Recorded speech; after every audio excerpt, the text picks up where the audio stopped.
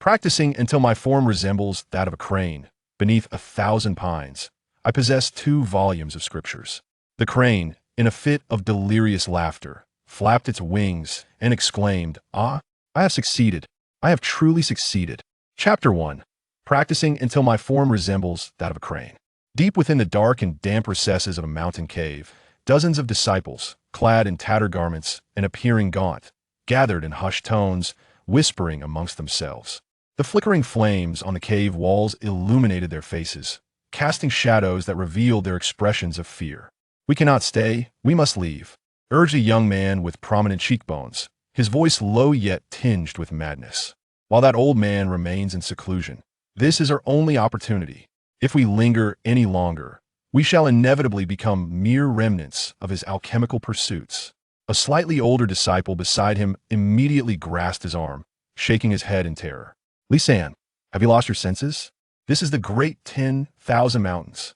Without the protection of that old man, our meager skills would only serve as fodder for the beasts outside. Death? Is remaining here truly a path to survival? Have you forgotten how Brother Wong met his end? For merely uttering, 'Master' is not like an immortal, but rather resembles a demon. He was—" Lisan wrenched his arm free, his voice quivering. At this point, he seemed to recall some horrific image, and his voice fell silent, his complexion turning pale. A heavy silence enveloped the group, the atmosphere oppressive and stifling. Practicing until my form resembles that of a crane, beneath 1,000 pines, I possess 2 volumes of scriptures. At that moment, a sharp and resonant voice, imbued with an odd cadence, unexpectedly pierced through the depths of the cave, reverberating against the stone walls and penetrating the eardrums of each disciple. The sound was not merely human. It resembled the friction of metal against stone, akin to the cry of a crane soaring through the heavens, reciting the lines with a mad yet self-satisfied glee. The disciples, caught in their earlier debate, found their minds rendered blank in an instant. The previous commotion and whispers evaporated in that single moment, giving way to a silence even more profound than before, enveloping the cave. Each face drained of color, their pupils constricted in sheer terror. "Master has emerged from seclusion," someone stammered, teeth chattering as they uttered the words. Rumbling from the direction of the voice, a heavy stone door began to creak open, and expressions of dread washed over the disciples. A peculiar odor, mingling the scents of blood, herbs, and decaying feathers, surged forth from behind the door. Thud, thud, thud. Without any command, the nearest disciple's legs buckled, and he collapsed to the ground. Almost instantaneously, as if contagion spread, within mere moments, all the disciples in the cave fell prostrate, faces pressed against the cold stone floor, trembling, too terrified to even draw a breath. Lisan, who had once clamored to escape, now wished he could bury his entire head into the stone itself. As the stone door swung fully open, a strange figure emerged. It was a crane, a magnificent and towering red-crowned crane, taller than any ordinary celestial crane. Yet peculiarly, this crane was draped in a tattered and worn-out Taoist robe adorned with the Bagua symbols. The Taoist robe was excessively long, trailing upon the ground, swaying with each step it took. Heavenly Crane emerged. Ignoring the throng of kneeling disciples, it first elongated its neck, using its sharp beak to groom non-existent dust from its wings, a motion that exuded elegance tinged with a neurotic twitch. Then, it unfurled its slender crane legs, stepping awkwardly yet rigidly among the disciples. The sharp claws clashed against the stone floor, producing a crisp sound that resonated within the hearts of all present. Its head twisted at an anatomically unnatural angle, cold golden vertical pupils scanning each prostrate disciple with icy disdain. Ultimately, it halted beside one disciple, the elder who had previously implored Lisan not to flee.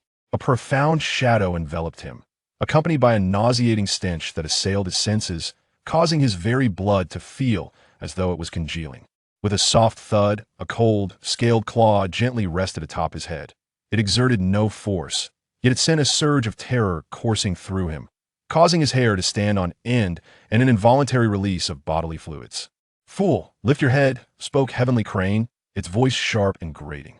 The disciple, paralyzed by fear, summoned all his strength to tremblingly raise his gaze, yet he could only bear to fixate on the tattered robe of his master, daring not to meet those golden eyes. Heavenly Crane tilted its head, neck contorting into an astonishing arc, its sharp beak nearly brushing against the disciple's nose. Master, I have devoted myself to arduous cultivation, transforming into this primordial Tao body, returning to simplicity. Tell me, disciple, is my cultivation justified? Each word was meticulously enunciated, as if it were striving to mimic human speech, rendering it all the more eerie. The disciple, gripped by terror, recalled how just days ago, Brother Wang, who had merely questioned the master, had met a gruesome fate. His head crushed like a ripe watermelon before all eyes, blood and brains splattered everywhere. In that moment, a fierce instinct for survival eclipsed all fear. With fervor, he prostrated himself forcefully, his voice filled with the utmost sincerity and fervent zeal as he cried out, "Yes, yes, Master, your cultivation is indeed faultless. Your celestial arts are boundless, having grasped the true essence of the Tao. Your crane form embodies the return to simplicity, the ultimate unity of heaven and man. I, your dim-witted disciple, am profoundly fortunate to witness your supreme Taoist teachings, truly a once-in-a-lifetime celestial destiny." As he shouted, he continued to strike his forehead against the ground, soon leaving it bloodied and bruised. Caw, caw, caw. Upon hearing this, a glimmer of satisfaction flickered in the golden vertical pupils of Heavenly Crane. It slowly retracted its claw, emitting an uncanny laugh. Spreading its vast wings, a tempest erupted, causing the flames within the cave to dance wildly, sending disciples reeling. Amidst this immense shadow and raging wind, Heavenly Crane tilted its head back, its sharp beak directed toward the cave's ceiling, frantically chanting over and over, "Practicing until my form resembles that of a crane. Beneath 1,000 pines, 2 scrolls of scripture. Caw, caw, caw, caw, caw. I shall transcend. Transcend. I, Quanzhen, shall be the first immortal to ascend in this realm of despair." Ha ha ha. The frenzied voice echoed throughout the vast expanse of the 10,000 great mountains, sending shivers through the malevolent spirits lurking within. The crane has gone mad again. Flee underground. It will devour us. Only by hiding in the mysterious spring, where the water conceals our scent, can we evade its grasp. In an instant, the entire 10,000 great mountains stirred with chaos, countless malevolent beings scrambling to burrow underground. In that moment, the mountains, once home to myriad wicked spirits, became utterly devoid of their presence. Chapter 2. I am the first. Quanzhen slowly retracted his wings, the manic joy still shimmering in his golden vertical pupils. He stiffly turned his neck, casting his gaze once more upon the disciple whose forehead was a gruesome sight of blood and flesh. "Well said, very well said." His sharp voice softened, though it took on an increasingly eerie tone. He raised a colossal wing, and rather than a gentle pat, it fell heavily upon the disciple's shoulder like a crushing weight. With a crack, the disciple's shoulder shattered, excruciating pain nearly causing him to lose consciousness. Yet he gritted his teeth, daring not to utter a single groan. "My heart is greatly soothed. You possess great wisdom." Quanzhen nodded in satisfaction, his head moving unnaturally like a marionette. "Once I finish refining this ascension elixir, I shall reward you with the opportunity to study the Tao with me, to comprehend the Great Way." At these words, the disciple trembled violently, terror etched across his face, yet he dared not refuse, nor show the slightest unwillingness. Summoning his last reserves of strength, he forced a smile more grotesque than tears, stammering, "Thank you, Master, for your grace. I am deeply honored." Quanzhen appeared quite pleased with the disciple's abject fear, emitting several strange caws of laughter. He turned away from the others in the cave, bending his legs slightly before launching himself from the cave's mouth like an arrow released from its bow, soaring into the sky. He sought to find some unwary spirits to refine his ascension elixir. The moonlight poured like water over the undulating 10,000 great mountains. Suspended in the night sky above the mountains, Quanzhen was bathed in silvery light. His snow-white feathers bore no trace of celestial grace, instead exuding an inexplicable malevolence. His golden vertical pupils scanned the sprawling mountains below, his nostrils flaring as if in search of something. Quanzhen tilted his head, contorting his neck at an impossible angle, revealing a flicker of confusion in his eyes. In days past, the 10,000 great mountains were rife with malevolent winds and spirits by night, serving as his prime source of medicinal materials. Yet tonight, an eerie silence enveloped the mountains. Not a trace of wicked energy could be felt. Have they? All hidden away? Quanzhen shrieked, a hint of fury lacing his voice. With a powerful flap of his wings, he dove down like a streak of white lightning, his sharp claws sinking deep into the earth. Boom! The ground was cleaved open, a colossal chasm hundreds of feet long, as soil erupted into the in the depths of the chasm. A trembling wisp of black smoke was forcibly extracted from 100 fathoms below by its claw. The black smoke coalesced into a vague, humanoid shape, a diminutive malevolence that had failed to escape into the depths of the dark spring. Celestial being, spare my life. Truly, I beg for your mercy. As soon as the black smoke entity was apprehended, it fell to its knees, frantically bowing before Quanzhen. It understood the unspoken rule among all malevolent entities residing in the 10,000 Great Mountains. To survive, one must extol the virtues of the celestial being. Praise them to the utmost. I have only just cultivated a modicum of spiritual intelligence, and upon sensing your supreme, ethereal presence from afar, I was overcome with excitement and lost my wits, failing to flee. Or rather, failing to arrive to pay my respects. Look at your celestial demeanor. You are the true embodiment of the great Tao, returning to simplicity. Upon your emergence from seclusion, all malevolence retreats, and the world is rendered clear. This is a portent of your impending ascension to immortality. Ha ha. Upon hearing these words, Quanzhen was indeed filled with joy, retracting his claws and puffing out his chest, preening his tattered Taoist robe with his sharp beak. He laughed maniacally, his laughter piercing and cacophonous. Seeing this, the black smoke entity felt a flicker of relief, realizing it had flattered correctly. It seized the moment, employing every ounce of eloquence it had mastered in its lifetime.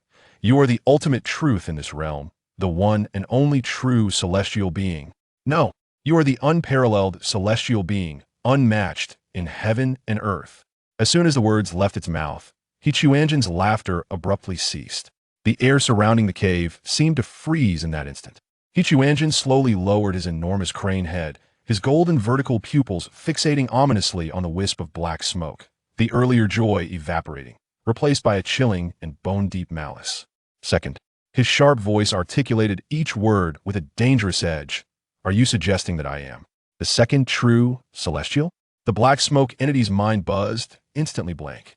It belatedly realized that this madman could not be understood through conventional reasoning. Second had been interpreted as not first in its context. No, celestial being, you misunderstand. Second means unique, unparalleled, the sole sovereign above all in heaven and earth. There is no one who can compare to you. The malevolence, terrified, desperately attempted to explain, bowing frantically. But Quanzhen paid no heed. In his logic, second was the gravest insult. His lifelong pursuit was to be the first ascended immortal, and he could not tolerate the existence of the word second. Enough. Quanzhen suddenly extended his neck, his beak, sharp as a divine weapon, struck like lightning at the wisp of black smoke. Thud! The entity's explanation was abruptly silenced, unable to emit even a cry of despair before being entirely consumed by Quanzhen. Quanzhen slowly retracted his neck, his throat rolling slightly, as if savoring the experience. He tilted his head upward, his golden pupils gazing at the cold moon, whispering in a voice only he could hear, stubborn and mad. I am the first, the unique, the unparalleled, true celestial. However, a mere insignificant malevolence was utterly insufficient to fulfill even a fraction of what he required to concoct the ascension elixir. Quanzhen elongated his neck, his golden vertical pupils greedily scanning the barren mountains and forests, his consciousness enveloping the entirety of the vast 10,000 Great Mountains. All gone? He tilted his head, his slender neck contorting into a rigid question mark, seemingly unable to comprehend this reality. In the next moment, an unnamed fury ignited within his chest. Without the herbs, how could he refine the elixir? If he could not concoct the grand elixir, how could he ascend? Deprived of ascension, how could he attain the title of the unrivaled, true immortal, the only one beneath heaven and earth? Caw! Driven to madness by the absence of any findings, Quanzhen's golden pupils blazed with seething rage. Where are you? Where are you? My herbs, my elixir. Why can I no longer send your essence? Caw! He screeched, his voice reverberating through the mountains. I shall unearth you all. Before the echoes of his words faded, Quanzhen's neck stretched and elongated, resembling a colossal white serpent connecting heaven and earth, twisting and swelling to a staggering height of several thousand zhang in an instant. His impossibly elongated neck ensnared a towering peak, hundreds of zhang in height, and with a violent flick, he wrenched it from the earth. Boom! The mountain was uprooted and hurled like a mere pebble toward another peak. As the two mountains collided, the earth trembled and dust billowed skyward. I refuse to believe that all the malevolences within the 10,000 great mountains have hidden away. Surely one or two remain unscathed. Even if I must overturn these mountains and reduce each to rubble, I will find you all. Caw caw caw. Quanzhen's enormous head loomed in the air, surveying the devastation he had wrought, laughing maniacally. Chapter 3. I have found you. The frenzied cries of the crane reverberated through the mountains, as the astonishingly long neck of Quanzhen transformed into a terrifying white whip. In merely the span of a single incense stick, over a dozen towering peaks were uprooted and torn to shreds. The very heart of the 10,000 great mountains thrown into utter chaos. Such a cataclysmic disturbance transcended the boundaries of the mountains, surrounding the 10,000 great mountains. The deities of several county towns were simultaneously roused. They manifested their forms, standing upon the clouds of their respective cities, gazing in horror at the forbidden land shrouded by an invisible barrier. Within, the earth roiled, mountains crumbled, and a white light stirred the winds and clouds, exuding a malevolent aura that sent chills even through the layers of ceiling. The deities of the county towns exchanged thoughts rapidly in the void. What malevolence lurked within that forbidden realm, causing such terrifying commotion? Should we dispatch a few wild deities to investigate? No need. That place is far too dreadful. It took the great Zhou celestial dynasty the sacrifice of tens of thousands of county deities and countless celestial kings and emperors to barely lay down a seal. We must not tread even a single step into it. The celestial dynasty has been in ruins for countless eons, yet the seal remains steadfast. It seems that only the internal evils are engaged in mutual slaughter. We need not risk ourselves over this minor disturbance. We should simply report the matter to the court and await His Majesty's divine judgment. Boom. Another peak was ensnared by the whip-like neck, forcefully yanked from the depths of the earth like a stubborn carrot, and violently hurled into the distance, shattering into countless fragments. Dust billowed, and stones rained down. The astonishing neck of Quanzhen gradually retracted back to its tattered robe-clad form. Its enormous crane head slowly rotated with a sickening creak. Cold, golden vertical pupils surveying every inch of the ravaged land, engulfed in confusion. There was nothing, absolutely nothing. Not even the faintest trace of malevolent energy could be felt. No, it cannot be. Quanzhen tilted its head, its sharp beak instinctively pecking at the feathers on its chest, producing a dull thud. It seemed trapped in a perplexing logical conundrum. Absolutely impossible. Where have they all gone? My medicine, my grand elixir. Its head began to oscillate nervously from side to side, the motion growing more pronounced, as if it might sever its own neck. Within those golden pupils, the flames of madness gradually gave way to a profound bewilderment. It had turned the 10,000 great mountains upside down, yet why could it find not a single one? Just then, its violently shaking head suddenly paused. The massive crane head slowly descended, the neck tautening instantaneously, its sharp beak pointed directly at the torn-up earth beneath it. Its gaze shifted from the devastated horizon downwards to the ground below. Silence enveloped everything. One breath, two breaths, a low, peculiar laughter emanated from the depths of Quanzhen's throat, reminiscent of two rough pieces of glass scraping against one another. The sound grew louder and more frenzied, ultimately transforming into a piercing shriek that resonated through the heavens. Ha ha ha ha ha ha. In its golden, slitted pupils, confusion and bewilderment vanished, replaced by a morbid ecstasy upon discovering its prey. Found you. So you were all hiding here. Ha ha ha. Did you think that by retreating underground, I would be unable to locate you? No sooner had the words left its mouth than Quanzhen thrust its legs forward. Not soaring into the air, but rather leaning forward with an unyielding posture. It did not claw or flap its wings. Instead, it aimed its sharp, elongated beak directly at the earth. Boom! With a thunderous sound, Quanzhen plunged its entire head, with tremendous force, straight into the thick rock beneath. The earth quaked violently, and from the point of its entry, spiderweb-like fissures erupted in all directions.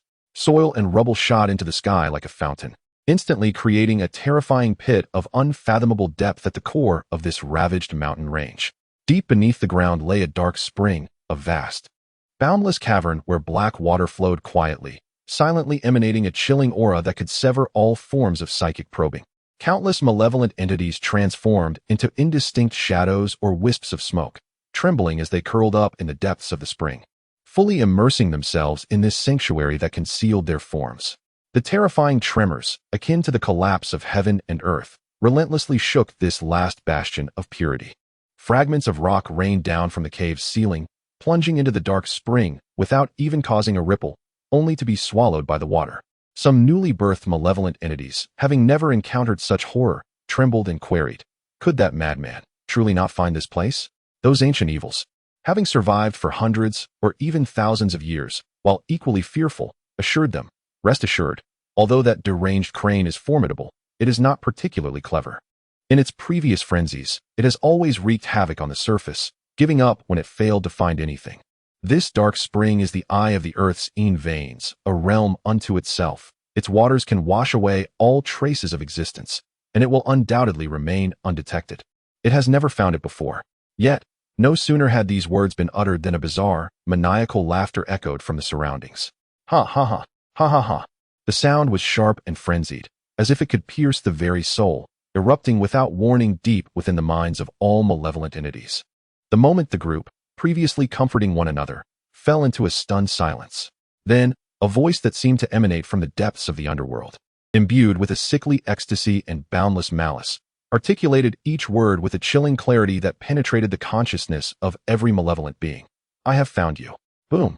At that instant, the ceiling of the dark spring cavern exploded, revealing a massive opening, as a gigantic, sharp beak forcefully pierced through the towering rock layers.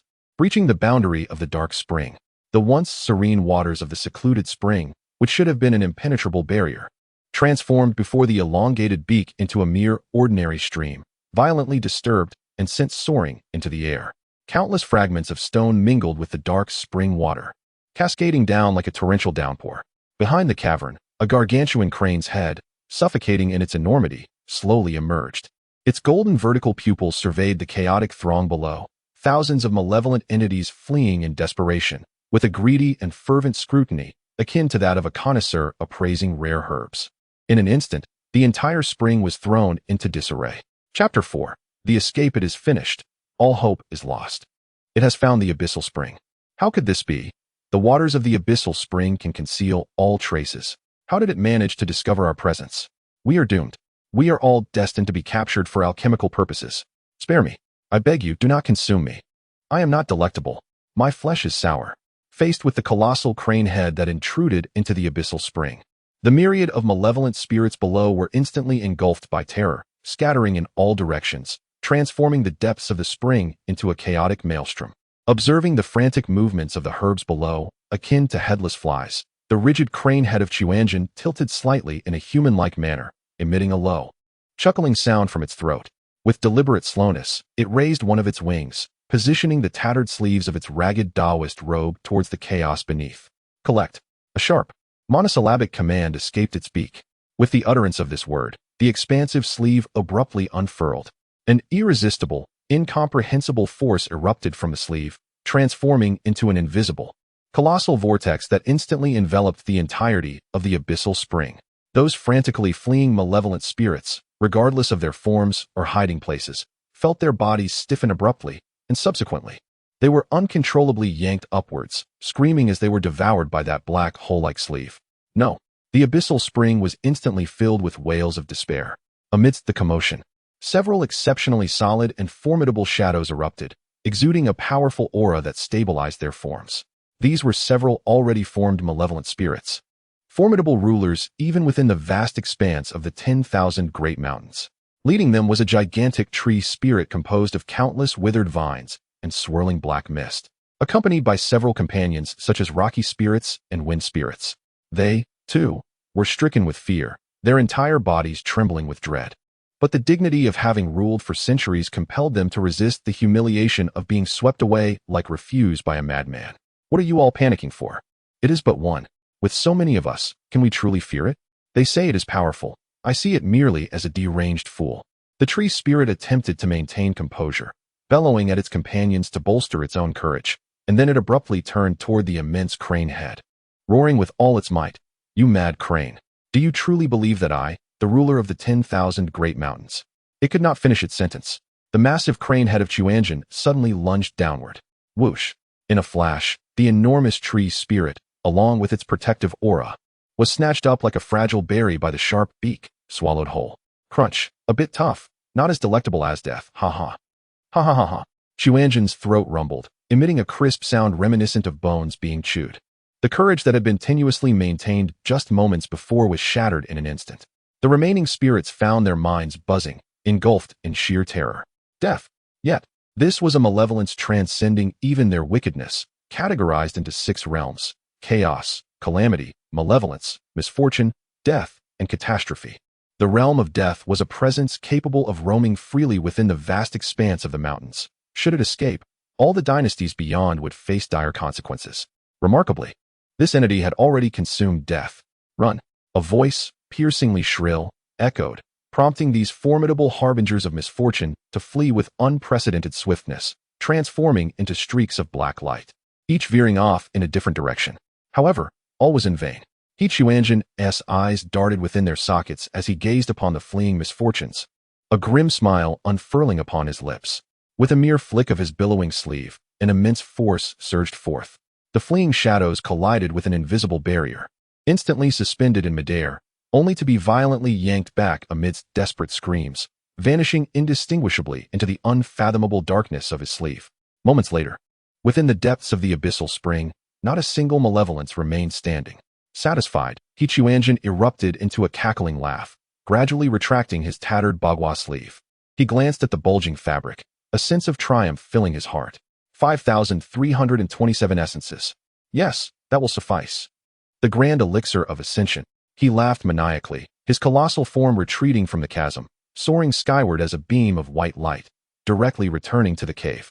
The echoes of his deranged laughter lingered in the cave, now engulfed in an oppressive silence. The mingled scent of blood and decay hung heavily, like a frozen nightmare, weighing on the hearts of all present. Crack! A faint sound of cracking bones pierced the stillness. It was Li San, his head, embedded in the stone, now rising inch by inch in a rigid manner. He did not glance at his brother, whose shoulders sagged and trembled silently, nor at the wide-open stone door. His gaze remained fixed on the cave's exit. There, the moonlight glowed pale, yet it was a passage to freedom. Suddenly, he sprang to his feet with such force that the other disciples, still slumped on the ground, shuddered in fright. Unperturbed, his bloodshot eyes were locked onto the outside. It has departed, off to concoct that ridiculous elixir of ascension. If we do not escape now, upon its return, we shall all become mere fuel for the furnace. Li San's voice, once subdued, now brimmed with frenzied excitement, his words crashing like a boulder into stagnant waters. The bodies of all disciples began to tremble, not solely from fear, but ignited by a flicker of life's flame. Yet, the vast mountains, one disciple stammered, voicing the collective anxiety. The vast mountains? What of it? That old wretch just overturned the mountains. The malevolences outside have either been devoured or frightened away. Now, outside, it is an unprecedented safety. This is fate. It is the only opportunity bestowed upon us by the heavens. Shall we linger here and await our demise? Li San abruptly turned around. Seizing the collar of the disciple who had just spoken, their faces nearly touching, spittle flying as he spoke.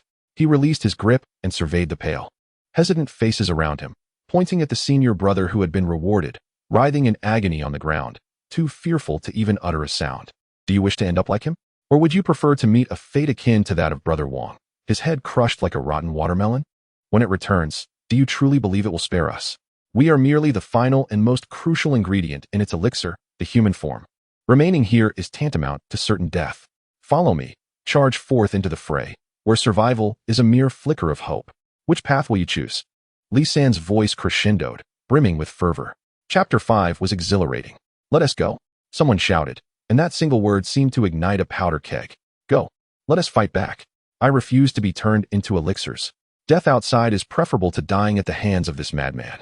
The suffocating fear, pressed to its limit, transformed into courage in that moment.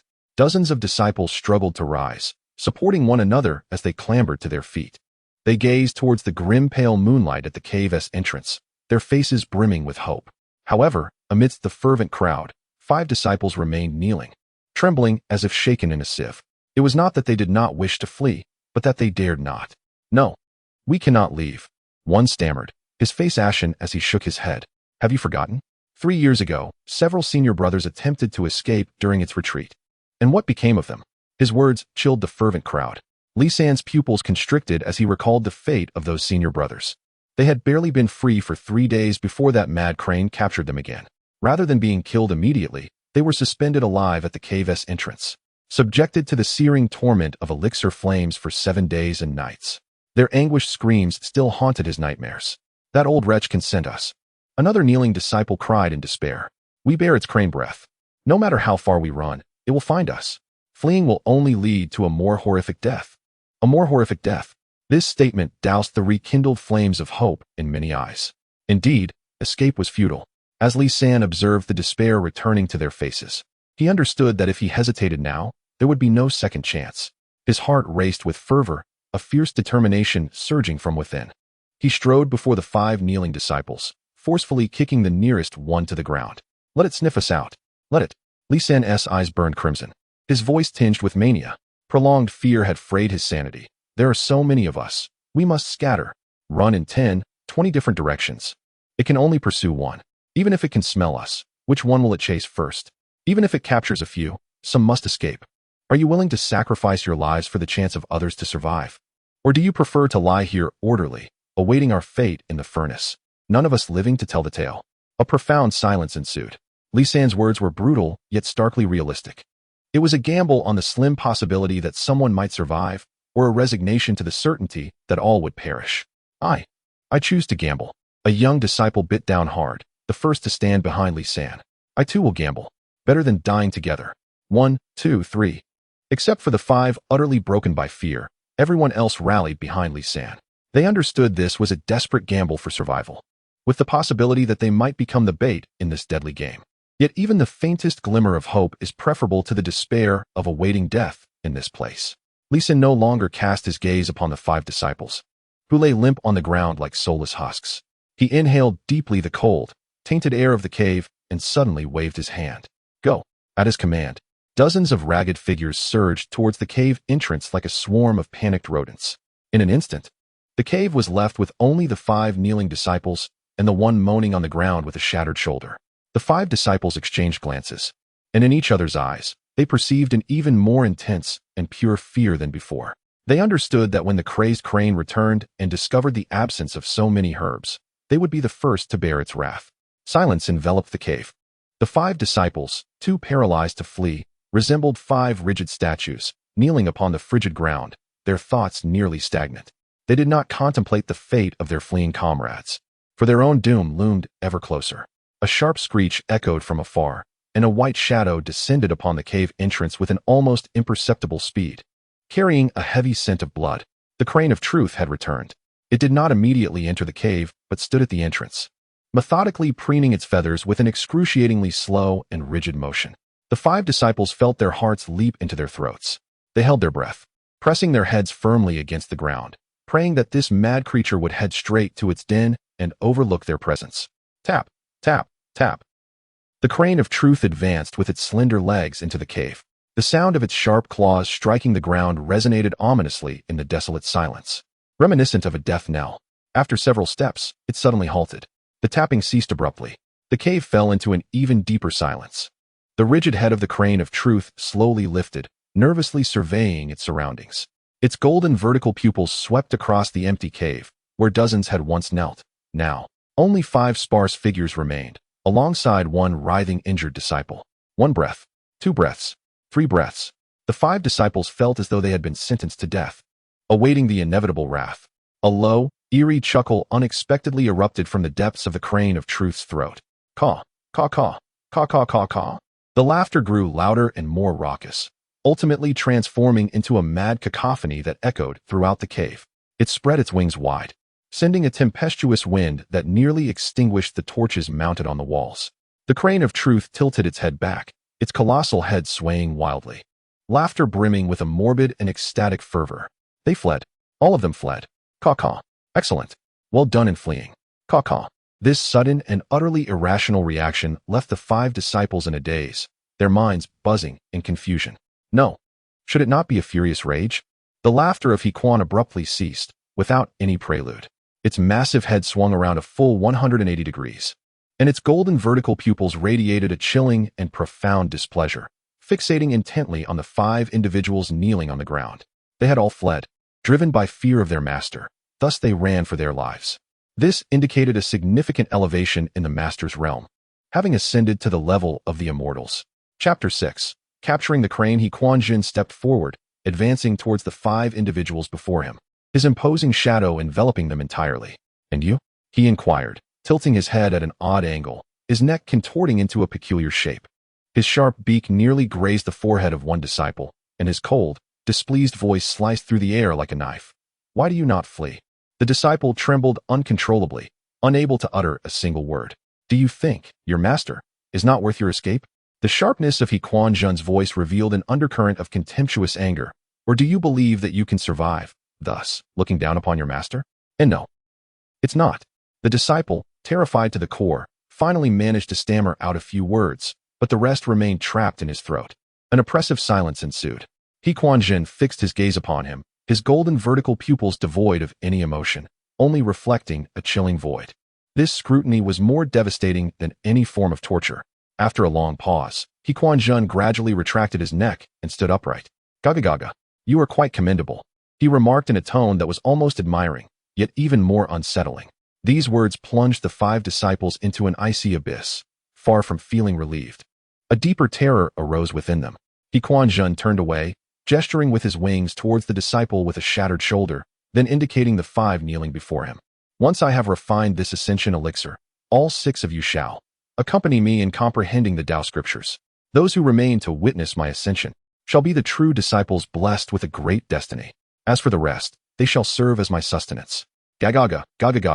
His maniacal laughter echoed once more as Quanzhen, clad in tattered robes, strode contentedly towards the cave's entrance.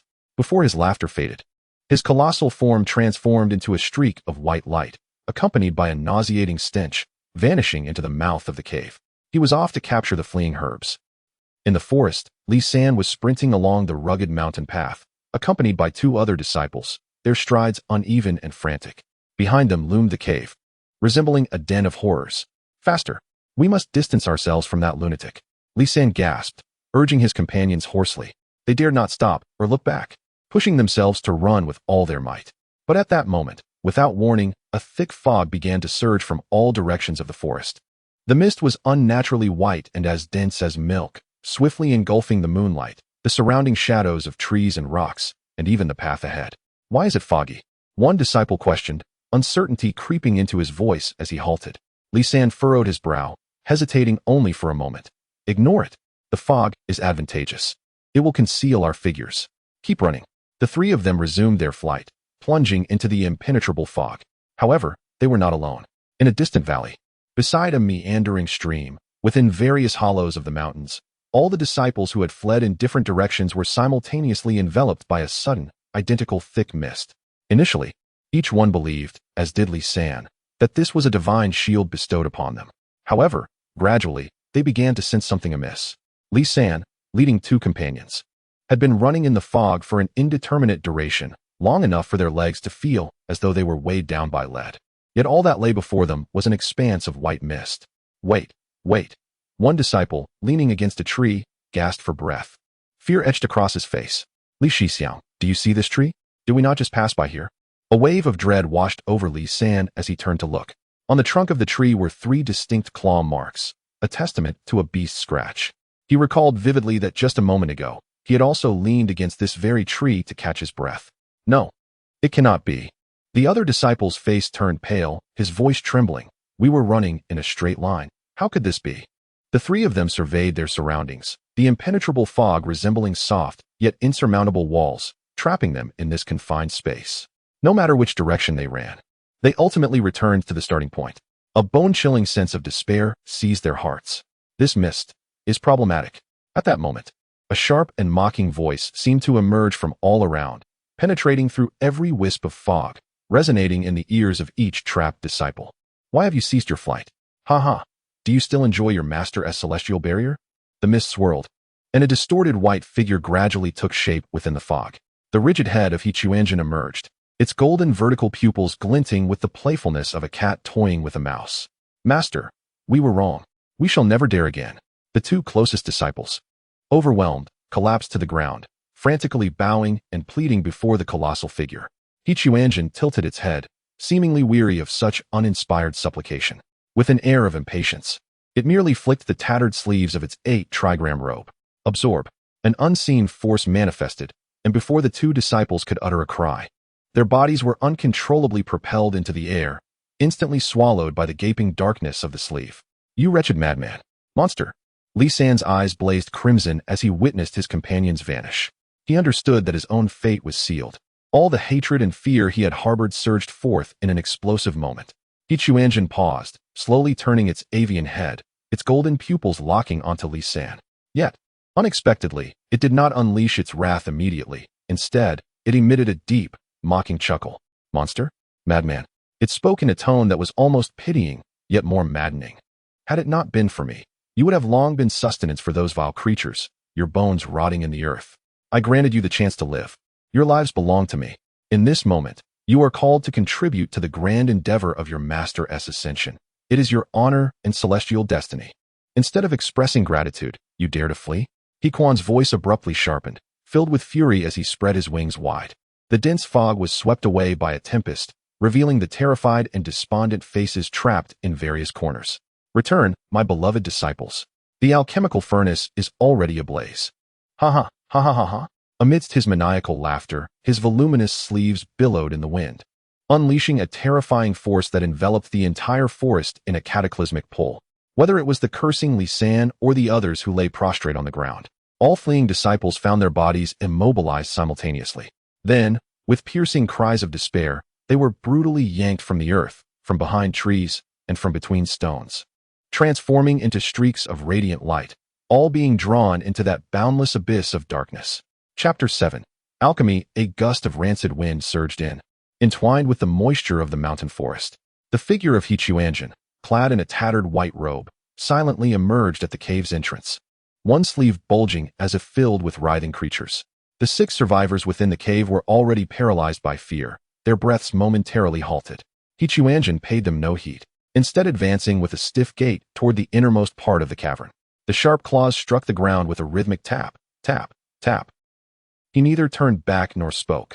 However, as he reached the door of the alchemical chamber, his massive crane head twisted unnaturally, turning a full 180 degrees to fix his icy golden slit eyes upon the 6 disciples. The gaze held no commands, yet it was more intimidating than any words could convey. The 6 trembled, like puppets pulled by invisible strings, struggling to rise from the ground, supporting each other as they cautiously followed behind him. The stone door to the alchemical chamber opened automatically before Quanzhen, releasing a wave of overwhelming stench. A nauseating blend of charred flesh, failed elixirs, and ancient decay, far more potent than the air outside. Inside the chamber, the usual tranquility of a celestial abode was replaced by a hellish spectacle. At the center stood a tripod alchemical furnace, not forged from gold or iron, but resembling a massive, pulsating heart. Its surface was veined with eerie purple tendrils, and the furnace's mouth exhaled thick black flames. The walls were marred with dried, dark red stains and claw marks. Fools, behold! Quanzhen's sharp voice echoed within the chamber, imbued with fervor as if a grand achievement was at hand. Today, you shall witness the foremost celestial endeavor of all time.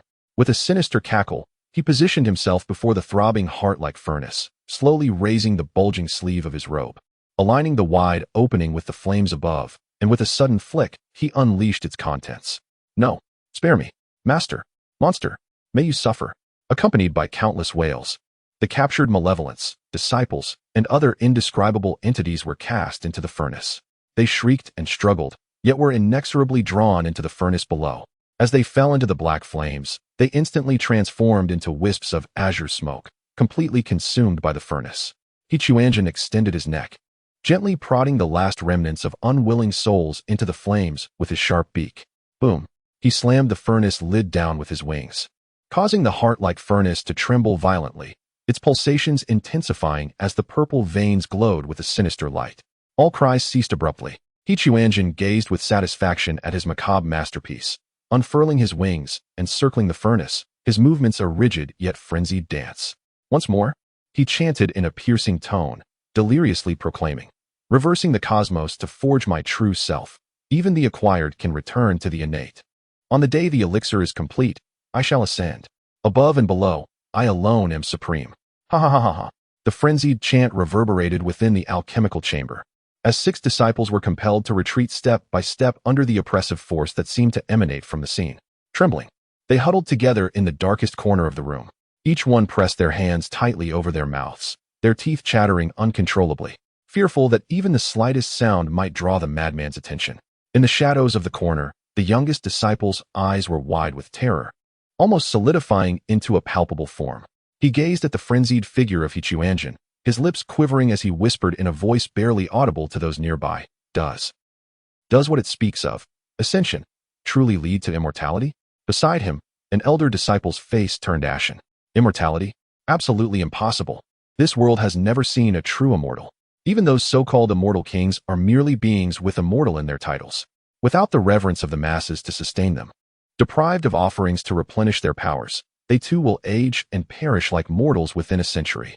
But another disciple interjected, unable to contain himself, his gaze fixed intently on Quanzhen, confusion etched in his tone.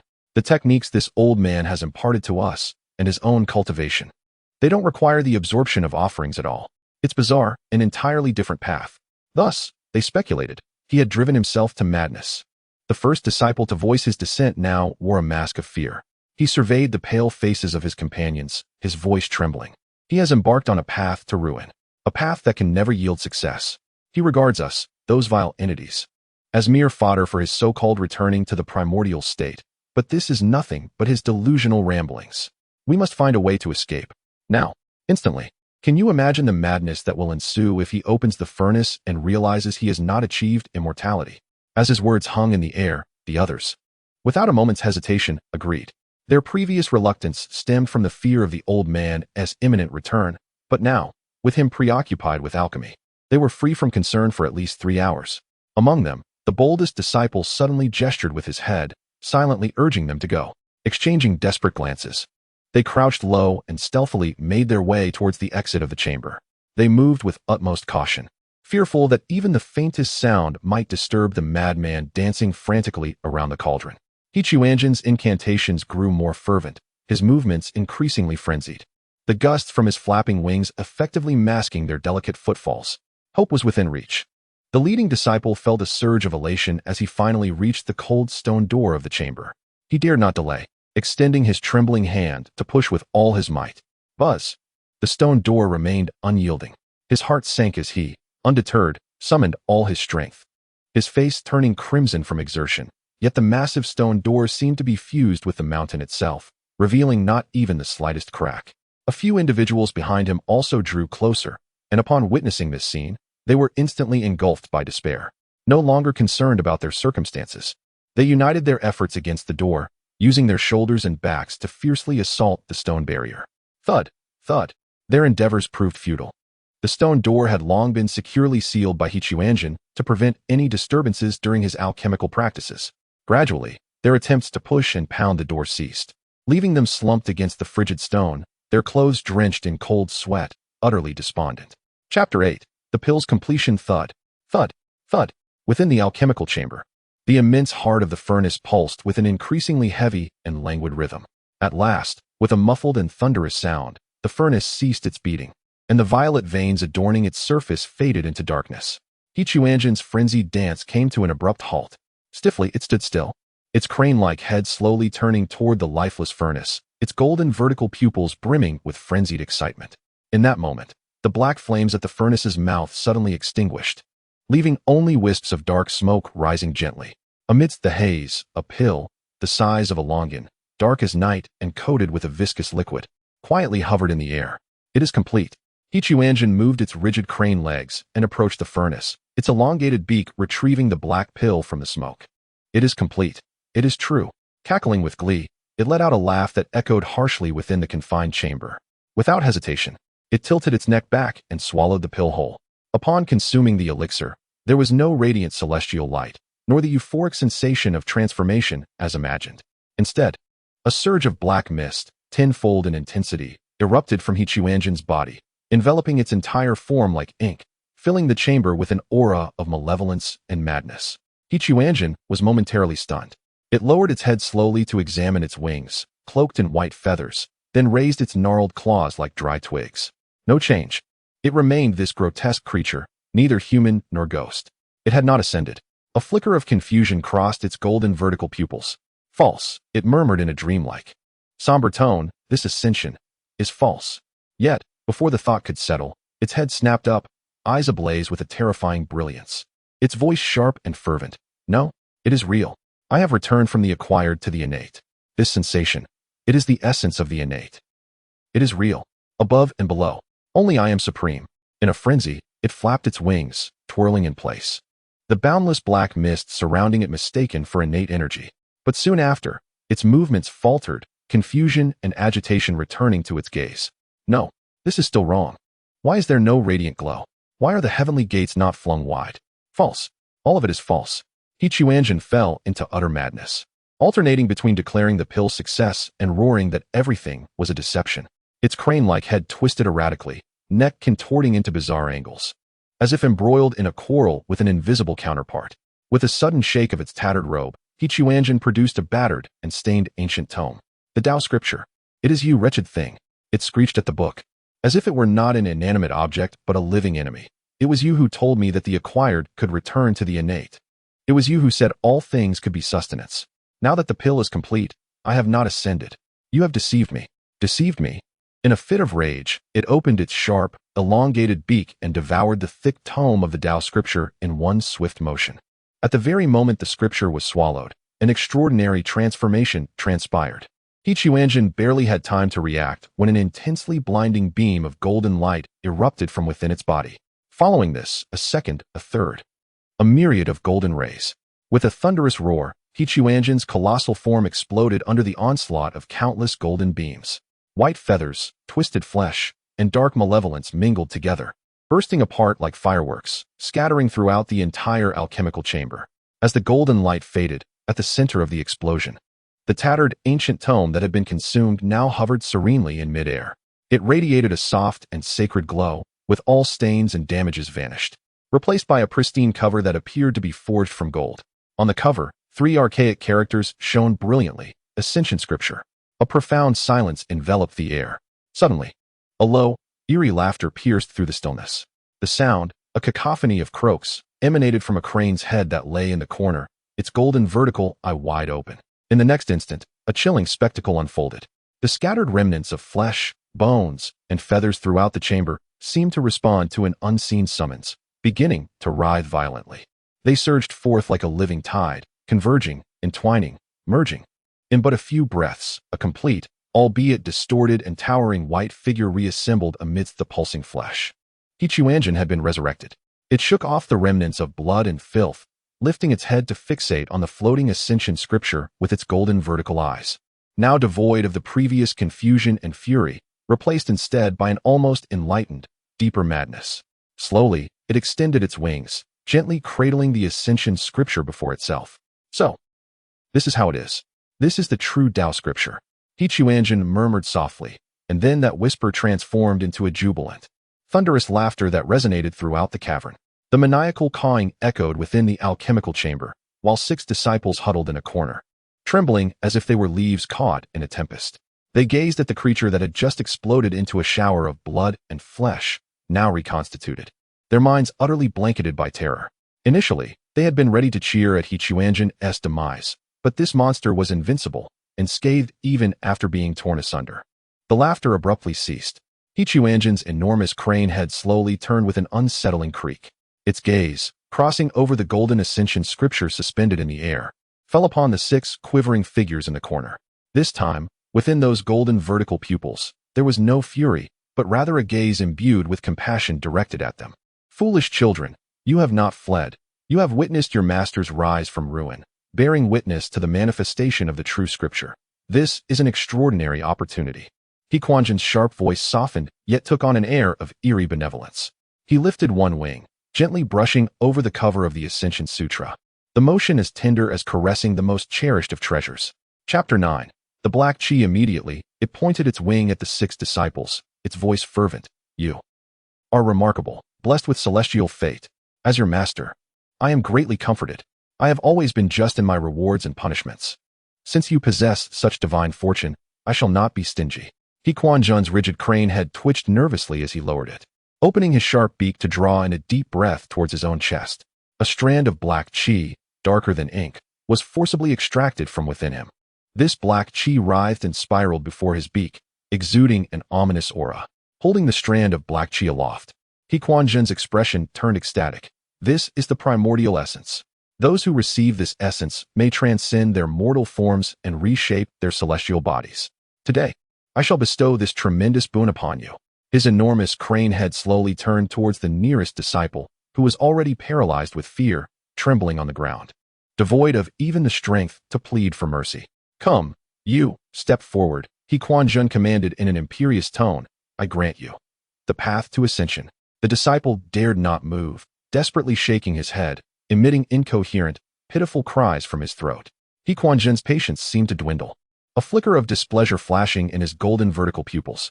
Foolish, fortune lies before you, yet you cower so. Truly, a child unworthy of teaching. With a sharp screech, he flapped his wings fiercely. The strand of black qi shot forth like a black arrow, piercing the air with precision as it struck the disciple's brow. A shrill, inhuman scream erupted from the disciple's throat. His body convulsed violently, twisted and contorted as if thrown into boiling oil. Dense black qi surged from his orifices and every pore, enveloping him in a massive, writhing black cocoon in an instant. The sound of bones cracking and reassembling filled the air. Within mere breaths, the black cocoon burst apart. What remained was no longer human. Before them stood a grotesque monster, over 3 meters tall, composed of countless twisted black qi and vine-like shadows. The creature radiated pure malice. The black qi had transformed the disciple into a harbinger of disaster. His eyes were filled with terror and agony, retaining his consciousness. He was acutely aware of his transformation into this abominable form. Though his power had multiplied exponentially, he felt no joy, only deeper despair. He had become a malevolent spirit, destined to remain in the depths of the 10,000 great mountains. There was no possibility of returning to his former world, for if he ventured beyond the mountains, the local deities would surely slay him. Look, do you see? Quanzhen, far from feeling any discomfort, let out a maniacal laugh, extending his wings and pointing at the newly birthed disaster. He boasted to the 5 remaining, utterly stunned disciples, behold the primordial body. This is the true path. Rebirth. A single step to immortality. Ha ha, ha ha ha ha. The crane's head slowly turned towards the remaining 5 individuals, its expression reminiscent of one gazing upon 5 exquisite pieces of uncarved jade awaiting refinement. Fear not, fear not. The voice of the master, Quanzhen, was imbued with a beguiling warmth as he approached them step by step. Each one of you shall partake. Today, I shall grant you the path to enlightenment. A cacophony of manic laughter erupted, and once more, the creature unfurled its sharp, elongated beak. No, please, we beg you, master. We do not wish to ascend. In a corner, the 5 remaining disciples beheld the grotesque monster that their once comrade had transformed into, their hearts gripped by unparalleled terror.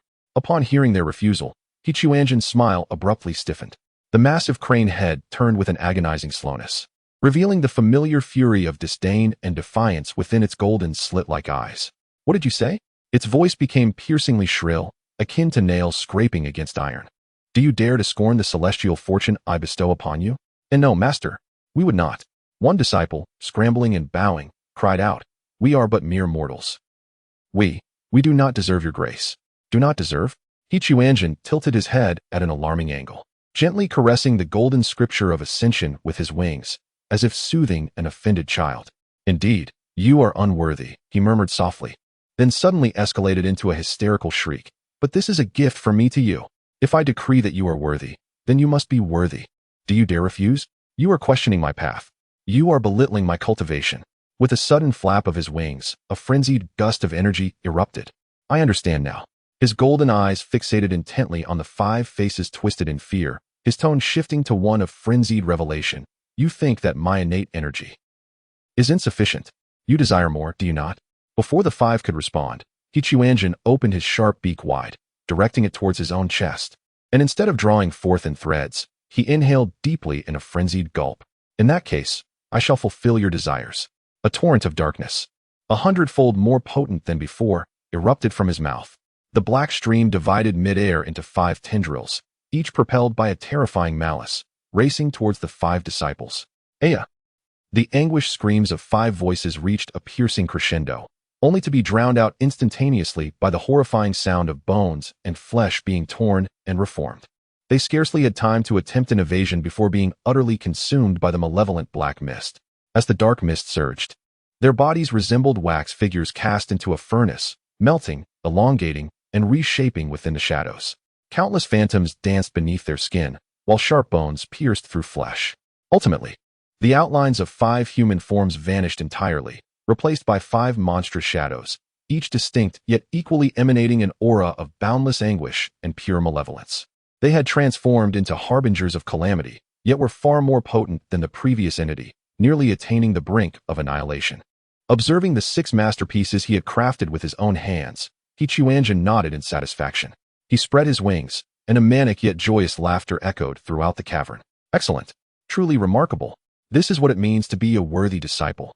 Come, witness the authentic path alongside me, cackled he, in gleeful exultation. Chapter 10. The convergence of 3 flowers within the cavern. The frenzied laughter gradually subsided. Quanzhen surveyed his 6 remarkable creations with satisfaction. These 6 abominations, transformed from his disciples, stood silently in place, their immense shadows nearly filling the entire alchemical chamber. They were so powerful, so flawless. This was the essence of primordial energy. Yet, this contentment was fleeting. Quanzhen's golden slit-like pupils keenly detected a discordant atmosphere. The first disciple, now transformed into a monstrosity, slowly raised a hand enveloped in a writhing mass of dark energy. It gazed at its new form, then glanced at its variously shaped brethren nearby. A profound sorrow unexpectedly graced its face, composed entirely of malevolence. Black liquid dripped from its eye sockets. It was weeping. What, Master, why have we become like this? A hoarse, distorted voice resonated from the creature's form. This mournful inquiry acted as a spark, causing the remaining 5 abominations to stir restlessly. They bowed their heads, gazing at their non-corporeal bodies, their expressions wrought with anguish. Quanzhen's comforting smile instantly froze. Creaking, his enormous crane head abruptly turned towards the weeping disciple. The previously benevolent warmth in his golden pupils was replaced by a cold, offended fury. What are you saying? What manner of being are you? His voice sharpened abruptly, piercing the air with an unbearable intensity.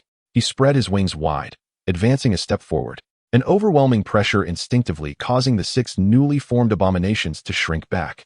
With the tips of his wings, Quanzhen furiously pointed at the disciple's face. Foolish, short-sighted, pathetic, merely a wretched husk, a transient vessel of filth, bound by the cycles of life and death. What is there to lament? I bestow upon you eternal life. I grant you unparalleled power. You dare to weep? Quanzhen's colossal head leaned in, nearly touching the disciple's face, his golden pupils reflecting the creature's contorted, agonized silhouette. You dare to question my gifts? Master, this is not transcendence. This is a curse. Another disciple, now a shadowy figure, cried out in despair. We do not desire such divine fate. Please, allow us to revert. Revert? Please. We would rather perish as mere mortals. We do not wish to be monsters. The remaining disciples, or rather, abominations, echoed in unison. Ha ha, ha ha ha. Quanzhen reveled in their pleas, his laughter spiraling into madness. His entire form trembled with mirth, his tattered robe swirling wildly. Then, abruptly, the laughter ceased. He lowered his head sharply. Within his golden slit-like pupils, all fury vanished, replaced by scorn. A wild boar cannot digest fine grain. The path of enlightenment lies before you. Yet you remain preoccupied with your own decaying flesh. Foolish, utterly laughable. Its voice was sharp and caustic, laden with disdain for the ignorant. With the tips of its wings, it swept over the 6 disciples with a mixture of pity and contempt. Very well, since you choose to be mere frogs in a well. Why must I insist otherwise? The innate energy I possess is of unparalleled value. Can it be endured by you mere mortals? As the words fell, Quanzhen suddenly opened its pointed beak and unleashed a powerful inhalation directed at the 6 wretched souls. Whoosh! An irresistible force enveloped the entire alchemical chamber in an instant. Ah! The 6 disciples emitted shrieks 100-fold more anguished than when they had been transformed into monsters. The dense black mist that had taken residence within them, transforming them into calamities, surged forth in 6 thick streams of darkness, violently extracted from their 7 orifices. Their bodies convulsed violently in midair, contorted. As the black mist was entirely drawn out, the once mighty monstrous forms of the six shrank rapidly, akin to deflated balloons, crashing heavily to the ground and reverting to their original human appearances. Yet, at this moment, they were tattered, drenched in blood, their skin marred by eerie black patterns, with dark blood continually seeping from their orifices. Quanzhen inhaled the 6 pure streams of black mist back into its being, letting out a satisfied belch. It cast a dispassionate glance upon the 6 half-dead disciples sprawled on the ground, devoid of any emotional response.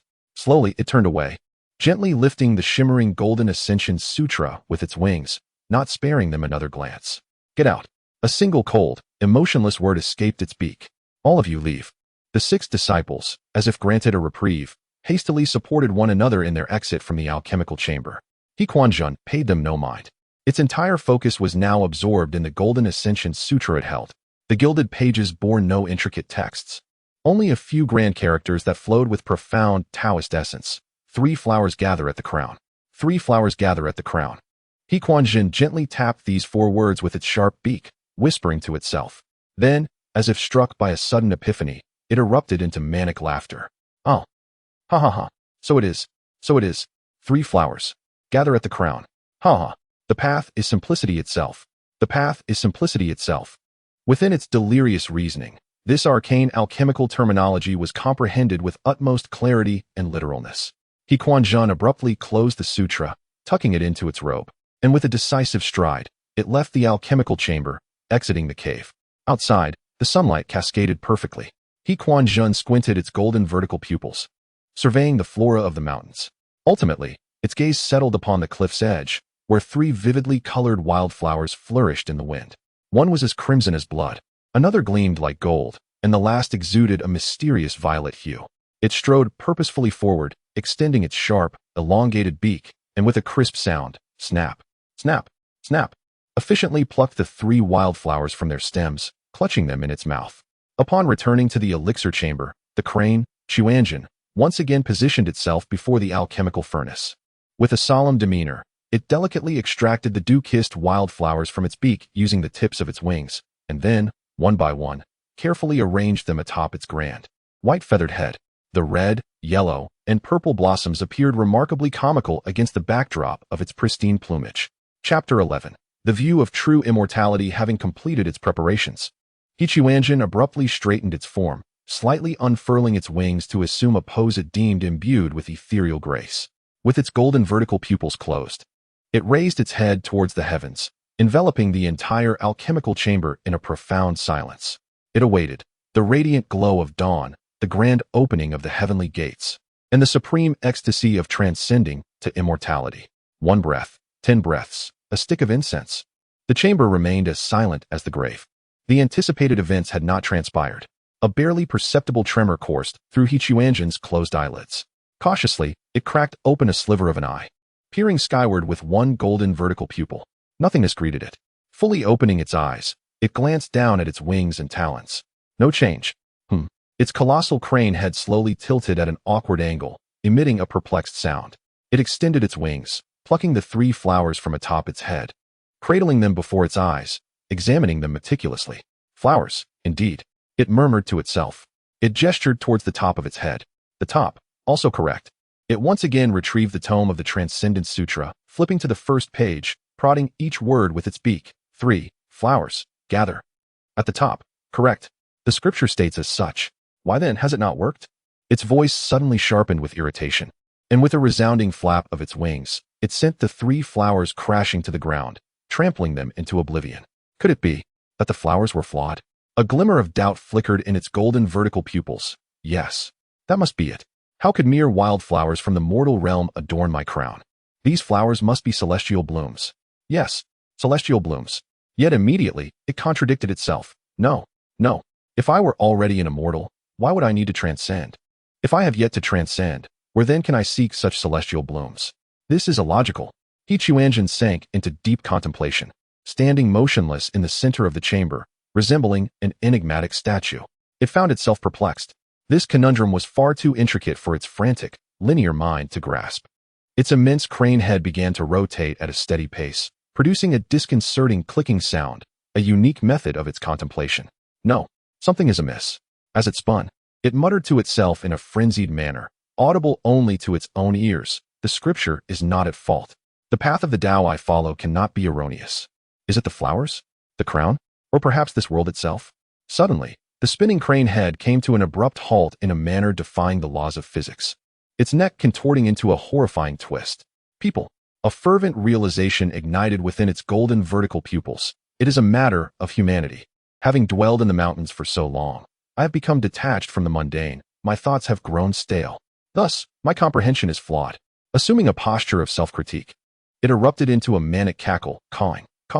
It seems I must descend from the mountains and capture a few individuals to assist me in interpreting the Taoist texts, cawing with glee. With a powerful flap of its wings, Quanzhen pierced through the mountain, creating a vast opening as it soared towards the outskirts of the 10,000 mountains. However, midway through its flight, it abruptly halted, as if struck by a sudden realization. No, it cannot proceed. The time is not yet ripe. I must refrain from venturing out, lest I jeopardize my ascension. Patience is required. Just a century more, and the appointed time shall arrive. Casting a reluctant glance at the nearby county beyond the mountain, Quanzhen reluctantly retreated. Cursed be the vow. Cursed be the vow. Were it not for the fear of compromising my grand design for ascension, I would have already delved into the sacred texts. Within the cave, Quanzhen roared in a frenzy, crashing its head against the stone walls, leaving the entire mountain scarred and pockmarked, venting its pent-up fury. And that wretched Dezhou celestial dynasty, when the 10,000 years are complete, should you dare to renege on your promise and fail to deliver the latter half of the sacred text, I shall transform your vast empire into a sea of blood. Your countless populace shall become offerings to my path of enlightenment. Quanzhen's golden eyes blazed with fervent rage as it fixed its gaze upon the Ascension Sutra in its grasp. The sacred text is divided into two parts. 1. The method for spiritual ascension, which is the one it currently holds, enabling the preservation of its soul and transformation into an innate spirit. The other, pertaining to physical ascension, capable of reshaping the mortal form into an imperishable celestial body, lies in the hands of the sovereign of the Dezhou dynasty. Inside the mountain's core, dust swirled as stones crumbled. The cave was now riddled with damage. Quanzhen stood amidst the rubble, its head bowed, obscuring its expression. An eerie silence enveloped the cave, its crane-like head lowered, seemingly lost in contemplation. Suddenly, a dry, rasping laughter shattered the stillness. In an instant, the furious Quanzhen erupted into laughter, its head snapping up as if recalling a forgotten notion, banishing the previous rage. Perhaps I need not venture out to gather followers. They shall come to me. One by one. Humanity is inherently greedy. I need only release a hint of the fragrance of the celestial path, and those self-proclaimed wise cultivators will swarm in like flies to blood. They will come to beseech me, to kneel before me, to implore me for opportunities. In due time, they shall become my disciples in deciphering the sacred texts, contributing to my ascension. Quanzhen shook off the dust from its body, flapped its wings with manic laughter, and soared deeper into the heart of the 10,000 mountains. In the depths of the 10,000 mountains, where human presence is scarce, ancient trees loom, and miasma fills the air, a figure resembling a red-crowned crane flew onward. Finally, within a valley shrouded in thick black mist, its pace slowed. At the valley's center stood a dilapidated temple. The once majestic structure had fallen into disrepair. The entrance was askew. The walls had collapsed, and the ground was overrun with dark purple, eerie moss. However, amidst such a shattered scene, the overall structure of the Taoist temple eerily remains intact, as if an invisible force is preventing it from collapsing entirely. Above the threshold, a dark wooden plaque hangs, intricately inscribed with the three characters Zhen Xianguan. At first glance, the calligraphy seems to exude an ethereal charm, yet upon prolonged observation, one begins to perceive an inexplicable distortion in the strokes, as if the spirit behind them is gradually becoming unhinged. Clang! Quanzhen did not enter through the door, but descended directly into the courtyard, the rigid legs of the crane striking the bluestone slabs with a resounding thud. It surveyed this place, both familiar and foreign. Here lay its former Taoist sanctuary, which it had abandoned for reasons now obscured. Within the courtyard, a dozen or so stone statues dedicated to worship are askew. Yet their visages lack the compassion or majesty of enlightened beings. Instead, they are frozen in expressions of extreme terror, as if bearing witness to the most horrifying events imaginable. Chapter 12. The incense Quanzhen paid no heed to the petrified figures in the courtyard, frozen in terror. He held no interest in these once defeated adversaries. With his rigid crane legs, he strode directly toward the main hall of the temple. The two decrepit doors, long since decayed, were reduced to powder by an invisible force as he approached. Inside the grand hall, the scene starkly contrasted with the dilapidation outside. Here, everything was immaculate, an expanse so vast it elicited a sense of trepidation. There were no deities, no tablets, not even a single mat. At the center of the hall stood a solitary black stone altar, upon which lay a ruler. This ruler, measuring merely 2 feet in length, emanated a peculiar, ink-like hue that seemed to absorb all light. Countless twisted, ambiguous runes were carved upon its surface, and upon closer inspection, these runes appeared to writhe, as if innumerable tormented souls were confined within. An intangible yet profoundly terrifying aura radiated from the ruler, potent enough to annihilate any being daring to approach, reducing them to nothingness. Quanzhen emitted an ambiguous, dry chuckle. He was unfazed by the dreadful aura capable of slaying immortals, for he was the very source of that terror. Extending his wings, Quanzhen grasped the ink-colored ruler, and the menacing aura it exuded vanished in an instant. As he exited the grand hall, his gaze swept around, lingering on the dozen or so stone figures with expressions of sheer horror. Ultimately, his attention fixed upon the statue that remained the most intact, displaying the most profound fear. Xianyang, the celestial emperor. Quanzhen gently tapped the cold cheek of the statue with the tip of his wing, producing a sound like a soft knock. His voice, laced with mockery and madness, echoed, "In your prime, you were one of the 8 great celestial emperors. How majestic you once were. Did you ever imagine you would fall to my hands?" Leaning his enormous crane head close to the statue's ear, he spoke in a near whisper, "Fear not, for I know you have long since perished. But your celestial incense, I have preserved it well, haha. Now, it is time for you to contribute your final strength to my grand path." As his words fell, Quanzhen raised the ink-colored ruler high. He gently struck the top of the statue's head. Crack! A sound as crisp as shattering jade resonated through the air. The statue, embodying the Xianyang celestial emperor, remained motionless. Yet, a slender fissure, as fine as a hair, appeared upon its forehead. In the next moment, a terrifying aura erupted. Buzz! A torrent of unimaginable golden energy surged forth violently from the crack. This was the essence of pure, primordial incense will, coalesced into substance. Within this incense flowed an irresistible sweetness that shattered the valley's dark mist, soaring into the clouds, spreading outward toward the fringes of the 10,000 great mountains. This was the culmination of a lifetime's worth of attainment from a celestial emperor. Ha ha, ha ha ha ha. Quanzhen gazed upon the soaring golden pillar of light, erupting with a maniacal laughter, filled with satisfaction. Go forth, entice those foolish, greedy beings. With wings unfurled, he cackled at the golden incense dissipating into the sky. Come, all of you, seek me, kneel before me. I shall bestow upon you supreme celestial fortune. Ha ha ha ha. The ascending golden incense, akin to a colossal stone cast into a tranquil lake, stirred up monstrous waves throughout the vast 10,000 great mountains. The fragrant essence transformed into an ethereal drizzle, permeating every nook of the mountains, its sweetness and allure, derived from the celestial emperor's Tao fruit, sufficient to drive any covetous soul into utter madness. In that moment, deep within the 10,000 great mountains, countless caves, deep pools, and ancient tombs that had slumbered for millennia, pairs of crimson, eerie green, and pallid eyes suddenly sprang open. It is the incense of the celestial path. So much, such pure incense willpower. I shall consume it. This seat shall surely break free from 1,000 years of shackles. Who is it? Who has fallen? No. This is an unclaimed object, a heavenly opportunity. The earth trembled and the winds howled. Ancient evils, long dormant, were awakened from their slumber. They morphed into colossal shadows, greedily eyeing the source of the incense. However, as their gazes penetrated through layers of miasma and discerned the outline of the dilapidated Taoist temple, their overwhelming greed was doused as if doused with a bucket of ice water, extinguishing in an instant. Truly, the true immortal temple.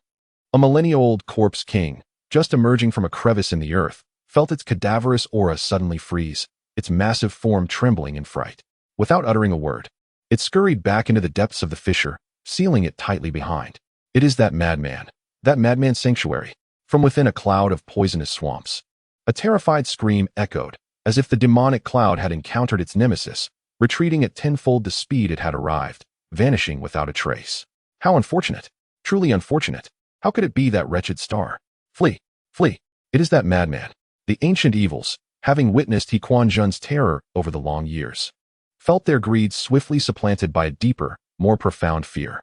Their dread of the three characters' true immortal temple had been etched into their very souls. That was not an opportunity. It was a trap. In an instant, the tumultuous depths of the 10,000 great mountains returned to an eerie calm, as if nothing had transpired. Yet, the old ones understood the gravity of the situation, while the Na'vi newcomers remained blissfully unaware of their impending doom. In the outer regions of the 10,000 great mountains, those evils born but a mere century or so, with limited cultivation and shallow understanding, could only sense the tantalizing, irresistible aroma of the incense, oblivious to the implications of its source. Ha ha ha, a magnificent fortune. It is mine. Charge. Whoever seizes it shall claim it. Devour it. With it, one shall become the new king of the 10,000 great mountains. In that moment, a myriad of bizarre figures surged forth from the forests, rivers, and caves. A grotesque mass covered in eyes, a colossal centipede dragging a long, bony tail, and a tempest of dark winds formed by countless vengeful spirits. They coalesced into a filthy and chaotic torrent, emitting piercing shrieks and roars, madly rushing towards the direction of the true immortal pavilion. A band of fools. How could such incense be worthy of your indulgence? Quanzhen stood in the dilapidated courtyard, his golden vertical pupils coldly observing the vile floods sweeping in from the forest. He casually waved the inky ruler beneath his wings, and the innumerable runes carved upon it seemed to come alive, releasing a silent, piercing wail as tendrils of black smoke, deeper than the night, began to waft out.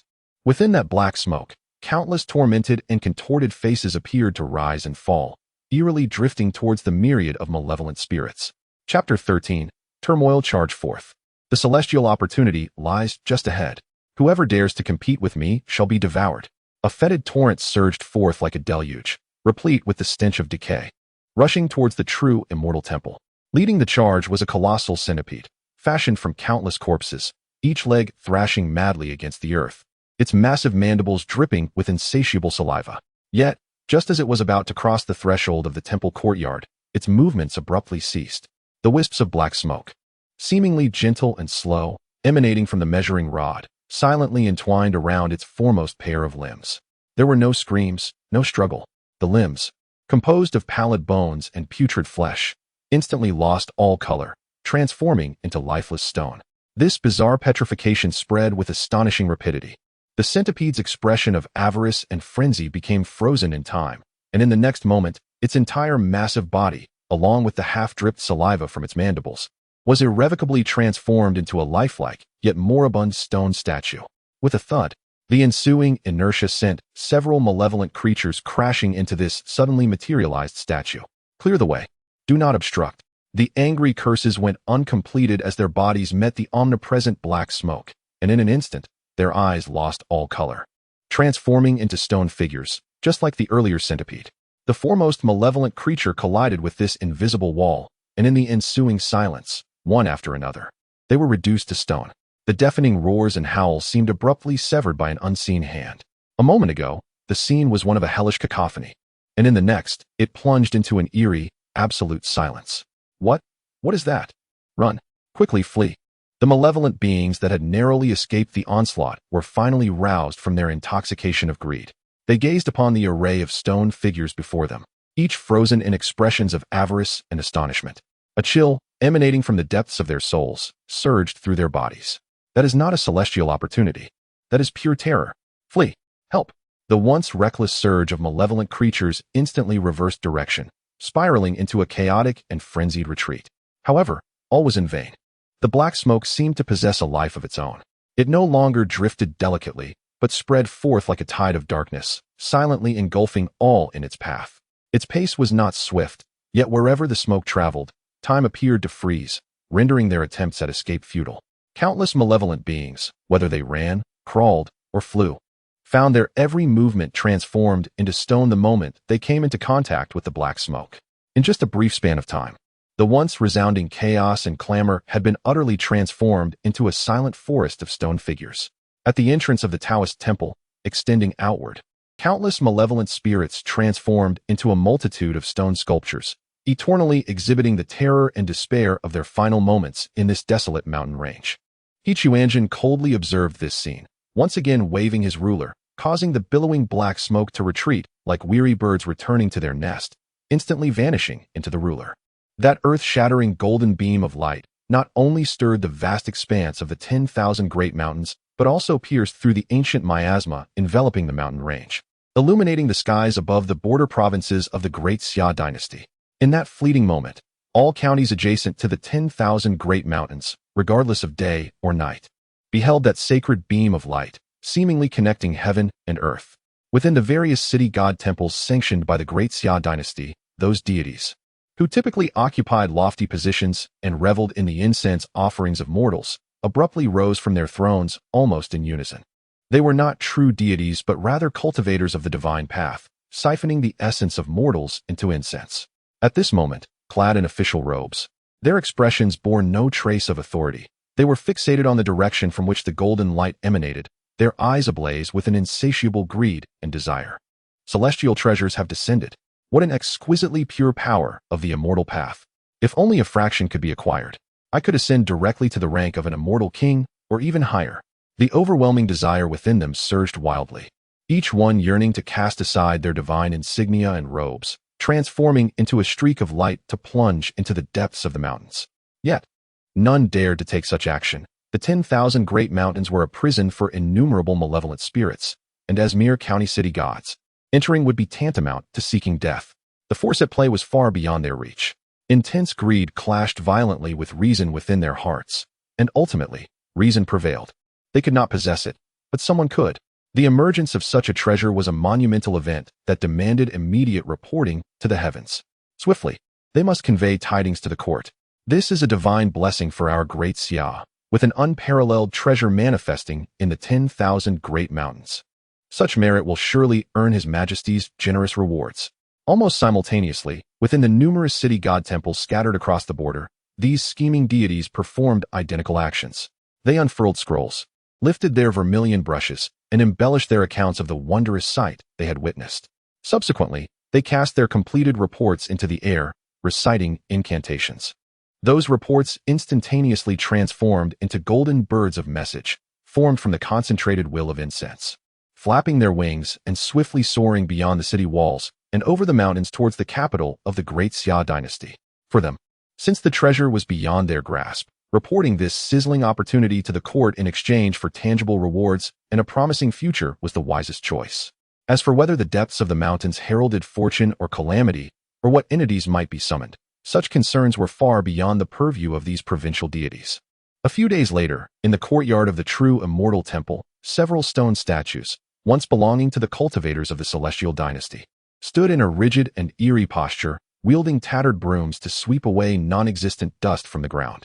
Quanzhen paced restlessly among them, his massive beak occasionally striking the head of one statue, producing a dull thud. "Hurry up, faster, clean this sacred space to perfection for me. Can't you see? My scripture-reading disciple is about to arrive." His voice, sharp and tinged with a hint of neurotic excitement, echoed through the air. "Leave no speck of dust for me. Do you hear? I am a true immortal. A true immortal. How can a place where a true immortal resides be so despicable? You worthless creatures, move swiftly. If he spots even a trace of dust, and I fail to honor our esteemed guest, I shall twist your heads off to serve as cushions for my seat." Haha. Chapter 14. Into the mountains as Quanzhen directed the stone statues in their efforts to cleanse the temple grounds. A grand procession of countless individuals steadily advanced into the depths of the majestic mountains. At the forefront of this procession were 1,000 diverse statues of wild deities. Most of these figures stood at only half a human's height, their craftsmanship rudimentary. Some were carved from wood, others fashioned from clay, while a few were haphazardly assembled from broken stones. Each statue was carefully borne by several common folk, clad in coarse garments, their pallid faces betraying an ineffable blend of fear and numbness in their gazes. Following closely behind were 500 statues representing the county magistrates. These figures were markedly more refined, each one sculpted with an imposing demeanor, adorned in official robes and wielding ceremonial tablets. The bearers of these statues were doubled in number, with 8 individuals lifting each statue in unison, yet their faces remained ashen. Further back in the line were 100 statues of the district magistrates. These representations were even more resplendent, entirely gilded and towering over one zhang, requiring 16 robust men to lift them. The statues bore an air of majesty, their eyes electrifying, as if genuine deities were seated within. At the rear of the procession were 20 statues of the state magistrates. These statues were truly magnificent, each standing over 2 zhang tall, meticulously carved from the finest jade, their official garb exquisitely detailed, adorned with crowns and holding jade tablets, exuding an aura of inviolable authority. Each statue demanded the strength of 32 sturdy men to lift, and the bearers were already breathless with fatigue, yet dared not show any signs of sloth. The entire procession was a grand spectacle, comprising tens of thousands of individuals. These commoners did not come of their own volition. They were summoned by the imperial court as incense bearers. Their role was straightforward. When the spiritual practitioners battled the malevolent entities and the power of incense waned, these individuals were to offer their vital essence to be consumed by the practitioners, thereby replenishing the incense power. Hurry, move swiftly, do not dawdle. A minor official clad in the garb of a lowly servant brandished his whip, darting through the ranks. Linger any longer, and I shall feed you directly to the malevolent spirits of the mountains. My lord, I truly can go no further. A frail commoner bearing a wild deity statue stumbled, nearly falling. Crack! The whip struck mercilessly against his back. You must keep moving. You wretched commoners should consider it a blessing to serve the deities. Complain again, and I shall ensure you offer your vital essence to the gods this very moment. The commoner fell silent, gritting his teeth as he continued to bear the statue onward.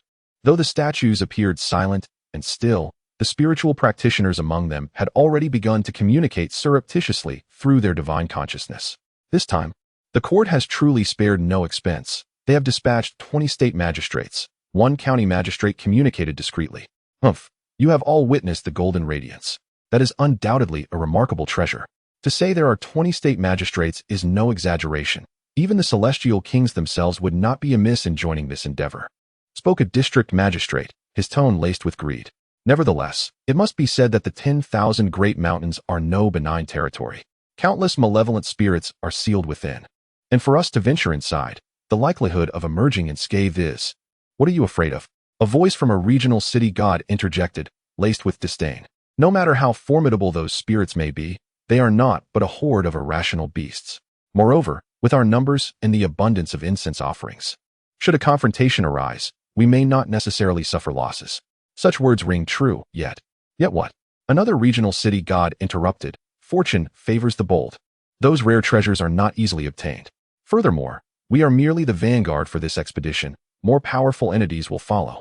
Our task is to ascertain the truth of that treasure and pave the way for those who come after us. That is indeed a valid point. Yet all must exercise caution. The depths of the 10,000 great mountains are unfathomable, and we must not be careless. As these divine practitioners exchanged hushed words, the procession reached the heart of the 10,000 great mountains. A thick miasma loomed before them like an invisible wall. Halt!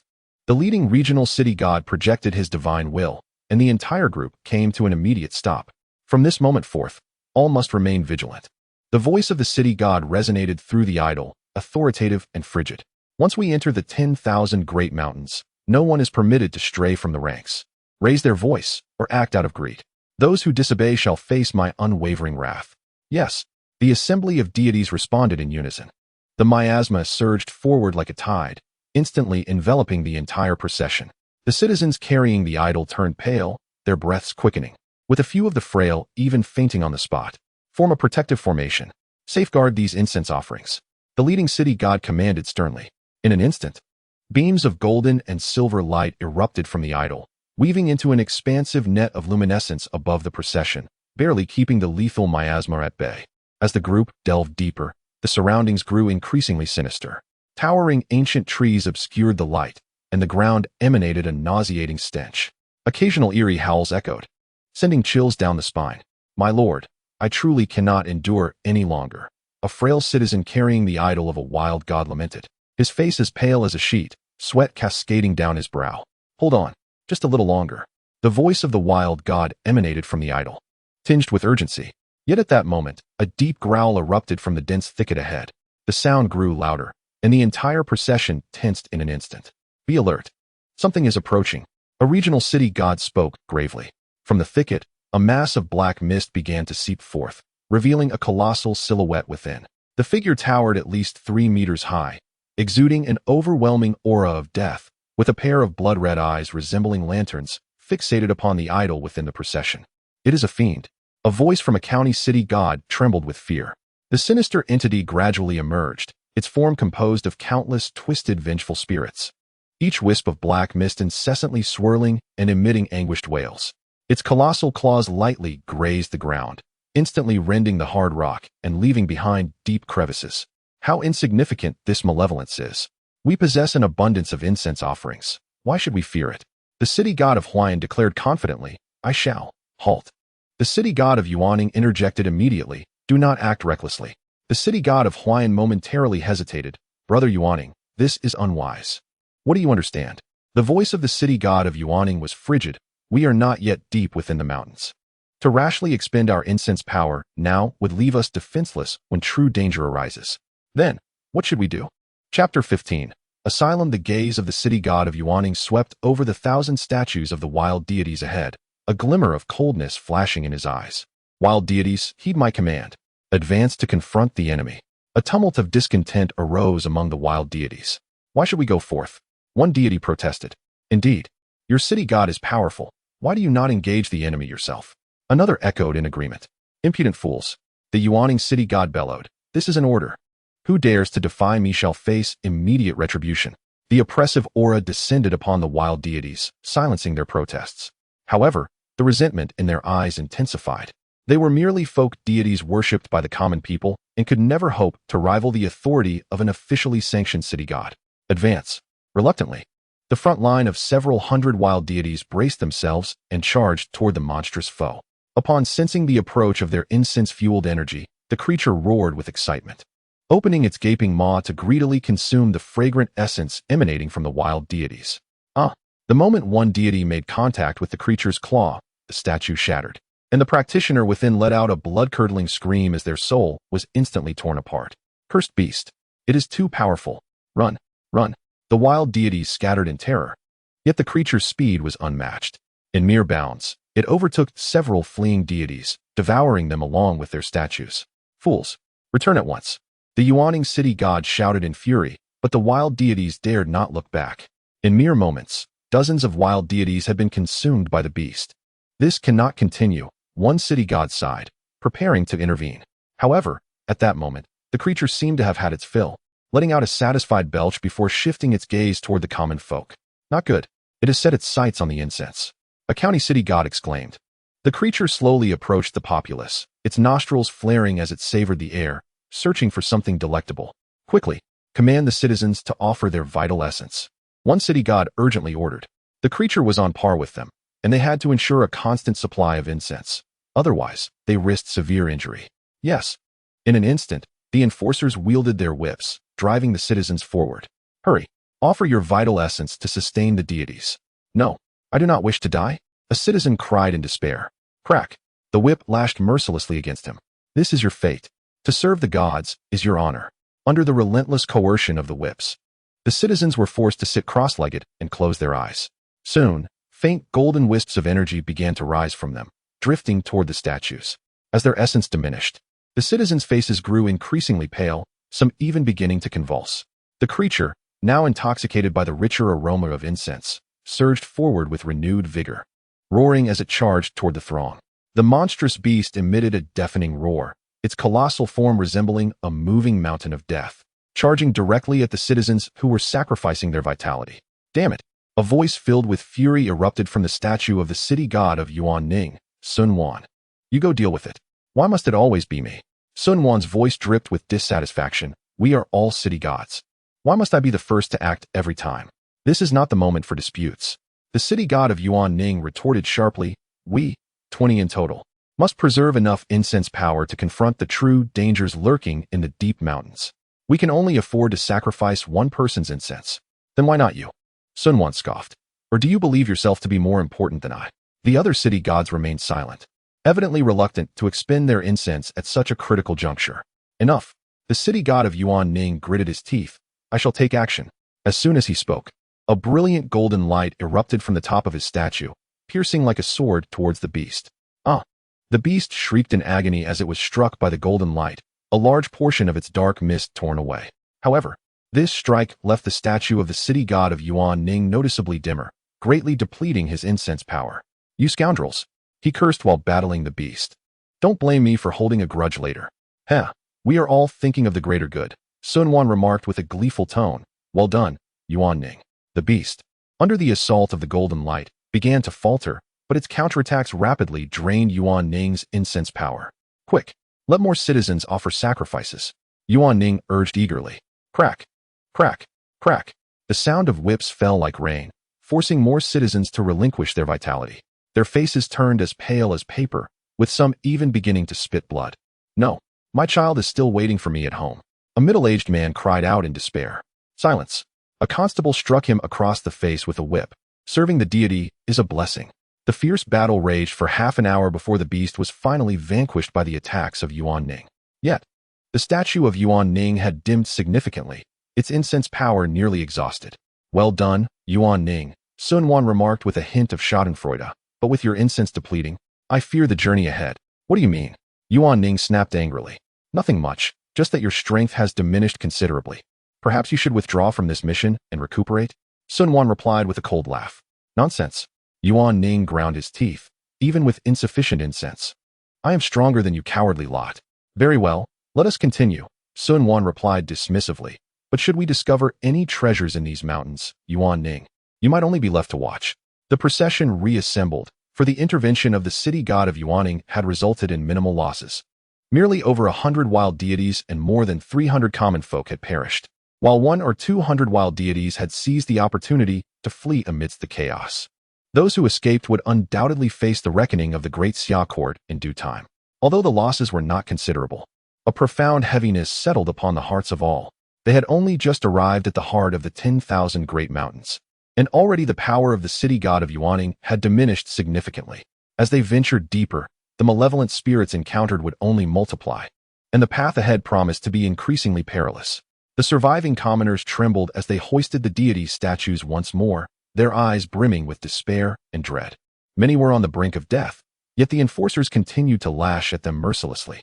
"Hurry, what are you dawdling for?" the enforcers barked. "There are more pressing tasks awaiting you ahead." The procession advanced further into the depths of the mountains, but each individual understood that this was merely the beginning. Chapter 16.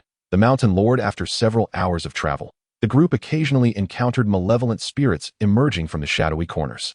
However, most were merely of the lowest ranks of chaos and disaster, swiftly dealt with by the wild deities and the local magistrates at the forefront of the procession. They did encounter 2 formidable spirits, which required the combined efforts of 2 state magistrates, depleting a significant amount of incense to extinguish. Yet, what struck all the divine practitioners in the group as peculiar was the overwhelming emptiness of the legendary and terrifying 10,000 mountains. "Brother Yuan Ning, do you not sense something amiss?" inquired a state magistrate, transmitting his thoughts to Yuan Ning beside him. "It is far too silent here." Yuan Ning remained silent, his mind sweeping the surroundings, becoming increasingly grave. Ancient texts from the Great Xia Court distinctly recorded that thousands of years ago, the depths of the 10,000 mountains were teeming with catastrophic spirits, including dozens of the most terrifying calamities, rendering it a true forbidden zone, impervious even to immortals. For reasons unknown, the malevolent spirits within the mountains began to dwindle, reducing geometrically every few hundred years. To this day, they had yet to encounter even a single calamity-level spirit, let alone witness any demise. I once came across a frenzied rumor in a fragmented ancient scroll. An elderly state magistrate's thoughts echoed somberly. "This 10,000 mountains is, in fact, a breeding ground." "A breeding ground?" "Indeed. The master here is a madman, who periodically purges the spirits from the mountains. Some are consumed as snacks, while others serve as materials for alchemy. It is possible that all the spirits within have already been devoured." This revelation sent a chill through the hearts of all the magistrates present. Over the millennia, the 10,000 mountains had undoubtedly undergone a terrifying transformation unbeknownst to humanity, and they were plunging headlong into the very heart of this change.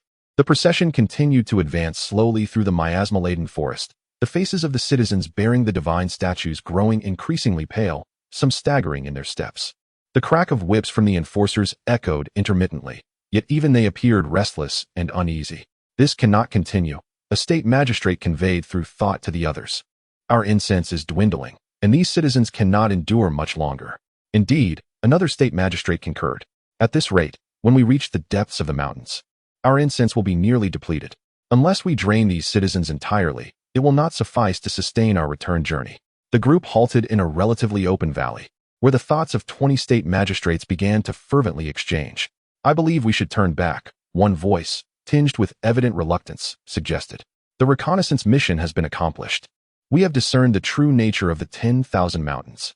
The spirits within are far fewer than anticipated, and this intelligence is sufficient for reporting to the court. Return?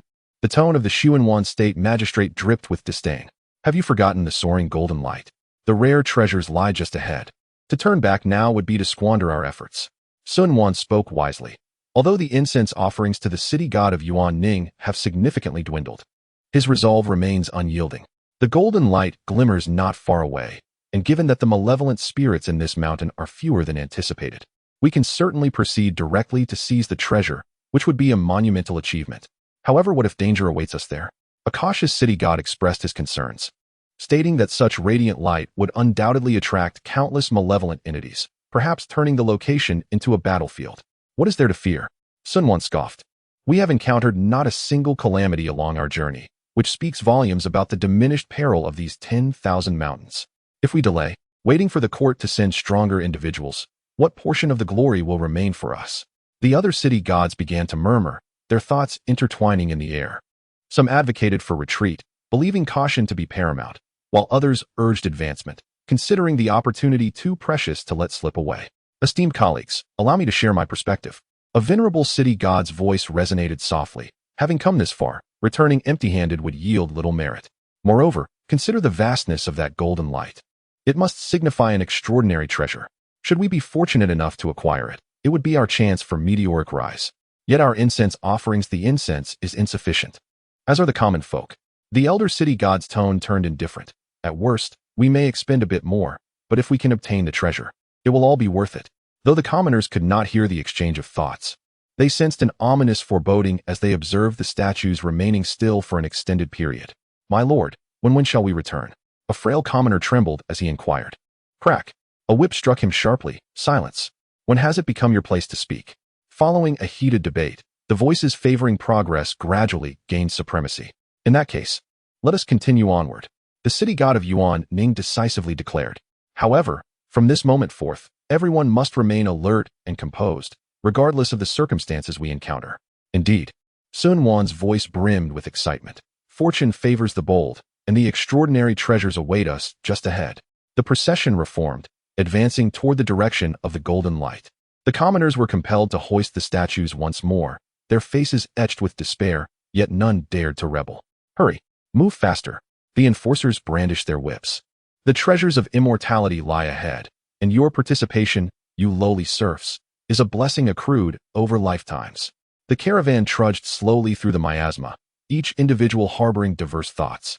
As they navigated the dense forest engulfed in poison, the commoners bearing the statues grew increasingly weary. A few frail souls began to foam at the mouth. Hurry! All of you, move for me. The enforcers impatiently waved their whips, warning that if they dawdled, they might soon find themselves as offerings to the malevolence. At that moment, the foremost wild god suddenly halted. What is it? Why have we stopped? A county magistrate inquired with discontent. What lies ahead? A perplexed voice of a wild deity responded. The crowd gazed upwards, and there, not far along the mountain path, stood a row of peculiar stone statues. These statues, each striking a unique pose, depicted figures in various actions. Some appeared to be running, others crawling, while a few gaped with mouths wide open as if in a roar, their expressions frozen in a blend of greed and terror. Chapter 17. The Taoist Temple. What is this? A county god inquired, perplexed. It appears to be a malevolent spirit? Another county god scrutinized the stone statues, which were carved with such remarkable realism that their expressions seemed vividly lifelike.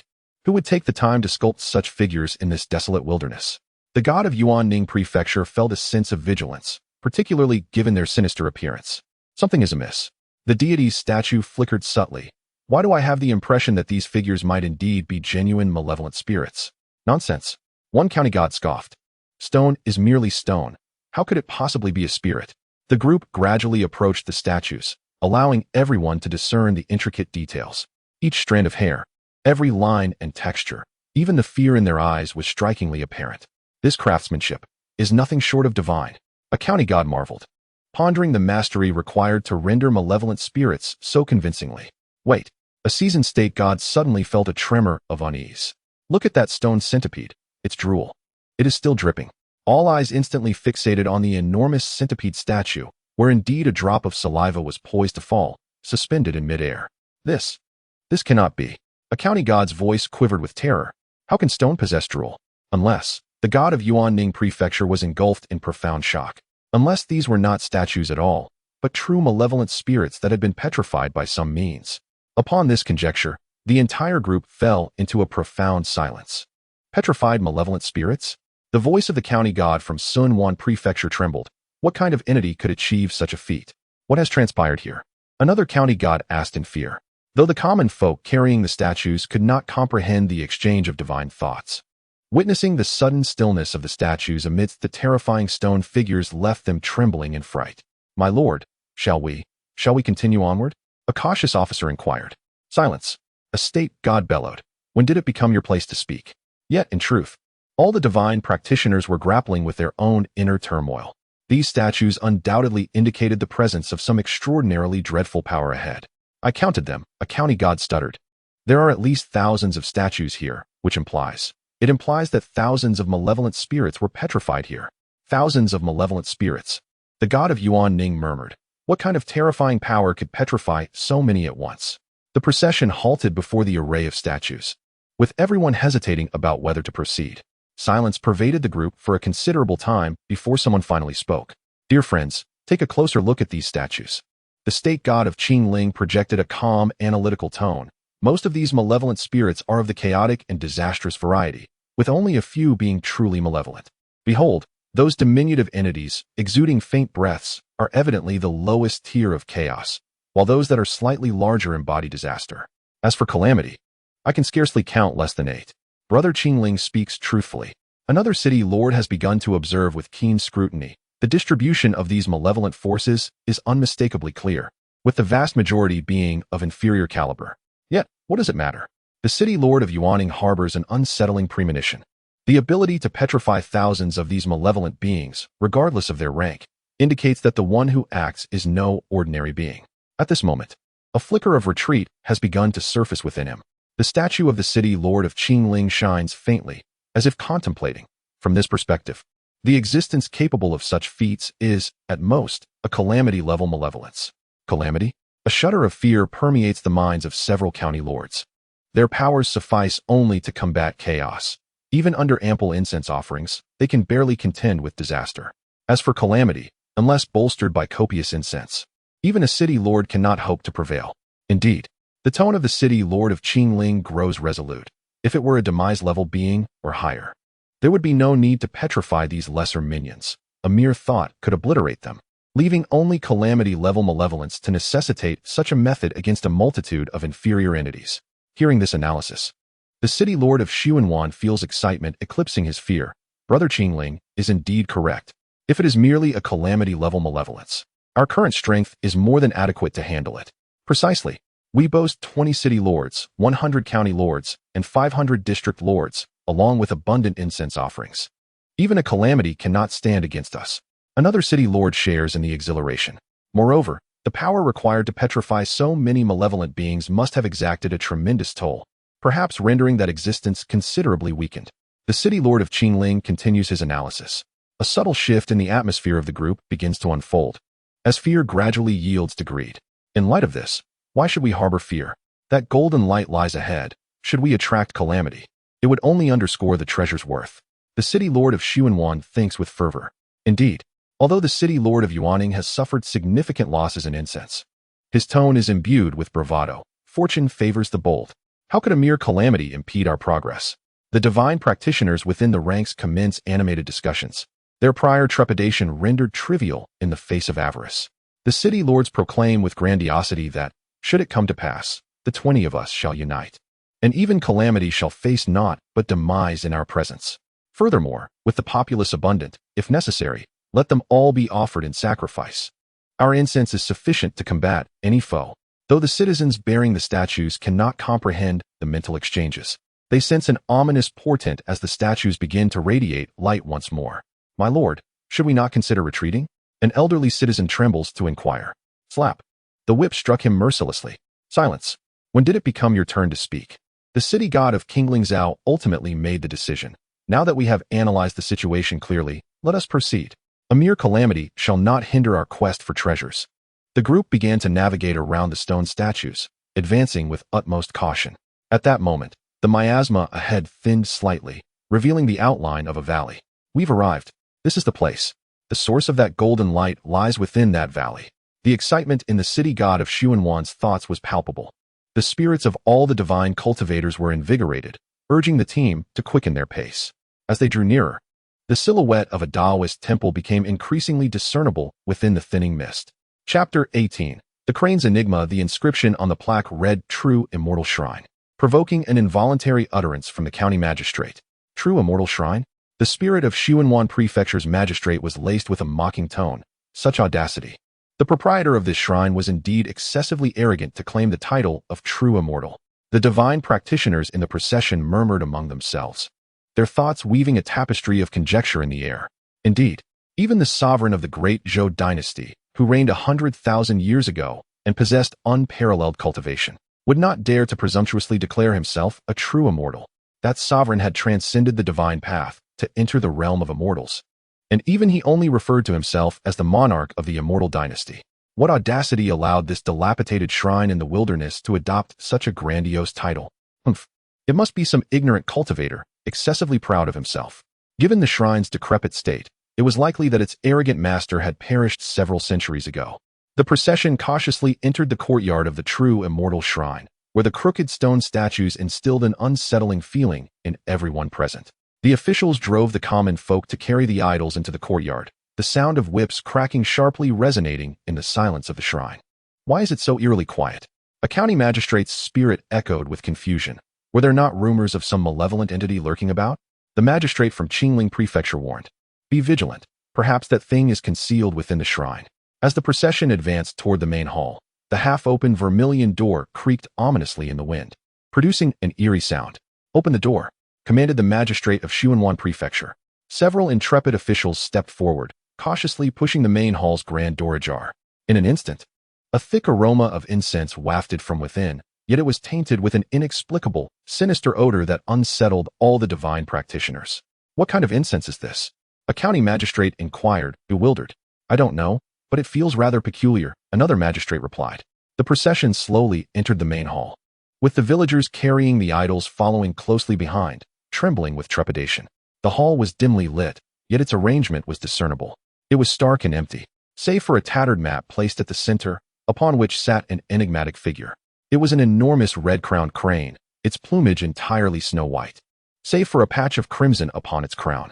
It sat upright on the mat, wings folded, its massive head bowed slightly, golden vertical pupils firmly closed, embodying the poise of a transcendent being in meditation.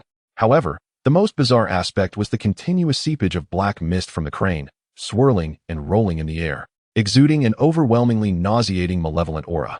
What is this creature? A county magistrate blurted out involuntarily. What on earth? Why is there merely a crane here? Another magistrate expressed his astonishment. Where is the master of this shrine? Why is only this crane present? The spirit of Xuanwan Prefecture's magistrate was fraught with confusion. Could it be that malevolent entity? Speculated the magistrate from Qingling Prefecture.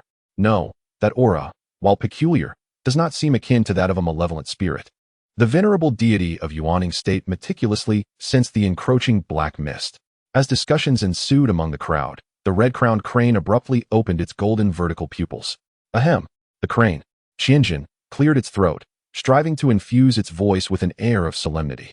Esteemed guests from afar, your efforts are commendable. It gradually rose, attempting to straighten its back and retract its wings, striking a pose it deemed ethereal and transcendent, yet the black mist surrounding it thickened ominously. I have heard of your arrival, and have come to extend my welcome. Quanzhen's voice bore a deliberate gravitas as it furtively glanced at the densely packed throng outside, a peculiar smile briefly flitting across its beak before it was quickly suppressed. Pray tell, what brings you to this humble abode of mine? You what manner of being are you? Inquired a local city deity directly. Insolence. Quanzhen erupted in fury, a glimmer of cold light flashing within its golden pupils. I am not a mere thing. I am the master of this true, celestial abode. How dare you? Ignorant mortals, display such disrespect. No sooner had the words left its beak than the black mist around it surged violently. However, Quanzhen promptly recognized the misstep, inhaling deeply to quell its frenzy and resume an air of lofty composure. Ahem, I may have been somewhat impassioned just now and displayed rudeness. I have long been in seclusion and have not received guests, leading to an emotional outburst. I trust you will pardon my indiscretion. Quanzhen endeavored to render its tone tranquil. Upon hearing Quanzhen's words, the celestial cultivators within the main hall began to murmur among themselves. This crane feels rather peculiar. Its manner of speech is odd. One moment it is enraged, the next it assumes an air of superiority. Could it be a mad creature? Moreover, observe the black mist surrounding it. It clearly exudes a malevolent aura, yet it is not entirely so. Strangely enough, I sense no formidable power emanating from it. I suspect it is merely a deranged spirit, perhaps having lingered in this dilapidated temple for far too long, leading to its nonsensical utterances. As the celestial cultivators continued to discuss, their suspicions of Quanzhen deepened. Yet they also recognized its weak aura. Why not simply eliminate it? Suggested a local city deity. After all, it is not a formidable entity, and we might procure some treasures in the process. Wait, the city deity of Qingling State interjected. Our incense has already dwindled significantly. There is no need to waste our resources on such a feeble spirit. You speak wisely, brother Qingling. We have come seeking the source of that golden light, not to eradicate such minor nuisances, concurred the deity of Yuaning State. Yet this crane's mind is clearly errant. What if it causes a disturbance? What chaos could it possibly wreak? Scoffed the state deity dismissively. With its meager strength, any county deity could handle it. Why squander our incense? Although these cultivators were communicating through mental discourse, to Quanzhen, it felt akin to being openly discussed in front of him. Mad? A feeble spirit? Deranged? A tempest of wrath surged within Quanzhen's heart. Very well, very well. A group of insignificant deities, clinging to their dwindling incense offerings, dared to speculate and insult me. I shall shatter your effigies, consume your divine essences, and grind your very bones into dust, scattering them upon the sacred grounds of this celestial temple as fertilizer. Haha. Yet, as this frenzied thought arose, it was abruptly stifled. No, that is not right. I am an immortal, a sage of enlightenment. My neck, twisted like a pretzel, emitted a faint cracking sound as I forced myself to regain composure. An immortal must possess the grace befitting their status. How could I stoop to the level of these insignificant insects? Yes, grace, ethereal demeanor. More importantly, I rely on these very insects to decipher the sacred texts and assist me in my ascension. Reflecting upon my grand ambition of ascension, Quanzhen stifled the nearly uncontrollable laughter that threatened to escape my lips. Chapter 19. Has this crane truly lost its wits? The city god of Qingling State spoke first, his thoughts laced with trepidation. Esteemed Taoist, we have come to investigate the blinding golden light that erupted several days ago. Might you have witnessed it? The crane, Quanzhen, tilted its head, its golden vertical pupils swirling, completely ignoring the inquiry, and suddenly asked, "From whence do you hail? Did you encounter any wild wolves on your journey?" It merely sought to mislead them, never intending to bestow the essence of immortality upon them. That was reserved for its alchemical pursuits, leaving it with nothing for itself. Wild wolves. The city god of Xuanwan State was taken aback. We are inquiring about the golden light, the one that emanated from this very place just days ago. Golden light? Quanzhen blinked, a shroud of black mist swirling about it. Oh, the golden light that it paused for a moment, and then, with sudden enthusiasm, queried, "Have you all dined? I possess some wild fruits. Though they are not particularly fresh, they can suffice. We did not come here to consume wild fruits." One of the regional city gods could no longer contain his ire. What of the golden light? Did you see it or not? Quanzhen feigned a look of enlightenment, but then inquired, "Your divine effigies are exquisitely crafted. May I inquire which artisan sculpted them? I too wish to commission a statue." The city god of Yuaning State's thoughts were now tinged with evident anger. "You peculiar crane, answer the questions posed to you. Do not meander." Peculiar crane? Quanzhen slightly twisted its neck with a crack, its eyes nearly ablaze with indignation, yet it quickly regained its celestial composure. "I am not peculiar. I am divine. Since you have journeyed from afar, why not rest a few days at my true immortal temple? It would be my honor to host you. We do not require lodging." The city god of Qingling State was on the verge of madness. "Just tell us the origin of that golden light." Quanzhen nodded, as if pondering, and then earnestly replied, "I have a few guest rooms here. Though humble, they will provide shelter from the wind and rain. You have traveled far. Would it not be wise to rest for a night? Has this crane truly lost its mind?"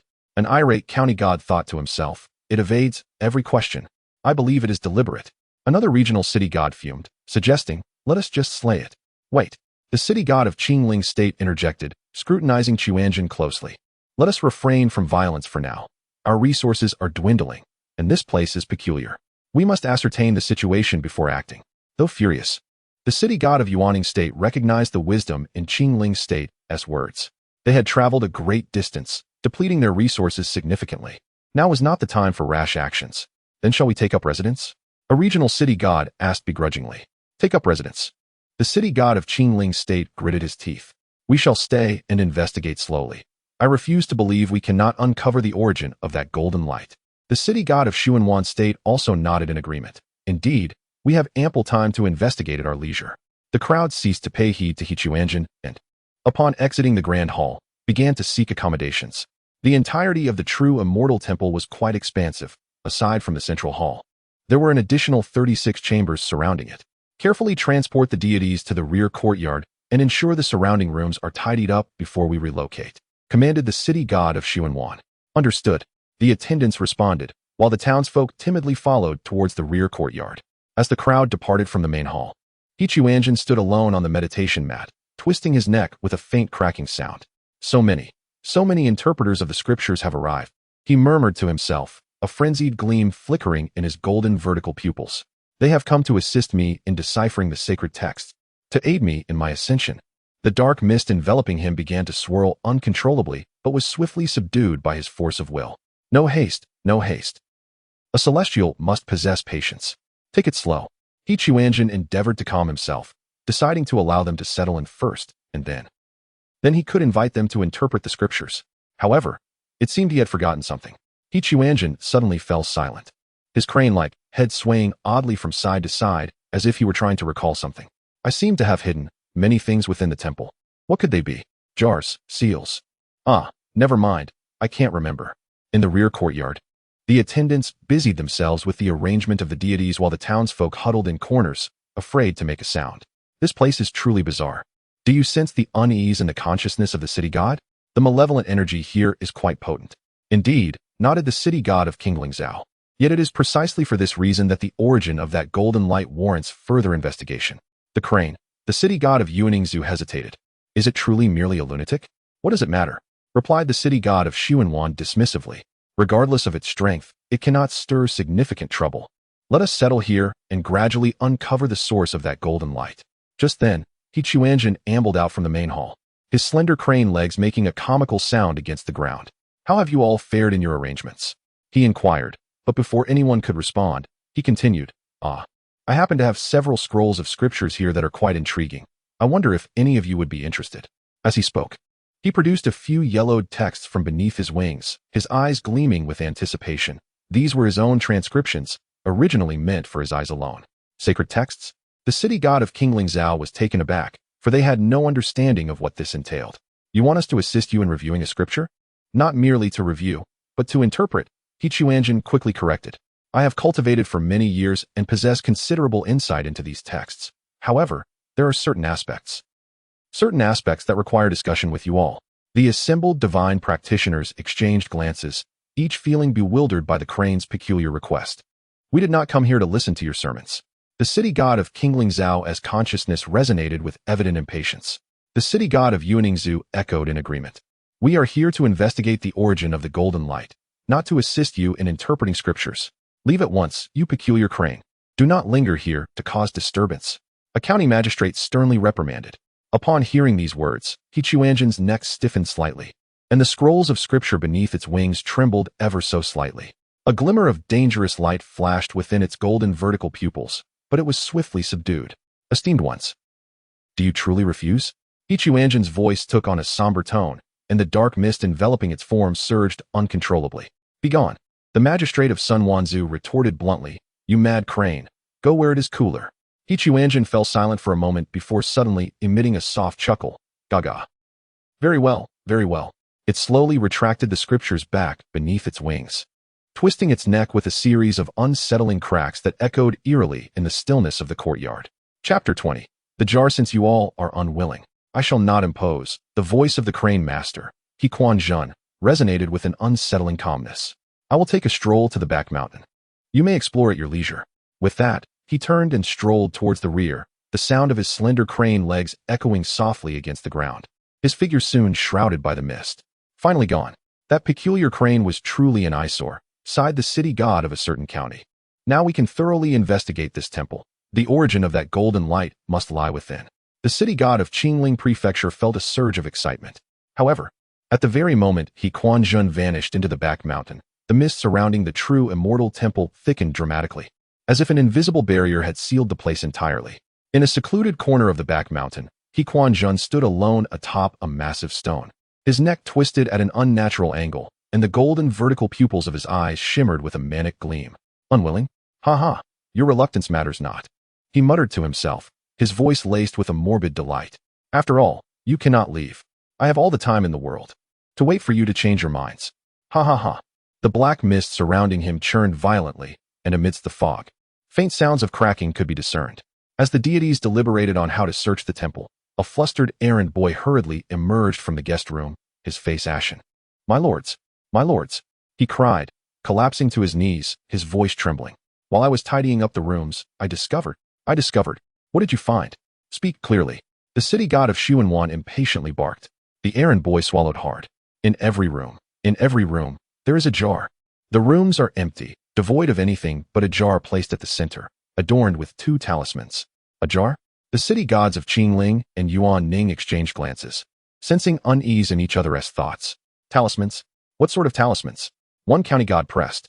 I dared not examine them closely.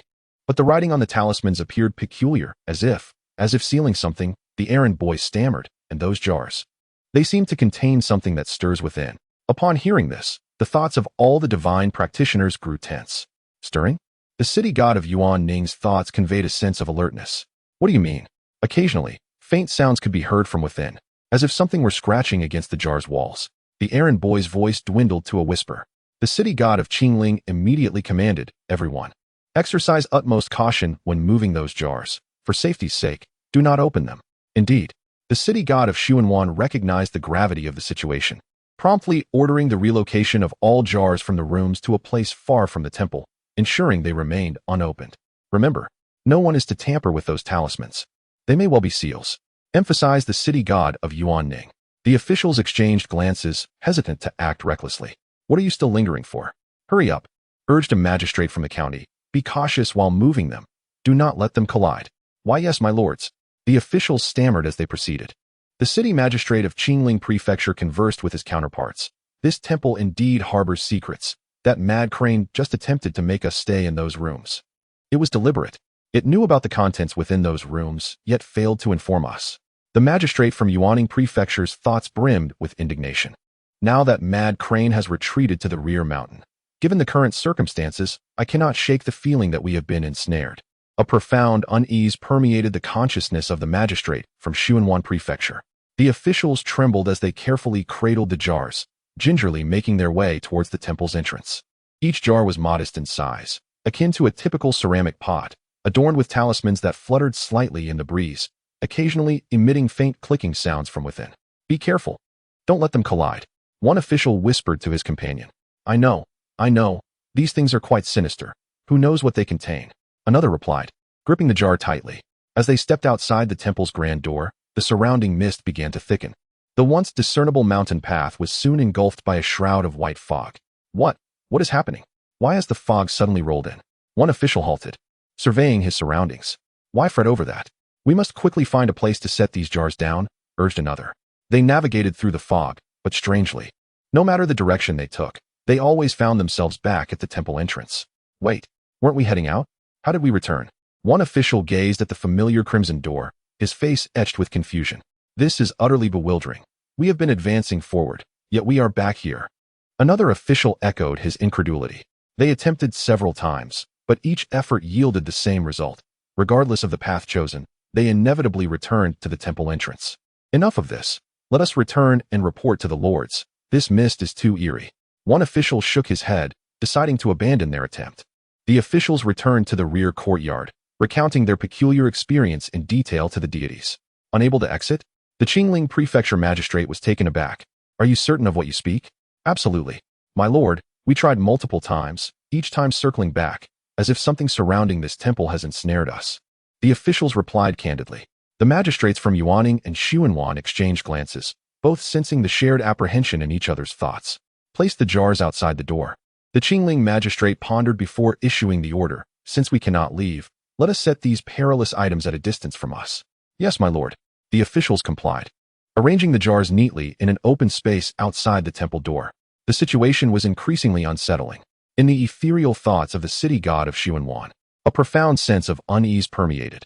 First, that deranged crane deliberately withheld information regarding the jar in the room, and now we find ourselves unable to exit. Furthermore, have you not noticed that after the crane vanished, the mists here became exceptionally dense? The city god of Farning contemplated. That crane may not be as uncomplicated as we presumed. With a vigilant mindset, the city god of Qingling asserted that we must reassess the perilous nature of this place. A concerned county deity inquired, "Esteemed lords, what course of action shall we undertake now? Let us take shelter for the time being and observe the situation." The city god of Qingling resolved, "Since we cannot depart for the moment, we must endeavor to discern the true nature of our circumstances here." Chapter 21. The voice in the jar. The night enveloped the world like a drenched black cloth, heavily pressing down upon the Jinxian temple. The deities were cautiously carried into the chambers, while the living, these laborers and common folk, were inevitably left behind in the courtyard. The icy mist seeped into every crevice, devouring the warmth that emanated from the bonfire as soon as it broke free. The flickering flames illuminated only a small radius before them. Beyond lay a writhing, tumultuous darkness. Ah, we two-legged creatures are hardly worthy of sharing the same roof as the clay bodhisattvas. One laborer chuckled bitterly, his voice hoarse. "Close your ravenous mouth," chided another nearby. Yet the fatigue and fear in his tone could not be concealed, even by the flickering light. Li Sanhua huddled into himself, his arms tightly clutching his knees, his knuckles turning white from the pressure. He wished to remain silent, to expel from his mind the haunting images that plagued him. He sought to banish the visage of his fellow villager, whose face had been gnawed away by venomous insects, to drive away the memory of the squad leader torn to shreds by malevolent forces, and to rid himself of all recollections of death.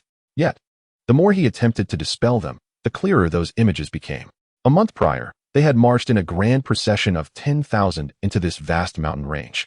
Now, how many remained alive? 4,000? Or perhaps 3,000? He dared not count. Li Sanhua tilted his head upward, yearning to glimpse the moon. But above him loomed only a thick, greasy fog, akin to a colossal pot lid, firmly trapping them all in this place. There was no turning back. As this thought surfaced, it coiled around his heart like a vine, tightening with each passing moment, suffocating him. He could almost visualize the dim yellow glow of the oil lamp in his home, where his wife bent over, mending his old garments. Their 3-year-old son lay on her lap, drooling, babbling daddy in a sweet, innocent voice. Their faces seemed so near, yet so far away. Li Sanhua felt warmth gathering in his eyes, and something molten cascaded down his cheeks, quickly chilling in the frigid air. We are likely to perish here." He managed to utter, his throat constricted, as if speaking to the bonfire, or perhaps to himself. "Li Sanhua, have you lost your mind?" Wang Erge poked him, his voice barely above a whisper. "Don't speak nonsense. Can't you see those celestial beings are right inside? They will protect us." Yet, Wang Erge's words trailed off, for even he did not believe them. The deities regarded them with the same gaze a butcher casts upon his livestock. Suddenly, as a spark erupted from the crackling bonfire, Li Sanhua heard a voice. It was faint, like a cold thread, probing from the depths of the thick mist, precisely piercing his ear. Li Sanhua. A vague call, neither male nor female, neither old nor young. Li Sanhua froze, as if his blood had turned to ice. He swiftly turned his head, fixating on the surrounding darkness, and strained his voice to inquire. Who is calling me? Calling you?" Wang Ergu, startled, glanced around in confusion. "No one is here. You must be hearing things. This cursed place makes the wind sound eerie." "It is not the wind." Li Sanhua was utterly convinced that it was not merely the sound of the wind. "Li Sanhua, come to me." The voice resonated once more. This time, it seemed to bypass his ears, echoing directly within his mind.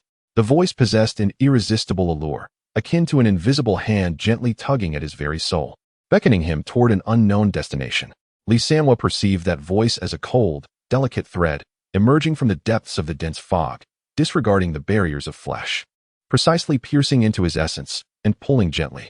He slowly rose to his feet, his movements stiff and mechanical, reminiscent of a marionette manipulated by strings. "Sanhua?" Where are you going? Wang Ergo, startled, instinctively reached out to grasp him. Yet, his fingertips merely brushed against a cold, damp mist. Li Sanwa's silhouette had vanished into the thick fog, as if consumed whole by the darkness. Like a lifeless husk, he was drawn by that intangible thread. Traversing through the vermilion gates of the temple. In the open space beyond, 36 earthen jars stood in orderly rows, silently lingering in the mist, akin to miniature tombs. Right here. Li Sanwa, come closer. The voice grew clearer, as if whispering directly into his ear, imbued with a beguiling tenderness. Li Sanwa halted before one of the jars. The voice emanated from within. 2 yellowed talismans adorned the jar's surface, their vermilion markings subtly undulating in the gentle breeze, as if alive. Who are you? Li Sanwa's teeth chattered, fragmented syllables escaping his throat. I am a wretched soul trapped here, Li Sanwa. The voice from within the jar was steeped in heartbreaking sorrow, laced with an irresistible temptation. Help me. Open this jar and set me free. I can lead you away from this cursed place, grant you boundless wealth and a life akin to that of the immortals. Wealth and splendor? A flicker of desire danced in Li Sanwa's eyes, only to be swiftly extinguished. He desired no such riches. I only wish to return home, to my wife and son. Home, certainly. The voice within the jar instantly transformed, brimming with fervor. Not only can I take you home at once, but I can also fill your abode with gold and silver, drape your wife in the finest silks, and ensure your son feasts on delicacies every day. Just open this jar.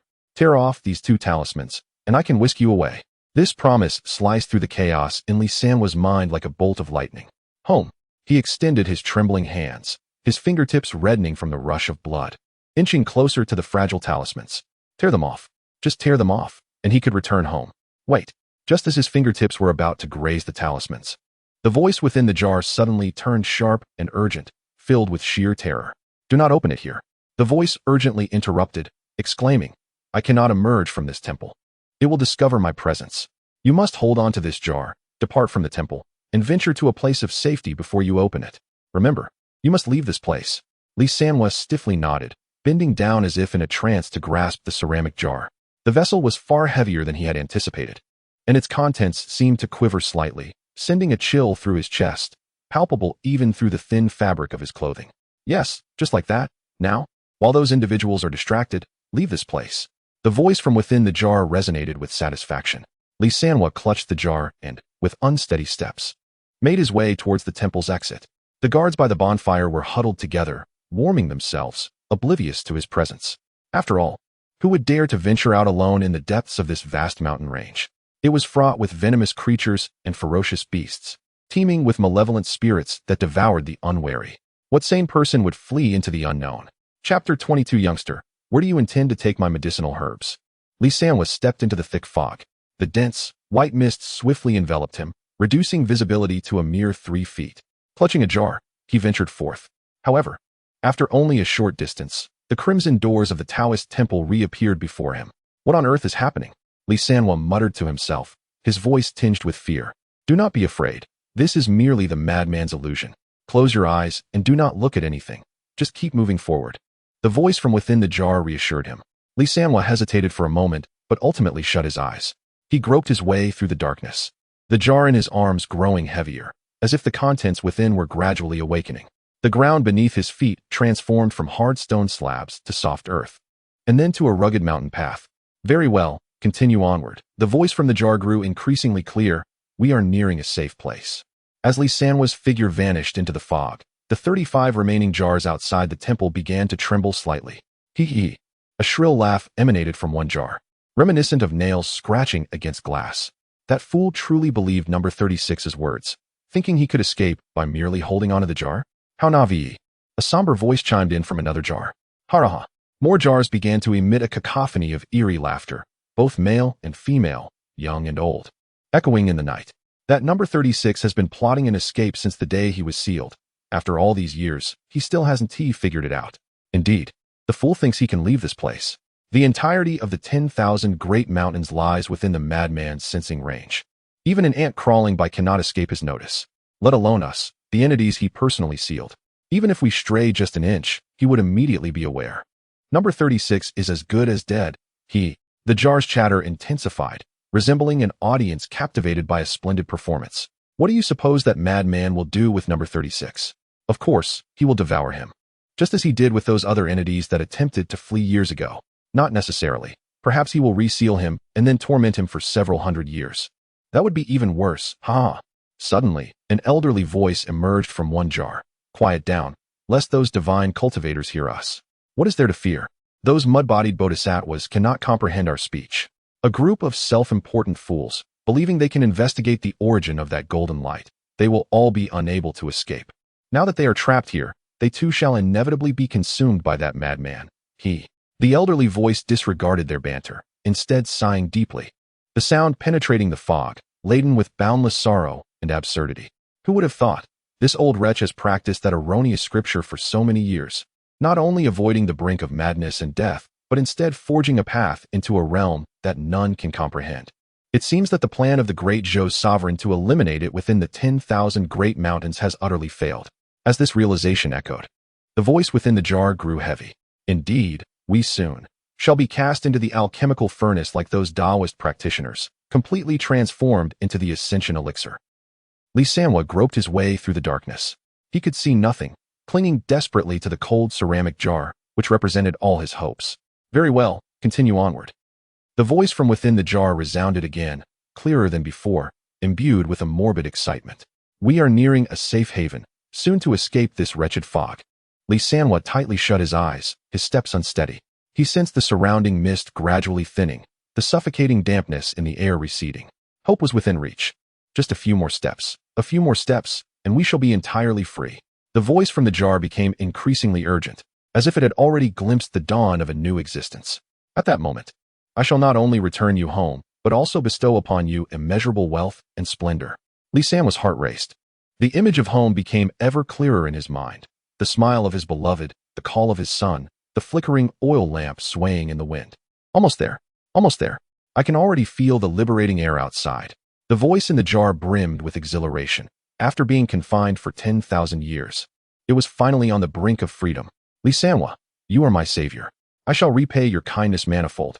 However, at that moment, a shadow appeared in the dense fog ahead. A tall, slender figure with an elongated neck emerged, flickering in the thin mist. Barely discernible, yet exuding an eerie aura that froze the soul. The voice from the jar abruptly ceased. The previous torrent of excitement and promises was interrupted, coming to a sudden halt.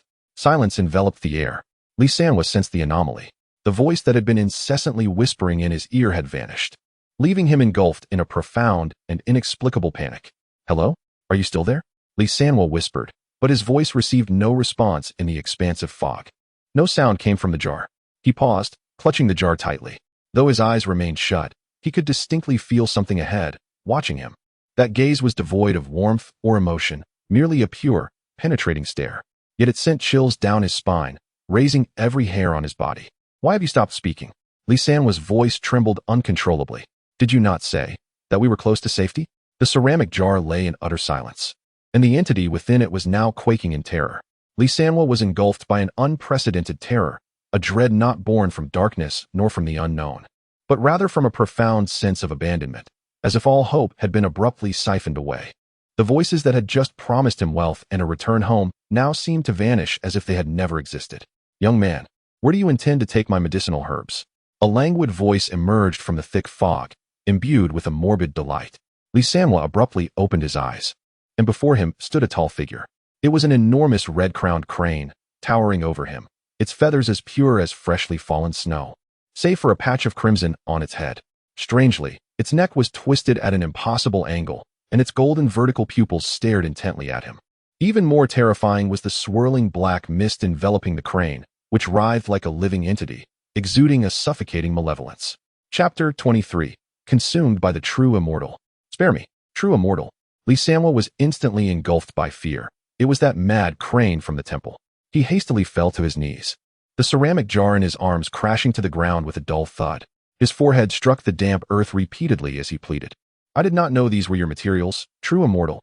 I beseech you, spare my life. True immortal? Upon hearing this title, Quanzhen's golden vertical pupils gleamed with excitement, and the black mist surrounding him writhed with enthusiasm. Ha ha ha ha. He emitted a frenzied laughter that echoed through the silent mountains, startling the nocturnal birds into flight. Quanzhen was elated, his neck cracking as it twisted like a serpent, appearing both comical and terrifying. Indeed, I am the true immortal. You, lad, possess some discernment. The more Quanzhen pondered, the more delighted he became, the black mist around him becoming lively, dancing like flames under the moonlight. He paced around Lisanhua, his slender crane legs clicking on the ground. Since you recognize me as the true immortal, I shall show mercy and grant you one wish. Suddenly, Quanzhen halted, looking down from his elevated position at the kneeling Lisanhua. Speak, what do you desire? Lisanhua was momentarily stunned, clearly bewildered by the proclamation.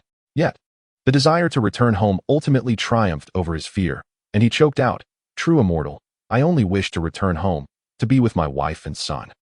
Before he could finish, Quanzhen's laughter abruptly ceased. His grotesquely twisted neck snapped towards Lisanhua with a crack, his golden pupils flashing with a dangerous light. The black mist around him swelling ominously like a rising tempest. Do you look down upon me? Quanzhen's voice turned sharp and furious. Home? Such a trivial matter requires the expenditure of a true immortal's powers? You insult me. Lisanhua trembled in terror, hastily bowing his head in fervent supplication. No, true immortal, do not be angry. I meant no offense. I desire gold and jewels. Gold and jewels. Gold and jewels? Quanzhen's rage intensified, the black mist around him thickening to a near-tangible form. You fool. You dare to disturb a true immortal for mere trinkets? How could a dignified true immortal concern himself with such mundane affairs? His neck twisted in agitation, producing a series of cracking sounds. Very well. I shall assist you in selecting. Quanzhen grasped the ceramic jar from the ground, the talismans within disintegrating into dust under his claws. The lid flew off with a sharp snap, releasing a thick, malevolent aura. Soon, a shadowy figure began to emerge from the jar. It was a humanoid specter, its form continuously twisting and contorting, at times resembling a starving refugee, at others a decayed corpse, and then shifting into countless agonized faces.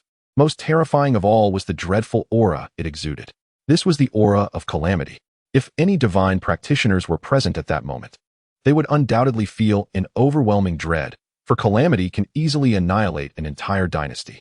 Yet, this terrifying existence, capable of annihilating dynasties, now trembled in the hands of Quanzhen like a frightened chick.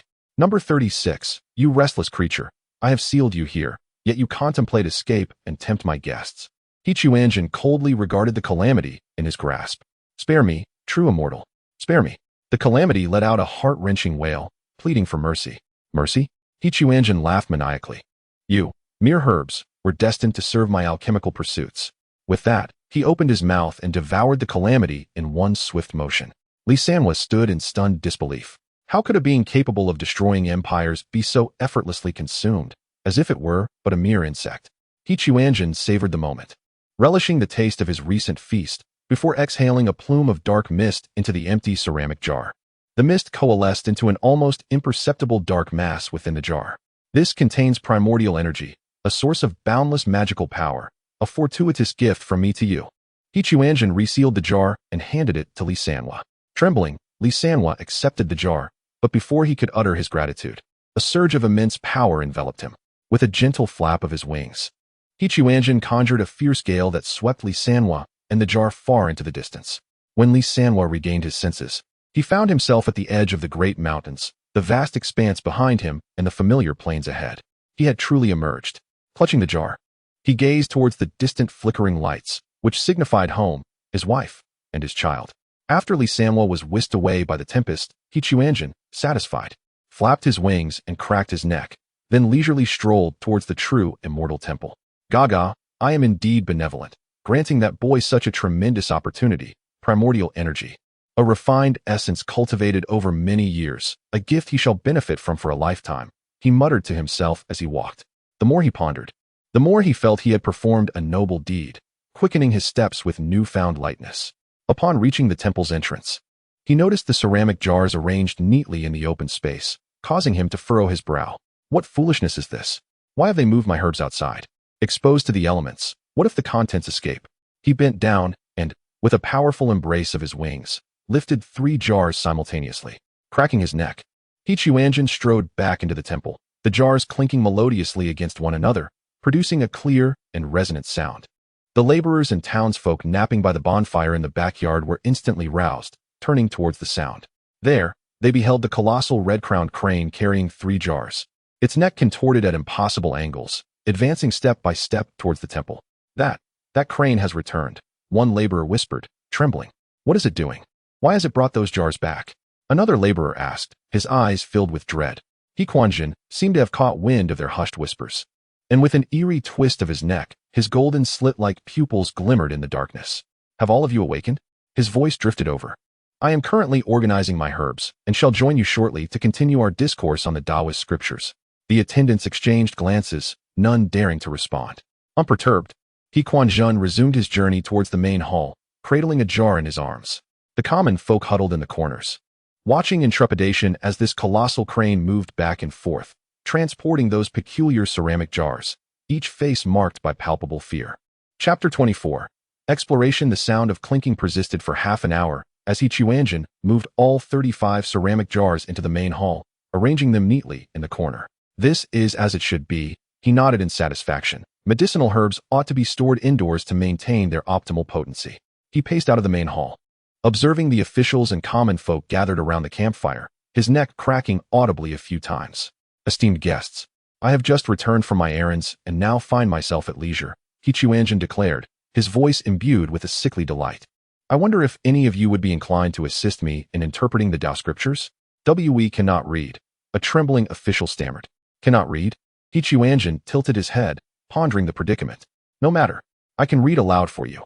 All you need do is nod or shake your heads. Immortal, we know nothing of the scriptures. Another official forced out, his voice strained. Know nothing at all. Quanzhen's golden vertical pupils flickered with excitement. That is splendid. I revel in imparting wisdom to the ignorant. It allows the true immortal's compassion to shine. A swirl of black mist enveloped him momentarily before he continued. However, it is growing late. You should rest for now, and tomorrow morning I shall return to discuss the scriptures with you. With that, Quanzhen turned back toward the main hall, leaving a group of terrified officials and commoners in his wake. Is that crane truly mad? A villager whispered. Whether mad or not, it is certainly no good thing, Wang Ergu replied, wrapping his arms tightly around himself. Did you see? Li Sanhua has vanished. Li Sanhua? The others then noted that the boy who had been by the campfire was indeed nowhere to be found. Could it be that crane? An official began, but was swiftly silenced by the others' disapproving glances. Some things are best left unsaid in such a place. As dawn's light seeped through the thick fog onto the eaves of the true immortal temple, it appeared exceptionally pale, akin to a sickly visage. The deities emerged from their chambers, their expressions grave. They had scoured the entire temple the previous night, leaving no stone unturned, no nook or cranny overlooked. What have you discovered? The city god of Qinglingzhou inquired first, anticipation lacing his thoughts. Nothing at all, the city god of Yuaningzhou replied, shaking his head. I searched the back mountain thoroughly. Aside from some dead trees and decayed leaves, there was nothing. Same here, a county god lamented. I inspected the front yard, the backyard, the chambers, and even the latrine, not a single clue to be found.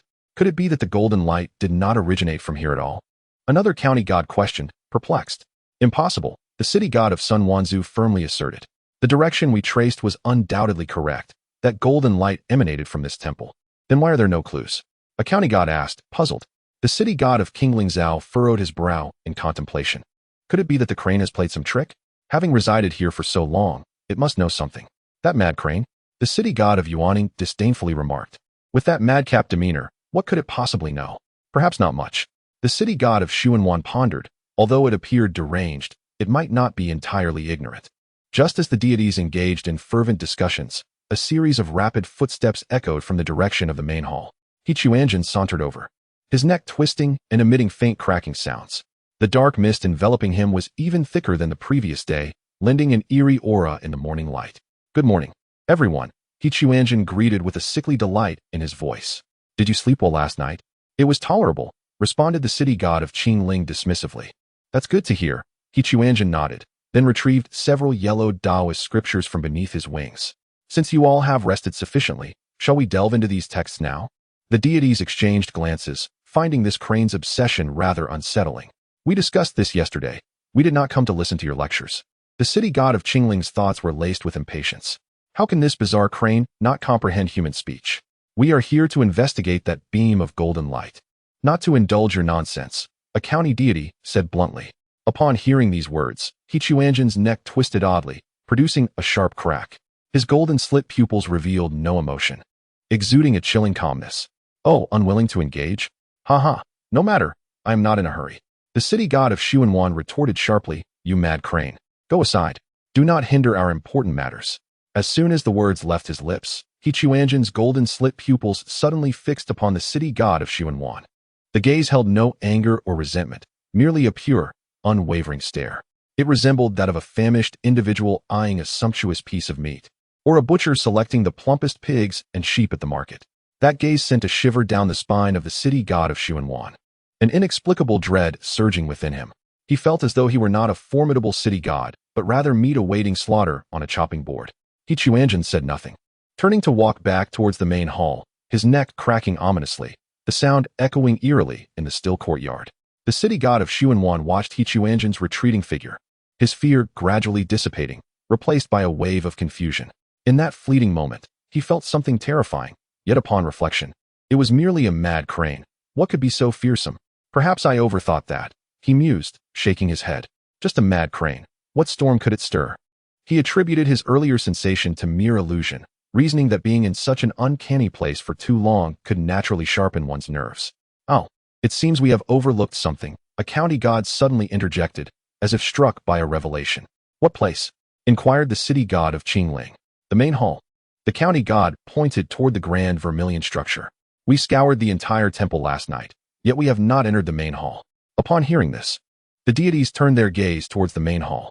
The ancient structure, shrouded in morning mist, appeared elusive and enigmatic, its doors firmly shut.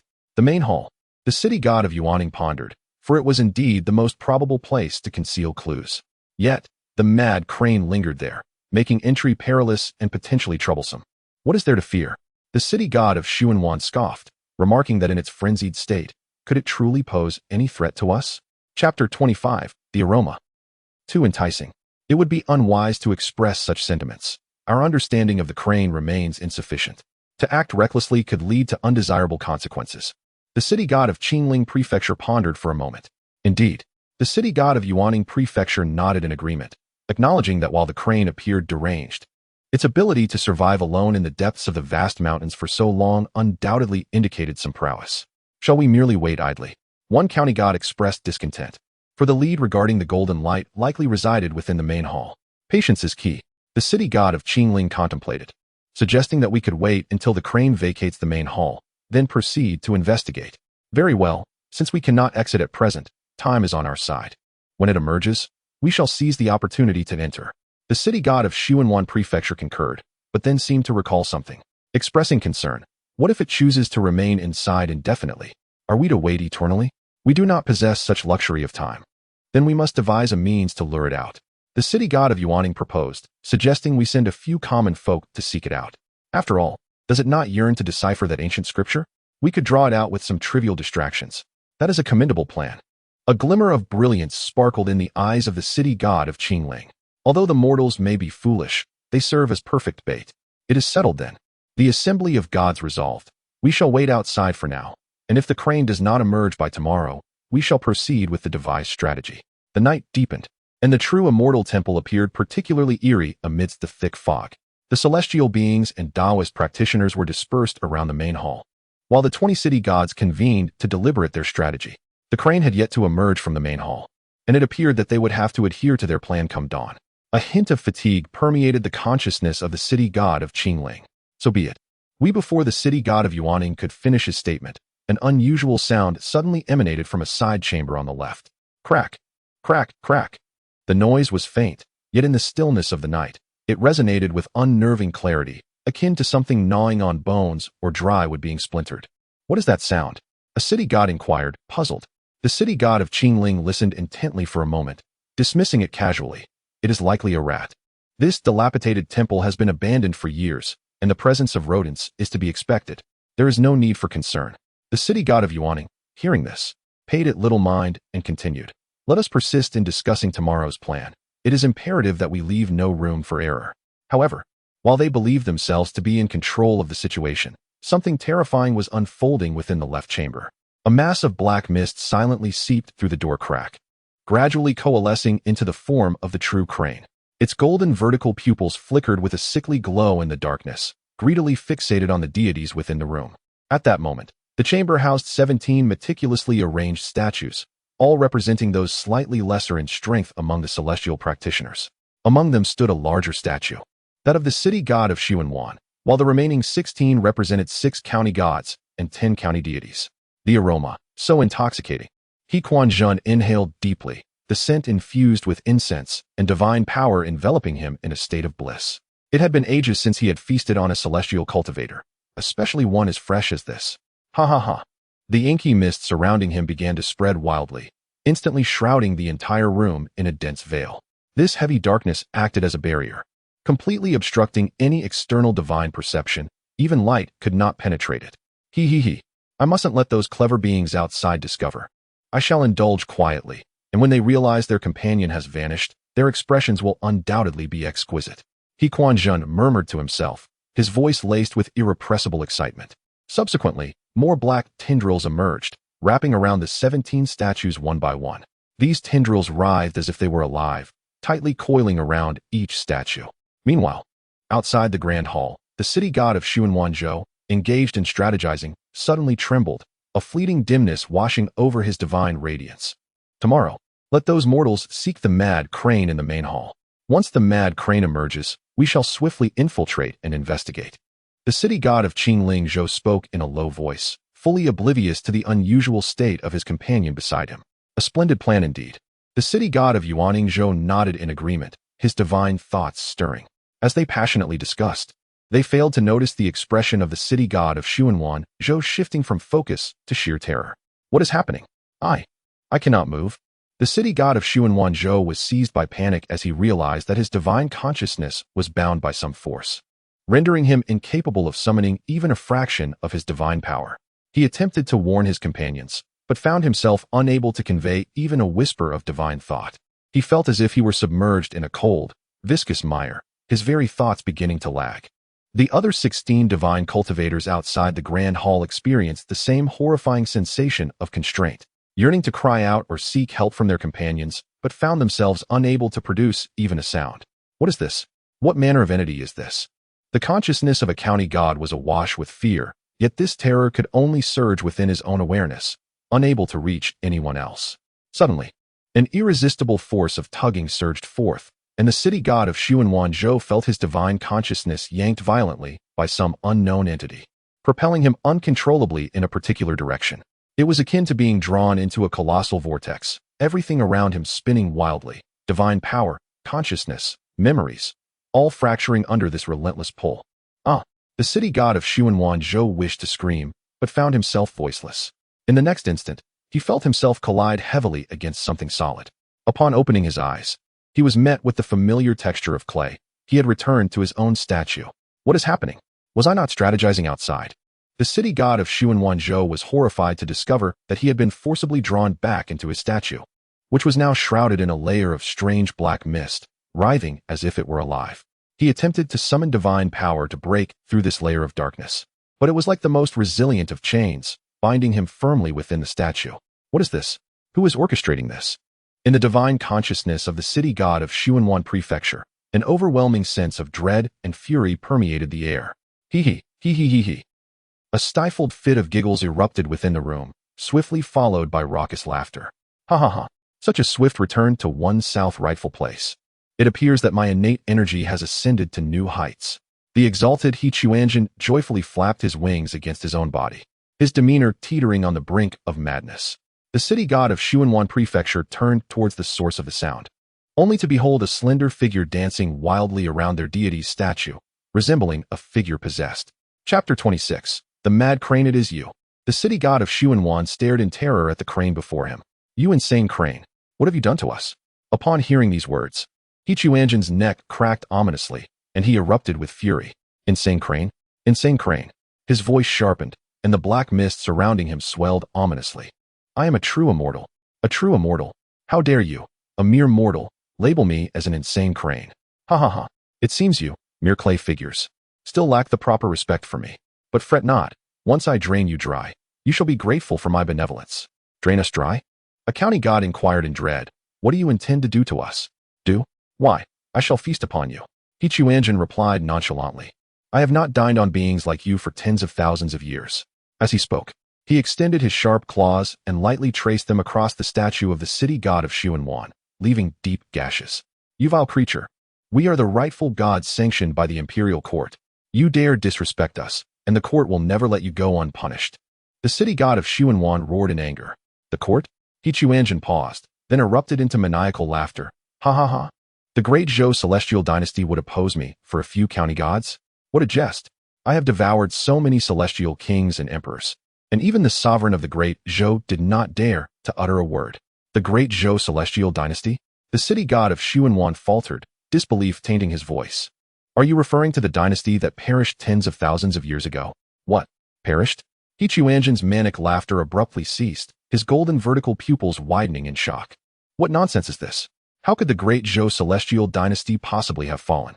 Tens of thousands of years ago, the great Zhou celestial dynasty fell. A trembling county god spoke. At that time, in order to seal the evil of the 10,000 great mountains, all celestial kings, emperors, and monarchs perished. Afterwards, the descendants of the 8 celestial emperors rebelled, dividing the great Zhou into 8 nations. We are but one among them, the divine practitioners of the great Xia dynasty. He Quanzhen's neck cracked repeatedly, his entire form trembling. His elongated neck writhed like a serpent, the black mist around him swirling more violently. Impossible! Impossible! His voice turned shrill and hysterical. Even if all celestial emperors and monarchs were dead, what about the sovereign of the great Zhou? He left the 10,000 great mountains alive. How could those fools dare to rebel beneath his very nose? The county god, observing He Quanzhen's sudden hysteria, felt a deeper terror within. He steeled himself and replied, No, I do not know. He has disappeared. There are rumors that he has died. He Quanzhen's pupils dimmed instantly, murmuring to himself, No, it cannot be. He was not gravely injured. How could he possibly die? That damned agreement. Suddenly, he erupted into frenzied laughter. Ha ha ha. I have been deceived by that wretched sovereign. He promised to provide me with the complete Tao scripture after 10,000 years, yet he has been dead for tens of thousands of years.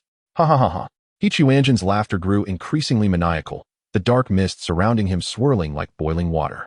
His cackle reverberated within the confined room, more mournful than any cry. What do these 100,000 years mean to me? What do they mean? Abruptly, he ceased his laughter, his golden vertical pupils fixated intensely upon the deity's effigies. It is all your fault. All you clay bodhisattvas who came after. Had it not been for you, I would have discovered the truth long ago. And no, it is not our fault, stammered the county god, trembling with fear. Silence. He Quanzhen roared with fury, his claws striking down with ferocity, shattering the effigy before it could react. Since those celestial kings and emperors were dead, he no longer needed to uphold any agreements. Once he refined the upper half of the Tao scripture, he would personally emerge to capture those sovereigns. Since they were descendants of the 8 great immortal emperors, they would undoubtedly possess knowledge of the lower half of the Tao scripture. No one could thwart his ascension to immortality. His rage reached a fever pitch, the mad gleam in his golden pupils reflecting his insanity, while the black mist around him surged like boiling oil. With the celestial kings and emperors gone, he felt no need for restraint. He Quanzhen laughed maniacally, declaring, You clay bodhisattvas will serve as my appetizers. He suddenly opened his mouth, which expanded into an enormous abyss, exuding a terrifying force. The 16 effigies within the room began to tremble violently. No, please. The county god of Sun Wanzu shrieked in terror, but his cries were swiftly consumed by that overwhelming suction. Golden light was forcibly extracted from the effigies, the accumulated wishes and spiritual essence of these divine cultivators over millennia. The lights writhed and twisted in the air, yet ultimately succumbed to the horrific force, being drawn into He Quanzhen's mouth. Crunch, crunch. He Quanzhen savored the essence with palpable delight, the sounds resounding like the crunching of the sweetest fruit. So delectable, so exquisite. He laughed maniacally. It has been tens of thousands of years since I have tasted such fresh divine cultivators. The radiance of the effigies dimmed at a visible pace, their once vibrant expressions becoming vacant, the intricately carved details blurring into obscurity. Help! Help me! A county god cried out in despair, but his voice dwindled to nothing, swallowed entirely by He Quanzhen. Caw! Caw! The sensation was utterly exhilarating. He Quanzhen's neck cracked loudly, the surrounding black mist thickening as he felt his innate essence surge once more. In less than a tea's duration, the 16 effigies had been reduced to mere shells, their spiritual essence completely drained. Although their exteriors appeared unchanged, They had become utterly hollow within, mere clay remnants. And there is still one more. Quanzhen gazed hungrily at the effigy of the county god of Sun Wanzu. Your incense should be even more potent. You vile creature. In the depths of despair, the city god of Sun Wanzu roared, you shall face retribution. Retribution? Quanzhen laughed maniacally. I have cultivated for 100,000 years. What retribution have I not witnessed? You, mere clay bodhisattvas, dare to speak of retribution? Once more, it opened its enormous maw, unleashing an even more terrifying force of suction. The divine consciousness and incense of the city god of Sun Wanzu were drawn forth like a flood breaking through a dam, manifesting in the air as a thick golden beam of light. The city god of Sun Wanzu let out a final, anguished scream before being completely consumed by Quanzhen. Crunch, crunch, crunch.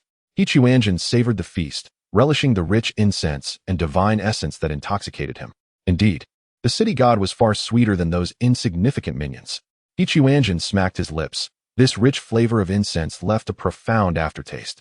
Having devoured 17 divine practitioners, Quanzhen felt a marked enhancement in his innate energy, the black mist surrounding him becoming increasingly dense. Chapter 27. Doubt at this moment, outside the Grand Hall, the city gods of Qingling Prefecture were engaged in discussions regarding the plans for the following day, entirely oblivious to the fact that the city god of Xuanwan had already met his demise.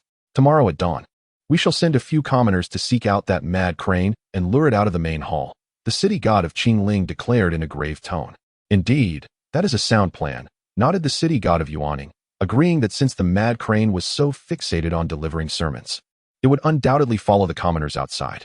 By the way, why has Brother Xuanwan fallen silent? A city god inquired with a hint of confusion. It was only then that they realized the city god of Xuanwan, who had been amongst them moments ago, had inexplicably vanished. He may have returned to the statue for some rest, the city god of Qingling remarked nonchalantly, considering it natural to seek repose after the taxing journey of recent days. That makes sense. Others nodded in agreement, failing to anticipate any unforeseen circumstances. Morning light filtered through the thick mist, casting a chill over the true immortal temple. The group had vigilantly watched outside the hall throughout the night, yet the crane had not emerged, and they prepared to execute their plan.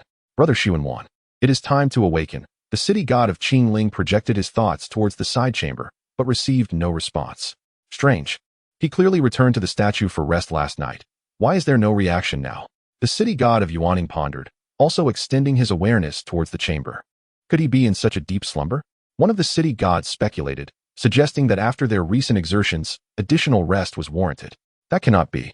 The city god of Qingling furrowed his brow. With our cultivation, we should not require such an extended period of rest. Furthermore, I can no longer sense their presence. The gods exchanged apprehensive glances, all acutely aware that something was amiss. As practitioners of the divine path, they could sense each other's spiritual fluctuations, yet now, the chamber was enveloped in an unsettling silence. Let us investigate, the city god of Qingling proclaimed resolutely. The 19 divine practitioners swiftly converged towards the left chamber. As they pushed open the door, a collective gasp escaped their lips. Inside the room, 17 statues were arranged in an orderly fashion. Yet each statue bore distinct cracks upon its surface, as if some force had violently ruptured them from within. Even more alarming was the fact that these statues were entirely hollow. The once imbued clay figures that should have contained divine essence were now mere empty shells. What would have happened here? A city god queried in shock. The city god of Qingling stepped closer to examine closely, his awareness probing the space. Instantly drenched in a cold sweat, their divine essence has vanished completely. The voice of the city god of Qingling trembled with fear, devoid of any trace. Could it have been the mad crane's doing? A county city god asked, his voice quavering. Impossible. The city god of Qingling shook his head. Even if it were that crane, it could not have silently dealt with so many divine practitioners. Brother Xuanwan is a city god, not weak in cultivation. What then? Could it be? Another city god asked in terror. Just as the group stood in uncertainty, a familiar sound of pattering footsteps echoed from the courtyard. The sound of Quanzhen's neck twisting echoed distinctly through the morning mist. Good morning, everyone. Quanzhen strolled over, the dark mist enveloping him even thicker than the previous day. Did you sleep well last night? The city god of Qingling Zhao fixed his gaze on the enigmatic red-crowned crane, a wave of intense unease surging within him. Today, the city god of Xuanwan had mysteriously vanished, and this crane appeared, its dark aura noticeably more potent than before. What were you doing last night? The city god of Qingling Zhao asked in a low voice. Me? He Quanzhen tilted his head, a glint of cunning flashing in his golden vertical pupils. I was diligently studying the Tao scriptures in the main hall, unable to sleep the entire night, and finally grasped some new insights. Did you hear any unusual sounds? The city god of Yuaning pressed further. Unusual sounds? He Quanzhen feigned contemplation, his neck cracking a few times. I did hear some strange noises, seemingly emanating from your resting area, but I thought it was merely a rat. At this point, He Quanzhen suddenly displayed a concerned expression. What's wrong? Has something happened? I see that your faces are not well. The city god of Qingling Zhao suppressed his fury, replying coldly. 17 of our men are missing. Do you truly know nothing? Missing? He Quanzhen widened his eyes, feigning astonishment. How could they be missing? Although this is the 10,000 Great Mountains, my Taoist temple is quite safe. Just as a city god from another state was about to erupt in anger, he was halted by the city god of Qingling Zhao. What brings you here? The latter asked, striving to contain his rage. I have come to seek guidance on the Tao scriptures, He Quanzhen replied nonchalantly, his neck cracking again. After a night of contemplation, there are still some aspects I do not fully understand and wish to inquire about. Seeking guidance on the Tao scriptures? The city god of Yuaning erupted in fury. Our people are missing, and you still have the mind to discuss scriptures? As he moved to confront He Quanzhen, the city god of Qingling Zhao intervened. Calm down. He communicated telepathically. This crane is quite suspicious. The disappearance of Xuanwan is likely connected to it, especially with the dark aura it bears, thicker than before. The city god of Qingling Zhao inhaled deeply and forced a smile. Taoist he. We currently have pressing matters to attend to and truly lack the time to discuss the scriptures. Perhaps another day. No time. He Quanzhen tilted his head, a flicker of disappointment crossing his golden vertical pupils. I had thought you all were quite interested in the scriptures. Ha ha ha. He Quanzhen suddenly laughed madly twice. Very well, since you have urgent matters, I shall not intrude. He turned and walked away, then paused after a few steps to look back, his neck cracking again. I shall return tomorrow to seek guidance. I hope you will grant me your attention then. With that, He Quanzhen swayed as he departed, the dark mist around him appearing particularly eerie in the morning light. Only when its silhouette vanished into the thick fog did the city god of Far Ningzhou finally exhale in relief. The presence of this crane has become increasingly perilous. Not merely perilous. The city god of Qingling Zhao stated gravely, I suspect that the disappearance of Sun Wan is indeed its doing. Chapter 28. The white mist beyond the temple as they observed the retreating figure of He Quanzhen. The deities exchanged glances, an oppressive atmosphere enveloping the air. Yunan's city god spoke first, addressing Qingling. Brother Qingling, I believe it is time for us to depart. Depart? Inquired a perplexed county god. Did we not come in search of the source of the golden light? Yunan shook his head, his voice heavy with gravity. 17 city gods have vanished without a trace, including even the likes of Sun Wan. The peril here exceeds our expectations. You speak true, brother Yunan. Qingling's voice resonated solemnly. Our purpose was merely to scout, and we have confirmed that anomalies abound. It is time to return and report. A young county god expressed his reluctance, but we have uncovered nothing. How can we justify returning empty-handed? Justify what? Yunan shot him a frosty glare. Shall we report that one of our 20 city gods has perished? Or that we found nothing at all? The county god shrank back, silenced by the reprimand. Qingling surveyed the assembly. Esteemed colleagues, though we still possess 19 city gods, 94 county gods, over 400 county deities, and 500 wild spirits, we must not forget that there are less than 3,000 mortals remaining. Should we encounter further danger, our incense will fail to support our return.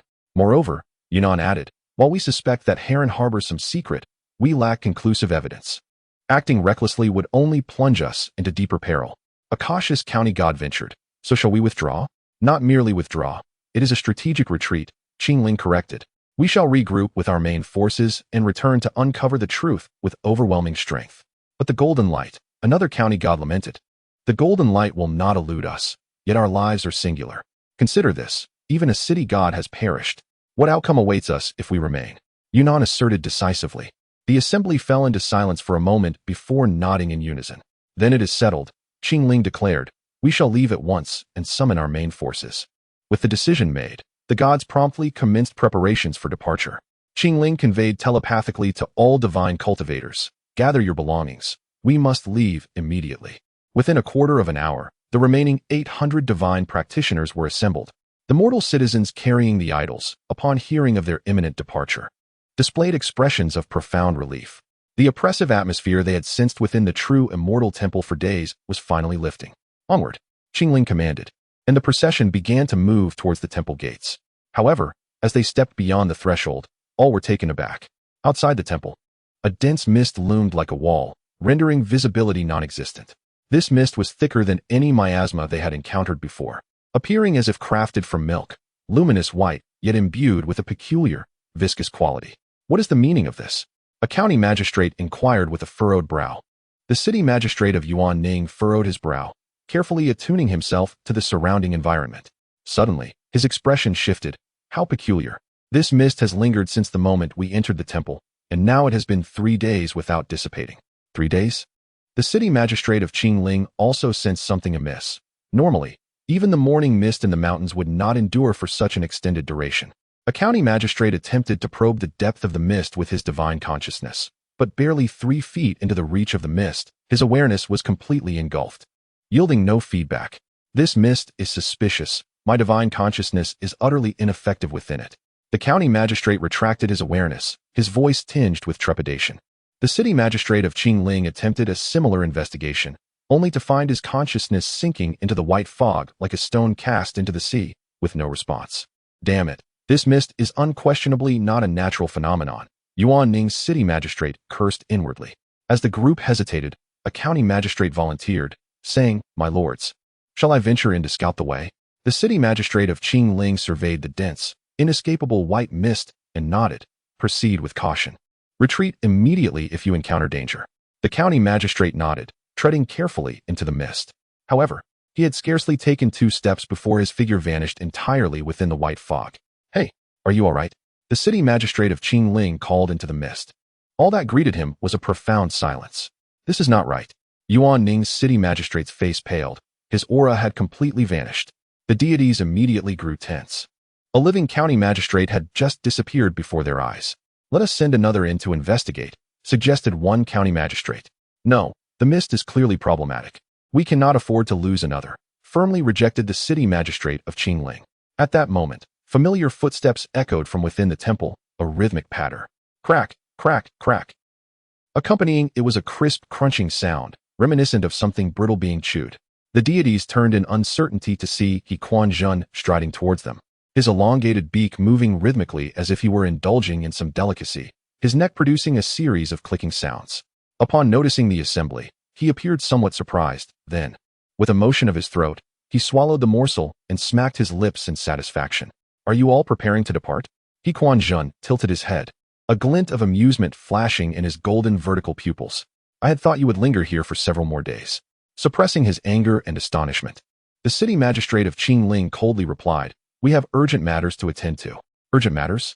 Quanzhen feigned concern. "What a pity. I had prepared numerous scriptures to discuss with you all." As he spoke, he turned his gaze toward the white mist beyond the temple gates, his neck clicking a few times. "Oh? When did such thick fog arise? You do not know?" Yuanning's city magistrate fixed a steely gaze upon Quanzhen. "This mist has persisted for 3 days." 3 days? Quanzhen widened his eyes, having devoted himself to the contemplation of the Taoist scriptures these past few days. He had indeed been oblivious to the happenings outside. "This fog appears rather peculiar. Everyone should exercise caution." The city god of Qingling Zhao let out a cold laugh. "In that case, do you, Taoist know the origin of this fog?" "Origin?" Quanzhen tilted his head in thought. "I am not entirely certain, but in the vast expanse of the 10,000 great mountains, there are all kinds of strange occurrences. Perhaps it is the work of some malevolent spirit?" "A malevolent spirit?" A county city god inquired anxiously. What kind of spirit could conjure such fog? Quanzhen suddenly chuckled a couple of times. "Well, I cannot say for certain, but since you all wish to depart, why not attempt to pass through the fog?" Chapter 29. Unable to leave emerging from the fog? The city god of Qingling stared intently at Quanzhen. "Did you not just assert that this mist could be the work of malevolent spirits? While that may be the case, how can we ascertain without testing it?" Quanzhen replied with a sense of certainty. "Perhaps it merely appears daunting, yet poses no genuine peril." The city god of Yuanning scoffed. "Then why don't you be the first to try?" "Me?" Quanzhen feigned reluctance. "I still have to contemplate the Tao scriptures in the temple. It would be rather inconvenient to depart. However, since all of you are eager to leave, why not give it a go?" Fury simmered within the city god of Qingling. Yet he suppressed his emotions and turned to the deities behind him. Moments ago, the city god of the county had vanished into the mist without a trace, clearly indicating that this fog harbors significant danger. "My lord, shall we wait a while?" Perhaps the fog will dissipate shortly, a cautious county god suggested. Wait for how long? Another county god retorted. This mist has lingered for 3 days already. Who knows how much longer we must endure? The city god of Qingling contemplated for a moment, gazing at the wall of white mist before him, as his unease intensified. The presence of the previous county god had completely vanished, leaving no trace behind.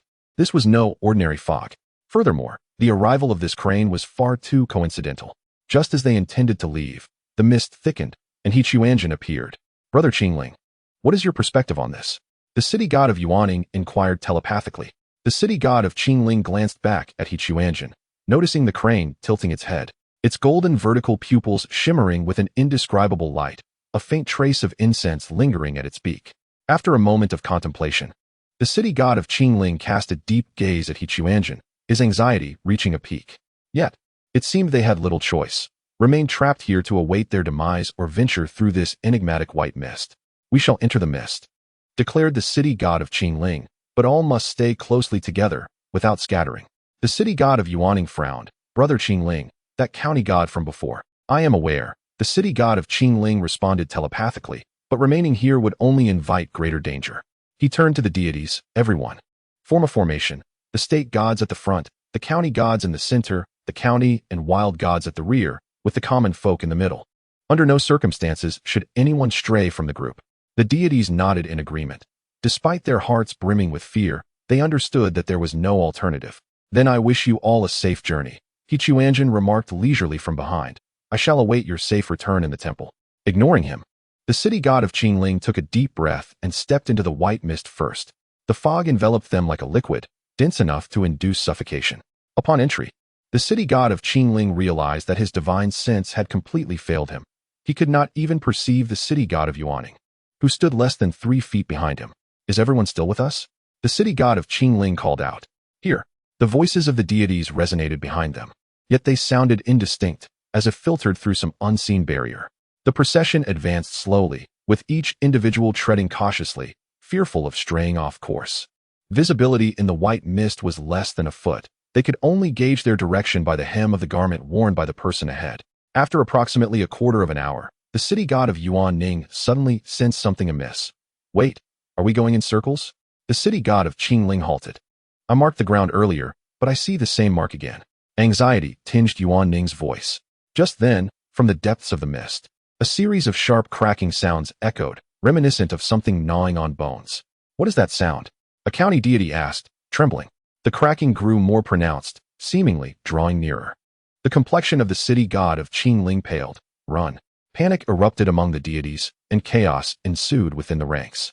The gnawing sounds echoed from all directions, as if countless unseen creatures were feasting in the darkness. Run. The city god of Yuaning bellowed, and the deities scattered like birds fleeing from a predator, racing through the white mist. Do not disperse. The city god of Qingling attempted to restore order, but it was already too late. Fear spread like a plague, and all were blindly fleeing for their lives within the mist. The gnawing intensified, accompanied by a wet swallowing sound, as if something were savoring a delectable meal. The deities ran frantically through the white fog, devoid of direction or purpose, driven solely by the instinct to escape that horrifying noise. Tom lost meaning, and suddenly, the city god of Qingling noticed the mist thinning ahead, revealing the faint outlines of buildings. At last, we are emerging. He rejoiced inwardly, quickening his pace to burst forth. However, as he fully exited the mist, the sight before him struck him like a thunderbolt. The true immortal temple, still that very temple. The stone lions at the entrance, the ancient well in the courtyard, and the lingering scent of incense within. Everything remained unchanged. They had traversed a long circle, returning to the starting point. One by one, other divine cultivators emerged from the mist, and upon witnessing the scene before them, despair etched their faces. Impossible, this cannot be. A county deity cried out in anguish. We were clearly moving forward. How could we be back here? It must be an illusion. It has to be. Another county deity clutched his hair, terror in his eyes. Several weaker county deities collapsed to the ground, some weeping openly, others staring blankly at the sky, as if sanity had abandoned them. The city god of Qingling steadied himself and began to account for their numbers. Brother Yuaning, assemble here. He called out loudly. The remaining divine cultivators gradually gathered, and as Qingling counted, his expression grew increasingly grim. Among the city deities, there had originally been 19, but now only 14 remained. Among the county deities, there had been 94, yet only 84 remained. The county deities, once numbering over 400, now remain fewer than 400. The wild gods, originally 500, have dwindled to 450. This accounts for the loss of 5 state deities, 10 county deities, 30 county deities, and 50 wild gods. The voice of the Qingling state deity trembled with trepidation. In that brief moment of flight through the mist, they had tragically lost nearly 100 divine cultivators. Where had they vanished? The Farning state deity inquired, though he already harbored an answer within his heart. The crunching sounds, accompanied by the lingering scent of incense around Quanzhen's lips, all pointed towards a horrifying truth. The familiar sound of twisting necks echoed once more as Quanzhen strolled out from the main hall. Upon seeing the assembly of deities in the courtyard, a look of astonishment crossed his face. "Oh, what brings you all back again? I had thought you had ventured far away," he remarked, a trace of incense lingering at the corner of his mouth. Chapter 30. The council as he observed the lingering traces of incense around Quanzhen's lips. The anger within the city god of Qinglingzhou could no longer be contained. "It must be you," he bellowed, his voice echoing with fury. Quanzhen tilted his head, feigning innocence. "What are you all talking about? I have been in the main hall, contemplating the Tao scriptures, doing nothing at all." "And what then, pray tell? Is that incense around your mouth?" interjected the city god of Yuanengzhu, unable to restrain himself any longer. "Have you consumed our missing people?" "Incense." Quanzhen extended his slender tongue to lick the corner of his mouth. "I merely lit some incense in the main hall. Perhaps I have inadvertently picked up some of its essence." "You beast." A furious county god surged forward, only to be restrained by the city god of Qinglingzhou. "Calm down. Our numbers are already dwindling. We cannot afford to confront it directly," Qinglingzhou cautioned telepathically. Quanzhen noted the tension, a flicker of disappointment crossing his golden vertical pupils. "What is the matter with you all? Why the hostility towards me? Is it because you are in a foul mood from your inability to depart smoothly?" Suddenly, he erupted into a manic laughter. "But worry not. Since you have returned, we can continue our discussions on the Tao scriptures. I have gleaned many new insights last night." The city god of Qinglingzhou took a deep breath, suppressing his ire. "Taoist he, we are indeed somewhat fatigued and wish to rest." "Rest?" Quanzhen nodded. "Then I shall not intrude. Please do rest well. I shall return tomorrow for further inquiry." With that, he swayed back to the main hall, the dark mist surrounding him appearing particularly eerie under the sunlight. Only after Quanzhen's figure vanished did the city god of Qinglingzhou exhale in relief. He surveyed the other deities, noting their grim expressions. Some were even trembling. "Everyone, to the chamber, we must deliberate on a strategy," Qinglingzhou declared solemnly. The deities returned to the chamber in silence. Qinglingzhou closed the door and established a soundproof barrier. "Now we may speak freely," initiated the city god of Yuanengzhu.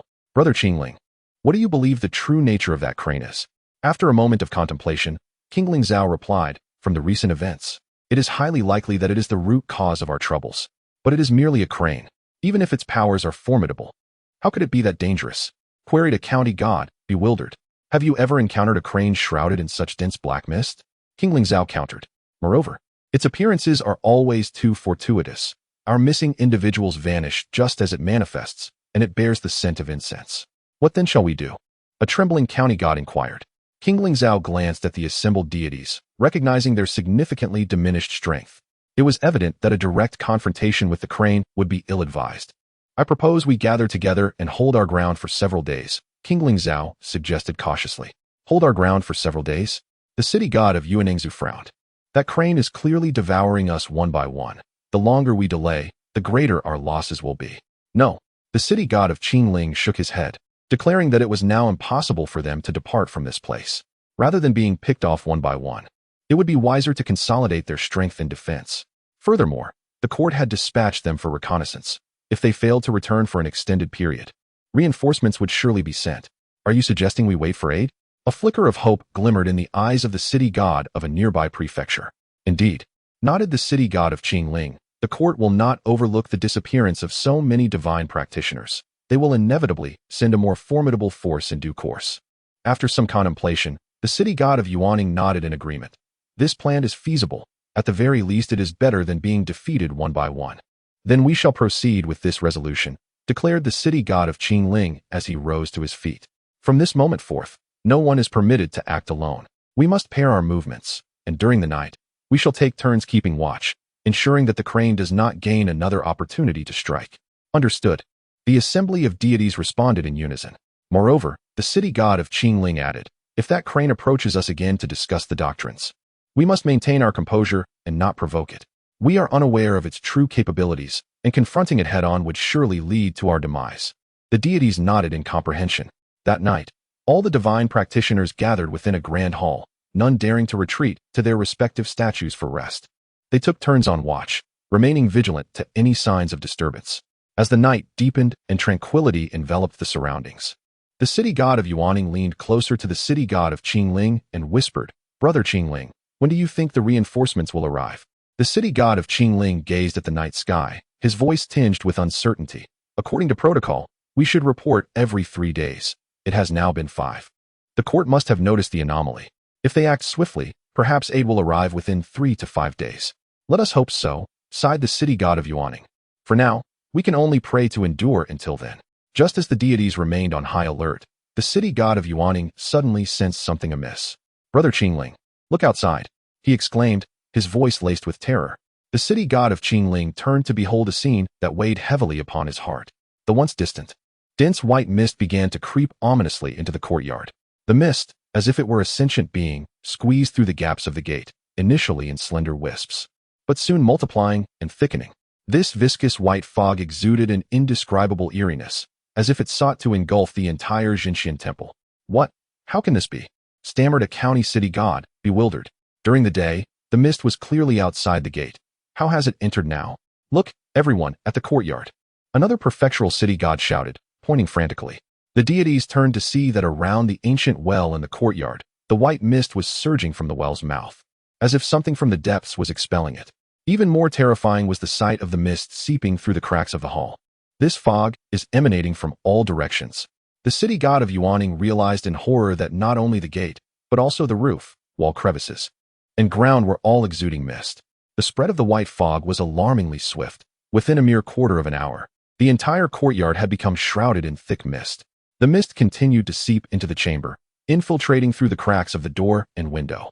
Quick, everyone, gather and stand back to back in a circle, commanded the city god of Qingling Prefecture. The deities hurriedly assembled, but the white fog had already permeated the room, and visibility had plummeted. What was once a distance of 3 feet was now obscured to less than 1. Our divine senses have failed us. This mist possesses the ability to shield against divine perception, exclaimed a city god in a state of panic. Chapter 31. Crack, crack. Just as the gods were engulfed in panic, a familiar sound reverberated once more. Crack, crack. The crisp sound of gnawing echoed through the mist, reminiscent of the crunching of brittle bones. The sound fluctuated in proximity, rendering its source indiscernible. It approaches. Someone cried out in alarm. Remain calm. Everyone stay still and hold your ground. The city god of Qingling Zhao suppressed the dread churning within, striving to maintain order. Crack, crack. The gnawing grew increasingly distinct, accompanied by the moist sound of swallowing. Suddenly, a county god emitted a piercing scream, which abruptly ceased. What transpired? The city god of Qingling Zhao inquired loudly, but was met with an oppressive silence. Crack, crack. The gnawing resumed, this time more pronounced, as if it were occurring right beside them. Do not panic. Let's count off and confirm our numbers. The city god of Yuningzhu bellowed. 1, 2, 3. Yet, as the counting progressed, another voice vanished abruptly, the sound of that county god fading into the mist. Crack, crack. The gnawing intensified, as though some entity were savoring a delectable feast within the fog. Help! Something is dragging me. Just as a county god began to speak, their voice was swallowed by silence. Once more, that familiar crack, crack resounded.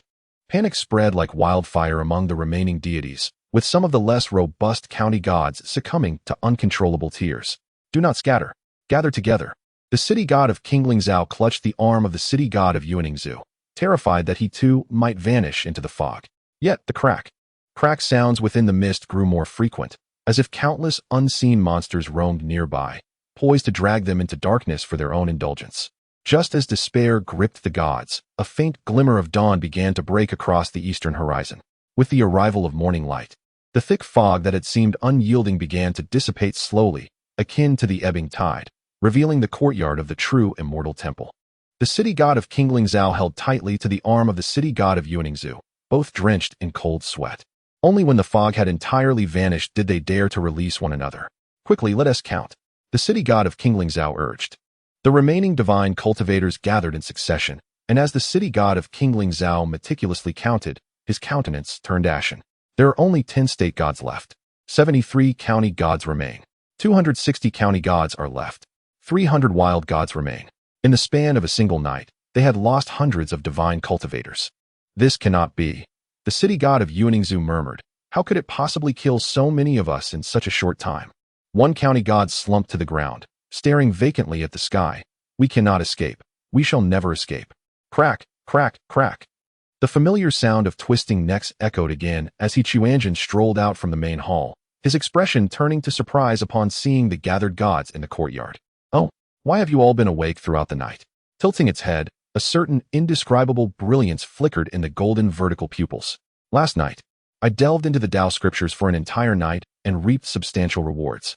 The city god of Qinglingzhou fixed his gaze intently on the corner of Quanzhen's mouth, where a faint trace of incense lingered. He Taoist, the city god of Qinglingzhou croaked. Were you truly in the main hall all night? Of course, Quanzhen replied nonchalantly. I am utterly captivated by the Tao scriptures, often studying them through the night. Is that so strange? Suddenly, an expression of excitement crossed its face. Oh, I have had new insights last night and wish to discuss several perplexing aspects of the Tao scriptures with you all. Discuss? A county city god laughed maniacally. Our people are nearly dead, and you still wish to engage in discussions about the Tao scriptures? Dead? Quanzhen widened its eyes in feigned astonishment. How could they be dead? I see you all standing here in good health. It paced before the deities, its golden vertical pupils sweeping across each face. I believe your cultivation is quite commendable, and it would be fitting to engage in discussions about the profundities of the Tao scriptures. Discuss the Tao scriptures? A glint of madness flickered in the eyes of the city god of Yuan. Our people are vanishing one by one, and you still pretend. Realizing the gravity of the situation, the city god of Qinglingzhou hastily attempted to intervene, but it was too late. I will kill you, the city god of Yuan roared. Charging at Quanzhen, a golden divine light coalescing in his hand, aimed directly at Quanzhen's neck. Seemingly startled by the sudden assault, Quanzhen's golden vertical pupils contracted slightly, yet a strange smile began to curl at the corners of its mouth. Oh, Quanzhen tilted its head, allowing the divine light to strike its body. I thought you all came seeking the Tao. As the divine light hit Quanzhen, it vanished without a trace.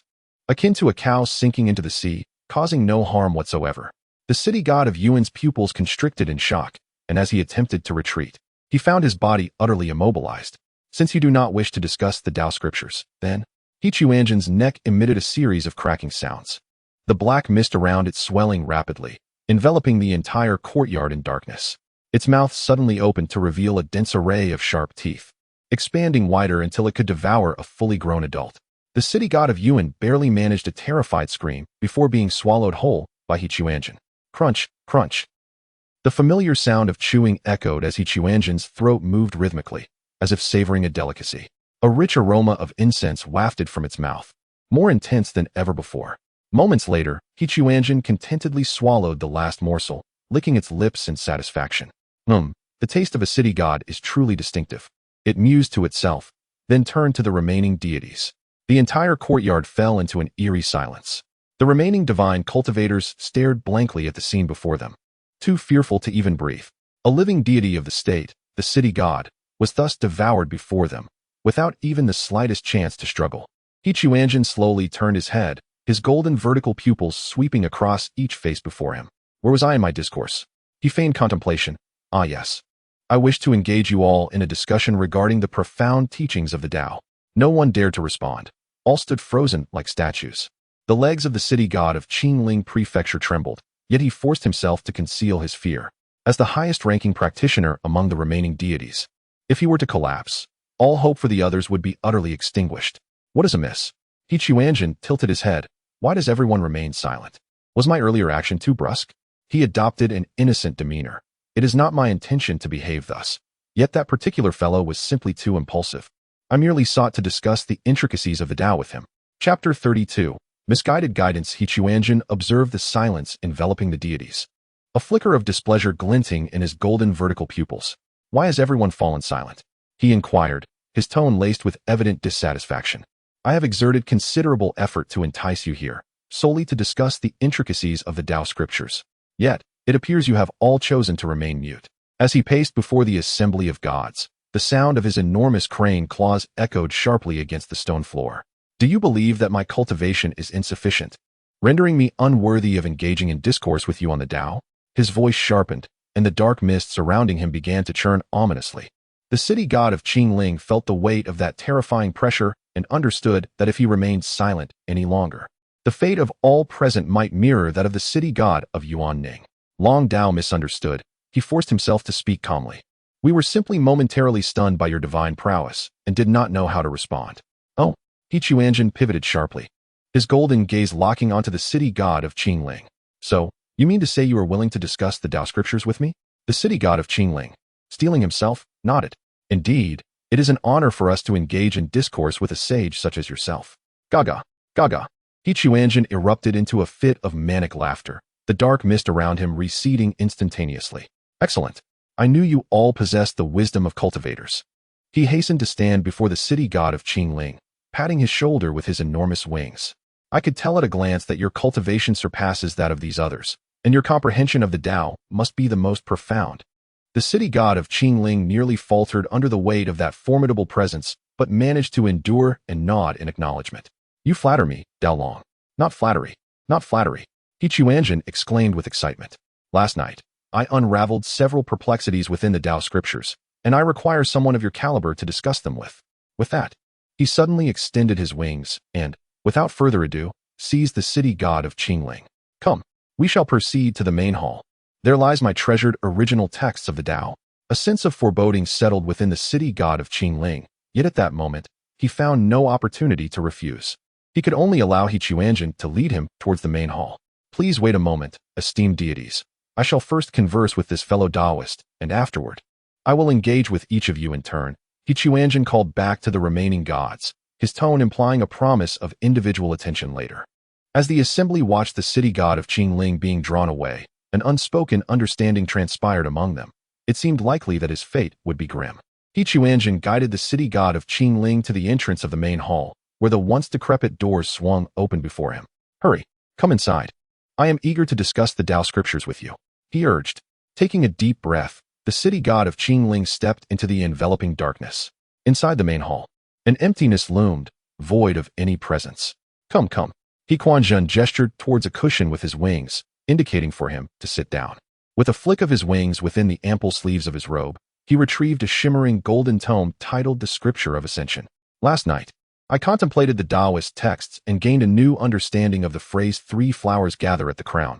Yet some aspects still elude me. I require the insight of a sage such as yourself to delve deeper into this matter. The city god of Qingling Zhao observed the tome radiating an enigmatic light, pondering internally.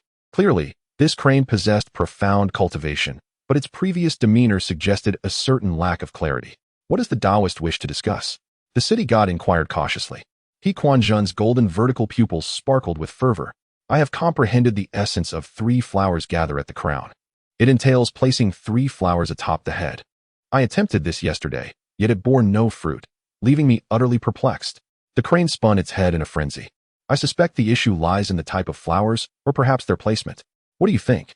Upon hearing this, the city god nearly stifled a laugh. This crane genuinely believed that 3 flowers gather at the crown merely meant placing 3 flowers on its head.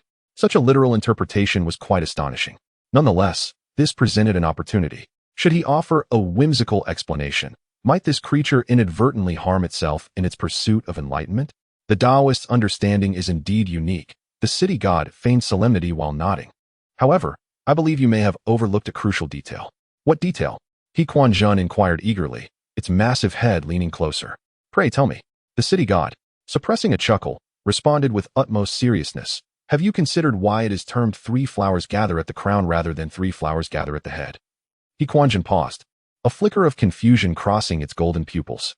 Is there a difference? Indeed, there is a significant distinction. The city god feigned enlightenment. The character for crown conveys meanings beyond mere head. In ancient texts of cultivation, it refers to the 3 crowns. Thus, to truly achieve 3 flowers gather at the crown, one must possess 3 crowns. 3 crowns? He Quanzhen's eyes widened in astonishment. Precisely, the city god explained with earnestness. Each crown represents the essence, the vital energy, and the spirit. Only with 3 crowns, each adorned with a flower, can one harmonize the essence, energy, and spirit, thereby attaining the true state of 3 flowers gather at the crown. Quanzhen listened, enraptured, its golden pupils glimmering with fervent light. I see now. I finally understand. No wonder my previous attempts were in vain. I lacked the other 2 crowns. In a fit of exhilaration, it paced the hall, its enormous claws clacking against the floor. 3 crowns, 3 flowers, essence, energy, and spirit in unison. The path is indeed simple. The path is indeed simple. The city god of Qingling watched as Quanzhen exhibited a state of madness, secretly rejoicing within. Indeed, this crane seemed to possess a rather unhinged mind, genuinely believing in such an absurd explanation. However, just as Quanzhen was reveling in his ecstasy, an epiphany struck him. He abruptly halted his steps, turned around, and inquired, I possess but 1 head. How then could I possibly have 3 crowns atop it? Chapter 33.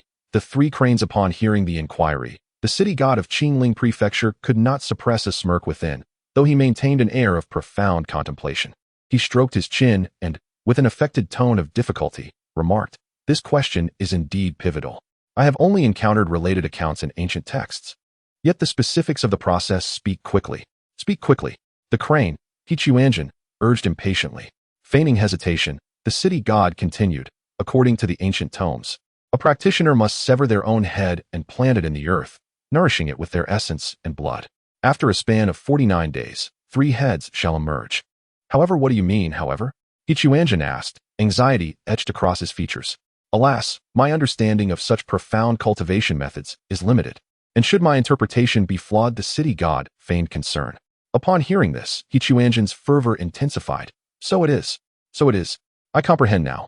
Severing the head and planting it, nourishing it with essence. 49 days. It paced frantically within the hall, its immense claws clattering against the floor. The path is remarkably simple. How could I not have realized this sooner? Taoist, I merely speculate. My assertions may not be accurate.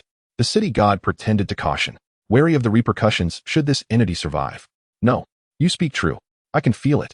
This is indeed the rightful path to cultivation. The path is remarkably simple. The more straightforward the method, the closer it is to the truth. Quanzhen suddenly turned, its golden vertical pupils gleaming with madness. It abruptly gestured toward the hall's entrance. You must leave. I shall commence my seclusion for cultivation. No one is to disturb me. The city god rejoiced inwardly, maintaining an air of concern. Taoist, might you not reconsider? This endeavor carries great peril. It could lead to reconsider what? Quanzhen impatiently waved its wings. I am eager to attempt this. Depart. Depart. The city god, fearing further protest, hastily took his leave from the main hall. The rotting doors slammed shut behind him. Upon returning to the courtyard, the remaining deities immediately surrounded him. Qingling Taoist, what transpired? A county god inquired anxiously, surveying the gathering. The city god lowered his voice and declared, Esteemed friends, I have conceived a plan that may grant us an escape. What plan? The others pressed eagerly. The city god recounted the dialogue from the hall, and the deity's eyes widened in astonishment. You propose it cut off its own head and plant it? A county god asked incredulously. He nodded. This crane possesses formidable cultivation, yet it is clearly unhinged. I have intentionally misled it to bring about its own demise. But what if it fails to perish and instead achieves a breakthrough? Indeed, this creature is remarkably peculiar. It may very well succeed in sprouting 3 heads. Would that not render our situation even more perilous? The deities exchanged anxious words, voicing their skepticism regarding this audacious plan, each sharing their reservations. Though they all wished for Quanzhen's demise, none dared to ascertain the efficacy of their plan. The city god of Qingling sighed, stating, at this juncture, we have no choice but to take a gamble. It is certainly preferable to passively awaiting our fate. As he spoke, a series of clattering sounds resonated within the hall, seemingly indicating that Quanzhen was preparing something. The crowd fell silent, awaiting the unfolding events with bated breath. The first day passed without a stir in the main hall. The second day elapsed, and still, the hall remained eerily quiet. By the third day, an unexpected delight emerged. The thick white mist enveloping the Jinshin temple began to dissipate. As twilight approached on the third day, the once impenetrable fog completely vanished, revealing glimpses of the outside world. The mist has cleared, an excited county god exclaimed, pointing towards the sky. It truly has disappeared. The collective excitement surged among the onlookers. The city god of Qingling gazed outside, a swell of hope blossoming within him. The dispersal of the mist signified that the crane had likely perished. It appears my plan has succeeded, he sighed in relief. Indeed, my dear Taoist Qingling is astute. Shall we now take our leave? The crowd was aflame with enthusiasm, just as the Qingling city god was about to nod in agreement. A glimmer of avarice flickered in his eyes as he suddenly recalled something. Esteemed friends, given that the crane has indeed perished, why not venture into the hall for a closer inspection? Venture inside. The group paused momentarily in surprise. The Qingling city god continued. Let us not forget the mission that brought us here. Now that the crane lies dead, it is the perfect opportunity to search the grand hall. At his words, greed illuminated the eyes of his companions. Such a formidable creature must possess extraordinary treasures, perhaps even celestial artifacts. And they had originally come to investigate the source of the golden light. Taoist Qingling speaks wisely. Since the beast is dead, we should indeed explore. One of the state gods licked his cracked lips, his greed overshadowing his fear. With hearts intertwined with trepidation and excitement, they cautiously approached the entrance of the main hall. The two doors, long since decayed, stood firmly closed, their surfaces cloaked in cobwebs and moss. Through the cracks, an abyssal darkness loomed within, as if it could consume all light. Taking a deep breath, the city god of Qingling cautiously pushed against the door. It remained unyielding, cold and heavy to the touch, as if forged from ancient iron rather than wood. He sensed something was firmly barricading the door from behind. What is happening? Confusion enveloped the crowd, the atmosphere thickening with tension once more. Furrowing his brow, the Qingling city god ceased his restraint, channeling his divine energy into his palm before forcefully shoving against the door. At that moment, a cacophony of fierce combat and chaotic howls erupted from within the hall. Bang, bang, bang. The sound of heavy bodies crashing against the walls echoed, accompanied by the splintering of wooden frames and the shattering of pottery. Huh, you fraud. The Taoist scripture is mine. A shrill voice shouted. I am the true one. You are all mere fragments of my essence. You must perish. Another voice reverberated with a fury that was both brutal and tempestuous. Nonsense. I am the true essence. I have comprehended the ultimate simplicity of the Tao. The third voice, albeit somewhat monotonous, bore an unwavering obstinacy. Upon hearing these three distinctly contrasting voices, all of which belonged to the same entity, Quanzhen, the gods were immediately struck with terror, retreating in disarray and huddling together in the courtyard. Suddenly, a thunderous crash resonated as the two sturdy palace doors were violently shattered from within by an overwhelming force. Splinters flew through the air, and amidst the swirling dust, three identical Quanzhens tumbled forth from the hall, entangled in a fierce struggle. Their enormous claws raked at one another with wild abandon, dislodging tufts of white feathers, while their wings flailed like iron fans, striking the ground and sending clouds of dust spiraling into the air. Chapter 34. This is my own flavor. Ha ha ha. Upon witnessing this scene, the deities were immediately struck with terror, their hearts pounding in fear. Many of them faltered, collapsing to the ground, while the others hastily retreated, eager to escape this realm of chaos. How can there be three? Stammered a county magistrate, his voice trembling with despair. Before them stood three identical cranes, yet their demeanor and essence were strikingly different. The one on the far left radiated unabashed greed and cunning, its claws and one wing fiercely clutching a radiant tome. The Ascension Sutra, with its other wing and talons, it relentlessly attacked the other two, shrieking incessantly, mine, all mine. The scripture is mine. The elixir is mine. The treasures belong to me. As it spoke, it guarded the precious text with its wing, as if it were an extension of its very being, fearful of any attempt to seize it. The crane in the center was engulfed in fury, its golden slit-like eyes seemingly ablaze with molten lava, and the black mist swirling around it roiled with intensity, almost taking on a corporeal form. It opened its sharp beak, resembling the most lethal of weapons, and lunged at the others, exclaiming, "You impostors! How dare you impersonate me? I shall tear you apart. Tear you apart." Meanwhile, the crane on the far right appeared somewhat dazed and deranged, its head tilted as it gazed with an obsessive, enigmatic light in its golden eyes, muttering to itself. Three flowers atop, three heads, decapitation and planting. The path is simplicity itself. The path is simplicity itself. It seemed utterly absorbed in its own world, clumsily evading the attacks of the others by sheer instinct. The three cranes engaged in a frenzied struggle within the courtyard, their claws flailing, wings beating wildly, and black mist swirling, transforming the entire space into a scene of utter chaos. I am the true one. The scripture is in my hands, cried the greedy crane. Nonsense. I am the true one. I shall consume you. roared the furious crane as it lunged to bite at its neck. The path is simplicity itself, 3 flowers atop, chanted the obsessional crane. Still lost in its reverie, its body curiously twisting to evade the wrathful crane's assault. The battle between the 3 cranes escalated. The stone slabs of the courtyard cracking under their weight, reduced to dust, while the pervasive black mist emanated a terrifying aura that left the deities gasping for breath.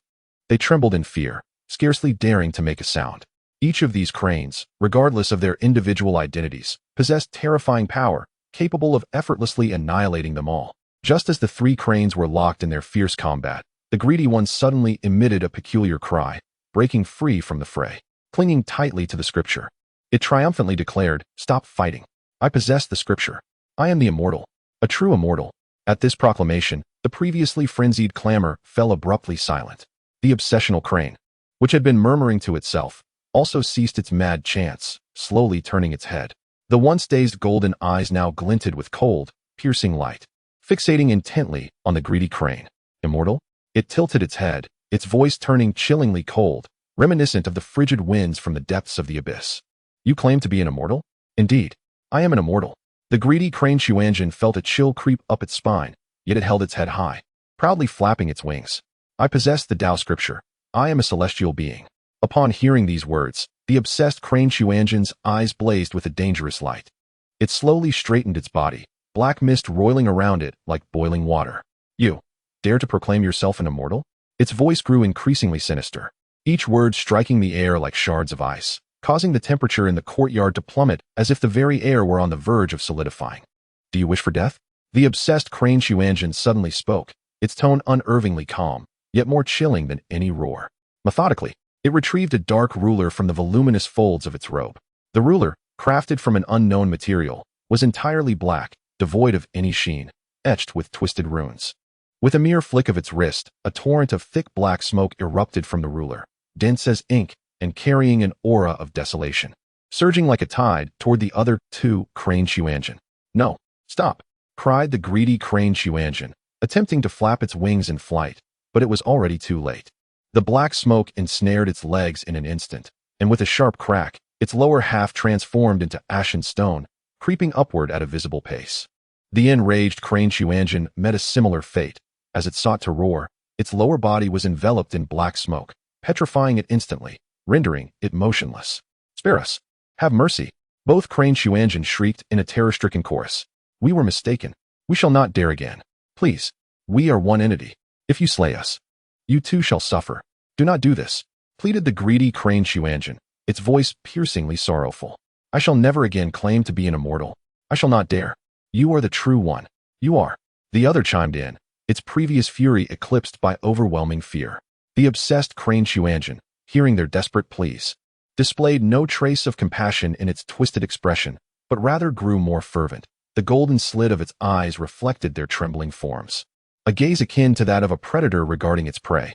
It slowly raised the dark ruler, the runes writhing as if alive, emitting a faint, eerie glow. It lifted the ruler high above its head, a manic expression upon its face. "Immortal? With the 2 of you, mere offshoots of my essence. How dare you utter such blasphemy? There exists only one immortal in this world. From beginning to end, there has only ever been one. That is I. I am the sole immortal." Before the last syllable had escaped its lips, it swung the ruler with fervor. The viscous black smoke no longer merely coiled but erupted forth like a torrent, instantly engulfing both the greedy and the enraged crane Quanzhen. The pace of petrification suddenly accelerated. Where the black smoke passed, feathers transformed into limestone, and flesh solidified into stubborn rock. Even the final cries of agony were ensnared within the freshly opened stone throat, ultimately morphing into 2 vividly lifelike stone sculptures, their expressions imbued with terror. A sharp, tooth-aching crack resonated through the air as the 2 statues became marred with fissures from within, before shattering with a thunderous roar into an ethereal powder that dispersed into the atmosphere. Yet, instead of descending to the ground, the fine particles were drawn together by an invisible force, coalescing into 2 streams of dark gray mist that surged into the body of the infatuated Quanzhen. With greedy anticipation, he opened his beak wide and inhaled deeply, devouring the powder in one swift motion, even extending his long tongue to meticulously savor the remnants at the corners of his beak, appearing insatiable. How fragrant! Such an exquisite aroma! He closed his eyes, arching his elongated neck, emitting a moan of ecstasy, reveling in the realization that this was his own essence. Ha ha ha. Chapter 35. The three heads. Upon the completion of its grotesque feast, Quanzhen stood in the courtyard, and its already eerie form began to undergo even more horrifying transformations. Beneath the skin of its neck, it seemed as if two living serpents writhed and surged, producing a grotesque gurgling sound as they bulged forth, creating ghastly lumps. The gods, witnessing this scene, were paralyzed with terror, their breaths caught in their throats as they beheld the nightmarish spectacle. A few timid deities rolled their eyes back and fainted, frothing at the mouth, while the others turned ashen, their legs trembling like leaves in a tempest, devoid of the strength to flee. Crack, crack. Accompanied by the sickening sounds of flesh tearing and bones dislocating, the skin on either side of Quanzhen's neck suddenly split open, revealing two bloody gashes, reminiscent of bamboo shoots breaking through the earth. Without any forewarning, two new heads, slick with mucus, forcefully emerged from the fissures. The entire process unfolded without a single cry of pain, as if it were a natural occurrence, bizarre in its extremity. As the left head broke free, its eyes darted greedily, scanning the assembly of gods, drool dripping from its sharp beak as it called out in a shrill voice. Where are the Tao scriptures, the Ascension Sutra, and all those treasures, the incense offerings? They are mine, all mine. In contrast, the right head emanated an aura of brutality, its golden slit like pupils ablaze with fury. It immediately roared at the gods, "Kill, kill, kill. I shall tear them apart, extract their divine souls to light the sky lanterns, grind their bones into powder. I want to hear their wails. I want to witness their despair." Though the three heads shared a single body, each possessed its own consciousness. Speaking independently, their three distinct voices intertwining to create a haunting and chilling cacophony. Ha ha, I understand now. I finally comprehend. The central head suddenly laughed maniacally, its laughter piercing the air, three flowers atop the head. Three heads. This is the true great path. I am on the verge of becoming the legendary immortal. A genuine immortal. Ha ha. The left head eagerly chimed in. Yes. We are immortals. Immortals deserve to possess everything. All the treasures of the world and all the incense offerings should belong to us. The right head, however, ferociously turned its gaze towards the trembling gods in the courtyard, declaring, "Those wretches are still here, perfect for our first feast after achieving immortality. We shall devour them all. I want to extract their divine hearts and consume them while they are still warm." Just as the gods believed they were destined to become mere snacks for this three-headed monstrosity, a sudden quarrel erupted between the left and right heads. "No, we cannot eat them," the left head urgently protested, shrieking, "These beings are the golden egg-laying chickens. We have yet to fully unravel the mysteries of the Ascension Sutra. We need their assistance to translate the subsequent passages. We must drain them dry before consuming them." The right head roared in fury, "Devour them. We must eat them now. I am hungry. I can sense their rich incense essence. I want flesh. I want to drink their divine blood." "You fool. All you think about is eating. Short-sighted." On the left, one head vehemently proclaimed, "Our paramount objective is to attain immortality, to become celestial beings, to possess boundless treasures. These individuals can aid us in comprehending the profound essence of the Tao scriptures. This is the ultimate benefit. I care not. I simply crave sustenance," retorted the head on the right, stubbornly shaking in fury. "I am famished now. I demand food. Who are you to dictate my desires? You spineless schemer. Why? Simply because I am more astute than you. You brutish fool, consumed by violence. What else do you excel at apart from rage?" The left head contemptuously responded. "Who are you calling a fool?" The right head, thoroughly provoked, twisted its neck sharply, baring its fierce beak. "I shall tear you apart. I will gnaw off your head. Come forth. Who fears whom?" The left head, undeterred, opened its mouth to retaliate. "You, a mere simpleton consumed by anger, dare to bite me? Experience my might first." The argument escalated, leading the two heads to actually commence biting each other around their necks. White feathers mingling with blood and flesh in a grotesque spectacle. Enough. The central crane, Quanzhen, could no longer bear the chaos. Its previously fervent gaze was instantly replaced with an overwhelming, indisputable rage. "Both of you, silence. What is this incessant clamor? I shall not be silenced. Why should I heed your commands? We are equals. I am also a celestial being." The left head stubbornly retorted, its eyes gleaming with greedy obstinacy. The right head echoed defiantly, "What are you? I shall eat when I wish. I shall kill when I please. You have no say in the matter. Equals. A wretched creature dares to presume equality with me?" The fury in Quanzhen's eyes surged, its voice turning frigid and piercing. It appears you both desire death. We are independent. The left head protested. Quanzhen was utterly enraged. It suddenly opened its beak wide and unleashed a thunderous roar. Since you refuse to obey, let this serve as a lesson. You shall learn who the true celestial is. Before the words could fade, it swiftly turned its head, opening its sharp beak, and with a sickening crunch, it bit off half of the left head's skull, skin and flesh included. Oh! The left head let out a piercing wail, black blood gushing forth like a fountain. It hurts. It hurts so much. My treasures. My head. Before the right head could react, Quanzhen struck again, mercilessly maiming the right head's skull as well. No. Please no. The right head screamed, its fury instantly eclipsed by excruciating pain and terror. I was wrong. I was wrong. Master. I was wrong. Both heads, now mangled and bloodied, were left with only half of their skulls, blood streaming down their necks, staining their entire bodies. They finally trembled in fear, curling up in a shivering ball. Now you comprehend fear? Quanzhen licked the remnants of flesh and blood from its beak, a satisfied yet sinister smile gracing its face as it coldly declared, Remember, I am the elder brother. You are merely fragments of my being. Should you dare to retort again, I shall utterly consume you, only to give rise to two new ones. We shall not dare. We shall not dare. The two half-damaged heads pleaded in unison, their voices trembling like leaves in the autumn breeze. The deities within the courtyard, witnessing this gruesome and terrifying spectacle of mutual slaughter, were rendered utterly aghast, scarcely daring to breathe. Chapter 36.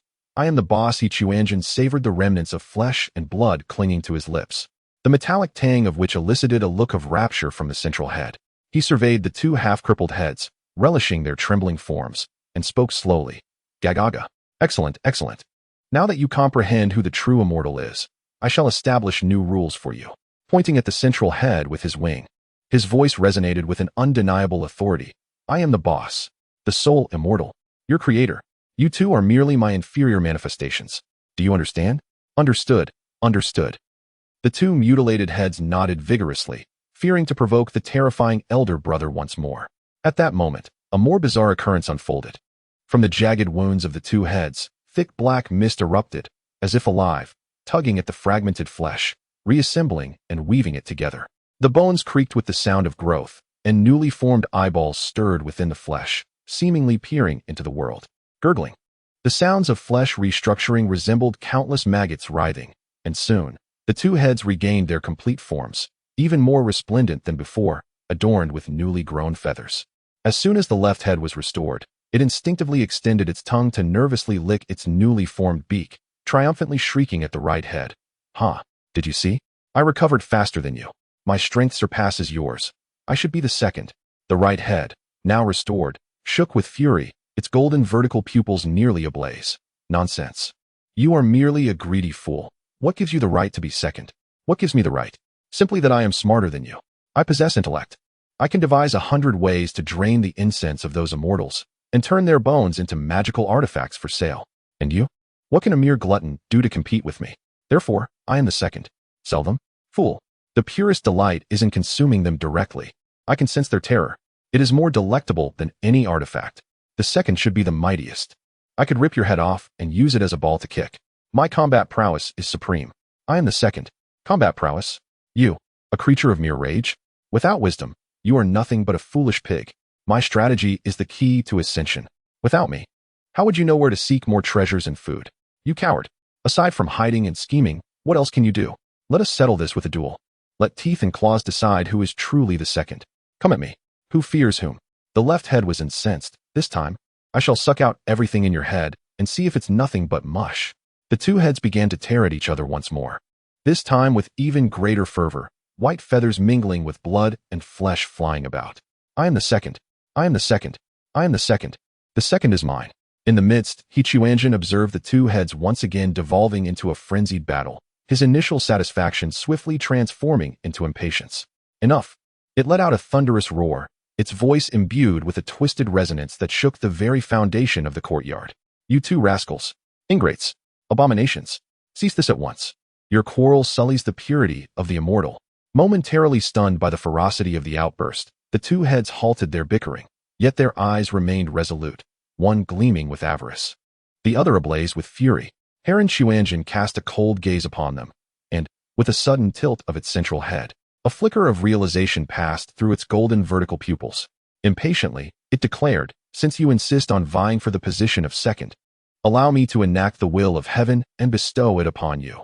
With a wing pointed at the head on the left, it proclaimed in an authoritative, manic tone, the left is esteemed, and the right is lesser. This is ancient wisdom. No, wait, or is it that the left represents the yang and the right the yin? Regardless, I am in good spirits today, and the left appeals to my eye. Thus, the left shall be deemed second. So it is ordained. This is the will of heaven, the great way. Upon hearing this decree, the right head's golden pupils ignited with fury as it shrieked, on what grounds? Why should it be second? What nonsense is this will of heaven? What rubbish is this great way? I refuse. I absolutely refuse. It thrashed wildly, its white feathers bristling as if to pierce the very air. The left is esteemed? Absurd. The right is the true path. With a knife in the right hand and a kick from the right foot, my right head is inherently more noble than the left. I shall be second. I must be second. The left head tilted in smug satisfaction, its greedy eyes shimmering with triumph. Ha ha ha. Did you hear that? The elder brother has decided. I am second. Second. You tempestuous fool, can only be third, and the third must heed the second. I refuse. I refuse, roared the right head in rage. I will devour both of you. I will be the leader. The second. Anything. The obsession in the central Heron Xuanzhen's eyes morphed into a dangerous glint as it slowly turned its head, its voice chillingly calm. Oh, you dare defy me? You dare to oppose the will of heaven? With deliberation, it retrieved a pitch-black ruler from its sleeve, swinging it gently through the air. The twisted runes upon the ruler began to writhe, exuding an aura of desolation that echoed the decay of all things. Heron Xuanzhen caressed the ruler before the right head, its voice deceptively gentle. Do you wish for death? Upon seeing the ruler, the right head's pupils constricted as the earlier fury vanished without a trace. Replaced by profound terror, it recalled the horrific spectacle of being petrified, shattered, and reduced to dust beneath the ruler's might. I, stammered the right head, its voice trembling. I do not defy. I merely what? Heron Xuanzhen pressed, bringing the ruler close to its eye. The dark smoke emanating from the ruler intensified the right head's horror. Do you wish for death? Do you wish to be ground to dust, only to be devoured again and sprout a more obedient head? No, no. The right head completely broke down, screaming in terror. I submit. I submit. The left is second. I am third. I accept. I accept. Spare me, elder brother. In the midst of the scene, the crane nodded in satisfaction, retracting the ruler into his sleeve. His face once again donned that frenzied expression. This is precisely how it should be.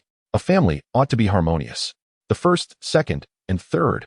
What a splendid arrangement. Ha ha ha. The head on the left proudly twisted its neck, mocking the head on the right. Do you see?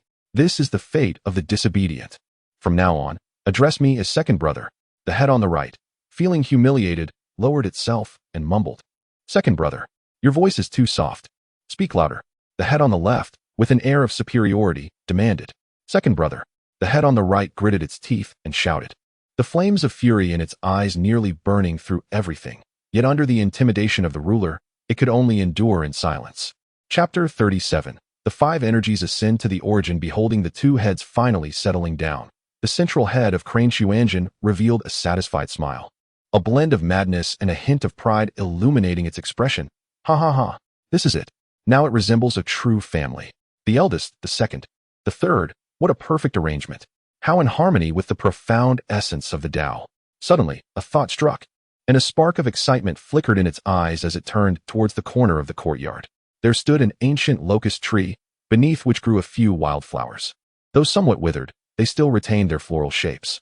The central head of Crane Xuanzhen erupted into an impassioned shout. Yes, yes, the three flowers gather at the crown. Since we possess three heads, we require three flowers. This is the true essence of the immortal path. With fervor, it dashed towards the old locust tree, frantically clawing at the earth until it unearthed three relatively intact wildflowers. One was a wilted yellow chrysanthemum, another a half-faded peach blossom, and the last a blackened peony. Perfect, perfect, Crane Xuanzhen exclaimed, cradling the three flowers and laughing maniacally. It is fate. This is undoubtedly the will of heaven. The three immortal flowers prepared for me by the Tao. With utmost care, it placed the wilted yellow chrysanthemum atop the central head. Though the petals drooped, to its eyes, it resembled the most precious treasure in existence. The eldest wears the chrysanthemum. The chrysanthemum stands resilient against frost, symbolizing the character of an immortal. The central head murmured to itself, wholly immersed in its reverie.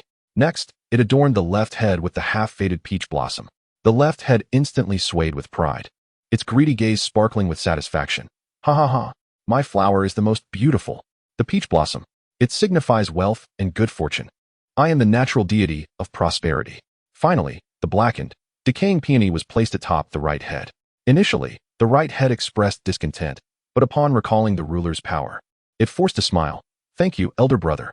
Thank you, second brother. My flower is quite nice. Though all three flowers had withered and decayed, they appeared strikingly bizarre upon the heads of Quanzhen, resembling three lunatics donning tattered floral crowns in a grotesque performance. The three flowers gather at the crown. The three flowers gather at the crown. The three heads laughed maniacally towards the sky, their voices intertwining to create a chilling symphony. Ha ha ha, I have finally achieved it. The three flowers gather at the crown.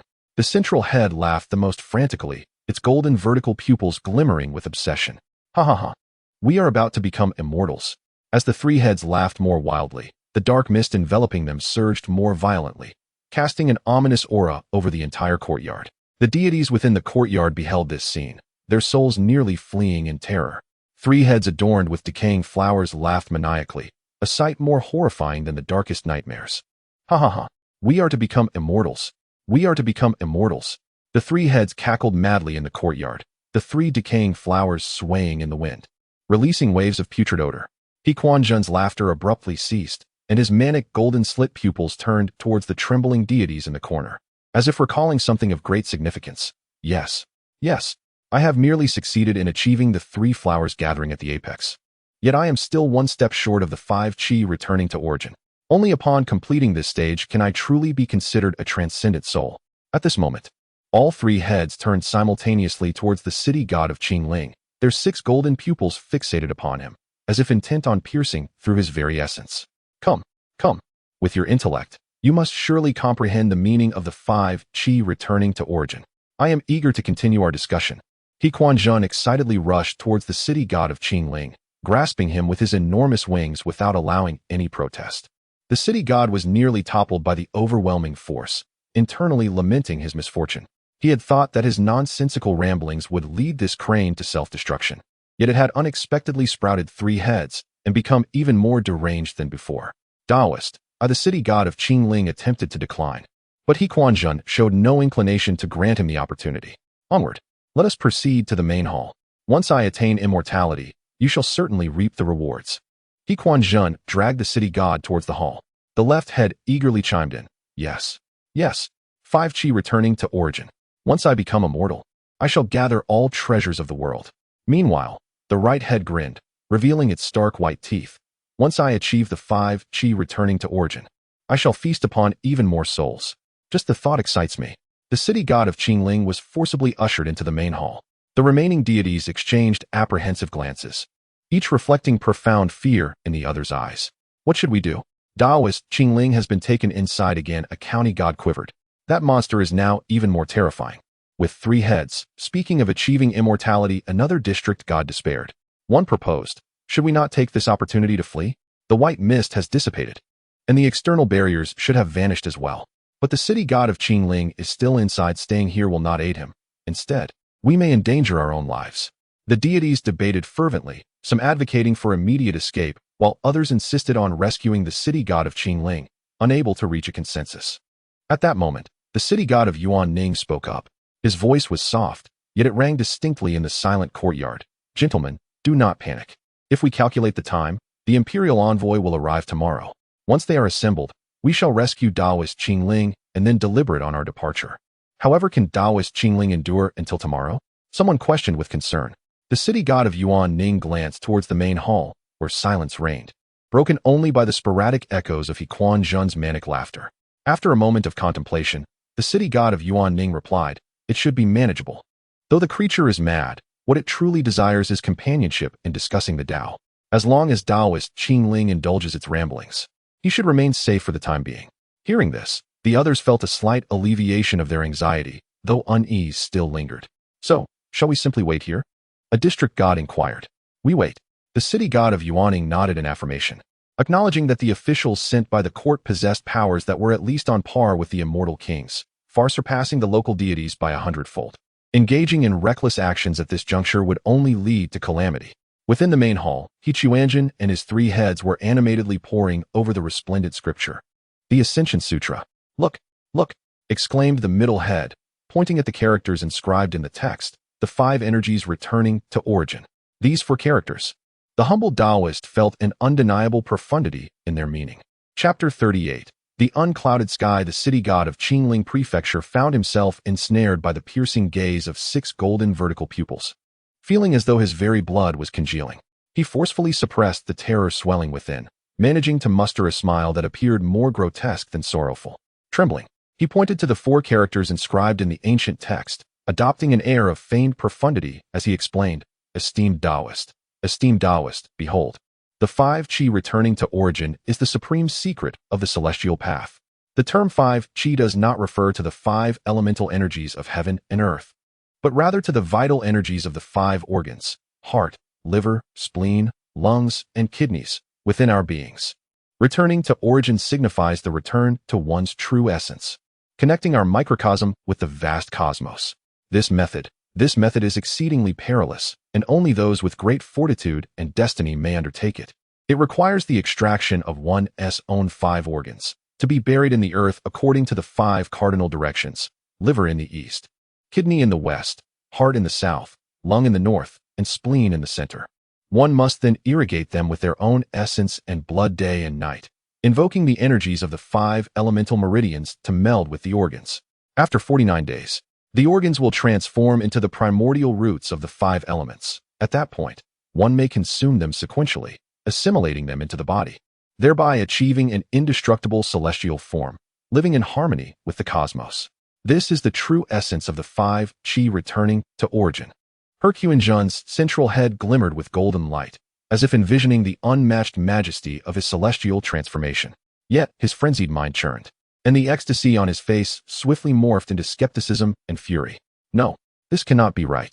He suddenly leaned close to the city god of Qingling, his sharp beak nearly piercing the latter's forehead. Your explanation, while seemingly plausible, raises my suspicions. Should one excavate and bury the 5 organs, even the celestial emperor would perish over time. Only I, among all under heaven, possess the ability to endure such a fate. If this world lacks me, does it not imply that no one could ever ascend to immortality? Thus, this technique cannot possibly exist. Are you attempting to deceive me? The city god of Qingling was so terrified that his spirit seemed to detach from his body, cold sweat soaking his back. He repeatedly waved his hands in denial. Esteemed Taoist, I beseech your discernment. It is precisely because others cannot achieve this that your status as the singular true immortal throughout the ages is affirmed. Consider, if everyone could extract their organs without consequence, would the path to immortality not become a mere highway? The heavens would be overrun with immortals. This secret method is concealed, for it awaits an unparalleled being like yourself, one who possesses an indestructible body and dares to challenge the ultimate truths of heaven and earth. This is not a deception, but a unique trial set by the celestial path to distinguish you from the ordinary and the sham immortals. Others may perish because they lack the celestial mandate, but you are that destined one. While these words brought a sense of satisfaction to Quanzhen, doubt still lingered. However, before he could voice his discontent, the 2 other heads beside him grew anxious. They could not allow this once-in-a-lifetime opportunity to slip away. Should this madman practice himself to death, his body would become theirs. The second head on the left, with a cunning gleam in its eye, immediately interjected with fervor, Elder brother, what a remarkable existence you are. The reason this method leads to death is precisely to filter out the unworthy who lack the qualifications to ascend. In this world, aside from you, who possesses such immortal and indomitable powers? This is not merely the way of mortals, but rather a celestial ladder tailored exclusively for you. The great Tao is affirming that only you are the singular true immortal in this realm. They shall perish, and rightly so. If they were to endure, would that not diminish your uniqueness? The second brother chattered incessantly. The third brother, nodding earnestly, chimed in. Indeed, elder brother, that fool speaks the truth. I share the same sentiment. Quanzhen, buoyed by the flattery of his 2 subordinates, felt his doubts evaporate, and with pride, he lifted his head and laughed maniacally. Ha ha ha ha, well said, utterly splendid. I am destined by heaven. I am the one and only. In the realm of immortality, who else could possibly take my place? He patted the shoulder of the city god of Qingling with such force that it nearly shattered his soul. You, my lad, are quite perceptive. Once I attain the quintessence of vitality, I shall appoint you as my foremost immortal disciple." After proclaiming this, he dragged the city god into a chaotic discussion of other nonsensical phrases from the scriptures until he was thoroughly satisfied, at which point he carelessly cast him aside like refuse to the corner of the grand hall and began his own research. The city god of Qingling, slumped in the corner, was still in shock, drenched in cold sweat. He watched the three heads gathered together in maniacal laughter, his heart still gripped by fear. However, when his gaze inadvertently fell upon the ancient scripture that Quanzhen had discarded, he felt an inexplicable urge to quietly practice the foundational breathing techniques described at the beginning of the text, channeling the divine power within him. This was not the familiar path driven by the will of incense offerings, but an entirely different route. A faint yet remarkably pure flow of energy emerged from the void, gradually coursing through his limbs and body. This power was self-sourced, independent of external influences, as if it were carving out a small realm entirely of his own. The city god of Qingling was shaken to his core. This was indeed real. The scripture, once revered by madmen, contained a genuine and distinct cultivation system that diverged entirely from this world. Unable to contain his astonishment and curiosity any longer, he mustered the greatest courage of his life and tremulously inquired of Quanzhen, who was still lost in admiration of withered flowers. "Taoist, I am perplexed. If the Ascension scripture records such exquisite methods of immortality, why has this realm never heard of any cultivators? All practitioners merely gather incense offerings, walking the path of the divine." The central head of Quanzhen turned slowly at the question, its golden vertical pupils devoid of mania, replaced by an icy indifference. In a tone that stated a cold fact, it replied, "Because in this world, there is no heaven. The divine path is a tree without roots, a stream without source, surviving only on the meager will of sentient beings. As for the immortal path, it emphasizes aligning with the workings of heaven and earth. Without heaven, what do you possess to cultivate? What do you have to follow? Therefore, this path has been severed from the very beginning." In the city of Qingling, the city god appeared as though struck by lightning. Instinctively, he gazed upwards at the dome of the grand hall, where the sky loomed gray and hazy, as if it had remained unchanged since his birth. Trembling slightly, he inquired, "Then, where is the sky?" Quanzhen's three heads simultaneously bore an expression of condescending pity, as the central head lazily raised a wing and withdrew the dark ruler from his sleeve, gently waving it before the city god. The twisted runes on the ruler exuded an aura of desolation, signaling the end of all things. In a tone bordering on delirium, he intoned deliberately, "The sky is here. You have taken down the sky?" The city god of Qingling felt his very soul quiver. As he beheld the ruler, he envisioned the collapse and demise of the entire world, gripped by an unprecedented terror. Suddenly, Quanzhen erupted in fury, all three heads roaring in unison, "Fool! You irredeemable imbecile! Have I taken down the sky? I have come to save your lives. The sky has long since perished. It rotted and stank eons ago, transforming into a monstrosity a billion times more deranged than I. Every drop of rain it produces is pus and blood. Every breath it exhales is a plague. Were it not for my efforts to refine it into this ruler before it could utterly contaminate this world, you fools, along with all living beings, would have already succumbed to its corruption." With great difficulty, the city god swallowed hard, his voice quivering as he asked, "Then, how could you cultivate the Ascension Sutra? If this realm is devoid of a sky, how is it that you alone can embark upon the path of immortality?" Upon hearing this question, Quanzhen's three heads simultaneously exhibited an extreme arrogance, as the central head erupted into frenzied laughter. "Ha ha ha! You ask a splendid question. The reason I can cultivate this Ascension Sutra is that it is not the original version, but a meticulously revised one, perfected over countless iterations to seamlessly integrate into this world." As his words fell, all three heads sensed a disquieting presence. The central head slowly turned towards the city god of Qingling, its golden vertical pupils glimmering with a dangerous light. "Wait!" Quanzhen's voice suddenly darkened and grew chilling. "I just detected a faint yet pure aura emanating from you." In an instant, he lunged forward, his massive form closing in on the city god, all three heads leaning in, their six golden vertical pupils fixed intently upon him, the oppressive force nearly shattering his very essence. "You," the central head bellowed, "have you been secretly practicing the techniques from my scriptures?" The city god was terrified, his spirit nearly fleeing his body as he waved his hands vigorously, his voice trembling to the point of incoherence.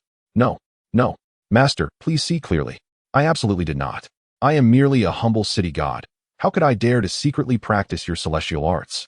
The leftmost head, with a glint of greed in its eye, licked its beak and exclaimed, Brother, I can sense it. There is indeed a pure aura.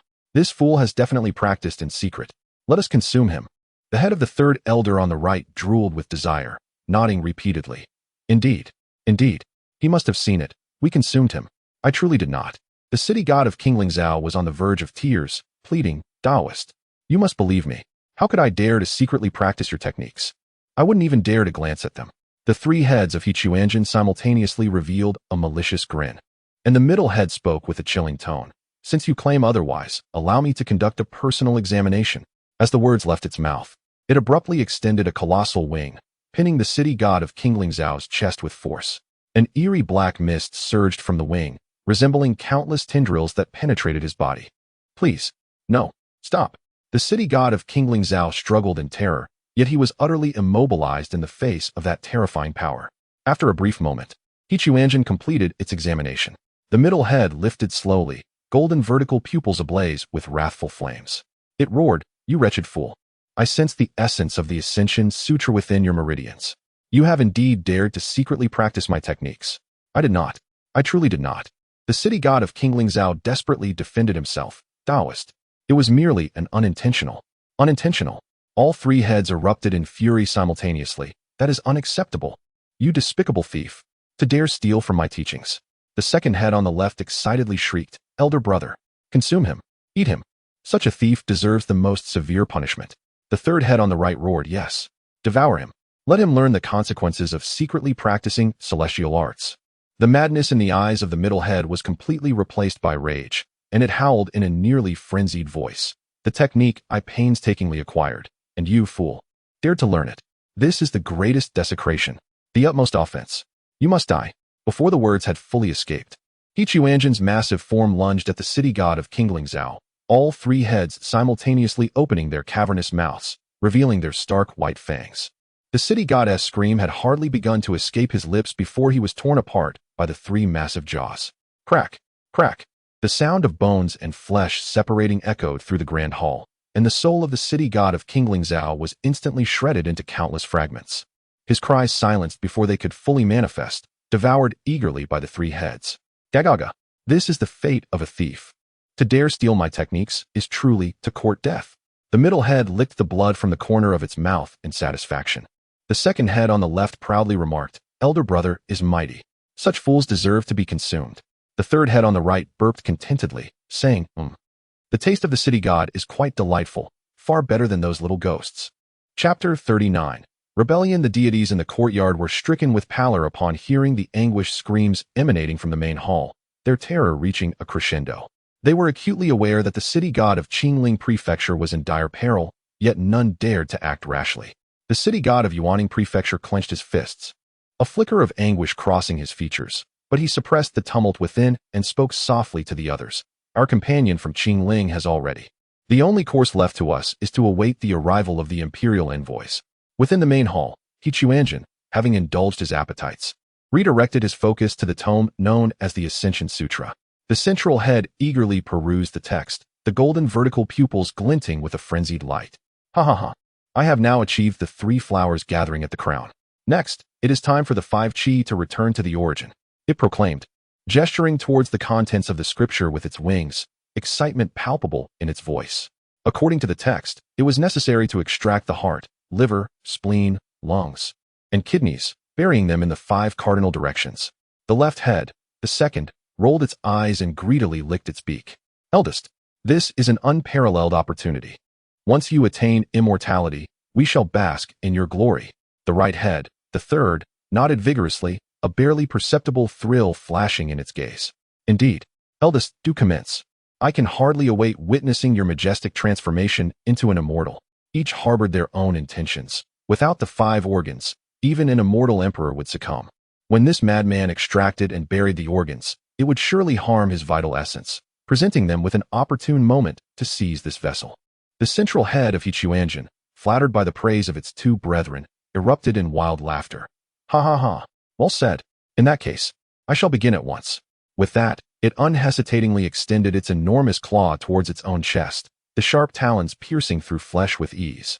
With a crack, the sternum was effortlessly torn apart, black blood gushing forth in torrents. First, the heart.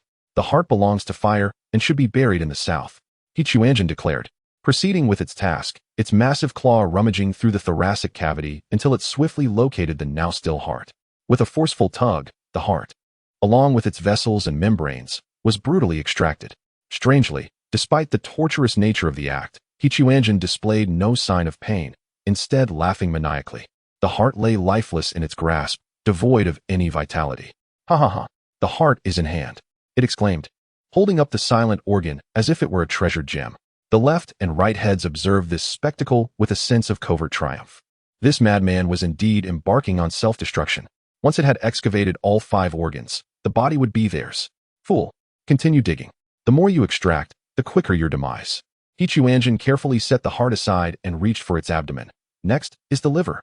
The liver belongs to wood and should be buried in the east. With a swift motion, the sound of claws tearing through flesh resonated once more as Quanzhen did not hesitate to carve a gaping wound in its abdomen. Black blood and fragments of viscera splattering everywhere. It rummaged through the abdominal cavity, soon locating the liver, now darkened and lifeless. Next comes the spleen, lungs, kidneys. And the madman Quanzhen, akin to a deranged butcher, extracts his own vital organs one by one. Throughout this entire ordeal, he experiences no anguish. Rather, he becomes increasingly exhilarated, with 3 heads laughing maniacally in unison. Ha ha ha, all organs intact. Soon, I shall ascend to immortality. Swiftly, the 5 lifeless organs are arranged neatly upon the ground, while Quanzhen's body is riddled with gaping wounds, yet his spirit remains astoundingly heightened. Now, they must be interred into the earth according to the 5 elemental directions. Quanzhen seizes the heart, dashes out of the main hall, and races towards the southern courtyard wall. The deities in the courtyard, witnessing this spectacle, are left utterly dumbfounded. There stands Quanzhen, drenched in blood, yet exuberant as a child, digging into the earth. Ha ha ha, the task is complete. Now, I merely await 49 days, and I shall attain an indestructible immortal form. Once all 5 organs are buried, Quanzhen stands at the center of the courtyard, arms wide open, laughing maniacally, completely absorbed in the fantasy of his impending transcendence. Meanwhile, the second head on the left and the third head on the right exchange a furtive glance, a glimmer of sinister intent flickering in their eyes. They simultaneously comprehend each other's thoughts. Now is the moment. This madman has extracted his organs. He is at his most vulnerable. The opportunity has arrived. After such a lengthy wait, we can finally eliminate this lunatic. The 2 heads spring into action, their massive jaws snapping open to reveal gleaming fangs. Lunging towards the central head of Quanzhen with ferocity, the second head shrieks with madness. Die, you lunatic. This body rightfully belongs to me. The position of the eldest is mine. I shall devour your brain. The third head echoes with a roar. The 2 gaping maws simultaneously charge towards the central head, their sharp teeth glinting ominously in the air. The deities in the courtyard are taken aback by this sudden turn of events.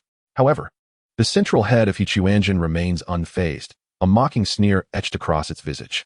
A flicker of disdain and scorn dances in its golden vertical pupils. Ha ha ha ha. You 2 imbeciles truly believe that by extracting my organs, my strength would wane. They are but a few pounds of decayed flesh. Ha ha ha ha. Quanzhen cackles maniacally. No sooner had the laughter subsided than the central head whips around with lightning speed. Just as the fangs of the second and third heads are about to sink into it, Quanzhen opens his maw wide, expanding to an astonishing degree, as if to engulf the entire world. Crack! With a sharp sound, Quanzhen's enormous jaws precisely seize the left side of the second head's face.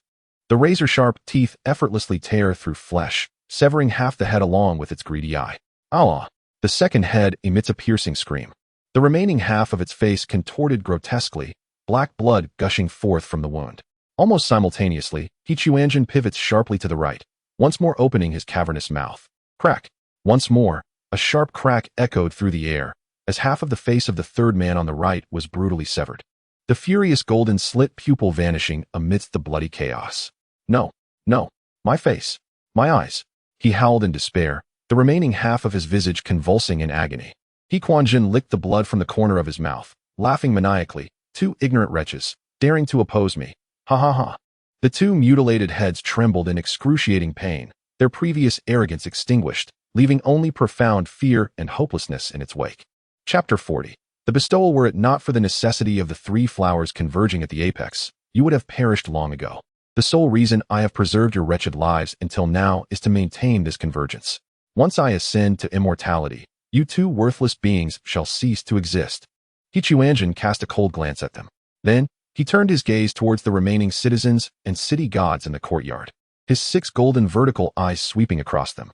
Under his penetrating gaze, the city gods trembled uncontrollably, their spirits nearly fleeing, terrified that they might be the next to be devoured. The city god of Yuan Ningzhou was the first to regain his senses. Suppressing his fear, he quaked as he knelt on the ground, his voice trembling as he proclaimed, "Congratulations, esteemed immortal, on achieving the 3 flowers converging at the apex. Your divine powers are boundless, making you the foremost immortal of all time." Upon witnessing this, the other city gods and citizens hastily prostrated themselves, chanting in unison, "Congratulations, esteemed immortal, your divine powers are unmatched. The foremost immortal of all time. Immortal, mighty, and revered. Long live the immortal. Your magical prowess knows no bounds. We, the humble deities, are willing to serve as mere hounds beneath your exalted throne."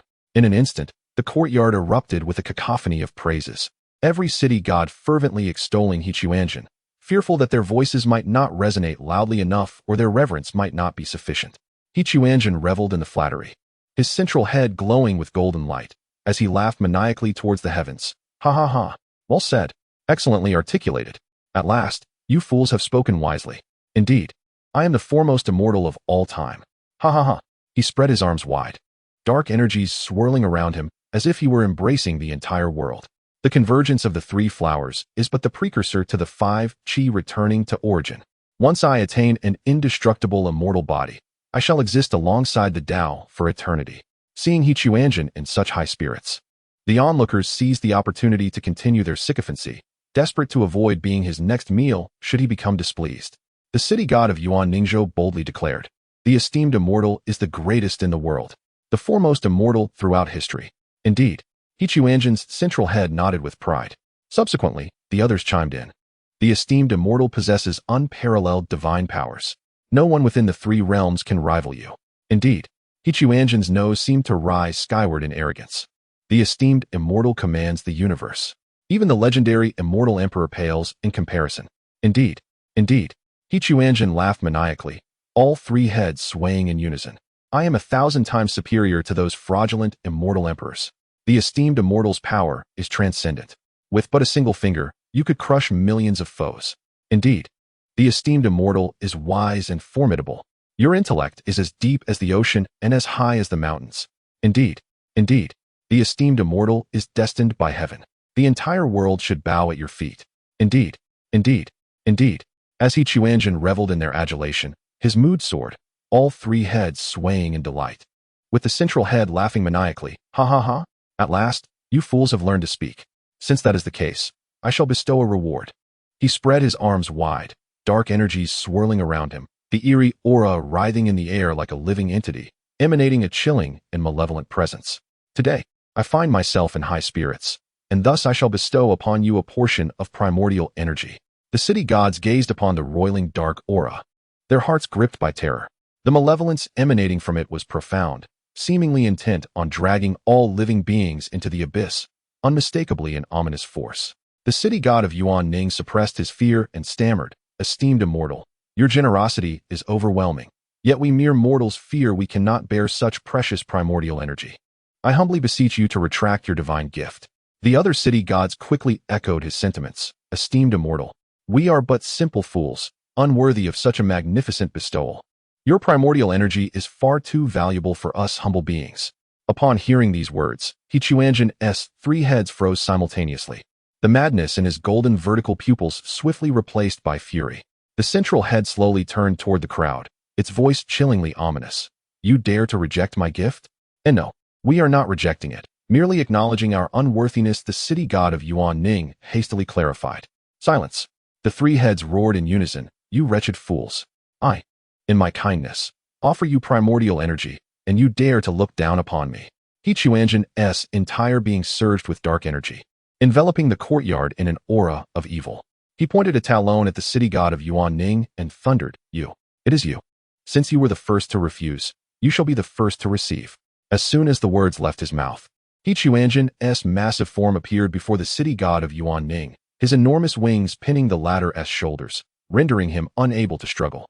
No, please, esteemed immortal, spare me. The city god of Yuan Ning fought desperately against the overwhelming power, but he found himself utterly immobilized. Disregarding his pleas, He Chuanjin opened his gaping maw, a thick plume of black energy spewing forth like a venomous serpent, forcefully filling the city god of Yuan Ning's mouth and nostrils. Gaha! This is primordial energy. Relish the gift I have bestowed upon you. Ah! The city god of Yuan Ning emitted a harrowing scream as his body convulsed violently. Strange black markings began to emerge on the surface of his soul, writhing and spreading as if alive. The onlookers watched in horror as the city god's eyes gradually turned blood red, the divine radiance that once enveloped him completely vanishing, replaced by a thick aura of malevolence. His visage twisted and contorted, transforming into something dreadfully grotesque. Gaha! Success! This is the power of primordial energy. He Chuanjin cackled madly, gazing upon his creation with a sense of fulfillment. The city god of Yuan Ning's screams abruptly ceased. The divine light within him was entirely devoured by the dark aura, and the excruciating pain of his soul being torn asunder was replaced by an unprecedented feeling of strength. He slowly rose to his feet, his once majestic robe now black as ink, adorned not with auspicious clouds and mythical beasts, but with distorted, writhing symbols. The blood-red gleam in his eyes shimmered with a cold, unfamiliar light, devoid of any trace of human emotion. A terrifying aura emanated from him, akin to an invisible mountain, pressing heavily upon the hearts of all the city gods in the courtyard, nearly causing their spirits to shatter, compelling them to kneel in submission. What kind of power is this? The city god of Yuaningzhu lowered his gaze to his hands. What was once an ethereal divine form had now become astonishingly solid. As if he could shatter mountains and rivers with a mere gesture, he could distinctly sense an unparalleled and enigmatic force surging within him. A power that did not belong to incense offerings or the will of mortals, but was entirely his own. A flicker of surprise and bewilderment crossed his eyes, ultimately transforming into an overwhelming ecstasy. I have actually become a deity of death? At this moment, the heart of the city god of Yuaningzhu trembled. Death, one of the most terrifying forms of combat prowess in this world, signified the realm of the immortal emperor. Even the sovereign of the great Xia nation was merely an immortal emperor. Chapter 41. Sending people into the mountains, the city god of Yuaning Prefecture felt an unprecedented torrent of terrifying power surging within him, intertwining fear and ecstasy into a near-mad reverence. He scarcely had the leisure to savor the strength bestowed upon him by his celestial emperor status, and without hesitation, he knelt on both knees before He Chuanjin, fervently bowing his head, his voice trembling with excitement. Thank you, immortal master, for this rebirth. Thank you, immortal master, for granting me a new life. As he raised his gaze, his blood-red eyes brimmed with piety and awe. In the face of absolute power, what is the worth of a man's dignity? With such strength, he believed that once he emerged, even the emperor of the great Xia would have to abdicate in his favor. He Chuanjin, with his central head, felt a surge of elation, puffing out his chest with pride, and erupted into a frenzied laugh. Ha ha ha. Indeed, in all the world, who besides me possesses such means? The two heads beside him, having regained their composure, joined in the mad laughter. Ha ha ha. We are the foremost true immortals. The three heads reveled in this unique praise, basking in their own glory. Witnessing this, the city god of Yuaning Prefecture was filled with unrestrained joy. He understood that he had made the right bet.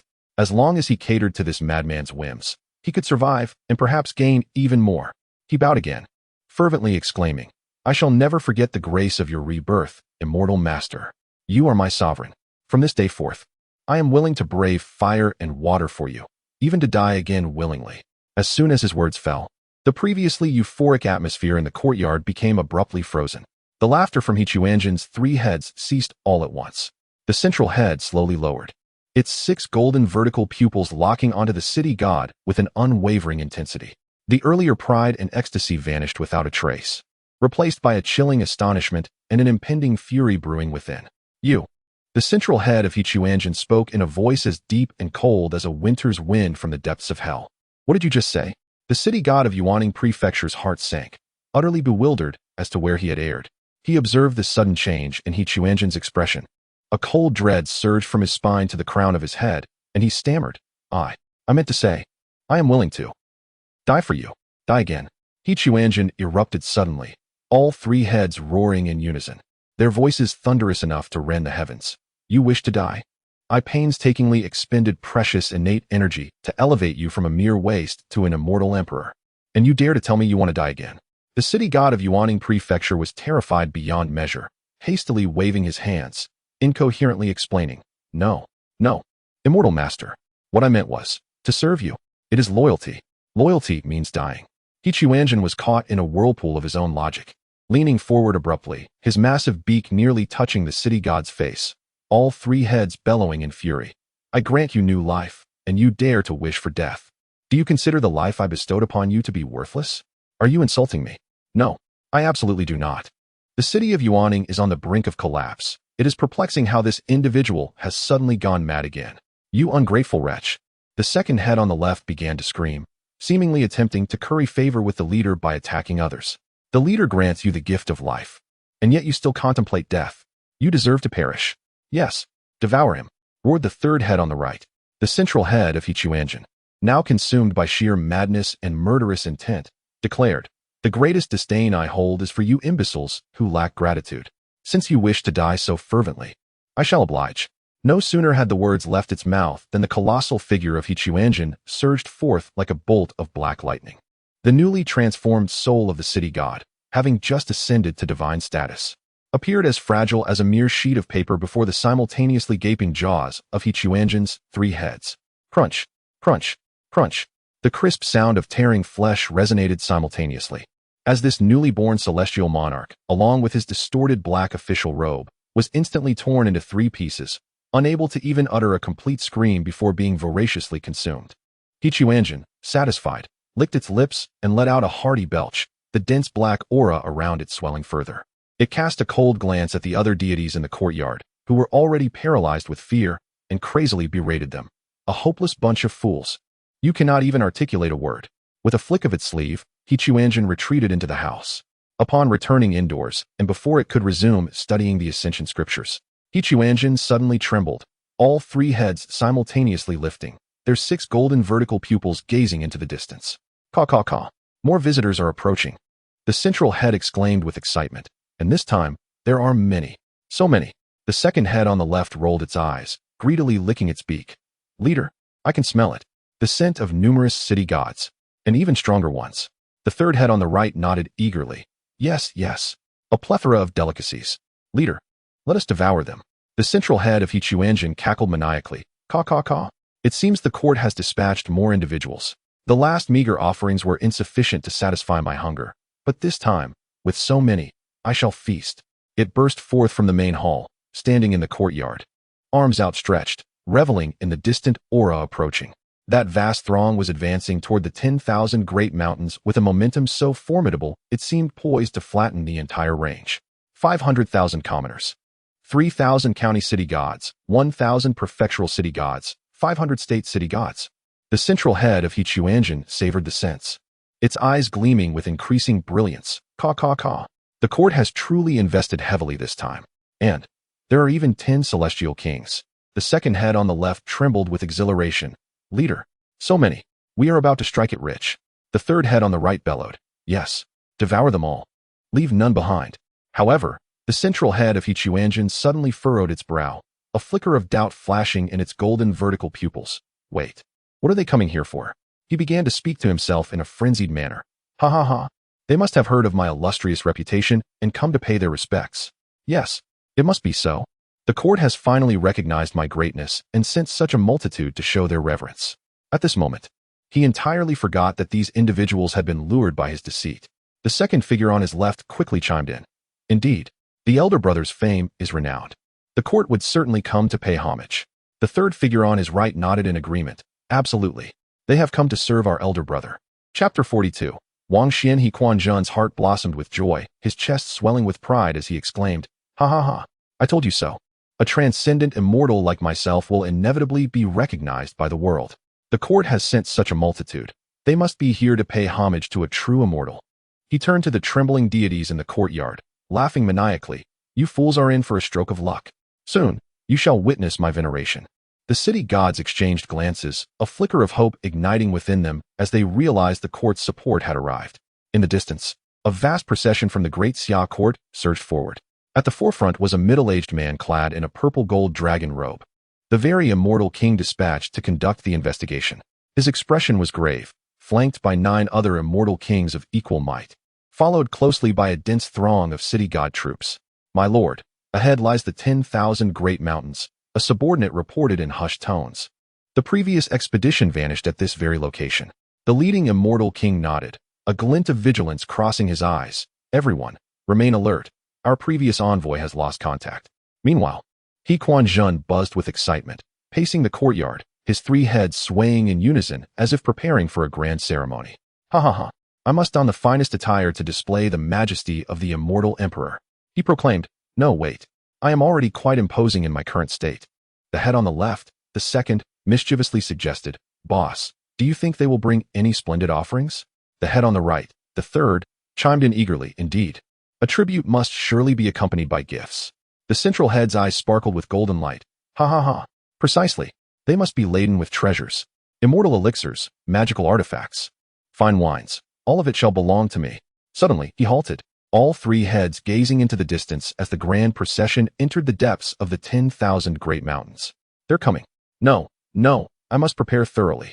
Quanzhen spun around in delight, then remembered something important, his 3 heads simultaneously fixing their gaze on the quaking city gods. You fools, what are you dawdling for? The court's emissaries will soon arrive to pay homage to me. Hurry and tidy the temple. The central head bellowed madly. The left head echoed, yes. Make this place spotless. We cannot allow the court to find us wanting. The right head furiously pointed at the assembly. Faster. Move, you worthless lot. The city gods exchanged anxious looks, their hearts a tumult of fear and hope. They understood that aid had arrived, yet they could not display their emotions, compelled to comply with the whims of this madman. Why yes, revered immortal. Several city gods stammered as they rose unsteadily, hastening to prepare the courtyard. Some swept the ground, others arranged the offerings, and a few gathered the remnants scattered by Quanzhen. Each silently prayed that the court's reinforcements would liberate them from this hellish existence. Quanzhen observed their diligent figures, his spirits lifted, and the 3 heads swayed in unison with delight. Gaga? Now this is commendable.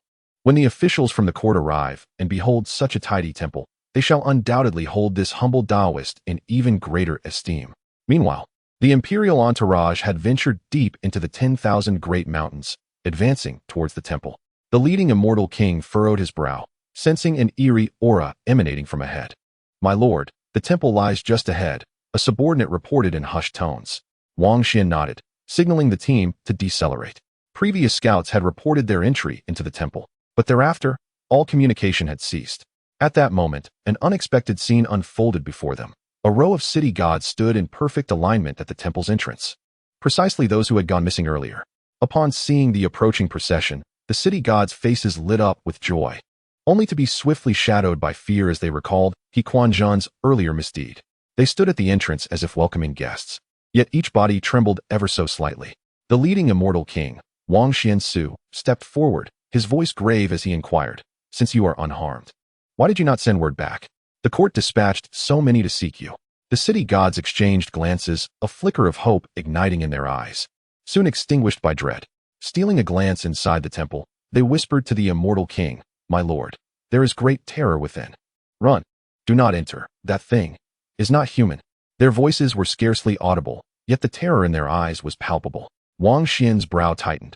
Although their fear appeared genuine, as an immortal king of the court, he could not retreat based on vague warnings alone. He advanced on horseback, his tone severe as he demanded, What transpired? What lurks within that temple? The city gods exchanged apprehensive glances, desiring to elaborate, yet the words faltered on their lips. They understood the dreadfulness of Quanzhen. Should that madman overhear their disparagement, their fates would be far worse than death. My lord, the one inside claims to be. One of the city gods began, only to be forcefully silenced by a companion's pleading gaze. Witnessing this, Wang Xian became increasingly convinced that something was amiss inside.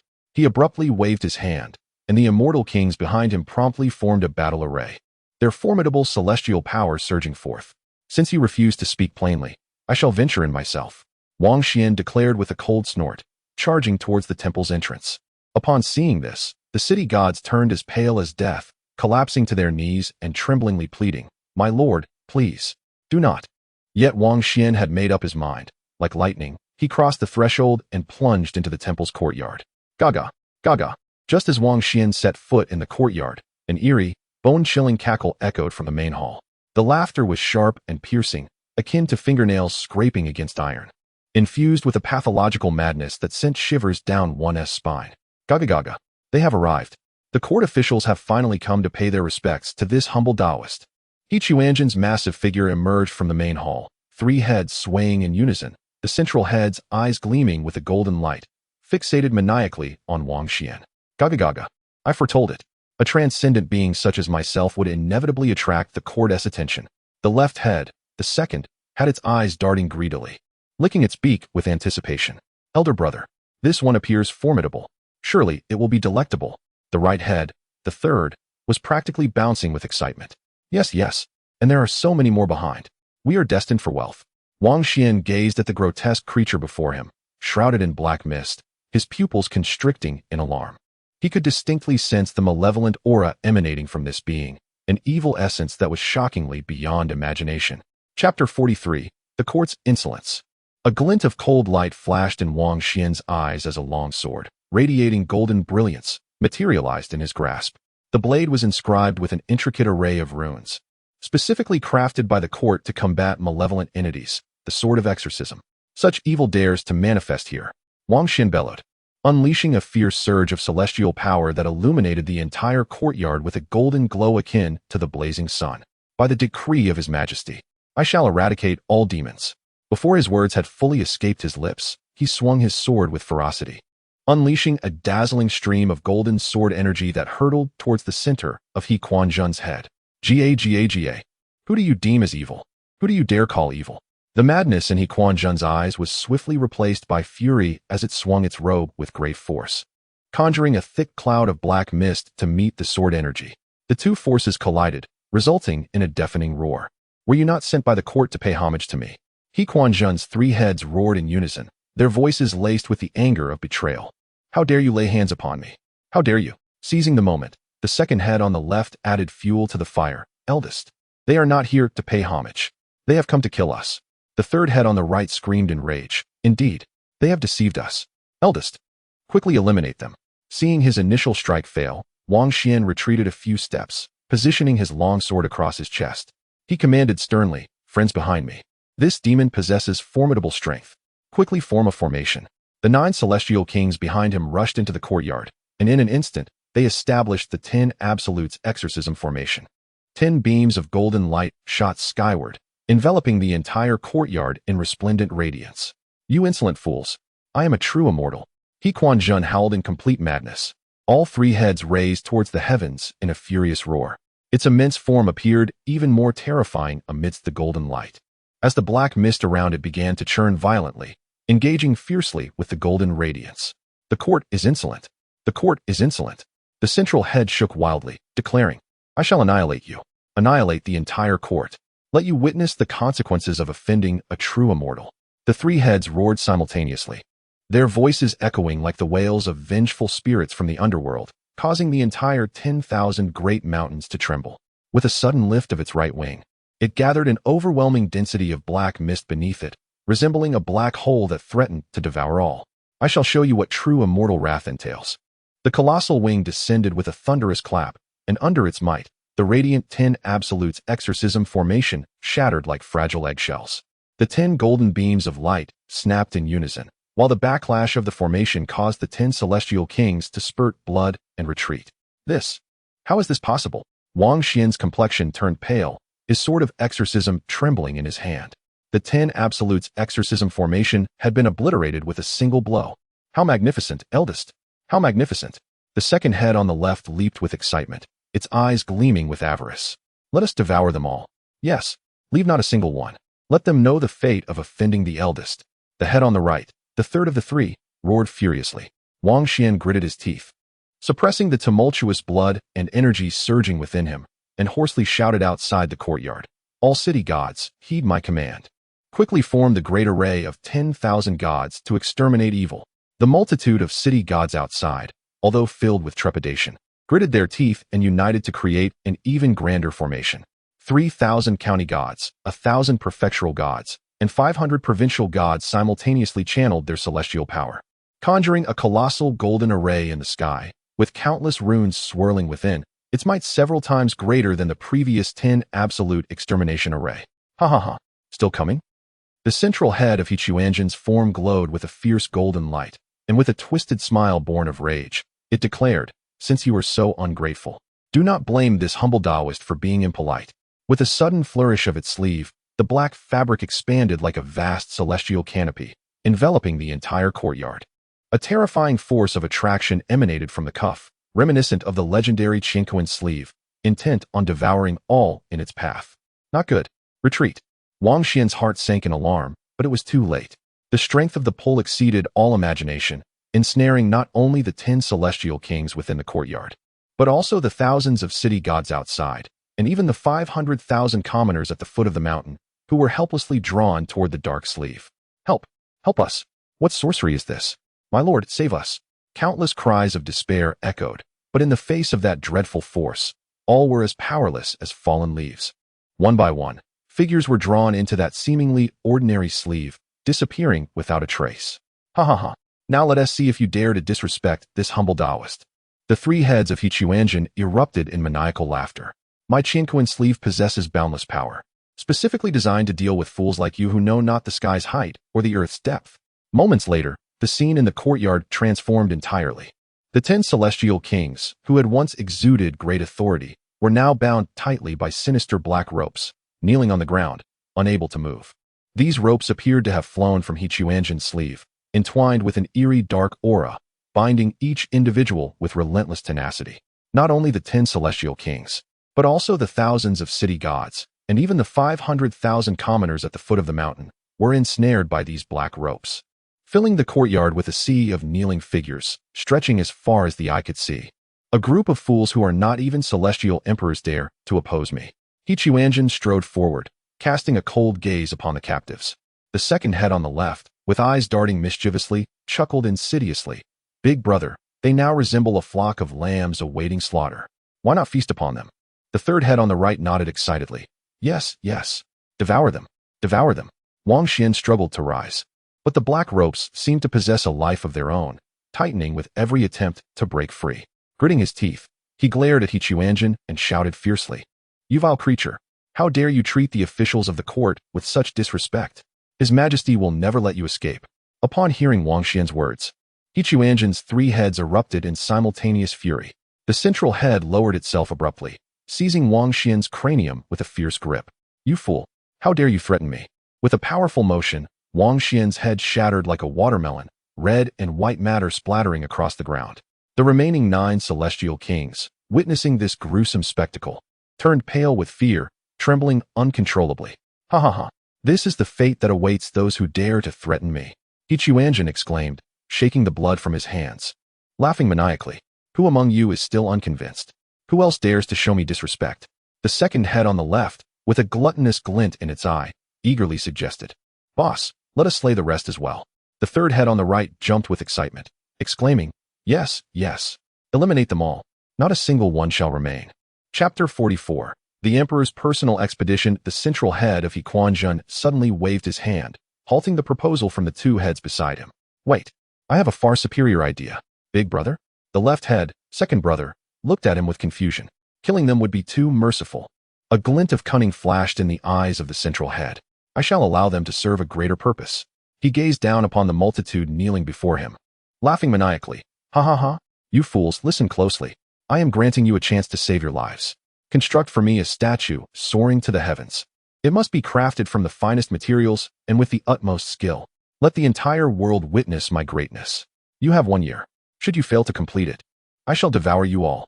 The bound individuals exchanged glances, recognizing the impossibility of such a task. "What? Unwilling?"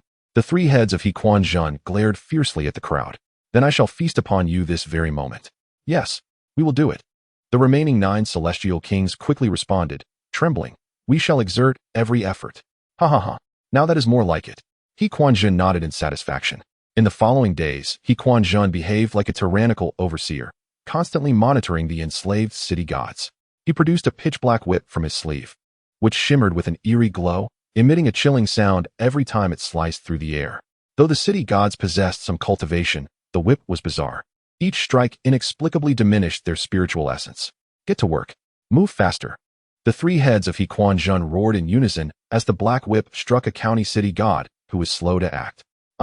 The county city god cried out in agony as a deep gash appeared on his body, yet he dared not cease his labor, gritting his teeth to continue hauling stones. Ha ha ha, just like that. The left head, second brother, exclaimed with excitement. Beat them. Let them know the consequences of slacking off. The right head, third brother, furiously pointed at several state city gods who were resting. Those ones are slacking too. Big brother whipped them. Upon hearing this, Quanzhen immediately soared into the air, his whip striking like black lightning, relentlessly lashing out at those individuals. Crack, crack, crack. The sound of the whip striking flesh echoed ominously. The individuals who were struck screamed in agony, their bodies marred with welts, yet they dared not resist in the slightest. My statue must be flawlessly crafted. The central head of Quanzhen laughed maniacally. You fools are utterly incompetent. Recarve it. A county city god, having just completed a statue, was met with a kick from Quanzhen that shattered the sculpture. The man knelt on the ground, trembling, pleading, Great Immortal, I have done my utmost. Your utmost? Is this truly your utmost? Quanzhen furiously lashed out with his whip, striking the man mercilessly. Useless, useless. Recarve one for me. The sounds of the whip and the wails of the city gods reverberated across the worksite, resembling a hellish realm, beyond the vast expanse of the 10,000 great mountains. Within the majestic halls of the Great Xia Palace, the sovereign of the Great Xia sat upon his throne, his countenance as dark as the depths of water. Before him lay several confidential reports, each further darkening his expression. Your Majesty, the second contingent has also lost contact, reported the Minister of War, his voice trembling. 10 celestial kings, thousands of city lords, and 500,000 citizens. After entering the 10,000 great mountains, they have not been heard from again. Useless. The sovereign slammed his palm upon the dragon table, shattering the teacup that rested upon it. Two contingents. They vanished without a trace. The Minister of Revenue stepped forward, visibly shaken. Your Majesty, could it be that there are formidable dangers within the mountains? Or perhaps they encountered a powerful evil spirit? Evil spirits? The sovereign scoffed coldly. What kind of evil spirit could cause 10 celestial kings to vanish without a trace? Do you think there could be many such beings within the 10,000 great mountains? The Minister of Rites cautiously interjected, Your Majesty, in my humble opinion, this matter may not be as simple as it appears. The incense of the celestial path within that temple might indeed harbor some anomalies. Anomalies? A glimmer of greed flickered in the sovereign's eyes. I dispatched so many to obtain that celestial incense, and now you tell me that not only have they disappeared, but there is also no news of the incense? At that moment, a shadowy figure clad in black hurried into the hall, kneeling on one knee. Your Majesty, urgent intelligence. Speak. Reporting to Your Majesty, the surrounding 7 nations have received word and are aware of the celestial incense within the 10,000 great mountains. According to our scouts, nations such as Yin, Zhao, and Qi are already mobilizing troops, preparing to send people to investigate the mountains. The shadowy figure's voice trembled with urgency. The sovereign leapt to his feet, a mix of shock and fury washing over him. What? How could this information leak so swiftly? Damn it! The sovereign roared, causing the entire hall to tremble. A bunch of fools. They cannot even guard such crucial information. The Minister of War was now drenched in cold sweat. Your Majesty, what shall we do? If the other 7 nations intervene, will the celestial incense not be divided among them? The sovereign paced the hall, his eyes gleaming with a sinister light. Divided? Who dares to seize what belongs to me? Your Majesty, while our great Xia is powerful, if we face 6 nations at once, the Minister of Revenue ventured cautiously. Am I afraid of them? The sovereign sneered. As long as I can obtain the celestial incense, I shall break through to the realm of the celestial emperor. Even if all 7 nations unite against me, I shall not fear. But the Minister of War attempted to voice further concerns, but was silenced by the sovereign's wave of his hand. I have made my decision. Immediately issue orders to assemble 30 celestial kings, 10,000 city lords, and 500,000 troops. We shall march directly into the 10,000 great mountains. A collective gasp echoed among the ministers. This amounted to nearly a third of Great Xia's military might. Your Majesty, is this not too reckless? Reckless? A fierce determination flashed in the sovereign's eyes. As long as I can achieve my breakthrough, it will all be worth it. But, Your Majesty, what if there truly exists something formidable within those mountains? What is there to fear? The sovereign of the Great Xia waved his hand impatiently, asserting, no matter how formidable they are, Can they rival my million-strong army? Even if a true immortal were to descend, I shall ensure they understand the terror of the great Xia. At this moment, a shadowy envoy interjected, Your Majesty, there is another piece of news. The state of Yin has dispatched envoys, requesting cooperation with our nation to jointly explore the incense of the 10,000 mountains. Cooperation? The sovereign of the great Xia scoffed. Do I need to ally with them? Send out the orders. Within 3 days, all must be assembled. I will personally lead the troops to flatten the 10,000 mountains. Your Majesty intends to lead the expedition? The courtiers were astonished. I shall see for myself what sinister beings lurk within those mountains that can cause my men to venture forth and never return. Chapter 45. Chu Wujia the night was as dark as ink. Crack, crack, crack. You fools, who granted you permission to rest? Get up and continue working. He Quanzhen swung his long whip, striking the panting city gods with a sharp crack. Their powers had been sealed by He Quanzhen, and now their physiques were only slightly stronger than those of ordinary men. Each lash caused them to grimace in pain. The city gods gritted their teeth, a flicker of anger igniting in their eyes. Yet they dared not speak further upon seeing the ominous black mist emanating from He Quanzhen's 3 heads. As the night deepened, 4 figures quietly appeared atop a mountain peak within the encirclement of the 10,000 great mountains. Leading them was a young man clad in resplendent purple robes, exuding an air of royal nobility, Chu Wujia, the 7th prince of the state of Chu. Behind him were 3 divine cultivators of the immortal king realm. Your Highness, the aura of immortal incense emanates from a head. Such a potent essence, if obtained, will surely allow His Majesty to ascend to the realm of the immortal emperor, remarked Shaoyi Chen, stroking his beard with a glimmer of greed in his eyes. Chu Wujia nodded, his gaze penetrating the distance. Truly, this treasure is capable of stirring the hearts of all nations. The essence of incense is indeed extraordinary. However, Father has instructed us to act covertly, ensuring that the identity of the state of Chu remains concealed, especially since we are on the territory of the great Xia. Cui Shan spoke in a deep voice. Rest assured, Your Highness, we have all altered our appearances. Even if discovered, it will not lead back to us. However, the dangers within these mountains are considerable. I have heard that the great Xia court has dispatched 2 groups into the mountains, and none have returned. Duan Wuqing chuckled coldly. Dangers? I would rather hope for some peril. That way, fewer individuals will come to seize it. Let us proceed to assess the situation, Chu Wujia signaled. And the 4 immediately executed their techniques, gliding toward the source of the incense like phantoms. Before long, they arrived at the slope outside the true immortal temple. Concealed within the dense forest, observing the scene below. Upon witnessing the spectacle, all 4 were rendered speechless. The valley was ablaze with light, countless figures bustling about, carving something from massive stones. Behind these workers stood a colossal black crane with 3 heads, mercilessly wielding a long whip, incessantly striking those toiling below. What is happening? Shaoyi Chen's eyes widened in disbelief. The sounds of the whip cracking, the cries of anguish, and the rich aroma of incense mingled together, creating an eerie atmosphere that sent shivers through him. Chu Wujia's expression changed dramatically as he keenly sensed the unique aura of the divine cultivators emanating from those laboring like slaves below, the oppressed individuals. Are all divine cultivators? Cui Shan strained his eyes to observe closely, and he gasped in shock. No, Your Highness, look. Those in official robes are the city gods of the great Xia. Even the city gods of the prefectures are present. And those kneeling at the forefront, heavens, those are immortal kings. Du Nwqing's gaze was cold and piercing as he fixated on the 3-headed black crane. Sensing the chaotic and tainted aura emanating from it, the ability to effortlessly enslave thousands of divine cultivators, including even celestial kings, indicated that this was no ordinary malevolence. It was likely a manifestation of death. At that moment, they heard the deranged cawing of the black crane. Hurry up, all of you. My statue must be completed within a year. Anyone who dares to slack off shall be devoured by me. Boss, so imposing, exclaimed the left head, its greedy eyes sweeping over the crowd below. Let's exterminate these lazy ones. The right head growled viciously, displaying an irritable demeanor. The 4 exchanged glances. Overwhelmed by a profound sense of absurdity, nearly 5,000 city gods stood before them, yet none dared to resist. CHWJ swallowed hard, his voice dry.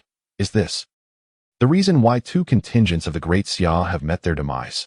Xiao watched as the creature mercilessly lashed a celestial king, skin splitting under the whip, and could not help but tremble as he stammered, Your Highness, should we retreat? Without hesitation, CHWJ roared the command to withdraw immediately. The waters here run too deep. That creature is undoubtedly a manifestation of death. I witnessed it whip the celestial kings of the great Xia. We would only be walking to our doom. Just as they prepared to flee, the black crane, which had been mercilessly whipping its slaves, abruptly halted its actions. Its 3 heads seemed to sense something, and 6 eyes simultaneously fixated on the grove where they were concealed. Gaga gaga. The central head emitted a chilling, bizarre laugh. More sneaky little mice have come to visit. Just in time, as my statue still requires a few laborers. Barely had the words left its beak when the crane's massive form vanished into thin air. It has discovered us. Shoych screamed in terror. Your Highness, run. The 3 of them felt no inclination to resist. They hoisted CHWJ and fled desperately towards the mountain's edge. CHWJ and his companions sprinted with all their might, the sound of the creature's eerie laughter haunting them closely. Faster. We must go faster. Shoych, drenched in sweat, pushed his powers to their utmost. CUSHNH and Do NWQing supported CHWJ on either side, their speed as swift as lightning, covering several miles in the blink of an eye. We should have shaken it off, right? CUSHNH panted as he glanced back. The valley now out of sight. Just as he breathed a sigh of relief and prepared to continue their escape with CHWJ, a sudden impact jolted him. Bang! It felt as though he had collided with a cold wall. Turning around, he beheld a tattered Taoist robe and the 3 heads of the black crane, all fixed on him, wearing sinister smiles. Young friend, why the rush? I have yet to properly entertain you. The 3 heads of the crane slowly lowered from different angles, their 6 eyes gleaming with madness, greed, and savagery, locking onto the 4 of them with an unyielding grip.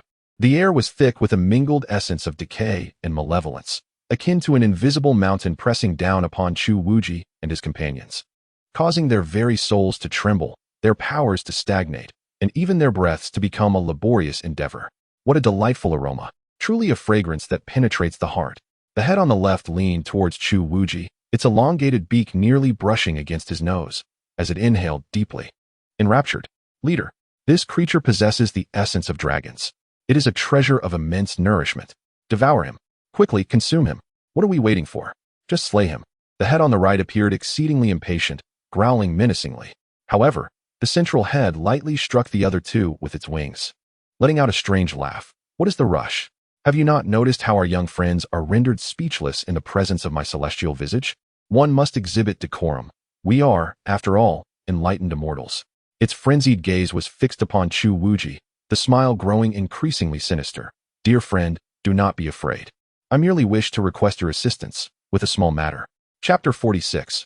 I am the enlightened true immortal law, esteemed elder. What matters bring you here? Chu Wuji felt as though his very blood was congealing.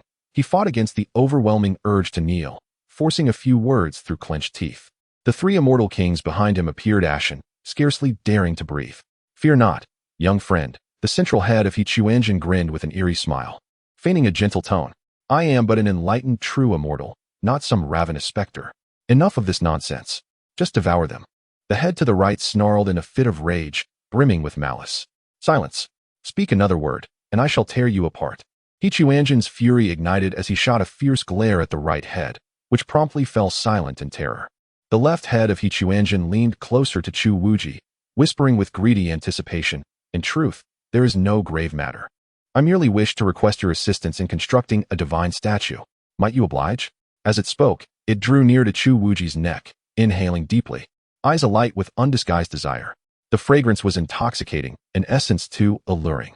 The descendant of the celestial emperor, imbued with the dragon aura of an entire dynasty. How I yearned to savor even a morsel. The left head involuntarily opened its long beak, the sharp edge nearly grazing Chu Wuji's skin. However, a glance at the deranged gaze of the central head caused it to reluctantly close its mouth. No. This fellow is to be taken for the statue. If I devour him now, the elder will surely unleash his wrath upon me. Contemplating this, the left head then turned to Chu Wuji, adopting an exceptionally gentle tone. Of course, we would never coerce anyone. If you are unwilling, you may refuse. We are enlightened beings who abide by reason. You are free to depart at this moment. As it spoke, its cold beak grazed Chu Wuji's cheek, sending a chill coursing through him. Refuse. Let me enjoy a fine meal. Chu Wuji felt the icy beak against his face, a palpable threat of death, causing beads of cold sweat to form on his forehead. He understood all too well that a single utterance of dissent could lead to his immediate demise at the hands of this creature. I am willing. It would be my honor to construct a statue for the esteemed elder. Chu Wuji nodded fervently, his voice trembling. Haha, now that is the spirit. See, I told you the young friend is clever. The central head of Quanzhen beamed with satisfaction. Yet the left head licked its lips in disappointment. TCH, how dull. I had hoped to experience the taste of the dragon aura. Boss, this brat's dragon aura is far too tempting. Shall we not take a small bite? Just a tiny nibble? The right head suggested, unable to contain itself. Fools. The central head glared at them furiously. Behave yourselves. This lad still has his uses. Once the statue is complete, you may feast to your heart's content. Upon hearing those words, Chu Wujing felt a surge of despair within, yet he managed to force a flattering smile upon his face. Senior, your wisdom is unparalleled. I shall exert my utmost effort and will never disappoint your expectations. At that moment, Xiao Yiqin and the others regained their composure and hurriedly bowed alongside Chu Wujing, proclaiming, We too are willing to serve you, esteemed senior. Excellent, excellent, exclaimed He Quanzhen, revealing a satisfied expression across his three heads. Now, I kindly ask you young friends to accompany me back. There is a shortage of manpower at the construction site. With that, he extended a massive claw, unceremoniously grasping the four of them and soaring into the sky. Caught within the grip, Chu Wujing felt as though his very insides were being crushed, yet he dared not resist, silently enduring the agony. Before long, they arrived at the brightly lit construction site. Observing the hard-working city gods and celestial kings, a wave of desolation washed over Chu Wujing. Realizing he had also fallen to such a fate. Gaga gaga. Everyone, allow me to introduce a few new companions. He Quanzhen cast the four onto the ground and shouted at those toiling away, Come over and make their acquaintance. The city gods paused their labor and turned to face them. Upon seeing Chu Wujing and his companions, a flicker of sympathy crossed their eyes. One of the county city gods quietly advised Chu Wujing, Young sir, please do not resist. If you work diligently, this monster will spare our lives. Chu Wujing managed a bitter smile and nodded, pondering inwardly. It seems the depths of this place are indeed profound. Even the celestial kings must swallow their pride. What can I do? Enough chit-chat. Get to work. He Quanzhen crackled his black whip, striking the county city god. Newcomers, hurry and move the stones. Be swift. Chu Wujing was roughly shoved toward a pile of massive boulders, with Xiao Yiqin and the others, equally pallid, following behind. Move it. Be quick. He Quanzhen's right head roared angrily at them, the black whip cracking through the air. Chu Wujing gazed at a boulder taller than himself, then glanced around at the pallet. Mechanically laboring divine cultivators, and a tumult of emotions surged within him. Those once exalted county and state city gods were now reduced to the status of the most abject slaves, hauling stones while their official robes lay tattered and bloodied. Is this to be my fate? Trembling, Chu Wujing lifted the enormous stone, the dignity of royalty shattered into dust, while despair and humiliation flooded over him like a tidal wave. Gaga gaga, young prince, you move quite swiftly. He Quanzhen's left head suddenly leaned close to Chu Wujing. Greedily inhaling deeply, the fragrance of dragon energy is simply irresistible. The cold, sharp beak grazed Chu Wujing's neck, sending chills coursing through him. He felt as if he were plunging into an icy abyss, his body quaking uncontrollably as he sensed the monster's ravenous desire, as though he were to be devoured alive in the next moment. With a resounding crack, the black whip struck one of the celestial kings who had moved a fraction too slowly. With a piercing cry, the immortal king found himself inexplicably drained of the essence of incense and fire, leaving him momentarily weakened. Witnessing this unsettling scene, Chu Wujia was gripped by an even greater terror. Soon enough, he too experienced the sting of the black whip. With a resounding crack, the whip lashed against his back, and deprived of his magical prowess, he endured pain akin to that of a mere mortal. Strangely, he could feel the dragon energy within him gradually dissipating. The agony. Such excruciating pain. Chu Wujia clenched his teeth, stifling his cries, acutely aware that any act of defiance would lead only to his demise. Chapter 47. Ascension 3 days later, on the outskirts of the 10,000 Great Mountains. The 5 million-strong army of the Great Xia dynasty surged forth like a relentless tide, banners obscuring the sky, and weapons resembling a dense forest. Countless commoners were conscripted, bearing thousands of divine statues, proceeding majestically towards the 10,000 Great Mountains. At the center, a magnificent 9-dragon imperial palanquin glided forth, crafted entirely of purple gold, with 9 vividly lifelike golden dragons coiling around it. exuding a regal aura befitting an emperor. Flanking the palanquin were 30 celestial kings clad in crimson robes, riding gallantly as protectors. Each one was a pillar of the great Xia court, their presence commanding awe and reverence. Your Majesty, what need is there for you to personally intervene in this mere 10,000 great mountains? With our 30 celestial kings united, alongside 1,000,000 divine soldiers, even in death, we could contend with it. Your personal involvement seems rather superfluous, remarked an elderly celestial king with flowing white whiskers, riding forward with a hint of nonchalance. A voice emanated from within the palanquin. Fu Qing, how many years have you served me? Why is your disposition still so reckless? This matter pertains to my breakthrough into the realm of the celestial emperor and must not be treated lightly. Hearing this, Fu Qing burst into hearty laughter. Your Majesty, do not deceive this old minister. I have been with you for 5,000 years. You were already the celestial emperor back then. The accumulated incense offerings over these 5 millennia are more than sufficient for you to break through to the realm of the celestial emperor without venturing into the 10,000 great mountains to seize that divine incense. After a moment of silence, the voice from the palanquin praised him. Indeed, you are quite astute. I am not entering the mountains for that divine incense. It is unworthy of my personal attention. Then why, Your Majesty? At once, the gazes of all the celestial kings converged. For just 3 days prior, the emperor had been greatly enraged over this matter, yet now his attitude had shifted abruptly. The sovereign of the great Xia did not speak openly, but communicated telepathically to the minds of the celestial kings. My previous fury in the court was merely to confound the spies of other nations. In truth, I have a different purpose for this journey. Curiosity ignited among the celestial kings. Might we be informed of Your Majesty's intentions? As he broached the subject, the countenance of the great Xia sovereign turned grave. With a wave of his hand, he conjured a barrier that enveloped all the celestial kings. And then he spoke. Do you know where the ruler of the great Zhou celestial dynasty went when it fell 10,000 years ago? Upon hearing this, the celestial kings were taken aback, exchanging glances filled with surprise. A middle-aged celestial king on the right could not contain himself. Your Majesty, it is said that the ruler of the great Zhou celestial dynasty perished after returning from the 10,000 great mountains. If not for this, how could the once mighty great Zhou dynasty have disintegrated overnight, fracturing into our 8 nations? The other celestial kings nodded in agreement, clearly puzzled by the matter. Indeed, Your Majesty, the great Zhou celestial dynasty once swept across the skies and lands, and its ruler was a legendary figure at the pinnacle of the celestial emperor realm. If he were still alive, how could we 8 nations have the audacity to carve up the territory of great Zhou? I too have heard that after the ruler returned from the 10,000 great mountains, he was never seen again. It was widely believed that he had fallen. Added an elder. The sovereign of the great Xia scoffed, his tone laced with sardonic derision. Fallen? You have all been deceived. The ruler of great Zhou is not so easily vanquished. He did not perish. He ascended. Ascended? Upon uttering these words, the 30 celestial monarchs were left utterly astounded. Even the usually composed Fu Qing could not suppress a sharp intake of breath. Ascension? Your Majesty, how could this possibly be? Fu Qing exclaimed in disbelief, for throughout history, no one has ever been able to ascend, and even the legends of ascension are non-existent. The other celestial monarchs shook their heads in unison, clearly struggling to accept such a notion.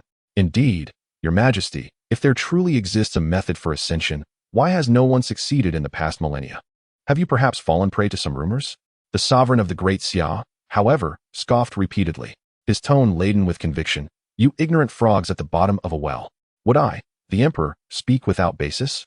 The sovereign of the great Zhou has indeed ascended, and I know precisely how he accomplished it. As the celestial monarchs continued to display their skepticism, the tone of the great Xia sovereign grew increasingly chilling. He relied upon a tome of cultivation, the scripture of ascension. After the fall of the great Zhou, this scripture was divided into 9 parts, with each of the 8 sovereigns of the nations acquiring one. The scripture of ascension? Fu Qing furrowed his brow, realizing that Your Majesty was indeed practicing this very technique. If it possesses such miraculous efficacy, then why do the sovereigns of the other 7 nations not exchange? Foolishness. The great Xia sovereign retorted angrily. What we possess is merely the lower half of the scripture. The true essence, the upper half capable of leading one to ascension, remains elusive. My journey to the 10,000 great mountains is precisely to seek out that lost upper half of the scripture. Suddenly, the celestial monarchs understood. Yet their confusion deepened. How can Your Majesty be certain that the upper half of the scripture lies within the 10,000 great mountains? The great Xia sovereign's sharp gaze swept across the assembly, a cold smile gracing his lips. Do you think I arrive at this conclusion without reason? 10,000 years ago, a celestial emperor of the Great Zhou fled from the 10,000 Great Mountains. Though he was in a state of delirium, he managed to utter a staggering secret before his death. 10 millennia prior, the sovereign of the Great Zhou had made a transaction with the lord of those mountains, handing over the upper half of the scripture of ascension in exchange for a promise that the mountain lord would not emerge from the 10,000 Great Mountains for 10,000 years. What? A transaction with the mountain lord? This declaration incited a tremor even more profound than the initial shock of the word ascension. Fu Qing's face turned ashen. Your Majesty, you must not entertain such thoughts. The Lord of the 10,000 Great Mountains is a figure who can rival the sovereign of the Great Zhou. Now, after 10,000 years and having cultivated the scripture of ascension, his power has surely surpassed even that of the celestial emperors. Our venture there would be akin to seeking our own demise. Another middle-aged celestial monarch hastily concurred, cold sweat beading on his forehead, pleading, Your Majesty must not proceed. 10,000 years, a creature that has lived for 10 millennia, is beyond imagination.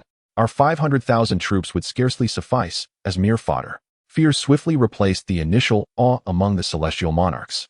They were not afraid of battle, nor of death, but they dreaded the prospect of certain annihilation. To venture into the lair of an ancient being who has mastered divine arts for 10,000 years in pursuit of its treasures is sheer madness. Observing the terror-stricken expressions of his audience, the great Xia sovereign felt no trepidation. Instead, he let out a derisive snort. A bunch of fools. Do you think the sovereign of the Great Zhou is as foolish as you? He produced a tome that was a mere semblance of the genuine Ascension Tao Sutra. The sovereign of the Great Zhou, a figure of considerable stature, had anticipated the mountain lord's inherently suspicious nature. Upon acquiring the method, the mountain lord would inevitably retreat into a secluded cultivation, revealing nothing easily. Now, after a span of 100 millennia, I dare assert that the mountain lord, if not perished in the act, has likely rendered himself half dead through relentless practice. This revelation struck the 30 celestial kings like a thunderbolt, leaving them frozen in place, their minds engulfed in tumultuous waves. A grand deception spanning eons, utilizing false teachings to ensnare an ancient being. It became clear why the sovereign of the Great Xia was so resolute, why he had chosen this pivotal moment, coinciding with the century's end, to launch a massive offensive. All of this had been meticulously orchestrated by him. A frenzied ambition flickered in the eyes of the Great Xia sovereign. The Great Zhou had laid a trap over 100,000 years, and now it was time for me to reap the rewards. The mountain lord had become naught but a withered skeleton, while the true upper half of the Ascension Tao Sutra lay quietly within the mountain, awaiting its new master. At that moment, as Quanzhen brandished his black whip to admonish Chu Wuji and the others, all three of his heads suddenly raised simultaneously, gazing toward the periphery of the 10,000 Great Mountains. Caw, caw, caw. More foolish souls have come forth. The central head of Quanzhen emitted a harsh, shrill laugh, excitement gleaming in his 6 eyes. This time, they were not few. An entire host of 500,000 had arrived. Ha ha ha. It seems my divine statue has ample laborers now. The second head on the left greedily licked its beak, exclaiming, Boss. So many. This will keep us well fed for quite some time. The third head on the right nodded vigorously in agreement. Indeed, indeed. Capture them all. Leave not a single one behind. Quanzhen waved his appendages to quell the clamor of his 2 heads, pondering for a moment before suddenly flapping his wings. It's too exhausting for me to go personally. I must oversee these fools at work. With this, he turned and walked towards the main hall of the true immortal temple, drawing curious glances from the city gods and Chu Wuji, who were engaged in their tasks. Quanzhen pushed open the hall's door, revealing 35 uniquely shaped jars within. Approaching the leftmost black jar, intricately inscribed with ominous runes, he felt a wave of foreboding emanating from it. Caw, caw, caw, little one, it's your turn to work. Quanzhen lifted the jar's lid. Boom. A dense, nearly tangible black mist erupted from the jar, swirling and contorting like ink in the air. The terrifying aura spread like a tidal wave in all directions, sending tremors of dread through the souls of those even hundreds of meters away at the construction site. What is this? A city god gaped in horror, his stone materials crashing to the ground. Chu Wuji, struck as if by lightning, collapsed in shock. The despair, hatred, and bloodlust contained within that aura instilled an unprecedented fear in this worldly prince, who had seen much in his lifetime. Calamity. This is calamity. Xiao Yichen's voice trembled violently. Heavens, there truly exists calamity. The swirling mass of darkness coalesced into an indistinct humanoid silhouette, its precise form obscured. Yet the palpable aura of resentment emanating from it rendered all present breathless with an overwhelming sense of oppression. True immortal, the black mist rasped, its voice reminiscent of a torn bellows, imbued with unmistakable fear and reverence. What is your command, esteemed one? Quanzhen nodded with satisfaction, gesturing towards the outskirts of the 10,000 great mountains. Do you see? 500,000 souls are approaching from that direction. I require you to capture them all. Leave not a single one behind. Upon the successful completion of this task, I may consider granting you your freedom. The black mass trembled with evident excitement, its voice quaking with anticipation. Oh, really, true immortal? You will indeed release me? Ha ha ha. Naturally, it is true. I never speak lies. Quanzhen laughed maniacally. I wish to go too. Let me go? I am stronger than he is. Choose me. Select me. I assure you I will accomplish the task. Suddenly, the other 34 jars began to shake violently in unison, emitting a cacophony of sounds, some sharp and piercing, others deep and hoarse, and some akin to the howls of beasts, all clamoring for the assignment. Silence. All of you be quiet. Quanzhen's 3 heads roared in unison, furious at the audacity of these ignorant entities. Who I choose is who shall go. Do you think you have the right to interject? With a powerful flap of his wing, he sent several of the most vociferous jars tumbling askew, their clamorous voices instantly reduced to feeble whimpers. Dare to speak out again, and I shall devour you all. Quanzhen threatened. Seizing the opportunity, the black mist obsequiously proclaimed, Wise true immortal. Those rascals cannot abide my success. Rest assured, I shall fulfill the task and return with every last one of them for you. Upon receiving Quanzhen's approval, the black mist transformed into a streak of darkness, soaring at remarkable speed towards the periphery of the 10,000 great mountains. Meanwhile, the 500,000 troops of the Great Xia were setting up camp within the mountains, preparing for their official advance the following day. Your Majesty, scouts report unusual activity deep within the 10,000 great mountains, as if something approaches us. Fu Qing reported as he rode up next to the imperial carriage. A derisive laugh echoed from within. Excellent. I am eager to see what dares to disturb me. Before the words could fully escape his lips, a dense, impenetrable black cloud suddenly materialized in the sky, resembling a vast spill of ink across the heavens.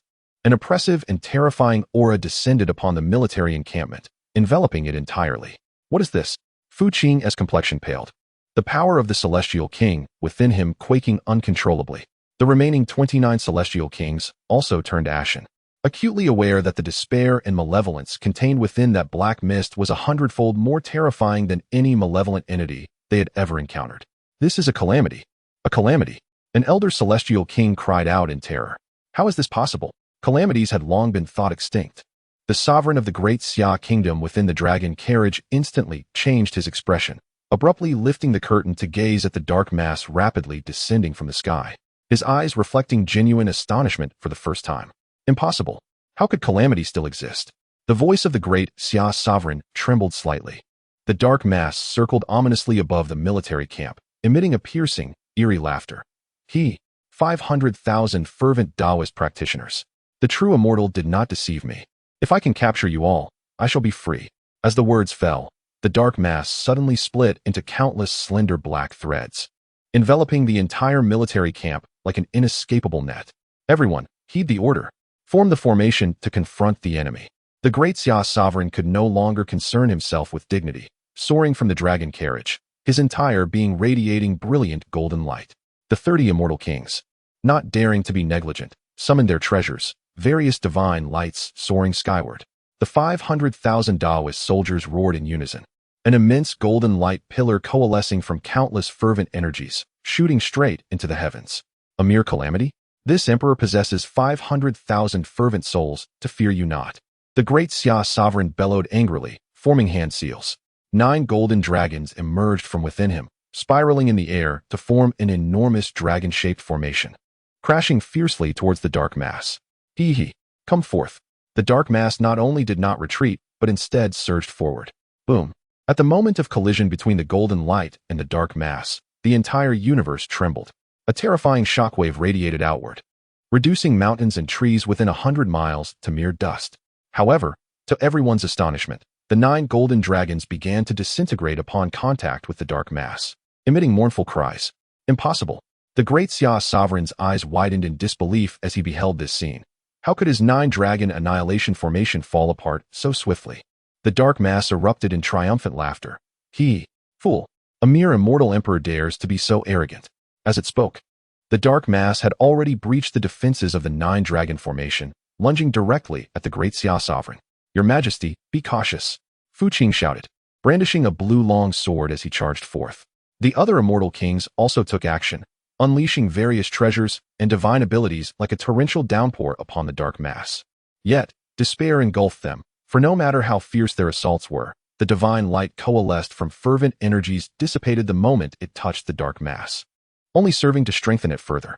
Chapter 49. Captured. Cackling with glee, the dark energy surged with an insatiable vigor, thriving amidst the relentless bombardment of divine light. The ruler of the great Xia wore a grim expression. He had not anticipated that this calamity would be so terrifying, capable of directly devouring the power of incense. Everyone, heed my command. Retreat. Immediately retreat. The ruler of the great Xia finally realized the gravity of the situation and decisively ordered a withdrawal. Yet, how could the dark energy allow its prize to escape? Attempt to flee? Cackling. The true immortal has decreed that none shall be spared. In an instant, the dark energy split into countless tendrils, extending in all directions like the limbs of an octopus. The soldiers who attempted to flee were ensnared within moments, dragged back to their original positions. Strangely, those ensnared by the tendrils did not perish. Instead, their eyes became hollow and devoid of spirit, standing motionless like mere shells. What is this? Fu Qing gazed in horror as soldiers around him were ensnared one by the dark energy, his azure longsword trembling in his grasp. Cackling. Fear not, I shall not kill you. The true immortal desires you alive. Surrender willingly to avoid suffering. The dark energy chuckled with malicious delight as its tendrils continued to spread. The ruler of the great Xia gritted his teeth, but against a creature capable of devouring incense. All his strategies proved futile.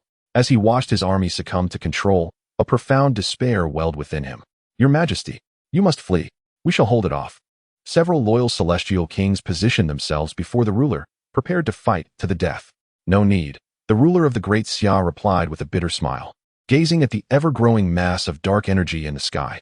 Since escape was not an option, he resolved to uncover the true identity of the entity behind this calamity. In just 1 hour, 500,000 troops were entirely subjugated by the dark energy, standing in perfect unison like puppets on strings. The dark energy, satisfied, retracted its tendrils and reformed into a humanoid silhouette. Cackling. Mission accomplished.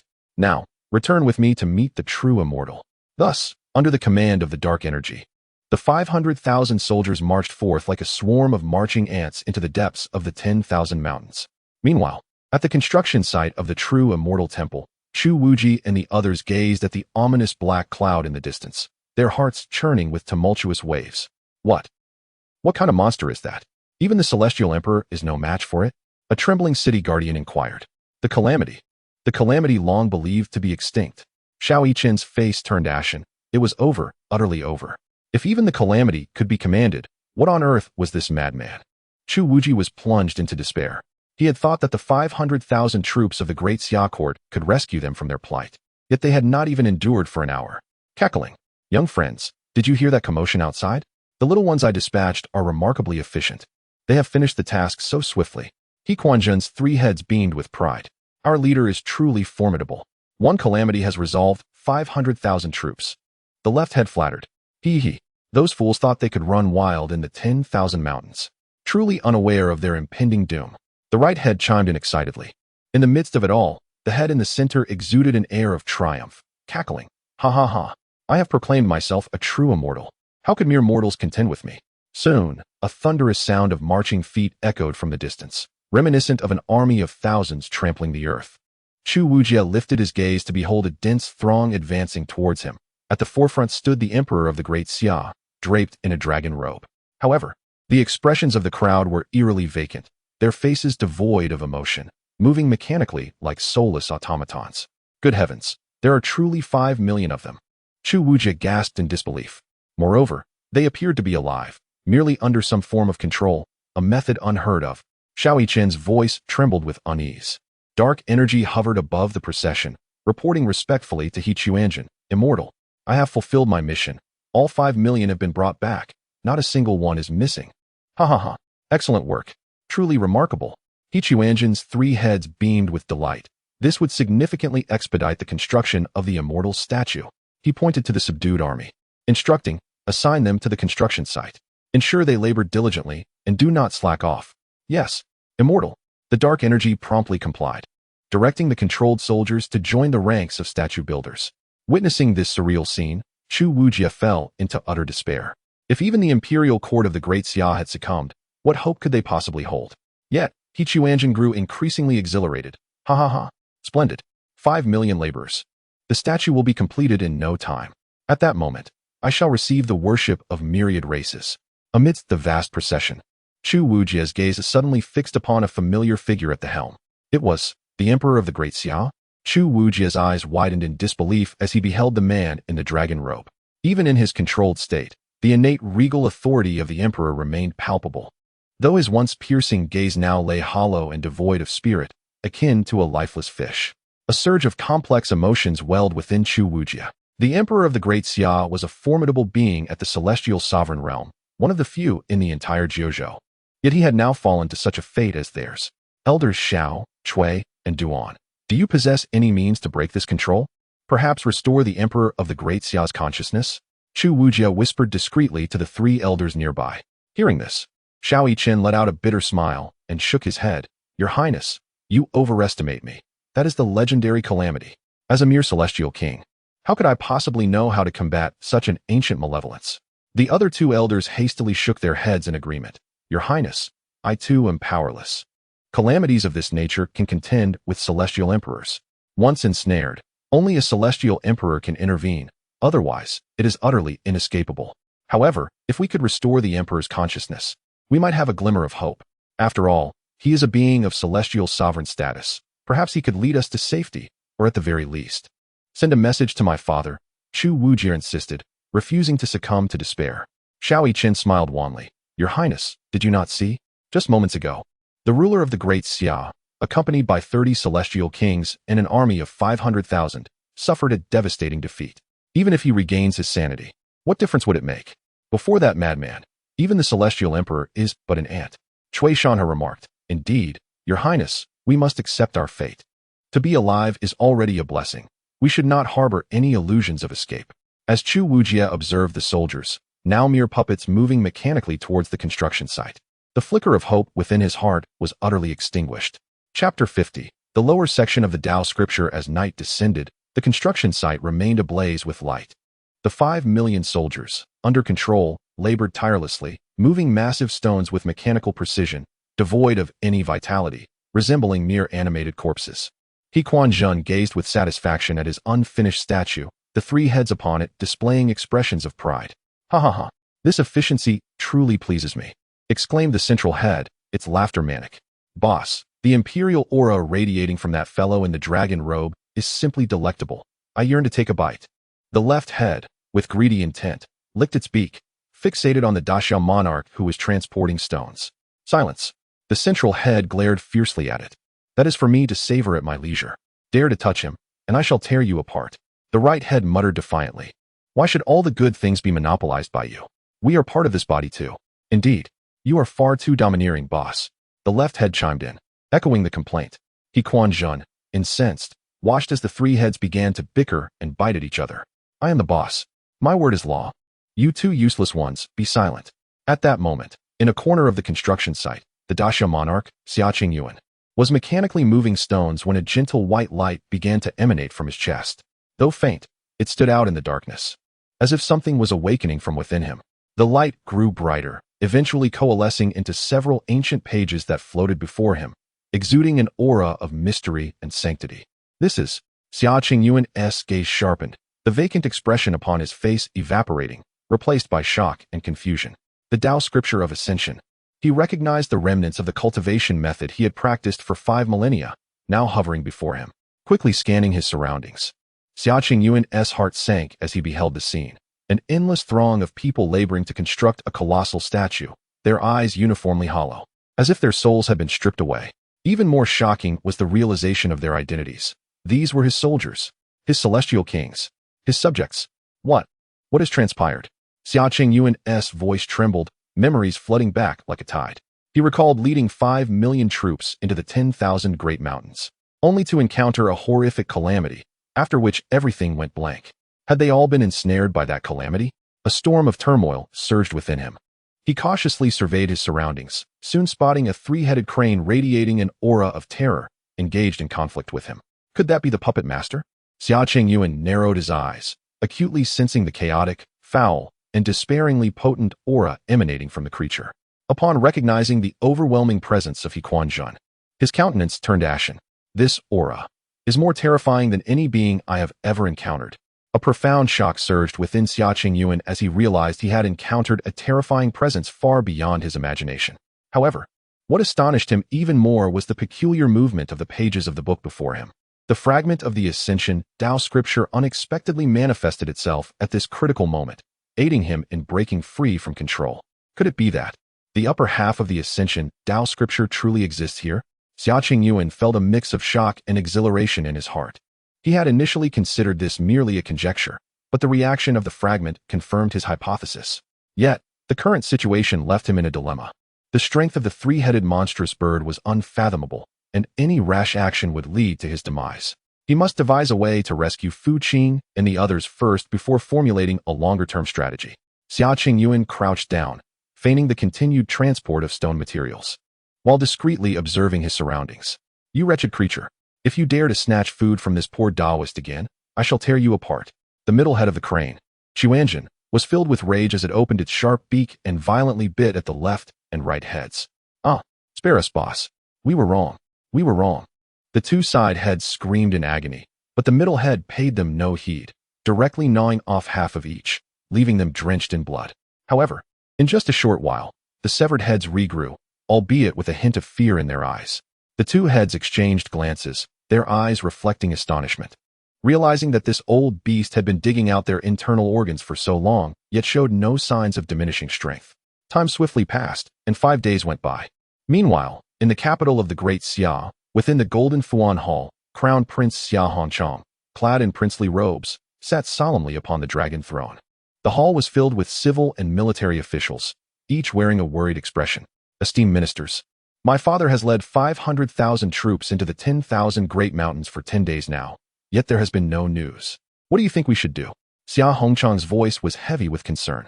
Silence enveloped the hall as the officials exchanged glances, hesitant to speak. The Minister of War trembled as he stepped forward, addressing the Crown Prince. According to the speed of His Majesty's march, he should have reached his destination by now. But there has been no word returned. I fear. Impertinent. The Crown Prince slammed his hand on the armrest. My father is a transcendent emperor. How could anything happen to him so easily? Your Highness, please quell your anger. The officials quickly knelt in apology. At that moment, an elderly immortal king with white hair stepped forward. He was one of the remaining 60 immortal kings in the court, named Wang Qingfeng. Your Highness, the old minister has something to say. Please, Elder Wang, speak. Your Highness, His Majesty has taken away 30% of the immortal kings from the court. With the court now so weakened, if anything were to happen to His Majesty, I fear that the Great Xia would. Wang Qingfeng could not continue, his voice faltering. The face of Crown Prince Xia Hongchang instantly turned pale. He understood the implication of Elder Wang's words. If anything truly befell his father, the Great Xia would immediately become a target for the other 7 nations. Impossible. Xia Hongchang declared vehemently, my father is wise and mighty. He will not come to harm. Another celestial monarch, Li Xuanji, gradually stepped forward and addressed, Your Highness, I believe that we must prepare for the worst. With only 60 celestial monarchs remaining in the court, should the other 7 nations seize this opportunity to invade, we would be utterly defenseless. Enough.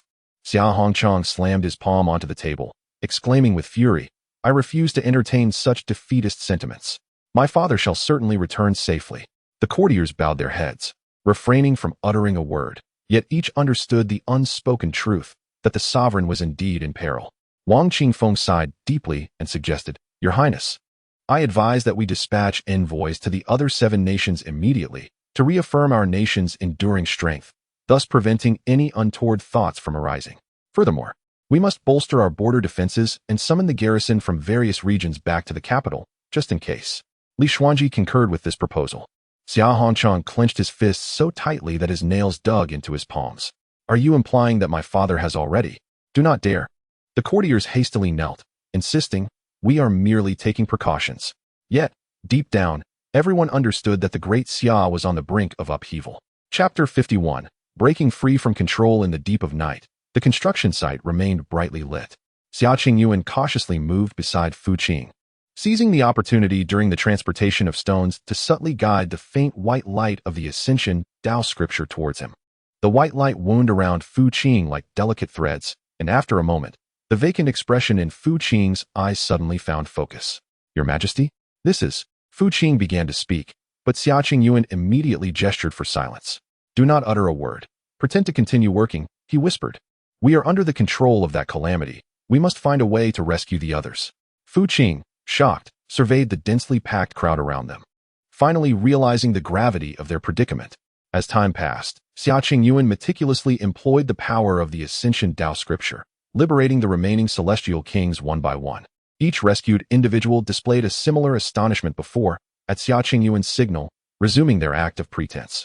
On a distant peak, He Quanzhen and his 3 heads quietly observed the construction site, their 6 eyes glimmering with a peculiar light. How intriguing. It seems someone has managed to break free from that little creature's control. The central head chuckled ominously. Boss, what treasure does that fellow in the dragon robe possess? It emanates such pure radiance, inquired the head on the left, curiosity evident in its tone. He Quanzhen scrutinized the floating pages of the book at Xia Qingyuan's chest. And suddenly, all 3 heads widened their eyes in unison. That is, the Tao scripture. Truly, the heavens have favored this poor Taoist. Someone has delivered themselves to us. Boss, quickly let us seize it. The left head trembled with excitement. No rush, no rush. Let me first gather my energy before we discuss it. It's merely a fragment, the central head replied, shaking its head. At that moment, a mass of black mist drifted over. Its voice hoarse as it reported, true immortal, those individuals seem to have escaped the little one's control and require a reset. Do not concern yourself with them. He Quanzhen waved his wings impatiently. As long as they work obediently, they cannot escape the confines of the 10,000 great mountains. The black mist seemed perplexed. But true immortal, what if they? What if what? He Quanzhen's 3 heads turned towards the black mist simultaneously, their 6 eyes flashing with dangerous light. Are you questioning my decision? And no, I dare not.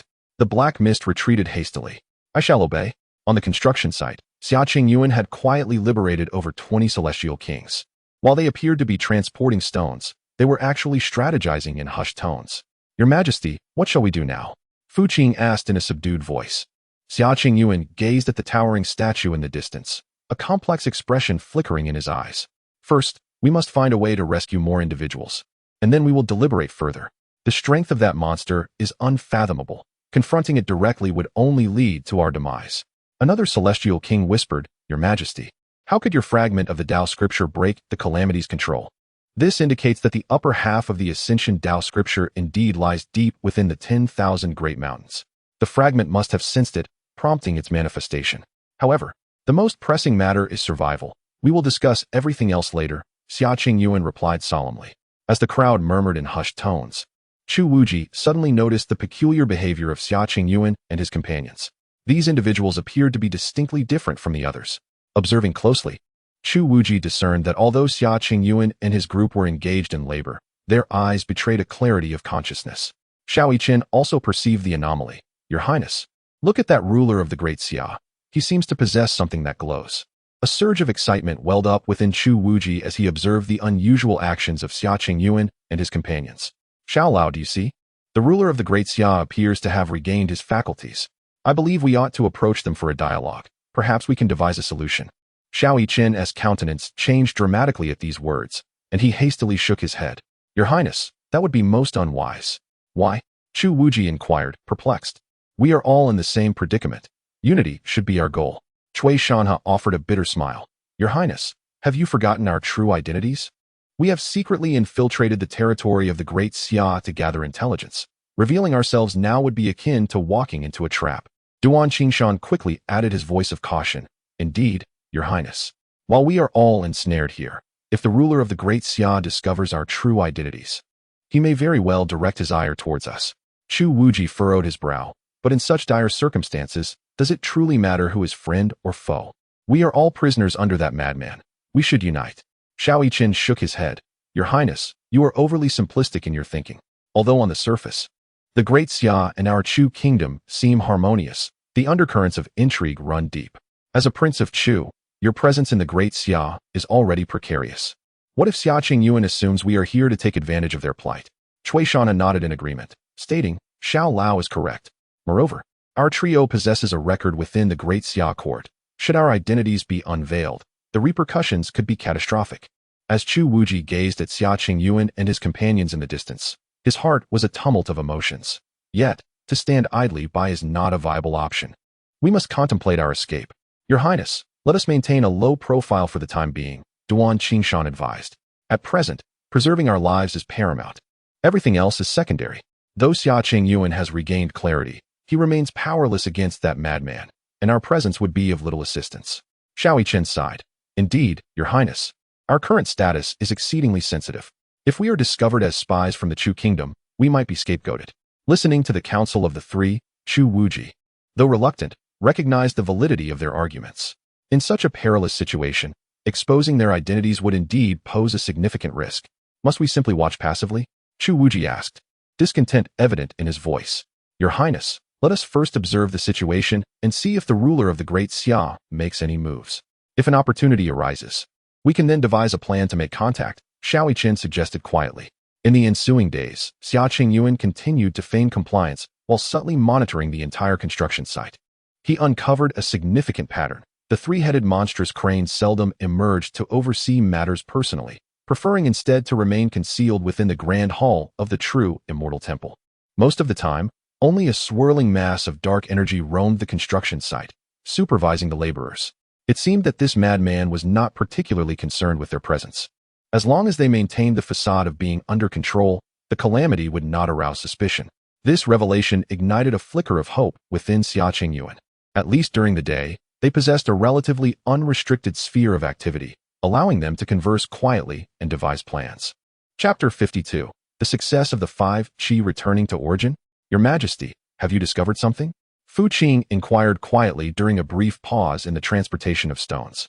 Xia Qingyuan nodded. That madman is exceedingly lazy. He hardly pays us any mind. As long as we diligently perform our tasks, that malevolent force will not scrutinize us too closely. This is indeed favorable news for us. Another celestial king lowered his voice. Your Majesty, should we seize this opportunity to contemplate an escape? Escape? Xia Qingyuan replied with a bitter smile. Have you not sensed the formidable restraints imposed upon this vast mountain range? The space here is utterly sealed off. We cannot even take flight or burrow underground. The celestial king's expressions darkened at this revelation. Indeed, they had all attempted various methods over the past few days, but whether through spatial spells or burrowing techniques, all had proven futile in this place. Are we left to await our demise here? One celestial king asked, unwilling to accept this fate. Xia Qingyuan gazed at the towering statue in the distance and said solemnly, not necessarily. The madman has compelled us to construct this statue for a reason. If we can discern its true intent, we may yet discover a way to break free. As they deliberated, the dark mist suddenly approached, rasping, You lot, move swiftly. The true immortal demands that the left arm of the statue be completed today. The group hastily lowered their heads, feigning terror as they hastened their work. The dark mist circled around them, as if wanting to say something, but ultimately drifted away. It appears that this tribulation is not particularly clever, Fu Qing murmured. Xia Qingyuan contemplatively watched the retreating mist. No, it possesses intelligence. But it is heavily suppressed by that madman, afraid to act out of line. Did you notice? This tribulation's fear of him is genuine. Your Majesty implies that the madman is capable of subduing the legendary tribulation, suggesting a strength beyond our imagination? 49 days swiftly elapsed. At the construction site, Xia Qingyuan and others continued their mechanical labor of transporting stones, yet their attention remained fixated on the true immortal temple in the distance. In recent days, the temple had reverberated with the manic laughter of He Quanzhen, accompanied by waves of ominous black mist. Ha ha ha, the time has come. The time has come. He Quanzhen exclaimed ecstatically in the grand hall. The 49 days have concluded. My internal organs have perfectly fused with the 5 elemental veins.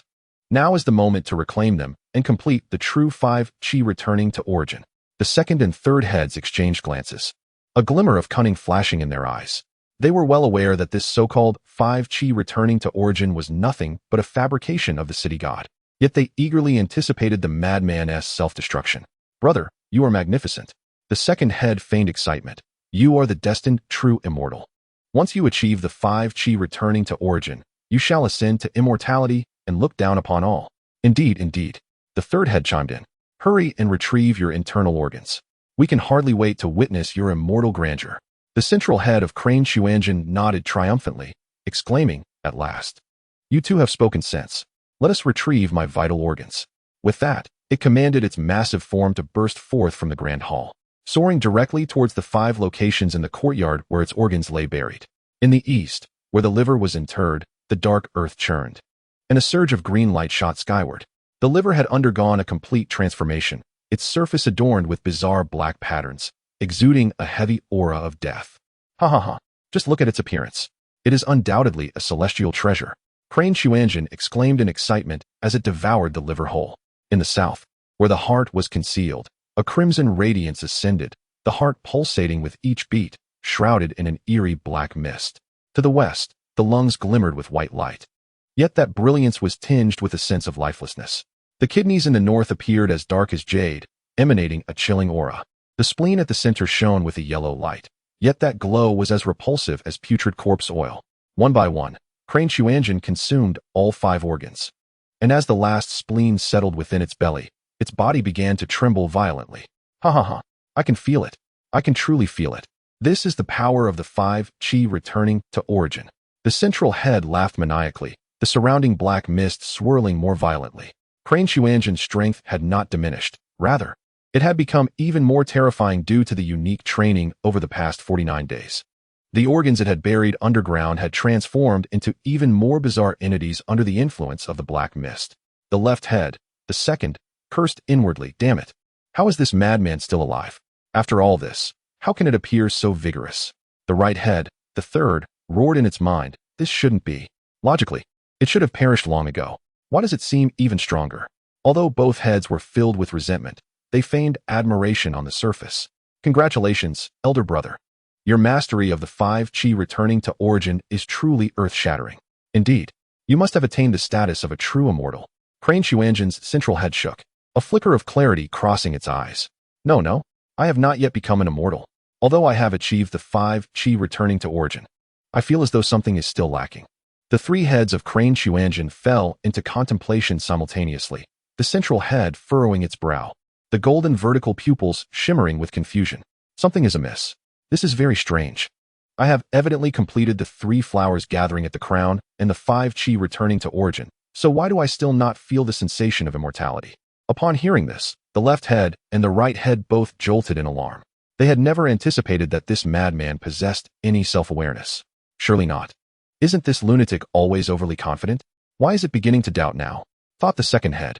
The third head echoed this sentiment, panicking internally. Oh no.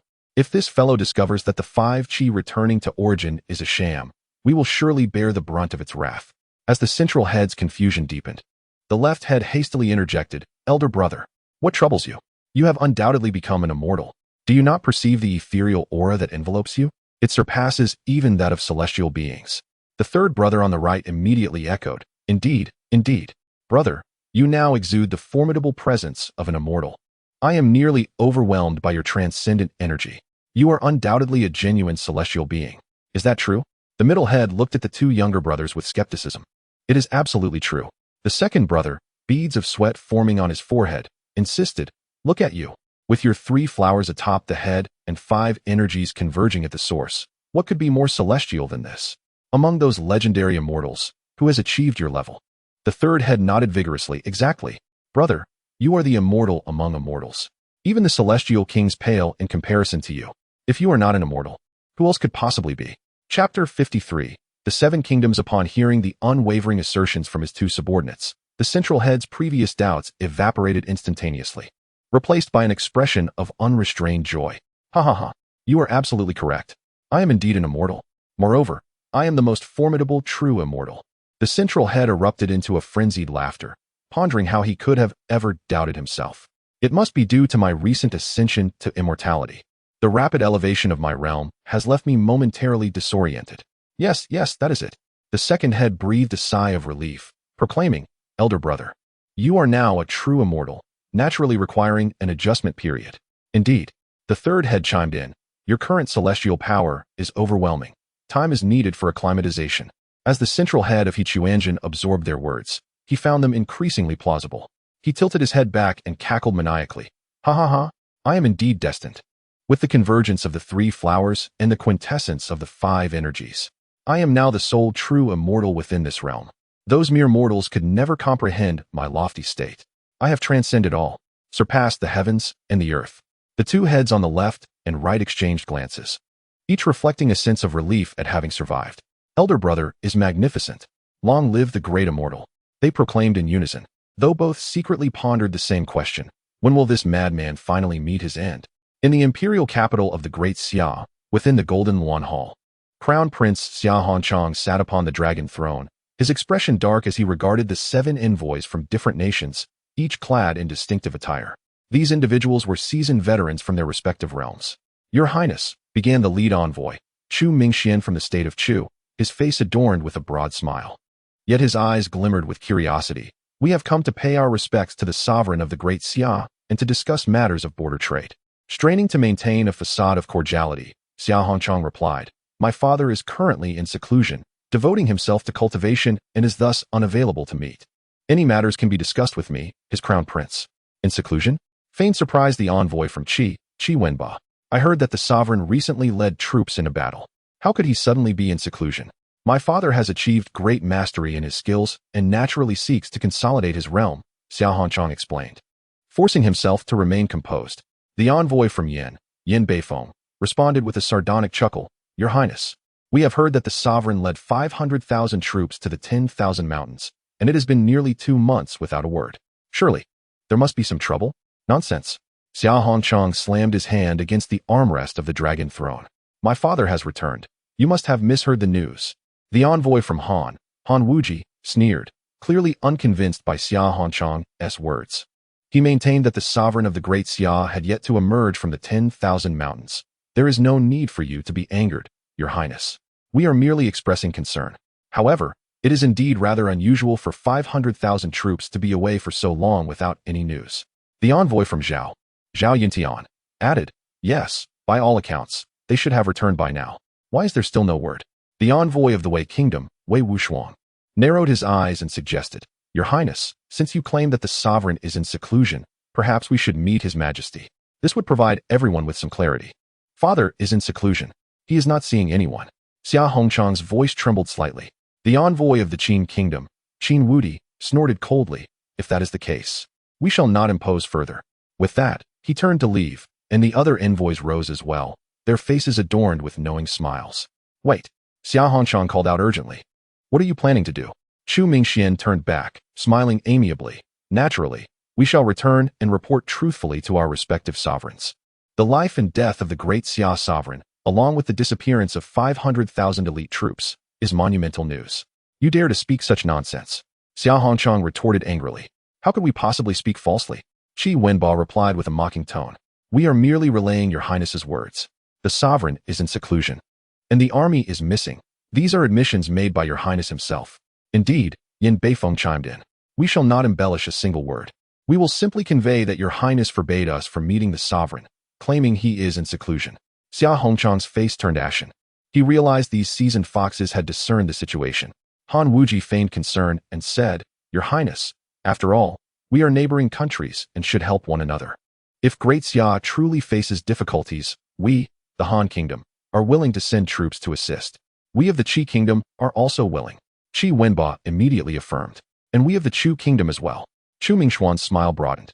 The other envoys echoed their willingness to aid Great Xia. Xia Hongchang felt a chill in his heart.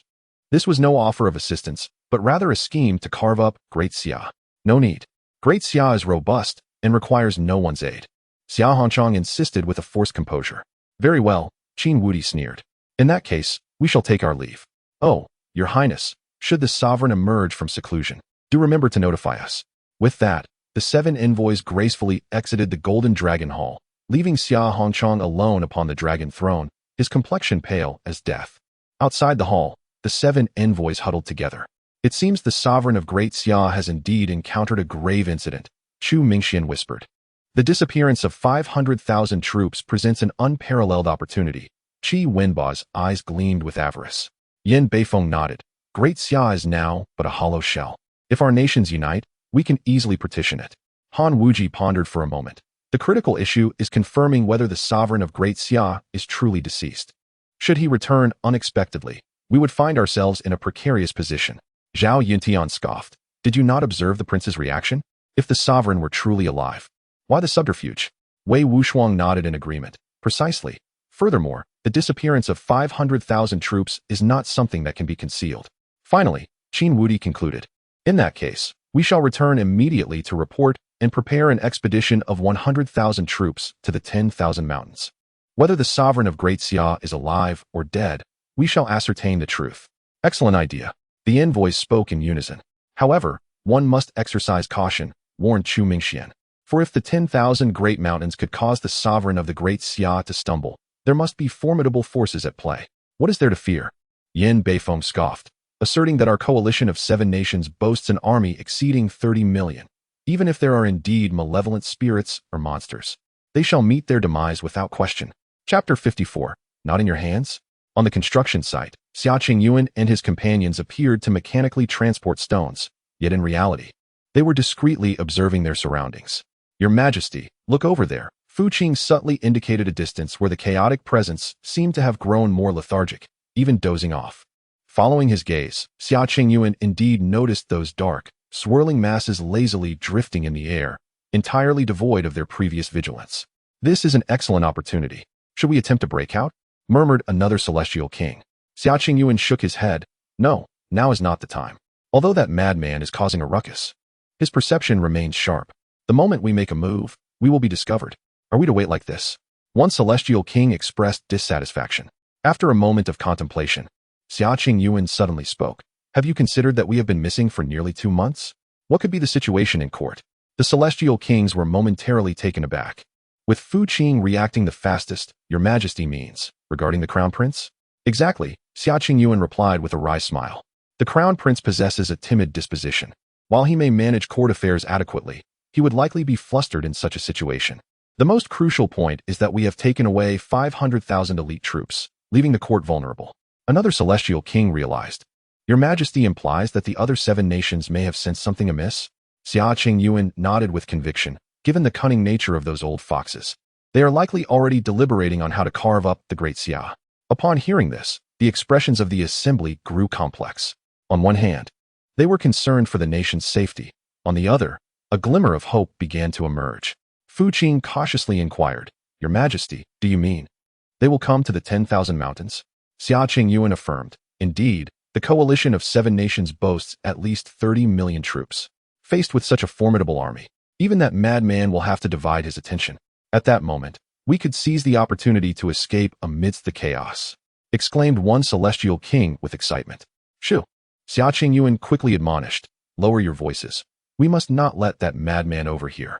They all promptly composed themselves, resuming their pretense of labor. Xia Qingyuan continued his analysis. Though that madman is powerful, he is but one individual. Against the assault of tens of millions, he will inevitably struggle to manage multiple fronts. Moreover, his greatest weaknesses are his arrogance and madness. Confronted with an army of such scale, he will surely opt for a direct confrontation rather than employing cunning tactics. Fu Qing, suppressing his excitement, remarked, Your Majesty, your wisdom is unparalleled. Once that madman is occupied, we will find our chance to escape. Just as Xia Qingyuan and his companions were whispering among themselves, a chilling voice suddenly resonated behind them. Caw, caw, caw. What are you doing? Instantly, the group stiffened, slowly turning their heads to find He Chuanzhen's formidable figure had unexpectedly appeared behind them. 3 heads fixated on them, with 6 golden vertical eyes. We are transporting stones, my lord. Xia Qingyuan forced himself to remain calm as he spoke. The central head of He Chuanzhen tilted slightly, emitting an eerie cackle. Ha ha ha. Is that so? I sense that you are all being rather indolent. The head on the left, filled with excitement, chimed in, boss. They are indeed slacking off. I just saw them huddled together, whispering. Surely they are plotting something. Why not devour them all? Yes, yes, echoed the head on the right, joining in the raucous cheer. These humans are exceedingly cunning. Boss, you must eat them. I have been hungry for ages. The central head glared at the 2 subordinates. Silence. They are my laborers. If I consume them, who will construct the divine statue? With that, it turned its gaze towards Xia Qingyuan, its golden vertical pupils glimmering with avarice. However, esteemed ruler of the great Xia, I do have a matter to inquire. Alarm bells rang in Xia Qingyuan's mind, yet he feigned ignorance. Please, great immortal, do proceed. The central head of Quanzhen leaned in closer to Xia Qingyuan, nearly brushing against his face. Ha ha ha. Hand over those few pages of Tao scriptures you possess. Xia Qingyuan's heart raced, but he maintained a facade of calm. Great immortal, I am unaware of the scriptures to which you refer. Feigning ignorance, are we? The central head emitted a chilling laugh. I witnessed with my own eyes the ancient texts floating before your chest. Those must be the remnants of the Ascension Tao scriptures. Am I correct? Cold sweat poured down Xia Qingyuan's brow, yet he gritted his teeth in denial. Great immortal, you are mistaken. I possess no Tao scriptures. I am but a mere immortal emperor. How could I possibly own such precious tomes? Ha ha ha ha. All three heads of Quanzhen erupted in frenzied laughter. Since you refuse to surrender them willingly, do not blame me for taking matters into my own hands. Before the words had fully left its mouth, Quanzhen suddenly extended a massive bird-esque claw, plunging it directly into Xia Qingyuan's chest. Xia Qingyuan let out a horrific scream, attempting to resist. But before Quanzhen's terrifying power, he found himself utterly immobilized. Found it! Quanzhen exclaimed with exhilaration, extracting several ancient pages from Xia Qingyuan's chest. Indeed, the remnants of the Ascension Tao scriptures. The pages trembled violently in Quanzhen's grasp, emitting a blinding white light, as if striving to break free. Ha ha ha. It is indeed the Ascension Tao scriptures. The central head laughed maniacally. With this fragment, once I gather the remaining pieces, I shall ascend. Xia Qingyuan collapsed to the ground, blood pouring from his chest, his eyes filled with despair. The other immortal kings turned pale, fully aware that this was the end. Quanzhen clutched the remnants of the Ascension Tao scriptures within its claw, all three heads shivering with excitement. The ancient pages struggled within its grasp, their white light dimming. Ha ha ha. Truly a treasure. The central head cackled with mania. I can sense the profound truths contained within this fragment. It is indeed a treasure for ascension. The left head, greedily licking its beak, inquired, Boss, since this is merely a fragment, where are the remaining portions? We must find them all. The right head chimed in eagerly. Yes, yes. Master, please inquire of this human where the remaining fragments are hidden. The central head, with golden vertical pupils, fixated intensely on the collapsed Xia Qingyuan. Gagaga, you insignificant insect. I am aware that this is merely a fragment of the whole. Where are the rest of the scrolls? Speak honestly. Xia Qingyuan clutched his chest wound, blood seeping incessantly through his fingers. He endured his terror and stammered, truly. Esteemed immortal, the remaining scrolls are not in my possession. Not in your possession? The central head of Quanzhen leaned in closer. Then where might they be? I advise you to be forthright. Otherwise, I possess numerous methods to compel you to divulge the truth. Chapter 55. Capturing the sovereign. Xia Qingyuan gasped weakly, My lord, the Ascension scripture is divided into 8 parts. I possess only one fragment. The remaining 7 parts are in the hands of the sovereigns of the other 7 nations. What? Quanzhen's 3 heads widened in astonishment. Is that true? The second head was so thrilled that drool escaped its mouth. Elder brother, if we can gather all the Ascension scripture, you will truly ascend to immortality. The third head exclaimed with excitement, Elder brother, we must seize those fragments. The middle head squinted, You're not deceiving us, are you? The sovereigns of the other 7 nations truly each possess a fragment? Xia Qingyuan nodded fervently, Absolutely. The Ascension scripture was divided into 8 parts long ago, each secretly guarded by the 8 nations. I would stake my life on its truth. Suddenly, the middle head of Quanzhen erupted in raucous laughter. Ha ha ha. Heaven favors this humble Taoist. It turns out the sovereigns each possess fragments. I was worried about how to gather them. The second head flattered, Elder brother. You are indeed wise. Look, even the heavens are assisting you. Those fragments are coming to us willingly. The third head chimed in with praise, Indeed. Elder brother, you are destined for greatness. Even the Ascension scripture is gravitating towards you. The middle head nodded with pride. You are both correct. I am truly the chosen one. However, where are those sovereigns? I must personally retrieve those fragments. Xia Qingyuan replied, In response to your query, my lord, I have heard that the other 7 nations have dispatched envoys to Xia to gather information. If I am not mistaken, they will soon lead their armies to the 10,000 great mountains. Ha ha ha. The middle head of Quanzhen jumped with excitement. This is splendid news. I won't even need to leave the mountain. Those fragments will come to me. The left head, nearly bulging its eyes, exclaimed, Elder brother, this is an immense stroke of fortune. We can simply wait here for those who bear the fragments to arrive. The right head trembled with excitement. Elder brother, when the time comes, you will gather all 8 fragments in one breath and immediately ascend to immortality. The middle head laughed maniacally. Ha ha ha. I have awaited this day for far too long. Sovereigns of the 7 nations, do hurry and present yourselves.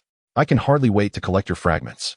Several days later, on the outskirts of the 10,000 great mountains, the sound of heavy footsteps thundered, converging into a cacophony.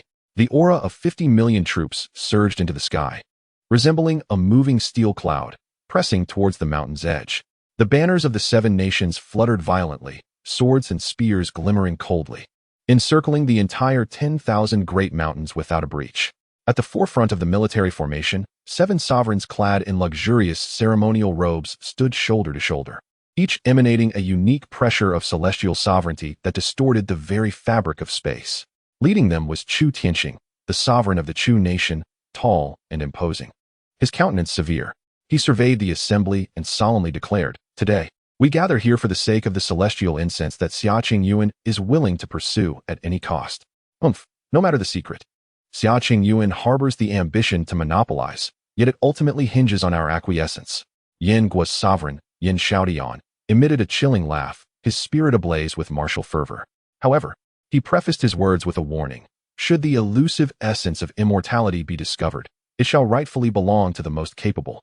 The mightiest shall claim the lion's share. At this pronouncement, the previously congenial atmosphere abruptly tightened. Qi Guo's ruler, Qi Wudi, stroked his long beard, his countenance grave as he cautioned, "Dear Yin, temper your haste.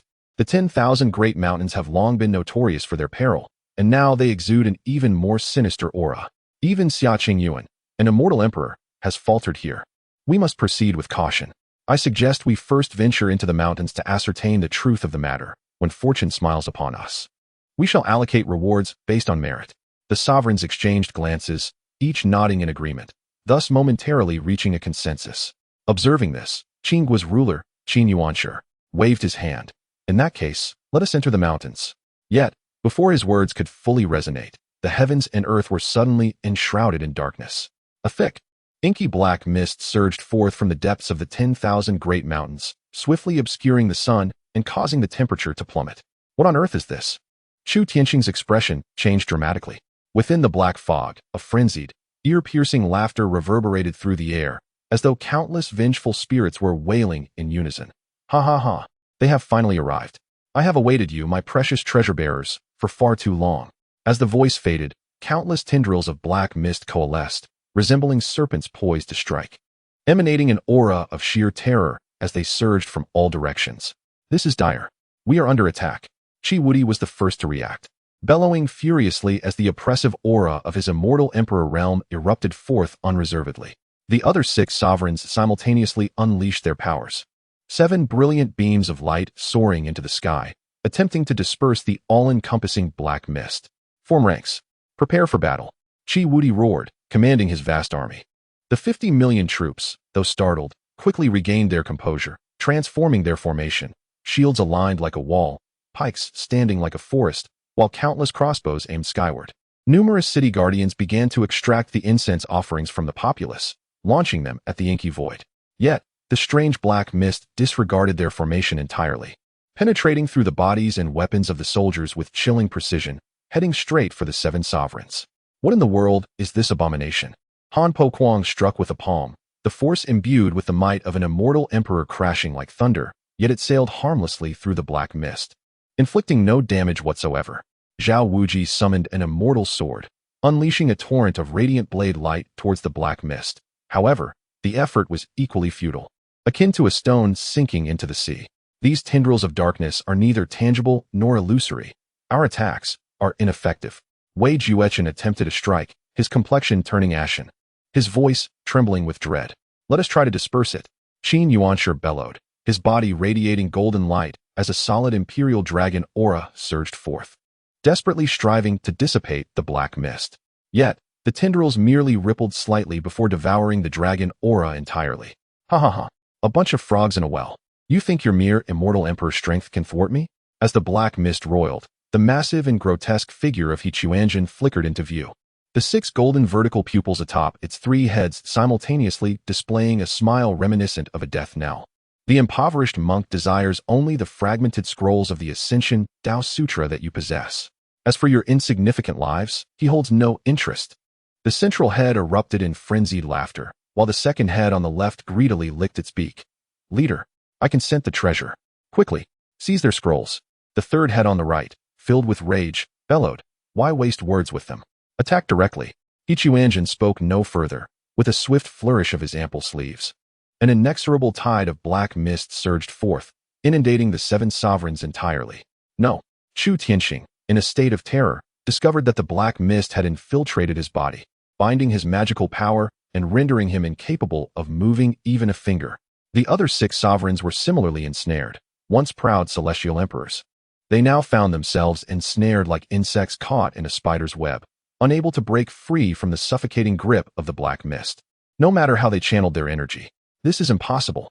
We are all celestial emperors. How can we be utterly powerless? Qi Wudi roared in disbelief, his voice tinged with horror. The central head of Quanzhen emitted a sharp, mocking laughter. Celestial emperors? Huh. In the eyes of this true immortal, you are no different from the ants crawling upon the ground. No sooner had the words left his mouth than 7 tangible strands of black mist morphed into chains, ensnaring the necks of the 7 sovereigns, dragging them inexorably toward the depths of the 10,000 great mountains. Help! Quickly rescue us!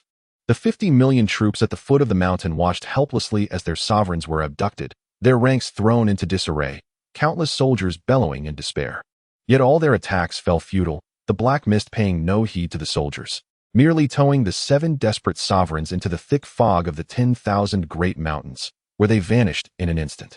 Chapter 56. The whipping deep within the depths of the 10,000 great mountains, inside the true immortal temple, 7 sovereigns were ensnared by chains forged from dark energy, suspended from the crooked beams adorned with grotesque, twisted faces.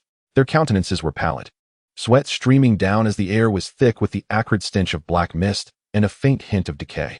Quanzhen wielded a long, jet-black whip, woven from solidified darkness, with all 3 of his heads wearing sinister grins. Welcome, my esteemed treasure-bearers, the middle head proclaimed, spreading its wings in a gesture that embraced the heavens and the earth. I am aware that each of you possesses a fragment of the Ascension Tao scripture. Surrender it willingly, and I may consider granting you a swift end. Chu Tianxing, straining to maintain his regal demeanor, endured the icy chains biting into his flesh, coldly retorted. We know not of this scripture you speak. Cease your nonsensical ramblings. What Ascension Tao scripture? We have never heard of it. Qi Wudi echoed, a glimmer of disdain flickering in his eyes. The remaining 5 sovereigns shook their heads in unison, exchanging knowing glances, feigning ignorance. How could they so easily relinquish a treasure so pivotal to Ascension, a national safeguard? Though the malevolent presence before them appeared formidable, the 7 held little fear. They were not like that fool Xia Chengyuan, who had blundered in without a plan. They were confident, having prepared meticulously since learning of Xia Chengyuan's downfall. What stood before them was merely an external manifestation linked to their essence. Even if it fell here, they could reclaim their connection and suffer minimal loss. Ha ha ha. A toast refused is a punishment accepted. The middle head of Quanzhen darkened, and the surrounding air seemed to freeze. Since you refuse to surrender, do not blame me for my lack of courtesy. Crack. The whip sliced through the air with a sharp whistle, striking Chu Tianxing with force. The dark energy at the whip's tip slithered into his body like a venomous serpent. Chu Tianxing cried out in agony as the protective celestial aura surrounding him shattered. His celestial emperor's presence instantly diminished. What manner of whip is this? Chu Tianxing was horrified to discover that this was not merely corporeal pain. It felt as though his essence was being drained, akin to a river overflowing its banks, leaving him diminished without cause. Ha ha ha. This is a specially crafted artifact designed to combat you divine practitioners. With each strike, it will sap a portion of your essence, boasted the middle head with pride, patting its feathered chest. The left head glimmered with avarice, saliva nearly dripping as it implored, eldest brother, strike again. The flavor of their essence is exquisite. I wish to witness their pleas for mercy. The right head, more irascible, bellowed, yes. Strike fiercely. Let them learn the consequences of deceiving the eldest. Crack, crack, crack. Quanzhen reveled in the torment, each lash of the whip landing with precision upon the 7 sovereigns. The hall echoed with their cries of despair, intermingled with his manic laughter. Panic enveloped the crowd, for the demise of their corporeal forms merely meant the loss of a temporary vessel. They could always forge another. Yet, with each lash, both the essence of their external selves and the true bodies far away in the capital were rapidly diminishing. They frantically summoned their spiritual energy, attempting to sever the connection to their external forms, but the ominous black mist clung to their souls like a relentless parasite, rendering their efforts futile. Wretched screams echoed, and the radiant auras, emblematic of the sovereign's exalted status, visibly waned. Cease this at once. We truly possess no knowledge of the Tao scripture. Han Pao Kong shrieked in agony, his voice stripped of any imperial composure. We implore you. We speak no falsehood. Spare us. Zhao Wuji joined in, tears streaming down his face. With a resounding crack, another lash struck, diminishing Wei Juchen's cultivation by a third, strands of gray now peppering his once lustrous hair. Suddenly, the central head of Quanzhen halted in its motion, the long whip poised midair. Wait, it intoned, furrowing its brow, its countenance turning grave. As a true immortal, how can I engage in such brutish interrogation? A true immortal must exhibit grace and virtue, winning over others through wisdom. The second head on the left, bewildered, let drool escape from the corner of its mouth. Boss? What are you doing? The third head on the right, equally perplexed, wore a frozen scowl. Boss, what's wrong? Don't stop. The central head adopted an air of transcendent elegance, even using its wings to stroke an imaginary beard.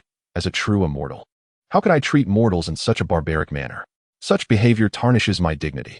Would it not be laughable if this were to spread? The seven sovereigns clung to this glimmer of hope amidst their agony, holding their breath. Perhaps this lunatic retained a shred of reason. Yet, in the next heartbeat, the central head of Quanzhen twisted in fury, unleashing a thunderous roar. You mere sovereigns dare defy a true immortal? You shall be punished.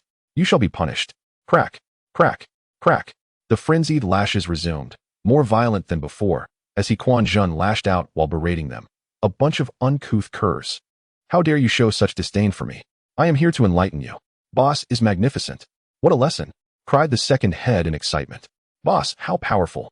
This is the way to enlighten, echoed the third head in a frenzy. Under the relentless strikes, the seven sovereigns cried out in torment, their vitality draining like a flood unleashed from a dam. I shall strike. Strike until you wretches stop feigning ignorance.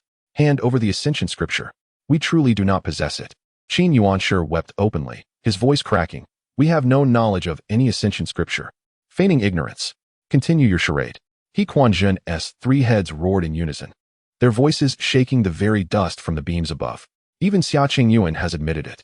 He claims that each of you possesses a fragment of the scroll. Do you dare to feign ignorance before me? Yin Xiaodian struggled to raise his head, his face marred by intersecting whip marks, stained with blood and disbelief. What? Xiang Qingyuan? He is still alive? Of course he is. The voice from the center sneered coldly, gesturing with the whip towards the temple's entrance. He is currently laboring for this humble Taoist, constructing a statue. It was he who explicitly stated that each of you seven old fools possesses fragments of the Ascension Tao scripture. The seven sovereigns exchanged glances, and in each other's eyes, they discerned a shared expression, a tumultuous blend of realization, fury, and profound despair. They finally grasped that the scoundrel, Xiang Qingyuan, in a bid to divert this madman's attention, had betrayed them all. Chapter 57. The Escape. Qi Wudi, suppressing the agonizing pain of the whip marks, felt a glint of cunning flash in his eyes. Since that scoundrel, Xia Qingyuan, had betrayed them all, he should not expect any courtesy in return. Gritting his teeth, Qi Wudi spoke, esteemed senior. Since it was Xia Qingyuan who sold us out, why not summon him for a confrontation? Let us see the true face of this treacherous wretch who seeks personal gain at the expense of friendship. The other six sovereigns exchanged glances, their eyes reflecting agreement. Indeed, let that faithless scoundrel come forth. We demand to question him face to face. Quite reasonable. Quanzhen nodded his central head, while the heads on either side chimed in excitedly. Boss, bring that Xia Qingyuan here. We want to see the spectacle. Yes, drag him over. Let these fellows confront him directly. Quanzhen immediately unleashed his divine sense, calling out towards the outside of the temple, Xia Qingyuan, get your sorry self over here. His voice thundered like a storm, shaking the very foundations of the 10,000 mountains. However, after waiting for a considerable time, there was no response. Xia Qingyuan, I command you to come here at once. Quanzhen roared again, his voice growing more agitated, yet still met with silence. Frowning with irritation, the central head of Quanzhen remarked, what is that scoundrel up to? With a sudden flash, it dashed out of the temple. heading to the site where Xia Qingyuan had previously constructed the statue. Upon arrival, it found no trace of Xia Qingyuan, only a half-finished stone statue, scattered fragments of rock, and some townsfolk along with the city god laboring to complete the statue, while everyone else had fled. Where is he? The three heads of Quanzhen erupted in a thunderous roar. Where has that scoundrel Xia Qingyuan gone? Frantically searching the surroundings. Its divine sense swept across the 10,000 mountains like a tempest, but apart from some trembling specters, there was no sign of Xia Qingyuan to be found. He has fled. He actually dared to escape right under my nose. The central head seethed with rage, its feathers bristling in fury. The left head, filled with indignation, exclaimed, "Boss, that fellow must have sneaked away while we were distracted." The right head bellowed in thunderous outrage, despicable, infuriating. How could he slip away from us?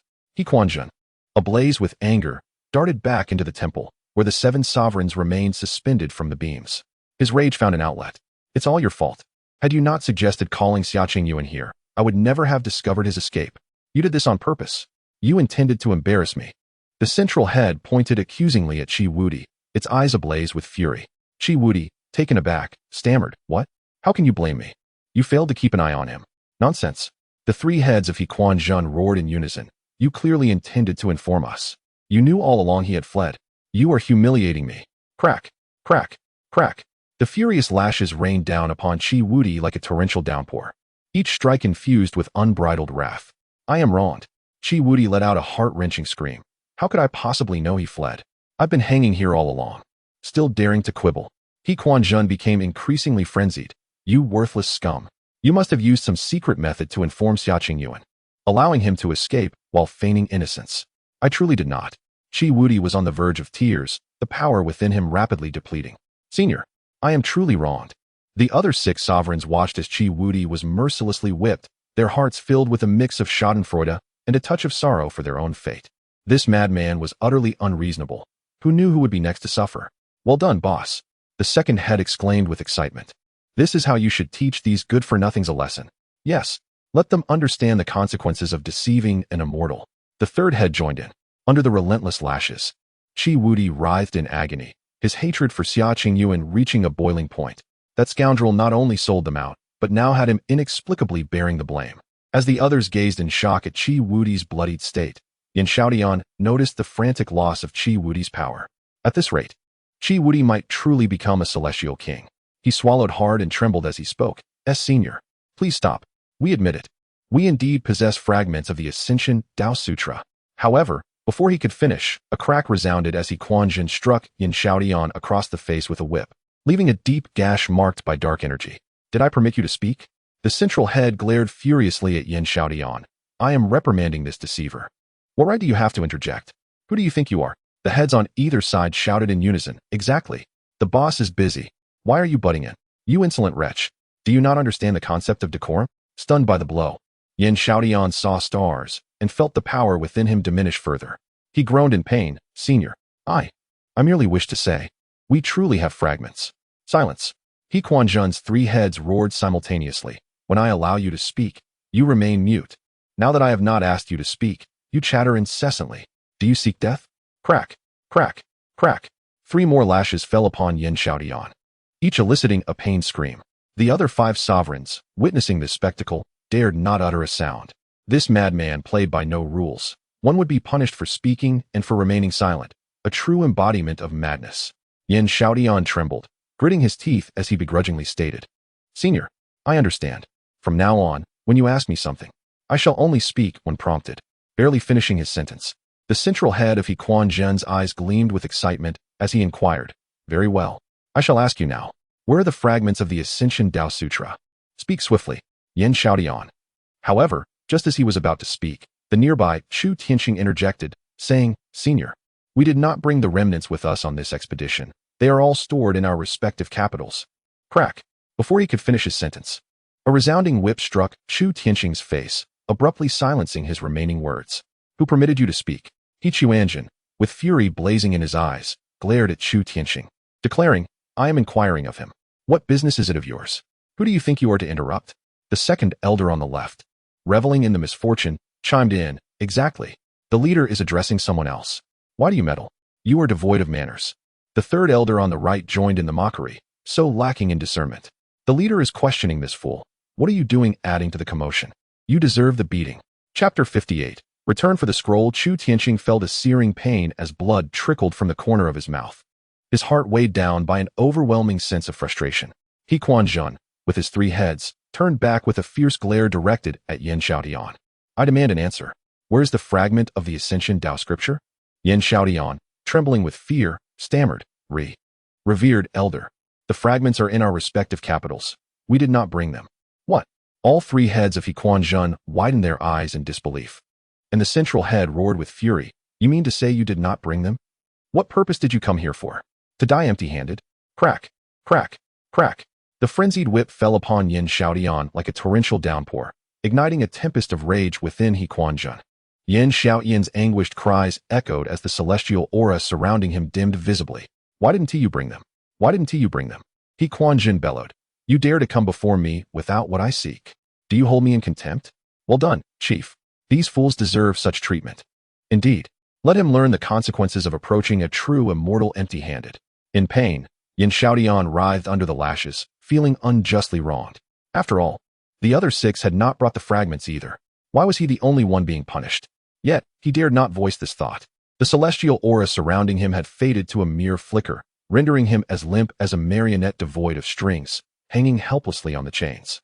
If this continued, a dignified ruler and powerful celestial emperor would be utterly drained and reduced to a mortal's demise. The remaining 6 rulers watched in horror, a chilling sense of despair washing over them. If Yin Xiaotian were to perish, who would be next? This madman showed no reason. Each of them could easily become the next target. No more waiting. The 6 exchanged glances, resolve igniting within them. They had to find a way to stop this lunatic. Chi Wudi, recently struck and still stinging from the pain, could not afford to hesitate any longer. He inhaled deeply, summoning all his courage, and shouted with utmost respect. Revered elder. Crack. Before he could finish, a shadow as swift as lightning sliced through the air, the whip striking Chi Wudi squarely on the mouth, silencing his words and sending a few teeth back into his stomach. I am administering punishment. Who permitted you to speak? Quanzhen snapped, turning his ire towards Chi Wudi. The 6 golden vertical pupils blazed with savage fury. What? Do you believe my punishment is unjust? Or do you think this waste, who dares to approach me empty-handed, should not be reprimanded? The second head on the left quickly fanned the flames. Chief, he must be opposed to your punishment. They are all in cahoots, trying to band together against you. The third head on the right was seething with rage. Why bother with him? Punish them all. Reduce them to imbeciles. Let us see if they dare to play tricks before you again. Quite right. The central head nodded in agreement, a sinister grin spreading across its face as it turned to Chi Wudi. It seems you too wish to be enlightened by me today. Allow me to grant your wish. Crack, crack, crack. The furious lash descended once more, this time targeting Chi Wudi. Within the grand hall, Yin Xiaotian's moans had yet to cease when Chi Wudi's anguished screams erupted, intertwining in a haunting symphony akin to a hellish purgatory. The remaining 5 sovereigns were utterly dumbfounded, each feeling as if plunged into an icy abyss. Their bodies chilled to the bone. Pleading for mercy resulted in punishment. Attempting to explain led to further blows. Even a respectful address of senior brought retribution. Here stood a madman beyond reason. Whatever they uttered was deemed incorrect, and every action miscalculated. The sole outcome was to be mercilessly beaten to death by this lunatic. Fear gripped them like an invisible hand, constricting their throats. Just as the 5 remaining sovereigns sank into despair, Qin Yuanshi suddenly had a moment of clarity. Recalling He Chuanzhen's earlier words, he trembled as he called out, Exalted Immortal, I am willing to return and present the remnants of the Ascension Tao scripture to you. The invocation of Exalted Immortal nourished He Chuanzhen's heart like sweet nectar. The 3 heads of He Chuanzhen instantly ceased their assault on Chi Wudi, and the central head turned towards Qin Yuanshi, the ferocity in its eyes vanishing, replaced by a gentle smile. Good, good. You possess discernment. The central head nodded in satisfaction, its tone softening. Your words bring comfort to this humble Taoist. Come, come, I shall release you. With a casual wave, the dark chains binding Qin Yuanshi disintegrated, sending him crashing to the ground. Yet, disregarding the pain, he hastily knelt, bowing deeply. Thank you, Exalted Immortal, for your mercy. I shall retrieve the remnants at once. Go, go. I await your good news. The central head of He Chuanzhen beamed, even gently stroking Qin Yuanshi's head with a wingtip. Remember, be swift in your return. I cannot wait too long. Yes, yes. I shall not disappoint the exalted immortal. Qin Yuanshi, feeling as though he had been granted a reprieve, scrambled out of the temple. The remaining 6 sovereigns watched in stunned silence, bewildered by the drastic shift in demeanor. Just moments ago, they had been mercilessly beaten, yet now Quanzhen displayed such amiability. Seeing this, Chu Tianqing quickly imitated Qin Yuanshi's tone, shouting, "Senior, I too am willing to return with the remnants." Crack! Before he could finish, a resounding whip struck Chu Tianqing's face, forcibly retracting his words. "Who permitted you to speak?" The central head of Quanzhen's expression transformed instantly, the previous kindness evaporating, replaced by sheer brutality. "When did this Taoist allow you to utter a word? How dare you mimic others? Such ignorance." The second head on the left cackled with glee. "Precisely. That previous fellow spoke so eloquently. What do you even have to offer? A mere imitation." The third head on the right growled viciously, mimicking others, lacking any sincerity. "Elder brother, strike him hard." Chu Tianqing was left dazed by this sudden change, blood trickling from the corner of his mouth, his eyes filled with confusion and grievance. Why was there such a vast disparity when they spoke the same words? Quanzhen continued to wield his long whip, striking while cursing. "Dare you look at me with such disdain? Do you believe I am biased? Let me tell you, I am indeed partial. What of it?" Crack, crack, crack. The frenzied whip descended upon Chu Tianqing like a torrential downpour, each lash eliciting a series of anguished cries from him. The remaining 6 monarchs were rendered utterly numb. This madman acted without any semblance of logic, driven solely by his whims. Chapter 59. The celestial aura of the Taoist. The remaining 6 sovereigns observed as Chu Tianqing endured relentless torment. Yet their minds were fervently grappling with a singular question. How did Qin Yuanshi manage to depart unscathed? Did he utter something of particular significance? Qi Wudi, despite the excruciating pain coursing through his body, meticulously recalled the earlier events. Indeed, Qin Yuanshi had addressed the creature as true immortal lord, while the others had referred to him merely as senior. This realization struck Qi Wudi like a sudden enlightenment, awakening him to the truth. The 3-headed monstrosity was most concerned with being acknowledged as a true immortal. Understanding this, Qi Wudi promptly adopted the most respectful and humble tone, exclaiming loudly, "True immortal lord, I too am willing to return and present the remnants of the Ascension Tao scripture as an offering to you, a genuine true immortal." At that moment, Quanzhen halted his assault on Chu Tianqing, all 3 heads swiveling toward Qi Wudi, their previously fierce expressions vanishing. "Ha! Excellent. Well said. A genuine true immortal." The central head beamed with delight, proclaiming, "Your words have truly made my heart blossom with joy. You have declared us to be genuine true immortals. How delightful that sounds compared to what the previous fellow said. True immortal. True immortal. We are indeed true immortals." Gagagagaga. All 3 heads erupted into frenzied laughter, tilting back in unrestrained glee. With a casual wave, Quanzhen dispelled the black chains that bound Qi Wudi. He fell heavily to the ground and promptly knelt, bowing his head in gratitude. "Thank you, true immortal lord, for your mercy. I shall return at once to retrieve the remnants for you. Go, make haste." Quanzhen chuckled, his delight evident. The remaining 5 sovereigns, witnessing this turn of events, swiftly grasped the situation. They chorused in unison, "True immortal lord, we too are willing to fetch the remnants. True immortal lord, in your benevolence, we shall surely present the remnants. True immortal lord, your might is unparalleled. We long to serve you, true immortal lord. True immortal lord, you are the one and only in heaven and earth." As the echoes of their declarations reached him, Quanzhen's 3 heads nearly split with laughter. "Ha! Splendid. Truly splendid. You are all such perceptive children." The central head chuckled heartily. With a grand gesture, Quanzhen released all the black chains, causing the remaining 5 sovereigns to tumble to the ground. Yet, they paid no heed to their pain, hastily kneeling and bowing. "Rise, rise." Quanzhen's heads beamed with joy. "You are all good children. Hurry back with the remnants of the Ascension Tao scripture. Remember, I cannot wait too long." "Yes, true immortal lord."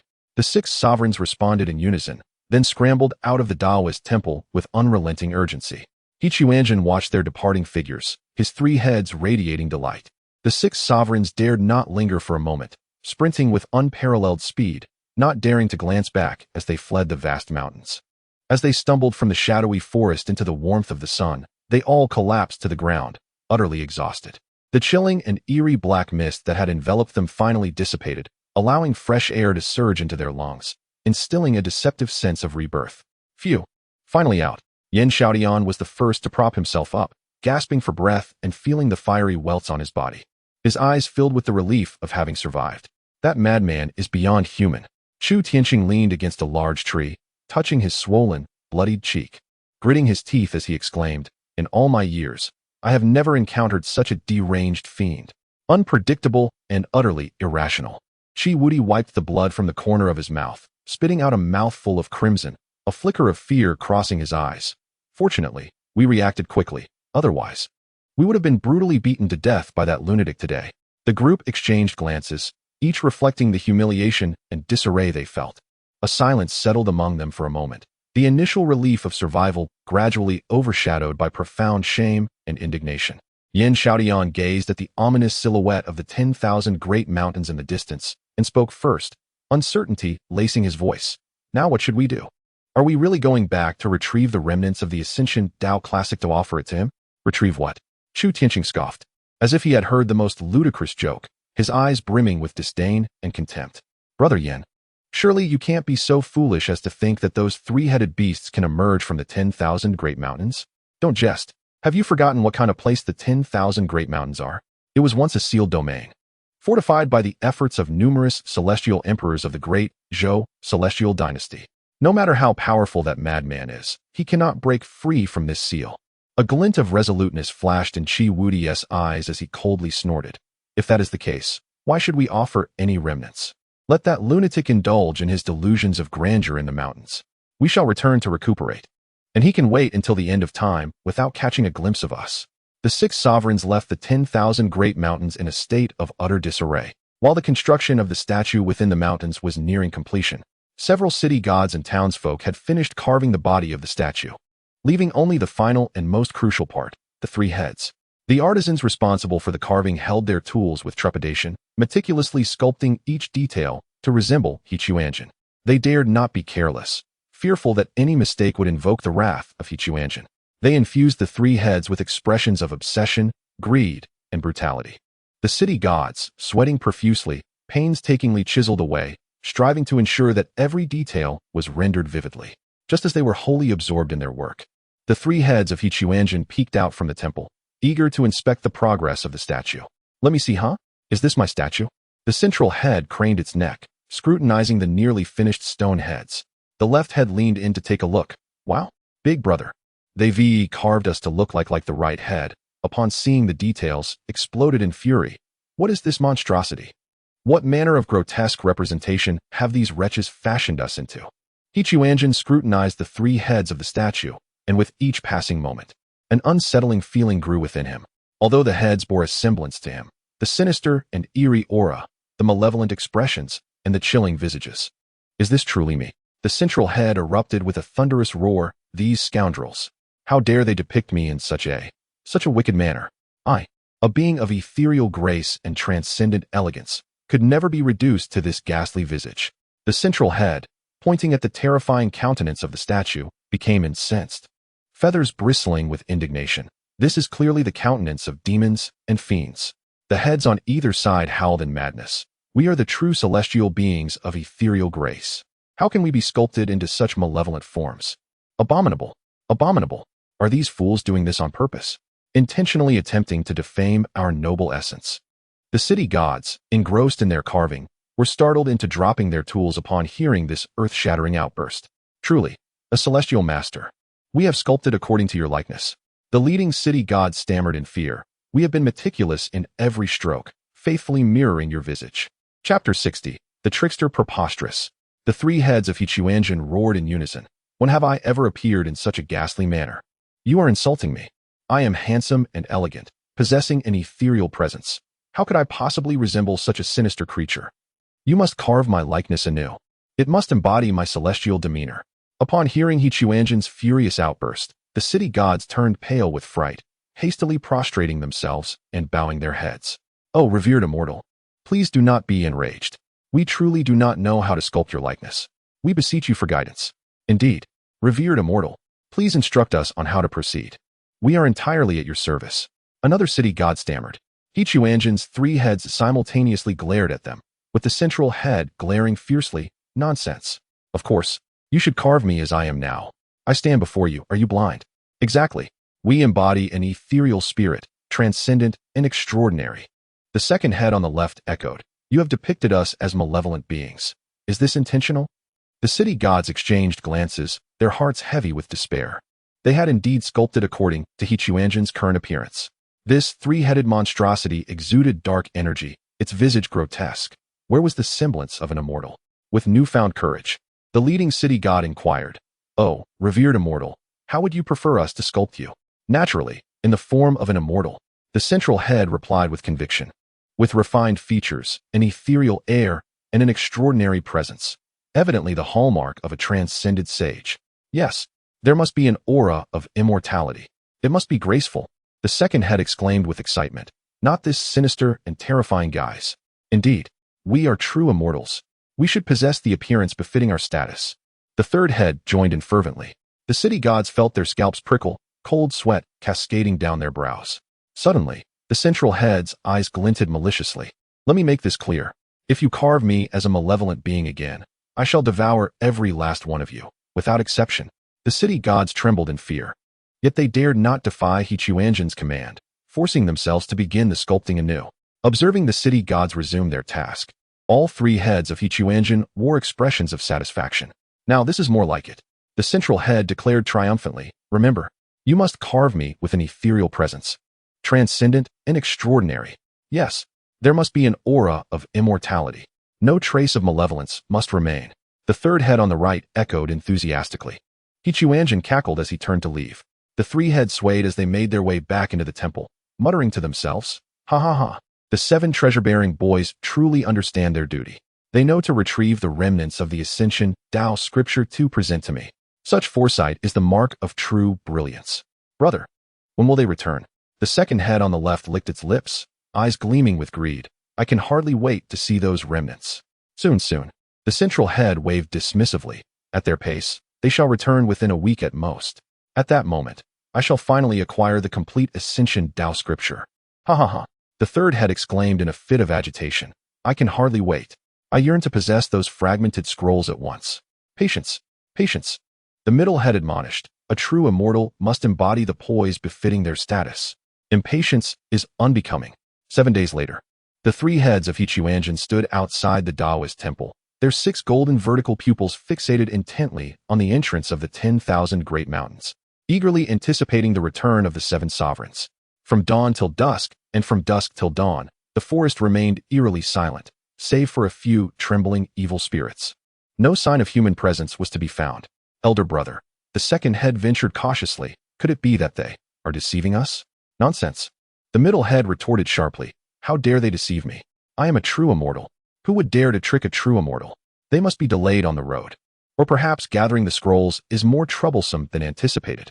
"But elder brother, they asserted they would return in 7 days," the second head timidly remarked. "Silence." The middle head bellowed. "They will surely return. I have faith in them. The dignity of a true immortal is not to be trifled with." The third head on the right also displayed signs of unease.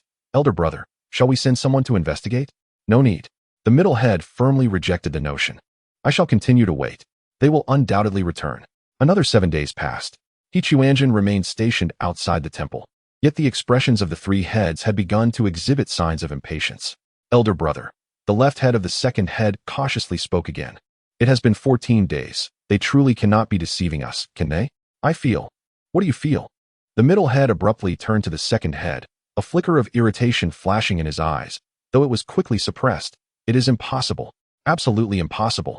They have acknowledged me as a true immortal. How could they dare to deceive a true immortal?" Yet, as the middle head spoke these words, the conviction in his tone had waned, and his brows furrowed tightly. Perhaps their capital is too far away?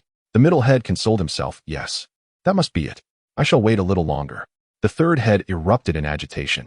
"I believe they are indeed swindlers. Elder brother, we have been played for fools." "Silence, silence." The middle head roared in a fit of humiliation and rage. "I have spoken. They would not dare to deceive me." Another 7 days passed. On the 21st day, the three heads of Quanzhen had stood outside the Taoist temple for a full 3 weeks, their 6 golden vertical pupils bloodshot. And the dark energy surrounding them grew increasingly restless. "Swindlers, swindlers. All of them are swindlers." Suddenly, The middle head of Quanzhen let out a thunderous roar, his voice brimming with boundless fury and unrestrained wrath. Those bastards! How dare they deceive me? How dare they deceive a true immortal? The middle head was utterly enraged, the dark energy swirling around him like a tornado, causing the entire 10,000 great mountains to tremble beneath the weight of this terrifying pressure. Elder brother, I told you they were swindlers long ago. The left head of the second head exclaimed with a sense of schadenfreude. Indeed, elder brother, they never intended to return at all. The figure on the right, the third of the three, fervently incited the chaos. Heron Quanzhen had completely lost his sanity, with all three heads simultaneously howling at the heavens, their voices resonating through the vast expanse of the 10,000 great mountains, causing leaves to flutter down in disarray. In a frenzied rampage, he charged through the mountains, leaving a trail of destruction, ancient trees splintered and rocks shattered, while countless malevolent spirits were driven to flee in terror. Deceivers! All of them deceivers! I shall slay them. Eradicate those audacious tricksters. How dare they deceive a true immortal? Unforgivable. Absolutely unforgivable. Heron Quanzhen roared and crashed through the 10,000 great mountains, shaking the very foundation of the range beneath his wrath. Chapter 61.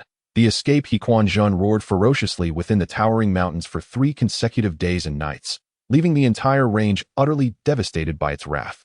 Countless ancient trees were uprooted, rocks tumbled down, and even the timid spirits were left in a state of sheer terror. This cannot stand. I must personally intervene. I shall rend every last one of those deceivers to shreds. The central head abruptly ceased its frenzied assault, and all 3 heads turned towards the exit of the vast mountains. Quanzhen, shrouded in swirling darkness, resembled a moving storm cloud, charging toward the edge of the mountains. Its speed was astonishing, tearing through the air with a cacophony of sonic booms. Those scoundrels! How dare they deceive me? How dare they deceive a true immortal? I shall ensure their demise is without a grave. A maniacal laughter erupted from the central head, its golden slit pupils glinting with a frenzied thirst for vengeance. Before long, Quanzhen reached the precipice of the 10,000 mountains. Just as it was about to breach the invisible boundary, a deep, resonant rumble echoed through the void. In an instant, countless golden chains materialized from the emptiness, each as thick as a barrel, inscribed with intricate runes that emanated an ancient and sacred aura. These chains slithered toward Quanzhen from all directions like serpents. What is this? Exclaimed the second head in shock. Where did these golden chains come from? Among the 3 heads, only the central one retained coherent memories, while the other 2 were fragmented and incomplete. A seal. This is a seal. The third head recognized the origins of the chains, cursing. Those celestial beings set this seal here long ago. As the central head gazed at the encroaching golden chains, instead of fear, it was consumed by an even greater fury. How dare these wretched chains obstruct the path of a true immortal? They are utterly oblivious to their impending doom. Begone! All 3 heads opened their mouths wide and unleashed a thunderous roar. The single word begone was imbued with all its rage and madness, the sound waves manifesting as a tangible force that swept outward. Those seemingly indestructible golden chains began to fracture under the weight of this furious outburst, like glass splintering. The myriad runes flickered erratically, emitting a piercing hum. Crack, crack, crack. The sharp sounds of breaking echoed as the chains, thick as barrels, began to shatter one after another. With each shattered link, a mournful wail reverberated through the void, as if something was enduring immense agony. In merely a few breaths, the once dense golden chains were utterly obliterated, dissolving into the ether. The seal that had bound the 10,000 mountains for countless years was thus shattered to pieces by Quanzhen's resounding roar. Quanzhen strode boldly beyond the confines of the 10,000 mountains, and upon crossing the invisible threshold, it immediately felt the fresh air from the outside world. It inhaled deeply, the dark energy radiating from its body unfurling, as all 3 heads displayed expressions of sheer ecstasy. This is the air of the outside world. The fragrance here is far more pleasant than the lifeless scents found in the mountains. To the left, the second head greedily inhaled deeply, detecting the aroma of numerous treasures. After taking several deep breaths outside the 10,000 great mountains, Quanzhen raised all 3 heads simultaneously, scanning the surroundings. Which direction should we pursue to find that group of deceivers? The head in the center muttered to itself, its golden vertical pupils sweeping across every direction. It was unaware of which nation within the 8 countries it found itself in, nor the precise locations of each royal palace, yet this posed no challenge for it. Having cultivated for hundreds of thousands of years, Quanzhen possessed an acute sensitivity to the power of incense. The place with the most potent incense was undoubtedly the capital of a nation. It closed its 6 golden vertical pupils, its consciousness expanding like a tide in all directions, perceiving the various auras emanating from afar. Soon, it detected a rich aroma of incense coming from the southeast, where a vast city stood, radiating a fervent power of incense from its center like the blazing sun.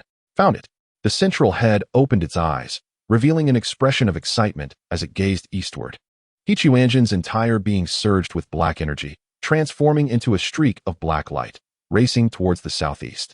At this moment, within the resplendent palace of the Great Xia, the sovereign sat with a grim expression upon the dragon throne, flanked by the remaining few celestial kings. Once a lavish assembly of 30 celestial kings, now only 10 remained, including Fu Qing, while the others had perished in the 10,000 great mountains. Your Majesty, the losses are indeed catastrophic, Fu Qing said anxiously.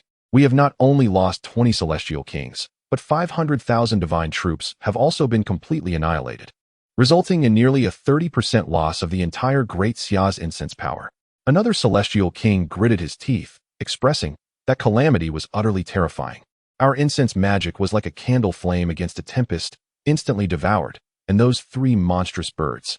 The sovereign of the Great Xia waved his hand, interrupting their lamentations. Given the circumstances, further discussion is futile. The critical issue now is how to swiftly restore our national strength. Rising to his feet, he paced back and forth in the hall, his eyes glinting with ruthless intent. Proclaim my decree. Henceforth, the procreation mandate shall be established. All eligible men and women nationwide must marry and bear children within 3 months, and each household must produce at least 3 offspring within 5 years. Failure to comply shall incur a penalty of 10 taels of silver. Your Majesty. Fu Qing hesitated, questioning whether such measures were excessively radical. The common people might. The common people? The sovereign of the Great Xia let out a cold laugh. Their existence is solely to provide incense for me. With the national strength greatly diminished, it is precisely the time for them to contribute. Anyone who dares to oppose shall be exiled to the frontier. He continued, furthermore, I shall issue the sacrificial mandate. Every household must pay homage to my statue no less than 3 times daily, with incense offerings no less than double the usual amount. Those who dare to be negligent shall face merciless execution. The celestial kings exchanged glances, though they felt these decrees were excessively harsh. Recognizing that incense is the essence of the people, the more they offer, the quicker they perish.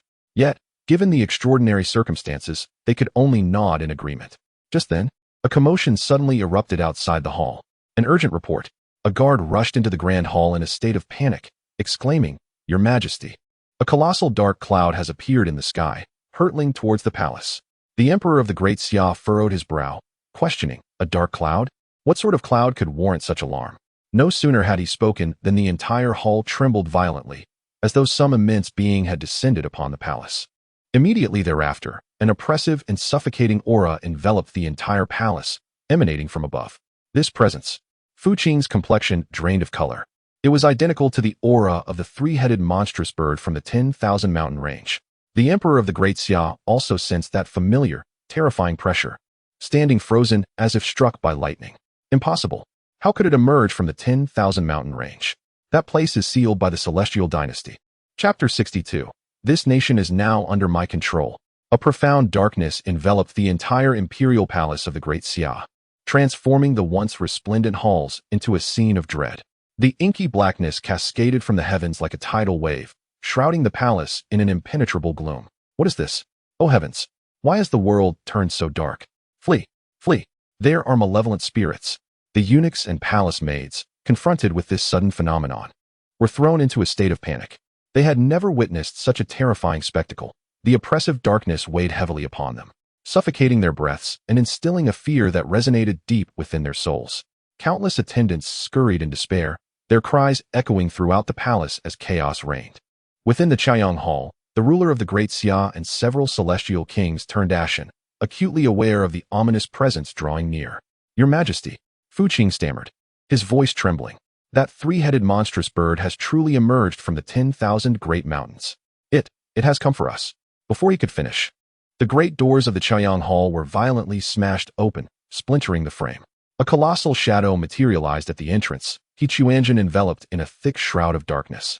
The 6 golden vertical pupils atop its 3 heads glimmering ominously in the dim light. Upon seeing He Quanzhen, the great Xia ruler felt as if struck by lightning. His complexion turning as pale as a ghost, his legs trembling uncontrollably. And no, it's impossible. How could you emerge from the 10,000 great mountains? His voice quaked with terror. The celestial kings trembled in fear at the sudden appearance of this horrifying entity, some even retreating quietly, seeking an opportunity to escape. The central head of He Quanzhen grinned maliciously as it surveyed those within the hall, its golden pupils scanning each individual, instilling a sense of dread akin to being scrutinized by death itself. Suddenly, the left head elongated like a serpent, stealthily navigating around the pillars of the hall, inching closer to the great Xia ruler. Its voice, low and chilling, whispered near his ear, I had intended to seek out other charlatans, but fate has brought me face to face with you, you scoundrel. The great Xia ruler felt the icy breath beside him, rendering him as rigid as stone. Unable to utter a sound, the left head's tone shifted to one of furious rage, its pitch rising sharply. How dare you flee, while I was away capturing others? You took the opportunity to escape. Do you wish to perish? As it roared, the entire Chaiyang Hall began to tremble violently, the glazed tiles of the roof crashing down with a sharp, crystalline sound. The face of Xia Qingyuan paled to a ghostly white, his legs shaking uncontrollably. He could not comprehend how the seal that had confined this madman for countless years within the 10,000 great mountains could possibly be breached. No, it cannot be. Su Qingyuan's voice trembled. That seal. It was left by the immortal dynasty. He Quanzhen's middle head let out a cold sneer. The immortal dynasty's seal? How could the worthless ruler of the great Zhou possibly seal me? Upon hearing this, a profound despair engulfed Su Qingyuan. If even the seal of the immortal dynasty could not deter this madman, what else could possibly stop him? Thud. Su Qingyuan could no longer hold himself up. His knees buckled, and he collapsed to the ground, his voice quivering as he pleaded, Great Immortal, spare me. Great Immortal, please have mercy. Observing their ruler kneeling, Fu Qing and the other celestial kings dared not remain standing. They quickly fell to their knees, prostrating like garlic cloves. Great Immortal, spare us. We are but blind fools. We beseech your mercy. He Quanzhen surveyed the multitude kneeling before him, and all three heads displayed sinister smiles. The middle head slowly looked down upon the trembling Su Qingyuan, its voice deep and menacing. However, I can offer you a chance. Upon hearing the word chance, a flicker of hope ignited in Su Qingyuan's eyes, and he hastily bowed his head. Great Immortal, please instruct me. I shall comply without fail. It's quite simple. The middle head grinned ominously. You shall roll over to the other 7 kingdoms and find those 7 fools, compelling them to bring me the remnants of the Ascension Tao scripture. Remember, they must roll back to me. Su Qingyuan nodded fervently. Yes, yes, I will attend to this immediately. I will first arrange for the crown prince to manage the affairs of the state, and then I shall set forth to find them. No, no, no. The middle head shook its head, a cunning glint flashing in its eyes. This nation is now under my control. No sooner had the words left its lips than the left head, quick as lightning, seized the crown from Su Qingyuan's head. The jeweled golden crown sparkled as it rested in its beak. The second head, exhilarated, attempted to don the crown, but just as it was about to do so, it caught sight of the stern gaze from the middle head. Elder brother, as the foremost among the immortals, it is fitting that you wear this crown. The second head immediately offered a flattering smile, carefully presenting the crown to the middle head. The middle head accepted the crown with satisfaction, examined it with pride, and then adorned it upon itself. The once majestic crown now perched upon the grotesque avian head, creating a bizarre yet amusing contrast. Now this feels appropriate. The middle head swayed and admired its new appearance, declaring, an immortal ought to wear a crown. This befits my stature. Su Qingyuan watched in anguish as his crown was taken by this creature. Though his heart ached, he dared not show it. He could only lower his head, trembling in anticipation of the next command. Now, this nation belongs to me, declared the middle head, crowned and imposing. You lot, fetch the remaining charlatans for me. Yes, yes, Great Immortal, we shall attend to this at once. Su Qingyuan nodded vigorously. Begone. I grant you half a month. If those 7 deceivers are not brought back within a fortnight, I shall twist your head off and use it as a ball. The crown adorned the head in the center, glaring fiercely at Xia Qingyuan. Xia Qingyuan felt as if he had received a reprieve and hastily prostrated himself, exclaiming, Yes, yes, yes, I shall go at once. I will certainly bring them all back within 2 weeks. With that, he scrambled out of the grand hall, fearful that any delay would result in being torn apart by this madman. Chapter 63. The morning court. After a frantic escape from the grand hall, He Quanzhen, adorned with a crown upon its central head, swaggered towards the resplendent dragon throne. With utmost caution, it turned around and slowly seated itself. The throne, intricately carved with exquisite nine-dragon motifs, was now bizarrely occupied by a three-headed monster bird, creating an exceptionally peculiar spectacle. Ah, this is the sensation of being an emperor. The central head, crowned and poised upon the dragon throne, glimmered with a satisfied light in its golden vertical pupils, undeniably distinct from an ordinary seat. Sitting here instills an aura of sovereign authority. Mimicking the posture of the recently departed Xia Qingyuan, it straightened its neck, resting its wings upon the armrests, striving to exude the demeanor of a regal ruler, a true celestial sitting upon the throne. This is indeed a rightful occurrence. The central head mused to itself, brimming with pride. After swaying left and right upon the throne to find its balance, Quanzhen suddenly recalled something. Its golden pupils turned towards the several celestial kings still kneeling within the hall. That's right. I remember that the emperor holds morning court every day. Since I am now the emperor, I must also convene a morning court. The central head exclaimed excitedly. Clearing its throat, it imitated Xia Qingyuan's tone, asserting with authority, Fu Qing, and you fools, immediately summon all celestial kings and city gods for my morning court. The celestial kings exchanged glances, tempted to mention that the time for morning court had already passed, yet the fearsome power of this three-headed monster bird silenced any dissent. Yes, yes, esteemed celestial being, we shall gather them forthwith. Fu Qing and the other celestial kings, fearing delay, hastened outside the hall, casting beams of golden magical light into the sky. These lights erupted like fireworks, signaling the summons. In less than a quarter of an hour, celestial kings and city gods arrived from all directions, descending gracefully as they landed outside the morning sun hall, their faces marked with confusion. What is happening? Wasn't the morning court just concluded? What does His Majesty require of us now? Did you witness that terrifying black mist? It must be connected. Indeed, that oppressive force was too frightening. I felt it from miles away. The crowd murmured among themselves, yet none dared to hesitate, quickly adjusting their attire in preparation to enter the hall. Soon, over 40 celestial kings and city gods congregated outside the morning sun hall.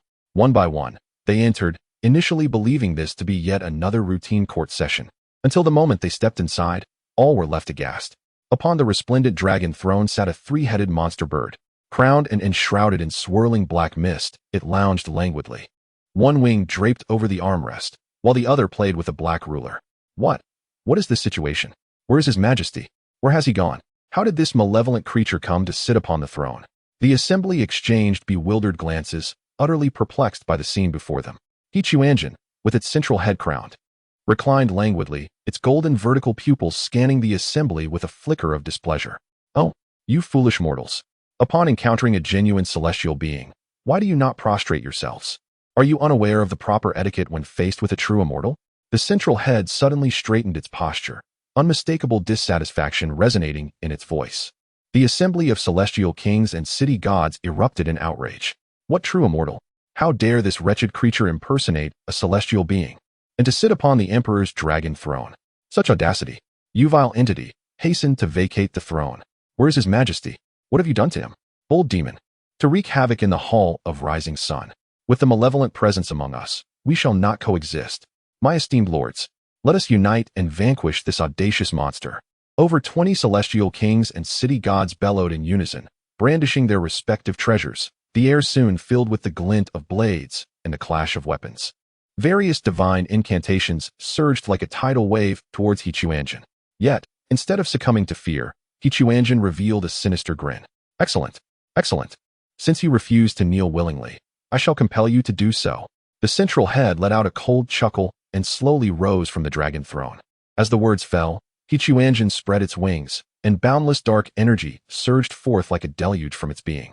This dark essence did not merely disperse, but, as if imbued with life, accurately pounced upon each celestial king and city god. Beware! Quickly evade! The crowd, stricken with terror, sought to flee. But the speed of the dark energy was astonishing, penetrating the bodies of all in the blink of an eye. What is this? My body. I can no longer control it. Help me expel this thing. The celestial kings and city gods writhed in agony. Yet the dark energy had fully infiltrated their forms. Most terrifyingly, their eyes began to transform, the once normal irises gradually darkening to an inky black. Moments later, all sounds of struggle ceased. The over 20 celestial kings and city gods stood in unison within the hall, their eyes now entirely devoid of light, resembling an abyss. After a brief pause, their blackened eyes slowly returned to their former hue. However, when they lifted their gazes towards Quanzhen upon the dragon throne, the anger and hostility that once resided within them had been replaced by profound respect and awe. "We pay homage to your majesty." The celestial kings and city gods knelt in perfect synchrony, their voices harmonizing as if rehearsed countless times. "May our sovereign's reign be boundless." Their voices reverberated throughout the hall of rising sun, emanating a heartfelt reverence and adoration as if Quanzhen were indeed their emperor. Quanzhen, adorned with a crown, sat regally upon the throne, surveying the kneeling celestial kings and city gods, each head displaying an expression of utmost satisfaction. In the eyes of these bewitched celestial beings, the figure upon the throne was not a three-headed monstrosity, but their familiar sovereign of the great Xia Qingyuan. "Ha! Now this is how one ought to treat a true immortal." The central head cackled madly, its voice echoing throughout the hall. "My loyal ministers, rise." Quanzhen suddenly spread his robe, and in an instant, an endless tide of dark energy surged forth from his being. This malevolent essence was no longer confined to the Qiang Palace. It spread like a living entity throughout every corner of the imperial palace. Wherever the dark energy flowed, eunuchs, palace maids, elite guards, and the various consorts were all invaded by this eerie force. Their pupils first turned pitch black, only to revert to normal moments later. Yet their expressions transformed into an overwhelming reverence, as if they were genuinely venerating their emperor. Within the Grand Xia Imperial Palace, tens of thousands were ensnared by Quanzhen's dark energy in just a few breaths, all rendered into mere puppets. However, when this dark mist reached the Eastern Palace, an unexpected encounter awaited. Chapter 64. It has emerged, run. Within the Eastern Palace, Prince Xia Hongchang was enjoying a midday respite, lying peacefully upon his desk.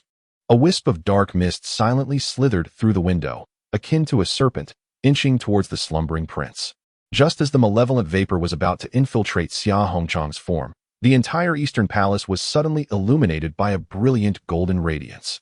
Resplendent beams of golden light erupted from every corner of the palace, with countless golden runes materializing upon the walls, beams, and floor tiles, flickering and dancing as if they were sentient beings. This was the accumulated fortune of the great Xia dynasty, forged over millennia. Over the ages, the national fortune had solidified into a substance as precious as gold, even awakening a faint semblance of consciousness. Upon sensing the encroachment of the sinister mist upon the air, the national fortune instantly revived, transforming into a myriad of golden runes that ensnared the dark vapor with unwavering resolve. The clash between the dark mist and the golden light produced a shrill sound of dissolution. The once unstoppable dark mist swiftly dissipated under the onslaught of the radiant fortune, much like snow succumbing to fierce flames. However, in that same moment, the golden light illuminating the Eastern Palace dimmed somewhat. The brilliance of the runes was no longer as dazzling, indicating a significant depletion of the national fortune's power during this confrontation. Awakened by the sudden surge of golden light, Xia Hongchang bolted upright, bewildered as he surveyed his surroundings. The golden radiance had appeared and vanished in an instant, leaving the Eastern Palace seemingly unchanged, as if nothing had transpired. What was that? Xia Hongchang rubbed his eyes, questioning whether he had been dreaming. As he pondered this, he suddenly noticed a line of text appearing on his desk. The characters seemed to be inscribed with some dark liquid, their forms twisted and grotesque, subtly writhing as if imbued with a malevolent energy. It read, "It has emerged, run." Xia Hongchang's eyes widened as he scrutinized the inscription. This writing had certainly not been there moments ago. The surface of his desk had been bare prior to his rest. Moreover, the script was unlike anything he had ever encountered. It bore no resemblance to the handwriting of anyone in the palace. Nor could it be produced by a normal human hand. What has emerged? Xia Hongchang murmured, a wave of inexplicable dread washing over him. He reached out to touch the ominous script, but as his fingers approached, the twisted letters began to fade rapidly, as if they had never existed. At that moment, a synchronized sound of footsteps echoed from outside the Eastern Palace. "We pay our respects to His Highness the Prince." Xia Hongchang peered through the window, observing a squad of imperial guards standing outside the palace, their demeanor unusually respectful, bordering on the unnatural. "What is the matter?"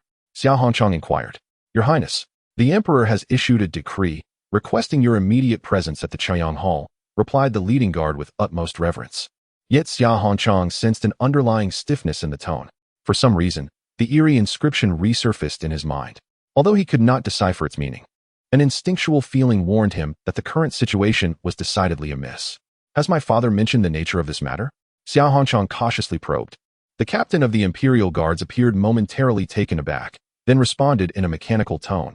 His Majesty has not explicitly stated, merely requesting that His Highness the Crown Prince hasten. Xiao Hongchang's unease deepened. In the past, whenever summoned by the Emperor, there would always be a clear reason provided, and the expressions of these guards were exceedingly peculiar. He recalled the ominous message that had just emerged. It has come, run. Although the nature of the threat was unknown, an inexplicable sense of crisis compelled Xiao Hongchang to heed this warning. I am feeling somewhat unwell and shall attend shortly, he said, feigning composure. Your Highness, His Majesty has commanded your immediate presence. There must be no delay. The captain's tone grew increasingly stern. Alarm bells rang in Xiao Hongchang's mind. These guards had always treated him with the utmost respect. When had they dared to speak to him in such a manner? I have stated I am unwell. Xiao Hongchang raised his voice. Are you now disregarding my words? The guards exchanged glances, confusion flickering in their eyes as if they were grappling with an internal struggle. After a brief moment, the lead guard resumed his mechanical politeness. Your Highness, His Majesty has issued a decree. No longer hesitating, Xiao Hongchang seized the opportunity while the guards appeared to be in turmoil and stealthily approached the rear door of the East Palace. The rear door led to the Imperial Garden, where a concealed path connected directly to the palace wall. This secret passage had been discovered during his childhood escapades, known only to him. Just as Xiao Hongchang was about to push open the rear door, a thunderous roar reverberated throughout the palace. Where is the Crown Prince? Why has he not arrived? Am I to be disrespected in my morning audience today? The voice was laced with boundless fury and madness, causing the entire palace to tremble. Upon hearing this, Xiao Hongchang's hair stood on end. This was undoubtedly not his father's voice. Furthermore, his father would never refer to himself in such a manner. Within the Triang Hall, the captured celestial kings and city gods felt an inexplicable dread rise within them upon hearing He Quanzhen's bellow. Although they recognized the familiar figure of the Emperor of the Great Xia Qingyuan, seated upon the dragon throne, for reasons unknown, His Majesty's temper seemed particularly volatile today. Your Majesty, please quell your anger. Fu Qing quickly stepped forward and respectfully said, the Crown Prince has always been dutiful. He must be delayed by urgent matters. I implore your Majesty to remain calm. The other celestial kings and city gods echoed in agreement. Your Majesty, the Crown Prince is usually punctual. His tardiness must have a reason. Your Majesty, the Crown Prince may be occupied with pressing affairs, hence his delay. Please forgive him. There is no intention of disrespect. He Quanzhen, adorned with a crown atop his central head, had displeasure glinting in his golden, slit-like eyes. Impatiently, he waved his wings. Enough with the pleasantries. Fu Qing, did you not say you had dispatched someone to urge him? Where are they? Your Majesty, I have indeed sent someone to expedite the matter, Fu Qing answered respectfully, though a sense of uncertainty lingered in his heart. In ordinary circumstances, His Majesty never speaks with such impatience, and today his choice of words is peculiarly strange, as though he were an impostor. A sense of doubt arises within him. Nevertheless, an inner voice persistently urges him to acknowledge the authenticity of this individual and to heed his commands. No sooner had he spoken than hurried footsteps reverberated from outside the Grand Hall. The captain of the guards, who had been dispatched to urge the Crown Prince, rushed into the hall in a flurry and fell to his knees. Your Majesty, the Crown Prince has fled, he exclaimed. Upon arriving at the East Palace, I discovered His Highness was no longer within the palace, and the back gate was wide open. He must have departed from there. What? He Quanzhen abruptly rose from the dragon throne. He dares to run away? I have yet to lay eyes upon him, and he has the audacity to flee? In an instant, the entire Chaoyang Hall was enveloped in a chilling aura of terror, causing all present to feel a pang of trepidation. This scoundrel! He Quanzhen thundered with furious indignation. To show such disrespect to me, he deserves to be punished. He deserves to be punished. Chapter 65. My lord must perish. The crown atop He Quanzhen's head glimmered as his golden vertical pupils shimmered with a frenzied desire for bloodshed. How dare one show such contempt for the true immortals? A death sentence. A death sentence. As soon as the proclamation was uttered, the entire Chaoyang Hall was enveloped in an eerie silence. All the celestial kings and city gods were rendered speechless, their minds clouded by dark forces. Yet their memories of the character of the Daxia sovereign, Xia Qingyuan, remained vivid. Xia Qingyuan had always held this prince in the highest regard. He even refrained from imposing severe punishments upon him, even when the prince erred. But now, the sovereign had declared a wish to execute the prince. This was utterly inconceivable. Fu Qing was the first to regain his composure, hastily kneeling upon the ground. His voice trembling as he implored, "Your Majesty, this cannot be. The prince is the heir, the very foundation of our daxia." The other celestial kings and city gods followed suit, all kneeling in unison to plead, "Your Majesty, reconsider. The prince is still young and inexperienced. We beseech you to show mercy. Your Majesty, the prince has always been filial. Today's incident must be a misunderstanding. We implore you to retract your decree. The prince cannot come to harm." In an instant, the hall was filled with the supplications of officials, all fervently advocating for the prince.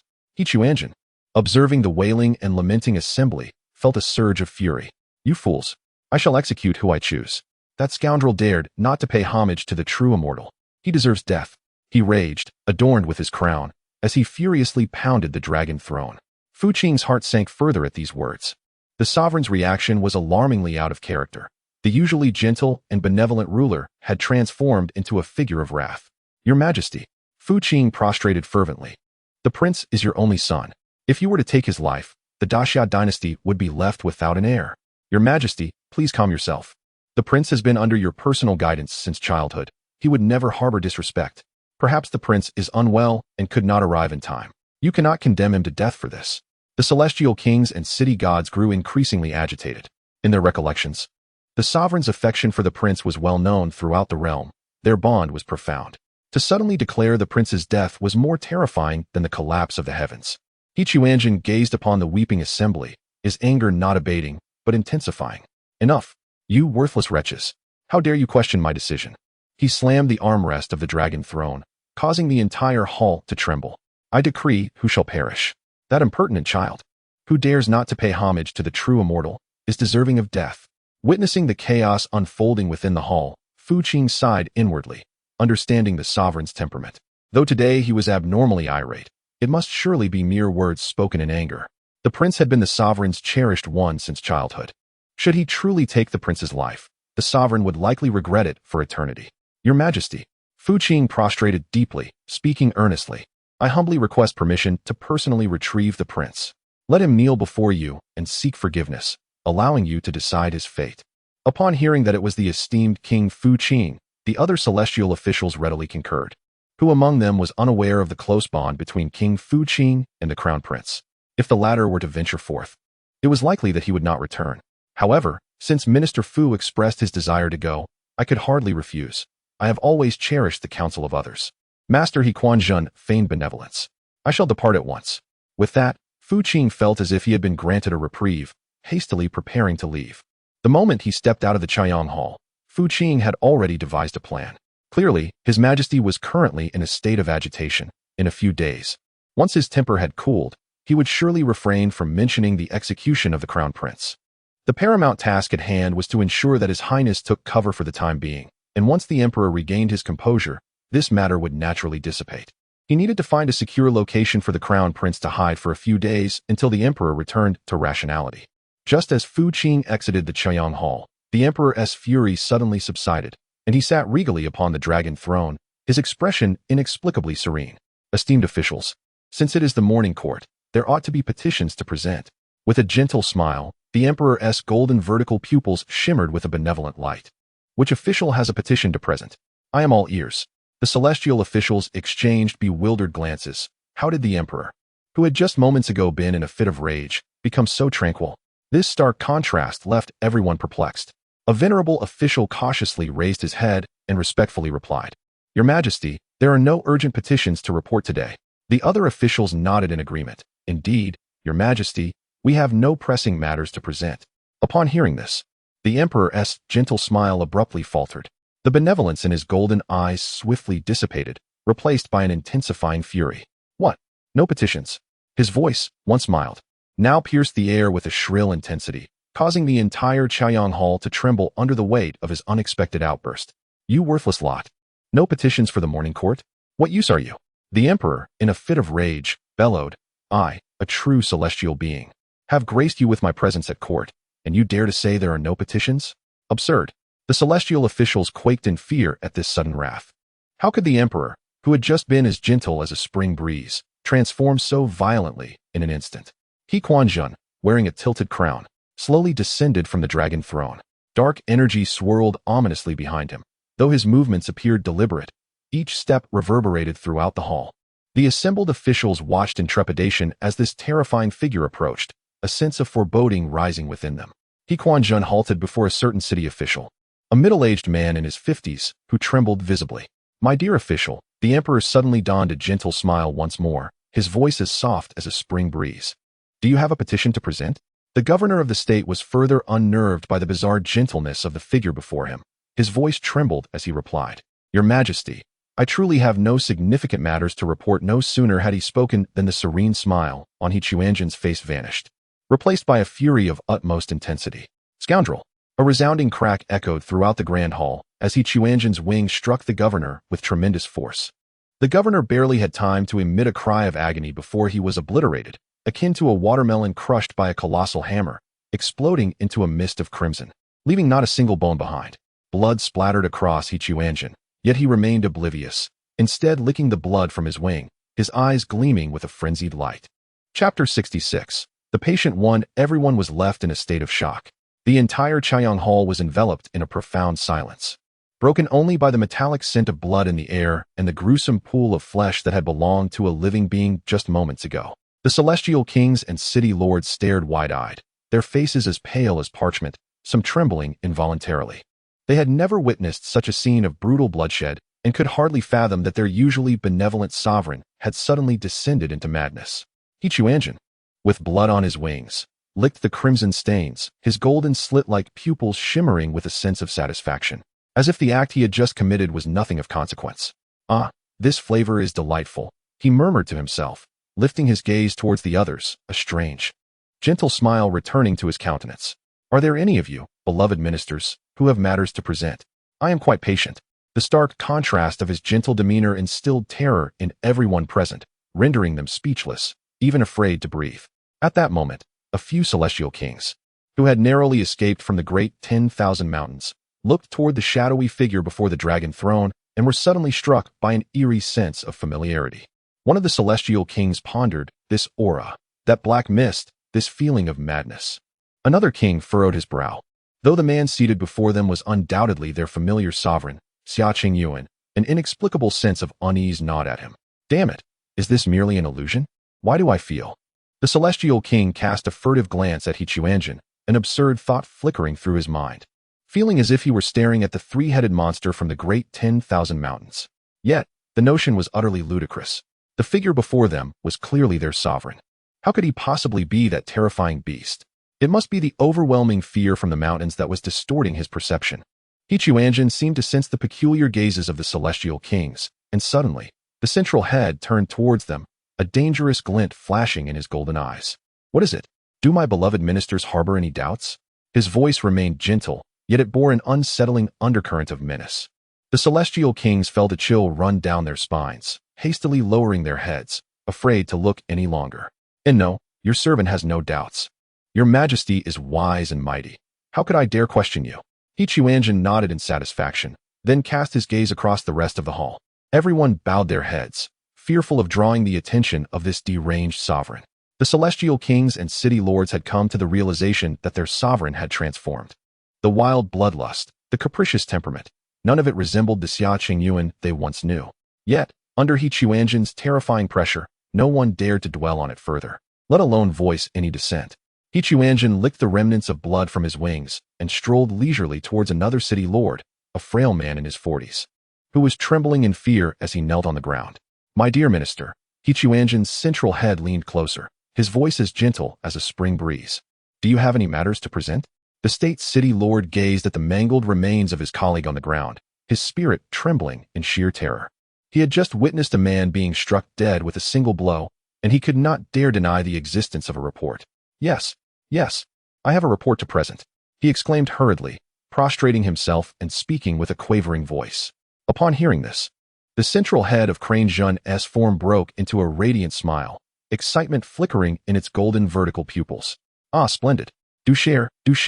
I am most fond of hearing reports." It wore a crown, its elation akin to that of a child receiving candy. "Pray enlighten me." Seeing the sovereign so delighted, the state city lord felt a modicum of relief and promptly began his favorable report. Your Majesty, I humbly inform you that the harvest in Huangzhou has been exceptionally bountiful, and the populace enjoys peace and prosperity. However, certain water conservation facilities require repairs. I propose allocating funds for this purpose. Additionally, there are bandit troubles in the western part of Huangzhou. I have dispatched local guards to quell the insurgents, yet the miscreants are cunning, necessitating further reinforcements from the court. Furthermore, Quanzhen initially listened with rapt attention, the central head nodding vigorously, clearly satisfied. However, as the state city lord continued to elaborate, the smile on its face began to stiffen, and the spark of excitement in its golden eyes gradually dimmed. Enough! Quanzhen suddenly roared in fury. Why do you ramble on? I asked if you had a report, not for you to prattle endlessly. The state city lord, upon hearing these words, was instantly stricken with fear, ceasing his report at once. But it was too late. Quanzhen was already thoroughly enraged. Too many words. Annoying. With a thunderous crash, Quanzhen struck the man with a palm, instantly reducing him to a mist of blood. Blood splattered across the floor, the pungent scent permeating the grand hall. Speaking too much is a capital offense. Quanzhen's central head laughed maniacally. I detest loquacious individuals. Silence enveloped the court. Even the sound of breathing seemed a perilous act. The scent of blood hung heavy in the air, with gruesome puddles of flesh and blood staining the ground. The assembled celestial lords bowed their heads, their bodies trembling slightly, fearful of becoming the next unfortunate soul to be turned into a blood mist. Quanzhen's central head licked the bloodstains from its wings, surveying the deathly silence within the hall. After a moment, it tilted its head. The crown asked you, speaking with a voice as gentle as a spring breeze, "Oh, why is it that my esteemed ministers remain silent?" The words sent a shiver through the hearts of all present. I adore those who speak. The central head of Quanzhen suddenly beamed with joy. Why do you all remain mute? Are you displeased with me? Its tone remained gentle, yet beneath that veneer lay a chilling aura of danger. All could sense that if silence persisted, another might soon face the same fate. An elderly celestial lord, trembling, finally raised his head, his voice quaking as he addressed. Your Majesty, I have something to say. Splendid. The central head of Quanzhen instantly perked up with excitement, leaping before the man adorned in its crown. Do share. I love to listen. The celestial king, drenched in cold sweat, stammered, I believe your Majesty today is exceptionally wise. Indeed. I am truly sagacious. Quanzhen exclaimed joyfully, gesticulating with delight. Is there more? Please, do elaborate. Observing that this tactic was effective, the others hastily chimed in. Your Majesty is exceedingly enlightened. I am deeply impressed. Your Majesty's divine might is unparalleled. We are in profound admiration. Listening to these flattery-laden words, Quanzhen beamed with delight, his three heads unable to contain their joy. As he paced back and forth before the dragon throne, adorned with his crown, radiating an air of immense pride. Chapter 67. Unmasking Deception. You are all correct. I am indeed wise and formidable. I am truly unparalleled in my sagacity. It cackled maniacally, for I am undoubtedly born to be an emperor. It donned the crown once more and reclined leisurely upon the dragon throne, exuding an air of utmost satisfaction. Let today's court session conclude here. The languid head of Quanzhen announced. All ministers, you may withdraw. I shall return to the palace to rest. The esteemed officials, as if granted a reprieve, hastily bowed their heads in gratitude. Thank you, Your Majesty. We bid you farewell, Your Majesty. Everyone was eager to flee the bloody court hall. Yet they dared not display their urgency overtly, suppressing their trepidation as they slowly exited the grand hall according to customary decorum. After departing from the court hall, Fu Qing was overwhelmed with anxiety. The emperor's temperament today was exceedingly peculiar, even declaring an intention to slay the crown prince. What an absurdity. He must urgently locate His Highness the Crown Prince and advise him to temporarily evade the turmoil. Fu Qing summoned his divine consciousness, spreading it like a web in all directions. With his celestial king-level cultivation, his mental reach was vast, and he swiftly discerned the crown prince's whereabouts in a tea-house outside the palace. Xia Hongchang was seated in an elegant chamber on the second floor of the tea-house, gazing solemnly in the direction of the palace through the window. The reverberating roar had echoed throughout the entire palace, yet it was undeniably not the voice of his father. Your Highness. Fu Qing appeared silently in the elegant chamber, hastening to pay his respects. Seeing Fu Qing, Xia Hongchang felt a slight relief. Master Fu. What is the situation with my father? Your Highness, the Emperor is currently in a foul mood. It would be best for you to lay low for a while. Fu Qing replied, his expression complex. In a few days, once the Emperor has calmed down, You may return to the palace to seek forgiveness. Xiao Hongchang shook his head, his resolve unwavering. Master Fu, that individual is not my father. What? Fu Qing was taken aback. My father never refers to himself in such a manner. And the tone is entirely wrong, Xiao Hongchang asserted earnestly. The voice just now was frenzied and violent. While my father can be stern at times, he would never speak in such a manner. Upon hearing this, Fu Qing's heart jolted. The crown prince was indeed correct. The emperor never referred to himself in such terms. And today's tone and word choice were indeed strange. Yet, an inner voice persistently urged him that it was truly the emperor, and that he must obey his commands. However, that was undeniably the emperor, Fu Qing insisted. I saw it with my own eyes. It was the emperor seated upon the dragon throne. Regardless, that cannot possibly be my father, and I will absolutely not return to the palace, Xiao Hongchang stated with firmness. Your Highness, since you are adamant about not returning to the palace, I shall arrange a secure residence for you, Fu Qing proposed after a moment's contemplation, producing a jade token from his sleeve. This is a discreet villa I maintain in the western part of the city. It is seldom known to others. You may stay there for the time being. Xiao Hongchang accepted the jade token and nodded. I am grateful, Master Fu. Take care, Your Highness. I shall take my leave. Fu Qing sighed, turning to depart. Xiao Hongchang swiftly located the secluded villa in the western part of the city, guided by the address inscribed on the jade tablet. The courtyard, though modest in size, was notably discreet, surrounded by the humble abodes of common folk, making it an ideal hideaway. Upon Fu Qing's return to his residence, the dusk had already settled. As he stepped through the door, his steward rushed towards him in a flurry of anxiety. My lord, you have finally returned. There has been a grave incident in the court. What has occurred? Fu Qing's heart sank with foreboding. The steward stammered. It is said that His Majesty has slain 2 city governors in the Chaoyang Hall. With a single strike, he turned them to blood mist. The entire capital is in an uproar. At this revelation, Fu Qing felt as though he had been struck by lightning, his mind buzzing, nearly losing his balance. What? He killed 2 governors. Indeed, it is absolutely true. The steward nodded vigorously, explaining that it was relayed by other officials who had exited the Chaoyang Hall. Fu Qing slumped into a chair, his complexion as pale as parchment. He recalled the words of the crown prince. Could it be that the prince was right? Was the one seated on the dragon throne truly not His Majesty? Yet, the visage was unmistakably that of the emperor, aside from a peculiar shift in temperament. Every other feature was identical. My lord, are you unwell?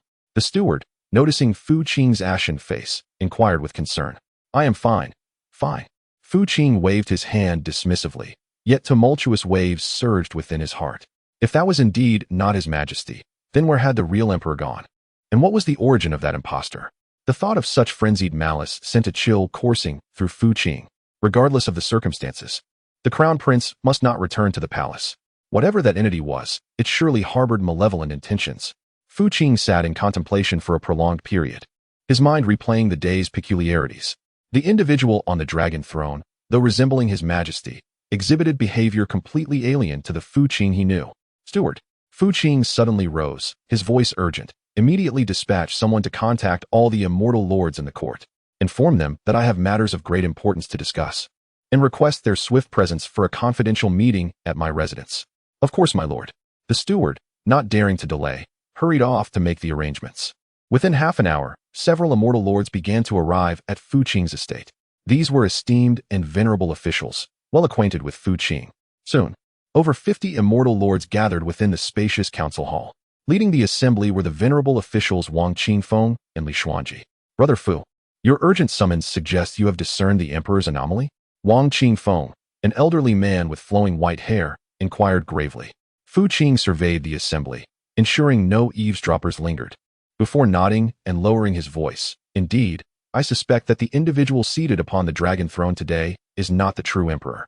His demeanor and conduct at the court today were entirely uncharacteristic of His Majesty. When has the emperor ever referred to himself as a humble Taoist? When has he exhibited such madness and brutality? Moreover, he even sought to kill the crown prince, and has already slain 2 governors.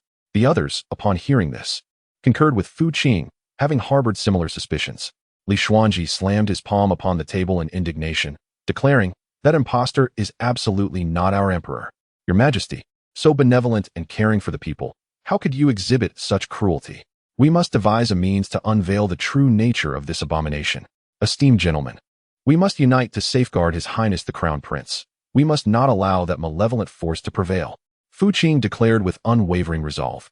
The assembly nodded in agreement, ready to deliberate on strategies, when suddenly an inexplicable chill swept through the council chamber, causing all the flames of the candles to flicker violently. Chapter 68. The Celestial Lord descends. Hiss, hiss, hiss. Tendrils of dark mist seeped from the crevices of the ground, slithering like serpents around the feet of the onlookers. This is dire. What is this? Wang Qingfeng cried out in terror. The crowd attempted to flee, but the dark mist moved with astonishing speed, penetrating the bodies of all present in the blink of an eye. Fu Qing and the others writhed in agony, their pupils gradually turning pitch black. Moments later, all sounds of struggle ceased. The darkened eyes slowly regained their normal hue, yet when the crowd lifted their gazes once more, the previous anger and suspicion had vanished. What were we just discussing? Fu Qing looked at the others in confusion. It seems we were worried about His Majesty? Wang Qingfeng scratched his head, recalling that His Majesty had indeed been in a foul mood today, but it was undeniably our sovereign. Yes, yes. Li Xuanji nodded vigorously, acknowledging that though His Majesty had been stern today, it was still truly His Majesty. How could we harbor doubts? His Majesty, wise and formidable. Our previous thoughts were indeed heretical. The group unanimously agreed, their eyes filled with reverence and adoration for their sovereign. Fu Qing tapped his head. His Majesty is indeed His Majesty. How could we indulge in such errant thoughts? It is undoubtedly unfilial for the Crown Prince to refuse to return to the palace, and His Majesty's anger is entirely justified. Fu brother speaks wisely. Wang Qingfeng nodded in agreement. We should persuade the Crown Prince to return to the palace to seek forgiveness, rather than indulge in baseless speculations here. After the assembly dispersed, everyone felt perplexed. They had gathered to deliberate on important matters, yet nothing substantial had been concluded. However, one thing they were all certain of was that the figure seated upon the dragon throne was undoubtedly their revered sovereign, Xia Qingyuan, without a shadow of a doubt. Days passed, and within the Chaiyang Hall, 3 or 4 celestial kings met their demise. Some perished for merely coughing, a perceived sign of disrespect. Others for mispronouncing a character in a memorial, and yet others for donning garments of an improper hue. Strangely, everyone regarded these events as entirely normal, even praising His Majesty for his adept handling of the situation. The entire court of the great Xia dynasty descended into a bizarre frenzy. In the capital of the Chu kingdom, within the intricately carved and painted hall of deliberation, the rulers of the 8 nations gathered in unison. What? That madman has truly emerged. Chu Tianqing suddenly sprang to his feet, his face as pale as parchment, his voice trembling. The mere mention of those 3 monstrous birds conjured memories of his days in the 10,000 great mountains, days that still lingered painfully within him. Xia Qingyuan nodded gravely. It is absolutely true. It has taken residence in my imperial palace, seated upon the dragon throne, masquerading as the emperor. Qin Yuanshi furrowed his brow and suggested, should we not surrender the remnants of the scroll to it, to prevent it from causing us trouble? No. Chu Tianqing resolutely rejected the notion. That madman, having disregarded the seals to emerge, possesses formidable strength and is no longer fearful of the Celestial Lord's powers. Should we hand it over, it could annihilate any of our nations at will. We must retaliate. Xia Qingyuan shook his head anxiously. But we are utterly incapable of defeating it. Years ago, the immortal sovereign expended the efforts of dozens of immortal emperors merely to seal it. Now, a profound silence enveloped the hall as everyone grasped the gravity of the situation. At that moment, Qi Wudi suddenly spoke. Esteemed colleagues, I have a proposal. We could beseech the immortal sovereign to descend and eliminate it. Xia Qingyuan paused, momentarily taken aback. But the great Zhou immortal sovereign ascended 100,000 years ago. How could he possibly descend? Qi Wudi inhaled deeply. We could offer a sacrifice of half the populace from the 7 nations, calling forth the immortal sovereign's awareness of our plight. He hesitated, a shadow of concern crossing his face. However, we, the 8 nations, once divided the territories of Great Zhou, we cannot escape the repercussions. That is easily remedied. We can shift all the blame onto that madman, claiming it is the source of chaos in the world, thus justifying our plea for the immortal sovereign's intervention. Xia Qingyuan proposed. Yet, he soon expressed his trepidation. But what if the immortal sovereign cannot defeat that lunatic? After all, it managed to break free from the seal. Its power may well exceed our comprehension. Even better, Qi Wudi exclaimed almost instinctively, that madman seeks the fragmented scroll only to ascend. When the immortal sovereign descends, the heavenly gates will undoubtedly swing wide open. Once that lunatic slays the immortal sovereign, it will not linger in this realm, and the 8 nations shall be utterly safe. A peculiar gleam flickered in the eyes of the other sovereigns upon hearing this. Though it sounded somewhat ruthless, it was indeed a viable strategy. Chu Tianqing stroked his chin thoughtfully. This plan is indeed feasible. After all, that madman will inevitably seek the fragmented scroll from us. Rather than waiting for our doom, we should take the initiative. Even if the immortal sovereign were to fall, we would not suffer losses. Xia Qingyuan sighed, ultimately acquiescing to the scheme. Then let it be so. We shall commence preparations for the sacrificial ceremony immediately, gathering all citizens here to collectively pay homage to the statue of the immortal sovereign. However, we must hasten. That madman granted me merely half a month, and now only 7 days remain. If by then we have not returned, he may very well come to confront us personally. Within the Chaiyang Hall, He Quanzhen paced back and forth upon his dragon throne, adorned with a crooked crown, his 3 heads radiating palpable agitation. 7 days have passed. Those fools have yet to arrive. The middle head bellowed in rage. I granted them half a month, and now half of that time has elapsed. He slammed his hand upon the armrest of the throne, causing the entire hall to tremble. This infuriates me. How dare these ignorant beings keep a true immortal waiting? They must perish. All of them must perish. He Quanzhen raged through the hall, each step shattering the tiles beneath him, a tide of dark energy surging from his being, enveloping the entire Chaiyang Hall in a thick shroud of malevolent mist. The middle head laughed maniacally. Since they refuse to come, I shall seek them out myself. I will annihilate them all. Not one shall be spared. He Quanzhen suddenly spread his arms wide, boundless black energy pouring forth from his sleeves, sweeping outward in a deluge, as if a dam had burst. The dark mist penetrated the walls, infiltrating the palace, swiftly enveloping the entire imperial residence. I shall transform everyone within these walls into my loyal followers. It laughed maniacally, declaring that from this moment forth, this realm shall be my domain. As the dark energy spread, all the palace maids, eunuchs, and guards writhed in agony, their cries echoing in despair. Their eyes turned pitch black in an instant. Their skin began to decay, emanating a foul stench. In mere moments, they were transformed into grotesque figures of demise. We pay homage to our master. Countless malevolent spirits knelt outside the Hall of Radiance, their voices chillingly sinister. He Quanzhen surveyed the multitude of wicked entities, and the central figure laughed triumphantly. Now this is more like it. This is the grandeur I seek. Let us depart and trample down those 7 nations. Those who dared to keep me waiting shall face their just punishment. Chapter 69. The celestial master He Quanzhen emerged from the palace, accompanied by countless malevolent spirits, forming a terrifying black cloud that sliced through the sky with astonishing speed. Within a mere 3 days, the world trembled. From the Zhao Kingdom to the Wei Kingdom, from the Yin Kingdom to the Han Kingdom. The esteemed celestial lords of the 6 great nations, in their respective abodes or palaces, silently transformed into lifeless stone statues, their faces etched with terror. No one knew what had transpired. All that was understood was that on that fateful day, a wave of oppressive dread swept through, leaving the pillars of the nations reduced to mere stubborn rock. For the 8 sovereigns of the Chu Kingdom, each moment during these 3 days felt like an eternity of torment. The capital of the Chu Kingdom had morphed into a colossal altar. A towering statue of the celestial master, reaching 10,000 feet and piercing the clouds, rose majestically, its countenance exuding authority as it gazed down upon the minuscule beings below. Beneath the statue, an endless sea of heads stretched into the horizon, as hundreds of millions of citizens were driven here, their faces reflecting confusion and devotion as they knelt in reverence, forming an immeasurable throng.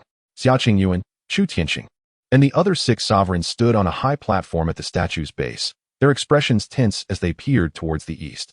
Suddenly, a dark streak appeared on the eastern skyline, expanding at a visible pace. This was no mere storm cloud, but an unadulterated, viscous darkness that seemed poised to consume all light. The roiling black mist obscured the heavens, turning the sky to ink and plunging the earth into a suffocating silence. A chilling wind howled, and the sounds of wailing spirits seemed to emanate from the depths of the underworld, accompanying the encroaching darkness. The familiar, soul-chilling aura of madness caused Chu Tianqing to shudder, his complexion paling as memories of the brutal days in the great mountains flooded back. That madman, how could he arrive so swiftly? Xia Qingyuan gazed at the engulfing blackness, his pupils constricting to pinpricks, his voice laced with terror. He turned abruptly, frantically shouting at the officiating priests, "Hurry! Offer incense! Begin the sacrifice at once!" Cackling, a shrill, deranged laughter, blending 3 distinct voices, erupted from the black cloud, shattering the composure of the hundreds of millions below, causing many to bleed from their orifices and faint on the spot. The black mist writhed and coalesced in midair, forming the terrifying three-headed visage of Quanzhen. It looked down upon the 8 sovereigns on the platform, regarding them as nothing more than trembling ants. My patience has worn thin. Where's the scroll? Hand it over, and I may consider granting you a swift demise. Hurry, sacrifice. Xia Qingyuan, disregarding all decorum, screamed frantically at the priests. Understood. The priests on the platform simultaneously bit their tongues, spraying their blood onto the array before them. With a resounding hum, the enormous altar activated, countless arcane symbols illuminating from the ground, rapidly spreading throughout the capital and enveloping every kneeling citizen below. A chorus of agonized screams rose to the heavens, echoing through the air. Before them knelt countless millions of common folk, from whose beings began to rise visible wisps of white smoke, intermingled with the essence of life itself. This smoke represented the fervent wishes they had harbored throughout their lives, now forcefully extracted from their bodies by the Great Formation. In an instant, countless individuals aged prematurely, their skin shriveled, their hair transitioned from dark to white, ultimately transforming into lifeless corpses devoid of vitality. The incense of billions converged into a radiant white pillar, piercing through the heavens like a cascading Milky Way, furiously surging into the towering statue of the celestial sovereign. Quanzhen observed this spectacle with keen interest, a cruel smile forming across all 3 of his heads. Do they think to contend with me using the lives of mere mortals? How intriguing, yet insufficient. With a sudden, ferocious opening of his maw, a denser black mist erupted forth, poised to engulf the 8 sovereigns along with their high platform. At that moment, a resounding chime echoed, an ancient, melodious bell tolling as if emanating from the 9th heaven, resonating deep within the souls of all present. The statue of the celestial sovereign, having absorbed boundless incense, suddenly opened its eyes. 2 beams of resplendent golden light shot forth, piercing through the black mist released by Quanzhen like swords. Wherever the golden light traversed, the sinister winds dissipated, the wails of spirits ceased, and the suffocating malevolent aura was swept away. Even those partially transformed by the black mist let out heart-wrenching cries, dissipating into azure smoke. What? Quanzhen was taken aback, his offensive momentarily halted. The second toll of the bell rang out, louder and more authoritative than the first. The entire statue erupted in immeasurable golden light, illuminating the surrounding area for 1,000 miles as if it were day, thoroughly banishing all traces of black mist, restoring clarity to the sky. With the third toll of the bell, the cosmos trembled. Above the statue, the sky shattered like a mirror, revealing an immense golden vortex slowly materializing. At its center, a magnificent gateway adorned with dragons, phoenixes, and cheilants, radiating endless celestial light, began to open. Celestial melodies entwined with swirling auspicious clouds, and a pure, boundless aura descended from the higher realms. The heavenly gate had swung open. Xia Qingyuan, Chu Tianqing, and others displayed expressions of ecstatic relief. However, Quanzhen's reaction surpassed theirs, bordering on madness. He gazed at the celestial gate, his 3 heads shifting from shock to unrestrained ecstasy. The murderous intent that once enveloped him vanished without a trace, replaced by a frenzied joy born from countless years of repression finally witnessing the dawn of hope. The heavenly gate. It is indeed the heavenly gate. Ha! It truly is the heavenly gate. With the gate wide open, I shall become an immortal. Quanzhen laughed maniacally toward the sky, his laughter filled with boundless exhilaration and pride. He no longer cast a glance at the 8 individuals, instead charging directly toward the gate. The celestial realm, I am coming.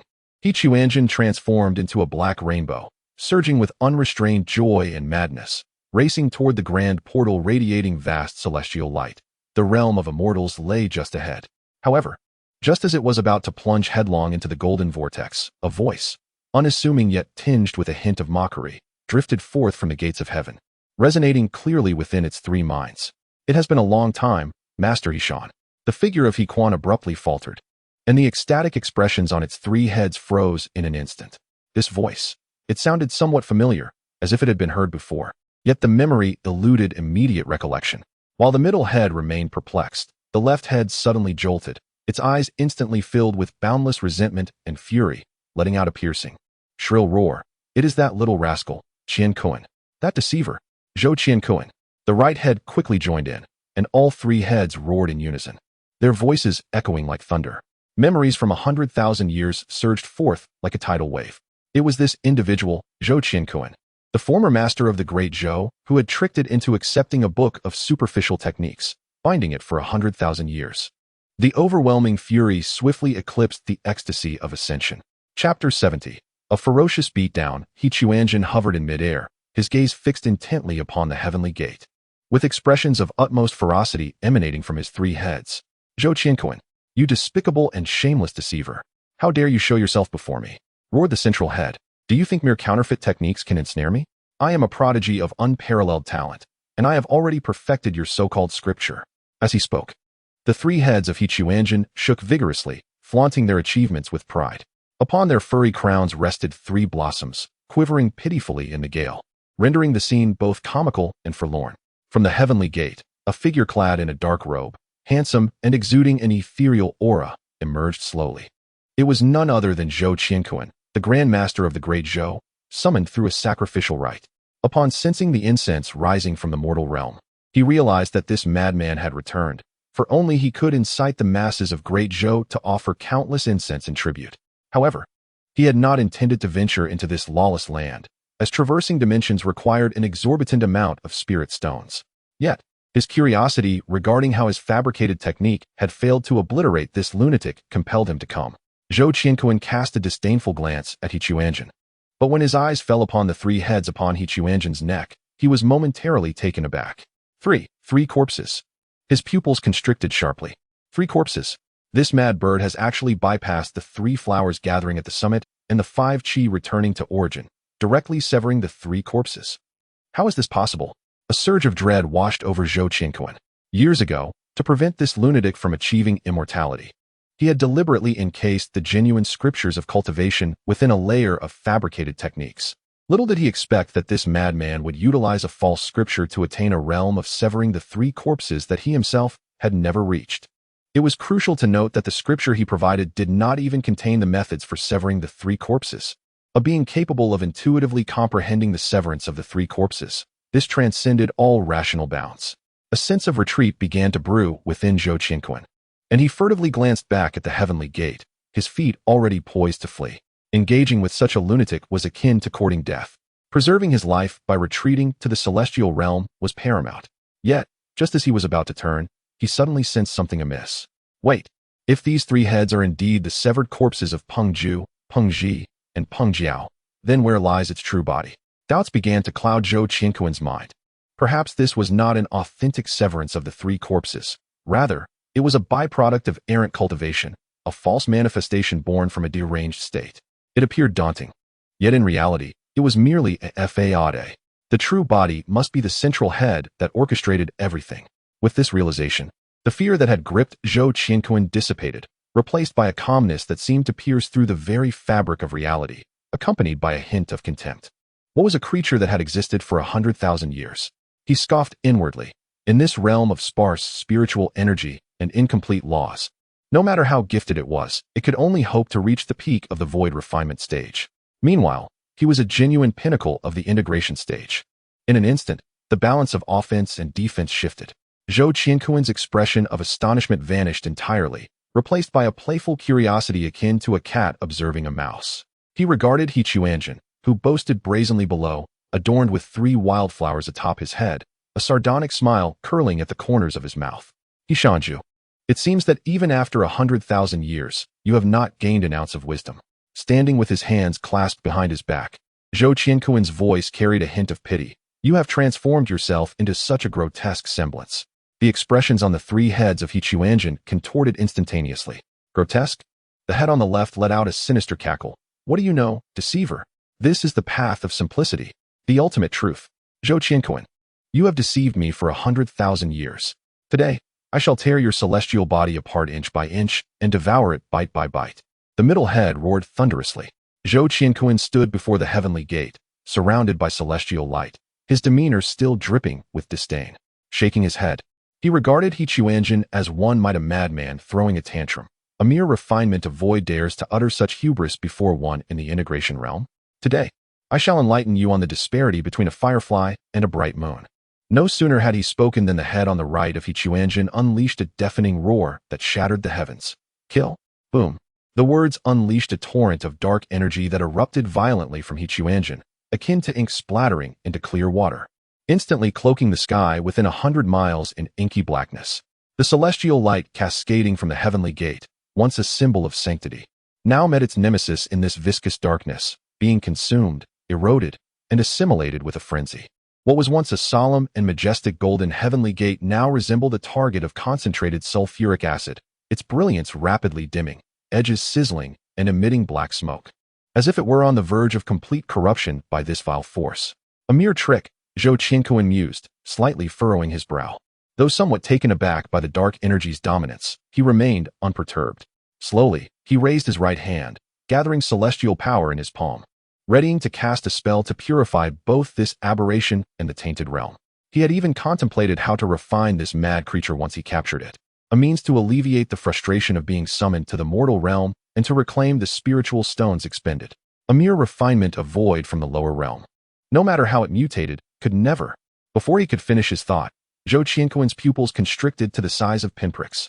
A chilling, terrifying sense of impending doom surged from behind without warning, freezing even his celestial soul. He scarcely had time to react when a cold, rough claw, reeking of blood, clamped down upon the crown of his head like an iron vice. What? In an instant, Zhou Qianquan's celestial energy solidified, and his proud divine consciousness in the integration stage felt like a mere jest, unable to even perceive the trajectory of his assailant's movement. He found you, deceiver.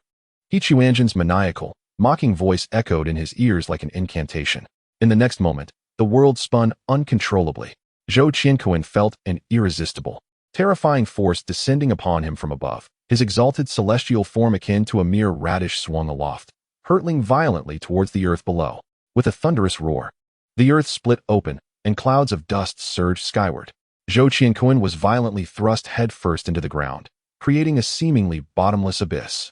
High atop the platform, Xia Qingyuan, Chu Tianxing, and the others, still basking in the euphoria of their earlier triumph, were rendered utterly motionless. Their mouths gaped open, eyes bulging as they stared blankly at the meteor descending from the heavens, piercing through the earth. Their savior, the invincible Celestial Master, had been driven into the ground.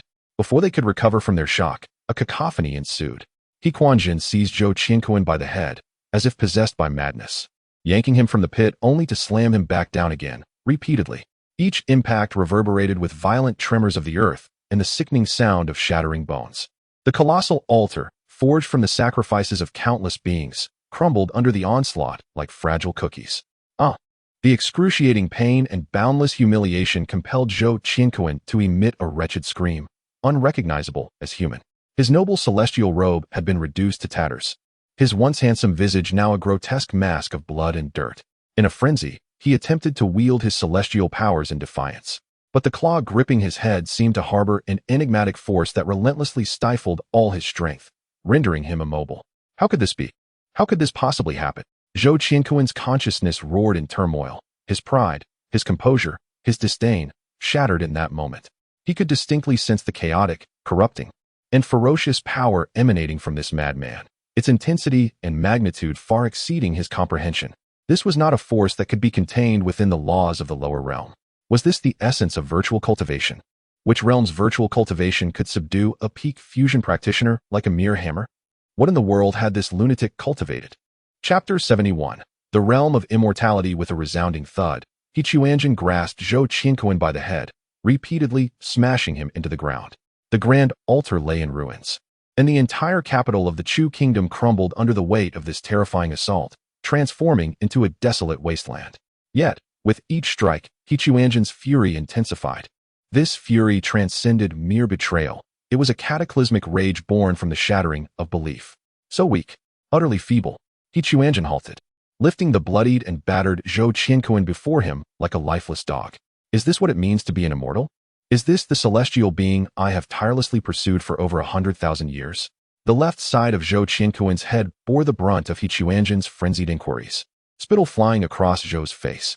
So pitifully fragile, so utterly disgraceful. You dare to call yourself an immortal?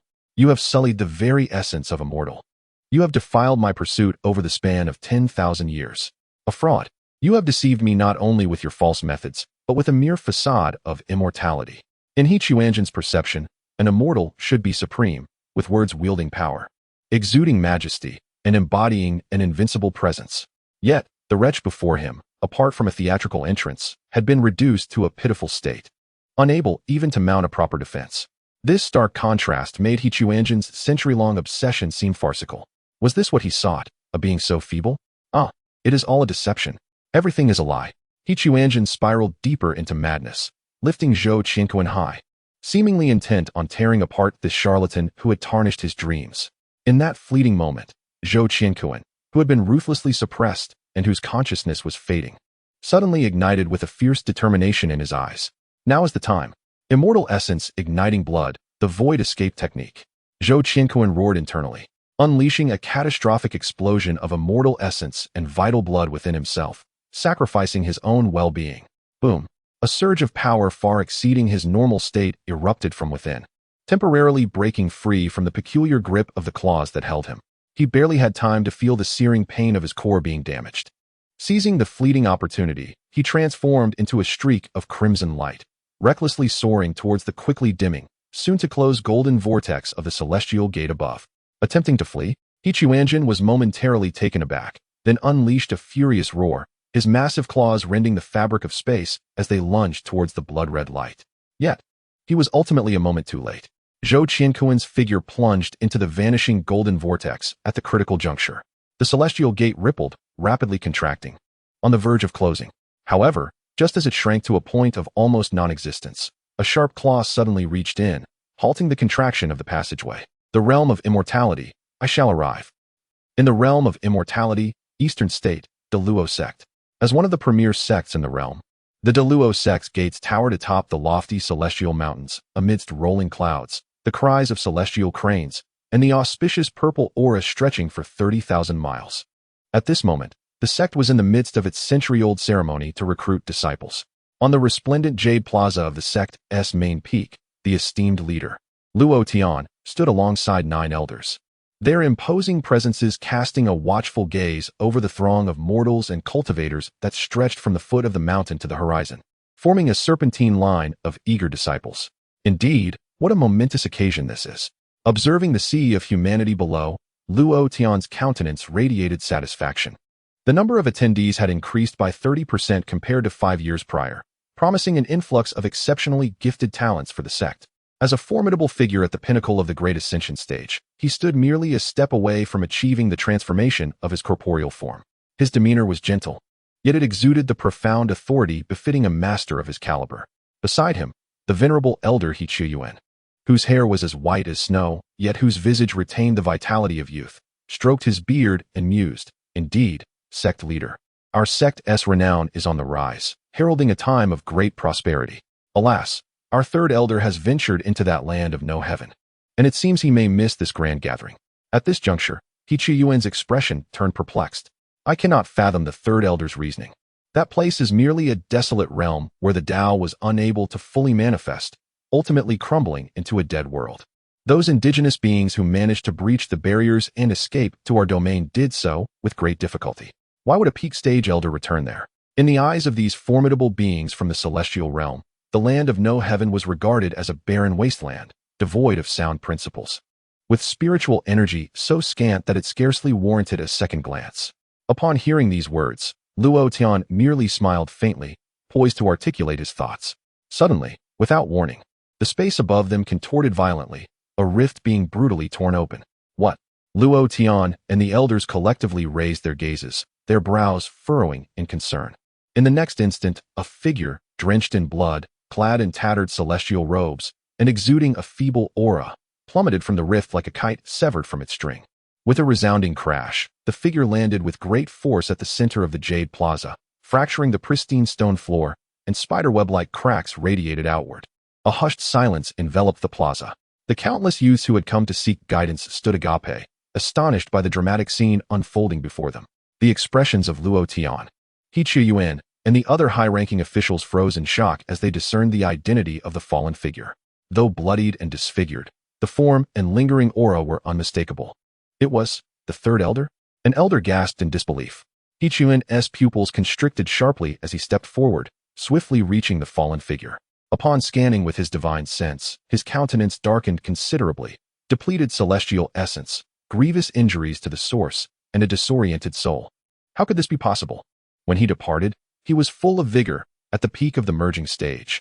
How could he return in such a wretched state? What could exist in that barren wasteland? A place where even transformation stage cultivators struggled to emerge, that could inflict such harm upon the third elder of the Deluo sect. As the collective shock rippled through the gathered assembly, a cacophony of eerie laughter erupted from the rift in the sky, which should have been sealed. Huh, is this the celestial realm? How intoxicatingly delightful. The crowd, taken aback, gazed upward in astonishment, only to witness a pitch-black claw gripping the fissure with an iron grip, followed by a violent tearing motion. With a resounding rip, the rift in space was brutally widened, and a creature clad in tattered robes, adorned with 3 furry heads, emerged from within.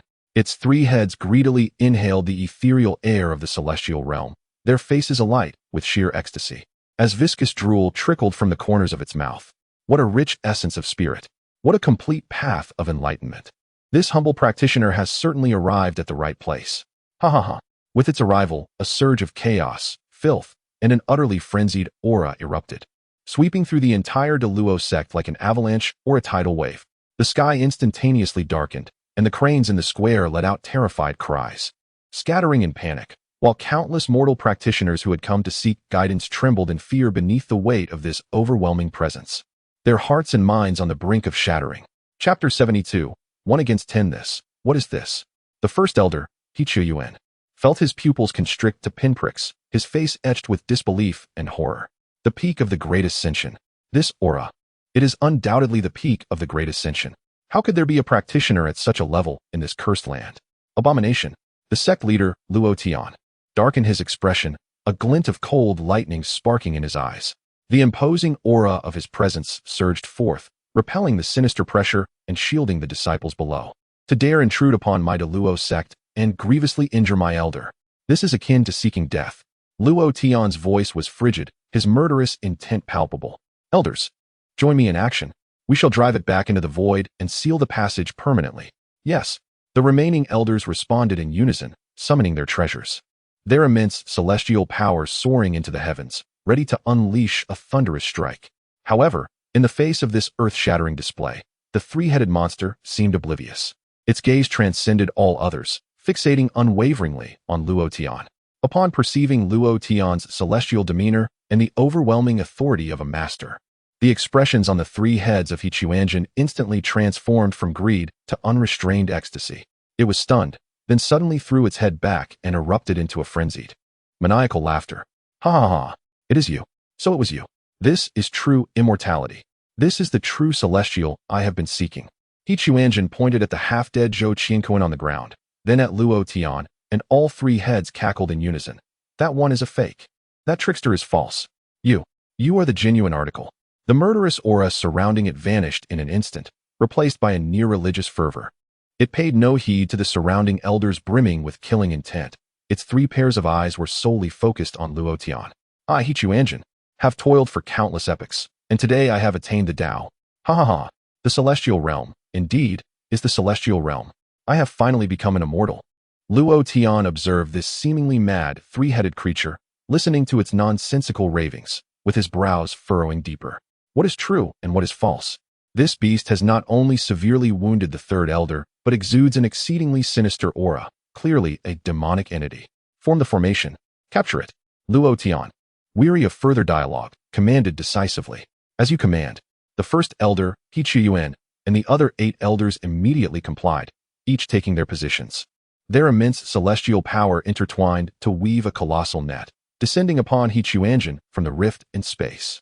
The luminous treasures soared to the heavens, the might of their celestial arts resounding. The combined strength of the 10 highest combatants of Deluo sect was formidable enough to alter the very colors of the heavens.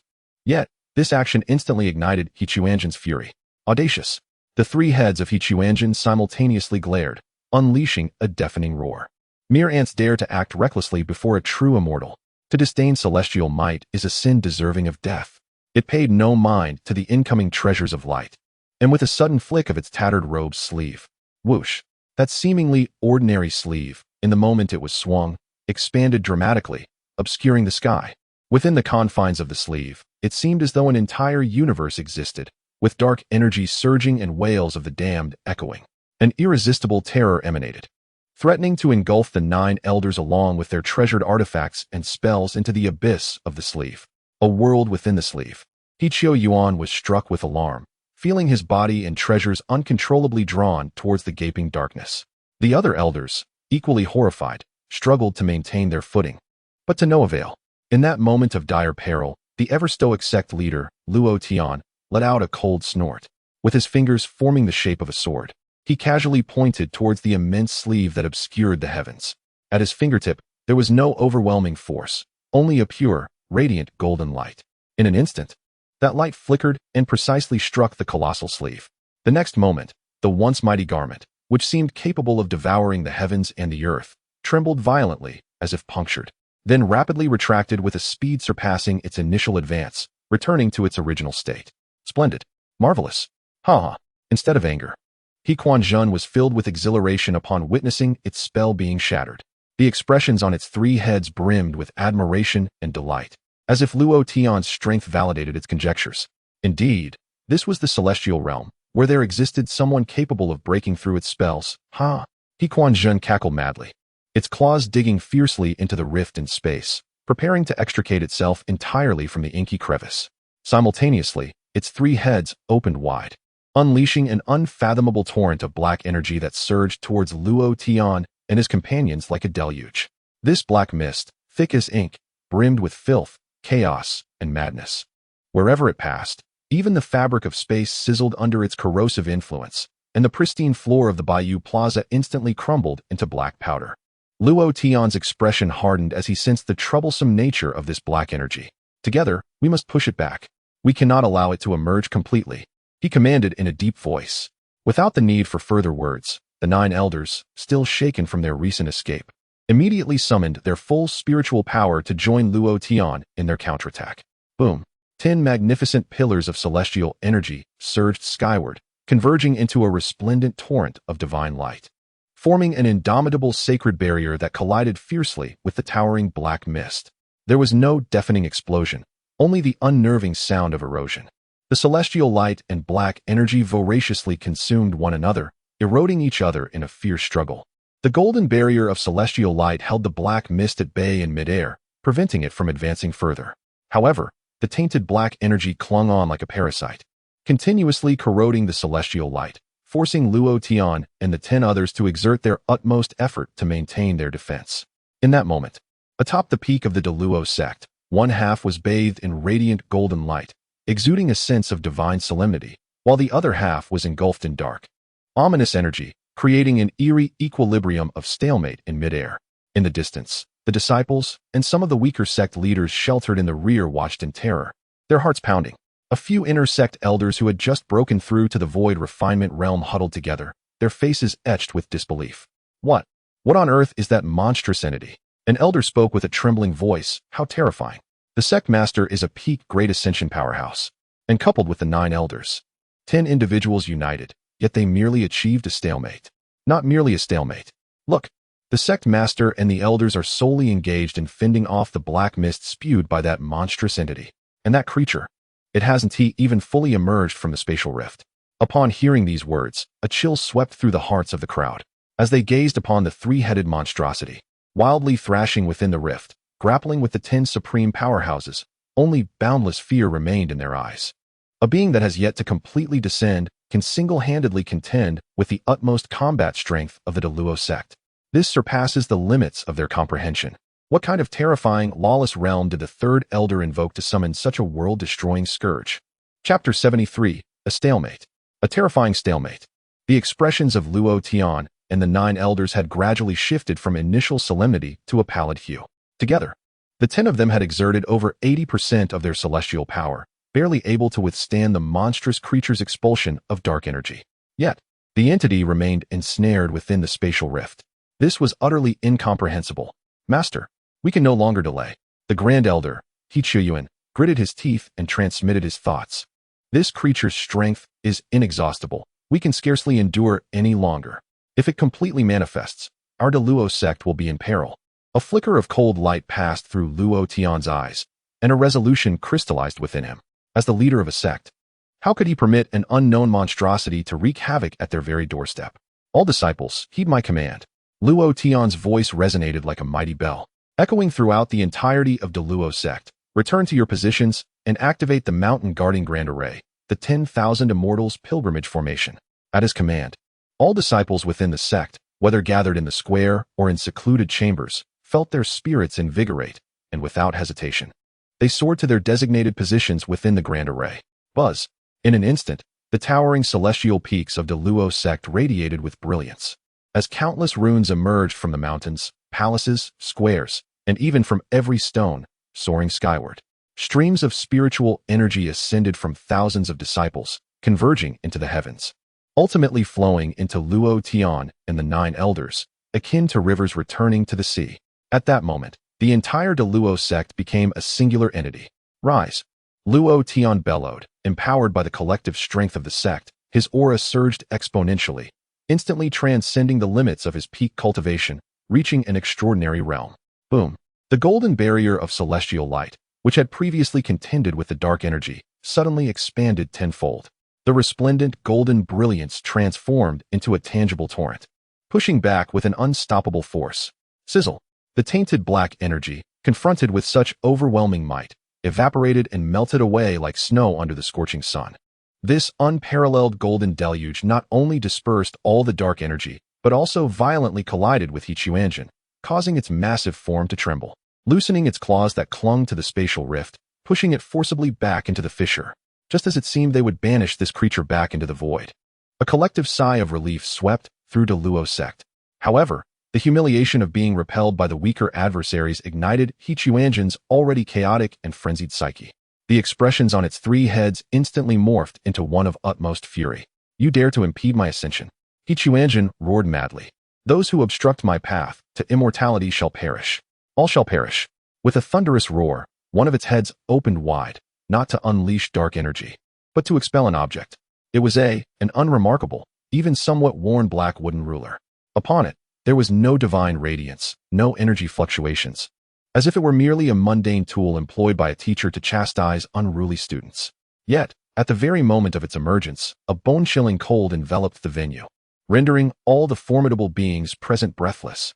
Quanzhen clung fiercely to the fissure with one claw, while the other, like a flash of lightning, grasped the black ruler and struck down fiercely at the resplendent Luo Tian below, who radiated the most overwhelming power. This blow was devoid of celestial arts or divine abilities.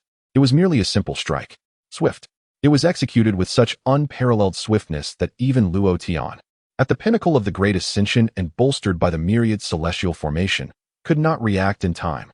His consciousness failed to capture the trajectory of the ruler, and he was enveloped in darkness.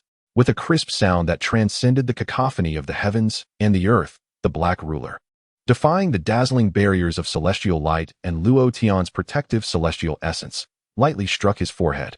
At that moment, time seemed to freeze. The resplendent golden light emanating from Luo Tian dissipated in an instant, like a shattered illusion.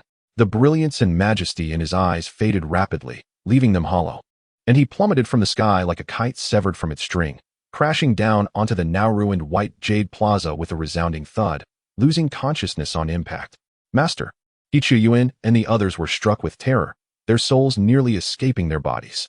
The core of the myriad celestial pilgrimage formation, Master Luo Tian, had been knocked out with a single strike. With the loss of the formation's core, the entire mountain protection array collapsed instantaneously, and the power supporting the elders receded like a tide. Ha ha ha! A swarm of ants. Seizing this opportunity, Quanzhen let out a frenzied cackle and unleashed his power. Boom! A wave of black energy, several times more powerful than before, erupted from him, akin to a cataclysmic tsunami, crashing down upon the remaining 9 elders. Puff! Quanzhen and the other 9 were struck as if by lightning. Unable to even utter a scream, they simultaneously spewed forth blood, like 9 fallen leaves, sent flying and crashing into various mountain peaks, their fates uncertain. With a single blow, Quanzhen had vanquished the 10 foremost powerhouses of the De Luo sect, and his manic laughter grew ever more unrestrained.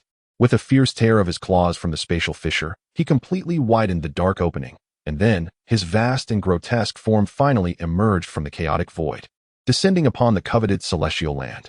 As he fully materialized, the spatial rift lost its support, swiftly healing and vanishing from existence. Standing amidst the ruins, Quanzhen surveyed his surroundings, savoring the terror and despair reflected in the countless disciples' eyes, a satisfied expression gracing his face. However, just as he prepared to proclaim his ownership over this celestial domain, an unexpected turn of events transpired. The once cloudless sky suddenly darkened without warning. No, it was not the onset of night, but rather a higher-level will, an inexpressible majesty that instantly enveloped the entire realm. In the next moment, a formidable lightning bolt, as robust as a mountain and radiating a cataclysmic purplish-golden glow, rent the heavens asunder, descending with an unparalleled divine authority that judged all creation. It struck with unerring precision upon Quanzhen's head. Boom! In the eyes of all, that once mighty three-headed monstrosity failed to elicit even the slightest reaction before being instantaneously vaporized, disassembled, and obliterated in the blinding light of the thunder, ultimately exploding into countless charred fragments of flesh, intermingled with shattered bones, cascading down like a torrential rain. From a distant peak, the elder Quanzhen, propelled by the force of the strike, struggled to expel a mouthful of reverse blood, just in time to witness this earth-shattering spectacle. Initially taken aback, his pupils then constricted violently, his countenance reflecting a terror far exceeding that which he had felt upon witnessing the sect master being knocked unconscious. This is the third tribulation of the immortal ascension thunderstorm. Quanzhen murmured in disbelief, a tempest of emotions surging within him. Impossible. Absolutely impossible. The immortal ascension thunderstorm, also known as the divine thunder of the three-corpse severing, is a trial and recognition bestowed by the heavenly Tao upon cultivators after they reach the pinnacle of the great ascension.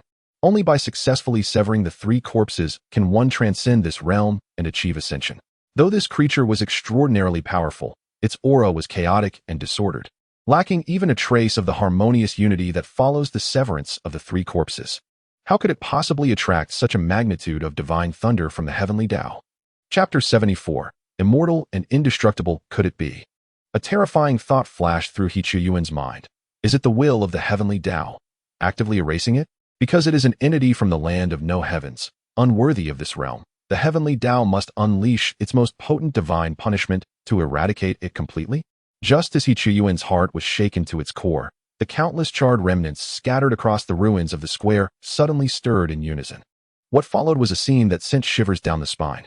Those fragmented flesh and bones, as if drawn by invisible threads, began to rise from all directions, writhing in midair, coalescing and reassembling.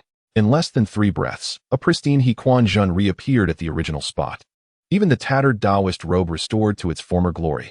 Quanzhen's eyes nearly bulged out, and his heart almost ceased to beat. No, not dead. It had withstood a celestial lightning strike that he could scarcely imagine, and yet it had instantaneously restored itself unscathed. The 3 heads of Quanzhen wore a look of bewilderment. It lowered its gaze to its intact body, then raised its eyes to the now clear sky, momentarily unable to comprehend what had just transpired. But the next second, a surge of profound fury surged within its mind. Who dared to offend me? Quanzhen bellowed simultaneously, the sound filled with a wrathful desecration. Who has the audacity to ambush this humble monk? Come forth. Boom. As if responding to its roar, the cataclysmic purple-gold lightning gathered once more in the heavens. This second divine lightning of the heavenly Tao, thicker and more ferocious than before, without a hint of hesitation, locked onto it with an even swifter resolve, crashing down. Again. This time, Quanzhen was aware. And the expressions on its 3 heads swiftly morphed from fury to ferocity, instinctively raising the black ruler to block. However, it was too swift. Before the full might of the heavenly Tao, all its reactions became sluggish. This was its first encounter with the complete heavenly Tao. The heavens of the previous world were but a dead sky, incomplete, whereas the heavenly Tao of this world was exponentially more powerful. The lightning pierced through the cosmos, enveloping its entire form once more. There were no cries of despair, no struggles. Under the gaze of countless surviving disciples and the dazed Quanzhen, the colossal figure of Quanzhen was once again instantaneously vaporized, disintegrated, annihilated, exploding into a sky filled with charred remnants and flesh. Again dead? A disciple in the distance murmured, but there was no trace of joy in the voice, only an endless chill. Indeed, before the words had faded, the scattered flesh and bone fragments across the ruins began to writhe and coalesce once more in that spine-chilling manner. No, it's impossible. Quanzhen sat helplessly amidst the rubble, watching the mass of rapidly reconstituting flesh, utterly dazed, his worldview shattered in that moment. What kind of monster is this? The divine lightning of the heavenly Tao. This is a tribulation of celestial lightning that even a peak grandmaster like the sect leader would face with a perilous struggle when severing a corpse. The monstrous entity withstood a fierce blow, instantly regenerating, only to endure a second strike. Just as Quanzhen's form was partially reconstituted, with limbs yet to fully emerge, a thunderous crack resounded. The third bolt of divine lightning arrived. It offered Quanzhen no chance for complete restoration. The violent radiance of the lightning struck with precision upon the writhing core of flesh and blood. An explosion ensued, obliterating it into finer dust. Quanzhen's heart sank into the abyss. Futility. Only those two words remained in his mind. As expected, moments later, the even more fragmented charred remnants defied all known laws of nature, beginning to coalesce towards the center. In a mere instant, Quanzhen stood unscathed once more at the heart of the plaza. However, the expressions on its three heads had shifted from fury. A dry, hoarse, and rasping laughter, akin to a broken gong, erupted from one of its throats. Ha ha, ha ha ha ha. Subsequently, all three heads raised towards the heavens in a mad cackle, their laughter maniacal, joyous, and infused with a neurotic excitement. So that's it. The path of enlightenment is clear to me. This is the true tribulation of ascension. Ha ha ha. Quanzhen laughed maniacally, believing itself on the verge of true immortality, unaware that this tribulation was far more formidable than the ordinary tribulation of corpse-slaying lightning. Come forth. Quanzhen spread its arms wide, the expressions on its three heads brimming with provocation and fervor. Bring it on. Let me witness the true might of the heavenly tribulation. Ha ha ha. Boom. The fourth bolt of divine lightning arrived as anticipated. Ha ha ha. Excellent. What a splendid bolt of divine lightning. How exhilarating. In the instant of being shattered into fragments, Quanzhen's maniacal laughter reverberated throughout the cosmos. Then, it reconstituted. Boom. The fifth strike. Again. More ferocity. Ha ha ha. Reassembly. Boom. The sixth. Not enough. Not nearly enough. Ha ha ha ha. Above the Daluo sect, the sky transformed into a veritable purgatory of thunder. The purple-gold heavenly divine lightning descended in relentless waves, imbued with lethal intent, striking down with fervor. At the center of this storm of lightning, a three-headed monstrosity enacted a horrifying drama that would send tremors through gods and Buddhas alike. It was obliterated into dust time and time again, only to be reborn from the ashes of death. Its aura showed no signs of diminishment. Rather, with each resurrection, the essence of madness, chaos, and corruption intensified. Its laughter evolved from sheer insanity to a tinge of ecstasy, as though immersed in the pinnacle of a lavish feast. In the distance, the Grand Elder Quanzhen sat in utter disbelief. He remained there, mouth agape, his gaze vacant, thoughts a blank slate. Indestructible. This notion swirled in his mind. Even the heavenly decree could not extinguish it. This transcended the realm of cultivators and demons. This was something that should not exist in this world. Quanzhen gazed at the figure that was incessantly vanishing and re-emerging amidst the flashes of lightning, observing the three heads that laughed maniacally beneath the celestial might. He felt devoid of even fear, left only with a sense of bewilderment and numbness in the face of an upheaval that threatened to topple the heavens and shatter the great Tao. It is over. The Daluo sect is finished. This realm of cultivation is likely doomed as well. Chapter 75. The disappearance of spiritual energy. The 9th, 10th, and 19th bolts. The celestial divine lightning has descended a total of 36 times. In this realm, aside from the cataclysmic purple-gold lightning and the deranged laughter of Quanzhen, who was shattered and reborn, the survivors of the Daluo sect, including the Grand Elder Quanzhen, have succumbed to numbness. As the 37th bolt of divine lightning was on the verge of taking shape, the furious lightning in the heavens suddenly calmed. The raging thunderclouds gradually dispersed, only to be replaced by a far heavier and more despairing pressure. The entire sky seemed to solidify from an ethereal vapor into an endless expanse of purple-gold crystal. An overwhelming will, capable of suppressing eternity and sealing all, descended with thunderous force from this crystalline sky. The heavenly Tao abandoned its intent to annihilate. Realizing that it could never conceptually eradicate this anomaly, it altered its strategy. It sought to solidify this space entirely, transforming Quanzhen along with the Daluo sect's mountain gate beneath his feet into an eternal cage, forever sealed in this place, unable to escape. Quanzhen, who was reveling in the baptism of lightning, sensed this distinctly different force. The fervor and madness of the three heads gradually retracted, replaced by a chilling, offended gloom. He felt the air transform into an immovable barrier, the space entwined by chains of law, and the ground beneath him separating from the cosmic laws of the world. On the verge of becoming an isolated island, he instantly comprehended the intent of the heavenly Tao. Ha ha, ha ha ha ha. In a fit of rage, Quanzhen laughed, the expressions on the three heads contorted and grotesque. You cannot kill this humble Taoist, so you wish to imprison me? You underestimate me greatly. In the moment his words fell, Quanzhen abruptly raised his hand, hurling the black ruler he had clutched in his claws toward the expanse of purple gold crystal above. With the other claw, his sleeve billowed without wind, and boundless black energy surged forth. This black energy cascaded like a waterfall against the current, entirely flooding into the suspended black ruler.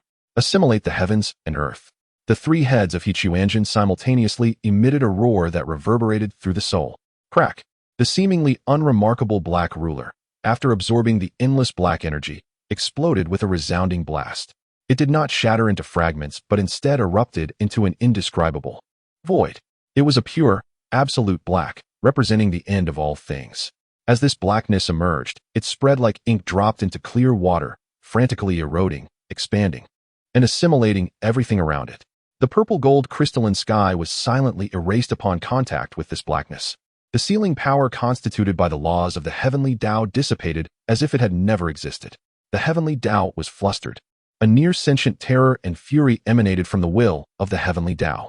The entire eastern sky trembled violently, as boundless rays of purple and gold converged from all directions, striving to expel the ever-expanding blight of darkness. Yet, it proved futile. All assaults from the heavenly laws, upon nearing that dark stain, were assimilated and devoured, becoming sustenance for its expansion. The inky darkness spread wildly across the heavens, its speed beyond imagination. It effortlessly enveloped the entirety of the Deluo sect, then continued to extend outward, 10,000 miles, 1,000,000 miles, 10 million miles.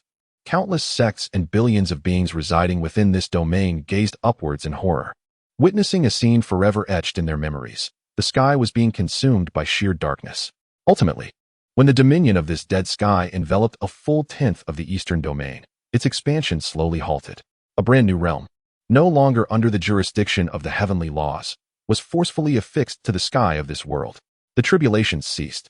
The terrifying might that suppressed all things retreated completely from above the Deluo sect, for this land no longer belonged to the original heavenly dominion. A profound silence blanketed the land. Quanzhen stood amidst the ruins, the ecstasy and madness reflected in its three heads gradually solidifying into an extremely unpleasant expression, akin to having ingested a fly. It could distinctly sense that, beyond the domain it had assimilated, the once retreating will of the heavens lay in wait like an enraged wolf, fixating intently on the boundary of this area. Should it dare to step beyond the confines of this dead sky, it would face endless tribulations. It had triumphed, yet not entirely. It had repelled the heavenly laws, yet ensnared itself in this place. No heavenly retribution lingered here, but it could not lay claim to any inch of land shrouded by the heavenly dominion unless it devised a means to conceal its presence from detection. TCH. An exasperated click of the tongue echoed from its three heads in unison. It cast a fleeting glance at the trembling disciples, akin to ants amidst the ruins, devoid of any interest to linger further. In the next moment, its colossal form transformed into a wisp of faint black smoke, silently permeating the tainted ground beneath, vanishing without a trace. With the departure of this malevolent deity, a surge of euphoric relief washed over all the survivors. Several disciples wept tears of joy, collapsing to the ground. Yet, this feeling of relief scarcely endured 3 breaths before being supplanted by a deeper, soul-shattering fear. The spiritual energy. Where is the spiritual energy? I can no longer sense the world's spiritual essence. What is happening? My Dantian. It feels as though it is blocked, unable to absorb even a sliver of spiritual energy. Panicked cries arose in a chorus.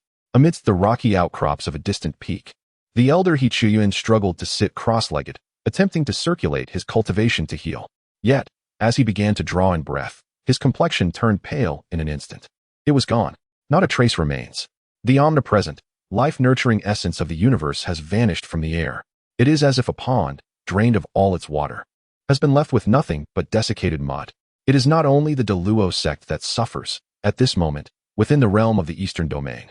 Shrouded by that ominous black veil, tens of thousands of sects, countless immortal families, and all cultivators simultaneously realize, with horror, that the very foundation of their existence, the vital spiritual energy, has been utterly stripped away. This realm has transformed into a desolate wasteland, more barren for cultivators than the most impoverished mortal world. Hichio Yuan abruptly raised his head, gazing into the pitch-black sky, devoid of stars, sun, or moon. A mere void. He felt an instinctive repulsion and revulsion emanating from the depths of his being. Chapter 76. The relocation of the sect. The conclusion left Hichio Yuan's heart engulfed in a chilling void. The mountain gate could be rebuilt, the disciples could be replaced. But without spiritual energy, the Deluo sect, a legacy of immortality spanning hundreds of thousands of years, would rot from its very roots. Trembling, he rose to his feet and surveyed the surroundings, observing the disciples who had transitioned from the brink of calamity to a state of bewildered despair. A profound sense of responsibility as the Grand Elder overwhelmed the excruciating pain of his injuries. All surviving disciples, heed my command. Hichien summoned every ounce of strength within him. His voice, though hoarse, resonated with an undeniable authority that echoed throughout the sect. Immediately assess the injured, gather your belongings, and take with you all the sect's texts, artifacts, and spiritual herbs that can be salvaged. Prepare for the relocation. Relocation. The very notion struck like a thunderclap in the minds of all disciples. They gazed at the Grand Elder in shock, abandoning a heritage nurtured for hundreds of thousands of years. This, Hichio Yuan offered them no time for hesitation. Pointing vehemently at the suffocating shroud of darkness above, he intoned with urgency. This place has become a dead zone, the flow of spiritual energy severed, and the heavenly path obliterated. Remaining here leads only to death. The legacy of our Deluo sect must not perish in this accursed land. Act swiftly. We must seize new spiritual mountains and blessed grounds before other sects respond. His final proclamation jolted all the disciples from their stupor of shock and sorrow. Indeed, with a tenth of the eastern region transformed into such devastation, a fierce bloodbath would surely ensue among the cultivation realms for the remaining sanctuaries. 3 days later, the Deluo sect resembled a vast hive being systematically emptied. Under the guidance of the elders, the disciples stripped the scripture pavilions bare, uprooted spiritual herb gardens, and even excavated the treasury. With several elders collaborating to extract the entire subterranean palace from the mountainside using formidable magical powers. Everything was being prepared for the impending Great Migration. In the rear mountain of the sect, the relatively intact quarters of the outer disciples bustled with urgency. Lin Jingyan, what are you dawdling for? Hurry. A youth, anxiety etched upon his face, pounded insistently on the door of a wooden cabin. Inside, the boy known as Lin Jingyan stared blankly at his own hands. I have crossed over, he murmured, a sharp pang in his head as torrents of unfamiliar memories surged forth. Deluo sect, outer disciple, cultivation, and the individual outside.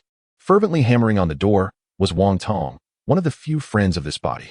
Lin Jingyan, if you don't come out, we're leaving without you. Don't blame me if you're stuck in this wretched place. Wang Tong's voice was infused with urgency, shaking off the lingering fog in his mind. Lin Jingyan pushed open the door and stepped outside. He regarded the impatient Wang Tong and instinctively inquired, "Leave? Where to? My heavens, have you lost your wits?" Wang Tong exclaimed, seizing his wrist and dragging him along without further ado. "Of course, we're following the sect's relocation.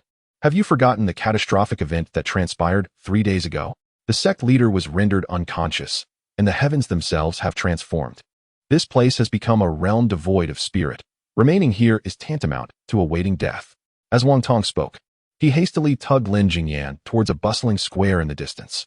Lin Jingyan stumbled, his fragmented memories rendering him unable to fully grasp the magnitude of the calamity Wang Tong described. He followed passively, his astonishment directed towards this unfamiliar world. Ruins lay scattered about, immense craters marred the landscape, and the air was thick with the acrid scent of charred remains and an unsettling silence. Most disconcerting was the sky above. It was neither blue nor white, but an all-consuming void that devoured all light.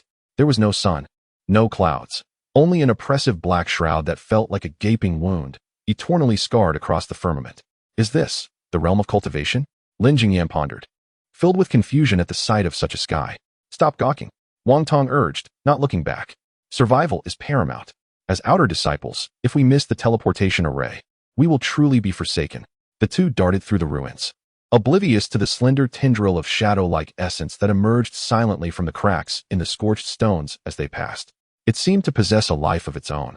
Pausing briefly in the air before striking like a serpent sensing blood, it silently penetrated Lin Jingyan's back. Once inside, the dark essence stirred not a single sensation, quietly embedding itself deep within his mind, completely concealed. Lin Jingyan remained unaware, his thoughts ensnared in the shock of his traversal and the bewildering reality surrounding him. The pair raced onward, ultimately reaching the desolate square at the sect's main peak just as the teleportation array was activated. The once pristine white jade plaza had vanished, replaced by an enormous makeshift array forcefully established. Thousands of surviving disciples, from both inner and outer sects, gathered in a dark mass. We made it just in time. Wang Tong gasped. Lin Jingyan, however, was utterly mesmerized by the scene before him. His bewildered gaze swept over the crowd, revealing numerous injured cultivators, some with severed limbs, others grotesquely burnt, and many more with vacant stares and faces etched with terror. What transpired 3 days ago? Lin Jingyan murmured, his mind a chaotic jumble of fragmented memories. He was aware that a disaster had occurred, yet the details remained obscured. Have you truly been asleep? Wang Tong exclaimed, casting a surprised glance at him before lowering his voice, trembling with lingering fear. 3 days ago, the heavens changed. He pointed to the suffocating black sky above, that thing. A three-headed monster descended from the void, nearly obliterating Elder San, and then it battled our sect leader and all the elders. Do you comprehend how terrifying that was? The sovereign and the 9 esteemed elders established a formidable protective formation around the mountain, yet they were unable to repel the creature. Ultimately, it was the heavenly Tao that intervened. Celestial purple-gold lightning descended from the heavens, striking it repeatedly. And then, did the monster perish from the strikes? Lin Jingyan instinctively inquired. Wang Tong, with a grim expression, shook his head. The creature was reduced to mere fragments, but in the next moment, it reformed. With each strike, it regenerated. The heavenly Tao was powerless against it. It could not be killed. Chapter 77. The light sphere cannot be destroyed, not even by the heavenly Tao. Lin Jingyan stood in stunned silence as he absorbed Wang Tong's description. A monstrous entity with 3 heads, descending from the heavens, invincible against all sects. Repeatedly struck down by the divine thunder of the heavenly Tao, yet capable of infinite resurrection, ultimately even corrupting the very essence of the heavenly Tao. This depiction, this scenario, a term from a past life, hauntingly familiar, surged uncontrollably into his mind. Is this not Cthulhu? He exclaimed inwardly, horrified.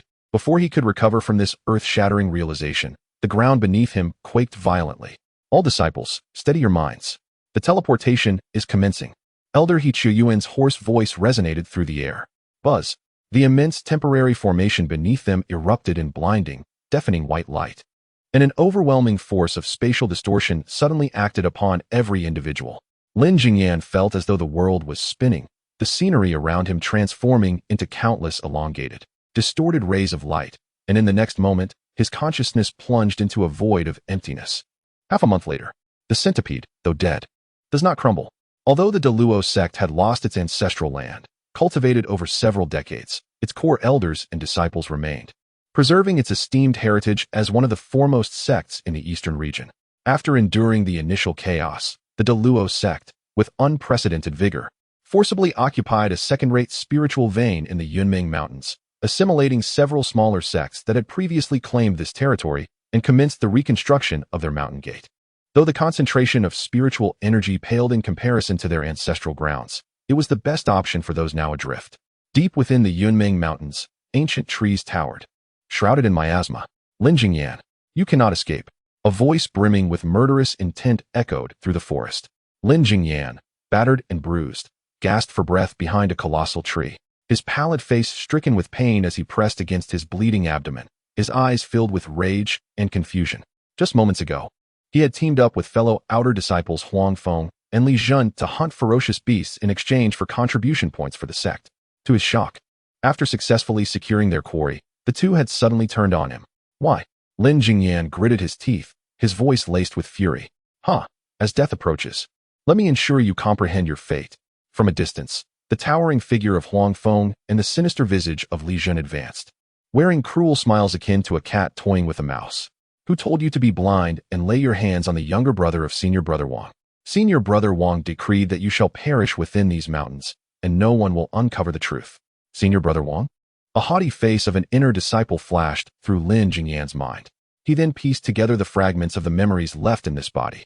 Half a month ago, the original owner of this body had, over a trivial dispute, beaten a newly elevated outer disciple, who happened to be the younger brother of a rather powerful inner disciple. He was now bearing the brunt of the previous owner's actions. All for such a trivial matter? Lin Jingyan felt a profound sense of absurdity and coldness wash over him. Trivial matter? In senior brother Wang's eyes, your wretched life is nothing but a trifling affair. Li Jun sneered, his sword shimmering with a malevolent light. Huang Feng, stop wasting time with him. Let us end this swiftly. Agreed. The murderous intent was palpable in the eyes of the two assailants, and simultaneously, they activated their movements, transforming into two fleeting shadows, one to the left and one to the right, lunging towards Lin Jingyan with lethal intent. It was over. A wave of despair washed over Lin Jingyan. With his foundational cultivation, he stood no chance against the encirclement of two opponents of equal rank. Just as Huang Feng's sword was about to pierce his throat, an unexpected change occurred. Lin Jingyan felt an indescribable chill and pain radiating from his chest, as if something was trying to break free from within him. With a soft yet grotesque sound of flesh being torn, a claw, entirely alien and covered in fine black scales, suddenly erupted from Lin Jingyan's chest, shocking both Huang Feng and Li Jun. Ignoring the sword aimed at him, the claw, moving with an incomprehensible speed, seized Huang Feng's head in a flash. Ah! What is this monstrous thing? Huang Feng's scream was abruptly silenced. In the next moment, a scene that sent shivers down Li Jun's spine unfolded. The black claw violently retracted, dragging Huang Feng, along with his cries, into Lin Jingyan's seemingly frail torso. It was as though an invisible black hole connected to the abyss had formed in Lin Jingyan's chest. The sound of crunching bones echoed from within him, a sound so nauseating it felt as though bones were being ground to dust. In the blink of an eye, a pile of bleached bones, devoured clean of flesh and blood, was expelled from Lin Jingyan's chest, scattering across the ground. A ghost, a demon. Li Jun was paralyzed with fear, his mind blank, the sole thought being to flee. Without a second thought, he turned and poured every ounce of strength into a frantic retreat. But barely 2 steps away, the black claw extended once more, seizing his ankle with terrifying speed. No. In a moment of despair, Li Jun was effortlessly dragged back, following in Huang Feng's tragic footsteps, pulled into the unfathomable darkness. Lin Jingyan stood frozen, gazing at the grotesque wound on his chest as it writhed and healed, returning to normal in an instant, as if all that had transpired was but an illusion. Yet the pile of bones on the ground served as a stark reminder that this was no dream. What on earth resided within him? At that moment, a raspy, frenzied laughter, brimming with unrestrained delight, echoed within the depths of his mind. Ha ha ha. Truly, what a paradise the celestial realm is. Even the offerings come willingly, and taste so sweet. Who are you? Lin Jingyan asked, a sense of unease creeping over him. However, the manic laughter offered no response. Instead, darkness enveloped his vision, and he felt his consciousness being inexorably drawn into an endless abyss. When he next opened his eyes, he found himself in a dim, chaotic space, his Niwen palace, his sea of consciousness. At this moment, the realm that was once rightfully his has undergone a profound transformation. Dark mist billows ominously, and everywhere one looks, there are phantom remnants of crumbled walls, reminiscent of a desolate ruin left in the wake of destruction. At the heart of this desolation stands a towering figure, a manifestation of pure black energy, rising 100 feet high. In the presence of this entity, Lin Jingyan's consciousness feels as minuscule as a mere speck of dust. Yet, Quanzhen pays him no heed. His 3 pairs of eyes, glimmering with madness and chaos, are fixated with great interest on another object before him. This object is a luminous orb, radiating a soft, pure white light, gently suspended in the center of this ruinous sea of consciousness. Despite the tumultuous black mist swirling around it, the orb remains untouched, repelling the encroaching darkness with its brilliance. One of Quanzhen's heads parts its lips, revealing a smile brimming with curiosity and insatiable greed. Chapter 78. You are not of this world, are you? It slowly raised a claw formed from black mist, disregarding Lin Jingyan's terrified gaze, and gently touched the small orb of light. Sizzle. At the moment the claw made contact with the orb, an ear-piercing sound erupted, akin to hot oil splashing into water. The seemingly invulnerable claw of Quanzhen melted upon encountering the gentle white light, dissipating into a wisp of green smoke as if it had met the scorching sun melting ice and snow. Yet, in the next instant, that melted claw instantly restored itself to its original state under the writhing black mist, unharmed. How intriguing. Truly fascinating. The 3 heads of Quanzhen simultaneously uttered a low, joyful murmur. It withdrew its hand, ceasing its attempts to touch the orb, instead fixating its 6 eyes upon it, as if admiring a peerless treasure. This power does not belong to this realm, nor to the land of no heaven from whence I came, and certainly not to this mortal flesh. Quanzhen suddenly turned to Lin Jingyan, speaking in a tone that was both declarative and teasing.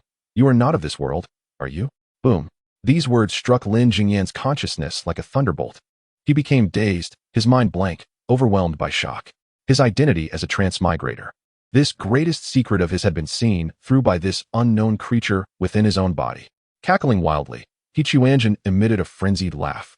Its colossal, 3-headed form suddenly beginning to writhe and shrink, transforming into a humanoid figure the same size as Lin Jingyan in an instant.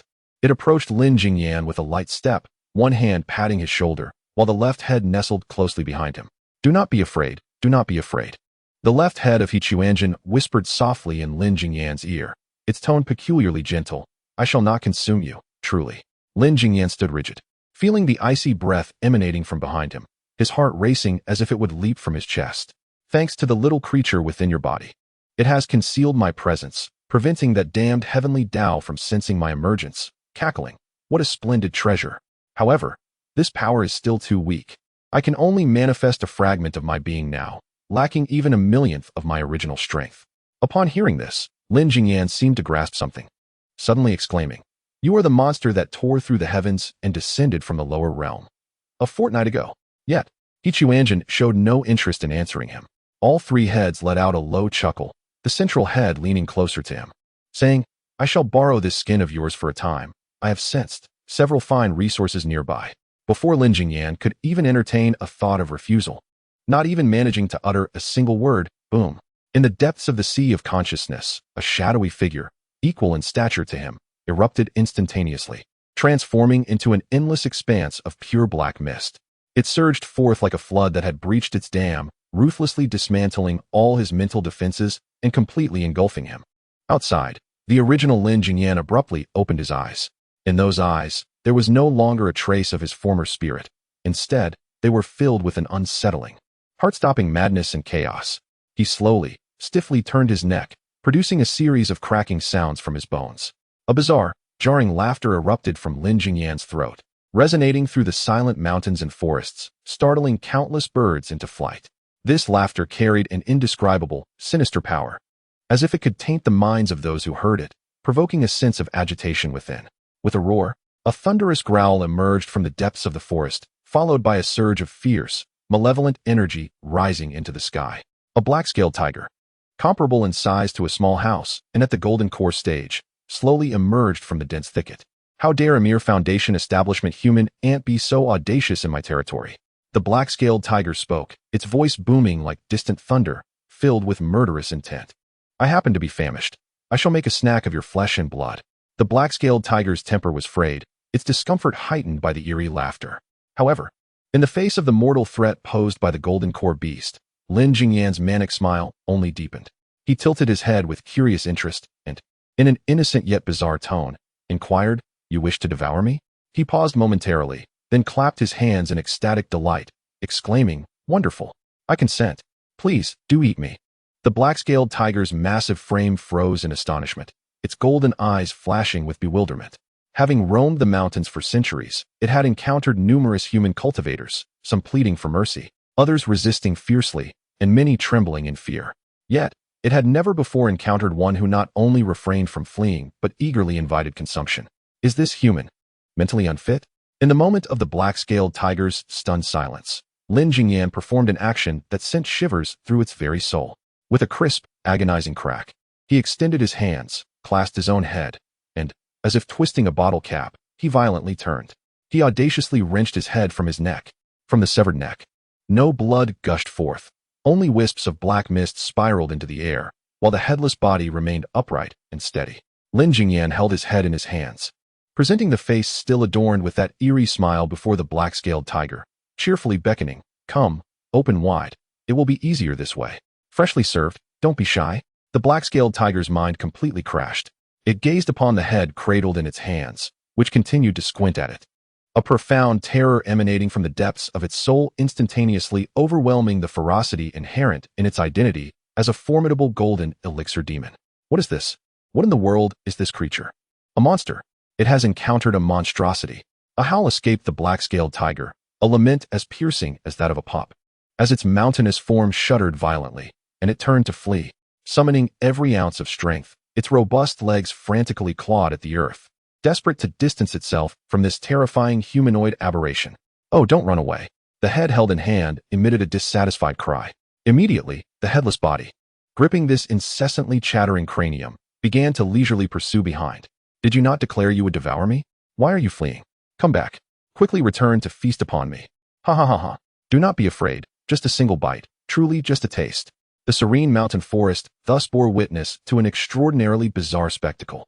A golden elixir tiger demon was tumbling and fleeing for its life, while behind it, a headless figure, clutching its own head, chased merrily, emitting maniacal laughter and enthusiastically inviting the tiger to savor its own cranium. Chapter 79. Buried in the earth, the black-scaled tiger fled desperately, its four legs almost leaving behind mere afterimages. Yet that eerie laughter followed closely, echoing just behind it. Don't run. Just a taste. It's truly delectable. Your actions sadden me greatly. You were the one who first expressed the desire to indulge. The black-scaled tiger, increasingly unnerved by the words, wished fervently to block its ears. It had never imagined that it would be so thoroughly frightened by a mere human. At that moment, the strange laughter suddenly ceased. The black-scaled tiger felt a flicker of hope, believing the creature had finally given up the chase. Yet, the next second, a chilling voice resonated directly before it. Since you refuse to partake willingly. The black-scaled tiger abruptly raised its head to behold the headless figure, which had somehow appeared in its path, blocking its escape. Allow me to assist you. Before the words could fully leave its lips, the headless body lunged forward, its empty hand shooting out like lightning, grasping the black-scaled tiger's throat with unerring precision. With a howl, the black-scaled tiger emitted a piercing cry, its massive body, akin to a small house, effortlessly lifted by what appeared to be a frail arm, its legs flailing helplessly in the air. It struggled with all its might, its demon power surging wildly, yet that hand remained steadfast, unyielding as an iron clamp. Now, open your mouth. The head, cradled in the other hand, wore a gentle smile, though its eyes sparkled with a maddening glint. No. Please, the black-scaled tiger's voice trembled, filled with dread. Be good, open wide. The hand tightening around its throat exerted pressure, causing the black-scaled tiger to gasp, involuntarily parting its jaws. Lin Jingyan eagerly thrust his head into the tiger's maw. Crunch! A sharp sound of chewing resonated. Instinctively, the black-scaled tiger's teeth closed, shattering the head, warm liquid coursing down its throat. Wailing, the black-scaled tiger's eyes brimmed with tears. It yearned to swallow this terrifying thing quickly and flee far away. With a gulp, the peculiar head vanished completely within the black-scaled tiger's belly. Cackling. Wonderful. Splendid. Just as the black-scaled tiger believed the nightmare had finally concluded, the headless body erupted into an even more frenzied laughter. You have consumed me. Now, it is my turn to feast upon you. As the words fell, the black-scaled tiger was horrified to witness the flesh at the severed neck of the headless body writhing violently, and soon, a new head began to emerge. No, not just one. A second. A third. 3 identical heads simultaneously protruded from the severed neck, 6 eyes fixated on the black-scaled tiger, each bearing the same maniacal grin. Now, it is time for me to savor you, the 3 heads declared in unison. No, the black-scaled tiger emitted a final, desperate roar before being simultaneously seized by 3 enormous mouths. Days later, in a clearing deep within the Yunming Mountains, Lin Jingyan gazed quizzically at his hands, which were diligently digging a hole, while clutching a tome titled The Fundamentals of Earth Escape. Celestial being, are you truly suggesting that I entomb myself in the earth? He inquired within his consciousness. Ever since he had discovered the terrifying prowess of Quanzhen, Lin Jingyan frequently sought its guidance on various techniques, as having a living encyclopedia at his disposal was a boon not to be squandered. Within his consciousness, Quanzhen's 3 heads nodded in unison, their tone unwaveringly affirmative. Of course, just look at how clearly it is stated here. It gestured towards a line in the text. The spirit platform buries itself within the earth. Bury it in the earth. Bury it in the earth. It reiterated. Isn't it evident that you are to entomb yourself? Pausing his excavation, Lin Jingyan expressed his doubts. But I have heard that this line means to submerge one's consciousness into the lower dantian, not to literally bury oneself. They fail to comprehend the true essence of the Tao. Quanzhen exclaimed in unison, imbued with an inexplicable authority. What do these ordinary mortals know of genuine cultivation methods? Trust the celestial being. It is unequivocally correct. Lin Jingyan scrutinized the manual in his hands, then glanced at the hole he had partially dug, feeling an unsettling sense of dissonance. But won't I suffocate? He queried. Fear not. Once you master the earth escape technique, you will be able to breathe freely beneath the soil, as if in water. He Quanzhen asserted with conviction. Hurry, dig deeper. You must bury yourself beyond your head. Gazing at the deep pit before him, Lin Jingyan suddenly pondered a crucial question. Celestial being, how long must I remain buried? In his consciousness, He Quanzhen's 3 heads tilted in contemplation. Well, it's uncertain, it replied hesitantly. Perhaps 5, 6, 7, 8, or even 10 years. What? Lin Jingyan erupted in indignation, dropping his shovel with a clatter. 5, 6, 7, 8, 10 years. I am merely a foundation establishment practitioner. If I remain buried that long without breath, I will surely perish. Are you instructing me in cultivation or leading me to my demise? Within his consciousness, He Quanzhen's 3 heads displayed expressions of disdain, their tone rife with contempt. How pitiful you are. You cannot endure such hardship and yet aspire to cultivate the Tao. This is not merely a matter of hardship, Lin Jingyan retorted in exasperation. This is a matter of life and death. I am not you. I cannot remain buried for decades and still be lively. He Quanzhen scoffed dismissively.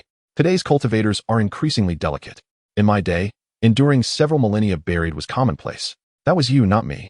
Lin Jingyan pointed at himself. I am but an ordinary foundation establishment practitioner. If you expect me to be buried for 7 or 8 years, the grass on my grave will grow 3 zhang high. Then what do you propose? He Quanzhen's 3 heads raised their hands in resignation. The technique is written as such. There is naught I can do. Lin Jingyan gazed at the earth escape technique in his hand and then at the deep pit before him, suddenly realizing that this so-called guidance from the true immortal might indeed be rather unreliable. Observing Lin Jingyan's skeptical expression, He Quanzhen's 3 heads simultaneously flushed with indignation. Their voices laced with annoyance. What kind of look is that? This is unacceptable. Every word I utter is the truth. It's not that I doubt the true immortal. Lin Jingyan hastily interjected, but this cultivation method seems rather challenging for me. Challenging? Humph. He Quanzhen scoffed, clearly attributing the issue to Lin Jingyan's lack of talent and insufficient comprehension. If only you possessed better aptitude, a more gifted cultivator would undoubtedly succeed. With a glint of cunning in his eyes, Lin Jingyan suddenly wore a knowing smile. The true immortal is correct. It is indeed my inadequacy that holds me back. However, I happen to know a remarkably gifted cultivator. If he cannot succeed, then I shall wholly accept my status as a failure. He Quanzhen's 3 heads perked up with interest. Oh, who might that be? Inner sect disciple Wang Yi, Lin Jingyan replied earnestly. His talent is exceptional, and he is among the best in the inner sect, having reached the late foundation establishment stage, just 1 step away from the golden core stage. If even he cannot master this earth escape technique, then it must be a method far too profound for mere mortals like us to comprehend. A sly smile crept across Lin Jingyan's face as he thought to himself, Wang Yi, oh Wang Yi, you once sent someone to kill me.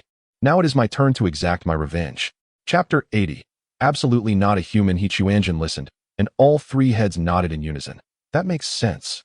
In that case, I shall now go and capture Wang Yi, allowing him to experience this earth escape technique. Wait, true immortal, Lin Jingyan hastily interjected. Wang Yi is an inner sect disciple with a noble status. We cannot act recklessly. Moreover, he should currently be cultivating within the inner sect, a place teeming with experts. Merely an inner sect, He Quanzhen disdainfully waved his hand. It is but a trifling effort for me.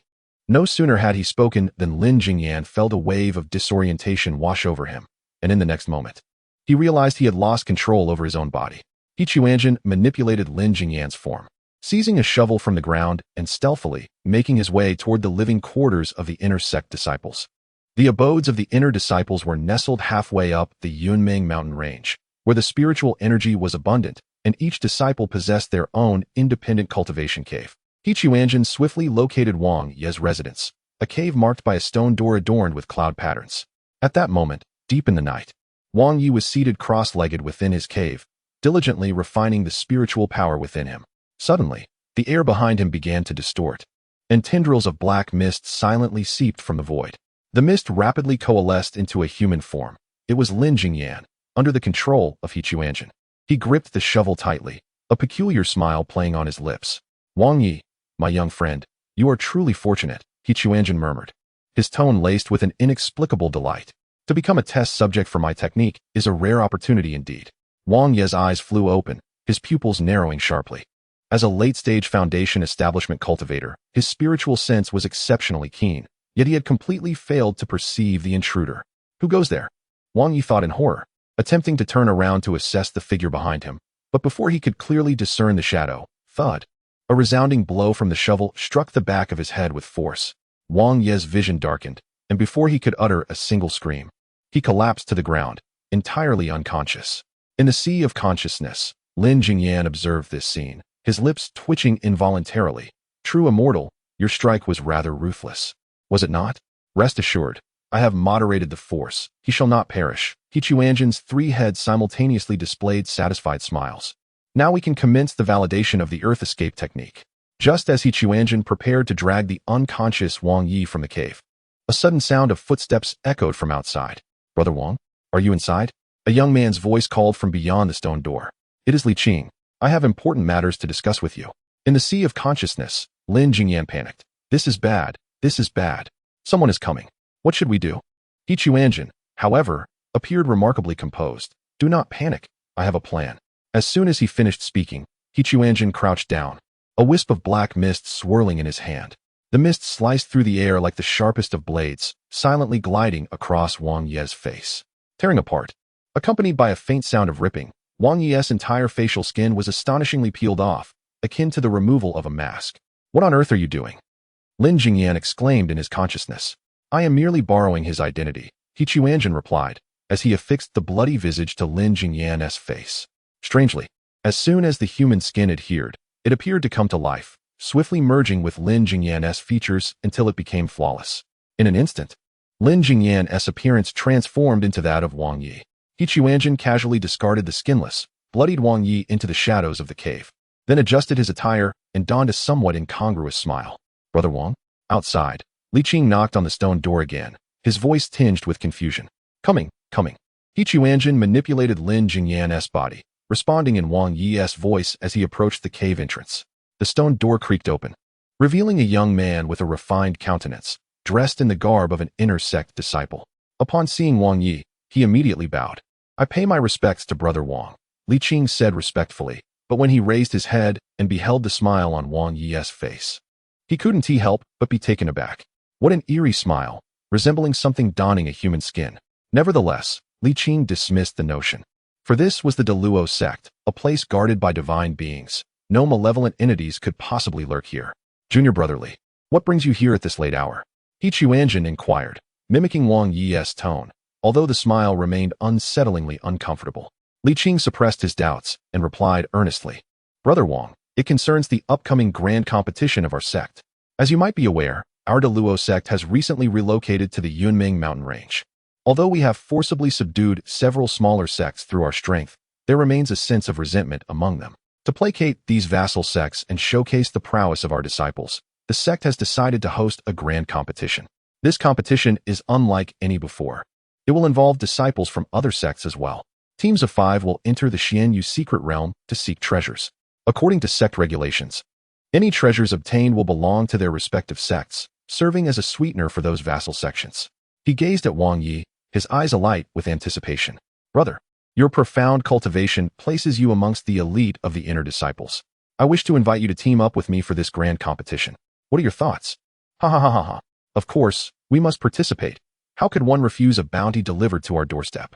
Upon hearing Li Qing's words, Wang Yi suddenly erupted into a bizarre, manic laughter, saliva uncontrollably trickling from the corners of his mouth, his eyes shimmering with a disquieting glimmer of greed. Li Qing's hair stood on end. What did those words imply? What did he mean by bounty? And why did Brother Wang's expression seem as though he might devour him as well? Li Qing was suddenly struck by an ominous premonition, prompting a desire to turn and flee.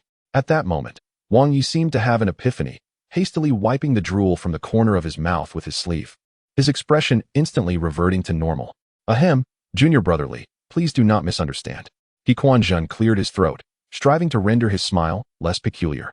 His senior brother, caught in a moment of excitement, had momentarily lost his composure. Moreover, when I spoke of resources, I certainly did not mean people. Absolutely not. I was referring to, cultivation materials. Yes, precisely cultivation materials. That mysterious realm must contain an abundance of valuable treasures, all excellent for cultivation. Chapter 81. Just kill me already. I can't take it anymore. Li Qing gazed at Wang Ye's peculiar explanation, and an overwhelming sense of unease surged within him. It felt as though a terrifying presence was fixating upon him, sending chills racing down his spine. Under such circumstances, Li Qing decided it was best to take his leave. He forced a smile and suggested that his senior could reconsider the matter of forming a team, promising to return in a few days for another visit. With that, he turned to depart, eager to distance himself from the unsettling aura that Wang Yi exuded. At the very moment Li Qing turned away, a terrifying pressure suddenly descended upon him from behind. Wang Ye's mouth gaped wide, stretching to an unnatural extent, revealing a multitude of razor-sharp fangs, while his neck elongated like that of a serpent, aiming to strike at the back of Li Qing's head. "Stop!" Lin Jingyan shouted within the sea of consciousness, "True immortal. You cannot kill here." If Li Qing were to perish within the sect, it would undoubtedly raise suspicions. What would happen if the investigation led back to me? Wang Ye's gaping maw halted mere inches from Li Qing's neck, three heads in the sea of consciousness displaying expressions of discontent. "What a letdown," muttered Wang Yi. "Such fresh prey right before me. To let it slip away would be a waste." "There will be ample opportunities to feast later," Lin Jingyan quickly advised. "Once we arrive at that mysterious realm, you may indulge as you please. Now is not the time to act." Though reluctant, Wang Yi recognized the wisdom in Lin Jingyan's words. As merely a projection, he could handle a golden core, but facing a nascent soul would certainly pose complications. With a reluctant sigh, he gradually retracted his elongated neck, his mouth returning to its normal size.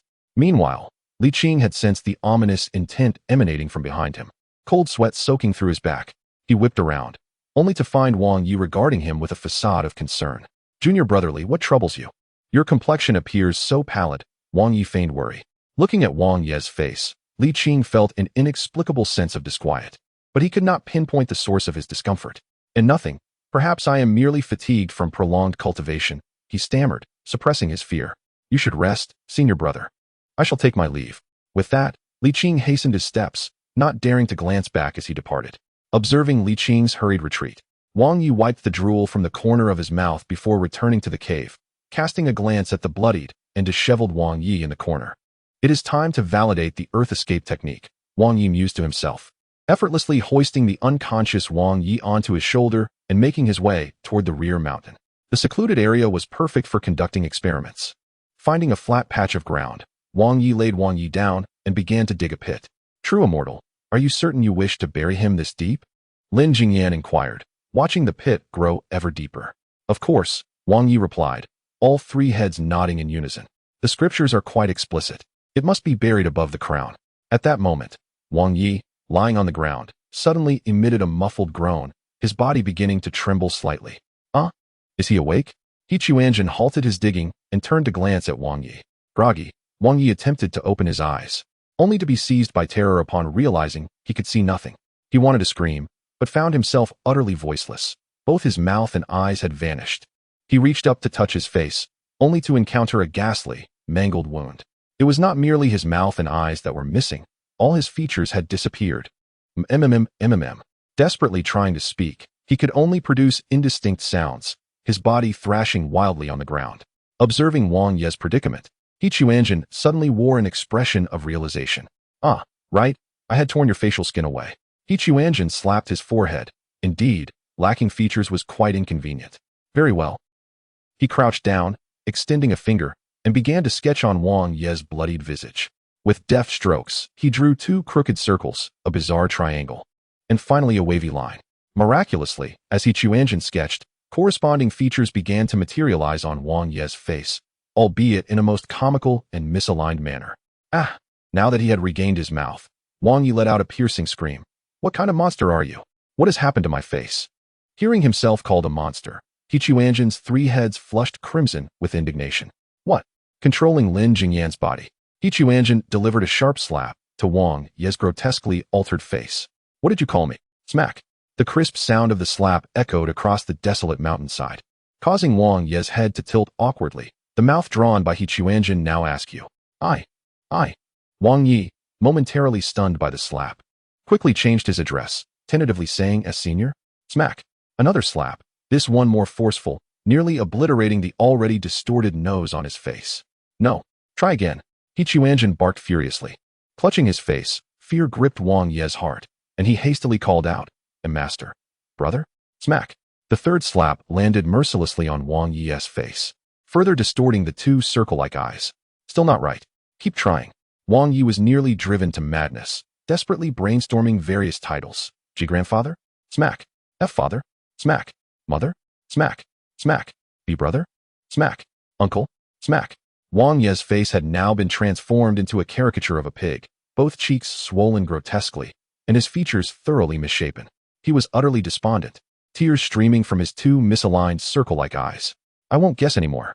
Wang Yi wailed, just kill me already. I can't take it anymore. Smack. Once again, a resounding slap echoed through the air, causing Wang Ye's visage to swell further. The provincial denizen of the celestial realm, utterly ignorant of true immortals, He Chuanjin, seizing control of Lin Jingyan's body, rose with fury etched upon his face. As his words fell, a surge of foundational cultivation erupted from Lin Jingyan. In the depths of his consciousness, Lin Jingyan gazed upon this so-called formidable power, unable to suppress a twitch at the corner of his mouth. An immortal? I am but a mere initiate of foundational cultivation. Silence. He Chuanjin's three heads bellowed in unison. How can you be so weak? You worthless fool. Meanwhile, Wang Yi stood frozen, astonished by this surge of foundational cultivation. Initial stage of foundation? Initial stage of foundation. How could he, a practitioner at the late stage of foundation, be subjected to such humiliation at the hands of someone at the initial stage? This was nothing short of a profound disgrace. Chapter 82. The virtuous one, you are merely at the initial stage of foundation establishment. Wang Ye's eyes turned crimson in an instant, as he realized that a mere novice had brought him, a practitioner at the peak of foundation establishment, to such a state. With a sudden burst of energy, he leaped to his feet, his right fist clenched tightly, the spiritual energy within him surging wildly. Die! Wang Yi roared, filled with confidence as he launched a powerful punch towards Lin Jingyan's face. He exerted all his strength. The full force of his peak foundation establishment cultivation erupted, and the wind from his punch howled, brimming with might. In his estimation, this blow would surely reduce this ignorant novice to mere pulp. However, the next moment, smack. A resounding slap sent Wang Yi, along with his fist, flying through the air. His body spun thrice before crashing heavily onto the ground a dozen meters away, stirring up a cloud of dust. Uffed. Wang Yi coughed up a mouthful of blood, mingled with a few teeth. Stunned, he lay face down, utterly bewildered. What just transpired? How could his confidently thrown punch be effortlessly swatted away? This defied all logic. Trembling, Wang Yi lifted his head to behold Lin Jingyan approaching, his eyes filled with terror. Spare me, true immortal. Wang Yi immediately knelt on the ground, his forehead thudding against the earth, recognizing his grave mistake in offending a true immortal. He pleaded for mercy, begging for the immortal to spare his life. That slap had thoroughly awakened him. Forget the initial stage of foundation establishment. This individual was undoubtedly a formidable master masquerading as a novice, to effortlessly send him flying with a single slap. Such a being must be at least at the golden core stage, or even higher. He Chuanjin observed the kneeling and kowtowing Wang Yi with a look of disdain. A dull-witted fool, utterly devoid of insight. He Chuanjin manipulated Lin Jingyan's body, waving his hand dismissively, and a stream of spiritual energy enveloped Wang Yi, lifting him into the air. Wang Yi cried out desperately, pleading for mercy. Spare me, true immortal.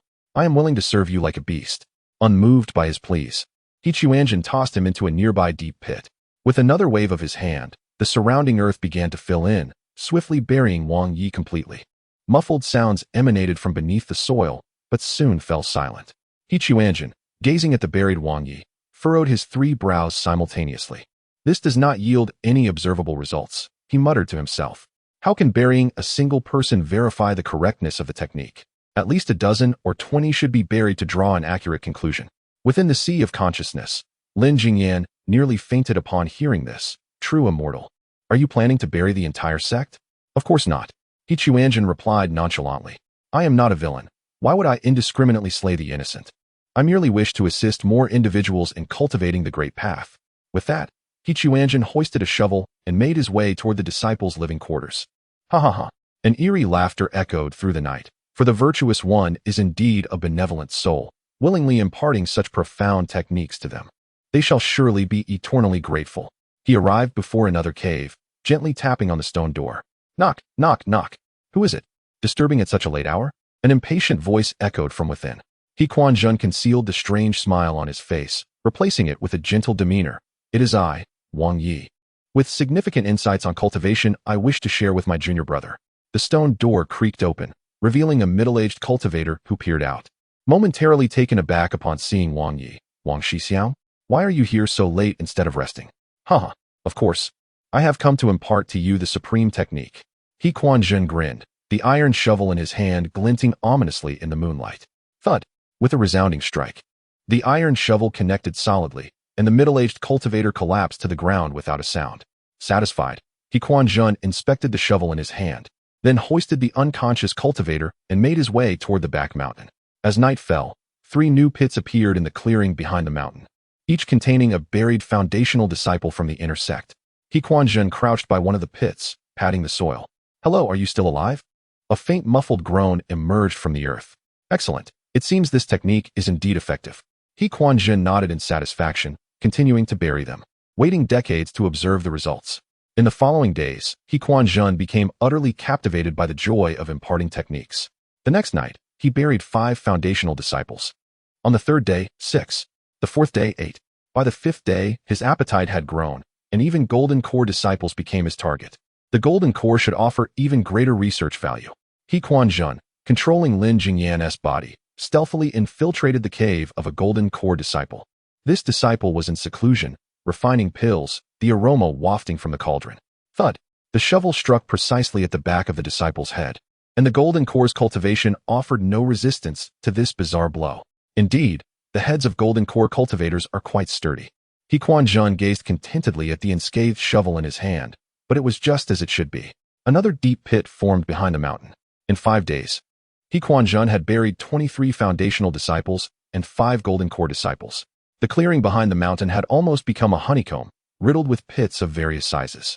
Within the sect, although disciples had been disappearing, the elders attributed it to these disciples undertaking tasks or seeking opportunities, as their life tokens remained intact, thus failing to raise significant concern. After all, in the realm of cultivation, it is common for disciples to venture out for months or even years. Until one fateful day, within the task hall of the sect, a golden core disciple responsible for assigning missions was organizing various scrolls. Suddenly, a powerful pressure emanated from outside the door. The golden core disciple looked up to see a tall, imposing middle-aged man striding in with authority. This man was Han Huapeng, the Yuanying steward of the sect. Greetings, Steward Han. The golden core disciple quickly rose to pay his respects, beads of sweat forming on his forehead. Han Huapeng waved his hand. Getting straight to the point, I wish to inquire whether you have assigned any tasks to my son, Han Chang, recently. The disciple paused momentarily, hastily searching through the task records. Han Chang, you say? Allow me to check. He meticulously perused the recent task distribution logs and, after a while, shook his head. In response to Elder Han, Han Chang has not accepted any tasks from the task hall in the past month. Han Huapeng's brow furrowed instantly. No tasks? Where has he been these past few days? That is beyond my knowledge, the disciple cautiously replied. Han Huapeng began pacing within the task hall, his expression growing increasingly grave. Although Cheng possesses a somewhat capricious nature, he always informs me of his whereabouts before venturing out. It has now been 5 days since he has gone missing, without a single word. He abruptly turned to the golden core disciple. Have there been any unusual occurrences within the sect lately? The disciple pondered briefly, hesitating before responding. If we are to speak of anomalies, there have indeed been some missing disciples. However, their life tablets remain intact, suggesting they may merely be out for training. Chapter 83. The corpse refinement. Han Huapeng's expression darkened. Which disciples are missing? The golden core disciple scratched his head. Well, I haven't paid special attention to this, but I occasionally hear people mention that certain brothers haven't been seen for several days. Useless, Han Huapeng bellowed, his formidable aura instantly forcing the disciple to kneel before him. Immediately account for all the disciples' whereabouts. I demand to know how many are missing. Yes, I shall attend to it at once. The disciple scrambled to his feet and rushed out. In less than half an hour, the golden core disciple hurriedly returned. Elder Han, a grave matter has arisen, he gasped. Upon checking, it appears that 28 disciples have gone missing from the sect. This includes your son, Han Chang, as well as Wang Daoming, Li Mingxian, and several other intersect disciples. Even 5 of our golden core seniors have vanished without a trace. Upon hearing this figure, Han Huapeng's face turned ashen. 28? And 5 of them are golden core cultivators? Indeed. The disciple nodded fervently. I reviewed the records, and these disciples have not returned to their caves for 5 days. I also inquired with the other task hall disciples, and they have not received any assignments. It seems they have all disappeared. Han Huaping stood still for a moment, a glint of cold light flashing in his eyes. To make so many disciples vanish without a sound, especially Golden Core practitioners, indicates a serious issue within the sect. He turned and strode out. I will report this to Elder Huashan at once. This matter must be investigated immediately. As night fell, Quanzhen once more took control of Lin Jingyan's body, carrying a blood-stained shovel towards the inner sect disciples' living quarters. True immortal, let us abandon this endeavor. Lin Jingyan expressed his concern within the sea of consciousness. So many have already disappeared. If we are discovered, it would lead to trouble. Silence. Quanzhen impatiently waved his hands in unison. I am imparting to them a supreme secret art. This is a tremendous opportunity. What do you understand? He continued to guide the body forward, excitement gleaming in his eyes. These foolish individuals are fortunate to have the chance to cultivate such profound techniques, an opportunity of a lifetime. Soon, Quanzhen pinpointed his next target, a mid-stage foundation establishment disciple practicing swordplay in the courtyard. Bang! The familiar dull thud echoed once more as another disciple collapsed into a pool of blood. Quanzhen expertly hoisted the body and made his way toward the back mountain. Under the moonlight, the ground, riddled with soil pits, resembled a graveyard, eerily haunting. The 29th, Quanzhen remarked with satisfaction, patting the freshly filled pit. Indeed, I am accumulating immeasurable merit. Just as Lin Jingyan wished to voice something in his consciousness, Quanzhen's 3 heads perked up simultaneously. Someone is coming, he whispered, swiftly maneuvering Lin Jingyan's body to vanish into the night. In less than the time it takes to brew a cup of tea, 2 figures appeared in the area filled with soil pits. One was stout, while the other was slender, both possessing foundation establishment cultivation. A corpulent figure bore a lifeless body upon his shoulder, while a slender companion dragged another in his grip. Brother, are we truly going to practice necromancy? The lean disciple inquired anxiously, glancing around, for such acts were strictly forbidden by their sect. The stout disciple waved dismissively. What is there to fear? We are not killing to raise the dead. These are already departed souls. What prohibition exists against using the deceased? He unceremoniously dropped the corpse onto the ground and dusted off his hands. Consider this. The mystical abyss is about to open. With our mere foundation establishment cultivation, how can we compete with those Golden Core seniors for treasures? The thin disciple hesitated. But what if we are discovered? Discovered? The plump disciple scoffed. When the exploration of the secret realm nears its end, we shall dispose of these necromantic materials. Who will know? He began arranging a formation on the ground. The lean disciple, eyeing the 2 corpses, gulped nervously. So, we shall conduct the ritual here? Certainly. This secluded location is unlikely to attract attention. And these 2 corpses have already reached the 9th layer of chi refinement. They will soon be ready for foundation establishment, the stout disciple affirmed. His name was Zhu Tong. While the lean disciple was known as Ho San, Zhu Tong produced a compass and several formation flags from his storage bag, deftly setting them up while urging, Ho San, stop dawdling like a timid girl and fetch the in-soul grass from over there to place at the formation's core. Yes, coming, brother. Ho San responded promptly, hurrying to retrieve the materials. The back mountain was steeped in a chilling aura, with freshly dug pits strewn about, the moonlight casting eerie shadows that resembled gaping mouths, sending shivers down his spine. He felt as though countless eyes were watching him from the darkness. After carefully placing the in-soul grass at the designated position, Ho San inadvertently glanced at the 2 corpses. In that fleeting moment, he noticed the corner of the female corpse's mouth seemed to curl upwards, revealing a disturbingly enigmatic smile. Ho San froze, blinking rapidly. When he focused again, her face had reverted to its lifeless expression, mouth straight and devoid of emotion, as if the entire incident had been an illusion. Was it merely my imagination? He murmured, rubbing his eyes in confusion.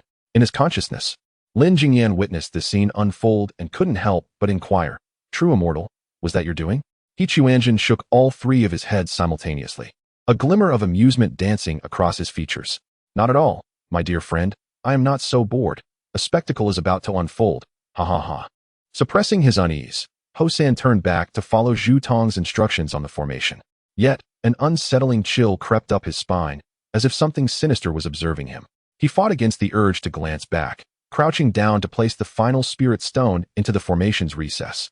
At that very moment, the sensation of being watched intensified. Without hesitation, Ho San abruptly turned his head. Before him lay the lifeless form of a woman, Her eyes inexplicably opened, and her head slightly turned at an angle, fixating upon him with an unyielding gaze. The smile that graced her lips was now more pronounced, exuding an indescribable aura of malevolence. Chapter 84. Zuan Mingzi. Alas! Ho San let out a startled cry, collapsing onto the ground and scrambling backward on all fours, pointing at the female corpse with a voice that trembled in pitch. Master! Brother! It moved. It smiled at me. Zhu Tong, engrossed in inscribing the final sigil of the formation, was startled by his outburst, nearly making a mistake. Irritated, he turned back to rebuke. What an overreaction. I think the wind has made you foolish. Following the direction of Ho San's finger, he observed the female corpse lying peacefully, eyes closed and expression serene, devoid of any signs of movement. Look closely. How could a corpse possibly move? You must be mistaken. Get up and get back to work. Do not waste time. And no, brother, I truly saw it. Its eyes opened, and it smiled at me. Paranoid fool. What a useless wretch. Zhu Tong, infuriated by Ho San's pitiful demeanor, scolded. If you continue to spout such nonsense, you can remain here by yourself. With that, he ignored Ho San and resumed perfecting his formation. Ho San, gazing at his brother's retreating figure, glanced back at the female corpse, only to find it had indeed returned to its original state. Doubt filled his heart. Could it be that he was merely too anxious, conjuring illusions? Just as he hesitated about whether to stand, the corners of the female corpse's mouth slowly curled upward into a flawless arc once more. This time, Ho San saw it clearly. Simultaneously, a male corpse's finger twitched ever so slightly. Brother! Brother! Ho San tumbled backward in panic. The male's finger moved too. I did not miss see. I truly did not miss see. Will you never cease? Zhu Tong, completely focused on inscribing the final rune, was startled by Ho San's shout, causing his hand to tremble and his spiritual energy to falter, resulting in the rune disintegrating. Useless fool. You've ruined my grand endeavor. Zhu Tong exploded in anger, turning sharply to unleash a torrent of curses. However, as he turned, the words caught in his throat. The once still female corpse had, unbeknownst to them, sat up, its stiff neck emitting a series of cracking sounds as it slowly turned its head toward them. I swear. Zhu Tong yelled in terror, leaping back as if a cat had stepped on its tail, landing on the ground with a thud, his face quivering with shock. Yet, as a cultivator of the Foundation establishment stage, his composure was stronger than Ho San's. After a brief moment of panic, he steadied his mind, circulating his spiritual energy to carefully sense the auras of the two corpses. Indeed, they remained at the 9th level of Qi refinement, unchanged in essence. Damn it, you scared me.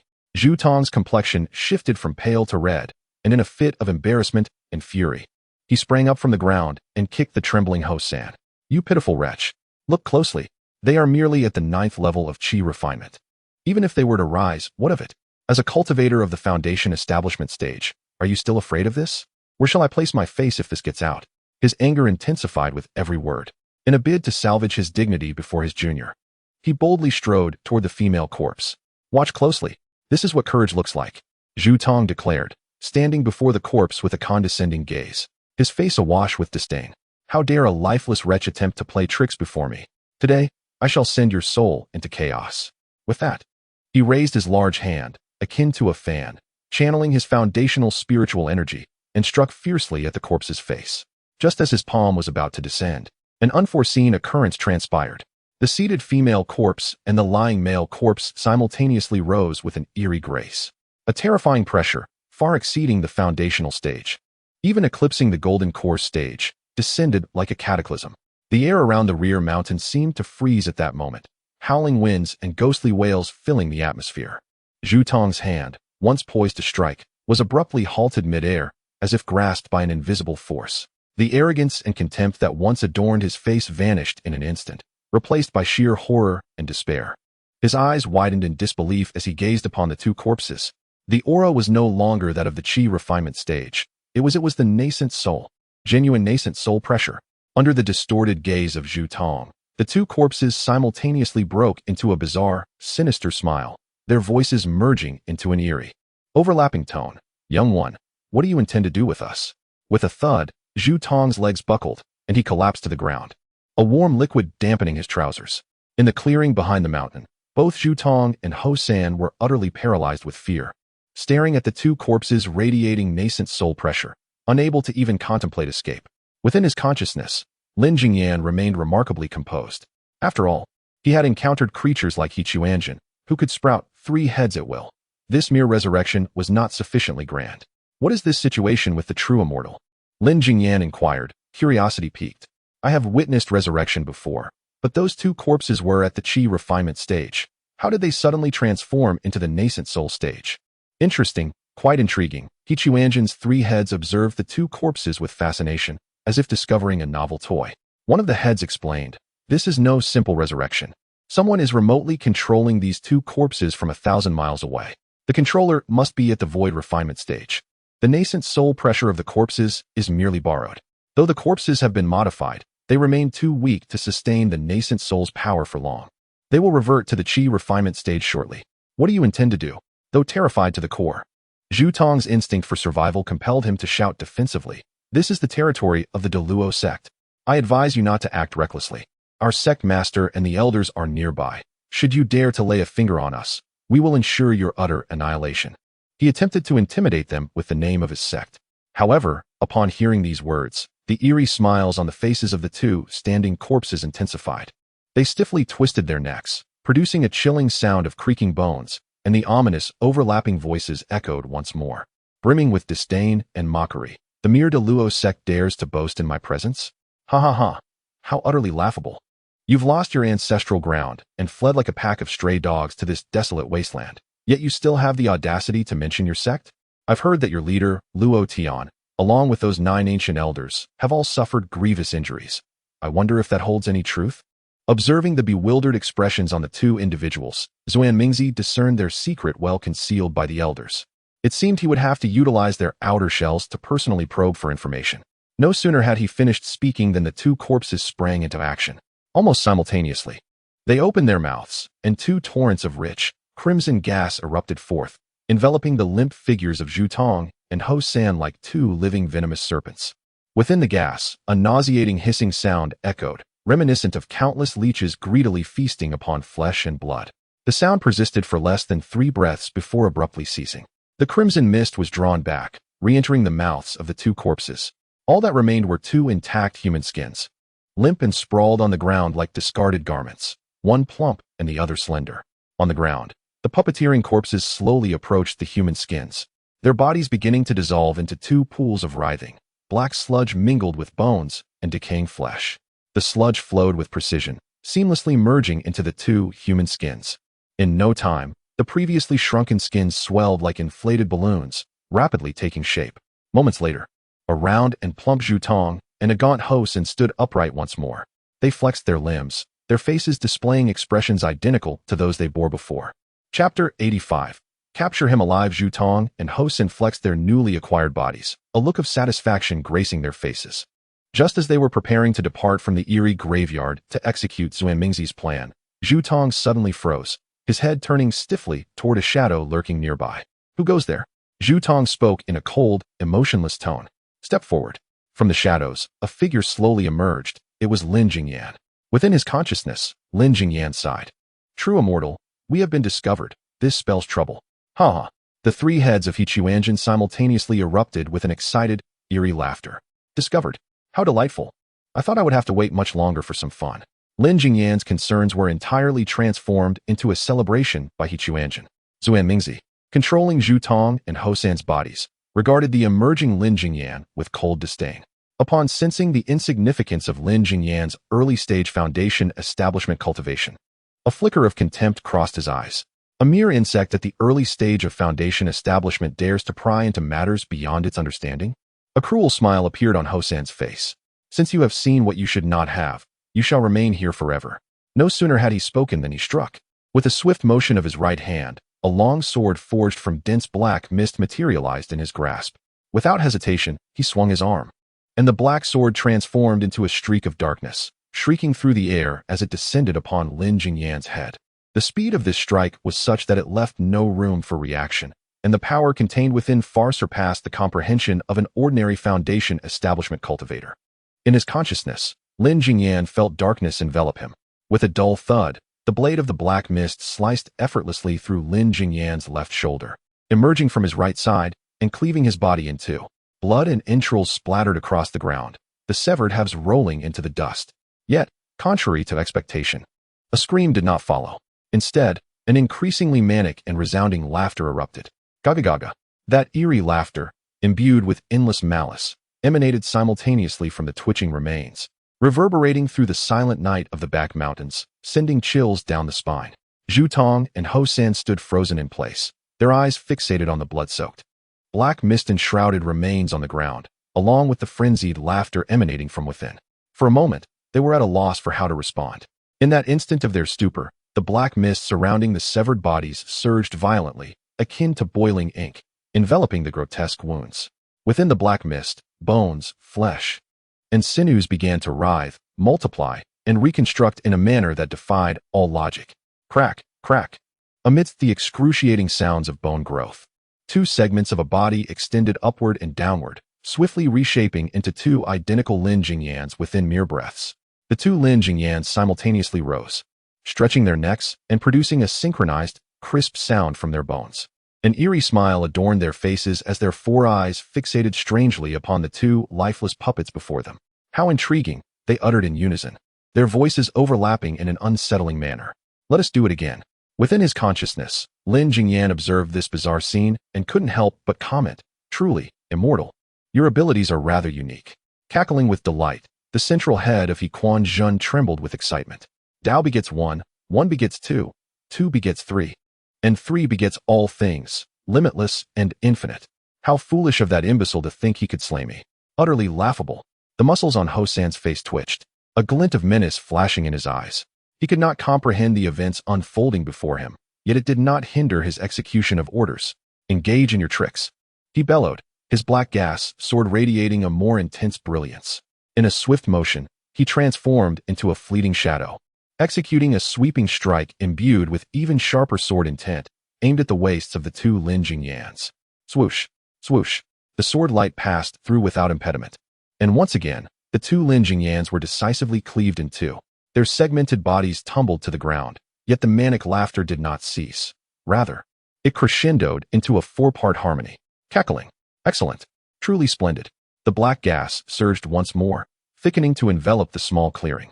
Under the astonished gaze of Zhu Tong and Ho San, the four dismembered bodies writhed and swiftly transformed into four lively Lin Jingyans. They lined up in formation, dusting themselves off in perfect unison, then tilted their heads in a peculiar manner, directing their odd gazes at the two puppets, collectively inquiring, "Why have you stopped? Continue." Meanwhile, 1,000 miles away, in the depths of a dark, damp cave filled with prohibitions, an elderly figure clad in a black Taoist robe suddenly opened his eyes wide. He was Xian Mingzi, the one remotely controlling the corpse puppets. At that moment, a deep astonishment gleamed in his otherwise placid gaze. What on earth is this? Through the puppet's perspective, he distinctly witnessed how the nascent foundation cultivator was split in two, and then how those two were further divided into four. The bizarre immortality and splitting ability surpassed the bounds of his understanding. A creature unlike any he had ever seen or heard of. Devil arts? No. Beastly techniques? Also not quite. His brow furrowed, yet instead of fear, an almost fervent curiosity emerged on his face. Fascinating. Truly captivating. Such wonders hidden within this dilapidated place of the Luo sect. Without hesitation, a thought was relayed instantly to the rear mountain. It must be captured alive. This entity holds great significance for me. Upon receiving the command, Zhu Tong and Ho San experienced an immediate transformation in their aura. A tremendous wave of pressure, far more terrifying than before, surged forth, reaching the pinnacle of the nascent soul stage. The powerful force generated a tempest that overturned the surrounding pits, sending fragments of rock and earth flying in all directions. Cracks began to form on their skin, indicating that their hastily assembled bodies could scarcely endure such overwhelming power. Chapter 86. Infinite. A blood-red glow ignited in the eyes of Zhu Tong and Ho San, their gaze firmly fixated on the four Lin Jingyans opposite them. Capture him. The two puppets let out a fierce roar, transforming into crimson phantoms that surged forward with devastating momentum toward the four Lin Jingyans. In the face of this full-force strike from the pinnacle of the nascent soul, the bizarre smiles on the faces of the four Lin Jingyans vanished simultaneously. Within his consciousness, Lin Jingyan observed the unfolding scene with astonishment, questioning, "Pinnacle of the nascent soul? This seems rather excessive. Can you handle it, true immortal?" Quanzhen's three heads simultaneously broke into a grin. Merely the pinnacle of the nascent soul. If I were to descend in full force, Even the Great Ascension would be no match. No sooner had the words left his mouth than the black mist surrounding the 4 Lin Jingyans surged violently, each conjuring a pitch-black shovel in their hands. As the crimson phantoms of Zhu Tong and Ho Sen charged halfway, they were met with 4 synchronized thuds. Thud, thud, thud, thud. The 4 shovels struck the heads of the 2 puppets with pinpoint accuracy, sending them plummeting to the ground. The 2 puppets rolled several times before coming to a halt, sporting large lumps on their heads. Dazed, they staggered to their feet, the blood-red glow in their eyes flickering erratically, clearly bewildered by the shovel's impact. This is impossible. 1,000 miles away, Xian Mingzi nearly leaped from his mat in disbelief. The power of the pinnacle of the nascent soul had been vanquished by mere shovels. In a cave far away, Xian Mingzi trembled with rage. His gaunt visage twisted in fury. Useless. 2 puppets at the pinnacle of the nascent soul, utterly toppled by an ant at the initial stage of foundational cultivation with a shovel. Such humiliation. His eyes widened in disbelief, and his consciousness surged like a tidal wave toward the rear mountain. The 2 puppets, now beginning to show cracks, trembled violently, their crimson glow intensifying as if they might bleed. Kill him. No, tear him apart. I shall see how many lives he can revive. Xian Mingzi's roar echoed through the night sky from the mouths of the puppets. Zhu Tong and Ho San, stiffly rising from the ground, bore the weight of the pinnacle of the nascent soul's power, cracks spreading across their skin like a spider's web, threatening to collapse at any moment. Yet, Xian Mingzi's fury eclipsed all else. He no longer cared for the deterioration of these temporary vessels. Zhu Tong let out a monstrous roar, relinquishing all spells and channeling all his might into his right fist, which swelled with power, enveloped in a blood-red aura. Ignoring the other 3 Lin Jingyans wielding shovels, he precisely targeted the one closest to him and unleashed a straightforward, unadorned punch. This punch encapsulated the raw strength of the pinnacle of the nascent soul. The wind generated by its approach carved a deep trench into the ground. In the face of this earth-shattering blow, the peculiar smile on Lin Jingyan's face remained undiminished, showing no intent to evade. Boom!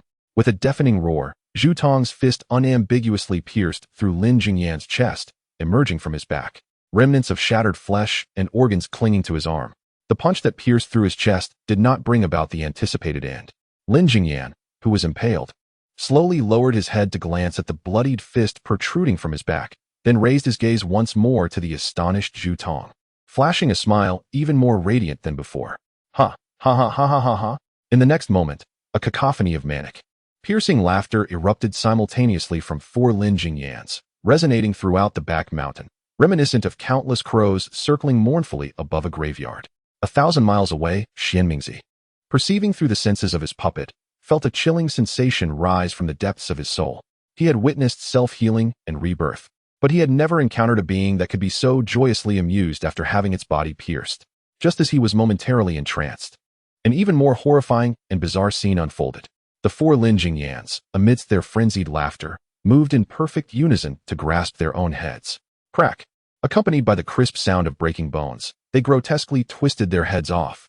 The 4 headless bodies stood erect, casually discarding their still laughing heads to the ground. Immediately thereafter, the headless figures plunged their hands into their blood-soaked chests, and with a sickening sound of flesh tearing, they forcibly extracted their own gleaming white ribs, carelessly casting them aside as if they were mere refuse. What manner of monster is this? Xian Mingzi could no longer maintain his composure, his thoughts oscillating violently. Meanwhile, Zhu Tong and Ho San, under his control, had become utterly stupefied. The heads and ribs on the ground were enveloped instantaneously by a thick, swirling black mist. The mist writhed as if it possessed life, and the flesh and bones within began to grow at a visibly frenetic pace, reconstructing themselves. In but a few breaths' time, the black mist dissipated, revealing 8 brand new Lin Jingyans. 4 emerged from the heads, and 4 from the ribs. They leapt from the ground, joining the 4 headless bodies. Soon, the flesh at the necks of the headless forms began to writhe violently, rapidly sprouting new heads. In the blink of an eye, the battlefield was filled with 12 identical Lin Jingyans, each bearing an eerie smile. They clapped their hands in unison, and each produced a pitch-black shovel seemingly out of thin air. Ha ha ha, young one, allow me to show you a marvelous treasure. The 12 Lin Jingyans exclaimed in unison with an unsettling cackle. Kill!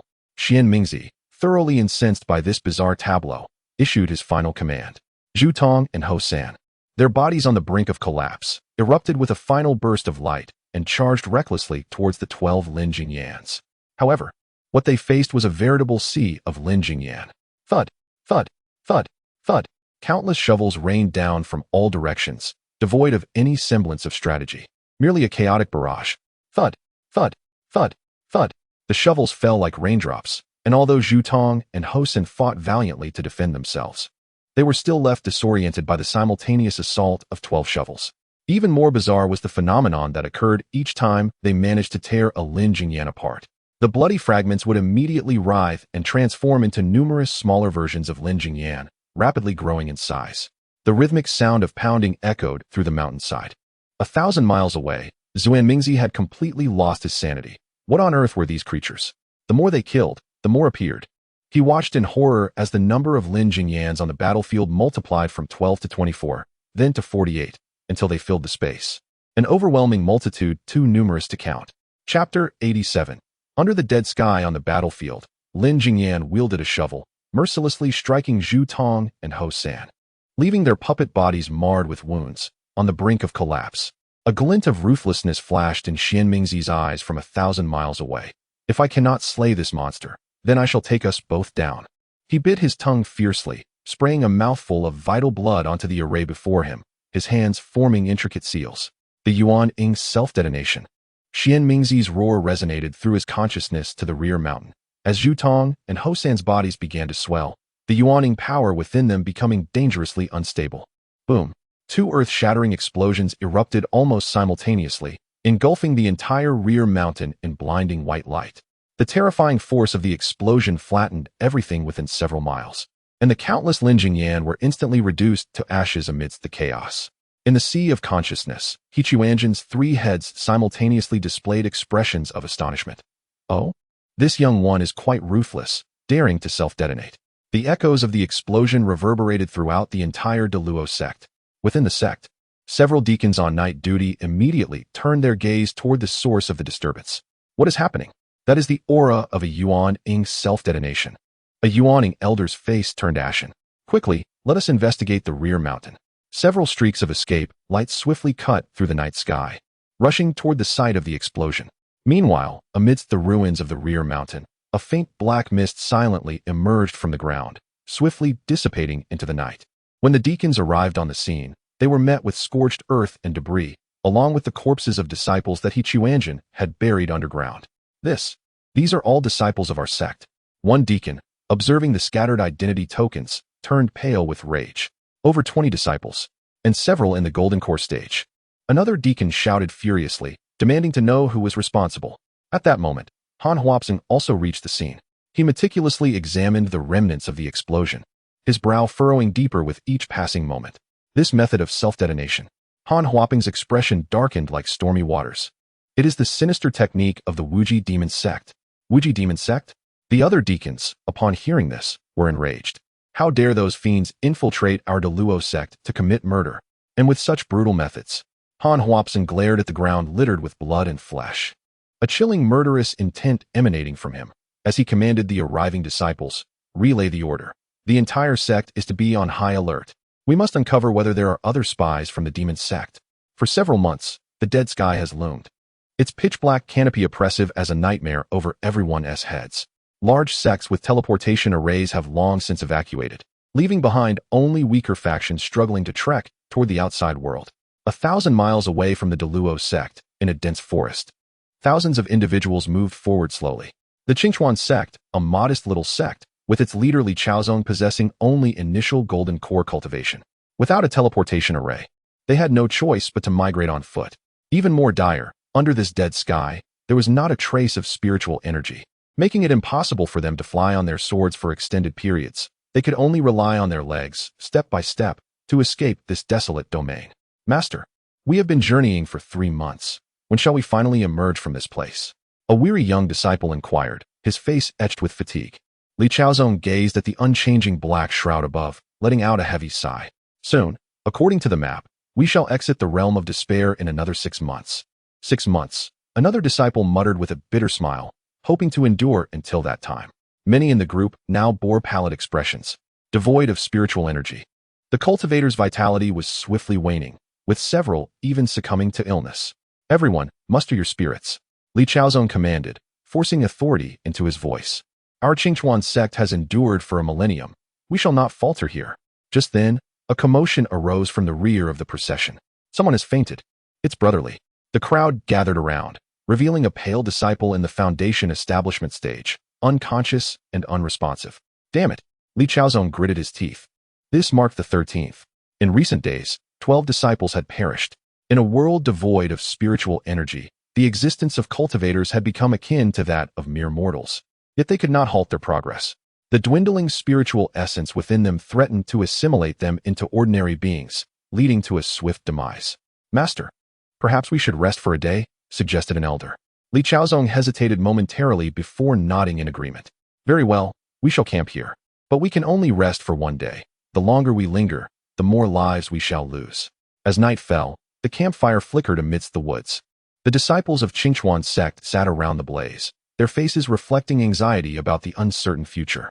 Master, will we truly survive this ordeal? A timid young disciple asked. His master ruffled his hair, forcing a semblance of a smile. Yes, we will, without a doubt. Yet, deep down, all understood that given the current mortality rate, it would be a stroke of luck if half of them emerged alive from this desolation. By the fire, Li Chaozong rubbed his temples, feeling a dull heaviness in his head. Master, are you unwell? An elder inquired with concern. I'm fine, merely fatigued, Li Chaozong waved dismissively, though a tinge of uncertainty gnawed at him. In recent days, he found himself inexplicably lost in thought, sometimes failing to recall his previous actions. Just moments ago, he had been contemplating the route for the following day, only to suddenly find his mind blank for several seconds, staring vacantly into the flames. Perhaps it is merely fatigue, he mused inwardly, dismissing the matter. As the group rested around the fire, an enormous rumble erupted from the depths of the dense forest ahead. Boom! The ground trembled, causing the flames to flicker precariously. What was that sound? The disciples sprang to their feet in alarm. Li Chaozong frowned, directing his gaze toward the source of the noise, where dark smoke began to rise. It seems as though a conflict is unfolding, an elder remarked gravely. Could it be other sects? Another elder speculated. Perhaps they too are seeking refuge. Li Chaozong hesitated for a moment, but ultimately resolved. I shall take a few individuals to investigate, while the others remain here and refrain from making any commotion. Master, could there be danger? Beneath this oppressive sky, everyone's spiritual energy is limited. What is there to fear? Li Chaozong waved his hand, and besides, should it indeed be another sect, we might even forge alliances. He proceeded cautiously towards the source of the sound, accompanied by 3 elders. The further they ventured, the more pronounced the scent of blood became. This odor. One elder covered his nose, overwhelmed by the pungent stench of blood. Upon emerging from a thicket, the sight that met their eyes caused all to gasp in horror. Before them lay an open space strewn with grotesque remnants of limbs and severed appendages. These dismembered parts appeared to belong to human bodies, yet exuded a sinister black aura. Some arms were infested with countless eyeballs, while some torsos twisted at impossible angles, and one head, possessing 2 faces, stared at them with 4 unblinking eyes. Chapter 88, Pollution. What is this? An elder inquired, his voice trembling. Li Chaozong suppressed his nausea and scrutinized the dismembered limbs before him. They emitted tendrils of black mist, appearing particularly sinister under the moonlight. They did not resemble human beings. Li Chaozong swallowed hard. Yet, undeniably, they were human bodies. At that moment, the double-headed skull suddenly blinked, startling the group into retreat. Still alive? Upon closer inspection, however, it became evident that the skull had completely lost its vitality. The blink was merely a muscle spasm before death. Who could have slain these abominations? Li Chaozong surveyed his surroundings, finding nothing but the scattered remnants of limbs. In the center of the clearing lay a massive pit, seemingly carved out by some formidable force. Crouching down, Li Chaozong extended a trembling hand, his fingertips hovering inches away from a severed arm, attempting to sense any lingering essence. After a moment, he abruptly withdrew his hand, his complexion more pallid than before, even tinged with a hint of fear. Impossible, he murmured to himself. The owner of this arm must have been at least at the late nascent soul stage. What? The 3 elders nearby gasped in shock, rushing forward to sense for themselves. This skull belongs to a transformation stage expert. This half-body has likely brushed against the threshold of the void refinement stage. The 4 exchanged glances, a chill surging from their feet to the crown of their heads. Nascent soul, transformation stage, void refinement. These were figures of dominance in the outside world, akin to revered ancestors. Yet here they lay, reduced to scattered limbs and flesh. What manner of being possesses the power to so effortlessly slaughter such formidable experts? Let us depart, Li Chaozong decisively commanded, regardless of who was responsible. They were not to be trifled with. Return to the camp immediately. No sooner had they turned to flee than the deafening roar echoed once more, this time alarmingly close. Boom. Accompanied by the resounding crash, a towering tree was violently uprooted, its massive shadow engulfing splintered wood and earth, hurtling towards their hiding place. Be careful, Li Chaozong shouted, exerting the last vestiges of his spiritual energy to conjure a faltering shield. The shadow crashed heavily against the barrier, sending the four reeling to the ground, their blood surging tumultuously. As they looked up, they beheld a monstrous creature, towering 3, its body covered in festering sores, struggling to rise. The aura it emitted was undeniably of the transformation stage. Before they could fully comprehend the situation, a cacophony of manic laughter erupted from the woods, a chaotic sound as if several voices were intertwined. Ha ha ha. Run? Where will you run? Before this immortal, none of you vile creatures shall escape. A sinister figure emerged slowly from the shadows. It was a colossal avian beast, entirely black, yet resembling a red-crowned crane, the most bizarre aspect being its 3 heads. Dark, inky mist swirled around it, unsettling all who dared to gaze upon it.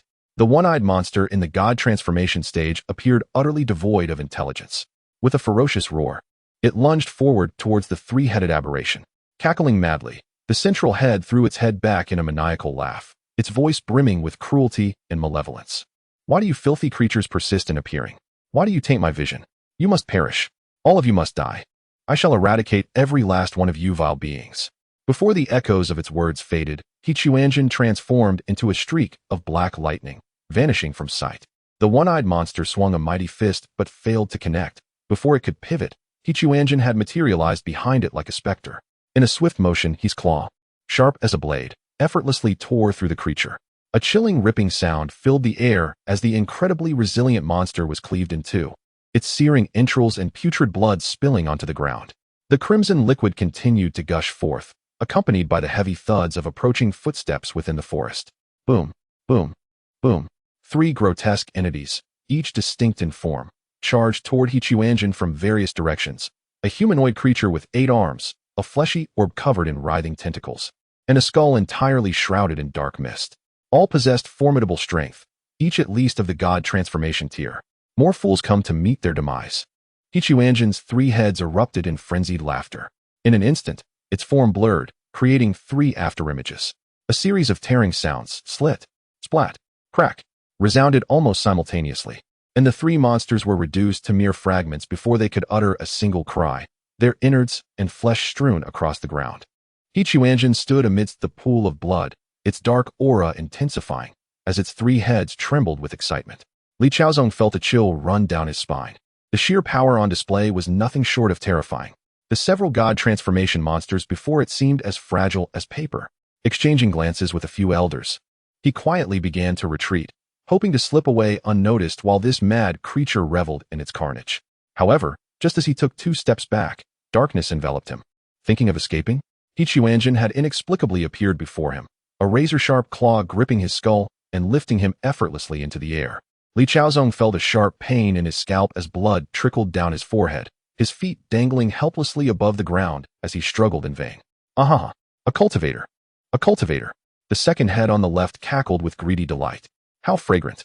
The spiritual energy emanating from this cultivator is irresistible. I must consume him.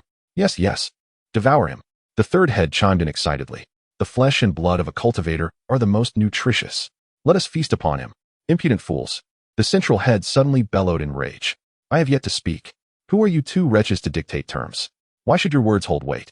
The second head, defiant, retorted, we are one entity. Why should you be the leader? The third head also seethed, you lunatic. It is always your decision. This time, I shall partake of the cultivator. I am the true body. I am the greatest. Silence, you 2. The central head shouted frantically, declaring that it would tear this evil entity to shreds, fragmenting it into 1,000 pieces. He is a cultivator, not a malevolent spirit. You lunatic. Indeed, you cannot even distinguish between a cultivator and an evil spirit, yet you presume to be the leader. The 3 heads grew increasingly agitated, their clamor escalating to a frenzy. And they even began to peck at one another, black feathers swirling in the air. Chapter 89. Why did you not speak earlier? Bang, bang. The central head, consumed by fury, violently turned its neck, striking the two heads flanking it with the force of heavy hammers. The raucous cries of the second and third heads abruptly ceased, replaced by two pained moans. More noise. The central head's eyes blazed crimson, resembling a frenzied beast, not granting the other two heads a moment to react. Its sharp beak descended like a tempest, pecking mercilessly. Thud, thud, thud. The relentless pecking sent chills down one's spine, as dark feathers swirled through the air.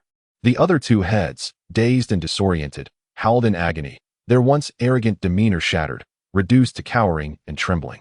Do you submit? The central head halted its assault, demanding an answer with a fierce tone. We submit, we submit. Big brother, we were wrong. The voices of the second and third heads grew weak, laced with fear. Li Chaozong, suspended in midair, along with the three elders who lay paralyzed on the ground not far away, watched this bizarre and terrifying scene unfold, feeling as though their very blood had turned to ice. This monster, can it truly turn against its own kind? Humph. Two useless fools. The central head let out a satisfied snort before redirecting its gaze toward Li Chaozong beneath its claws. The previously frenzied and brutal expression vanished in an instant, replaced by a chilling gentleness. It tilted its head slightly, its voice soft as a lover's whisper, drifting into Li Chaozong's ear. Tell me, dear mortal, are you a sinister being? This sudden shift left Li Chaozong's heart racing, as he stared into those irrational eyes mere inches away. His intense will to survive drove him to shake his head fervently, summoning all his strength to utter a few desperate words. No, I am not. Senior, I am not a sinister being. I am a cultivator of the human race. He believed that by distancing himself from those monsters, he could secure his survival. However, no sooner had the words left his mouth than the gentle gaze was instantly replaced by boundless rage. You lie. The central head of Quanzhen let out a shrill roar that pierced the eardrums, a dense black mist erupting from its form, coalescing in the air into a spiked black whip. Crack! The whip tore through the air with a mournful whoosh, striking Li Chaozong mercilessly. Ah!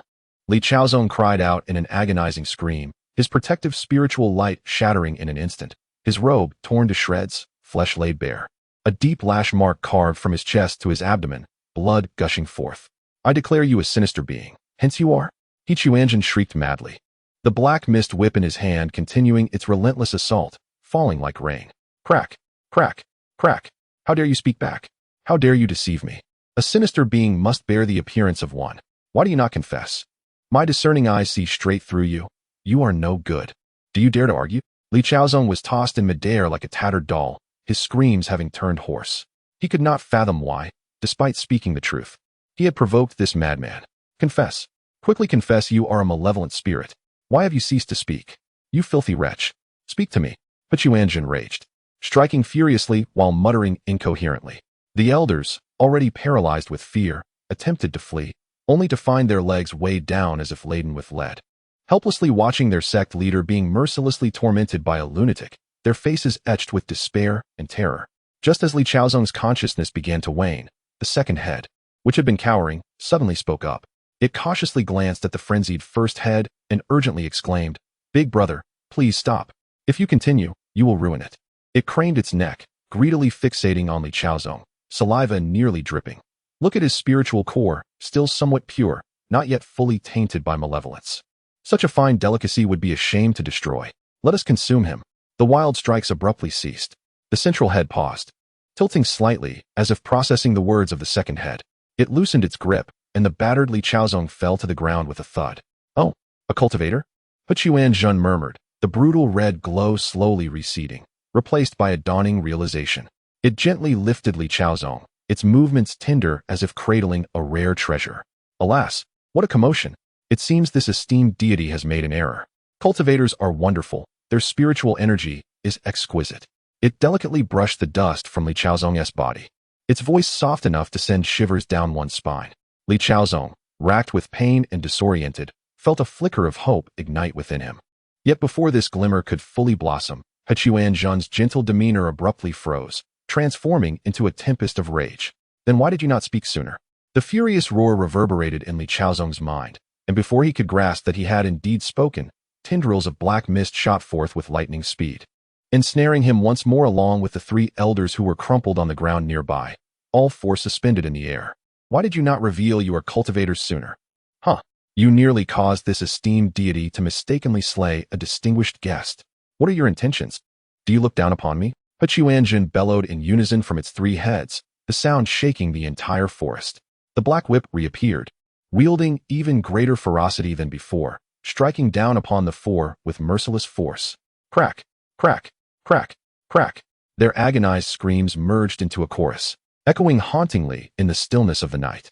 They could not comprehend what this madman truly desired. Just as the 4 were on the brink of collapse, the torrential onslaught of lashes unexpectedly halted once more. The 3 heads of Quanzhen fell into a tranquil silence, with the central head slightly tilted, seemingly pondering some profound cosmic enigma. Suddenly, all 3 heads simultaneously manifested expressions of ecstatic joy, as if they had attained a moment of enlightenment. "Ah, this humble immortal comprehends," it exclaimed with fervor, its voice brimming with the delight of finding kindred spirits. Gazing at the 4 bloodied figures suspended in midair, it spoke in a tone of utmost admiration. "I understand. The reason you do not acknowledge yourselves as cultivators is that, like me, you utterly detest those vile demons. Is it not?" It did not afford the 4 any opportunity to respond, continuing unabated. "Indeed, it must be so. You would rather be misunderstood by me, even subjected to my punishment, than associate with those wicked beings. Excellent. You possess integrity. You hold steadfast principles. I admire you." This astonishing conclusion left Li Chaozong and the others utterly speechless, confronted by a madman entirely ensconced in his own reality. Chapter 90. The higher the cultivation, the faster the corruption. Ha ha ha. Quanzhen laughed with great satisfaction. "Since we share the same aspirations, both committed to eradicating all evils from this world as the light of righteousness, this Grand Master shall not be stingy." His voice took on a solemn and sacred tone, as if performing some ancient rite.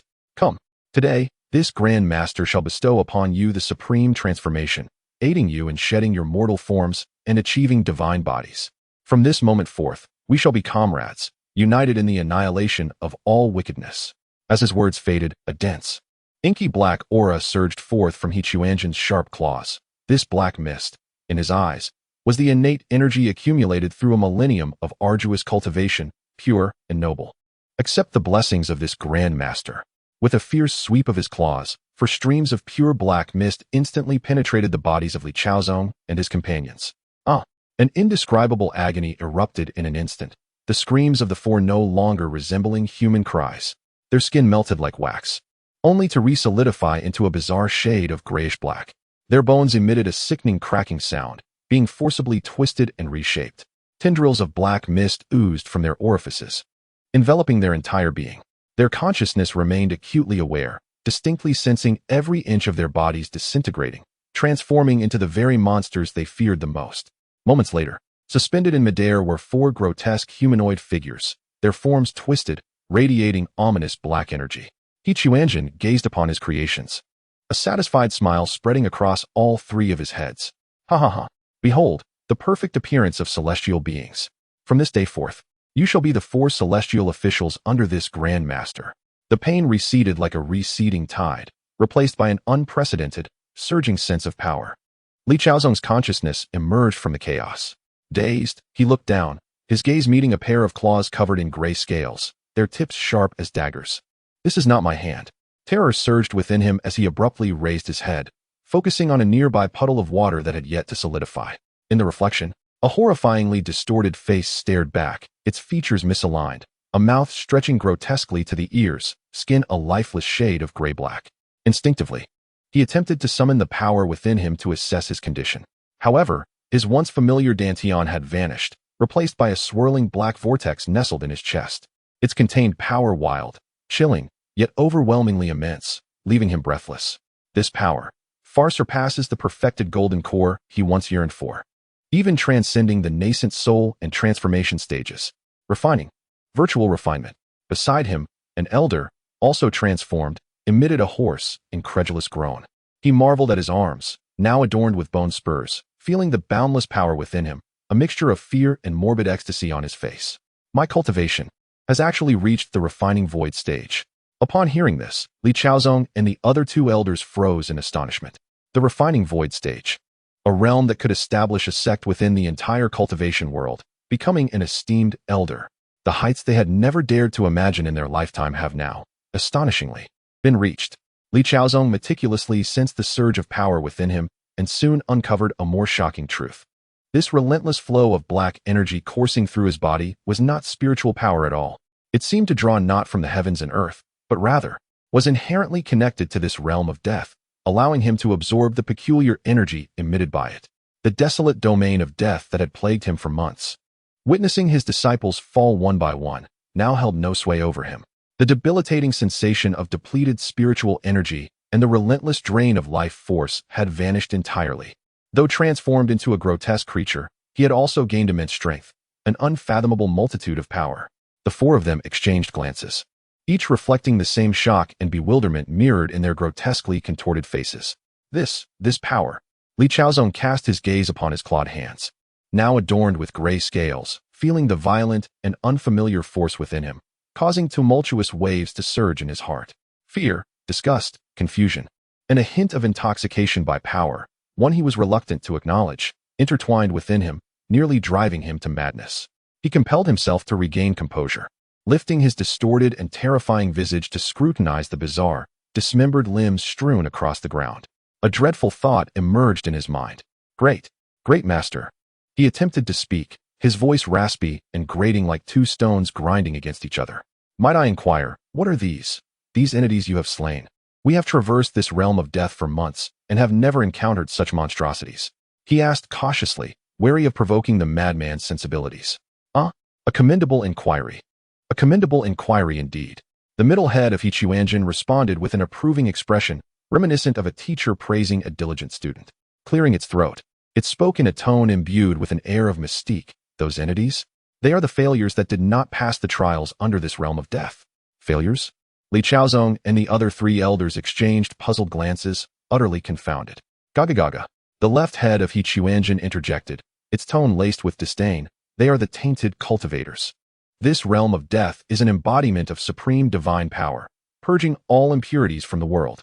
Only those with unwavering will and exceptional talent, like yourselves, may receive the great master's grace, transcending their former selves to attain an immortal body. The third elder chimed in, indeed. Those wasteful cultivators harbor chaotic spiritual power. Their mental state and cultivation are utterly abysmal. Naturally, when subjected to the divine force of this realm of death, they are transformed into that hideous, inhuman, and ghostly appearance. They become filthy aberrations. Li Chaozong's heart sank as a more terrifying conjecture surfaced. The middle head of Quanzhen nodded in satisfaction, concluding, at last. You two fools have spoken with some sense. This realm of death treats all cultivators equally. The higher one's cultivation, the deeper the resonance with this world, and thus, the swifter one is purified. Those so-called Yuan Ying and Hua Shen ancestors, believing themselves to possess profound powers, what has become of them? Have they not been the first to transform into malevolent entities devoid of consciousness? This revelation struck Li Chaozong and his companions like a thunderbolt, shattering their understanding. So it is. The reason these cultivators have managed to endure is not due to their superiority, but rather their utter weakness. The influence of the death heaven has yet to fully engulf them. Their previous moments of unawareness were merely a result of the death heaven's effect. However, this state has now dissipated, for they have succumbed to becoming malevolent spirits.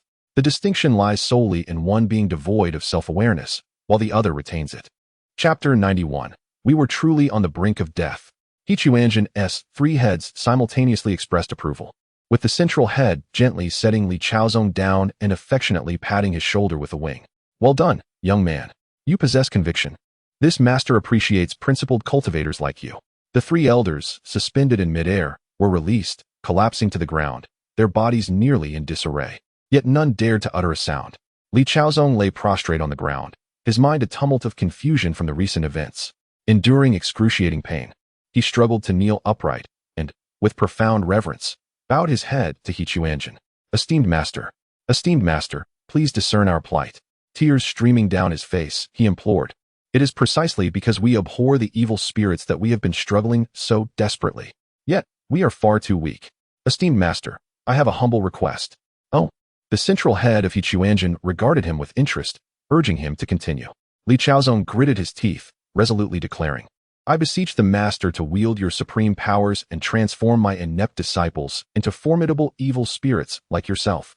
That way, we can follow you and eradicate all malevolent entities from this world.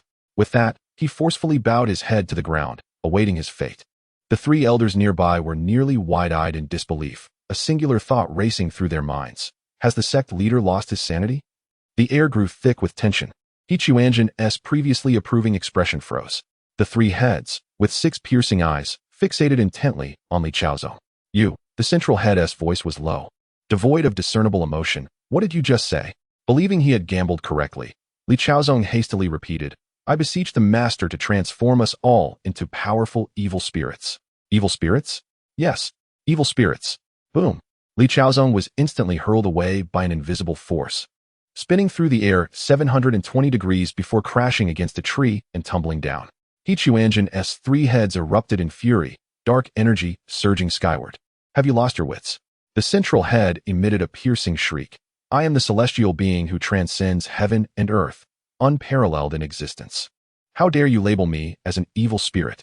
Infuriated and trembling, it extended a sharp claw, pointing ominously at the 4 below. You insolent fools. How dare you insult this master? Ah! Before the 4 could comprehend the situation, they simultaneously screamed in agony, feeling as though their very souls were ensnared by an invisible hand and repeatedly cast into boiling oil.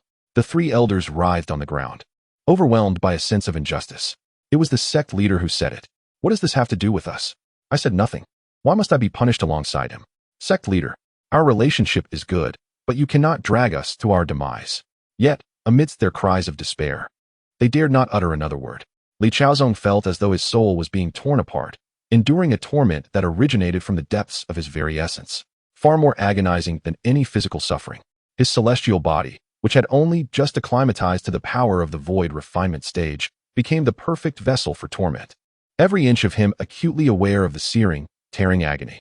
It was as the sect leader had said, we are innocent. The 3 elders writhed on the ground, cursing in their hearts. Silence. Cease your outcries. Amidst the excruciating pain, Li Chaozong's will to survive surged to its zenith. He abruptly lifted his contorted face, summoning every ounce of strength to emit a hoarse roar. I was wrong. I was mistaken. It is a celestial being, not a malevolent spirit. It is the supremely exalted celestial. This bellow seemed to encapsulate all the newfound power he had acquired, momentarily halting the invisible torment of the soul. The fury of the 3-headed crane shrew was momentarily stifled, all 6 eyes refocusing intently on Li Chaozong. Celestial? The central head tilted slightly, its voice frigid. So now you deem it a celestial? Yes. I am a fool, blind to the truth. A dog cannot speak of ivory. Li Chaozong crawled and knelt, his head striking heavily against the stony ground, producing a dull thud. This humble one has just attained a celestial body, and, upon witnessing your divine might, was so overwhelmed with excitement that I resorted to the vilest of terms to describe you. I deserve death 1,000 times over. I beseech the great celestial for another chance, an opportunity to atone. Oh, the left head of Crane True displayed interest. Atone? What can this grotesque creature possibly offer? A flicker of hope ignited within Li Chaozong as he raised his head, contorting his face into the most obsequious and fervent expression. Great celestial, I am aware that within this region shrouded by the dead heaven lie many secret treasure troves of prominent sects. They departed in haste, leaving behind treasures they could not carry away. This humble one is willing to guide you to these treasures, to present them all to you, assisting in your unparalleled might and eternal supremacy. The atmosphere fell silent once more. The 3 heads of Crane True exchanged glances, seemingly engaged in a wordless dialogue. Treasures? The 3rd head licked its beak hungrily. Humph, it could very well be a trap. The 2nd head retorted warily. Silence, all of you. The central head barked sharply, causing its brethren to retract their necks in fright.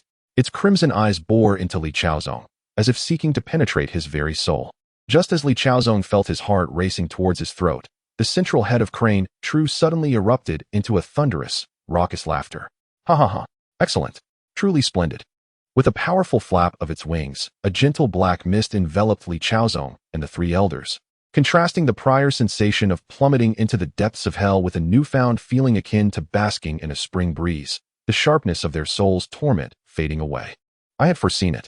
How could a celestial officer, whom I personally guided, be a fool? The central head proclaimed with an air of triumph. You were testing me just now, were you not? You wished to ascertain whether my disposition would be swayed by an unintentional slip of the tongue. Splendid. You exhibit great courage. I admire you. Li Chaozong. The 3 elders. We truly were on the brink of death just now. Chapter 92. A test of nonsense. Li Chaozong and the three elders were buoyed by a gentle black mist, their hearts tumultuous, filled with a terror surpassing that of earlier soul-burning agony. A test? Nonsense. Did we truly believe you were a malevolent spirit? Of course, such thoughts remained unspoken. Li Chaozong, the quickest to react, feigned an expression of admiration as dictated by Quanzhen's words, prostrating himself once more. O great sage, your wisdom is indeed profound. My paltry tricks are no match for your discerning eye. I merely wish to confirm that I am following a true immortal of grand vision, not a petty false deity. Witnessing your celestial might today, I have no regrets in death. Ha ha ha. Well said. Well said. Quanzhen's three heads laughed heartily, clearly delighted by the flattery. Their demeanor towards Li Chaozong growing increasingly affable. Treasure hunting. Excellent. The treasures hoarded by those corrupt sects must surely be tainted with malevolence. It is imperative that I personally purify them. Gazing at Li Chaozong with satisfaction, it tapped him with its wing. You, Li Chaozong, from this day forth, shall be the treasure-seeking immortal officer under my command, tasked with scouring the world for rare gems. Upon your success, rewards shall surely follow. Thank you, great sage. Thank you, great sage. Li Chaozong bowed deeply, a heavy stone of anxiety lifting temporarily from his heart, yet a larger stone loomed above. He remained uncertain whether he had chosen the right path. As for your disciples, Quanzhen cast a disdainful glance at the distant valley where the remaining disciples trembled in fear, revealing a hint of contempt. Their talents are too meager, and their resolve too weak.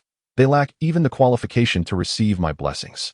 However, since they are the subordinates of this treasure-seeking officer, I shall grant them a chance to serve as laborers, paving the way for your treasure hunts. Clearly, it had lost interest in refining those ordinary disciples. Its focus was entirely captivated by the allure of treasures. Treasures, ha. Consuming them will elevate my powers. The third head muttered greedily. What of elevation? The second head scoffed, its tone rife with frustration and agitation. We remain trapped in this wretched place. It is all the fault of that blind heavenly Tao outside, daring to act against me. What is the rush? Suddenly, the central head spoke. Its voice low yet compelling enough to silence the other two. Its crimson eyes slowly lifted to gaze upon the eternally silent black canopy above. The frenzied joy on its face gradually fading into a chilling madness. That ungrateful heavenly Tao outside. Does it believe that confining me in this dead realm renders me powerless? Naive. Lowering its head, three pairs of eyes, each a blend of brutality, mockery, and boundless malice, fixed their gaze upon Li Chaozong and the three elders. You four heed my words. The four figures stiffened, their previously relaxed, nerves snapping taut once more to the limit. All the treasures beneath this sky, be they miraculous elixirs or divine weapons, are but sustenance for this esteemed being. Lead the way now, and reveal to me all the treasures hidden beneath this desolate expanse. A chilling yet euphoric grin blossomed on the three heads of the being. Once I have devoured these delectable appetizers, I shall burst forth and seize the heavenly path from the skies, tearing it asunder and consuming it as well. Ha ha ha ha ha. The boisterous laughter of Quanzhen reverberated through the heavens and the earth, brimming with disdain for the heavenly path and an unwavering resolve to obliterate it. Does it not delight in striking me with lightning? When the time comes, I shall treat it like a walnut and see if it can withstand my bite. Ha ha ha ha. Li Chaozong gazed at the eternal darkness overhead, his mind echoing with Quanzhen's recent madness. To consume the heavenly path? This lunatic has utterly lost his wits. What a formidable existence the heavenly path is. Even legendary immortals would not dare to challenge it. Yet this creature wishes to crunch it like a walnut? However, Li Chaozong quickly suppressed such thoughts. This was not the time for such considerations. He looked down at his own claws, now covered in gray scales, feeling the violent black power coursing through him. Regardless of the circumstances, he was no longer human. Would the disciples of the Qingchuan sect accept this version of himself? Let us proceed, immortal official, urged the central head of Quanzhen, all three heads turning toward the distant valley. I am eager to meet your delightful little disciples. A jolt of apprehension coursed through Li Chaozong. Delightful? The term delightful from Quanzhen's lips was anything but benign. Yet, he dared not refuse and could only lead the way with a steely resolve. The four traversed the ground littered with severed limbs and shattered remnants, heading towards the temporary encampment of the Qingchuan sect. In the night, the flickering flames of the bonfire danced uncertainly in the darkness. The disciples gathered around the fire anxiously awaited, glancing intermittently toward the direction their master had departed. Why haven't the master and the others returned? A young disciple asked, worry evident in his voice. It sounds ominous. Could something have gone awry? Another disciple nervously clutched the artifact at his waist. just as their anxiety mounted. Footsteps echoed from the forest. "It's the master," someone exclaimed, rising in excitement. However, when Li Chaozong emerged from the shadows, every smile froze in place. Under the moonlight, a creature radiating dark energy and bearing a grotesque visage slowly approached. Its face was twisted and deformed, features askew, skin a lifeless shade of gray-black, and hands transformed into scaled claws. "A monster!" A disciple screamed in terror. The crowd rose, drawing their artifacts and pointing them at Li Chaozong, their emotions surging as they beheld this abomination clad in their master's garb. "Where's the master? What have you done to him?" Li Chaozong opened his mouth to explain. "It is I am Li Chaozong." Yet, no one believed him. The creature before them bore no resemblance to the master they knew. "Nonsense!" roared an elder in the Foundation establishment stage. "You vile creature, do not dare impersonate our master. Speak. Where is the master now?" As his words echoed, 3 other elders, equally transformed into grotesque beings, emerged from the shadows. The disciples of the Clear Spring sect were utterly alarmed. "For monsters, they have slain the master and several elders. Avenge our master." Fueled by righteous indignation, the disciples brandished their magical artifacts, ready to charge forth and fight to the death. Li Chaozong, drenched in sweat, pleaded desperately, "Wait. I truly am your master. I possess the master's token." He reached for the master's token at his waist. Just then, a cacophony of maniacal laughter reverberated from the heavens. "Ha! The enormous figure of Quanzhen descended from the sky, his 3 heads quivering with excitement.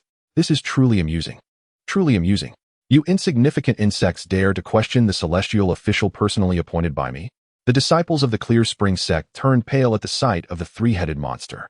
Yet, their instinct for survival and loyalty to their master compelled them not to flee immediately. Chapter 93. Those not of my kin will have different hearts with trembling fingers. Li Chaozong finally grasped the jade token at his waist.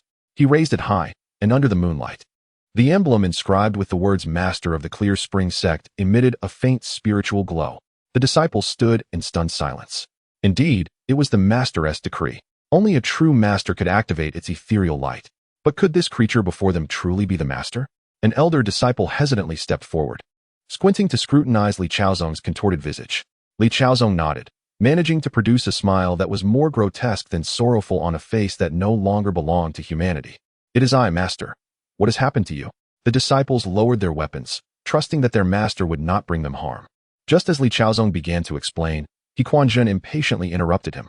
"Enough of your prattle. This great immortal has bestowed upon you the supreme immortal body. And you insignificant ants dare not only to be ungrateful, but also to question me." The disciples recoiled in fright at the sudden roar. "Great immortal, please calm your wrath." Li Chaozong quickly turned and bowed deeply to Quanzhen, pleading, "These disciples are but foolish. I beg for your forgiveness." Quanzhen snorted in unison from his 3 heads, but refrained from lashing out. Li Chaozong exhaled in relief and faced his disciples. "Listen, our predicament is far more perilous than you can imagine. Beneath this dying sky, the spiritual energy is depleted, and our cultivation regresses daily. At this rate, within 3 months, we shall all perish from the exhaustion of our spiritual power. Yet now, we have a path to survival."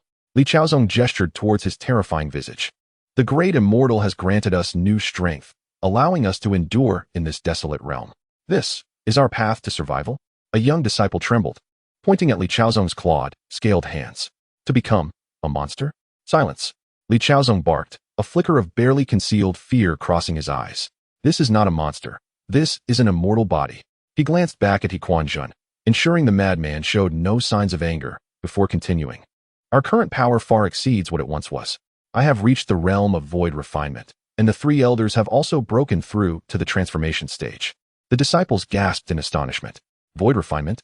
That was a realm they had not dared to even dream of. "Moreover, we are no longer affected by this dying sky and can freely absorb the energies of this world." Li Chaozong extended his claw, dark mist coalescing in his palm. "This is our sole path to survival." The disciples fell into a hushed contemplation. To transform into monsters in exchange for power and survival. This choice was too brutal. Those not of my kin will have different hearts. If we truly become like this, even if we survive, we will face relentless pursuit from the human race. I do not wish to become that. A young disciple suddenly spoke, resolve lacing his voice. "I would rather exhaust my spiritual power and die than become a monster. Indeed, I would rather die than take on that form. We are cultivators, not monsters." An increasing number of disciples echoed in agreement. Li Chaozong's countenance darkened, for he understood that He Chuanjin's patience was nearing its end. Foolishness, he bellowed, his voice resonating with an eerie echo that reverberated painfully in the ears of his disciples. Do you think I desire to become this way? Yet, this is the sole path to survival. Ha ha ha. He Chuanjin suddenly erupted into laughter, all three heads simultaneously swiveling toward Li Chaozong.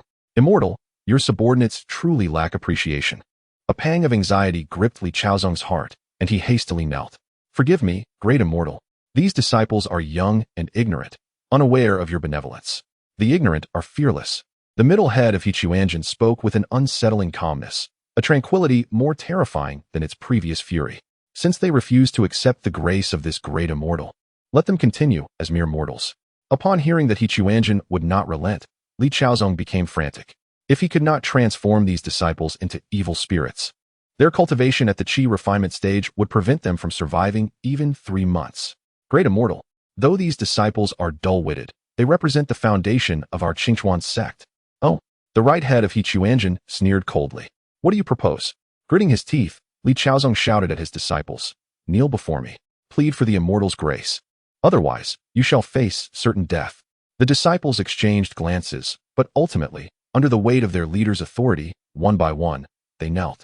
Great immortal, we are willing to accept your grace. Li Chaozong led the call. All three heads of He Chuanjin revealed satisfied smiles. Ha ha ha. Now that is more like it. It spread its wings, a surge of dark energy pouring forth. Since you are so sincere, this great immortal shall show mercy and bestow upon you the immortal bodies of the golden core stage. The black mist enveloped all the disciples in an instant, their screams echoing in a cacophony. Li Chaozong closed his eyes, unable to bear witness to this scene. When the dark mist dissipated, the once kneeling disciples of the Qingchuan sect had transformed into grotesque creatures of various forms. Some sprouted scales, others had skin resembling stone, and still others grew horns upon their heads. Yet, they all shared a commonality. Their bodies coursed with the same dark power as Li Chaozong. Their cultivation elevated to the golden core stage. Do you feel it? This is power. Li Chaozong walked among his transformed disciples, his voice low. The disciples gazed at their mutated forms. Some were horrified, others bewildered, but most were entranced by the intoxicating allure of newfound strength. How powerful! One disciple, who had previously opposed, murmured, I feel that the power within me is at least tenfold stronger than before. Li Chaozong surveyed his surroundings. These disciples, once familiar companions, now bore vastly different visages. Yet, at the very least, they had survived. In this realm of death, perhaps this was truly the only path to life. Enough. The middle head of He Chuanjin abruptly clapped its wings, cutting through the chatter. Let us waste no more time. Now, lead this great immortal to seek treasure. Li Chaozong took a deep breath and waved his hand to the disciples. Form ranks. We set forth. A motley crew of monsters, under the guidance of He Chuanjin, ventured deep into the realm of death. Li Chaozong led the way, his heart a tumult of conflicting emotions. He is unaware whether his choice is right or wrong. Yet amidst this desolate expanse, the instinct to survive appears to have become his sole obsession. Chapter 94. Treasure Hunt Beneath the Ominous Skies of Death's Domain. A peculiar procession of monsters advanced slowly. At the forefront was Li Chaozong, followed closely by 3 elders and dozens of disciples transformed into grotesque beings. Above them, the colossal figure of He Quanzhen occasionally soared, then descended, its 3 heads swiveling incessantly, 6 eyes greedily scanning the surroundings. Master, where are we headed? A disciple inquired softly. Without glancing back, Li Chaozong replied in a low, somber tone, to the Qingxia mountain range. There are several medium-sized sects stationed there, and they may have left behind some treasures during their retreat. The Qingxia mountain range? It's perilously close to the heart of Death's domain. I fear. What do you fear? Li Chaozong retorted with a cold chuckle. Do we still fear Death's domain in our current state? The disciple lowered his head, silenced. He gazed at his hands, now adorned with bony protrusions, his heart a tumult of emotions. The price of becoming a monster had granted him unprecedented power. Yet this power felt alien and instilled fear within him. Suddenly, He Quanzhen descended from the heavens, its 3 heads almost synchronously exclaiming, Hurry up! This great deity cannot wait any longer. Li Chaozong hastily quickened his pace, leading the group deeper into the Qingxia mountain range. 3 days later, they stumbled upon the first sect, the Qingxia sword sect. This is the place, great deity, Li Chaozong declared, pointing to a cluster of palaces shrouded in dark mist along the mountainside. The left head of He Quanzhen elongated, its eyes gleaming with avarice. Where are the treasures? Cautiously, Li Chaozong led his party into the sect. The Qingxia sword sect had been ravaged by death's domain, its halls in ruins, spiritual formations collapsed, and an air of decay permeating the surroundings. The treasure vault should be beneath the main hall. Li Chaozong instructed his disciples to search in various directions. Soon, they discovered a concealed underground chamber. Excitedly, Li Chaozong pushed open the heavy stone door, only to find it empty, save for a few broken shelves and some inconsequential odds and ends. Where are the treasures? The left head of Quanzhen roared. You promised there would be treasures. Cold sweat beaded on Li Chaozong's forehead. Great deity, please temper your wrath. They must have taken the majority of the treasures when they retreated. We must continue our search. In the days that followed, they plundered 5 or 6 sects in succession, with results that were consistently disappointing. Precious items were scarce, most having been removed during the evacuation, leaving behind only trivial belongings and a few low-tier magical artifacts. Quanzhen's patience was rapidly waning. Another empty find. It smashed a stone table of the treasure pavilion with a claw. You worthless fool. What kind of places are you leading this great deity to? Kneeling on the ground, Li Chaozong was drenched in cold sweat. Great deity, forgive my transgressions. These smaller sects truly possess little of value, but I know the location of a major sect. There must be treasures there. Not this excuse again. The right head of Quanzhen bellowed. You have deceived this great deity multiple times. Just as Li Chaozong resigned himself to his inevitable demise, the left head of Quanzhen unexpectedly circled around him, adopting a surprisingly gentle demeanor. Li Xingguan's voice was as gentle as a lover's whisper, yet it sent chills down Li Chaozong's spine. Look, we have searched so many places, but treasures are exceedingly scarce. The disembodied head leaned in closer, nearly brushing against Li Chaozong's ear, its icy breath chilling him to the bone. If we cannot find anything of value, I shall have no choice but to consume you. Li Chaozong trembled, nearly collapsing to the ground.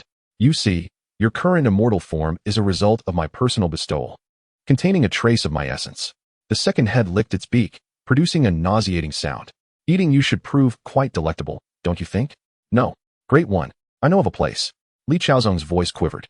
Lian sect. It is one of the most powerful sects in this region. They have an ancestor who has cultivated a corpse. Their treasures are abundant, and in their haste, they could not possibly carry everything away. The middle head of Quanzhen narrowed its eyes. Are you certain? Absolutely. Li Chaozong nodded vigorously. The treasury of Luyun sect contains ancient legacies, as well as numerous materials for crafting and alchemical pills. Gaga gaga. Quanzhen suddenly erupted in laughter. Very well. I shall trust you once more. Lead the way. Li Chaozong felt a weight lift from his shoulders and hurriedly took the lead. The group pressed deeper into the realm of death, the atmosphere growing ever more oppressive. The disciples glanced at their stooped leader, their hearts filled with unease. Master, does Luyun sect truly possess such treasures? A senior elder whispered. Li Chaozong did not respond, only quickened his pace. 3 days later, a majestic mountain range emerged in their view. Even under the corruption of the realm of death, the mountains retained a hint of spiritual energy, with clouds swirling around the peaks, faint outlines of palatial structures visible. We have arrived. Li Chaozong pointed into the distance. That is Luyun sect. Quanzhen circled above the sect, its 6 eyes greedily scanning the palatial complex below.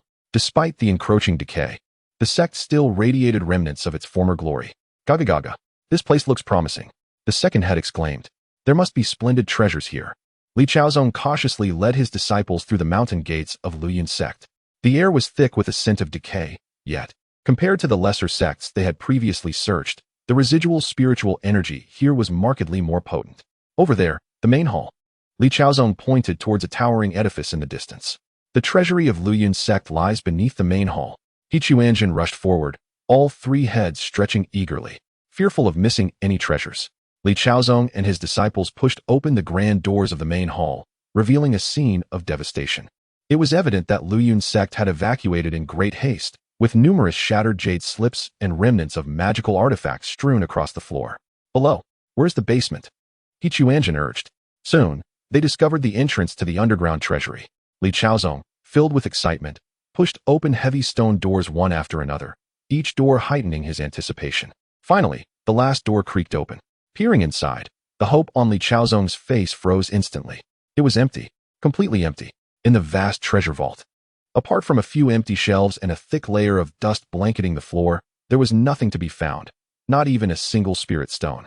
Where are the treasures? The left head of Quanzhen emitted a deep, resounding growl. demanding to know the whereabouts of the promised riches.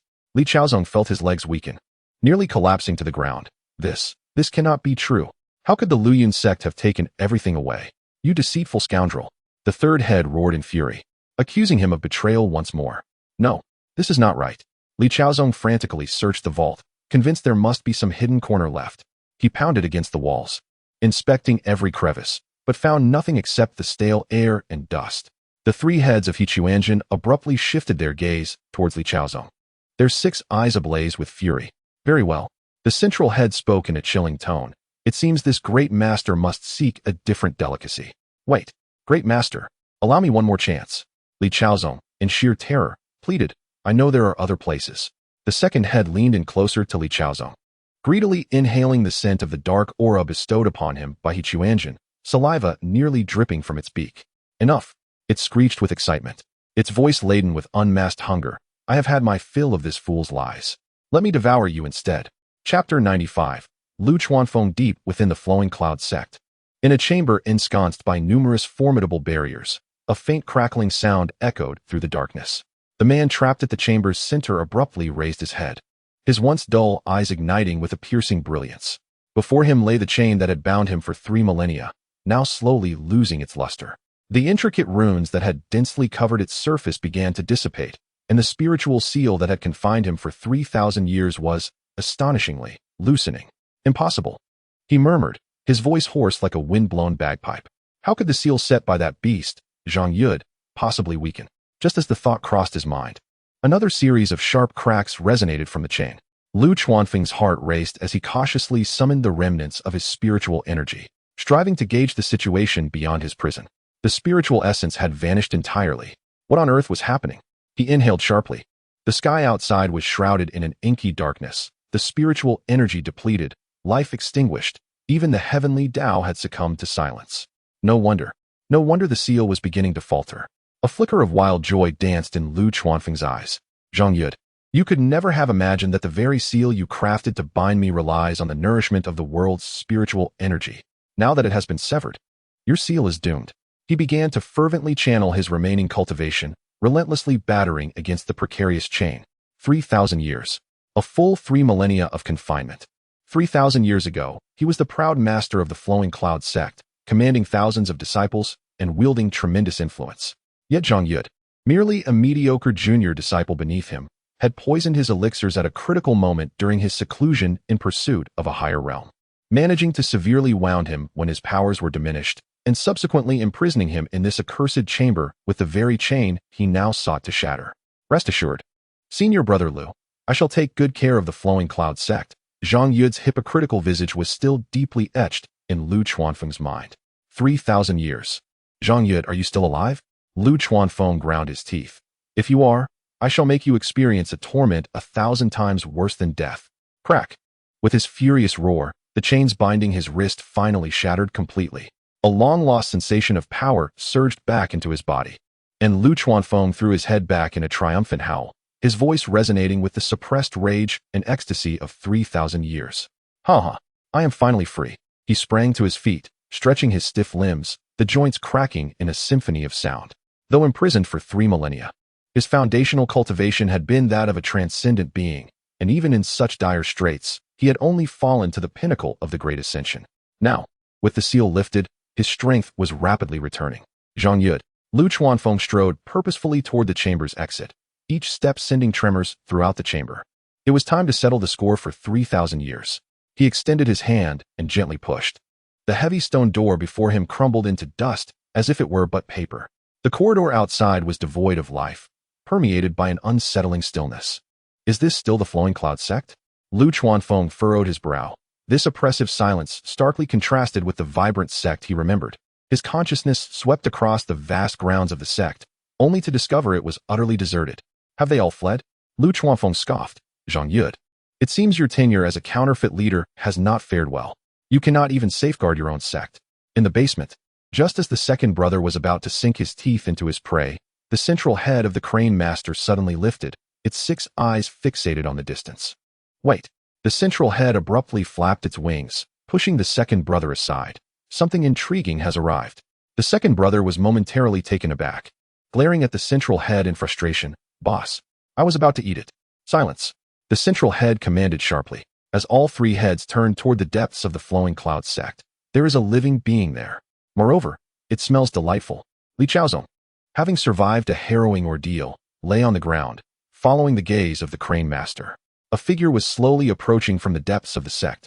It was a man appearing to be in his 40s, clad in a tattered sect leader's robe, yet exuding an aura of palpable dread. With each step he took, fine cracks appeared upon the stone beneath him, and an overwhelming intent to kill hung heavily in the air. Who is this person? A disciple stammered. Li Chaozong's eyes widened, fixated on the emblem upon the man's chest.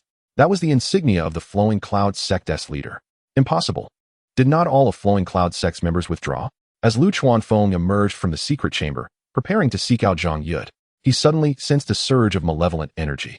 He entered the basement, only to behold a three-headed monster staring intently at him. What is this creature? Lu Chuanfeng was momentarily stunned. Throughout his 3,000-year confinement, he had encountered numerous demons and monsters, yet this three-headed bird struck him as profoundly peculiar. The three heads, with their 6 eyes, greedily fixated on him as if he were a delectable morsel. Strangely, the creature emanated a dark mist. Yet that aura invoked a sense of eerie familiarity. Caw caw caw. The Crane Master suddenly let out an excited shriek, all three heads lunging toward Lu Chuanfeng. What a delightful aroma. This is far more appetizing than those worthless beings. Lu Chuanfeng furrowed his brow, his figure flickering as he instantly appeared 100 meters away. Quite a speed. The third head licked its beak in excitement. I relish challenging prey. What exactly are you? Lu Chuanfeng inquired coldly, discreetly channeling the energy within him. Though his cultivation had yet to be fully restored, dealing with a mere beast should pose no challenge. Chapter 96. Freedom. The central head of Quanzhen suddenly halted, tilting its head to scrutinize Lu Chuanfeng, its crimson eyes gleaming with a frenzied light. What is this? It erupted into raucous laughter, cawing maniacally. I am the celestial being, unparalleled in heaven and earth. You, mere insect, dare to question my identity? Lu Chuanfeng. A celestial being? This lunatic believes himself to be divine. Moreover, the left head of Quanzhen leaned in closer, greedily inhaling the scent that emanated from Lu Chuanfeng, drool dripping from its beak. Your scent is truly exquisite, 1,000 times more fragrant than that detritus. It must taste divine. The third head enthusiastically chimed in, urging, let us devour him, boss. Delicious? Lu Chuanfeng's expression darkened. You wish to consume me? For 3 millennia, no one has dared to utter such audacious words in his presence. Not even the treacherous Zhang Yud from back in the day would have so brazenly underestimated him. Not just a desire. The central head of Quanzhen abruptly opened its massive beak, revealing a dense array of sharp teeth. It is a necessity to feast. Caw caw caw. You smell so delightful. To not partake would be a grievous waste. Simultaneously, the three heads drooled, their saliva splattering onto the ground, instantly corroding the stone slabs into deep pits. In the distance, Li Chaozong watched in horror. This sudden appearance of a man exuded a power that surpassed all of theirs combined. Yet Quanzhen displayed no fear, instead exuding greater excitement. A murderous intent surged within Lu Chuanfeng. 3,000 years of confinement had twisted his mindset to the extreme, and now a madman dared to declare he would eat him, seeking death. With a furious roar, he unleashed his spiritual power, although his cultivation had yet to fully recover. The pressure of the peak of the Great Ascension caused the entire basement to tremble. Caw caw caw. This is intriguing. The central head of Quanzhen screeched with exhilaration, appearing to relish a challenge. I adore a tough opponent. They crunched delightfully. No sooner had it spoken than Quanzhen's massive form lunged toward Lu Chuanfeng. All three heads simultaneously opening their menacing beaks, black mist surging forth like a tidal wave. Lu Chuanfeng snorted coldly, forming a hand seal, and a resplendent sword light cleaved through the air in an instant. Boom! The sword light collided with the black mist, sending violent tremors throughout the basement, causing numerous cracks to appear on the walls. Li Chaozong and his disciples scrambled into the corners, terrified of being caught in the crossfire of these two monstrous beings. Not bad. The left head of Quanzhen greedily licked its beak, relishing the thought of such strength. The flesh must be exceptionally delectable. Spare me the chatter. The right head barked aggressively. Tear him apart. Lu Chuanfeng's countenance darkened further as he realized the creature's strength far exceeded his expectations. In his current state, he was unable to gain the upper hand. Damn it. If only I were at my peak. Caw caw caw. At your peak? The central head of Quanzhen seemed to grasp his thoughts, laughing maniacally. What of your peak? Before me, you shall always be mere sustenance. All three heads exhaled black mist simultaneously, weaving a colossal net that ensnared Lu Chuanfeng. In Lu Chuanfeng's eyes flickered irresolute determination as he bit down on his tongue, a stream of vital blood erupting forth. The blood ignition's secret technique. In an instant, his aura surged, forcefully restoring his cultivation from the pinnacle of the great ascension to the realm of severing the two corpses. What? He Quanzhen's three heads simultaneously revealed expressions of astonishment. Surrounded by a golden radiance, Lu Chuanfeng resembled a divine being descending from the heavens. With a single palm strike, a terrifying force surged forth, directly striking the two heads of He Quanzhen. Bang! Bang! The resounding impacts caused the two heads of He Quanzhen to be brutally knocked down. Oh! The two heads shrieked in agony upon the ground, but soon, each sprouted a body, transforming into two singular-headed He Quanzhen. We are free! We are free! The one on the left, known as the second, exclaimed in exhilaration. Old madman, today is your day of reckoning. Ha ha! Finally, I am liberated from your incessant prattle. The one on the right, the third, cackled with glee. We must flee. Let us make our escape while we can. Boom. The middle head of He Quanzhen suddenly opened its enormous beak, unleashing a torrent of violent black energy that surged forth like a raging flood, sending Lu Chuanfeng hurtling back several dozen meters. Lu Chuanfeng tumbled through the air, rolling several times before regaining his composure. He gazed in disbelief at the monstrous creature before him. Though it appeared deranged, its strength was astonishingly formidable, now rivaling his peak prowess. Cackling madly, you think you can escape? The middle head of He Quanzhen emitted a shrill, piercing cry, completely disregarding Lu Chuanfeng, and turned frantically towards the fleeing second and third. You cannot escape my three flowers atop the head. You must not flee. Its voice was laced with a frenzied mania, its wings beating wildly, stirring up fierce winds. Not flee. Would you have us remain for your consumption? Old madman, we have endured enough of your tyranny. When our powers are sufficient, we shall return to exact revenge for the humiliations we have suffered. The two single-headed He Quanzhen declared as they prepared to take flight. No, no, no, no. The middle head of He Quanzhen suddenly let out a heart-wrenching scream, its crimson eyes turning blood red. The three flowers atop the head. It must be the three flowers atop the head. Without you, I am incomplete. I am no longer an immortal. It lunged towards the second, its massive claws reaching for his neck. Come back. You must return. Get away. The second roared, expelling a cloud of black energy that collided with He Quanzhen's attack. Boom. A tremendous explosion reverberated, shaking the entire basement, as countless fragments rained down from the ceiling. Li Chaozong and his disciples were terrified, scrambling to hide in the farthest corners. They have gone mad. They are all insane. One disciple quivered in fear. Ha ha, old madman, can you capture us both simultaneously? The third laughed triumphantly, as he and the second flew off in opposite directions. The middle head of He Quanzhen spun wildly, glancing between the second and the third, emitting incomprehensible cries. No, no, this is wrong. The three flowers atop the head must be three. They must be together. If separated, I am no longer an immortal. I am no longer an immortal. It abruptly ceased its assault, beginning to whirl frantically in place, reciting, three flowers gather at the crown. Three flowers gather at the crown. Without the three flowers, one ceases to be a celestial being. What shall I do without being a celestial? What to do? What to do? The second and third brothers exchanged glances, each perceiving disdain in the other's eyes. No, no, no. The central head of the crane true one suddenly halted its spinning, its crimson eyes transforming into a hue darker than blood. Without the three flowers, one is no longer a celestial being. It abruptly lifted its head, fixating on the second and third brothers who were preparing to flee. A chillingly grotesque smile spreading across its face. Hee hee. Since you refuse to return, its voice morphed into a sinister tone. Then let this divine being personally fetch you back. As the words fell, the crane true one's head suddenly opened its monstrous beak, unleashing a dense plume of black mist. Yet this time was different. The black mist swiftly coalesced in the air, astonishingly forming two identical crane true ones. What? The second and third brothers exclaimed in unison.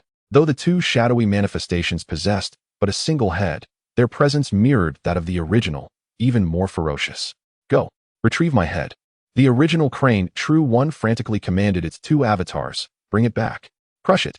Swallow it. Regrow it. Chapter 97. Once again, I am an immortal two avatars, formed from swirling black mist, exhibited no hesitation as they transformed into two streaks of obsidian light. emitting piercing shrieks as they lunged towards the terrified Old Two and Old Three. The space within the basement was instantly rent asunder. Ferocious gusts of wind carving deep scars into the stone walls.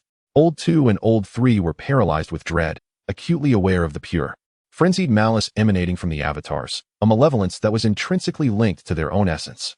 Boom. Old Three was the first to be overtaken, spinning around to unleash a torrent of dense black mist in a desperate attempt to obstruct the onslaught.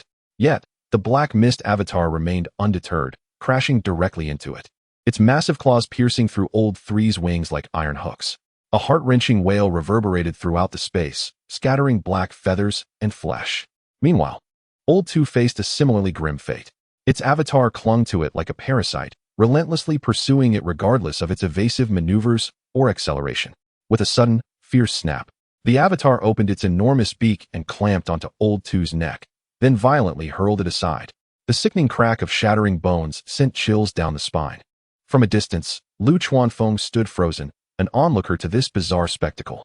The power coursing through his veins from the blood-burning secret technique surged within him.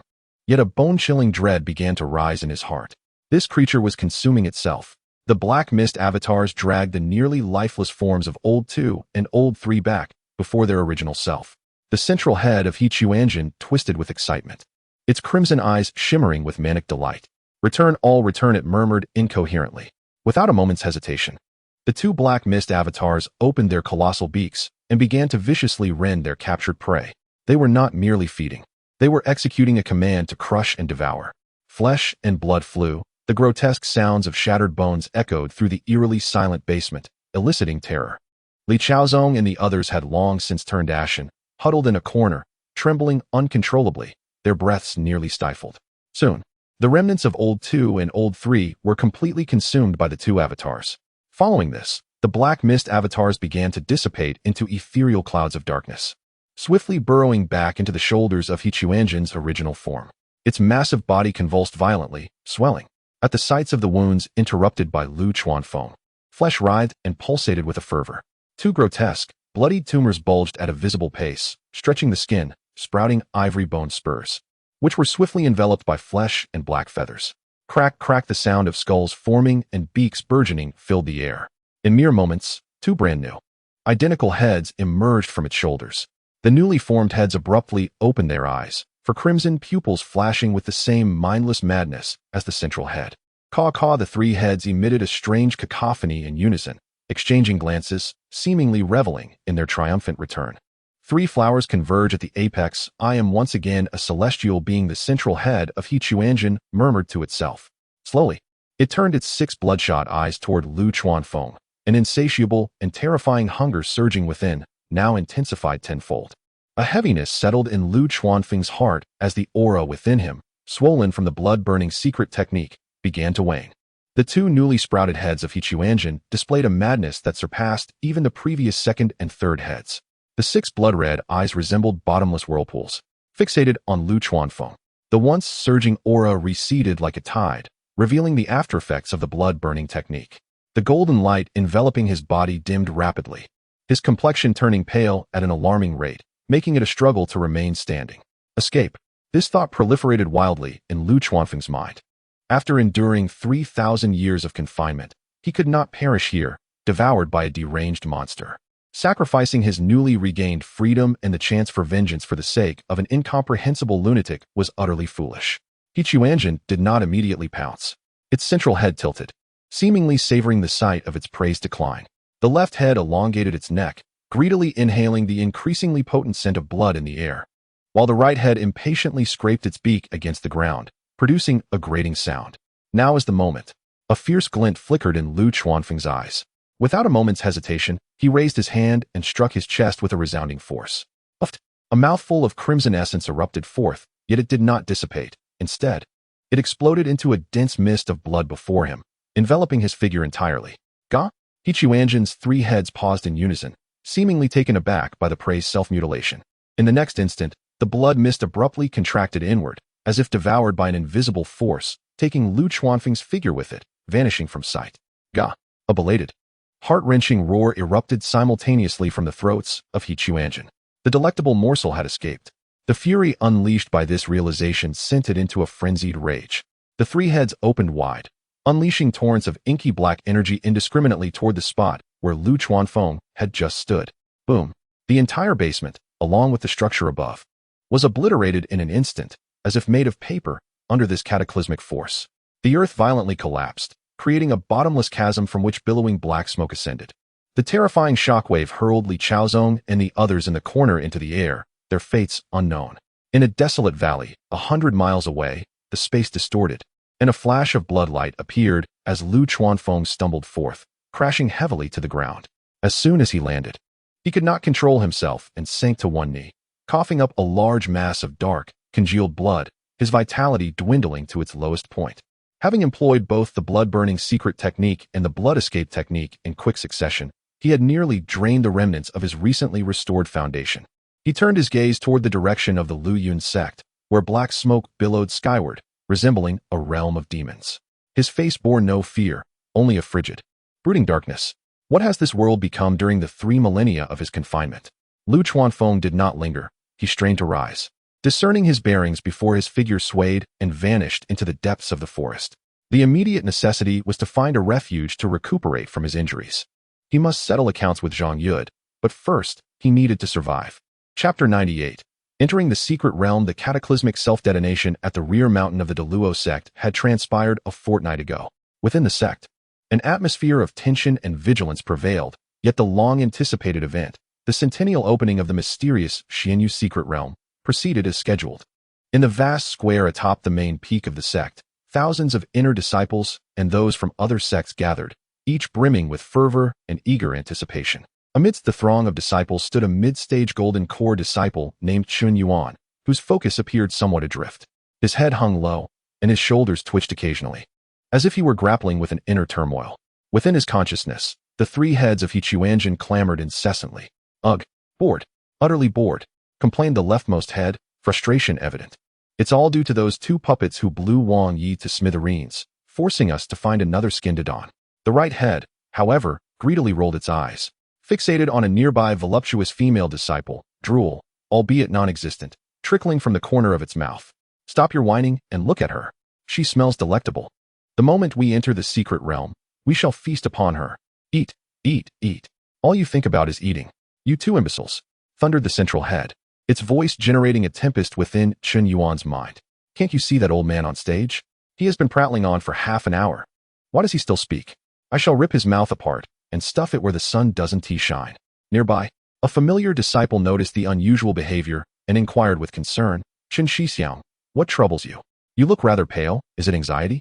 Leave me be, Chen Yuan replied coldly, his voice hoarse and laced with a chilling malice. The disciple recoiled, startled, retreating a few paces as he noted the bloodshot hue in Chen Yuan's eyes. Muttering to himself, Chen Shixiang is usually quite gentle. Why is he acting as if he has consumed gunpowder today? Truly, this is not ideal. Such a drastic shift in temperament may arouse suspicion, Lin Jingyan said with a hint of worry within their shared consciousness. The elders of the sect were all in the integration stage. If they detected anything amiss, it would spell disaster. Quanzhen, however, displayed a nonchalant demeanor. Do not fret. I am but a mere avatar. If I perish, so be it. Lin Jingyan, exasperated, thought, am I worried about you? I'm concerned for my own well-being, you fool. On the dais, the elder finally concluded his lengthy and tedious discourse. He exchanged glances with a few other elders, each taking their positions before jointly casting a series of incantations. In the center of the square, the air began to warp violently, and a luminous portal, towering 10 zhang and exuding a rich aroma of flora and potent spiritual energy, gradually took shape. The Xianyu secret realm opens. With the elder's command, the impatient disciples erupted in cheers, surging towards the radiant portal like a tidal wave. Chen Yuan was swept along by the crowd, and as he lifted his gaze to behold the colossal light gate, a glimmer of anticipation and excitement, mirroring that of his fellow disciples, finally graced his visage. Yet, deep within those eyes flickered a disquieting madness and brutality. Ha ha ha.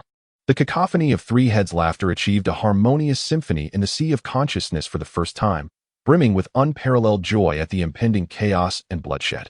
The secret realm. So many delightful beings. An abundance of resources. I have arrived.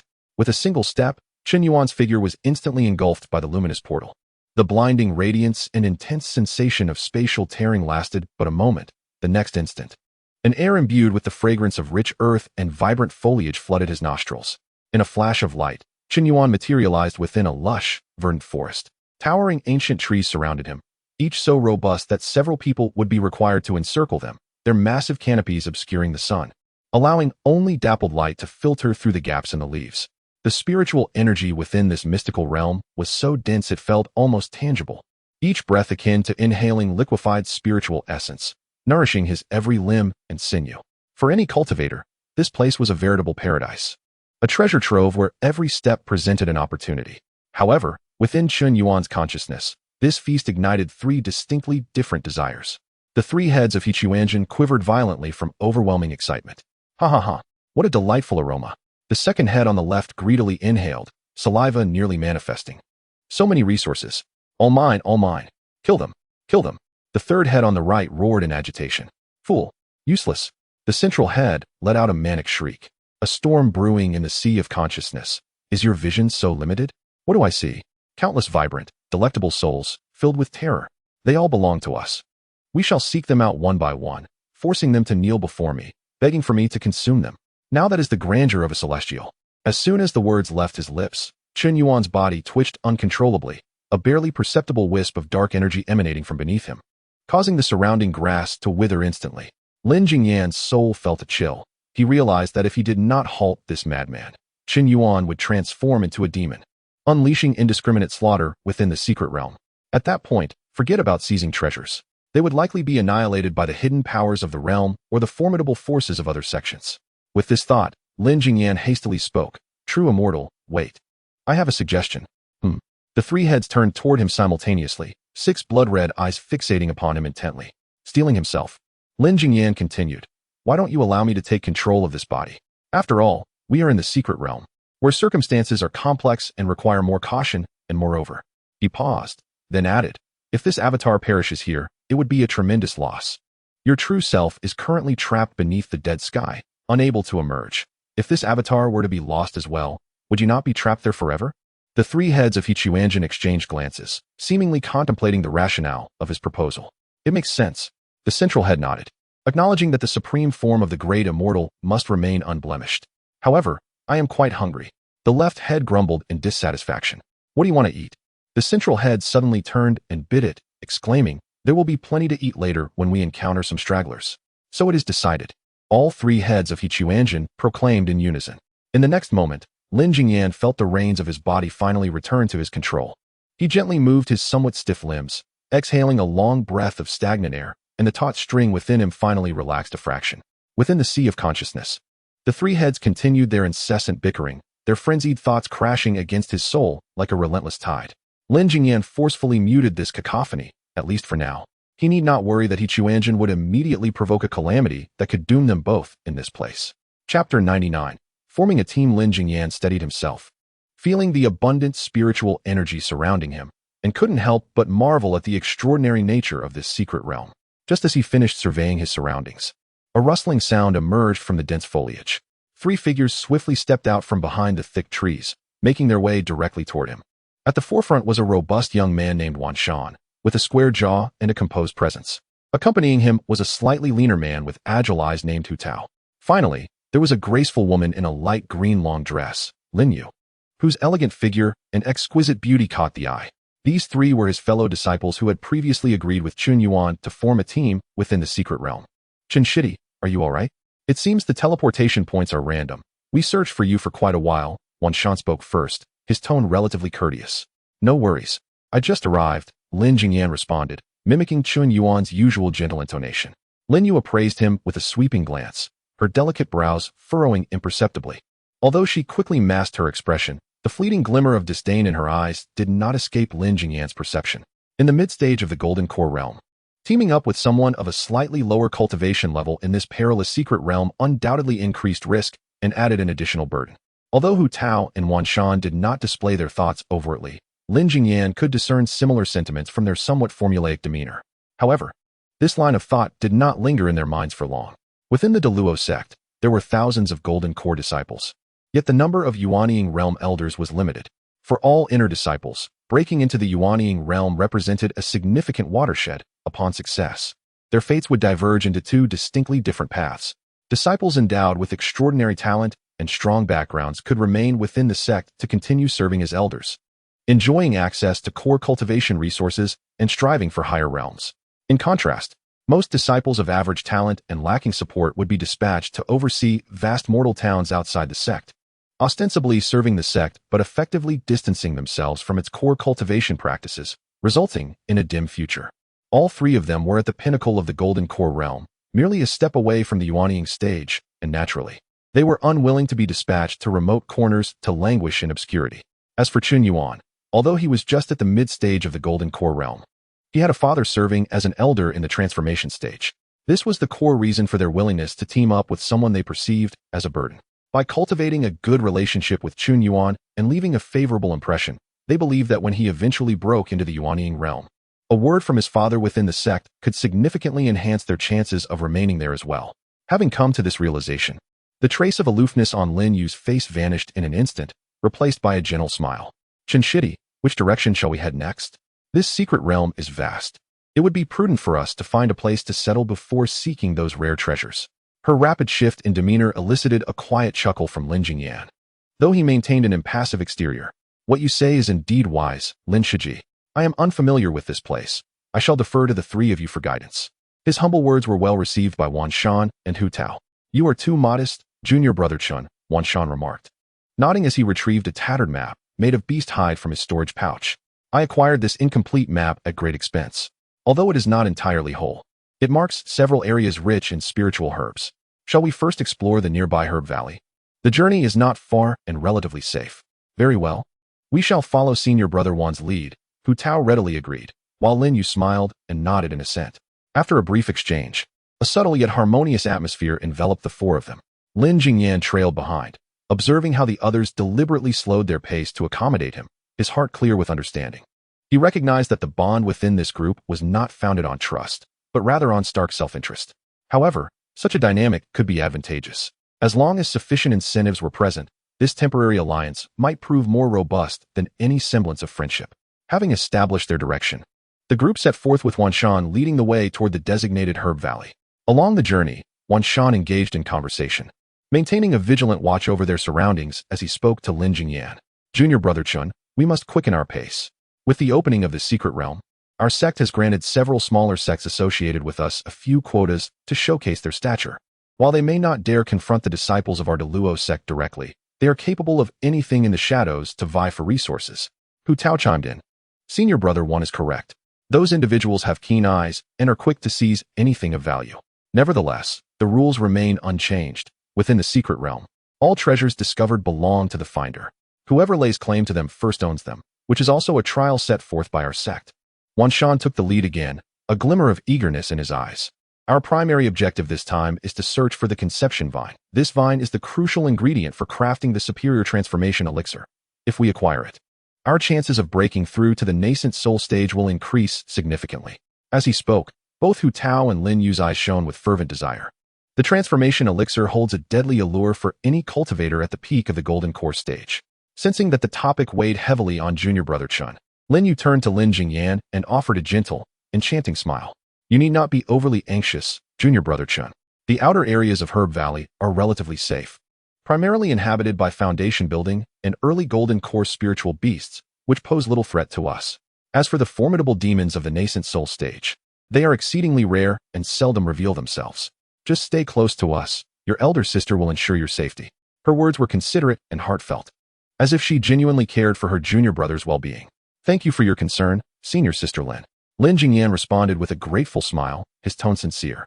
"With the three of you by my side, I am indeed at ease. If we are fortunate enough to find the conception vine, I shall first wish the three of you swift success in your endeavors, as the path to greatness awaits."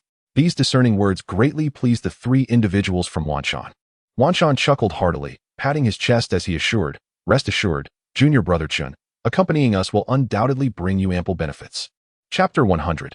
Wang Mei. The atmosphere within the group became increasingly harmonious as the four continued their journey, their figures swiftly vanishing into the depths of the dense forest.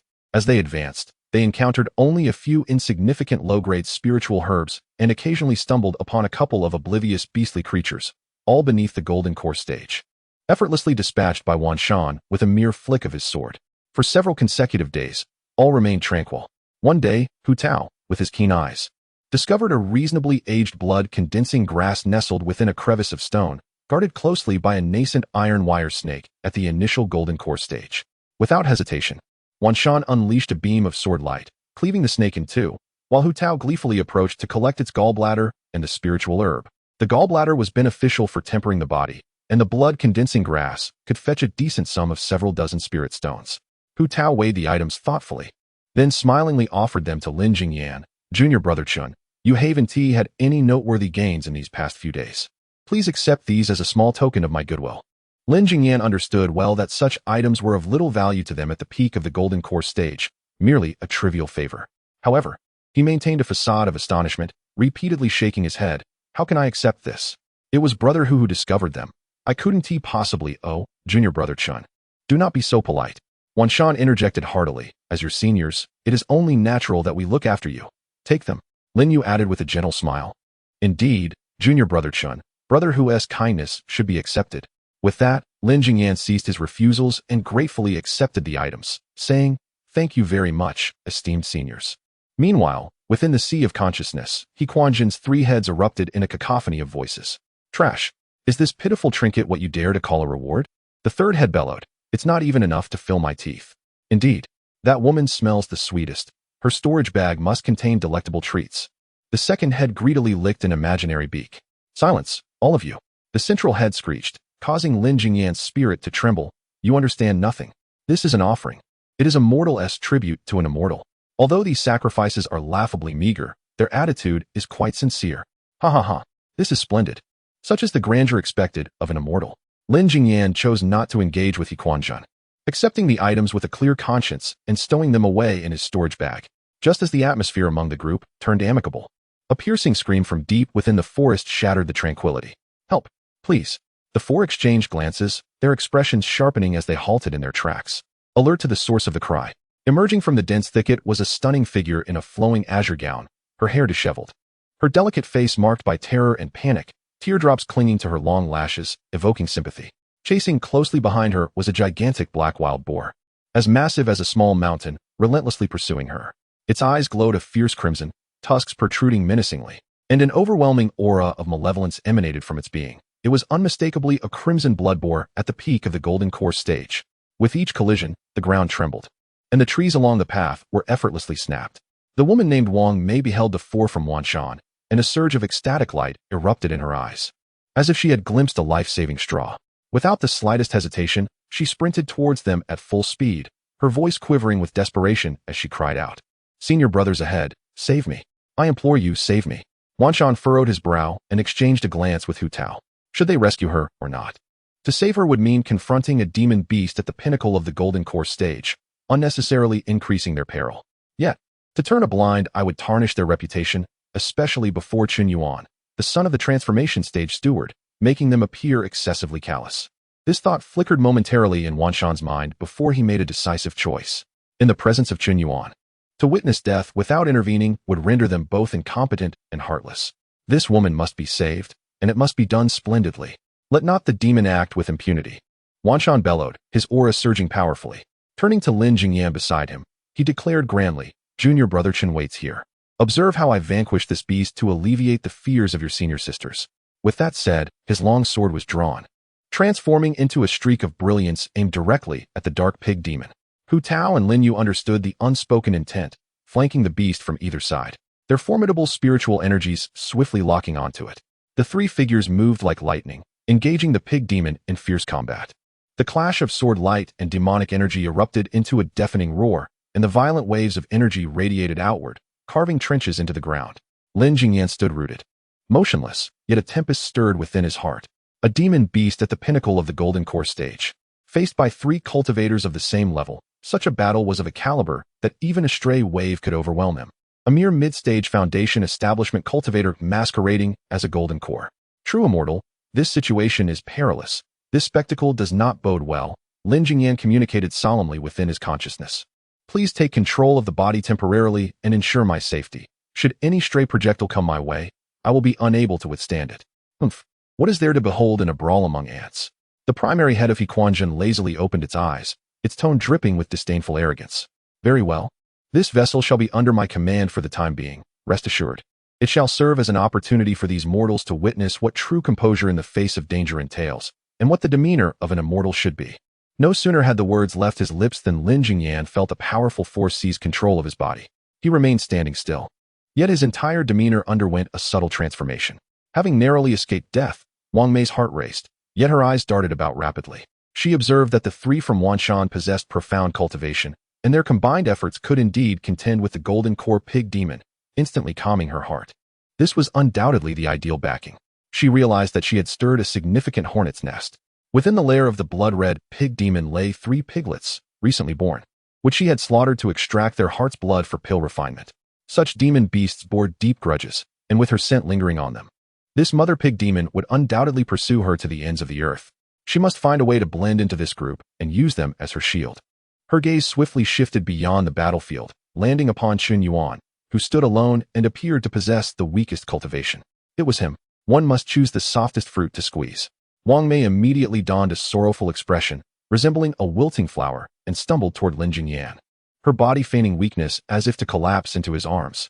Senior brother, I am eternally grateful for your saving grace. I am Wang Mei, and I have no means to repay you. Her voice trembled, laced with a hint of sobbing, as one seemingly feeble hand reached toward Lin Jingyan's arm, her eyes glinting with cunning. I am so frightened. That beast is terrifying. She nearly pressed herself against Lin Jingyan.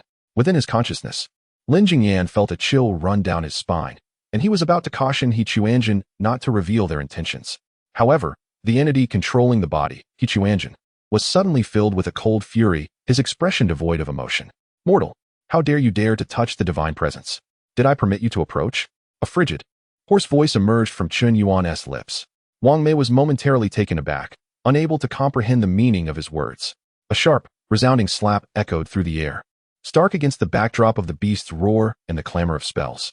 Wang Mei was sent flying by the force of the blow, spinning twice in the air before crashing heavily into a large tree, sliding down to the ground, blood streaming from her mouth and nose, her cheek visibly swelling.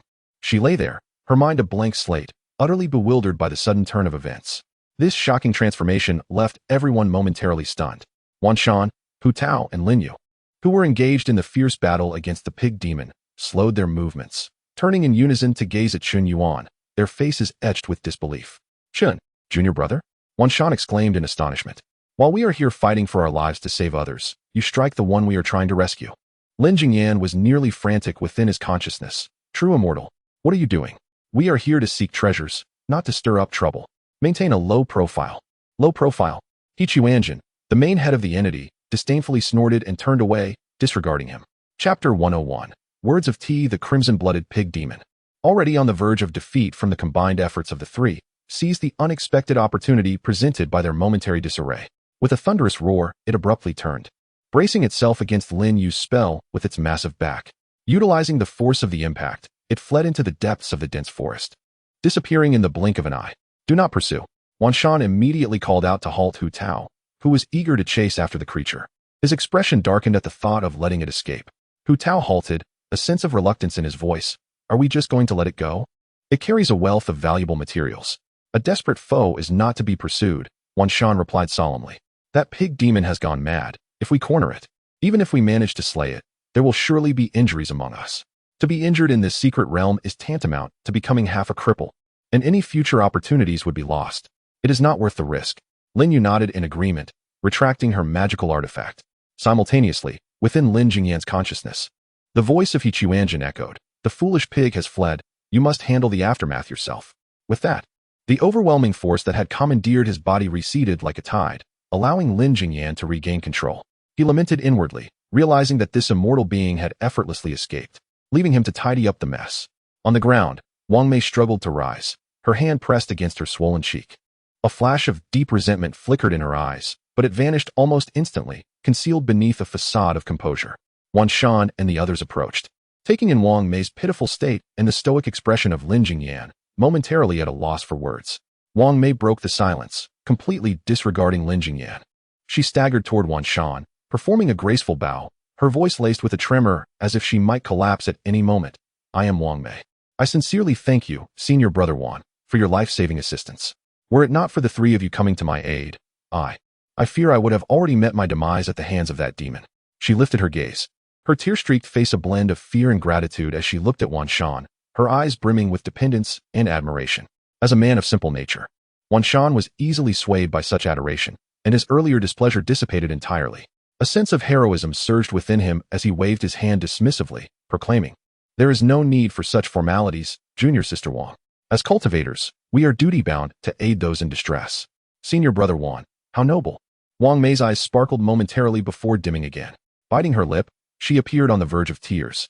"However, that pig demon has slain my companions, and now I am all alone in this secret realm. It is truly unsafe." As she stepped closer, nearly leaning against Wan Shan, her posture was one of utter humility. In a hushed tone, audible only to him, she implored, "Senior Brother Wan, I beseech you to show mercy and allow me to accompany you for a while. I am willing to do anything. Once we exit the secret realm, I shall offer my profound gratitude." With warmth and delicate beauty before him, and her demeanor inviting and vulnerable, Wan Shan felt a rush of warmth surge through him, his throat tightening in response. He cast a glance at the cold-faced Lin Yu beside him, and then recalled the inexplicable aggression of Lin Jingyan moments ago, and suddenly found Wang Mei before him far more agreeable. Wan Shan feigned contemplation, yet his gaze swept over Wang Mei's graceful figure. "Master Wan, I implore you." Wang Mei's tears cascaded down at just the right moment. Very well, very well." Wan Shan waved his hand decisively, stating, "Sister Wang, as a delicate woman in the secret realm, you are indeed in peril. Since we have crossed paths, we cannot stand idly by. You shall accompany us for the time being." "Thank you, Master Wan. Your immense kindness will be etched in my memory forever." Wang Mei was overwhelmed with joy, weeping with gratitude, and bowed deeply to Wan Shan in utmost reverence. Having soothed Wang Mei, Wan Shan turned his attention to Lin Jingyan, wishing to display his fairness and responsibility before the lovely maiden. He furrowed his brow and began to speak. However, mindful of Chun Yuan, the father in the nascent soul stage, his words softened. "Junior Brother Chun, Sister Wang was merely startled and acted out of urgency. Your direct action seems somewhat excessive." He paused, observing Lin Jingyan's lack of response, and not wishing to escalate the situation, he waved his hand dismissively, providing himself an exit. "Let this matter rest. We are all fellow disciples, and it is best not to harm our camaraderie. Let us continue on our journey." Hu Tao and Lin Yu watched from the side, each absorbed in their own thoughts, yet none chose to voice their opinions. As soon as Wan Shan finished speaking, within Lin Jingyan's consciousness, He Chuanjin's proud head surged with fury. "This is outrageous. How dare a mere mortal, a mere ant, not even at the nascent soul stage, speak to me in such a manner? What is he, after all? Boy, release your body. I shall promptly twist off his head and use it as a ball to kick. Great immortal, quell your anger. Please, temper your wrath." Lin Jingyan hastily soothed this deity within his mind. "A small lapse in patience could jeopardize our grand scheme. We are currently Qin Yuan, a junior in the mid-golden course stage. It is entirely normal for him to speak thus. If you were to unleash your fury now, our identities would be revealed, and not only would we be in danger, but the entire Deluo sect would likely pursue us." Through coaxing and persuasion, He Chuanjin finally ceased his clamoring for blood, though he continued to grumble indignantly about the folly of mortals, retreating deep into the recesses of Lin Jingyan's consciousness to sulk. As the group resumed their journey, the atmosphere grew increasingly peculiar.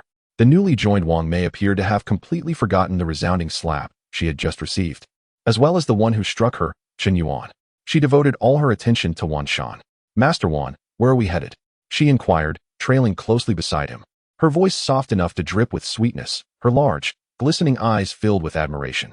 She was acutely aware that Wan Shan was the undeniable core of this party. During the earlier battle with the pig demon, Wan Shan had been the main attacker, executing each move with grandiosity and overwhelming force. Hu Tao provided support, agile yet slightly lacking in direct strength, while Lin Yu engaged in long-range spells to restrain their foe. It was Wan Shan who issued commands, and it was he who ultimately decided that she would remain. The imposing figure of this man undoubtedly stands as the most formidable authority within the group. "We shall venture to the Valley of Herbs." Wan Shan felt a surge of comfort under her adoring gaze, his voice unwittingly resonating with greater vigor. "The Valley of Herbs? Oh, the name alone evokes a sense of enchantment." Wang Mei exclaimed at just the right moment, only to reveal a visage of delicate vulnerability as she softly added, "But might it not be perilous? My cultivation is rather meager, and I fear I may hinder everyone." "Do not fret, Junior Sister Wang. Quanzhen reassured her, thumping his chest with a grand gesture. With me by your side, you shall be safe. Truly, you are wonderful, Senior Brother Wan. Wang Mei replied with a sweet smile, her eyes shimmering. Yet, as if recalling something, she timidly glanced at Lin Jingyan, who lingered at the rear. Lowering her voice, she confided in Quanzhen, Senior Brother Wan. Does that Junior Brother Chen harbor any misunderstandings towards me? I feel a bit intimidated by him. His earlier demeanor was quite fierce. Her words, while seemingly an expression of distress, subtly served to cast Lin Jingyan in a negative light, all the while positioning herself as a fragile figure in need of Quanzhen's protection. Chapter 102. Qian Jihao. Indeed, upon hearing this, Quanzhen turned back to glance at the expressionless Lin Jingyan, his brow furrowing even deeper. He increasingly found this junior brother Chun to be peculiar in demeanor, difficult to engage with, while the delicate and charming Wang Shimi beside him evoked a stronger instinct to protect. Fear not, your elder brother is here, Quanzhen reassured her, his gaze softening toward Wang Mei. This scene did not escape the notice of the others in the group. Hu Tao looked at Wang Mei with undisguised disdain, subtly distancing himself from the two. Lin Yu's expression turned frosty. She was already displeased by the unexpected presence of another woman and felt a wave of revulsion seeing Wang Mei's flirtatious behavior and gossipy demeanor. With a cold huff, she turned her head away, too indifferent even to cast them a glance. The five of them, each with their own thoughts, traversed the woods in silence. Wang Mei closely followed Quanzhen, occasionally casting him an admiring and fragile glance, while Quanzhen stood tall, embodying a gallant protector, responding to the beauty's every inquiry. Meanwhile, Hu Tao and Lin Yu lingered at a distance, their faces openly revealing their disdain for Wang Mei and scorn for Quanzhen. Lin Jingyan brought up the rear, his expression indifferent, taking in the entire scene, while his mind engaged in a leisurely conversation with He Chuanjin. This woman possesses quite the cunning, with a mere few words. She has captivated that foolish giant utterly. The ignorance of mortals remains unbroken by desires and emotions. This lad is unworthy of great use. He Chuanjin's head, the central figure, disdainfully remarked, unlike me, anyone daring to employ charm against this immortal would be torn to shreds. Lin Jingyan silently scoffed, thinking to himself, with your temper, who would dare to cast such spells upon you? After half a day's journey, the path ahead suddenly opened up, revealing a vibrant and expansive valley teeming with life. Within the valley, extraordinary flowers and rare herbs flourished, and the dense spiritual energy coalesced into a tangible mist, lazily flowing at the valley's base, invigorating all who inhaled it. We have arrived. This is the 100 Herb Valley. Quanzhen's spirits lifted as he retrieved the beast skin map from his storage bag, meticulously comparing it with the surrounding terrain. He pointed toward a massive cliff enveloped in mist. According to the map, the Jiejing vine thrives in dark and cold places, typically growing beneath cliffs where spiritual energy gathers. Let us investigate there. It is the area of the valley with the most abundant spiritual energy. Very well. Hu Tao and Lin Yu also set aside their earlier displeasure. Their eyes rekindled with enthusiasm, for the Jiejing vine was the focal point of their expedition. Just as Quanzhen prepared to lead the way, a playful laughter drifted from a nearby forest path. Hee Quanzhen, I truly did not expect you to acquire this fragment of a map. Your instincts are quite sharp. Before the words faded, four figures emerged leisurely from the shadows. Leading them was a young man clad in brocade, wielding a folding fan. He was handsome, yet the faint smirk at the corner of his mouth marred the overall impression. The three individuals behind him also exuded a profound aura, their gazes sharp and penetrating. All four were, without exception, at the pinnacle of the golden core stage. Upon the arrival of the newcomers, Quanzhen's expression instantly darkened, a flicker of apprehension and profound disdain flashing in his eyes. Had they been mere followers of another sect, he would not have given them a second thought. The status of being disciples of the Deluo sect served as the ultimate pass, with none daring to openly oppose them. Yet, the quartet before him comprised his fellow sect brothers. In the secret realm, it was not uncommon for members of the same sect to engage in fierce battles over rare treasures. The sect tacitly approved of such skirmishes, provided they did not result in fatalities, adhering to the principle that the capable should claim the spoils. At present, the opposing faction boasted 4 peak golden core cultivators, while Quanzhen's side could muster only 3, alongside one in the mid-golden core stage and the fledgling Wang Mei, who was merely at the initial stage. The leader of the group, a youth named Qian Zihao, fanned himself with a folding fan, his gaze sweeping over Quanzhen's party, and upon spotting Wang Mei and Lin Jingyan, a smirk of derision deepened upon his lips. Let me observe your little entourage. A mid-golden core lad, and this fairy. Are you here merely for a leisurely excursion? He chuckled mockingly. Quanzhen, you have truly outdone yourself, daring to bring along 2 burdens while attempting to seize the embryonic vine? Wang Mei felt an uncomfortable shiver under his scrutiny, instinctively retreating behind Wan Shan, appearing even more fragile. Wan Shan's face flushed crimson as he bellowed, "Qian Zihao, cease your insipid taunts. Is it not enough that I bested you on the training platform last time?" In response, Qian Zihao snapped his fan shut with a decisive clap, sneering. "Last time was merely my oversight, but today, do you truly believe you possess a chance? We have 4 peak golden core cultivators, while you have what? 4? Or merely 3? His scornful gaze swept dismissively over Lin Jingyan and Wang Mei, the implications unmistakable.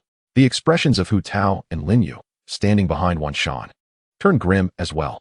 They understood well the long-standing enmity between Wan Shan and Qian Zihao. The two had once clashed fiercely over the possession of a high-grade magical artifact on the sect's training platform. Though Wan Shan had narrowly emerged victorious, it had forged an enduring grudge between them. Now, confronted in this narrow circumstance, with the opponent holding the upper hand, it seemed unlikely that Qian Zihao would relent easily.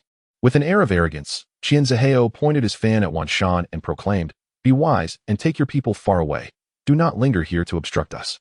This 100-herb valley was discovered by us first, and naturally, the embryonic vine within belongs to us." "You speak nonsense," Wan Shan roared in fury, his aura surging as he prepared to strike. Lin Jingyan discreetly retreated to the back of the group, ready to flee at the first sign of trouble. In his mind, he urgently communicated with He Chuanjin, "The situation is dire, prepare to escape." However, He Chuanjin's main head chuckled ominously, "Flee? My boy, you truly bring shame upon me. A mere handful of golden core cultivators, allow me to handle this." Before the words had fully left his mouth, Lin Jingyan felt an instantaneous loss of control over his body. He halted his cautious retreat, standing out conspicuously amid the tense standoff. Qian Zihao and his companions were relishing Wan Shan's frustrated demeanor, completely oblivious to the strange behavior of this burdensome figure. Slowly, Lin Jingyan lifted his head, his gaze transcending Wan Shan, greedily surveying Qian Zihao and his 3 companions, much like a butcher appraising the plump pigs in a pen. He extended his tongue and delicately caressed his lips, a peculiar yet satisfied smile gracing his face. Chapter 103 No, Brother Wan is absolutely right. Suddenly, Qian Zihao seemed to sense a chilling gaze fixated upon him. At last, his attention shifted from Wan Shan to Lin Jingyan, who lingered at the end of the line. Upon witnessing the gluttonous expression on Lin's face, Qian was momentarily taken aback, then burst into exaggerated laughter as if he had heard the grandest of jokes. "Ha! Wan Shan, look at the company you keep. Has this fellow never tasted food or seen people? He resembles a wild dog starved for 3 days. Could it be that we have frightened him into foolishness?" The 3 companions behind him joined in a chorus of derisive laughter, their eyes directed at Lin Jingyan filled with disdain and mockery. Wan Shan, bewildered by this sudden turn of events, glanced back at Lin Jingyan, only to find him having retracted that peculiar expression, returning to his usual deathly indifference, as if the previous scene had been naught but an illusion. Yet, Qian Zihao's ridicule struck like needles, igniting a fire of fury within Wan Shan, his complexion shifting from crimson to a sullen hue. Clenching his fists tightly, the knuckles turning pale, the surging spiritual energy within him reached the brink of eruption. However, reason ultimately triumphed over impulse. He inhaled deeply, casting a glance at his companions, Hu Tao and Lin Yu, whose expressions mirrored his own discontent, before stealing a look at Qian Zihao and his 3 formidable allies. He understood that making a move now would be akin to throwing an egg against a stone. Even if he could manage to injure 1 or 2 of them, the repercussions would be dire. The most probable outcome would be mutual destruction, allowing others to seize the advantage. "We shall depart." Wan Shan managed to force out these 3 words through clenched teeth. Suppressing the humiliation that simmered within him, he turned and strode purposefully toward the misty precipice. "Now that's more like it," Qian Zihao observed with glee, reopening his folding fan, his mocking grin widening. Wise men recognize the tides of fortune. "Brother Wan, we hope you can scout the way for us, to see what perilous beasts lurk beneath that cliff. We, your elder brothers, shall follow shortly." Wan Shan hesitated momentarily but did not turn back. Instead, he quickened his pace. Hu Tao and Lin Yu shot Qian Zihao a furious glare before following suit. Wang Mei, meanwhile, kept her head down, trotting along to keep pace with Wan Shan, appearing greatly startled. Lin Jingyan lagged behind, leisurely trailing the group, his greedy eyes lingering on Qian Zihao and his companions with an air of reluctant yearning. What a pity, echoed a regretful roar in his consciousness, emanating from He Quanzhen's central head. What delightful morsels they would make, plump, robust, and brimming with spiritual energy. Consuming them would be a tremendous boon. "Young man, why do you hinder this humble Taoist? My esteemed immortal, please lower your voice." Lin Jingyan groaned inwardly. You possess unparalleled divine might. Yet we face 4 peak golden elixir experts, along with Quanzhen and his 3 companions, making a total of 7. Can you assure me you can eliminate them all in an instant, without allowing a single one to escape? Quanzhen fell silent for a moment. Lin Jingyan continued. If even one escapes and spreads the word that Qin Yuan is a soul-snatching old demon, we shall instantly become the public enemy of the entire Deluo sect. When the time comes, it won't merely be about being devoured. Rather, one might find themselves relentlessly pursued every day, which would indeed be troublesome. A moment of impatience can disrupt grand schemes. Once we have discovered valuable treasures and enhanced our strength, it will not be too late to return and consume them as one would a delightful morsel. Your words, though spoken from a mortal perspective, possess a certain merit. The erratic voice of Quanzhen has finally calmed somewhat, yet he remains indignant. Very well, let us allow these provisions to linger a while longer. However, this body shall be utilized by me for the time being, and it feels rather agreeable. Lin Jingyan sighed in relief. As long as this deity refrained from erupting in anger on the spot, the atmosphere within the group had plummeted to a freezing point due to the recent conflict. Quanzhen remained silent, his countenance dark enough to draw water, evidently attributing this humiliation to the team's lack of strength, particularly due to those 2 burdens. Seizing the opportunity, Wang Mei approached, her voice as delicate as to evoke tears, offering solace. Brother Wan, please do not be upset. Qian Zihua is merely a petty individual reveling in his moment of triumph. We need not stoop to his level. She paused, casting a timid glance back at Lin Jingyan, lowering her voice further. But that junior brother Chun, he truly frightened me just now.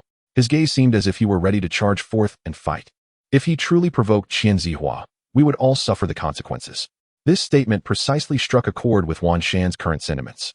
He turned to glance at the expressionless Chun Yuan, regretting his decision to bring him along. If the team had 4 at the peak of the Golden Core stage, he would have no need to endure such indignities. One in the mid-Golden Core stage not only fails to contribute, but also adds to the chaos, proving to be a veritable menace. Wan Shan snorted coldly, saying little more, yet it was evident he had absorbed Wang Mei's words. Lin Yu and Hu Tao observed everything from behind.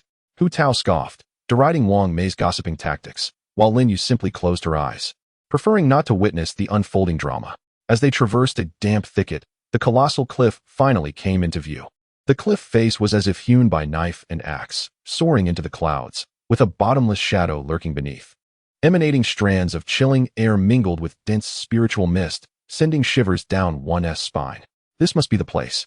Wan Shan halted, gazing solemnly downwards at the abyss.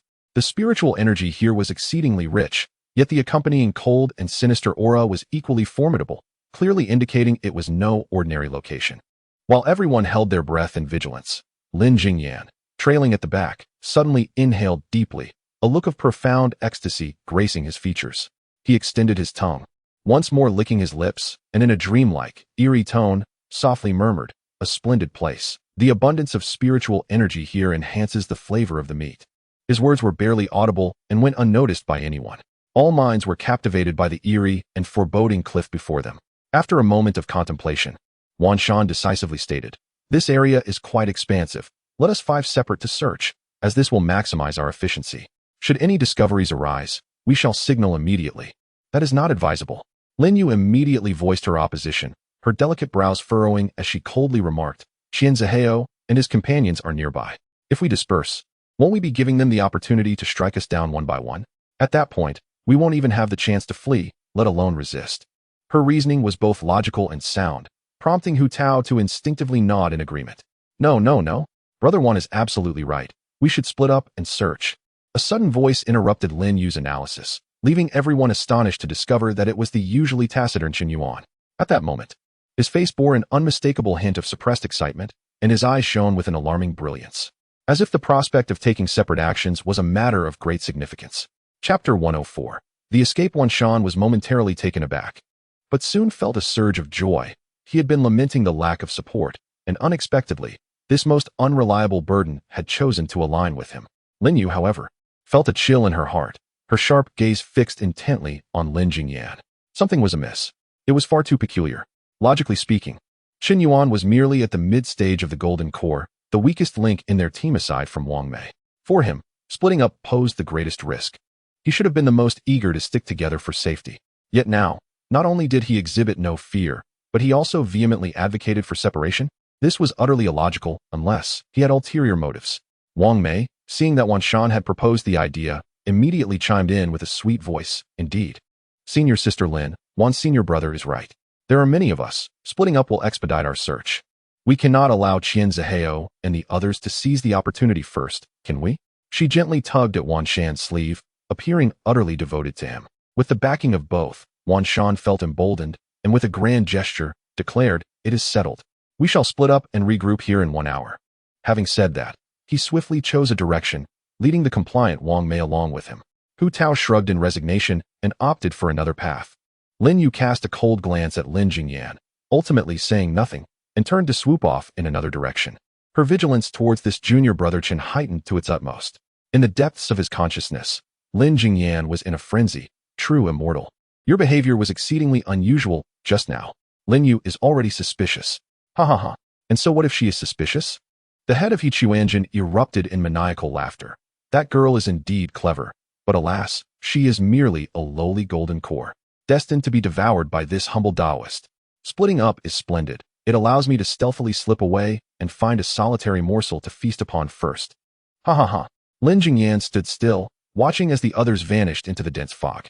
He did not act immediately. Instead, he slowly turned. Gazing back down the path they had come, a malicious grin forming on his face that was utterly incongruous with his identity as Chen Yuan. In a flash, he chose none of his companions' paths but, like a wraith, silently retraced his steps down the forest path, merging into the heavy white mist. Qian Zihao and his 3 companions had not ventured far, gathering in a clearing at the edge of the forest. Their words laced with mockery towards Wan Shan and the others. That Wan Shan is truly a fool, bringing along 2 burdens to scout ahead. Perfect. Once they fought the demon beasts to a stalemate, we shall reap the benefits, Qian Zihao said, fanning himself with a folding fan, a smug expression on his face. Just as his words fell, the laughter of one companion abruptly ceased. Qian Zihao turned around in displeasure only to find that the individual's eyes were wide with terror. A choking sound emanating from their throat. A pale hand had emerged from the mist behind him, tightly gripping his neck. With a sharp crack, the man's head hung at a bizarre angle, his body slumped to the ground, dragged into the impenetrable fog, leaving no trace of struggle behind. Who? The 3 members of the Qian family were taken aback, their magical artifacts summoned in an instant, standing back to back, vigilantly scanning the swirling white mist. In the fog, there was only a deathly silence. Fear began to spread. In a fleeting moment, another shadow lunged out from the mist, moving faster than the limits of a golden core cultivator's reaction. One companion barely emitted a stifled grunt before being yanked away by an immense force, vanishing from sight. A monster. There is a monster. The remaining individual completely broke down, frantically channeling spiritual energy, indiscriminately unleashing spells in all directions, screaming in terror. Qian Zihai's face turned pale as he witnessed the last of his companions being pulled into the tempest of chaos. A demon beast. Or something else. This was certainly not human. The thought flashed through Qian Zihai's mind. They were disciples of the Deluo sect. Which foolhardy sect would dare to employ such cruel methods to hunt them in a secret realm? This must be a terrifying beast native to this land. Its strength far exceeding the golden core realm, silent and deadly, killing as easily as cutting grass. Fear coiled around his heart like a cold serpent. He could no longer concern himself with the birth of a child or face. Turning, he channeled all his spiritual power, transforming into a streak of light, desperately fleeing in the direction he had come. However, just 10 paces into his escape, the chilling aura of death followed closely behind. A pale, bloodless hand, accompanied by a shrill tearing of air, reached out from the mist beside him, aiming for his back. Qian Zihai felt a wave of cold wash over him, the shadow of death enveloping him completely. In a moment of desperation, Qian Zihai fiercely pulled out a jade pendant, his last lifeline. Without a moment's hesitation, he poured his remaining spiritual energy into the pendant, shattering it with all his might.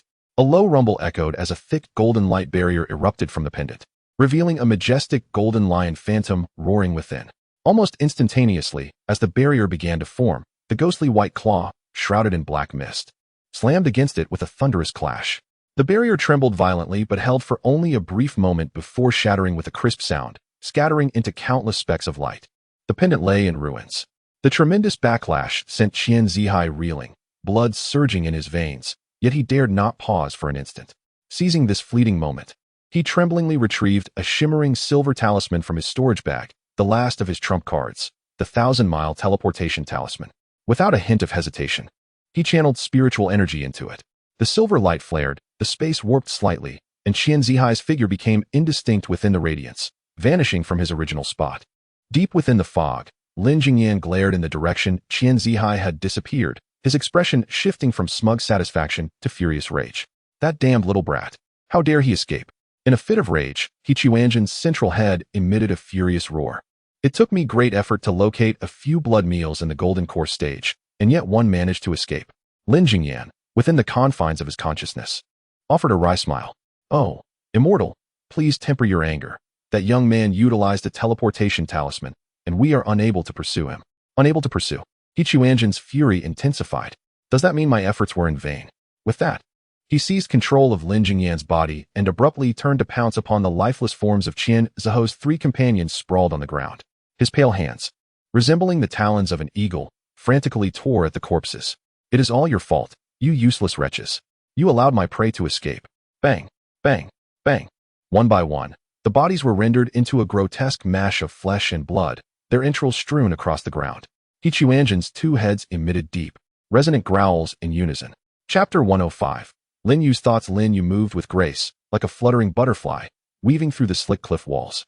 Her fingertips shimmered with a soft light as she carefully extracted a frost blue ice essence flower from a crevice, emanating a subtle chill, and placed it into a jade box.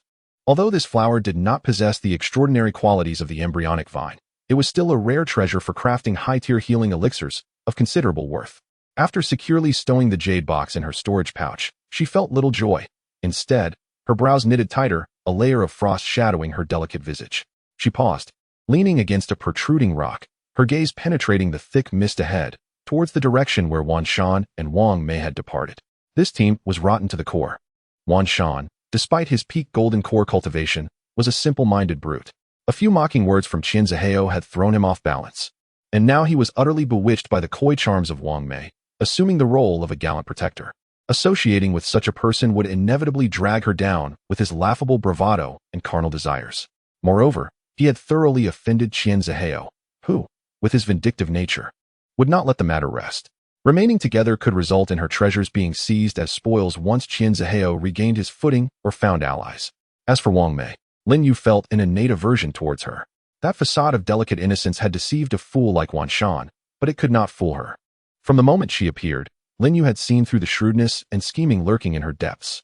Such a woman was nothing but a source of calamity. Those who got entangled with her would surely meet misfortune. Hu Tao posed no significant threat, yet neither was he of much use, merely a fickle weathercock, unworthy of reliance. Finally, there was Chun Yuan, the one who unsettled her the most. Initially, she had tolerated this burdensome mid-golden core individual due to the influence of his father, a cultivator in the transformation stage. Remaining within the sex core was her ultimate aspiration. However, her clarity of thought had sharpened. Achieving the embryonic stage was of utmost importance. Only by becoming a nascent soul cultivator could she truly contemplate the future. To place her hopes on an ephemeral favor was sheer folly. Whether Qin Yuan's father would offer assistance was uncertain, and even if he would, what would be the cost? Rather than gamble on an uncertain future, it was wiser to seize the opportunities present. Furthermore, Qin Yuan was undeniably peculiar. From his unhesitating slap to Wang Mei to his recent encouragement for them to act separately, none of his actions aligned with his supposed identity as a mid-golden core scion. His gaze, his aura, exuded a disquieting malevolence that sent shivers down her spine. This man was problematic. There was not a single reliable member in this team. Taking a deep breath of the frigid air, the last vestiges of her hesitation dissipated, replaced by a cold resolve. She must depart. Once she located the embryonic vine, she would leave without notifying anyone. The secret realm was vast, and the principle of the capable claiming the rewards was perfectly reasonable. Disbanding the group was entirely normal. She would act independently or seek out a more formidable and reliable team. As for whether Wan Shan and the others would face retribution from Qian Zihai or the enigmatic Qin Yuan, those matters no longer concerned her. The path of cultivation was inherently a personal tribulation. Each individual was responsible for their own trials. Resolute in her decision, Lin Yu's mindset became unexpectedly tranquil. She ceased to dwell on vexing thoughts, directing her entire focus towards the sheer cliff before her, prioritizing the urgent task of locating the gestation vine. However, just as she prepared to delve deeper into her exploration, she suddenly sensed something amiss. The surrounding mist had, without her noticing, thickened several-fold compared to before. What was once a scene visible 10 paces away had now transformed into an impenetrable shroud, with visibility reduced to mere arm's length. This mist was chilling to the bone, imbued with an indescribable sense of foreboding and dampness, as if it could seep into one's very marrow. Even more bizarrely, it seemed to obstruct the probing of her consciousness. Lin Yu's proud spiritual awareness was now constrained to an exceedingly narrow range, rendering her no different from an ordinary person. A sense of alarm surged within Lin Yu, prompting her to halt all movements. She deftly balanced a gossamer-like flying sword at her fingertips, her entire being enveloped in a subtle current of spiritual energy, vigilantly alert to her surroundings. This was no naturally occurring fog. It resembled a mystical maze or the domain of some potent entity. An oppressive silence enveloped the area, the sound of the wind having vanished, leaving only the increasingly pronounced rhythm of her own heartbeat. Amidst this suffocating stillness, an abrupt sound emerged from the depths of the mist ahead. Creak, creak. The noise was faint yet resonated with startling clarity in the profound silence. It resembled the sound of something soft and boneless being chewed, accompanied by a slick ripping noise that sent shivers down her spine. Lin Yu instinctively held her breath, every hair on her body standing on end. Was it a beast? Or something else entirely? She dared not move, pressing her body tightly against the frigid cliff, straining to discern the source of the sound. The gnawing noise did not cease. Instead, it grew increasingly distinct, as if it were approaching her direction. Along with the sound came a pungent scent of blood, mingled with an indescribable stench of decaying flesh, wafting through the mist and nearly inducing her to retch. At last, the mist ahead began to roil, and a vague silhouette slowly emerged. The figure was crouched on the ground, facing away from her, its body subtly convulsing with each chewing motion, obscuring its features and the object of its consumption. Lin Yu's heart raced to her throat. This eerie scene instilled a terror far greater than confronting a formidable demon at the nascent soul stage. She silently retreated a step, yearning to distance herself from this uncanny figure, but inadvertently stepped on a loose stone. Crack! The faint sound echoed in the oppressive fog like a thunderclap. The gnawing ceased abruptly. The crouching figure froze, then, in an extraordinarily slow and rigid manner, began to turn its head. At that moment, the mist began to dissipate slightly, allowing Lin Yu to discern the features of a face. It was Chun Yuan. He bore that gentle and harmless expression, with the corners of his mouth even curving upwards, as if in a smile. Yet, around his lips and on his cheeks, there were stains of dark red blood and indistinct fragments of flesh. His gaze was hollow and frigid, fixated intently on Lin Yu. That look was not one of a fellow disciple, but rather akin to that of a connoisseur eyeing a freshly served delicacy. Chapter 106. To Eat or Not to Eat. Sister Lin, he finally spoke, his voice still gentle, yet in this context, it bore an unnerving and sinister quality. You've arrived just in time. Would you care to partake? As he spoke, he slowly raised his bloodied hand. In his grasp lay a grotesque, mangled human arm, the tattered sleeve unmistakably belonging to one of Qian Ziheo's disciples. A chill surged from Lin Yu's feet to the crown of her head, her mind blank, as if her very blood had frozen in that instant. She gazed at Chun Yuan's face, adorned with a gentle smile, and the writhing flesh he held in his mouth, nausea roiling within her, as an unprecedented fear seized her heart, rendering her voiceless. In an instant, that gentle visage contorted. The warm smile remained, yet it grotesquely fused with a frenzied rage, transforming into a horrifying mask.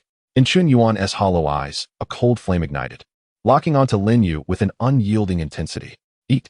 A hoarse voice, entirely foreign to Chun Yuan, erupted from the depths of his throat, imbued with an undeniable authority and offended fury. Why won't you eat? Do you look down upon this humble Taoist?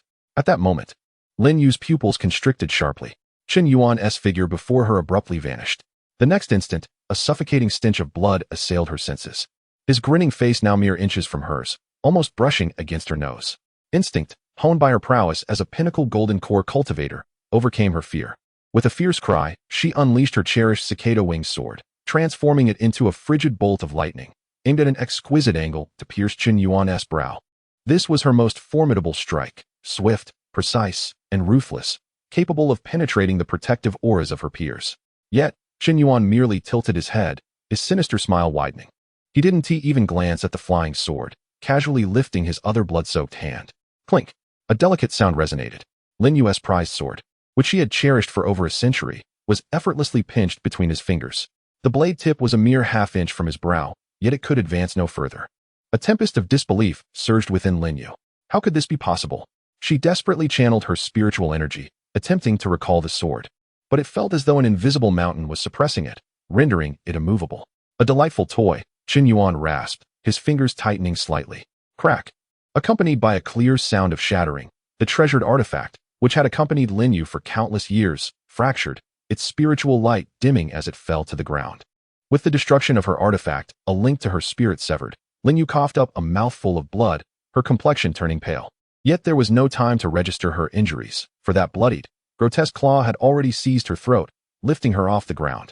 The protective spiritual light of the pinnacle of the golden elixir was as fragile as a mere sheet of paper before that hand, offering no resistance whatsoever. A suffocating sensation and an unprecedented sense of helplessness enveloped her in an instant. She struggled desperately, but the spiritual energy within her was utterly imprisoned by an invisible force, rendering her incapable of mobilizing even a fraction of it. Helplessly, she watched as Qin Yuan slowly, with an irresistible kindness, brought a bloodied human arm to her lips. "Little ghost, I shall ask you once more," he said, his blood-stained visage reverting to that gentle, harmless smile, though beneath it lay a chilling madness. "Will you eat, or will you not?" Fear, like an invisible giant hand, gripped Lin Yu's heart tightly. She gazed at the face adorned with a benign smile, yet stained with blood. Her eyes fixated on the mangled arm, still bearing fragments of bone, brought to her mouth. Her stomach churned violently, while uncontrollably rising in her throat. To refuse meant certain death. To eat, did she truly have a choice? The instinct for survival ultimately triumphed over all. Trembling, Lin Yu opened her mouth. Like a puppet devoid of a soul, mechanically and shamefully biting into the cold, nauseating flesh. Tough, slippery, slimy. The indescribable revulsion exploded on her tongue as she felt her teeth crunch against the bone fragments. Eyes shut tight, she fought against the urge to vomit, summoning all her strength to chew a couple of times before suddenly tilting her head back, forcing down the repulsive mass along with blood and tears. Crack, crackle, crackle. Qin Yuan's gentle smile erupted into a radiant, yet exceedingly eerie grin. He let out a series of sharp, maniacal laughs that echoed through the oppressive silence of the fog, reminiscent of countless crows screeching in unison. Releasing his grip on Lin Yu's neck, he allowed her to collapse to the ground like a heap of mud, coughing violently and retching. "Excellent. Truly splendid," he exclaimed, clapping his hands. Looking down at her with eyes brimming with approval and excitement, much like a master beholding his most cherished toy. "You have consumed my gift, proving your devotion. As a reward." His smile deepened, growing colder, with a ravenous hunger blatantly surging forth from his hollow gaze. "Now, it is my turn to feast upon you." Lin Yu abruptly raised her head, her pupils constricted to pinpricks from sheer terror. Before her unfolded the most horrifying scene of her life. Qin Yuan's neck began to stretch in a manner that defied the laws of physics, his mouth slowly opening wider and wider, the corners ripping back to his ears, revealing a mouthful of serrated, shark-like teeth. His entire head contorted grotesquely, the gentle facade of his face stretched thin as gossamer, his neck elongating in a manner that violated all reason, the jaw dislocating with a crack as his mouth tore open at an unimaginable angle. A terrifying maw, capable of swallowing a whole cow, took form. In the last vestige of Lin Yu's consciousness, she beheld not merely a mouth, but an abyss that devoured all. Crack. A sharp sound echoed, the spine snapped, and the ribs were crushed with a resounding collapse. The colossal jaws closed. Lin Yu's limp body, from the waist up, along with the frozen expression of terror etched upon her face, vanished in an instant. Her remaining lower half convulsed on the ground, and then, a fountain of blood erupted from the jagged edge of her severed form, staining the surrounding mist with a vivid crimson hue. Blood gushed forth from the site of her dismemberment like a fountain, transforming the earth beneath into a shocking deep red. Burp. Qin Yuan's body reverted to its original state, and he contentedly belched, extending his tongue to meticulously lick the bloodstains from the corners of his mouth.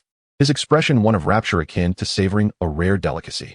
Chapter 107. The encounter with the pig demon amidst the dense fog. Only the twitching remnants of Lin Yu's body remained, alongside the blood rain that surged upwards and then slowly descended, pooling on the ground into a viscous puddle. From the depths of the sea of consciousness, a voice emerged, tinged with a hint of helplessness yet brimming with pure curiosity. "Why must a true immortal consume humans? Is not the essence of demon beasts flesh and blood pure?" Quanzhen responded, "Demon beasts are mere livestock, as are humans. What distinction exists? They are all merely ingredients." This incarnation was still far too feeble. To hasten recovery, consumption was the most expedient path. He extended a finger, feeling the surging spiritual energy within him, now significantly more robust than before, and the greed in his gaze intensified. "Two more, just two more like her. And this Taoist shall shatter the constraints of the golden core and ascend to the nascent soul stage." In the sea of consciousness, Lin Jingyan fell silent for a moment.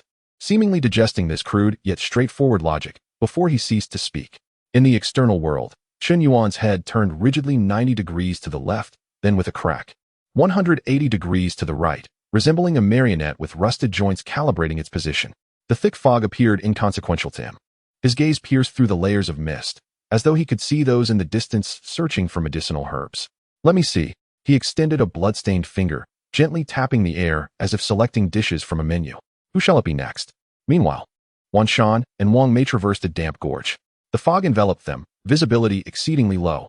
Yet Wan Shan's enthusiasm remained undiminished as he eagerly scanned the surrounding cliffs and ravines in search of the conception vine. Brother Wan Shan, do you truly believe we can find the conception vine? Wang Mei followed closely behind, her voice sweetly melodic, her round, watery eyes filled with admiration and dependence. This place is so perilous. Were it not for your presence, I would surely struggle to proceed alone. Fear not, Sister Wang, Wan Shan replied, invigorated by her admiring gaze, his chest swelling with pride. If Qian Zihao can acquire information, so can I. The conception vine lies deep within this 100-herb valley. If we act separately, we shall undoubtedly arrive ahead of them. Indeed, you are so bold, Brother Wan Shan. Wang Mei praised him at just the right moment before her expression shifted to one of concern.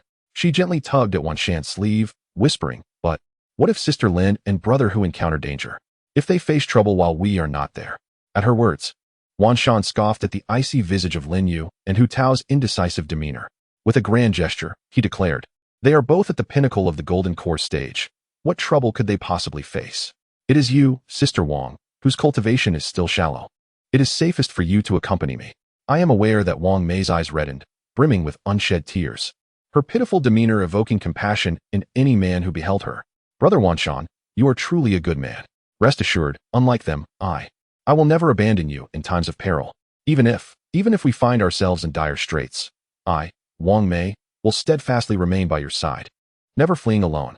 These heartfelt words ignited a fervent warmth within Wan Shan, who perceived this delicate and beautiful woman as the true confidant worthy of his protection and trust. Just as he was about to utter some grandiose declarations to soothe her heart, a thunderous roar, laden with boundless malice and madness, erupted from the dense fog ahead, shaking the entire canyon. Wan Shan's expression shifted dramatically as he instinctively shielded Wang Mei behind him, brandishing his sword, his gaze wary and fixed upon the front. The swirling mist parted to reveal a colossal creature, akin to a small mountain, charging forth with a thunderous crash. Its body was covered in bristling black fur, its eyes a blood-red hue, with drool hanging from its protruding fangs, exuding a palpable aura of malevolence. Indeed, it was the peak golden core crimson blood pig that they had previously startled away. However, at this moment, the creature's aura was even more frenzied and unstable than before. Its crimson eyes not fixated on Wan Shan, but rather, with intense malice, locking onto Wang Mei behind him. That gaze held a deep-seated enmity that no amount of water from the rivers and lakes could cleanse. Wang Mei emitted a piercing scream, the earlier resolve to share life and death with him evaporating in an instant. Fear drained the color from her face as she clutched Wan Shan's clothing tightly, trembling as if she were a leaf caught in a tempest. It's it, the pig demon. How could it have tracked us here? Brother Wan Shan, save me. Please. Save me. When foes meet, the animosity intensifies. The crimson blood pig paid no heed to the more powerful Wan Shan, with a powerful stomp of its hind legs. Its massive form transformed into a streak of black lightning, charging directly at Wang Mei with a terrifying momentum that threatened to obliterate everything in its path. Abominable beast. Seeking death. The sight of the beautiful maiden before him presented an unparalleled opportunity to showcase his gallantry. Wan Shan bellowed, unleashing a surge of spiritual energy, his sword igniting in a dazzling arc as he boldly advanced to confront the rampaging pig demon head-on. Clang! A resounding clash echoed through the canyon, reverberating painfully against the eardrums. Wan Shan's sword collided heavily with the pig demon's fangs, which were comparable to magical artifacts, sparking a brilliant display of light. A tremendous force surged along the blade, causing Wan Shan's hands to tremble violently, his arm numb as he was sent hurtling back several paces, his feet carving deep furrows into the slick ground as he struggled to regain his footing. A wave of terror washed over him. This beast had gone mad. The physical prowess of demon beasts was already far superior to that of human cultivators of the same level, and now, this crimson blood pig had ignited its essence blood, entering a frenzied state, its strength surpassing that of the trio's combined efforts by several folds. The robust spiritual energy he prided himself upon paled in comparison to the raw, unadulterated ferocity of the creature's assault. Roar! With a single strike, The crimson blood pig demon offered no respite to Quanzhen, its forehooves pounding the ground with a thunderous resonance. Its massive form transformed once more into a swirling vortex of death, charging forward with ferocity. Quanzhen's face flushed crimson as he let out a roar, casting aside his heroic demeanor, no longer daring to confront the beast head-on. Instead, he clumsily rolled aside to evade its onslaught. With a resounding crash, the spot where he had stood was violently impacted by the demon, creating a vast crater in the once solid rock wall, shards of stone scattering in all directions. A shiver of dread coursed through Quanzhen, cold sweat instantly soaking his back. Relying on his agility, he darted and dodged, his longsword slicing through the air, unleashing fierce sword energy that struck the demon's flesh, yet only succeeded in leaving superficial wounds. Such injuries were merely a tickle to the pig demon's tough hide, only serving to further incite its bloodlust. Within the canyon, the clash of sword light and demonic energy intertwined, yet to any discerning observer, it was evident that Quanzhen had fallen into a dire predicament. He resembled a fragile boat amidst tumultuous waves, desperately relying on his peak golden core foundation to endure the onslaught. Each evasion was fraught with peril, and his spiritual energy drained away as if unleashed from a broken dam. Chapter 108. Regret with a sudden and unforeseen movement. Quanzhen found himself struck by the sharp fangs of the beast, his protective aura shattered in an instant. A deep gash appeared, exposing flesh and bone, and blood stained half of his garments. The agonizing pain caused him to stagger, and as he gazed into the increasingly frenzied crimson eyes of the creature, the noble aspirations that once filled his heart were swiftly replaced by a chilling dread. He realized that if this continued, within 10 breaths, he would be violently crushed by this frenzied beast. He abruptly turned and, with all his remaining strength, shouted hoarsely towards the trembling figure not far away. Sister Wang, do not hesitate. Quickly intervene. Use your spells to distract it from the side, and grant me a fleeting opportunity. Upon hearing his plea, Wang Mei trembled even more violently, though a flicker of hesitation crossed her once terrified eyes. Help! She observed Quanzhen, bloodied and pursued like a cornered animal, and scorn filled her heart. This man was already as good as dead. Her involvement would merely ensure her own demise alongside him.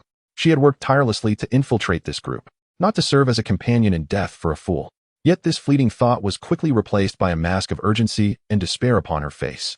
Instead of rushing to his aid, she staggered back 2 steps and, with a choked voice, cried out towards Quanzhen. Brother Wan, you must hold on. It's too powerful. I am no match for it. I will fetch Brother Hu and Junior Brother Chen to rescue you. You must wait for my return. Before her words could fully resonate, she abruptly turned, channeling the scant spiritual energy within her to its utmost, and fled towards the opposite end of the canyon without a backward glance. Her speed surpassed even that of her earlier flight from the beast, devoid of hesitation or longing. As Quanzhen clumsily evaded another charge from the creature, he felt a flicker of hope at Wang Mei's heartfelt cry, only to be struck by despair as he caught sight of her azure figure racing away without a hint of reluctance. He felt as if struck by lightning. His mind blank. She ran? She truly ran away? The promise she made to stay by his side, vowing never to abandon him, now echoed in his ears like the loudest slap to his face. A despair more profound than the pain of his wound seized his heart. He had misjudged everything, everyone. Lin Yu's indifference was clarity, Hu Tao's cunning was self-preservation, and even Qin Yuan, who was quick to resort to violence, might be 100 times more reliable than this woman, who spoke only lies. He was indeed a monumental fool. Wang Mei dashed through the thickening mist, her heart devoid of guilt, filled instead with relief for surviving and disdain for the foolish man she left behind. A man who could not even protect a woman deserved his fate. But what should she do next? Just as her thoughts spiraled into chaos, the surrounding white fog thickened without warning, transforming the once visible landscape into an impenetrable veil of darkness. The chill and dampness enveloped her, akin to an invisible hand tightening around her heart. This mist felt ominous. A warning bell rang in Wang Mei's mind, causing her steps to falter. At that moment, she vaguely discerned a solitary figure standing amidst the thick fog not far ahead. The silhouette stood tall and poised on one leg, arms unfurling gracefully like wings, resembling a celestial crane dancing alone in the mist. An ethereal voice, tinged with a hint of self-satisfaction, echoed softly from the figure, practicing until one's form resembles that of a crane. It was Qin Yuan. As Wang Mei recognized the face before her, her eyes sparkled with a joy more profound than the exhilaration of escaping peril. She recalled that foolish Quanzhen had boasted about this Qin Yuan's father, a revered elder at the divine transformation stage. This was a true pillar of support, infinitely stronger than Quanzhen, that brash cultivator at the peak of the golden core stage. If she could attach herself to such a formidable figure and gain his protection. Once they emerged from this secret realm, Wouldn't she soar to great heights? Those relatives who had looked down upon her would surely revere her as an ancestor. This thought sprouted wildly like weeds, swiftly consuming her every thought. A fortuitous opportunity. Surely the heavens were aiding her. Wang Mei instantly donned her most practiced expression of sorrow. Reminiscent of a weeping pear blossom, tears flowed freely as she staggered toward the ethereal figure. Senior brother Chun, save me. Her voice trembled, imbued with desperation and fear. As she lunged forward, her body softening, yearning to lean against Chen Yuan. Wan Shan, he sacrificed himself to protect me. Sob sob. However, the tender embrace she had envisioned, filled with warmth and compassion, did not materialize. Chen Yuan slightly shifted to the side, causing her to miss him entirely. Nearly falling to the ground. He paid her no heed, not even granting her a glance. Maintaining his poised stance on one leg while adjusting his arms to a different angle, lost in his own world. Wang Mei froze, a flicker of indignation flashing through her. But she quickly attributed it to the demeanor of a true master. She promptly recalibrated her approach, intensifying her sobs, sinking to her knees at Chen Yuan's feet. Trembling hands clutching at his robe. Senior brother Chun, I'm so afraid. That pig demon is terrifying. I'm all alone now. You're my only hope. Please, for the sake of our shared path, take me with you. I can do anything. Her lament was heartrending enough to stir even the most unyielding of hearts. Yet, Chen Yuan remained unmoved. He seemed oblivious to Wang Mei's pleas, slowly retracting his outstretched arms with a rhythmic grace.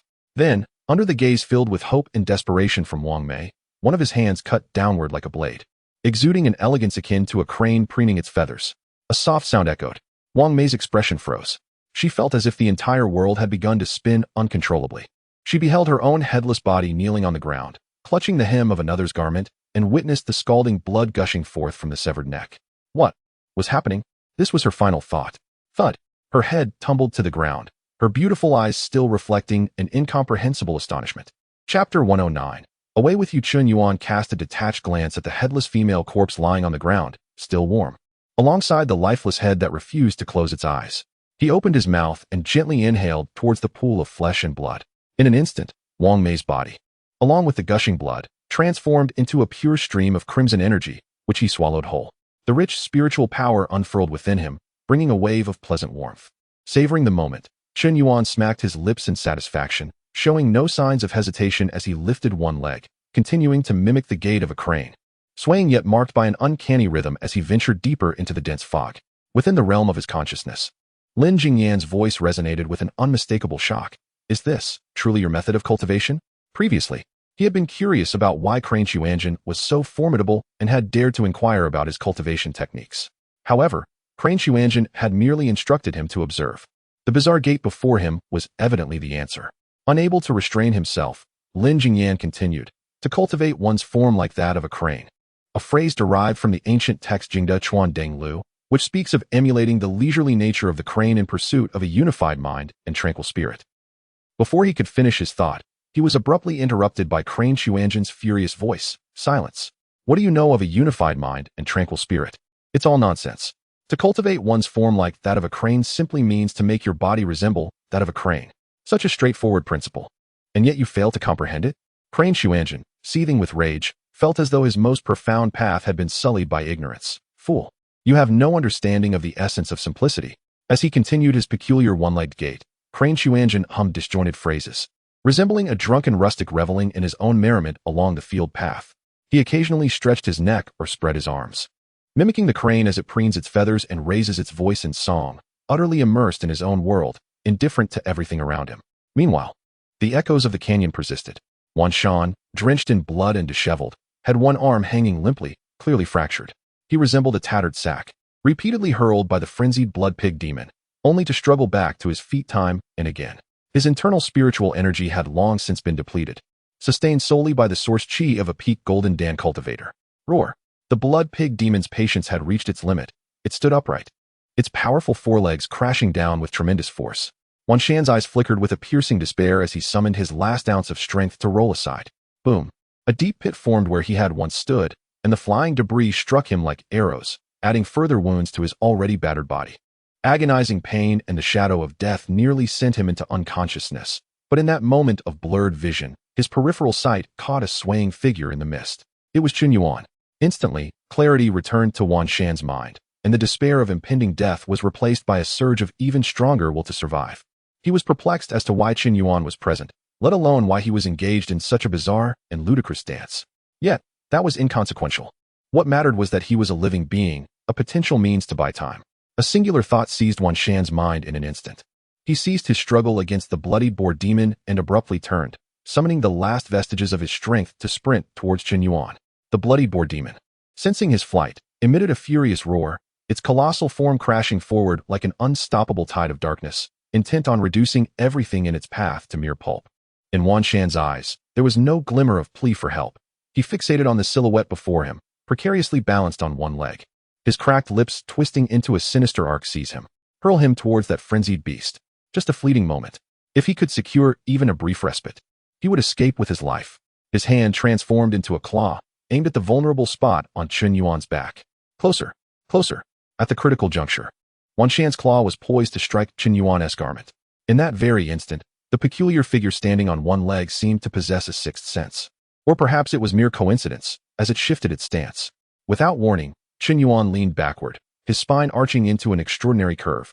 His arms stretching out to the sides, transforming his form into that of a tautly drawn bow, or a crane unfurling its wings toward the heavens. The motion was both graceful and strange, perfectly causing Wan Shan's determined claw to glide harmlessly past his chest. A miss. Wan Shan's momentum did not cease. He staggered forward, his grotesque expression frozen in disbelief, his eyes filled with utter confusion. How could this be? How did he evade my grasp? This moment of paralyzing shock, albeit brief, was ample for the pursuing bloodied boar demon. The fetid wind assaulted him, and the shadow of death loomed like a mountain, enveloping Wan Shan entirely. He stiffly turned back, only to see his own despair reflected in the blood-red eyes of the beast. There was no escaping this fate. The bloodied boar demon, seeing an additional target ahead, did not temper its ferocity. Rather, its murderous intent intensified. To it, both humans were equally cursed. It made no distinction. Its massive form barreling forward with a terrifying force, crashing toward Wan Shan and the still reclining Qin Yuan alike. Wan Shan watched helplessly as the black tide of death threatened to engulf both him and the bizarre Qin Yuan, a perverse thrill surging within him. Let us perish together. However, just as the demon's tusks were mere inches from Qin Yuan's reclining form, the peculiar figure, without turning his head, casually swept his outstretched arm, resembling a crane's wing. Backward. Begone. Boom. A sound of indescribable terror erupted, eclipsing both the roar of the pig demon and the reverberation of the canyon. The colossal crimson blood pig demon, akin to a mountain in size and fury, was sent hurtling through the air like a mere plaything, its massive form twisting and contorting mid-flight as it emitted a chillingly mournful wail. It soared back at a velocity tenfold greater than its approach, crashing violently into a distant mountainside, sending shards of rock flying and clouds of dust rising, until it was utterly obliterated from sight, its fate uncertain. The entire canyon was plunged into an eerie silence. The grimace of delight on Wan Shan's face froze, replaced by a void of incomprehensible horror. He stood rigidly, gazing at the human-shaped cavity in the mountainside, his mind momentarily paralyzed. What had transpired? At that moment, a series of unsettling cracking sounds echoed behind him, akin to a rusted marionette adjusting its stance. The chilling aura that had sent shivers down his spine dissipated. Wan Shan exhaled sharply, his body relaxing as he prepared to turn and speak. However, a sudden warm and foul breath brushed against the nape of his neck.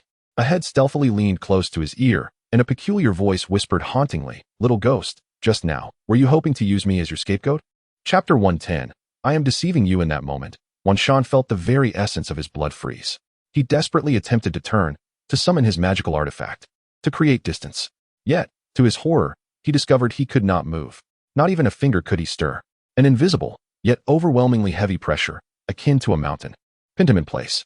He felt his bones groan under the unbearable burden, as if his very soul was gripped by a frigid hand, rendering his thoughts sluggish. He could even sense the sharp teeth of Qin Yuan, lurking behind him, poised to sink into the back of his head. The breath escaping from that mouth carrying a sickeningly sweet scent of blood and flesh that sent shivers down his spine. No, this cannot be.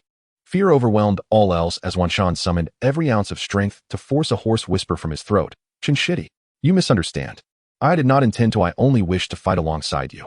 Qin Yuan's face, which had been pressed against the nape of Wan Shan's neck, gradually receded, allowing the terrifying pressure that had frozen his very soul to ebb like the tide. Wan Shan felt a wave of relief wash over him, nearly collapsing to the ground as he gasped for breath, cold sweat mingling with blood streaming down his cheeks.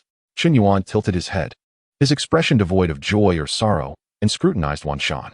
After a moment, The corners of his rigid mouth stretched into a grotesque grin, emitting a series of dry, unsettling chuckles. Ha ha ha ha ha. The laughter bore no warmth. Instead, it resembled the grating of rusted metal against metal, sending chills through Quanzhen's heart. Fight alongside you? Chen Yuan echoed the phrase, nodding his head at an odd angle, as if genuinely contemplating the idea. Well spoken, indeed. He reached out and patted Quanzhen's bloodied shoulder with a disarmingly casual affection. The gentle pressure sent a shiver through Quanzhen. What a misunderstanding. I should have realized. Wan Shixiao, you are a paragon of heroism. How could you possibly be the sort to flee in battle and drag your fellow disciples down with you? Chen Yuan's tone turned earnestly sincere. It was I who misjudged you, who presumed to interpret your intentions malignantly. Quanzhen stared at him in bewilderment, his mind a blank slate. Did he truly believe this? This unpredictable, ruthless madman had accepted his words so readily? A surge of elation washed over him, momentarily drowning out the deep-seated fear. Go on then. Chen Yuan waved his hand with an expression of genuine sincerity, exuding the grace of an enlightened master. Since it is a misunderstanding, let us set it aside. After all, we are fellow disciples. There is no need to mar our camaraderie. You appear gravely injured. It would be prudent to seek a safe haven to recover. Off you go, quickly. A path to survival emerged abruptly before him. Quanzhen dared not harbor a shred of doubt, nor could he afford to ponder the underlying motives. The instinct for self-preservation eclipsed all else. Thank you, Chen Shidi, for your understanding. He managed to force out, his voice trembling violently with emotion. He dared not glance at Chen Yuan's face any longer. In a sudden twist, he summoned the last remnants of his spiritual energy and staggered into the depths of the thick fog, fleeing for his life. He had run. He had truly escaped. Listening to the silence behind him, Quanzhen's heart raced wildly within his chest. It was not fear, but rather an ecstatic joy of having survived a calamity. He was alive. That madman had indeed spared him. The dense fog enveloped him, bringing with it a chilling dampness that, at this moment, felt oddly comforting. The taste of freedom was exquisite. He could almost envision himself escaping the confines of the secret realm. After running nearly 100 paces, the strange silhouette behind him had been completely engulfed by the fog. He was safe. Just as this thought arose, a soft, muted sound pierced the air, akin to a blade piercing through wet earth. Quanzhen's body froze mid-stride, as a tremendous force pinned him in place. The ecstasy on his face solidified into horror. Slowly, stiffly, he lowered his gaze. A pale, elongated hand emerged from his back, slick with blood and shattered entrails, gently clutching his still-throbbing heart. His life force drained away like a torrent released from a dam. A mocking, frenzied voice, filled with boundless malice, whispered sinisterly in his ear. By the way that hand suddenly exerted force. Bang! His heart was crushed. I was deceiving you. Ha ha ha ha ha ha ha. In Quanzhen's final moments of consciousness, only the chilling, maniacal laughter echoed throughout the canyon. His body crumpled to the ground, while that ghostly figure had unknowingly materialized before him, opening its mouth to deeply inhale the warmth from his lifeless form, draining him completely. Chen Yuan discarded the withered corpse as one would toss aside a squeezed fruit peel.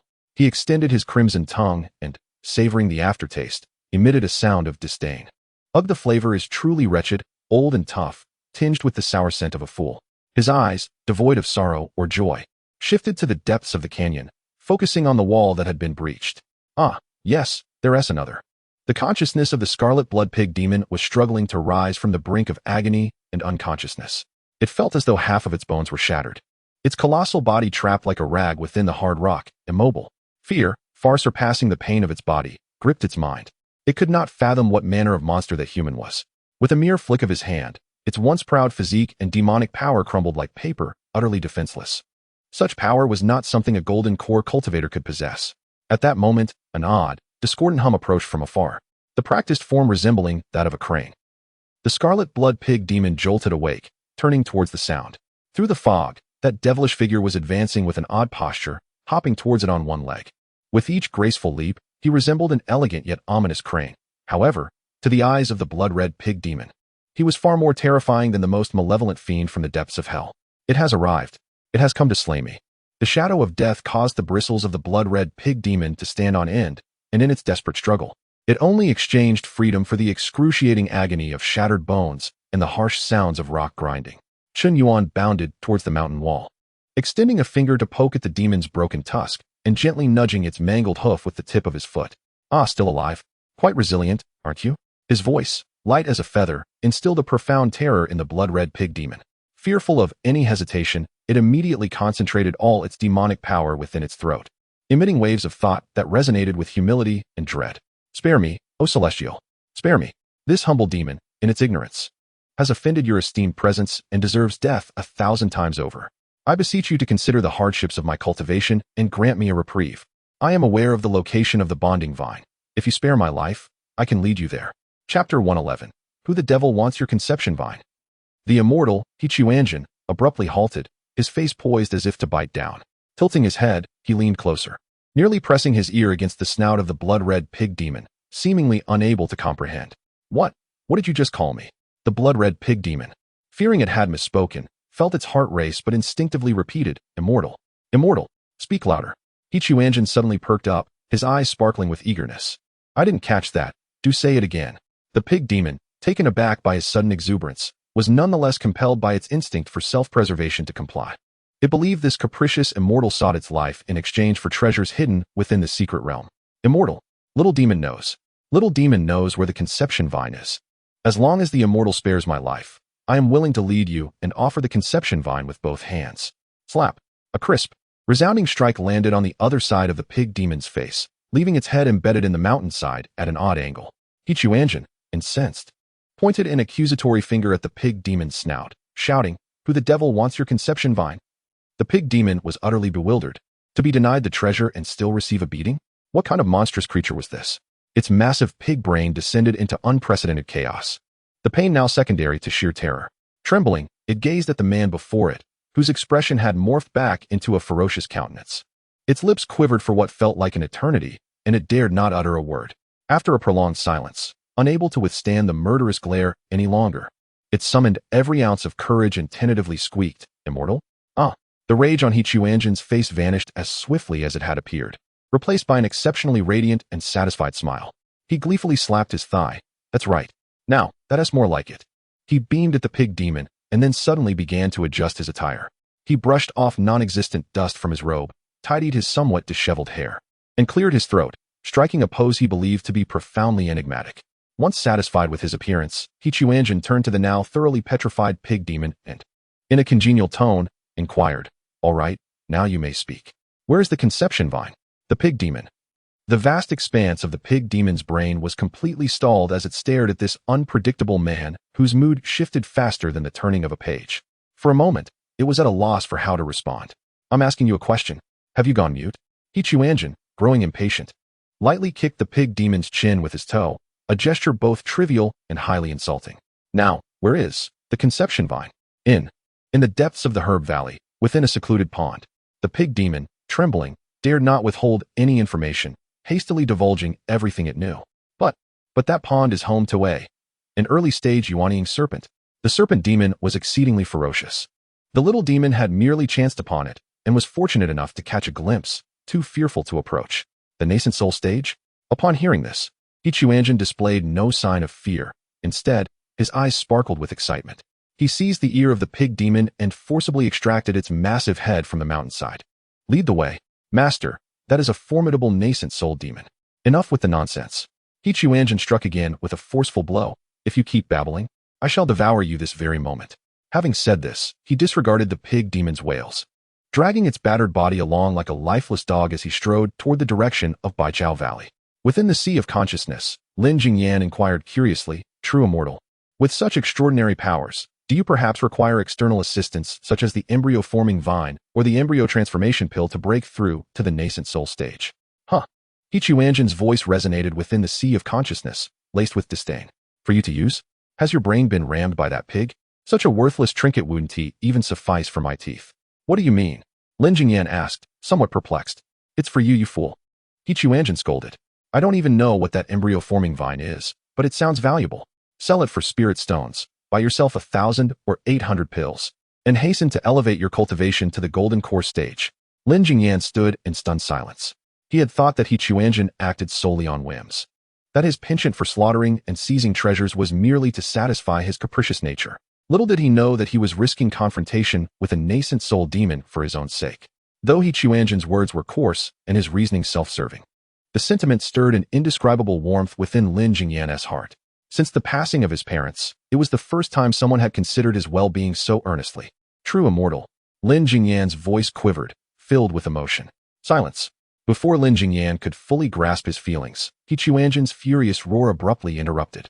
Feelings? Spare me that nauseating display. I'll tell you this. If it weren't for that damned protective mechanism of the light orb in your sea of consciousness, I would have been out long ago.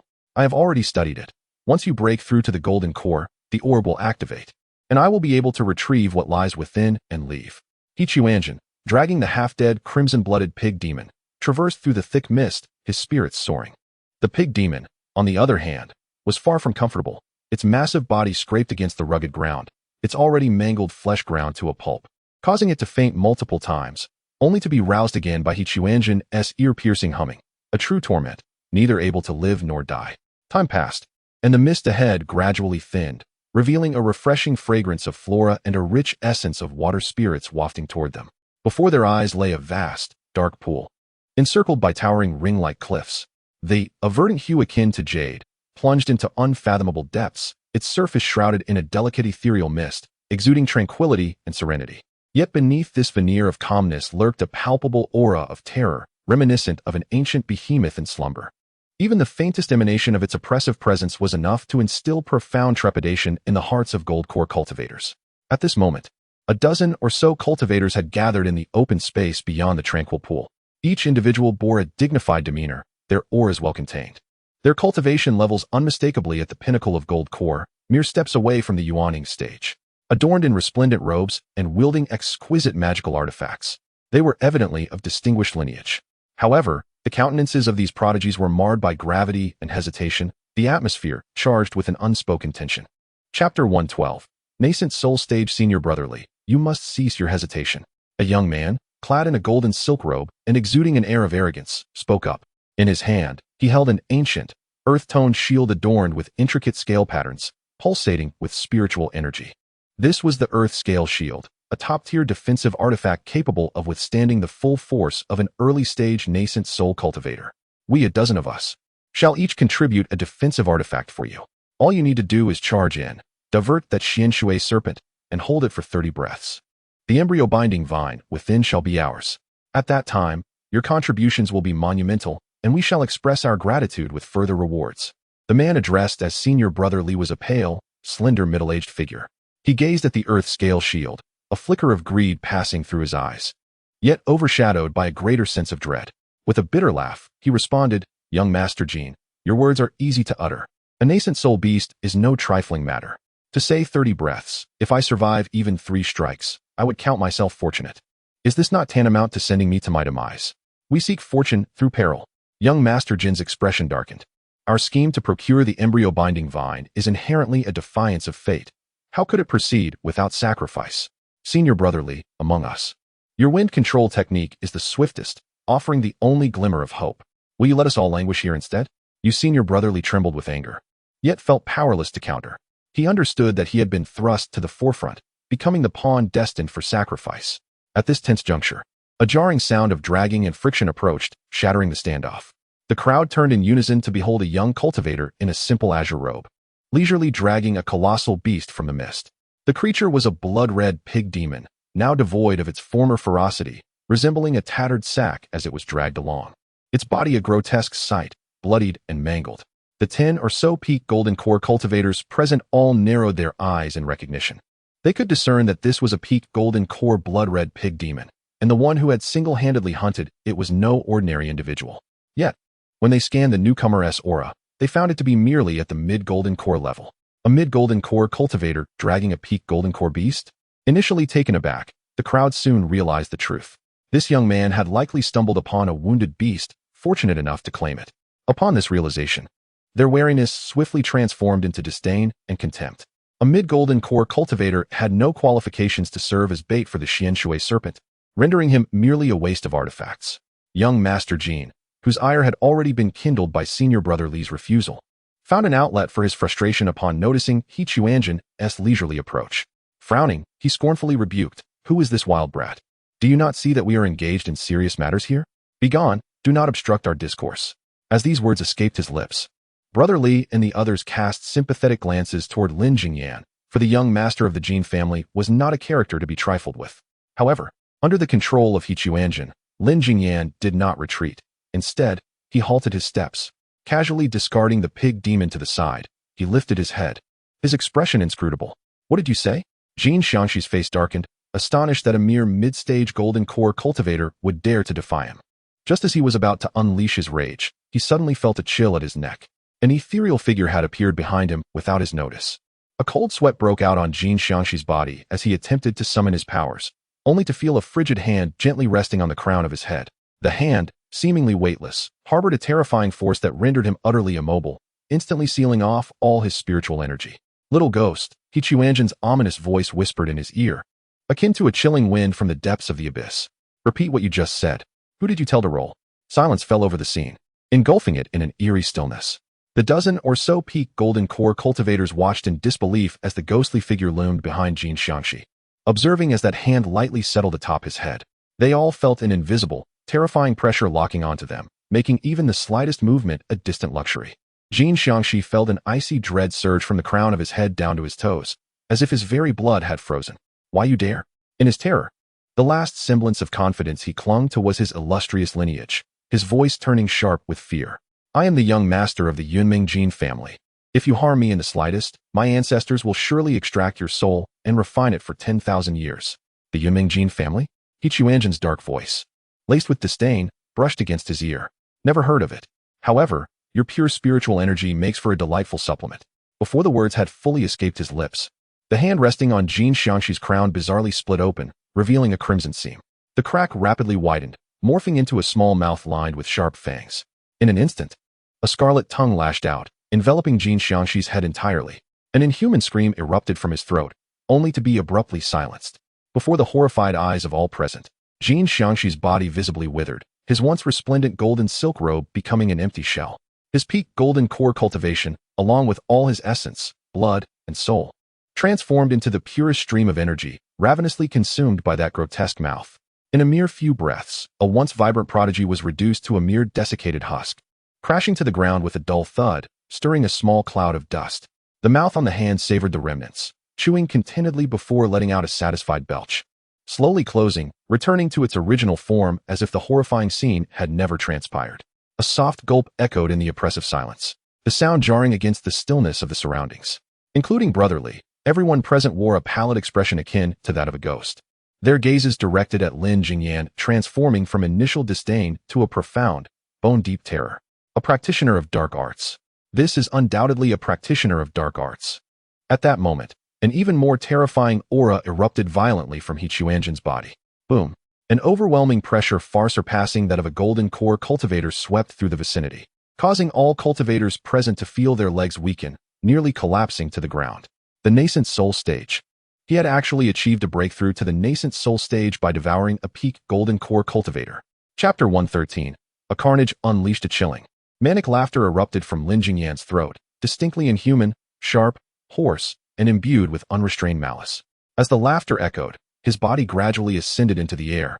A torrent of ink-black mist surged forth from within him, resembling serpents brought to life, swirling, entwining, and dancing around him. The terrifying pressure of the nascent soul stage intensified, bearing down upon each individual like an insurmountable mountain. On the ground, a dozen golden core cultivators, including senior Brotherly, were utterly paralyzed with fear, unable even to entertain the notion of escape. Before such overwhelming force, they resembled ants caught in a tempest, left with nothing but trembling. In the air, Qiquanzhen's laughter subsided, replaced by a pallid, ecstatic expression on the youthful visage that belonged to Chun Yuan. He raised a hand, reaching out towards the quaking group below, and with a mere gesture, an invisible binding force descended upon them. Buzz. An oppressive constriction enveloped them, as if they were encased in transparent steel, rendering them completely immobile, their bodies frozen in place. In abject horror, they realized that their connection to their golden core, spiritual energy, and even their souls was being forcibly severed by an irresistible, tyrannical force. No. Senior Brother Li's heart roared silently as he summoned all his strength, attempting to detonate his golden core in a desperate bid to perish alongside the demon. Yet, his cultivation felt like a docile lamb, unresponsive to his commands, and instead surged eagerly toward that dreadful hand. Streams of multicolored spiritual energy were forcibly extracted from the crowns of their heads, transforming into brilliant ribbons that raced toward Qiquanzhen's palm. Their bodies began to deflate visibly, akin to punctured balloons, as their once robust flesh rapidly dissipated, leaving their robes eerily hollow. faces contorted in agony and despair, their vitality swiftly dimming. Resistance? Their struggles were akin to a gentle breeze brushing over a mountain ridge, creating not a ripple. In the face of such absolute power, all efforts were in vain. In mere moments, the streams of spiritual energy vanished into He Chuanjin's grasp. He clenched his fist with satisfaction, reveling in the resurgence of power coursing through him, his expression becoming increasingly frenzied. Thud, thud. Below, the skeletal remains of the lifeless corpses lost their final support, collapsing one after another, stirring up clouds of silent dust. Amidst the sea of cadavers and the suffocating atmosphere, He Chuanjin hovered quietly in the air, savoring the exhilarating sensation of power surging through his limbs after breaking into the nascent soul stage. This feeling surpassed even the most intoxicating of wines. At that moment, an unexpected thunderous roar erupted from the depths of a nearby cold pool. Water splashed skyward, exploding to a height of 100 zhong, as a surge of demonic energy, equally belonging to the nascent soul stage, ascended, yet was imbued with a sense of terror and panic. Immediately following, an enormous shadow erupted from the depths of the pool, heedless of the shimmering spirit-childing vine within, twisting its colossal serpent body, measuring dozens of zhong, in a frantic escape in the opposite direction of He Chuanjin. It was none other than the nascent soul-level Xian Shui serpent. Having guarded the spirit-childing vine for a century, it had anticipated a mere confrontation with a horde of greedy golden core ants. Little did it expect that, in an instant, a creature 100 times more terrifying would descend upon it. The malevolent aura that devoured all vitality, the overwhelming pressure that shattered the nascent soul threshold, and the horrifying sight of several golden core cultivators being reduced to lifeless husks had long been imprinted in its very soul by the instinctual senses of the beast. Stay? Guard the spirit-childing vine. That would be tantamount to courting death. This ancient demon, having lived for millennia, was now consumed by a singular thought: to flee. The farther, the better. Oh. In the air, He Chuanjin slowly turned his head, a cruel smile tugging at the corners of Chun Yuan's mouth. Wishing to escape? He Chuanjin chuckled softly, the sound barely above a whisper yet distinctly resonating in the ears of the Xian Shui serpent, akin to a death knell. He raised the hand that had just devoured a dozen golden core cultivators. In an instant, the endless black energy swirling around him seemed to respond to a sovereign's command, surging violently toward his palm, twisting and condensing. In the blink of an eye, a colossal claw composed entirely of pure demonic energy materialized, obscuring the heavens. The claw, adorned with clear patterns and defined joints, emanated a palpably devastating aura. Seize. He Chuanjin uttered a single word.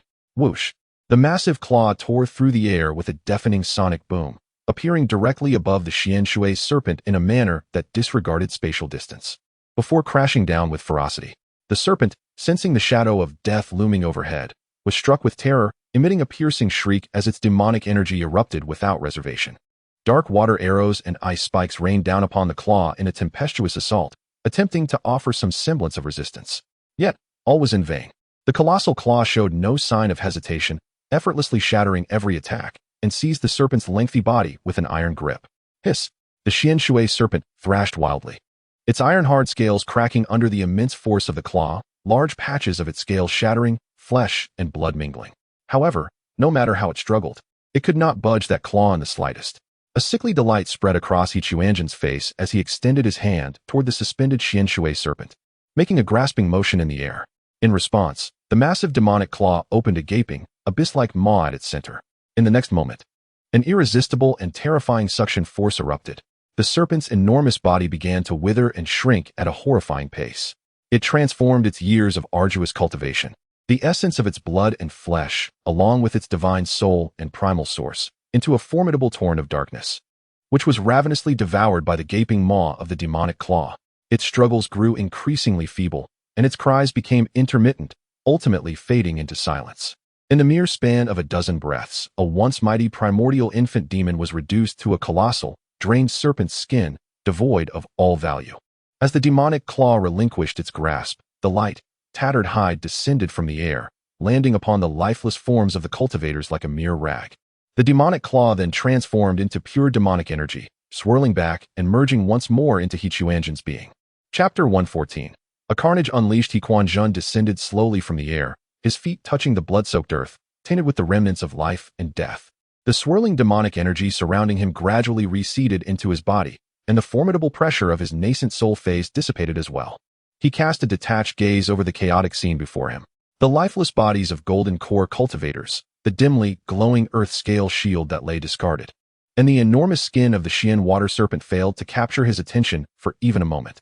The only relatively intact presence was the crimson-blooded pig demon he had dragged here, now trembling on the ground with its head buried in the earth. His gaze ultimately settled upon the depths of a cold, tranquil pool. The water, rendered motionless by the death of the Xian water serpent, mirrored a cold and unyielding figure. He strolled to the pool's edge, peering through the surface to behold a vine at the bottom, wholly verdant and radiating a gentle spiritual glow, the embryonic binding vine. With a flick of his wrist, an invisible force penetrated the depths of the pool. The embryonic binding vine, along with the surrounding soil and stones, was entirely drawn forth. Suspended before him, the vine bore 3 fruit the size of a fist, resembling miniature infants, their surfaces shimmering with iridescence and exuding a captivating fragrance. Imbued with immense and pure wood elemental spiritual energy. Such a treasure, capable of aiding a peak golden core cultivator in breaking through to the nascent soul stage, would incite frenzy among any mid-tier sect.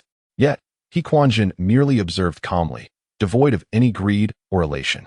With a twist of his wrist, the invaluable embryonic binding vine vanished into thin air, absorbed into his storage artifact. Having completed this act, he turned away, not casting another glance at the scene of carnage, and with a flicker, transformed into an almost imperceptible shadow, vanishing into the depths of the dense mist. All that remained was a ground strewn with lifeless bodies, a massive serpent skin, and the solitary living pig demon. Within the confines of a secret realm, in a secluded valley, 3 cultivators clad in identical robes were collaborating to besiege a late-stage golden core iron-armored rhinoceros. Sword lights and spells danced chaotically, and it seemed they were on the verge of claiming victory, each face alight with the joy of imminent success. At that moment, however, their movements abruptly froze. An indescribable chill surged from the depths of their hearts, as if they had been singled out by a primordial beast from the ancient wilderness. Who? The leading cultivator barked, his consciousness frantically scanning the surroundings. The answer came in the form of a massive claw, descending from the heavens, entirely composed of inky demonic energy. The enormous claw obscured the sky above the valley, imbued with pure intent of destruction and devouring, descending without a hint of hesitation. The look of terror on the 3 faces solidified just before they, along with the iron-armored rhinoceros, and the valley's vitality, were seized, crushed, and absorbed by the colossal claw. As the demonic claw dissipated, the valley was left devoid of any living creature, shrouded in a silence of desolation. Elsewhere, in a concealed cave, a cultivator sat cross-legged, attempting to refine the spiritual herb he had just gathered. He suddenly felt a sense of unease, opening his eyes only to be horrified by the sight of a figure standing before him, seemingly appearing out of nowhere. "You." He barely managed to utter a single word before a frigid hand pressed down upon his crown. The familiar and despair-inducing force of devouring energy erupted, draining away all his cultivation and vitality within mere moments, leaving him as nothing more than a lifeless husk. Quanzhen withdrew his hand, his expression devoid of any emotion, not even a trace of pleasure. His form vanished once again, gliding toward the next source of life he could sense. In this vast secret realm, Quanzhen resembled a walking harbinger of death. At times, he morphed into a demonic claw, erasing entire teams along with their beasts. While at other moments, he slinked like a specter, turning solitary cultivators into mere sustenance. His movements were utterly erratic, guided solely by whim. Occasionally, he would pass by a group of cultivators engaged in fierce battle, yet in the next instant, he would extract and extinguish a hidden cultivator from miles away. He embodied absolute power and malevolence, recklessly asserting his existence within this isolated domain. Outside the secret realm, at the strongholds of various sects, an elderly man with white hair and beard sat with his eyes closed in meditation within the Deluo sect. Before him hovered a colossal jade disc, upon which hundreds of luminous points floated, each representing a disciple from the sect who had entered the secret realm. Suddenly, the old man opened his eyes with a start, fixating intently on the jade disc. In the upper right corner, the most resplendent point representing Jin Xiangxi, the young master of the Jin family, flickered ominously before, extinguishing without warning. Immediately, as if a fuse had been lit, several surrounding points dimmed in rapid succession, fading into darkness within mere breaths. "What is happening?" The old man rose abruptly, his face etched with shock and disbelief. Yet, this was only the beginning. In less than the time it takes to burn a stick of incense, another section of the jade disc, representing an elite team, saw 3 points extinguish almost simultaneously. Then came the next, and the next. The pace at which the points vanished quickened, spreading wider and wider, utterly chaotic, covering every corner of the jade disc. It was as though an invisible hand was casually erasing those luminous points that symbolized life. The old man's complexion turned ashen as he hastily invoked a spell, attempting to commune with the jade disc to glimpse the last moments of those disciples before their demise. However, the jade disc flickered with light, only to return a chaotic and distorted darkness, along with a terrifying aura that even he, an infant soul elder, found disquieting. He could not discern what had transpired. A similar scene unfolded in frantic chaos across the strongholds of all the major sections. The life token of Wang Shizhi shattered. Li Shidi's team, completely destroyed. How could this be possible? Quickly, activate the tracing mirror. I must see who is responsible. No. The mirror reveals only a sea of blood and darkness. Nothing is visible. The opponent's power level is too high, their speed too swift, utterly disrupting the life token's sensing abilities. Panic and turmoil spread like a plague among all the sections. They were only aware that their disciples were being slaughtered within the secret realm at an unprecedented pace, yet the identity of the assailants, whether human or beast, and the nature of their cultivation, remained a complete mystery to them. This unknown terror eclipsed any fear they harbored for known adversaries. Hurry, inform the elders at once. There is a crisis within the secret realm. A few panicked deacons of the Deluo sect rushed towards the inner sanctum of the sect. Clearly, something had gone awry within the secret realm, and it was a grave issue. It was not only their own disciples who were perishing, but also those from other sects. Those fallen disciples were the elite of their ranks. Chapter 115, Perception at the headquarters of the Deluo sect. A palpable silence enveloped the air. The face of the Yuanying steward turned ashen as he witnessed yet another luminous point on the jade mirror abruptly extinguish, leaving him chilled to the bone, his breath trembling. Panic had transcended mere fear, transforming into a tangible ice that froze the souls of everyone present. Amidst this suffocating atmosphere, two figures silently emerged at the center of the tent. To the left stood the esteemed elder He Chuan, his countenance grave, eyes shadowed with foreboding clouds. Beside him was a tall, austere middle-aged Taoist, clad in a five-colored robe, Elder Lu Changkong of the Deluo sect. Elder! The Yuanying steward, upon seeing the two, bowed deeply, akin to a drowning man clutching at driftwood, his voice betraying his trepidation. He Chuan disregarded him, his gaze sharp as a blade, piercing into the vast jade mirror. Upon observing that nearly 30% of the luminous points had been extinguished, with sporadic flickers of light dimming further, the aged skin on his face twitched violently. Lu Changkong furrowed his brow, stepping forward and tracing intricate runes in the air with his finger, directing them towards the jade mirror. Trace back. The jade mirror flared to life, attempting to reveal the scenes preceding the disciples' demise. However, as the images began to materialize, they were violently torn apart by a surge of chaotic, dark energy, leaving behind only a tumultuous and repugnant aura. Humph! Lu Changkong grunted, retracting his finger, his expression darkening significantly. Such a malevolent force. It could even erode the very source of the tracing spell. Their adversary's path surpassed their own. It is not merely their path that surpasses ours. He Chuan's gaze remained fixed on the lingering dark energy, his voice raspy as if he had long struggled to articulate the words. It is the essence of this power that repels everything within this realm. Lu Changkong was momentarily taken aback, turning to He Chuan. Elder, what do you mean by that? He Chuan did not respond immediately. He closed his eyes, extending his consciousness to meticulously sense the faint yet tenacious taint emanating from the jade mirror. Chaos, madness, devouring, termination. This sensation. He Chuan's eyes shot open, his pupils constricting violently as a deep-seated terror, nearly shattering his resolve, surged uncontrollably to the surface. It is it, he murmured instinctively, his voice barely audible to himself. Elder, what did you say? Lu Changkong sensed He Chuan's distress. And no, it is nothing. He Chuan forcibly suppressed the tumult within, shaking his head, though his complexion grew ever more pallid. Changkong, do you not find this aura somewhat familiar? Lu Changkong focused intently once more, and after a moment, he furrowed his brow.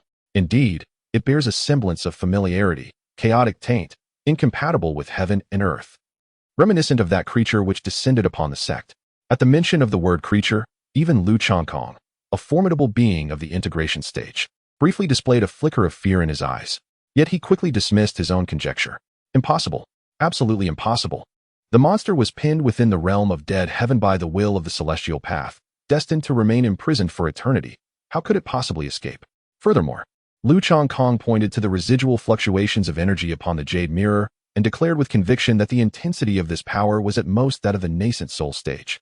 Although its nature was indeed malevolent, it paled in comparison to the cataclysmic might of that demonic entity capable of annihilating the heavens and earth, an incongruity akin to the difference between a firefly and the full moon.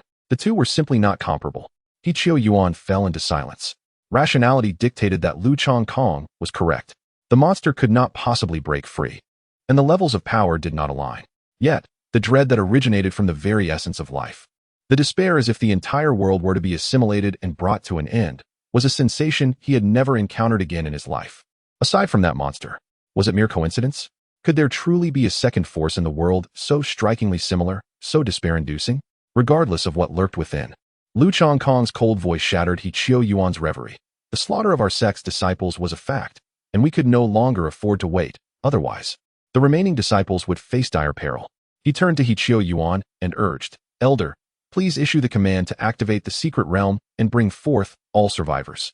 Subsequently, I shall personally venture inside to ascertain the identity of the audacious being that dares to disturb our Deluo sect." Qiqiu Yuan took a deep breath, forcefully suppressing the absurd and terrifying conjectures that plagued his mind. At this moment, rescuing the living was of utmost importance. A flicker of cold light flashed in his eyes, and without a trace of hesitation, he declared, "Transmit my orders. Let my voice resonate with celestial power, reaching every corner of our station. All disciples, take your positions and prepare to activate the boundary-breaking guiding formation. In 3 breaths, forcefully open the passage to the secret realm." Yes, within the station, the cultivators, hearing the divine command, swiftly rushed to their respective formations. Observing the bustling activity around them, Qiqiu Yuan and Lu Chongkong exchanged a glance, each perceiving the gravity and murderous intent reflected in the other's eyes. Regardless of what that entity was or its relation to the monster, it must be eradicated. Within the secret realm, the sky remained shrouded in the timeless, gray hue, a space where fortune and peril coexisted. In a certain valley, several cultivators had just triumphantly slain a golden core stage demon beast and were eagerly dividing the spoils, when a voice of profound authority, resonating with undeniable majesty, echoed through every corner of the secret realm like the decree of the celestial path. "All cultivators within the secret realm, heed my command.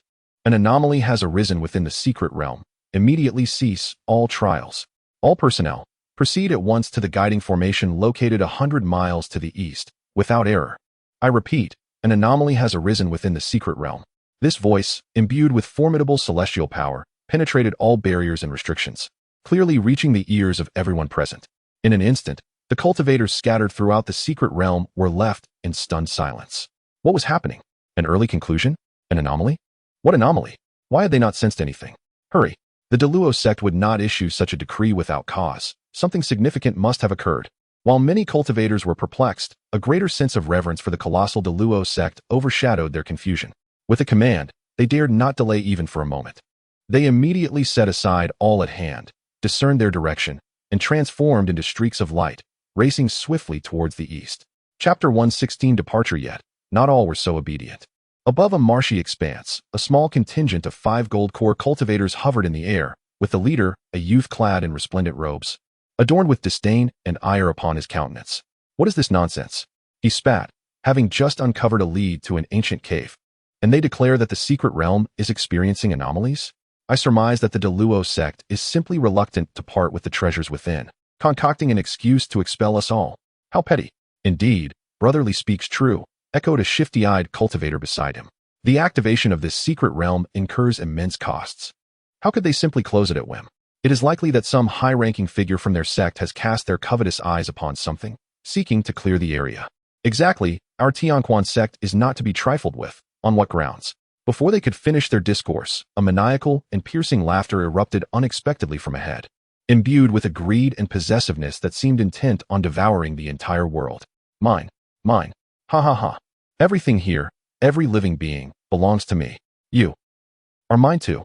This voice, as if infused with a certain enchantment, sent tremors through the souls of the Tianquan cultivators, instilling within them a disconcerting illusion that they had become mere morsels within the predator's grasp. In horror, they cast their gazes downward. Emerging from the mist ahead was a figure, slowly ascending.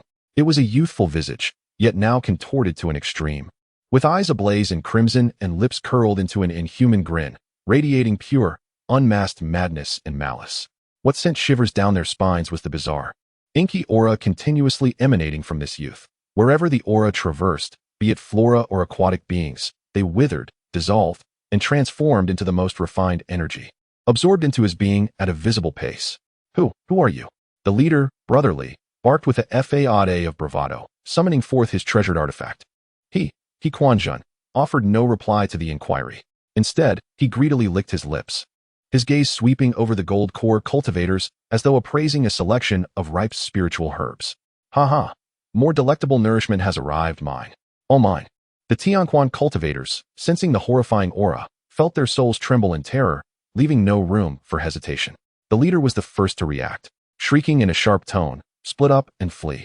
No sooner had the words escaped his lips than the five transformed into streaks of light, fleeing in disparate directions, exerting every ounce of strength they possessed. Flee? Quanzhen tilted his head, a twisted smile revealing a childlike innocence laced with cruelty upon his face. He extended a slender, pale finger, gently pointing into the void.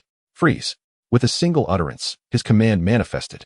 Time and space appeared to be forcibly paused in that moment. The five frantic streaks of light abruptly froze mid-flight, their faces etched with stark terror and despair, captured in a moment akin to insects encased in amber. Quanzhen savored his masterpiece, walking through the air to stand before the five. What a fine source of nourishment, yet why flee? He extended his hand, fingers splayed, and made a feeble grasp towards the leading senior brother. The individual became paralyzed, unable to utter a word, yet his soul emitted a heart-wrenching wail.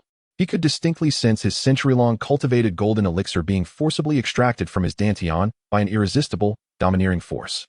A resplendent, golden elixir, marred by cracks, was brutally drawn from the lower abdomen of Brotherly, spinning tantalizingly before his eyes. Following this, a second, a third. 5 golden elixirs, along with the lifetime of magical power and insights of the cultivators, transformed into 5 brilliant orbs of light, suspended in Quanzhen's palm.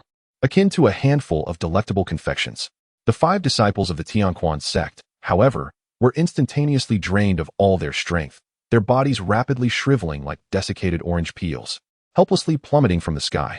Just as Quanzhen opened his mouth, preparing to devour these 5 morsels in one gulp, a voice of overwhelming authority reverberated through the cosmos once more urgent than before, carrying an undeniable command. All cultivators within the secret realm, heed the summons. The summoning array has been activated. This is the final ultimatum. Those who do not arrive within 10 breaths shall bear the consequences. TSK. Quanzhen clicked his tongue in annoyance, disturbed from his meal, which irked him greatly. He glanced at the 5 golden elixirs in his palm, then sensed the other potential prey frantically fleeing throughout the secret realm, his expression filled with regret. How bothersome. It seems I shall not dine after all, he muttered softly, his face a picture of reluctance, lamenting the many delicacies yet to be savored. Looking down into a puddle, he examined his handsome visage, suddenly struck by a thought. This face can no longer be of use. He mused, having taken so many lives while bearing it, those outside must surely be aware. A change is necessary. His gaze fell upon the several individuals below, stripped of all their cultivation, leaving them barely clinging to life. Quanzhen flickered, instantly appearing before one of them. In the wide-eyed terror of his counterpart, Quanzhen extended his hands, fingers deftly gripping the edges of the man's face. With a sickening sound, a complete, blood-streaked human skin mask was forcefully torn away. Unfazed by the bloodstains, he nonchalantly pressed it against his own face. With a subtle shift of his magical power, the mask seamlessly melded with him, transforming into the visage of a Tianquan sect disciple. After donning his new appearance, Quanzhen casually glanced at the feeble bodies on the ground. TSK, you are of no further use. He waved his hand dismissively, a wisp of black mist sweeping by, and the individuals were reduced to ashes before they could even utter a cry. Satisfied, Quanzhen clapped his hands, feeling the surge of power within him.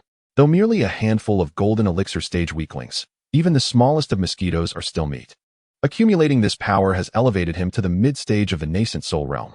He flexed his limbs, contemplating that should he consume all living beings within this secret realm, he might swiftly ascend to the stage of transformation. Alas, the ancient figures of the Deluo sect outside had already sensed the anomaly. Quanzhen lifted his gaze to the heavens, where faint spatial fluctuations were emerging, indicating that the summoning array had been activated. Nevertheless, he thought, patience is a virtue. A smile graced his lips. After all, time was abundant, and he could afford to savor the experience. With that, he vanished in a flash, transforming into a streak of light as he sped eastward.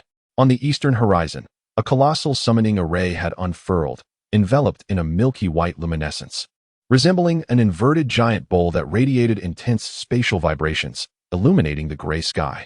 Countless cultivators converged from all directions, orderly stepping into the teleportation array under the guidance of several Deluo sect stewards. Quanzhen blended seamlessly into the throng, concealing his aura entirely, revealing only the cultivation level of a golden core, ensuring that those around him perceived no anomaly whatsoever. Chapter 117. The preparation for breakthrough beyond the milky light curtain lies an entirely different scene. The stronghold of the Deluo sect is engulfed in an overwhelming aura of hostility, as hundreds of elite disciples form a formidable array, sealing off the secret realm's exit with impenetrable vigilance. Sharp, knife-like gazes sweep repeatedly over each cultivator that is teleported out. On the elevated platform, He Qiyuan and Lu Changkong stand with hands clasped behind their backs, their expressions stern. Two vast and profound streams of consciousness intertwine, creating an invisible net that envelopes the entire exit area. Anyone emerging from the secret realm must undergo a thorough examination within this web, with no trace of spiritual fluctuation escaping their scrutiny. With a flash of brilliance, another group of cultivators is teleported into view. Quanzhen mingles among them, wearing the unremarkable visage of a Tianquan sect disciple, feigning just the right amount of shock, indistinguishable from the other survivors around him. The moment he steps out of the formation, that suffocatingly powerful consciousness bears down upon him, as if seeking to squeeze his soul from his body, laying it bare under the scorching sun to scrutinize every intricate detail. True immortal, they are probing that power. We will be discovered. In his mind, Lin Jingyan's voice resonates with an undeniable urgency. What a useless lad, panicking over such a trivial matter. With me here, what is there to fear? Quanzhen mutters under his breath, regarding Lin Jingyan's anxiety as a slight against his own strength, almost as if in synchrony with his thoughts.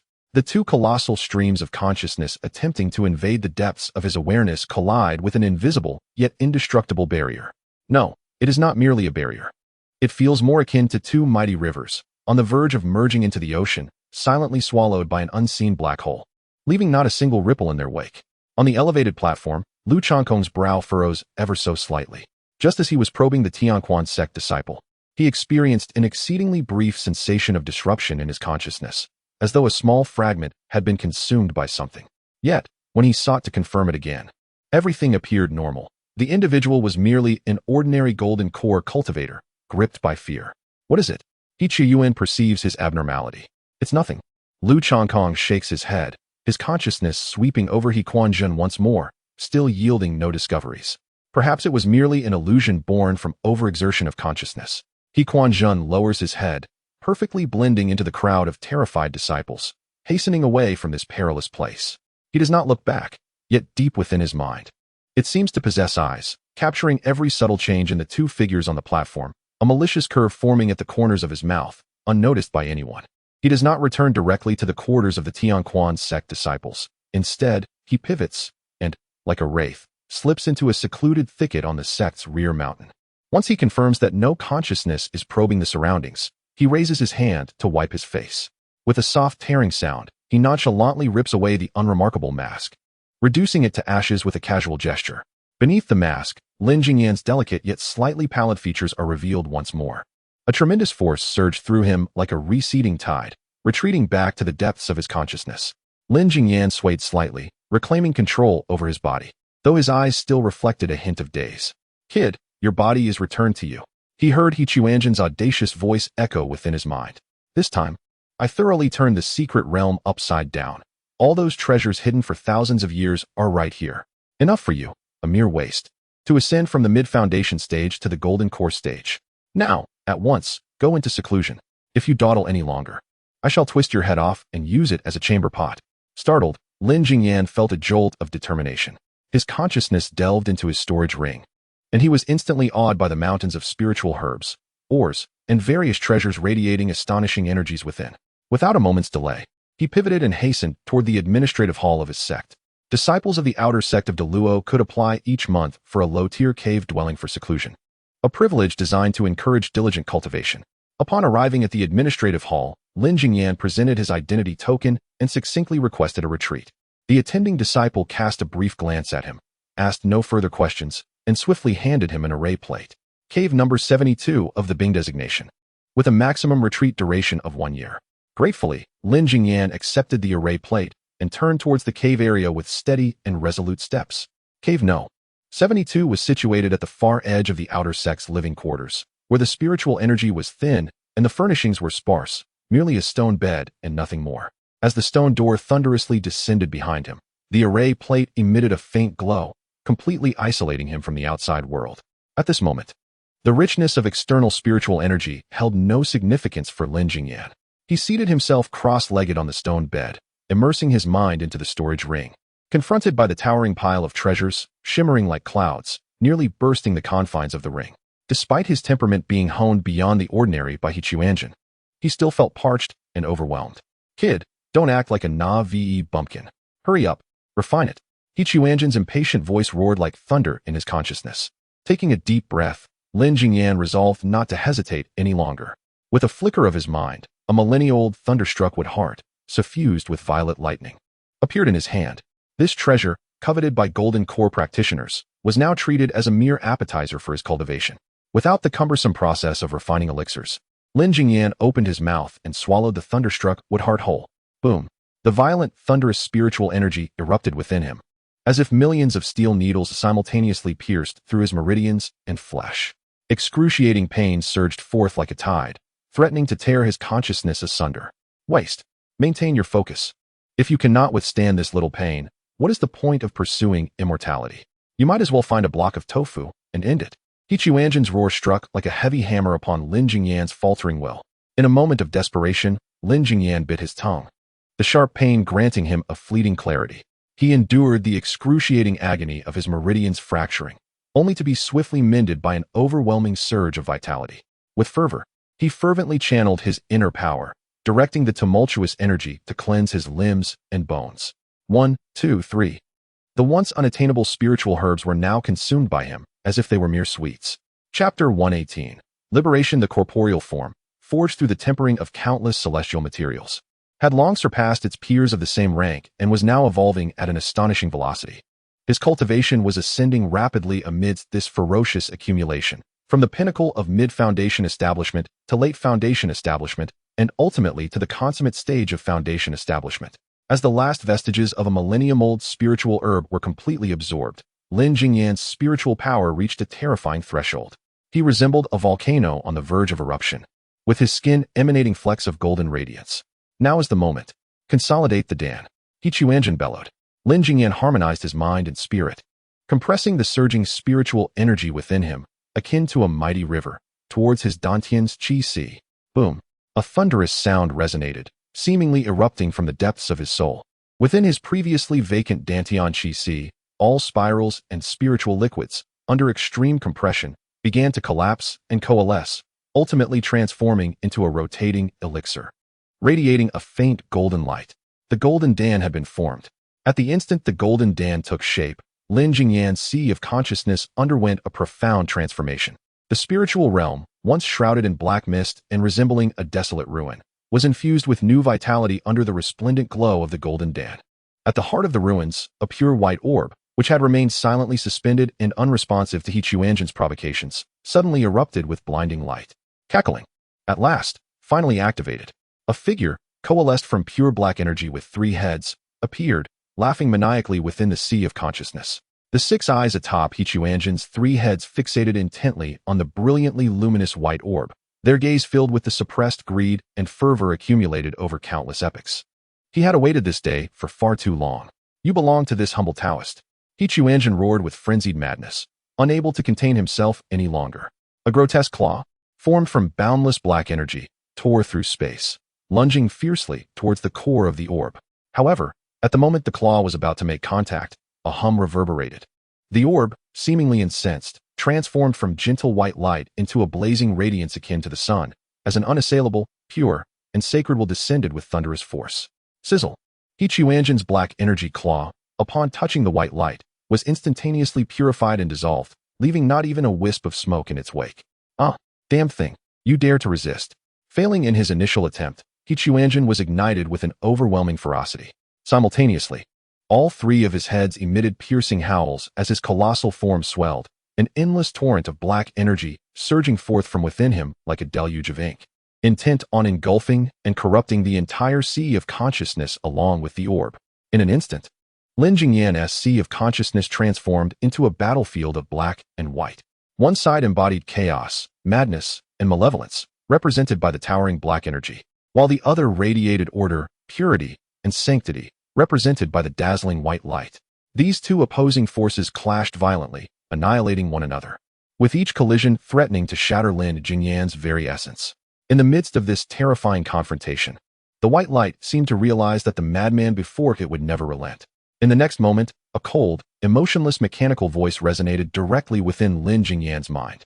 Detection of host life signs under severe threat. Emergency avoidance protocol initiated. Threat source detected as a high-dimensional contaminant. Conventional expulsion methods failed. Generating optimal solution. Solution generated. Newbie gift package has been dispatched. Please check, host. As the voice faded, a virtual package emanating a gentle glow materialized before Lin Jingyan's consciousness. Despite the excruciating pain throbbing in his head, he mustered the strength to delve into the contents of the package. Inside lay a single item, a piece of warm, white jade pendant, ancient in design, inscribed with profound runes.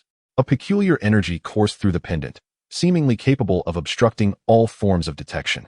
Heavenly Tao Concealment Pendant perfectly obscures the wearer's aura, isolating them from the scrutiny of the Heavenly Tao, allowing them to enter a state of non-existence under the current world rules. Heavenly Tao Concealment? A state of non-existence? In an instant, Lin Jingyan grasped the value of this pendant. Was this not the very object that immortals yearned for? He had been relentlessly pursued and repelled by the Heavenly Tao of this world, unable to wield his true power for fear that any leak of his aura would summon the wrath of divine retribution. Immortal. Enduring the excruciating agony tearing at his soul, Lin Jingyan bellowed at the swirling black mist. Look at this. He projected the image of the Heavenly Tao Concealment Pendant with his thoughts. At that moment, Quanzhen, who was fiercely clashing with the white light, suddenly froze, his 6 chaotic eyes fixating on the pendant. This is, all 3 of his heads murmured in unison. In the next second, the overwhelming black mist receded like a tide, coalescing once more into Quanzhen's human form. He fixed his gaze upon the pendant, his breathing quickening, and for the first time, an emotion named desire appeared on his frenzied face. Lin Jingyan wasted no time, directly pushing the pendant out from his consciousness. Quanzhen seized the pendant in his grasp, and the power capable of isolating everything surged through his palm and spread throughout his body. He could distinctly feel that the Heavenly Tao shackles, which had loomed over him like a constant thorn in his side, vanished entirely in that instant. He could no longer sense the Heavenly Tao, and the Heavenly Tao could no longer sense him. A series of indescribable, suppressed, yet suddenly explosive manic laughter erupted from Quanzhen's throat, shaking the entire sea of consciousness violently. He was free. He was truly free. The poor monk was free. Quanzhen howled to the heavens, the face that belonged to Lin Jingyan revealing an almost twisted ecstasy. He suddenly turned his head, casting a profound gaze upon Lin Jingyan's consciousness, his expression a tapestry of complexity, admiration, mockery, and an indefinable nuance intertwined. In the next instant, with a resounding thud, his form transformed into a pure, untainted wisp of black mist, swiftly piercing through Lin Jingyan's sea of consciousness, vanishing without a trace. As Quanzhen departed, the oppressive terror within the sea of consciousness dissipated instantaneously, and the pure white orb retracted its brilliance, returning to a state of tranquility. All fell silent. Lin Jingyan's consciousness floated amidst the ruins of his mind, momentarily disoriented. The entity that had coexisted with him for several months, both a mentor and a companion, capricious in temperament, had simply departed. The frenzied roars and disputes that once echoed within his mind were now absent, leaving behind a silence that felt oddly unsettling. Chapter 119. Anyang City. In the vibrant town of Anyang, situated a vast distance from the Deluo sect, the sunlight of the afternoon cast a warm glow over the cobblestone streets, bustling with a myriad of passers-by. The lively sounds of vendors calling out their wares, the cheerful laughter of children, and the clattering of horse-drawn carriages intertwined to create a harmonious symphony steeped in the essence of everyday life. However, this melodic tableau was abruptly torn asunder by the sudden appearance of an uncanny figure. At the end of the street, a bizarre silhouette approached with an unhurried gait, seemingly indifferent to the world around it. Clad in a somewhat tattered robe, the figure bore a resemblance to an ordinary human, yet upon closer inspection, one would find 3 identical crane heads sprouting from its neck. Each head was adorned with feathers as white as snow, their crimson crowns vibrant and glistening, while sharp beaks shimmered with a metallic luster. Particularly striking was the central head, its golden slit-like pupils sparkling with madness and mockery. With a shrill and jarring cry, the central beak opened wide, instantly drawing the attention of the entire street. Heavens above, what manner of creature is that? A human with crane heads? 3 heads. Has some mountain spirit unleashed its monstrosity upon us? Hush! Keep your voice down. Are you seeking death? Just look at its attire. It might be a spirit beast raised by some celestial being. Initially seized by fear, the townsfolk were soon overtaken by an overwhelming curiosity. They gathered from a distance, whispering and pointing, engaged in fervent speculation. After all, being close to the celestial gates, they had heard tales of the extraordinary and were emboldened by their proximity to the divine. I wager it must be the steed of some esteemed individual. Have you heard? Our national sorcerer is said to be arriving in Anyang soon to inspect the welfare of the people. A seemingly well-informed merchant lowered his voice conspiratorially, his eyes glinting with mystery. The steed of the national sorcerer? How remarkable! No wonder it possesses such formidable stature. Indeed, only a person of the national sorcerer's caliber could tame such an extraordinary mount. Though their whispers were soft, they could not escape the keen ears of the crane. Steed? The third head on the right exploded with fury. How dare they? How dare they? A swarm of ants. To dare label the great true immortal as merely a mount. The third head swung violently towards the gossiping townsfolk, its eyes ablaze with a scarlet rage, as its sharp beak opened and closed in a furious clamor. Elder brother, allow me to tear their tongues out.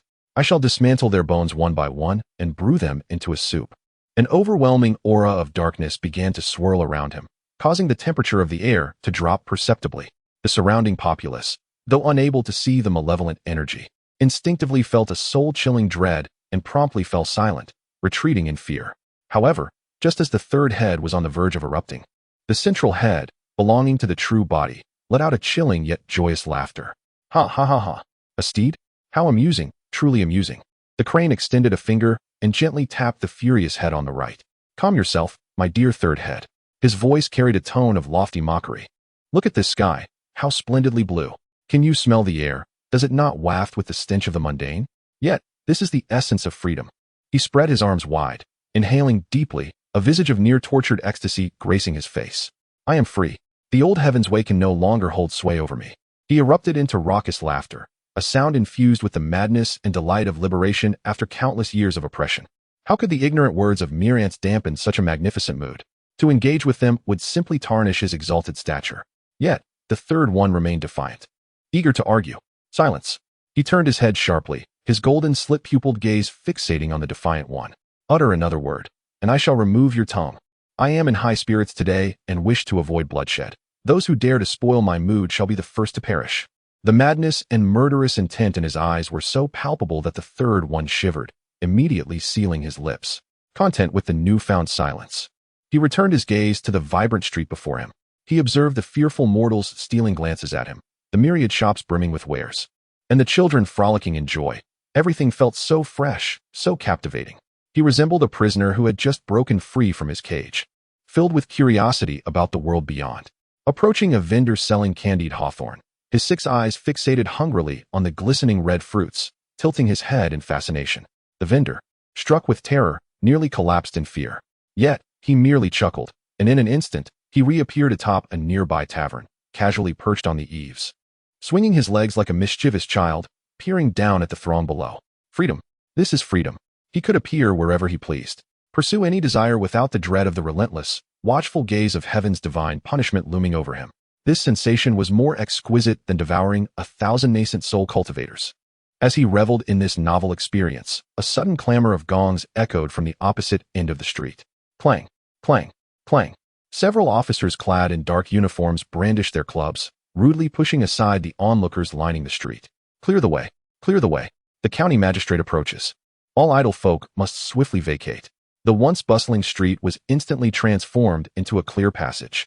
Though the citizens harbored discontent, they were compelled to retreat to the sides under the authority of the officials, craning their necks with curiosity at the approaching dignitary. Before long, a grand sedan chair, borne by dozens of guards, made its stately advance, finally halting beneath the tavern. The curtain was drawn back, revealing a rotund figure clad in official robes, who, with the assistance of 2 officers, clumsily extricated himself from the confines of the chair.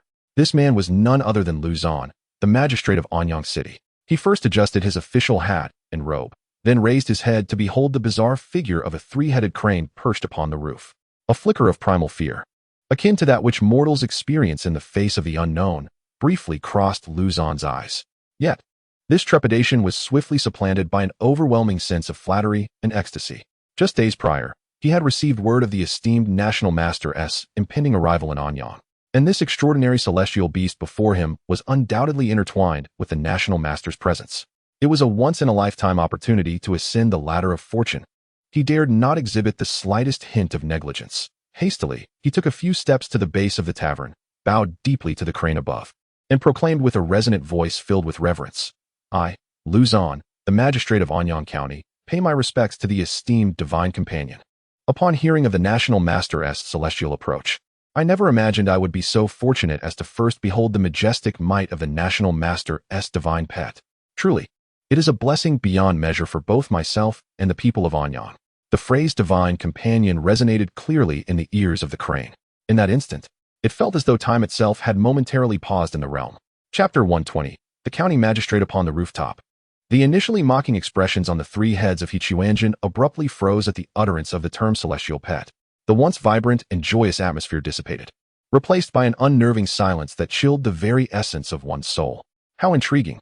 After all this time, it was the first instance someone dared to refer to it as a celestial pet. A faint, fleeting chuckle escaped the beak of the central head, a sound devoid of any joy, now only echoing with endless coldness and madness. Boss. The irritable head on the right, usually brimming with a thirst for bloodshed, shivered instead, acutely aware of its master's terrifying ire. It recognized that the boss had genuinely been provoked this time. How fascinating, truly fascinating, murmured the central head of Quanzhen, as the golden slit pupils of its eyes began to whirl with a frenzied vortex, seemingly intent on dragging the entire world into an abyss of destruction. I have just acquired my freedom, and yet someone is so eager to fasten a new collar upon me. A profound malice flickered in Quanzhen's gaze. In the next heartbeat, his figure vanished abruptly from the eaves above. No sound of wind, no fluctuations of spiritual energy, not even the slightest premonition.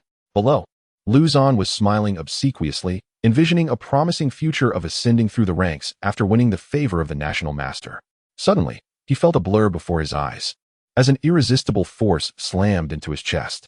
Bang!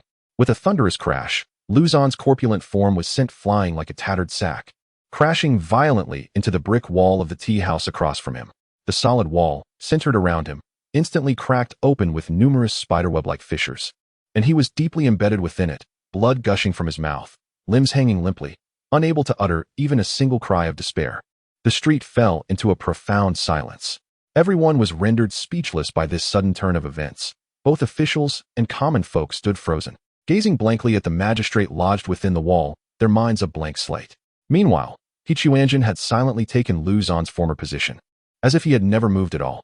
With his hands clasped behind his back, his tattered robe fluttered in an unseen breeze. The swirling black mist surrounding him casting an aura akin to a demon emerging from the depths of the underworld. He slowly lifted his head, the neck of the crane-like head stretching unnaturally, akin to a serpent, extending impossibly over the distance of several paces to suddenly loom before Luzon embedded in the wall. The sharp beak, glimmering with a metallic sheen, was less than half an inch from Luzon's eye.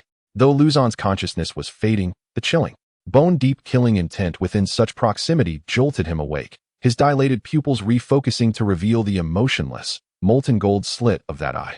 A voice, steeped in an eerie chill, laced with mockery and cruelty, whispered in his ear, as if in a fevered dream. "Who was it you just referred to as a pet?" Luzon's consciousness teetered on the precipice of life and death, the golden vertical pupil looming before him, as if it were poised to utterly shatter his soul in the next heartbeat. A terrifying sense of oppression surged towards him like a tidal wave, nearly suffocating him. I was wrong. Revered immortal master.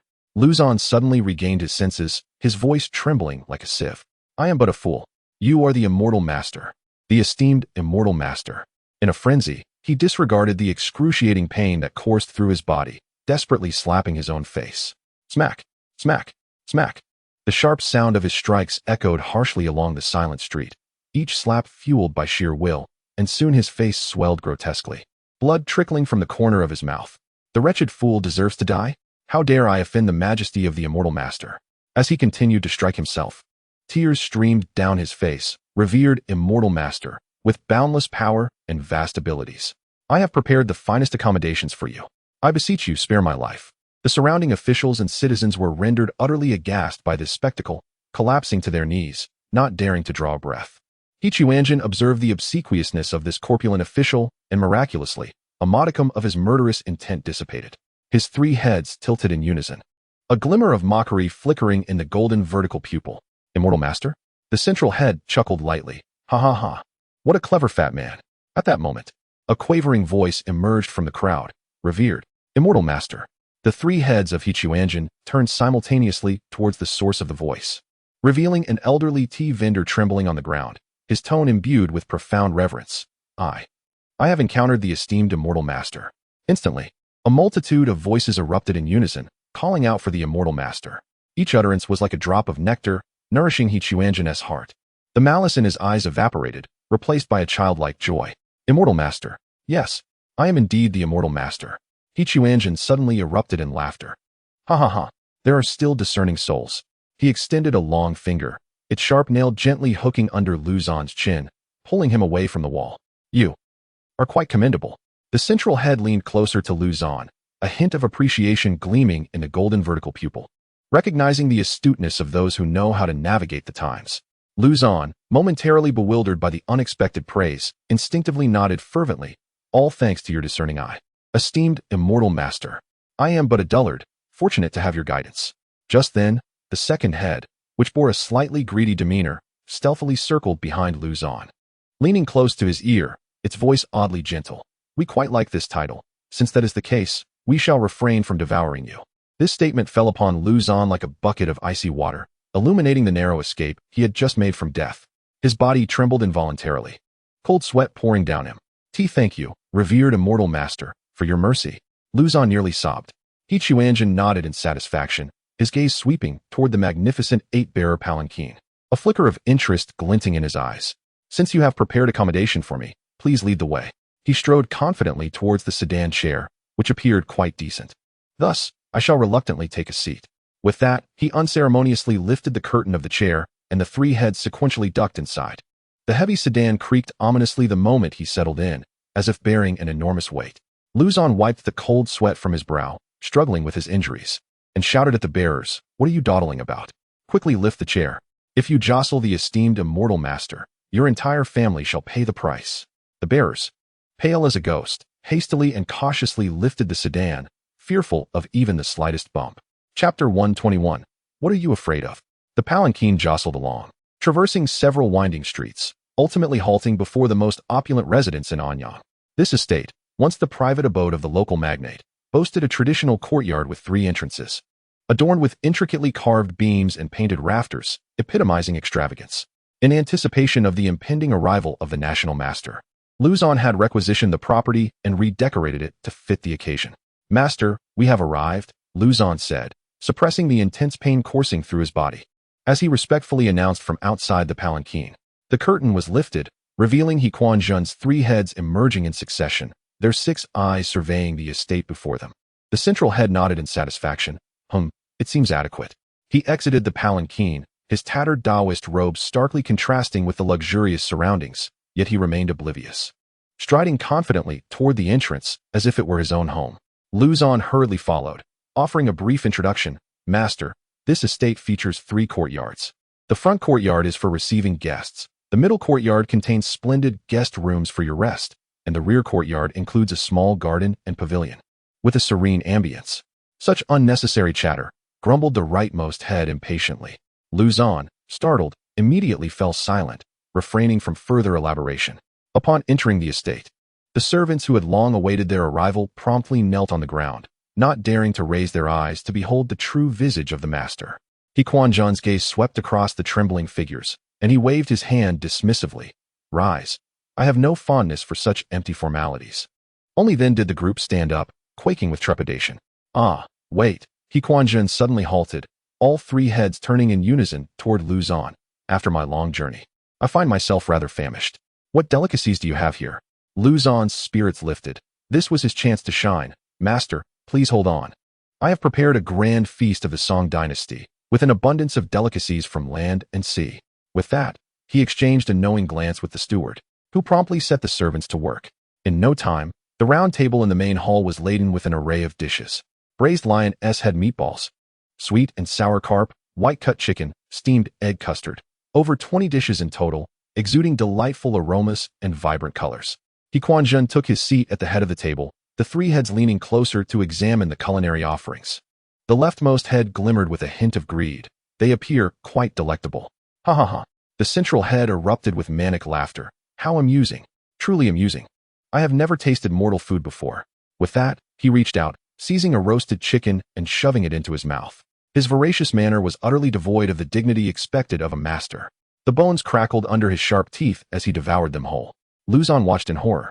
Realizing that this figure hardly resembled a master, he was more akin to a famished ghost reborn. Yet, he dared not show a hint of dismay. Merely maintaining a smiling facade, "Master, please enjoy your meal. I shall not disturb you." "Wait a moment." He who was known as Quanzhen spoke without lifting his head. "This food." He chewed a few morsels, furrowing his brow. The taste was indeed pleasant. Yet something seemed to be amiss. "What is lacking?" Luzon inquired cautiously. Quanzhen paused his chewing. All three heads raised simultaneously, 6 eyes fixated intently on Luzon. The central head displayed a peculiar grin. It lacks spiritual essence. These mundane items cannot compare to the delectable flesh of a cultivator. Ha ha ha. This statement resonated like a thunderclap in Luzon's mind. His complexion drained of color, his body instinctively recoiling a step. The flesh of a cultivator? This creature is a man-eating monster. Alarms blared in Luzon's heart, yet he maintained a facade of composure. "Master Xianxue jests. These are all carefully prepared by me." "I am not jesting," Quanzhen replied, wiping the grease from the corner of his mouth. A glimmer of nostalgia flickered in his golden vertical pupils. "Do you know the taste of a golden core cultivator's heart? Sweet yet tinged with bitterness, a complexity that these mere objects cannot rival." Sweat beaded on Luzon's forehead. The realization dawning that the national master's steed resembled a flesh-eating demon. Seizing the opportunity, while Quanzhen continued to eat, he discreetly signaled to a trusted aide to investigate the whereabouts of the national master. Quanzhen slowly set down the chicken bone. All three heads turning toward Luzon simultaneously, 6 eyes glinting with a perilous light. The air seemed to solidify in that instant. "These items," the central head issued an enigmatic chuckle, "are indeed tasty, but I feel something is still lacking." Luzon feigned calmness, wiping the beads of sweat from his brow. "What else does Master Xianxue desire? I shall procure it immediately. Would you prefer lingji or ginseng? Perhaps a century-old snow lotus?" "No, no, no." Quanzhen waved his hand dismissively, suddenly rising to his feet. "Though these mundane items are exquisite, they are ultimately mere trifles. What I seek is something far more intriguing." No sooner had he spoken than his figure appeared before Luzon, as if conjured by a specter. His elongated claws grazed Luzon's cheek, the icy sensation sending a shiver down Luzon's spine. "For instance." Quanzhen's voice was soft as a lover's whisper. Yet the content sent chills through Luzon.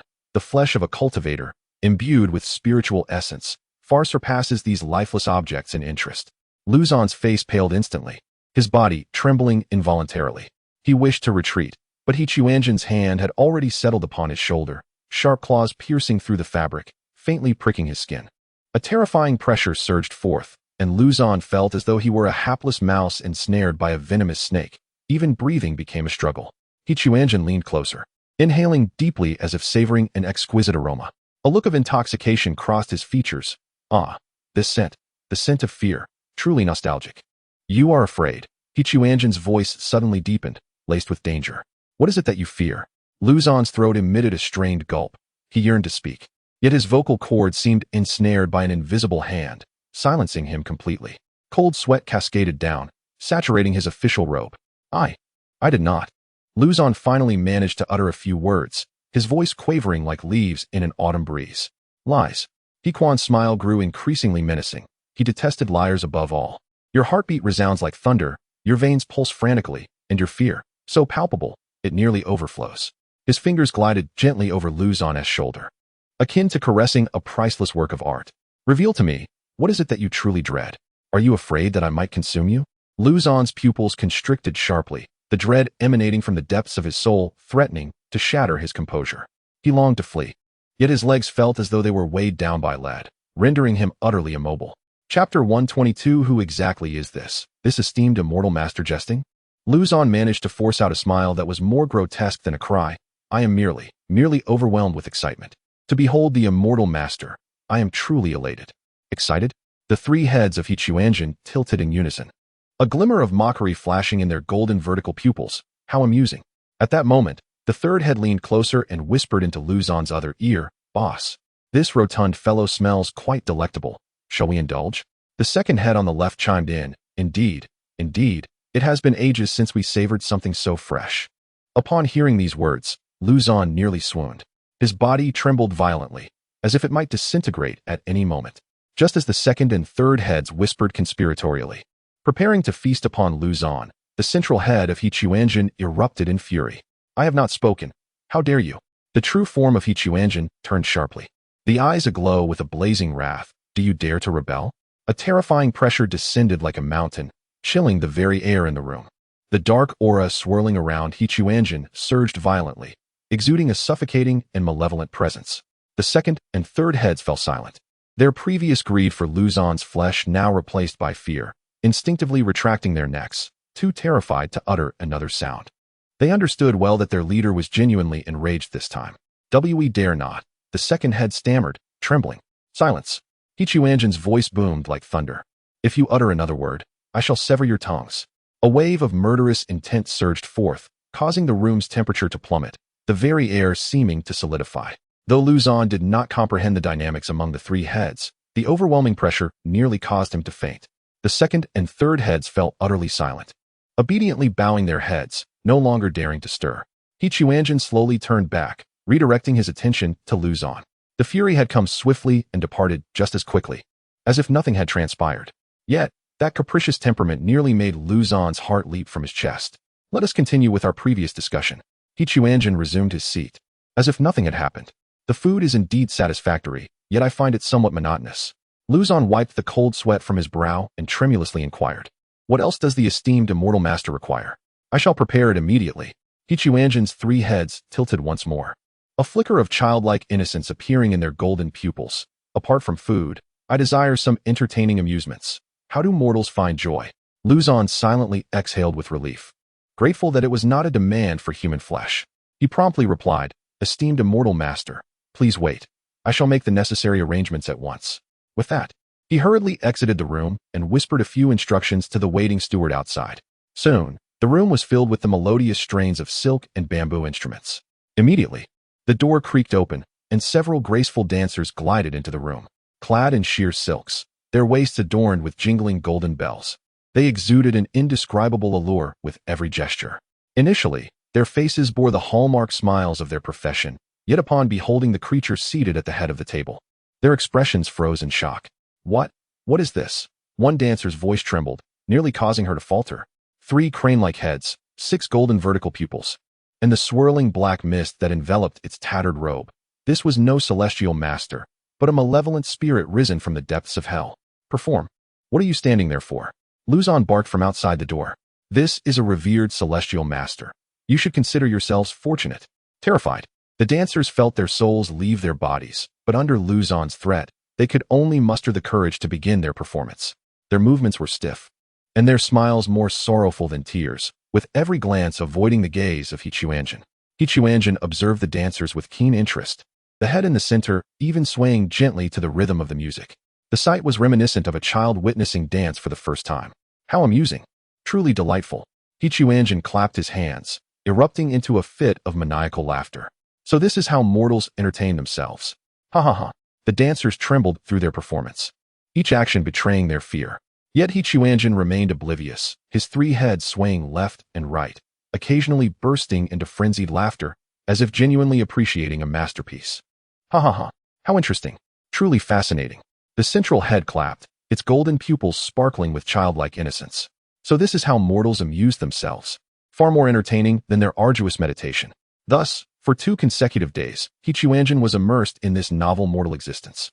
Luzon, on edge, accompanied him, fearful of any slight misstep that might provoke the capricious celestial master. On the second evening, Luzon's trusted aide hurriedly approached, whispering something in his ear. Luzon's complexion instantly paled, and his body trembled involuntarily. What? The celestial crane, the mount of the national master, is still by his side. Luzon's voice was barely above a whisper, yet unmistakably tinged with terror. Who exactly is this?" The aide's voice quivered in response. "I have already dispatched someone to verify. The national master is likely to arrive at the borders of Anyang by tomorrow." Luzon felt a ringing in his head, nearly losing his footing. For the past 2 days, he had believed this creature was the National Master's mount. Thus he had been meticulously attentive. But now, a monster. It is a monster. Waves of panic surged within Lu Zhan. Cold sweat instantly soaking his back. He recalled He Chuanjin's bizarre behavior over the past 2 days, that maniacal laughter, and the occasional hints of a craving for the flesh of cultivators. This was no celestial master. It was undeniably a flesh-eating fiend. My lord, what shall we do now? The aide's voice trembled with desperation. Lu Zhan forced himself to regain his composure, his mind racing to devise a plan. To rashly sever ties would invite calamity upon the entirety of Anyang City, given the formidable power of this fiend. Yet, should this impasse persist, I must send for the esteemed National Master. Lu Zhan gritted his teeth and resolved to inform the National Master of the monstrous presence in Anyang City, beseeching his swift arrival to vanquish the demon. However, his trusted aide hesitated, noting that the National Master would not arrive until tomorrow, and in the meantime, we shall continue to serve. Lu Zhan declared vehemently, insisting that they must not allow the fiend to sense any irregularity. The consequences would be dire. Just as the master and his aide deliberated their strategy, the familiar, maniacal laughter of He Chuanjin echoed through the courtyard. Ha ha ha. Lu County Magistrate, where art thou? This humble Taoist is famished. Lu Zhan, taken aback, quickly composed his expression and forced a smile as he stepped outside, exclaiming, Esteemed Immortal Master, I am here. Chapter 123. The White Crane. As Lu Zhan's words faded, a chilling presence suddenly enveloped him from behind. He turned abruptly to find the 3 heads of He Chuanjin silently materializing behind them, their 6 golden vertical pupils fixated upon him. What were you discussing just now? He Chuanjin's voice carried an ominous undertone, the central head tilting slightly. I believe I heard something about a National Master. Lu Zhan's heart skipped a beat, cold sweat trickling down his forehead. Struggling to maintain his composure, he forced a smile. Esteemed Immortal Master, it is nothing, merely a discussion regarding tomorrow's meal arrangements. Meal arrangements? The 3 heads of He Chuanjin tilted in unison, a flicker of confusion passing through their golden pupils. I distinctly heard the term National Master. Lu Zhan's confidant trembled in fear, barely managing to articulate. Master was referring to the national cuisine. The imperial dishes. Yes. Lu Zhan quickly concurred. I thought that as the esteemed Immortal Master, you should indulge in the culinary artistry of the imperial chefs. Hence I sent someone to seek out a chef skilled in national cuisine. He Chuanjin's 3 heads leaned closer, the foul stench nearly suffocating Lu Zhan. The central head scrutinized Lu Zhan for a prolonged moment before erupting into a fit of manic laughter. Ha ha ha. National cuisine. How delightful. I have never tasted what the emperor eats. Lu Zhan secretly sighed in relief. It appeared the creature was truly convinced. He promptly declared, Esteemed Immortal Master, please hold on. I will arrange this immediately. I assure you will savor the most authentic imperial delicacies. Good. He Chuanjin clapped his hands, resembling an eager child anticipating a feast. I shall wait. Lu Zhan exchanged a knowing glance with his confidant, who promptly understood and hurried away to make arrangements. Meanwhile, Lu Zhan carefully accompanied He Chuanjin back to the main hall. Before long, the kitchen buzzed with activity, though a true imperial chef could not be located. Lu Zhan commanded the best cooks in Anyang City to assemble, determined to present the most exquisite dishes. Soon, an array of sumptuous dishes emerged: golden bird's nest, abalone and sea cucumber, dragon beard noodles, and amber almond. Each delicacy meticulously crafted, a feast for the eyes. He Chuanjin gazed at the culinary creations, all 3 heads leaning in to inhale deeply. The central head nodded in satisfaction. Indeed, these appear far more refined than before. With a claw, he seized an abalone and stuffed it into his mouth, devouring it ravenously, utterly devoid of grace. The shell cracked beneath his sharp teeth, and he swallowed it whole, shell and all. Delicious, He Chuanjin praised, truly different from the previous offerings. I am quite pleased. Lu Zhan feigned a smile. I am glad you enjoy it. Esteemed Immortal Master, I shall instruct the kitchen to continue preparing. The following afternoon, on a small hillside at the edge of Anyang City, Yin Jing, clad in a white Taoist robe, sat cross-legged, his expression grave as he perused a recently received message. Monsters have appeared within Anyang City? Yin Jing murmured softly. His brows furrowed, and he pondered the audacity of someone impersonating my steed. Beside him, a pure white crane was preening its feathers, lifting its head upon hearing his words, a flicker of disdain flashing in its golden eyes. Master, could it be that those mortals have erred? I am truly one of a kind. Yin Jing shook his head and handed the message to the white crane. Take a look at Lu Zhan's description. 3 crane heads, clad in Taoist robes. Claiming to be a humble practitioner, This is clearly a monster impersonating us. The crane accepted the note, scrutinizing it carefully, its previous disdain swiftly transforming into fury. How dare it impersonate me? This is a desecration of my lineage. Master, allow me to confront this insolent creature. Do not act recklessly, Yanjing admonished solemnly. The fact that it has managed to deceive to such a degree indicates that this monster possesses an extensive understanding of our circumstances, and its strength should not be underestimated.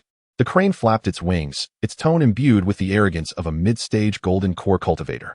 Master, you worry too much. I am already at the mid-stage of golden core. A mere impersonator is hardly worthy of my concern. Yanjing pondered for a moment before finally nodding. Very well. You may go and probe the situation. Remember, should you find yourself at a disadvantage, send word to me immediately. Rest assured, Master, I shall return swiftly. The crane declared, its form transforming into a streak of white light as it soared towards Anyang City. Within Anyang City, Quanzhen lounged leisurely on a recliner.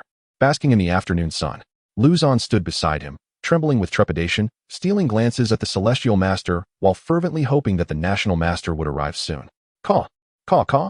The lives of these mortals are rather amusing, the central head remarked lazily, finding them more entertaining than the flesh of those cultivators. The left head muttered softly, Big brother, we Haven Tea feasted on a cultivator for 2 days. Silence. Quanzhen's temper flared instantly, fury igniting within his golden vertical pupils. How many times must I remind you that I am the leader here? The second head shrank back, too frightened to speak further. Just then, a powerful spiritual pressure descended from above, enveloping the entire courtyard in a solemn atmosphere. The 3 heads of Quanzhen simultaneously turned their gaze skyward. Interesting. We have a visitor. The central head revealed a sinister smile. Luzon, sensing the overwhelming pressure, felt elated. Surely, this was the arrival of the National Master. He hastily knelt, exclaiming, I humbly welcome the National Master. A beam of white light descended from the heavens, transforming in the courtyard into a towering white crane. Its golden eyes scanned the area before finally fixing upon Quanzhen. Is it you, wretch, who dares to impersonate me? The crane's voice dripped with unabashed killing intent. The pressure of the golden core stage unleashed without reservation.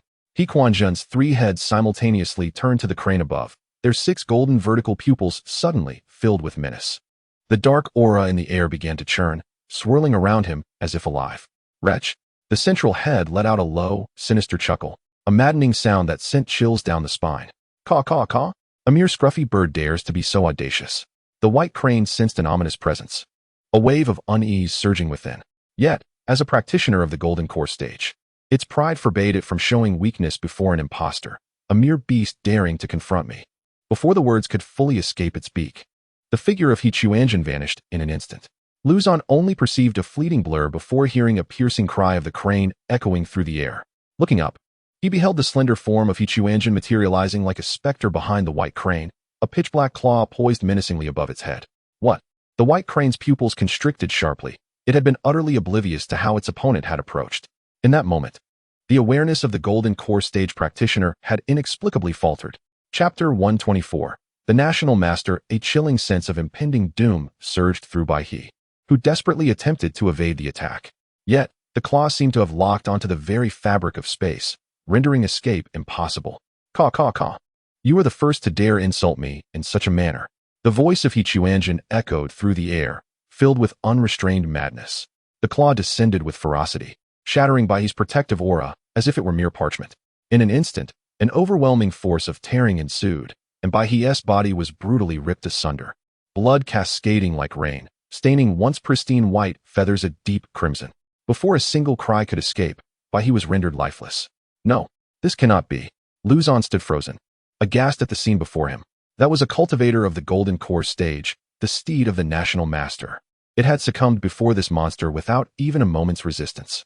Quanzhen gently lowered by his lifeless form, the 3 heads leaning in unison to inhale deeply. Ah, the flesh and blood of a golden core cultivator.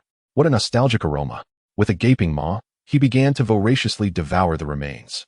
Blood trickled from the corners of his mouth, dripping onto the ground with a sizzle. The second head, on the left, glimmered with avarice. Boss, could we perhaps have a taste as well? Not a chance. Quanzhen retorted, not lifting his gaze. This is my trophy. The third head on the right murmured in dissatisfaction. Greedy old fool. What did you say? Quanzhen's temper flared instantly, golden vertical pupils igniting with fury. The third head immediately recoiled, and nothing. The servants in the courtyard had long been petrified by the gruesome spectacle, collapsing to the ground in abject terror, not daring to raise their heads. As night descended, the revelry within Anyang City gradually subsided. Quanzhen sat leisurely in the pavilion, the three heads casting an eerie silhouette under the moonlight. Bai's feathers lay scattered on the ground, and the metallic scent of blood permeated the air. Caw, caw, caw. What a splendid evening. The central head gazed up at the starry sky, unleashing a maniacal laugh. It has been ages since I savored the flesh of a golden core cultivator.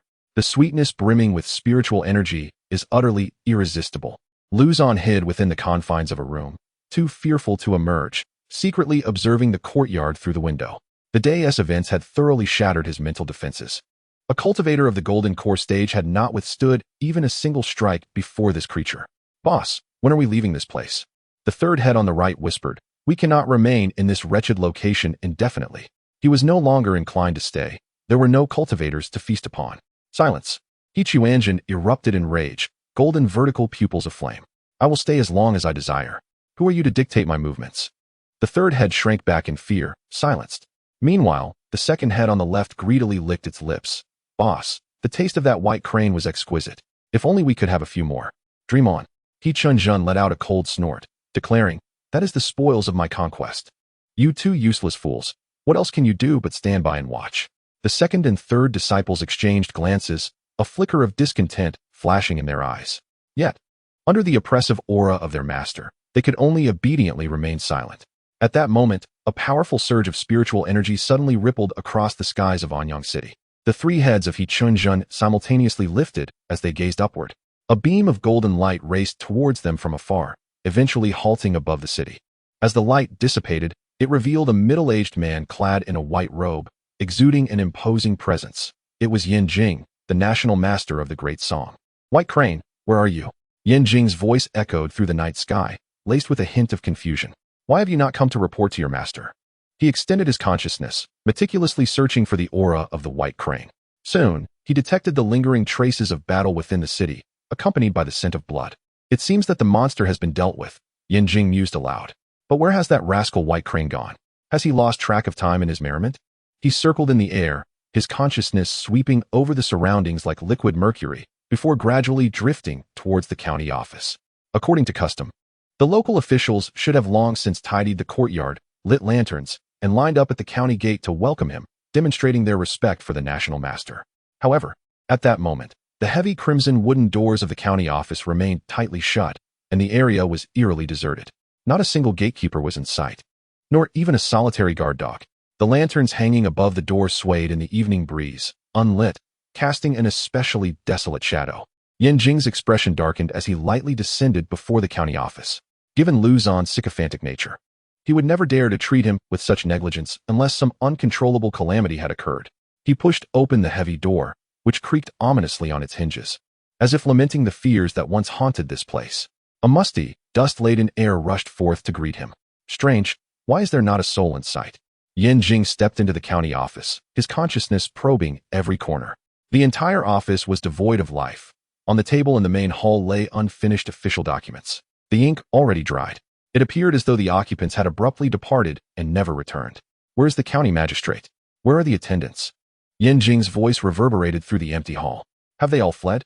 He made his way to the rear courtyard, only to find the servants' quarters equally deserted. Bedding and clothing remained, yet all traces of humanity had vanished. Jing's brow furrowed deeper. Logically, upon learning of the national master's impending arrival, the county magistrate should have been well prepared to offer a warm welcome. How could it be that not even a shadow could be seen? He re-released his consciousness, carefully scanning the entirety of Anyang City. Soon, he uncovered some clues. There were signs of a chaotic exodus in numerous locations throughout the city, as if something terrifying had transpired. Could it be that the monster was not yet eliminated? An unsettling feeling surged within Jing. He recalled the confidence with which the White Crane had left, believing that with its mid-golden core cultivation, dealing with an imposter should pose no challenge. At that moment, Jing took a deep breath, beginning to attune himself to the atmosphere of the city. Soon, he pinpointed a direction marked by a potent scent of blood and an odd aura. There it was. In a flash, Jing darted towards the residence of Quanzhen. Chapter 125. Fury within the pavilion. The night breeze carried a scent of blood, stirring the tattered Taoist robe of Quanzhen. He was in a meditative state, relishing the sensation of spiritual energy coursing through him after devouring the golden elixir cultivator, akin to the most exquisite vintage. Boss, the greedy head on the left. The second head suddenly lowered its voice and whispered, "It seems someone else is coming." Its tone was laced with an uncontrollable excitement and longing. The remnants of the crane's flesh had left the first head with nothing but desire, having devoured every drop. Quanzhen's central head slowly opened its molten gold eyes, a flicker of annoyance crossing his features at the interruption. Without uttering a word, he cast his gaze towards the night sky beyond the courtyard. Just then, a brilliant golden light streaked across the darkness, falling like a meteor before ultimately hovering above the estate. As the golden radiance subsided, the imposing figure of Yanjing emerged in midair. Clad in a pristine white robe, he exuded an ethereal presence, his visage stern, yet at that moment, his usually calm countenance was marred by frost. He surveyed the courtyard from his lofty position, his consciousness enveloping the entire area in an instant.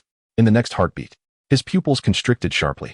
On the stone slabs of the courtyard lay splattered blood, and scattered white feathers glimmered coldly under the moonlight. Each feather was unmistakably familiar to him. They belonged to the crane. A sense of foreboding surged within him. His gaze finally fixed upon the leisurely figure in the pavilion. 3 crane heads adorned in a tattered robe, surrounded by an almost imperceptible aura of darkness. It was this monster. An overwhelming fury and murderous intent erupted violently from Yanjing's chest. "Abomination, you shall perish." His voice thundered like a tempest from the heavens, imbued with infinite authority and wrath. With a finger extended like a sword, a razor-sharp beam of sword light, honed to perfection, was unleashed.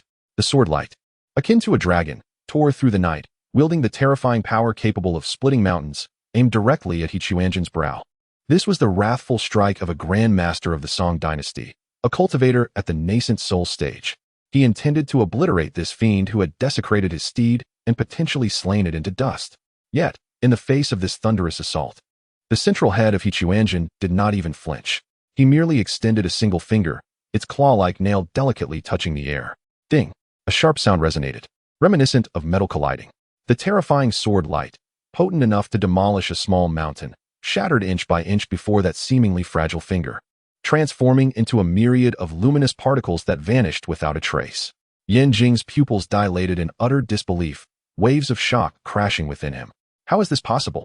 A strike fueled by such fury, even cultivators of the same tier would not dare to underestimate it. Yet this monster had effortlessly countered it with just a finger. His mind momentarily blanked in the face of this incomprehensible spectacle. Cackling, Quanzhen finally rose, all 3 heads simultaneously turning towards Yanjing suspended in the air, their 6 golden vertical pupils brimming with ecstasy and madness. Another meal delivered right to their door. Moreover, it possesses a fragrance far superior to that of the previously mentioned scruffy bird. No sooner had he spoken than his figure abruptly vanished from the pavilion. An alarm rang in Yanjing's heart, as his nascent soul consciousness frantically expanded in an attempt to capture the opponent's trace. Yet, all was in vain. The other seemed to meld into the void, leaving no traces of spiritual energy, no signs whatsoever. An intense chill surged suddenly from behind him. Yanjing's body froze instantly, as he sensed a foul and humid breath exhaling against the nape of his neck. With great difficulty, he turned his head inch by inch. There, he beheld Quanzhen's 3 heads, which had somehow appeared behind him, their necks extending like serpents, encircling him completely. 6 golden vertical pupils, devoid of any emotion, scrutinized him with the gaze of one appraising a meal. How delightful, so very delightful. The second head leaned closer, inhaling deeply, greedy saliva dripping from its sharp beak. Elder brother, he possesses a most peculiar scent. The central head also leaned in, nostrils flaring, revealing an exquisite intoxication and obsession within its golden eyes. "This is not the scent of spiritual energy," it murmured hoarsely, with a hint of madness. "This is the aroma of national fortune. Ha ha ha. It is my first time encountering such a rich essence of national fortune. Devour him. If I consume him, I shall undoubtedly gain tremendous benefits." Yanjing forcibly suppressed the terror within, his voice hoarse with overwhelming rage. "Where is my steed? The white crane?" As he posed this question, a flicker of hope lingered in his heart. Perhaps the white crane was merely injured, perhaps. The 3 heads of Quanzhen tilted simultaneously, as if they had heard a most amusing jest. "Oh, you mean that scruffy bird?" The central head twisted into a chilling grin, emitting a series of gurgling sounds from its throat. Suddenly, It opened its beak wide, and with a splatter, expelled a mangled mass. The object arced through the air, trailing sticky blood, before plummeting with a thud onto the cloud before Yanjing. In that moment, Yanjing's breath completely ceased. It was a crane's head. A crane's head he knew all too well. Those golden eyes were wide open, frozen in the terror and disbelief of its final moments. It was a companion who had stood by him for centuries, both as a disciple and a friend. The mocking yet cruel voice of Hichuanjin echoed softly in Yanjing's ears, as if in a dream. Here it is. Ah! Yanjing's scream resounded like thunder tearing through the night sky, reverberating throughout Anyang City. That voice was laden with boundless fury, anguish, and madness, as though it sought to rend the heavens themselves. His body trembled violently in the air, as the spiritual pressure of his nascent soul erupted like a flood breaking through a dam, warping the very air around him. White Crane. Yanjing's eyes burned crimson, veins pronounced, his once imposing visage now grotesquely contorted. For centuries, the companionship and the bond of mentor and friend have been ruthlessly trampled by this monstrous creature before me. Abomination, I shall rend you into 1,000 pieces. Chapter 126. The replacement. A torrent of murderous intent erupted from Yanjing, his Taoist robe billowing without wind, radiating a dazzling golden light akin to a blazing sun. He rapidly transformed his hand gestures, and a colossal golden sword, measuring 10 zhang in length, materialized in the air. He unleashed the Tiangang righteous method, slaying demons and exorcising evil. This was the most formidable strike he had mastered thus far, specifically designed to combat malevolent beings. As the giant sword descended, it bore the overwhelming force of creation itself, seemingly poised to cleave Hichuanjin and the very land beneath him in twain. Yet, in the face of this terrifying onslaught, Hichuanjin's central head broke into a mad grin. Gagaga, come forth, come forth. He slowly raised his right hand, his obsidian nails glinting coldly in the moonlight. What appeared to be a casual gesture summoned a shadow of claws as dark as ink. Boom! The claw shadow collided with the enormous sword, producing a deafening roar. The clash of golden light and black mist generated a tempest of spiritual energy, leveling the entire courtyard. As the dust settled, Yanjing's face turned ashen. His golden sword had been shattered into fragments by that seemingly indifferent claw shadow. Impossible! What manner of creature are you? Yanjing gritted his teeth in fury. Creature? Hichuanjin's 3 heads tilted simultaneously. Gagaga. I am a celestial master. A celestial master. With that, his figure vanished once more. This time, Yanjing barely caught a trace, hastily retreating. However, Hichuanjin's speed was truly blinding. His elongated form pursued like a specter, 3 heads gaping wide with menacing fangs.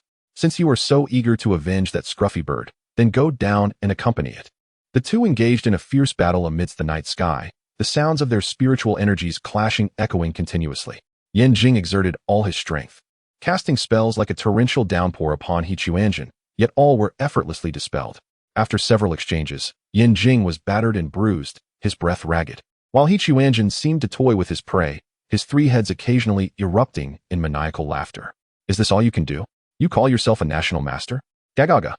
Hichuanjin suddenly accelerated, a claw aimed at Yanjing's heart. Yanjing attempted to evade, but found his body inexplicably immobilized, as if ensnared by some unseen force. Uft! The lethal claw pierced through his chest, blood splattering forth. Yanjing gazed down at the gaping wound, disbelief flooding his eyes. You are at the transformation stage. Hichuanjin licked the blood from his claws, a look of utter satisfaction crossing his face. Gagaga. Not only do you lack strength, but you also lack perception. He opened his cavernous maw, a terrifying suction emanating from it. Yanjing felt his very essence being voraciously consumed, even his nascent soul trembling in fear. Amidst the ruins of the courtyard, Luzon huddled in a relatively intact room, trembling and covering his ears. The horrifying sounds of battle outside drove him nearly to madness, the ground shaking violently, as if the heavens were collapsing. The national master will surely win. He must.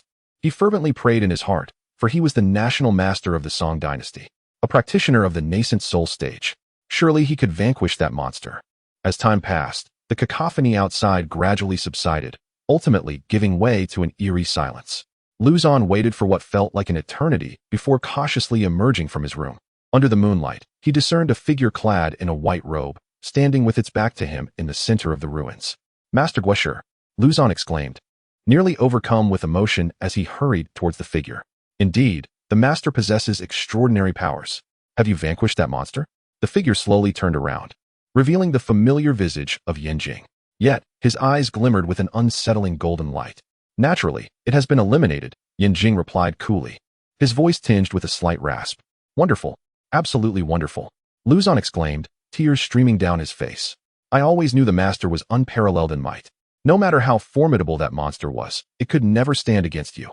This is marvelous. This is marvelous. Overcome with joy, he crawled to the figure's side, clinging to his leg and weeping profusely. I always knew you were unmatched. Anyang City is saved.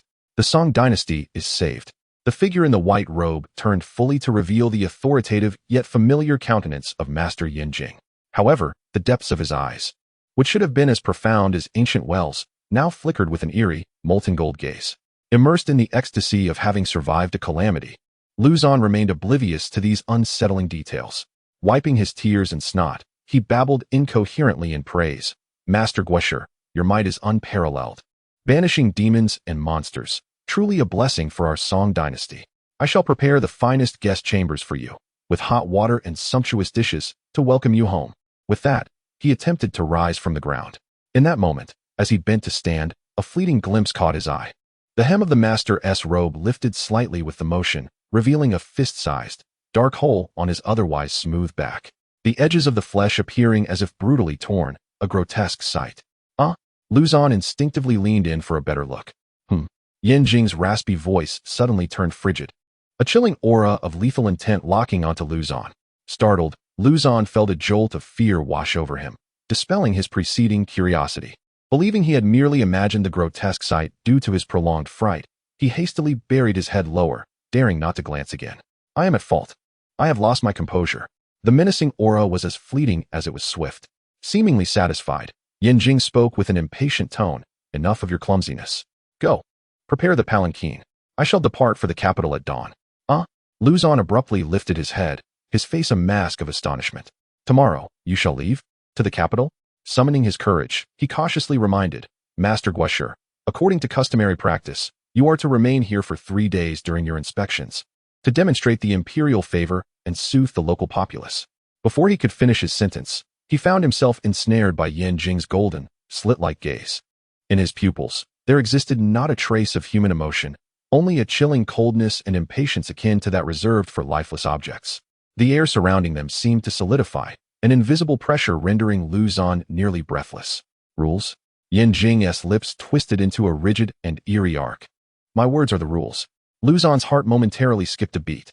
That tone, that gaze, how strikingly similar to the monster he had served these past 2 days. A ridiculous and terrifying thought flickered through his mind, yet he swiftly extinguished it. Impossible. Absolutely impossible. After all, that was the esteemed national master in the nascent soul stage. How could it be? Yin Jing appeared to sense his own lapse in composure. Clearing his throat stiffly twice, retracting the frightening aura and adopting a slightly weary tone. That abomination possesses considerable strength. My encounter with it has taken a toll, necessitating my prompt return to the capital to report to His Majesty and convey the particulars of this place. With this matter concluded, there is no need to adhere to mundane formalities. Upon hearing this explanation, the heavy stone that had lodged in Luzon's heart finally descended. It was merely the depletion of vital energy from the duel that necessitated haste in returning. This made sense. Indeed, how foolish of me. I shall make arrangements at once. Luzon, as if granted a reprieve, scurried out of the ruins, calling loudly for servants to prepare the most splendid sedan chairs and retinue in the city. Watching Luzon's retreating figure, Yin Jing slowly raised his hand to touch his own face. On the countenance belonging to the national master appeared a smile that was distinctly that of He Chuanjin, mad and avaricious. He glanced down at his chest, where his robe had been rent by claws, revealing the flesh beneath. Behind him, the perfect guise bore a solitary wound, which writhed and healed slowly beneath the swirling dark mist. The capital, ha ha ha. He emitted a suppressed laugh from deep within his throat, reminiscent of a night owl. The national fortune there must be 100 times more delectable than that which resides within this fellow. Chapter 127. The Old Emperor on the following morning. As the first light of dawn began to break, a splendid procession, incongruous amidst the desolate scene of the ruined gates of Anyang City, stood poised for departure. At the forefront, an elaborately adorned palanquin, crafted from the finest golden silk Nanmu wood, was draped in vibrant yellow curtains embroidered with intricate cloud patterns, signifying the noble status of its occupant. Luzon, resembling a sycophantic hound, bent forward with an obsequious expression, eagerly awaiting beside the palanquin. Having spent the night in restless vigilance, he personally oversaw the servants as they retrieved the most opulent palanquin in Anyang from the storeroom, polishing it numerous times to ensure it was immaculate. As a bony hand lifted the curtain, Yin Jing bowed and entered the palanquin.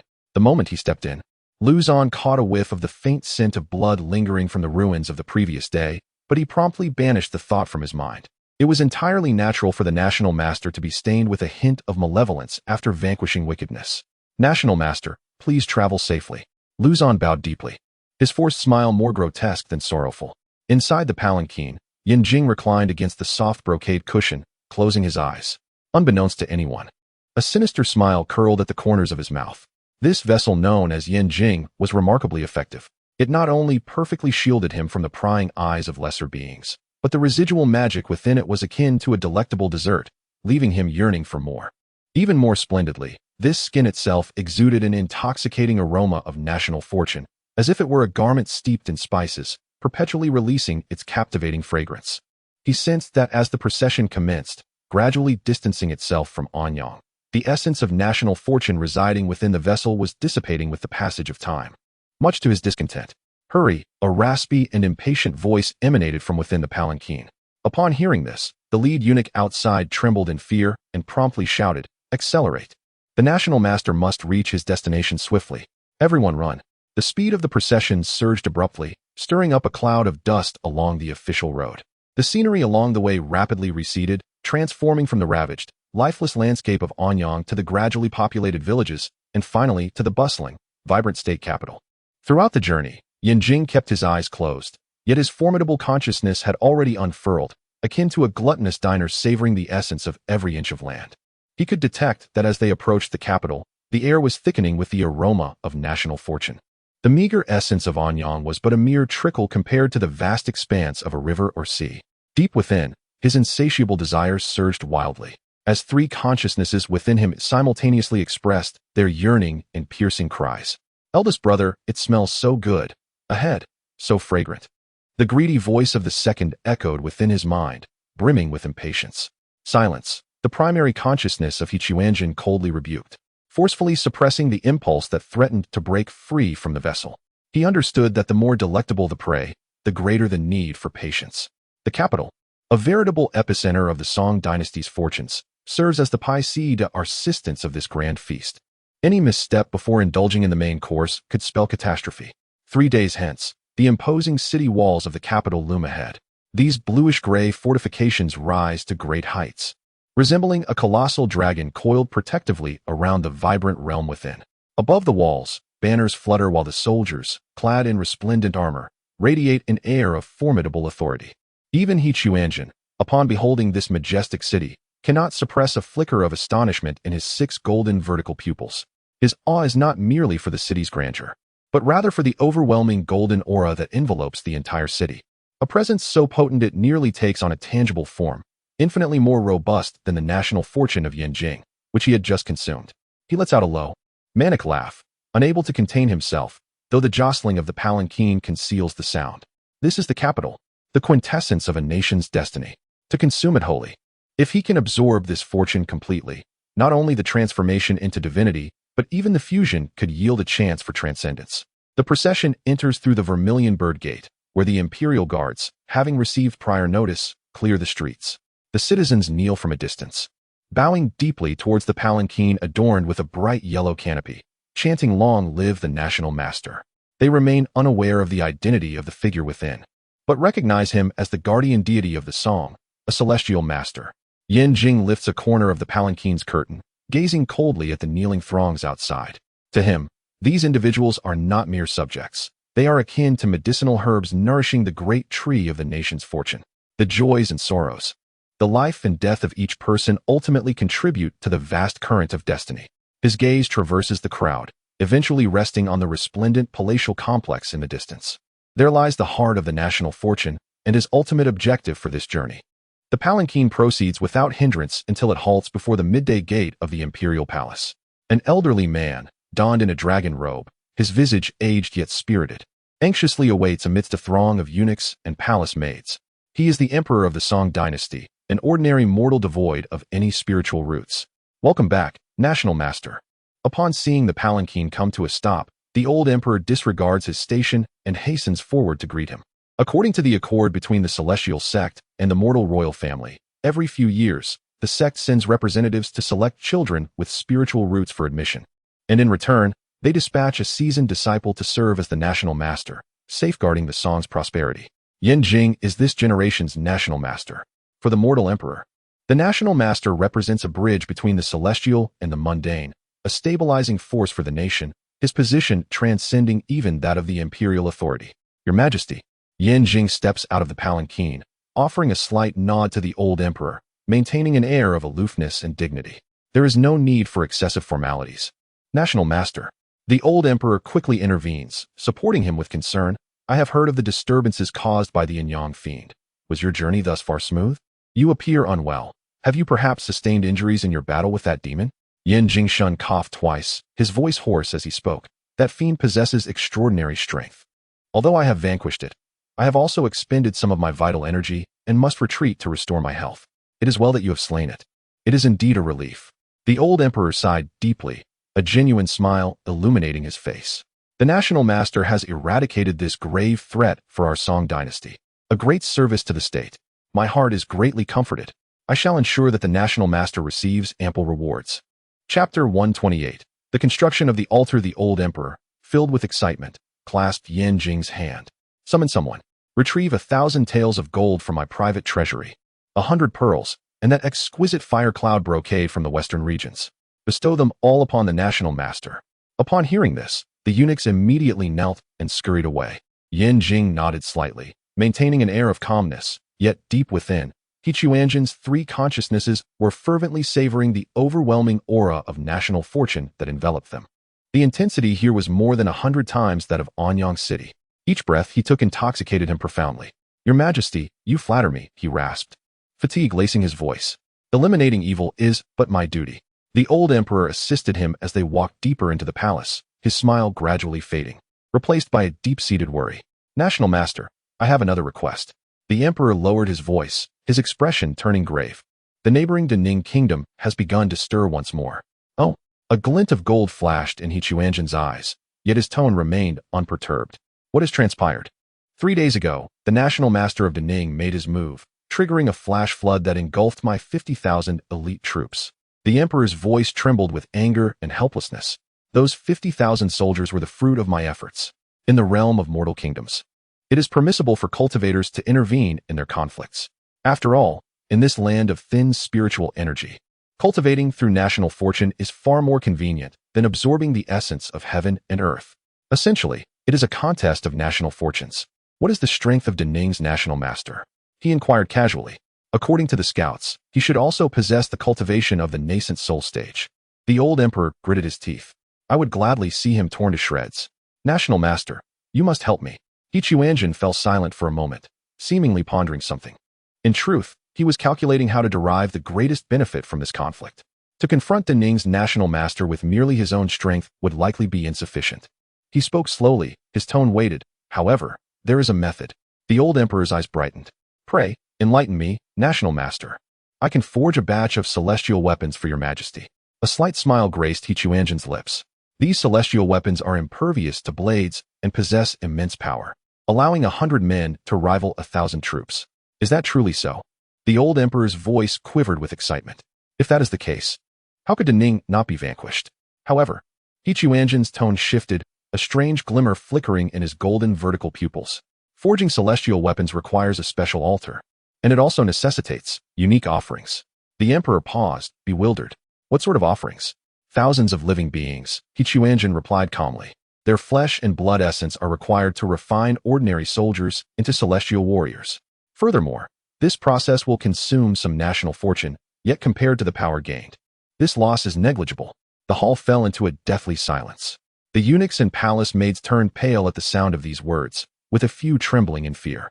Thousands of living beings. What a horrifying demand. The expression on the old emperor's face grew increasingly complex, his brows furrowed, as if engaged in a fierce internal struggle. Thousands of living souls, he murmured, his voice tinged with hesitation. Quanzhen silently observed him, his eyes devoid of any urgency, as though this decision bore no significance for him. Yet, in truth, his heart was already reveling. The old man would undoubtedly acquiesce. After a prolonged silence, the only sounds in the palace were the suppressed breaths of those present. Suddenly, the old emperor raised his head sharply, a mad glint illuminating his eyes. I agree. The eunuchs and palace maids stared at their emperor in terror, as if encountering him for the first time. With newfound resolve, the old emperor considered the death row inmates and the homeless beggars, seeing them as a means to contribute the final value to the grand legacy of the Song dynasty. Rather than allowing these individuals to squander food, he thought it better for them to die with purpose. I shall issue an edict to gather 3,000 souls within 3 days. Excellent. Quanzhen nodded approvingly. I propose the altar be situated in the open space directly north of the Forbidden City, where the Dragon Vein converges, making it the most suitable location for such a grand ritual. The old emperor did not hesitate. I shall immediately order the clearing of that area. If the National Master requires anything further, do not hesitate to speak. That will suffice for now. Quanzhen waved his hand. I need to rest for a night, and tomorrow I will provide you with the array diagram. By the way, this matter must remain confidential. If the Great Ning Kingdom learns of it, they may take action prematurely. Rest assured, today's affairs will remain undisclosed. The old emperor's eyes shimmered with avarice. The eunuchs and palace maids trembled even more, prostrating themselves on the ground, knowing their fates were sealed. Cackling. After the old emperor and his entourage departed, Quanzhen stood alone in the chamber assigned to the National Master, unable to suppress the ecstatic joy within. Slowly, he removed the blood-stained white robe, revealing the skin of Yanjing beneath. At the chest of this skin, a gaping wound was slowly healing, black threads weaving the torn flesh back together like a spider's web. He caressed the flawless face, a frenzied light flickering in his eyes. Foolish mortals, he whispered, his voice dripping with undisguised mockery. They truly believe I would forge some celestial weapon for them. He approached the window, gazing through the intricately carved lattice towards the expanse that was soon to be cleared. In his perception, the golden aura of the nation's fortune surged above the entire palace like a roiling sea, so dense it nearly materialized. 3,000 living souls for the blood sacrifice. The corners of Quanzhen's mouth curled into a cruel arc. If successful, the entire fortune of the Song dynasty would converge in one place. Ripe for his leisurely consumption, he withdrew a piece of jet-black jade slip from his robe, meticulously inscribed with intricate array patterns and the construction methods of the altar. This was the result of hundreds of years of research into the Great Devouring Array, designed specifically to siphon a nation's fortune, originally intended for the Great Zhou celestial dynasty, which had sadly perished. Once the array was established, the entire fortune of the Song dynasty would be under his control. A glimmer of greed flickered in his eyes. At that moment, not only would the Great Song flourish, but also the surrounding realms of Great Ning and Great Zhao, as all their fortunes would serve as nourishment for my ascension to the harmonization stage. As he reveled in this splendid fantasy, a faint sound of footsteps suddenly echoed from outside the hall. Quanzhen furrowed his brow, swiftly concealing the jade slip and donning his Taoist robe once more. His countenance instantaneously regained the aloofness and authority befitting a national master. Master of the nation?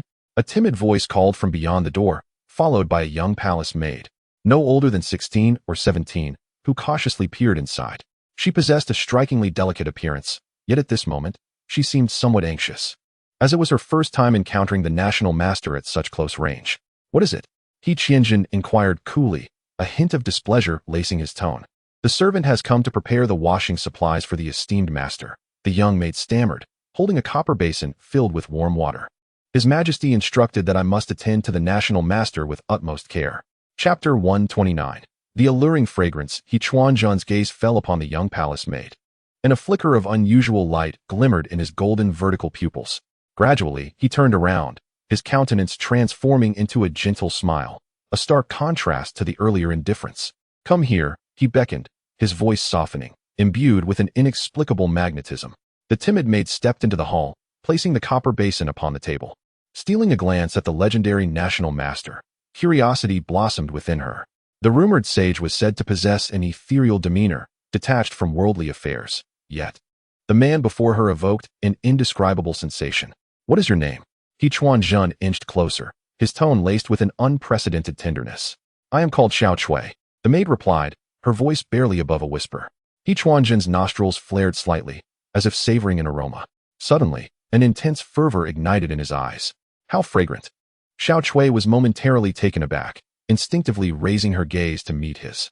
The National Master regarded her with a passionate intensity, as though seeking to pierce through her very essence. Her cheeks flushed crimson, and her heart raced like a drum. National Master, she murmured shyly, her voice trembling. Could it be that the National Master held feelings for her? A sweet turmoil surged within Xiao Cui. Though merely a humble maid, she had heard tales of the National Master, an immortal descending from the heavens, transcending the mundane. To win the favor of such a being would surely be an extraordinary fortune. Quanzhen stepped closer, nearly brushing against her side. He inhaled deeply, his expression growing more enraptured. It truly is delightful. Xiao Cui's face deepened in color, acutely aware of the faint scent of blood emanating from him. Yet, in her eyes, this was merely a remnant of his battles against demons, adding to his enigmatic allure. National Master, she whispered, her voice nearly inaudible, her youthful emotions ignited. Quanzhen's hand slowly rose, caressing her cheek. A shiver coursed through Xiao Cui. Yet she made no move to retreat. Instead, she gently closed her eyes, allowing his hand to linger upon her skin. Do you know? His voice became even softer. In this imperial palace, you are the most extraordinary person I have encountered. Xiao Cui's heart raced, nearly bursting from her chest as she opened her eyes to behold his handsome visage. The stars seemed to twinkle within his gaze, captivating her entirely. I am just a humble maid, she stammered shyly. No, you are truly special. Quanzhen's hand glided from her cheek to her neck. His touch is delicate, as if he were caressing a precious work of art. You possess a unique fragrance that makes me yearn to savor it. Xiao Cui's face turned as red as a ripe apple, interpreting the National Master's poetic words as declarations of affection. In her understanding, an immortal's speech was inherently distinct from that of mortals, infused with romantic hues. National Master, she spoke, her voice tinged with bashful anticipation. Quan's smile became even more radiant, yet upon closer inspection, one could discern a lurking inhuman cruelty within it. His fingers caressed the delicate neck of Xiao Cui, feeling the pulse that throbbed beneath his touch. Would you stay with me forever? His voice, soft and enticing, carried an enchanting allure. Xiao Cui nodded vigorously, her eyes brimming with adoration and reverence. I am willing. Excellent. Quan's smile reached its zenith. Then let us commence. No sooner had the words left his lips than his fingers suddenly tightened, his nails sharpening into lethal blades. Xiao Cui, caught off guard, felt a searing pain at her throat. She yearned to scream, but her throat was already torn, only a gurgling sound escaping her lips. Quan's face retained its gentle smile, yet his eyes had transformed into a golden hue, radiating a predatory gleam. He parted his lips, revealing a row of sharp teeth reminiscent of a prehistoric beast. Xiao Cui's eyes were filled with terror and confusion. She could not comprehend why the gentle minister of state had so abruptly morphed into this monstrous visage. Blood gushed from her neck, staining her garments crimson. Thank you for your cooperation, Quan murmured, his voice laced with a satisfied delight. Your blood is exquisite, far more delicious than those condemned prisoners. It is no wonder you possess a spiritual root. He lowered his head, beginning to indulge in this unexpected nocturnal feast. Xiao Cui's body gradually grew cold in his embrace, her once adoring eyes slowly dimming. Moments later, Quan straightened up, wiping the blood from the corner of his mouth with his sleeve. All that remained on the ground was a withered corpse, as though it had been drained of every essence. Truly delectable, he murmured, licking his lips with satisfaction. Alas, there is only one, not enough to fill the gaps between my teeth. With a casual wave of his hand, Xiao Cui's body instantly disintegrated into ashes, dissolving into the air. The hall returned to tranquility as if nothing had transpired. The following morning, as the dawn broke and golden rays streamed through the intricately carved window panes into the minister's side chamber, Quan reclined upon a soft couch, toying with a pitch-black jade slip in his hand. The essence of the little palace maid lingered in his memory. Indeed, the blood of one with a spiritual root was far more delectable than that of ordinary folk. He licked his lips, a glimmer of nostalgia flashing in his golden vertical pupils. Minister, minister. Urgent footsteps echoed from outside the hall, followed by the slightly anxious voice of the old emperor. Quan leisurely tucked away the jade slip, adjusting his robe to restore the ethereal demeanor befitting his position. Your Majesty, he spoke with a hint of languidness, as though just roused from slumber. The old emperor strode into the hall, his face alight with impatience. He had spent the night without sleep, his mind consumed by images of the invincible celestial weapon. Thinking of the imminent possession of such an indestructible divine armament, his eyes sparkled with anticipation. Did the minister rest well last night? The old emperor inquired with great concern, yet the urgency in his words was unmistakable. The formation diagram. Quanzhen slowly rose, retrieving a scroll of parchment from his bosom. The parchment was densely inscribed with intricate patterns of formation, each line exuding an enigmatic aura. Your Majesty has arrived at the opportune moment. He handed the parchment to the old emperor, revealing the diagram for forging celestial weapons. The old emperor trembled as he accepted the diagram, carefully unfolding it as if it were a treasured artifact. The complex runes and patterns appeared to him like an esoteric script. Though he could not comprehend them, the mere presence of their mysterious essence stirred his heart profoundly. Indeed, this is the work of the immortals, the old emperor exclaimed with excitement. Though I do not grasp these celestial arts, the mere sight of them fills me with boundless power. Your Majesty, this formation is grand in scale, requiring considerable manpower and resources. Quanzhen feigned concern. How do you intend to arrange this? Do not worry, National Master, the old emperor assured, thumping his chest with fervor, his eyes gleaming with a mad light. I shall summon 1,000,000 subjects to construct the altar, at any cost. Quanzhen's heart soared with joy, yet he maintained an expression of calm. 1,000,000. He pretended to hesitate. Your Majesty, such a large-scale conscription may incite discontent among the populace. The old emperor waved his hand dismissively. What discontent? It is their honor to contribute to the enduring legacy of the great song. Quanzhen nodded. And the construction time? 1 year. The old emperor declared resolutely. Rest assured, National Master, I shall strive to complete it within a year. The situation in Daning is becoming increasingly tense. I cannot afford to wait another day. Chapter 130. The Crown Prince Quanzhen nodded with satisfaction, a glint of cunning flickering in his eyes. 1,000,000 commoners, a figure surpassing his expectations, suggested that the old emperor was even more unhinged than he had imagined. Since your Majesty is so resolute, I shall refrain from further discourse, he remarked nonchalantly. However, this matter is of great significance and requires your Majesty to issue a summons expeditiously. The old emperor rubbed his hands together in excitement. Rest assured, National Master, I shall issue the decree at once. He turned to the attendants outside the hall and called out loudly, Come forth. Convey my command. From this day forth, summon 1,000,000 commoners to construct a new palace. The completion deadline is set for 1 year. The eunuchs exchanged glances, but nonetheless departed with respectful compliance. Within half a day, the emperor's decree reverberated throughout the capital, swiftly disseminated through the relay stations to all corners of the realm. The streets and alleys of the capital erupted with fervent outcry. What? 1,000,000 to build a palace? Madness. The emperor has lost his mind. Are we to become laborers for the entirety of our families? In the tea houses and taverns, the voices of the populace rose in indignation. A bearded man slammed his hand upon the table, exclaiming, I just completed my corvée labor this past half year, and now I am to toil for the emperor's absurd palace. By what right? Indeed, a woman nearby cried, wiping her tears. If my husband is conscripted, how will my child and I survive? 1,000,000. What magnitude of palace could that possibly require? Others voiced their outrage, lamenting that the emperor sought to undermine the very foundation of the Song dynasty.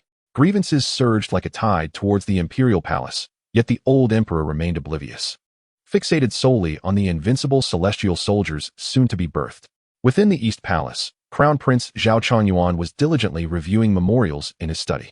Upon hearing the news from outside, his brush clattered to the table in shock. What? Summoning 1,000,000 commoners to construct a palace? He rose abruptly, his complexion darkening. Your Highness, it is indeed true, the trembling eunuch reported. The emperor's decree has spread throughout the city. Zhao Changyuan furrowed his brows deeply, pacing back and forth. Anxiety etched across his face. As the heir apparent, he understood more than anyone the implications of such a decree. 1,000,000, that constituted 1/10 of the Song's entire population. If these individuals were dispatched to build a palace, who would till the fields? Who would sustain commerce? The very foundation of the nation would be shaken. This cannot stand. I must dissuade my father. Zhao Changyuan hastily adjusted his attire and strode purposefully towards the main hall of the palace. Inside the main hall, the old emperor was animatedly discussing the altar details with Quanzhen. Upon seeing his son approaching in haste, the emperor's smile broadened. Changyuan, you arrive at the perfect moment. I was just about to share this splendid news with you. With the National Master's celestial soldiers, our Song dynasty shall soon unify the realm. Zhao Changyuan took a deep breath, striving to maintain a calm tone. Father, I have something to convey. Speak, speak. The old emperor waved his hand, evidently in high spirits. Your Majesty, is the decision to summon 1,000,000 citizens for the construction of the palace not rather hasty? Zhao Changyuan spoke cautiously. 1,000,000, that constitutes 1/10 of the population of our great Song. If they all engage in palace building, who will tend to the fields? Who will sustain commerce? The old emperor's countenance darkened instantly. Are you questioning my decree? I would not dare. Zhao Changyuan hastily knelt. I merely worry that such an action may undermine the very foundation of our nation. It is the season for spring sowing. Should a multitude of farmers be conscripted, this year's harvest will inevitably suffer. A shortage of grain would lead to widespread suffering among the populace and potentially incite greater unrest. Unrest? The old emperor scoffed. Once I possess celestial soldiers, what unrest shall I fear? Father, the former Grand Master would never have proposed such an absurd suggestion. In his desperation, Zhao Changyuan raised his voice. To mobilize 1,000,000 for palace construction is sheer folly. As his words hung in the air, the atmosphere within the hall grew tense. The old emperor's face turned an ashen hue. He sprang to his feet, pointing an accusatory finger at Zhao Changyuan, bellowing, "You wretch! Dare you deem the Grand Master's counsel absurd? Dare you question the wisdom of a celestial sage? Father, I did not mean it that way. Enough." The old emperor's voice thundered throughout the grand hall. "I see you have been brainwashed by those corrupt scholars. What foundation of the nation? What livelihood of the people? Before celestial soldiers, they are but illusions." He gestured towards Quanzhen, his eyes alight with fervor. The Grand Master is a divine being. Every decision he makes is laden with profound significance. What do you, a mere mortal, understand? A chill coursed through Zhao Changyuan's veins. The emperor before him was a stark contrast to the father he knew. The blind zeal radiating from him felt foreign and terrifying. "Begone. Leave at once." The old emperor's fury was palpable. "Before I change my mind, depart immediately." Zhao Changyuan cast a deep gaze at the figure clad in a white robe, his doubts intensifying. The Grand Master, though always aloof, would never have suggested such ridiculous actions. He slowly rose, bowed to the old emperor, then turned to exit, his footsteps echoing heavily on the marble floor, each step slow and burdened. As he crossed the threshold of the hall, Zhao Changyuan glanced back. Through the intricately carved doors, he caught sight of the Grand Master regarding him with an unsettling gaze, those eyes shimmering with a golden light in the shadows, pupils elongated like those of a beast. Sharp and predatory, an ominous premonition arose within him. The aura emanating from the Grand Master was inexplicably discordant, a presence so distinct from any practitioner he had ever encountered, as if it concealed unfathomable secrets. Chapter 131. The slaughter of the national master. Half a month later, the conscription orders from the Great Song dynasty swept across the land like a tempest. On the official roads, throngs of forcibly conscripted commoners, laden with their families and belongings, trudged towards the capital with expressions of numbed resignation. Among them were the elderly with graying hair, middle-aged individuals with physical disabilities, and a multitude of robust farmers in the prime of their lives. Being compelled to abandon their fields during the spring sowing season signified a complete ruin of this year's harvest. "Father, must we truly go to repair that wretched palace?" A youth of 16 or 17, burdened with a satchel, questioned with eyes brimming with reluctance. "Silence." His father shot him a fierce glare, lowering his voice. "Speak such nonsense again, and you may find yourself wishing for death." Occasionally, the sorrowful sobs of the youth echoed through the ranks. Yet a more pervasive silence enveloped them like a shroud. Despair was etched on every face, for they understood that this journey might well be one of no return. However, not all citizens chose to endure their fate in silence. In Huangzhou, 300 miles from the capital, a formidable uprising was brewing. Before the Huangzhou magistrate's office, a dense crowd filled the square to capacity, led by a burly man named Wang Dachui, a renowned local blacksmith. "Fellow villagers," Wang Dachui bellowed from the steps, his voice resonating like thunder across the square. "The emperor demands we toil for a nonsensical palace. A year's journey. What of our fields? What of our families? Indeed, why must we march to our deaths?" A voice rose from the crowd in agreement. "Brother Wang speaks the truth. We cannot sit idly by. Revolt. Let us follow Brother Wang and fight." Fury ignited in Wang Dachui's eyes. "If the emperor seeks to extinguish our lives, then let us ensure he finds no peace. Brothers, let us storm the magistrate's office and claim the head of that scoundrel. Kill, kill, kill." The enraged crowd surged toward the office like a tidal wave, sending the guards scattering in terror. Such scenes of unrest unfolded across the Great Song, with the provinces of Dongzhou, Xiazhou, and Nanzhou succumbing one after another to chaos. The flames of rebellion spread with an insatiable ferocity. Within the imperial palace, the elderly emperor surveyed the mountain of memorials on his desk, his countenance darkened with dread. Each memorial reported the same grim tidings: rebellion, insurrection, and governmental disarray. "Useless. All of you are useless." The old emperor seethed, casting one memorial to the ground in fury. A mere rabble dares to revolt. Quanzhen stood quietly to the side, observing the enraged emperor with an impassive demeanor. To him, it mattered little who sat upon the throne. His concern lay solely with the altar soon to be erected. National Master. The emperor abruptly turned to him, madness glimmering in his eyes. You must assist me. These rebellious peasants dare defy my will. Such audacity is unforgivable. Quanzhen cast a faint glance at him. Your Majesty, how would you have me assist you? Pray, National Master, venture to those regions of insurrection. The old emperor exclaimed with fervor, you need not intervene directly. Merely strolling about will instill fear and trepidation. Once the altar is completed, I shall deal with them myself. He nodded slowly, acknowledging that it was indeed wise for him to observe. How audacious of these mortals to rebel beneath my very gaze, utterly oblivious to their impending doom. The old emperor was overjoyed. With the National Master taking action, those unruly subjects would surely be struck with dread. The following morning, the National Master's grand procession departed from the palace once again. This time, the scale was even more formidable than when returning to the capital from Anyang.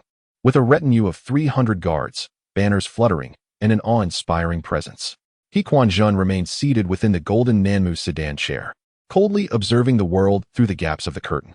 On either side of the street knelt a throng of citizens, yet unlike before, their eyes held no reverence. Instead, they were filled with fear and resentment.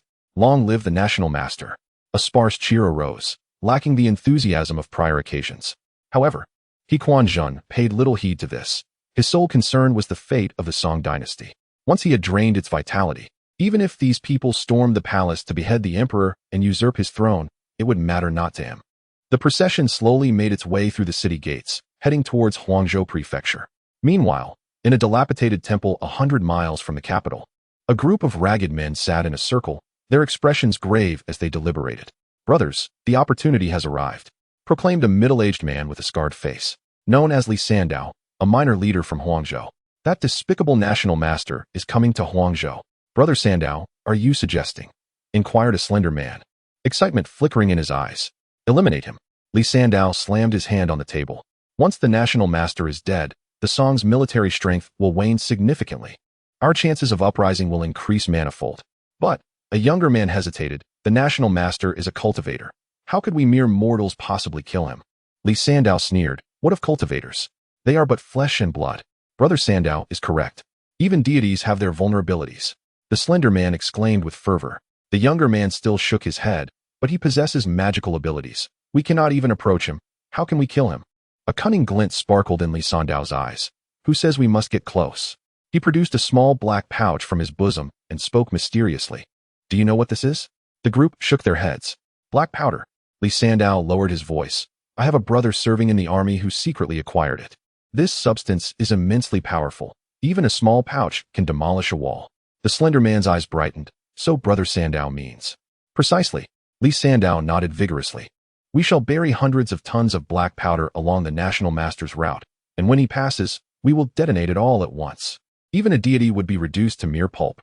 The younger man gasped, hundreds of tons? How much would that cost? Money? Li Sandao smirked, declaring that he had already contacted dozens of rebel leaders from various provinces, pooling funds and resources to acquire black gunpowder, even if it meant selling everything they owned. However, before the young man could voice his thoughts, he was interrupted by the gaunt figure. There are no buts. The thin man exclaimed passionately. This is our only opportunity. If we miss it, it will be exceedingly difficult to eliminate the National Master in the future. Li Sandao nodded in agreement. You are right, fourth brother. This operation pertains to the survival of us all. We cannot afford any negligence. He rose and paced back and forth in the dilapidated temple. I have gathered intelligence. The National Master's entourage will pass through Qinglong Gorge, a treacherous area flanked by sheer cliffs, a perfect ambush site. Qinglong Gorge. The thin man pondered. Recognizing its strategic advantage, it was indeed a place where retreat would be impossible for the National Master, even if he wished to escape. Precisely. Li Sandao's eyes sparkled with a wild intensity. We will plant black gunpowder along the cliffs on either side of the gorge. And when the National Master's group reaches the center, we will detonate it simultaneously. The resulting landslide will ensure that even the immortal cannot survive. The young man gulped nervously, but will it not create too much noise? The louder, the better. Li Sandao grinned menacingly. We must let the entire world know that the National Master is not an invincible deity. He too can perish. This will inspire other rebels across the land to rise in revolt. The thin man rubbed his hands together in excitement. Brother Sandow, what do you estimate our chances of success to be? Li Sandow contemplated for a moment. 70%. As long as we have sufficient gunpowder with enough power. Even if the National Master possesses extraordinary abilities, he will meet his demise. When shall we act? The young man inquired. In 3 days. Li Sandow turned sharply, his eyes gleaming with determination. The National Master's entourage will reach Qinglong Gorge in 3 days. We must ensure that all the gunpowder is planted before then. Chapter 132. Temptation. 3 days later, along the official road near Qinglong Gorge, Quanzhen's grand procession advanced slowly. The magnificent sedan chair, crafted from golden silk and Nanma wood, swayed at the heart of the entourage. The curtain of the chair fluttered slightly, revealing a handsome yet enigmatic visage within. Quanzhen reclined on the soft cushions, his golden vertical pupils half closed, seemingly indulging in a brief repose. Master National Teacher, a voice from outside the sedan called respectfully, "There is a fork in the road ahead. Which path shall we take?" "A fork? To where does it lead?" came the voice from within the sedan, replying to Master National Teacher. "The left path leads to Huangzhou Prefecture, while the right leads to Quanzhou Prefecture," the captain of the guards answered cautiously. "According to our original route, we should first quell the rebellion in Huangzhou." "To Quanzhou," he replied calmly, his tone imbued with undeniable authority. The captain of the guards hesitated momentarily. "But your Majesty's decree was for us to proceed to Huangzhou first." "I say we go to Quanzhou, so to Quanzhou we shall go." Quanzhen's tone suddenly turned frigid, a suffocating aura emanating from within the sedan.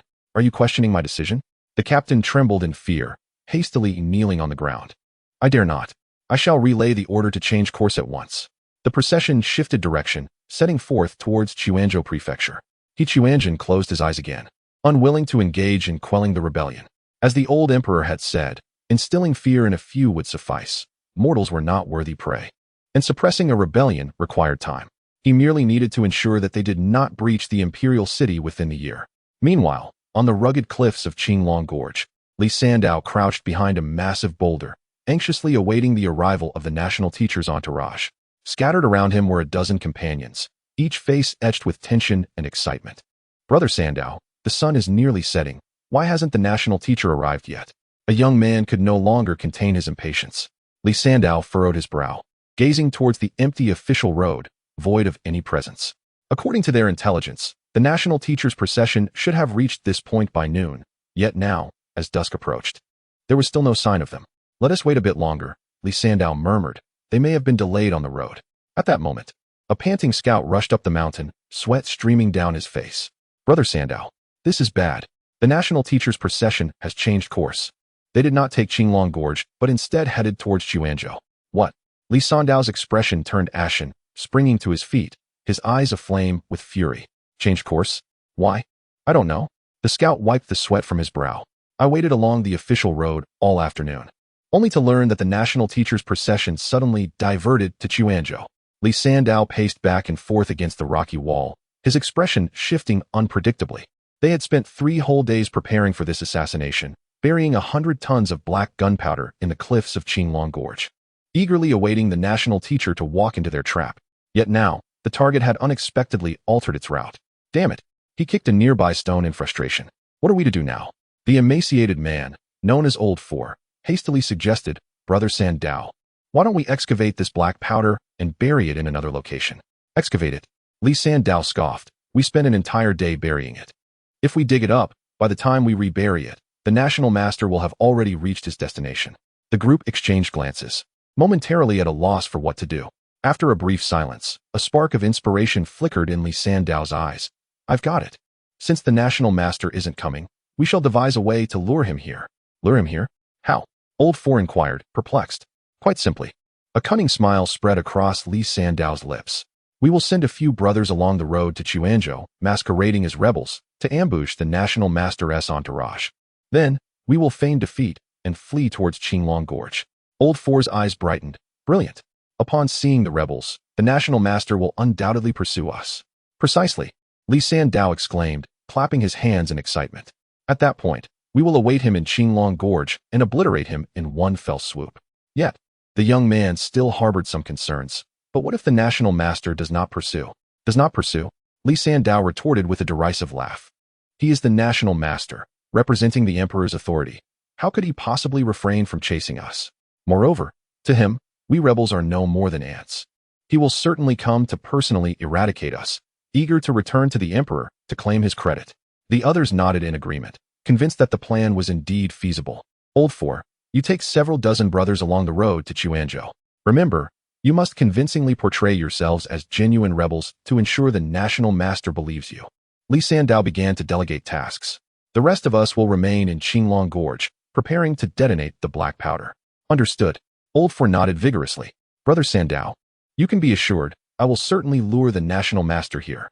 Li Sandao nodded with satisfaction, then turned his gaze towards the depths of Qinglong Gorge, his eyes gleaming with a mad fervor. No matter what, he was determined to slay that detestable national master and avenge all the oppressed commoners. As night fell and the moonlight shimmered like water, the official road from Quanzhen to the capital bore witness to the procession of Quanzhen, illuminated by torches as they moved forward. The guards vigilantly scanned their surroundings, wary of any unforeseen events. Suddenly, the sound of galloping hooves echoed ahead, soon followed by the thunderous cries of battle. Kill! Slay the lapdogs of the vile emperor. Dozens of masked men surged forth from the nearby woods, brandishing swords and blades, charging directly towards the procession. Leading them was Old Four, wielding a large sword, his face etched with fury. The captain of the guards bellowed, "Protect the national master." Instantly, hundreds of guards formed a protective circle around the grand palanquin. In a flurry of steel, the two sides clashed violently. Chapter 133. Mei Haikuan. Old Fourth wielded his large blade, deliberately exposing several flaws, allowing the guard's spear to graze his shoulder, drawing blood. Retreat. Quickly retreat, he bellowed, feigning defeat as he and his men dashed towards Qinglong Gorge. Just as the captain of the guards was about to issue the command to pursue, a dispassionate voice emanated from within the sedan chair. There's no need to chase. Continue on your way. The captain of the guards was momentarily taken aback. Master National Teacher, these rebels. Merely a few insignificant clowns, hardly worth our attention. Quanzhen leaned against the soft cushions of the sedan, not even lifting his eyelids. The antics of these mortals were far too juvenile in his eyes. The recent skirmish was clearly staged, with the leading man intentionally making himself vulnerable, fearful of his guards inflicting any harm upon him. Old Fourth and his followers had run over a mile when he glanced back, only to discover that the national teacher's procession had not pursued them, but instead continued onward. Damn it! How did that dog of a national teacher not fall for it? He stomped his feet in frustration. This was not at all how the plan was supposed to unfold. What shall we do now, Fourth Brother? One of his subordinates inquired. Old Fourth clenched his teeth. Let's try again.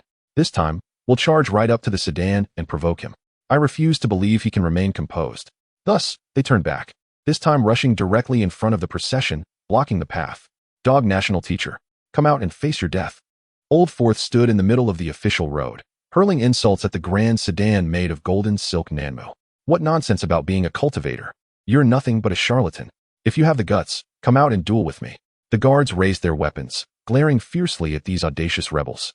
After a moment of silence within the sedan, an eerie laughter suddenly echoed forth. Ha ha ha. Ha ha ha ha. The laughter was sharp and grating, sending chills down the spines of those who heard it, causing even the guards to shudder involuntarily. The curtain of the sedan slowly lifted, revealing the national teacher's handsome yet sinister countenance. His golden vertical pupils glimmered with a cold light under the moon. I had no intention of acknowledging you fools, but since you dared to insult this humble Taoist, I shall have no choice but to transcend you. He gradually stood from within the sedan, though fear gripped him. Old Fourth mustered the courage to shout, "Stop your pretentiousness." Before he could finish, Quanzhen suddenly flared his sleeves. A terrifying force erupted, and Old Fourth, along with his 10 or so subordinates, found themselves involuntarily drawn towards the expansive sleeves. Ah, what sorcery is this? Old Fourth cried in terror, struggling desperately. But to no avail. They were like leaves caught in a whirlwind, powerless against the pull, and in the blink of an eye, a dozen living beings vanished into thin air, as if they had never existed. The guards stood agape, many trembling in fear. Quanzhen reclined back into the sedan as if nothing had transpired. Continue on your way. The procession resumed its journey towards Quanzhen, leaving behind an eerie silence on the official road. Within Qinglong Gorge, Li Sandao anxiously awaited news from Old Fourth. Why has there been no movement for so long?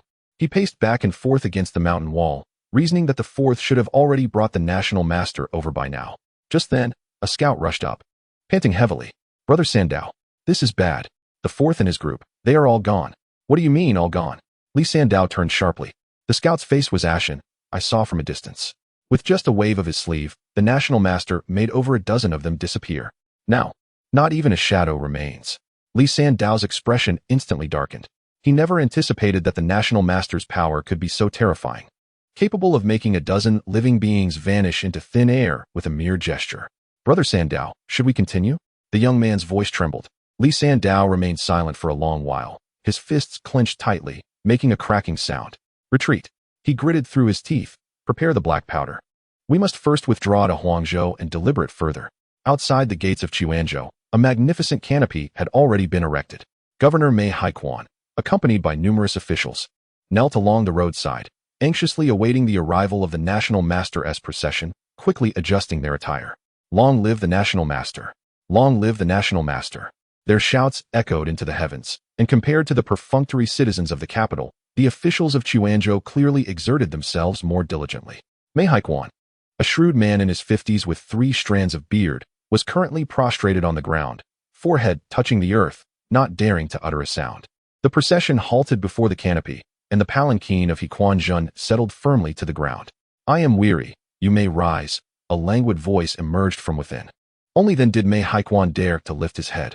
I am the humble prefect of Quanzhen, Mei Haiquan, here to welcome the esteemed National Master.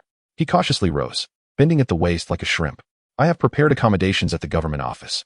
I kindly request the National Master to step in and rest. Came a nonchalant response from the palanquin. Mei Haiquan sighed in relief, ready to lead the way when suddenly recalling something. He turned to the captain of the guard and inquired, was the journey smooth? No mishaps, I hope? The captain hesitated, glancing towards the palanquin. After a brief silence, a detached voice replied, Speak. Reporting to Lord Mei, we did encounter some rebels on the way. The captain reported truthfully. A dozen masked brigands blocked the road and provoked us, but they were swiftly dealt with by the National Master. Mei Haiquan's expression shifted. Such a thing occurred? Those damned rebels truly know no fear. He turned towards the palanquin and bowed deeply. The National Master possesses boundless power. A mere handful of brigands are no match. I shall return and dispatch men to thoroughly investigate, ensuring that we capture all their accomplices. No need for that. Quanzhen's voice dripped with impatience. Just a few fleas. All I desire now is to rest peacefully. Spare me your trifles. Mei Haiquan nodded repeatedly. Yes, I shall arrange it at once. He gestured, and dozens of constables stepped forward, surrounding the procession and escorting them towards the government office. The government office of Quanzhen is far more magnificent than an ordinary provincial office, as it is situated in a prosperous region. Even the gatehouse is constructed from fine white Han marble. The rear courtyard's main hall is meticulously arranged, adorned with precious rosewood furnishings, while exquisite calligraphy and paintings from renowned artists adorn the walls. Even the incense wafting through the air is the rare and fragrant ambergris imported from the western regions. Quanzhen emerged from his sedan chair, casually surveying the room. It is tolerable, he mused, as he dismissed the attendants, stating that he required some rest. Chapter 134. The Assassin, yes, Master of the Nation. Mei Haiquan quickly gestured for everyone to exit the room, their footsteps intentionally muted. Once the door closed, Quanzhen casually removed his outer robe, revealing a blood-red inner garment beneath.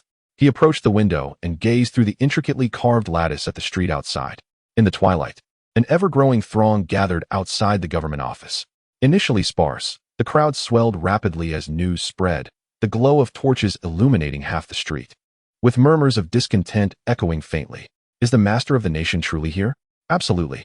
I saw the golden palanquin enter the government office with my own eyes. Wonderful. At last, we can demand an explanation.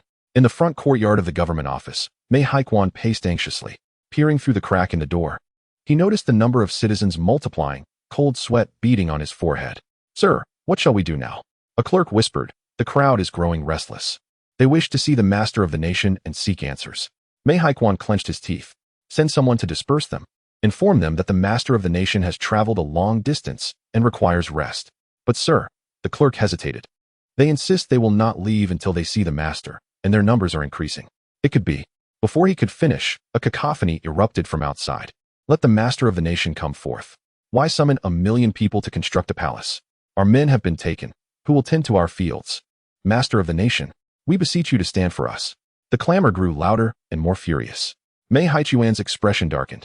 He understood that these citizens had been driven to desperation, and mishandling the situation could ignite a greater upheaval. Gritting his teeth, he resolved to persuade them personally. As he reached the entrance of the government office, he beheld a sea of people blocking the entire street. At the forefront stood several haggard women, their eyes filled with despair and anger. "Master May," a middle-aged woman cried out upon spotting him, rushing forward. "Please, implore the master of the nation to take a stand for us. My husband has been conscripted, leaving me with 3 children. How shall we survive?" "Indeed," another elderly woman lamented, "my son is just 16, still a child. Why must he be taken to toil on some palace construction?" Surrounded by the crowd, Mei Haikuan felt trapped. Striving to maintain his authoritative demeanor, he proclaimed, "Dear villagers, the master of the nation has traveled from afar and is currently resting. Let us discuss matters tomorrow." "Unacceptable," a voice rang out from the crowd. "If we do not see the master today, we shall not leave. Yes, we will not disperse without seeing the master." Sweat poured down Mei Haikuan's brow. He recognized that forcibly dispersing the crowd could incite a riot. Yet the thought of disturbing the master's rest sent shivers down his spine, recalling those golden vertical pupils. At that moment, a cold voice emanated from the courtyard. "Let them through." The voice was soft, yet every person present heard it distinctly. The crowd fell into an instant silence, all eyes directed towards the source of the voice. Mei Haikuan, as if granted a reprieve from death, hurriedly bowed towards the direction of the backyard. "Master National Teacher, these commoners, I have said, let them depart." The voice grew colder, imbued with a suffocating aura of authority. "Should they dare to make noise again, I would not hesitate to send them to meet the King of Hell." A ripple of unrest surged through the crowd, yet tranquility soon returned. The once furious citizens now felt a profound dread emanating from the depths of their souls. At that moment, several dark figures suddenly appeared atop the government office's roof. Clad in night garments and masked, they wielded sharp blades, moving with the agility of cats. Leading them was a tall, slender man, his eyes glinting with murderous intent. This was the infamous assassin known as Ghost Hand, notorious for eliminating corrupt officials, who had come to dispatch the national teacher for his treachery against the nation and its people. Ghost Hand and his followers silently infiltrated the backyard of the government office, landing lightly upon the rooftop. They were members of the renowned assassin organization, Shadows, specializing in the assassination of nefarious dignitaries. "Master, is this the room?" a young assassin whispered. Ghost Hand nodded, his eyes flashing with a cold light. "Indeed, the national teacher is within." "Master, I have heard this national teacher is a cultivator. Can we truly kill him?" Another assassin expressed concern. Ghost Hand scoffed. "What cultivator? Merely a charlatan with some tricks up his sleeve. A true immortal would never assist in tyranny. Tonight, I shall unveil his true nature." He drew a pitch-black dagger from his waist, its blade coated with a lethal poison. The toxin on this soul-seizing dagger is concocted from 72 venomous creatures. Not even an Iron Man could withstand it. A mere scratch on his skin, and within the time it takes for a stick of incense to burn, he shall become a lifeless corpse. The assassins nodded in silent agreement, their eyes gleaming with admiration. In the martial world, Ghost Hand's name was indeed resounding. It was said he had successfully assassinated 37 corrupt officials without a single failure. "Act," Ghost Hand commanded in a hushed tone. The assassins glided down from the rooftop like phantoms, landing softly outside the national teacher's chamber. Through the window's crack, they discerned a dimly lit oil lamp within, revealing a figure resting on the bed. Ghost Hand gestured, and the assassins immediately dispersed, guarding all exits of the room to prevent their target's escape. "I alone shall enter," Ghost Hand whispered confidently. "You will wait outside." With that, he gently pushed open the window, slipping into the room like a wraith. The interior was shrouded in darkness, with only the bulging covers of the bed indicating someone was asleep. "Humph, what national teacher? Merely this," Ghost Hand thought with a smirk, the dagger in his hand glinting coldly in the moonlight. He stealthily approached the bedside, gazing at the mound of blankets with a trace of disdain. Is this the national teacher who instills fear in the hearts of the populace? He hasn't even noticed an intruder in his chamber. Truly a reputation unearned. The ghostly hand raised the dagger high, plunging it fiercely into the center of the bedding. With a soft thud, the dagger embedded itself within. Yet the ghostly hand immediately sensed something amiss. No blood, no struggle, not even the slightest resistance, as if it had pierced through a mound of cotton. In a swift motion, he threw back the bedding, only to discover a mere pile of pillows stacked together, devoid of any presence. A sense of dread washed over him. He had fallen into a trap. Just as he prepared to turn and flee, he felt a sudden chill as a cold hand gripped his shoulder. Let me see who dares to attempt the assassination of this humble priest," A sinister voice echoed from the darkness behind him, carrying with it an air of madness. Chapter 135. How could the humble monk punish you? In an instant, Ghost Hand felt a chill run down his spine. Having navigated the treacherous waters of the martial world for so many years, he had never encountered such an uncanny situation. He had sensed no presence upon entering, yet now, a figure suddenly materialized behind him. He swiftly turned, his soul-snatching dagger piercing through the air towards the shadow behind him. The blade sliced through the atmosphere, emitting a faint sound of wind cutting, its toxic venom glistening with an eerie green luminescence under the moonlight. However, the figure seemed to anticipate his move, effortlessly extending a right hand, where two slender fingers deftly clutched the incoming dagger. Is this all you can muster? The voice of Quanzhen dripped with mockery, his golden slit pupils flickering with an uncanny glow in the darkness. I expected something more thrilling. Ghost Hand strained to retract the dagger, but those seemingly delicate fingers gripped the blade like iron pincers, refusing to yield despite his desperate efforts. To his utter horror, he witnessed the poisoned dagger beginning to dissolve in the adversary's grasp, its venom dripping through the fingers and hissing as it corroded the ground below. Impossible. Fear flashed in Ghost Hand's eyes. What on earth are you? Quanzhen smiled broadly, revealing a set of gleaming white teeth. What am I? I am, of course, the National Master you speak of. As he spoke, his left hand splayed open, the nails shimmering with a metallic sheen under the moonlight, revealing that they were anything but human. Ghost Hand blinked in disbelief, pain surging through his chest. Upon looking down, he found 5 bloody punctures had emerged, blood gushing forth like a fountain. Cough, cough. A torrent of blood erupted from his mouth, his body teetering on the brink of collapse as he stared wide-eyed at the strikingly handsome National Master, disbelief flooding his gaze. You are not human. Only now do you realize? It is far too late. Quanzhen nonchalantly flicked the blood from his hand, watching as Ghost Hand slowly crumpled to the ground, his expression devoid of emotion. Outside the room, several assassins were startled by the commotion within. According to their plan, their master should have swiftly succeeded. Why were there sounds of a struggle? Master? A young assassin whispered, but the room fell into a deathly silence. Something is awry. Another assassin tightened his grip on his weapon, sensing that their master might be in peril. Just then, the door creaked open slowly, revealing a figure clad in a white robe stepping out from within. Bathed in moonlight, the handsome face bore a faint smile, yet the golden slit pupils sent a shiver down their spines. Why do you visit at such an hour? Quanzhen's voice was disarmingly gentle, yet the assassins felt a chill seeping from their feet, reaching their very cores. Where is our master?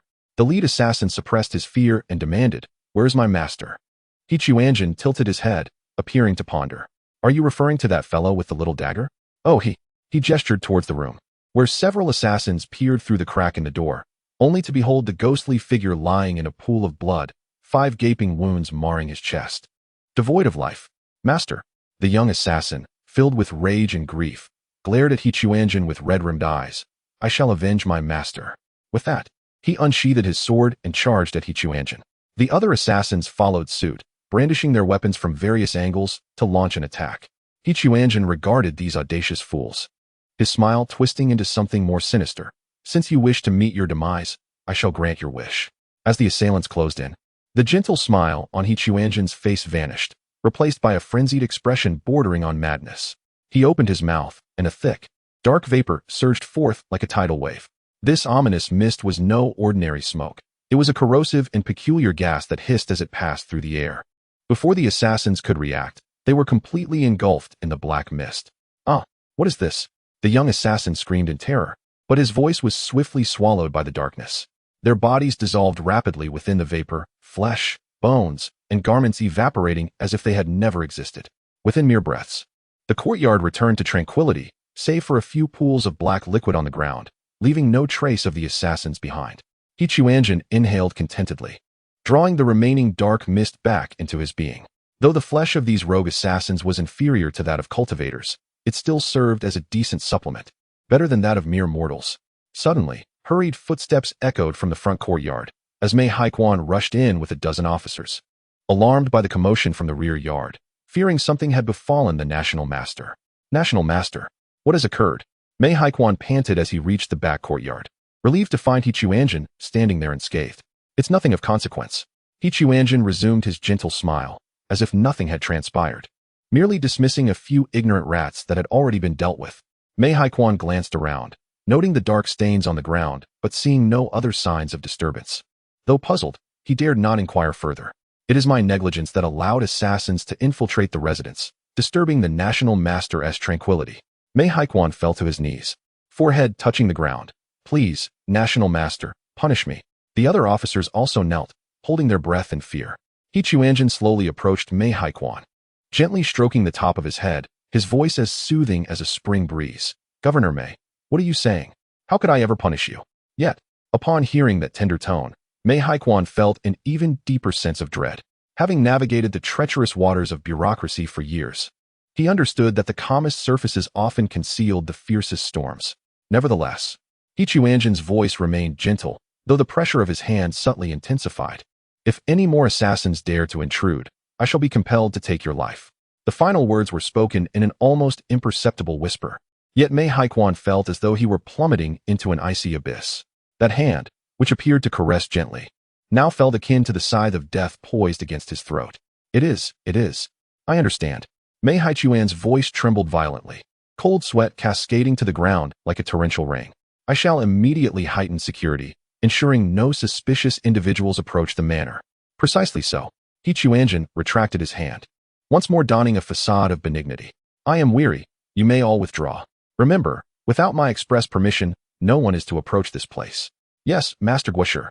Mei Haikuan felt as if he had been granted a reprieve, scrambling to his feet and hastily retreating with the guards. Only upon exiting the courtyard did he realize that his back was entirely drenched in cold sweat. He glanced back at the brightly lit room, a wave of indescribable dread surging within him. This Guosher is undoubtedly no ordinary practitioner of the mystical arts. Chapter 136. The path I tread to capture the leader on the following dawn, in a chamber of the rear courtyard of the Quanzhou government office. He Quanzhen slowly opened his golden, slit-like eyes. The bodies of the assassins from the previous night had been meticulously disposed of, leaving not a trace of blood behind. He rose and approached the window, gazing through the intricately carved lattice at the street beyond. Sunlight bathed the bluestone pavement, and a few hurried passers-by, their faces etched with fear, scurried by. Though the commotion of the night had been minimal, the astute had sensed something amiss. TSK, these mortals are truly troublesome. He Quanzhen stretched languidly, a peculiar smile gracing his lips.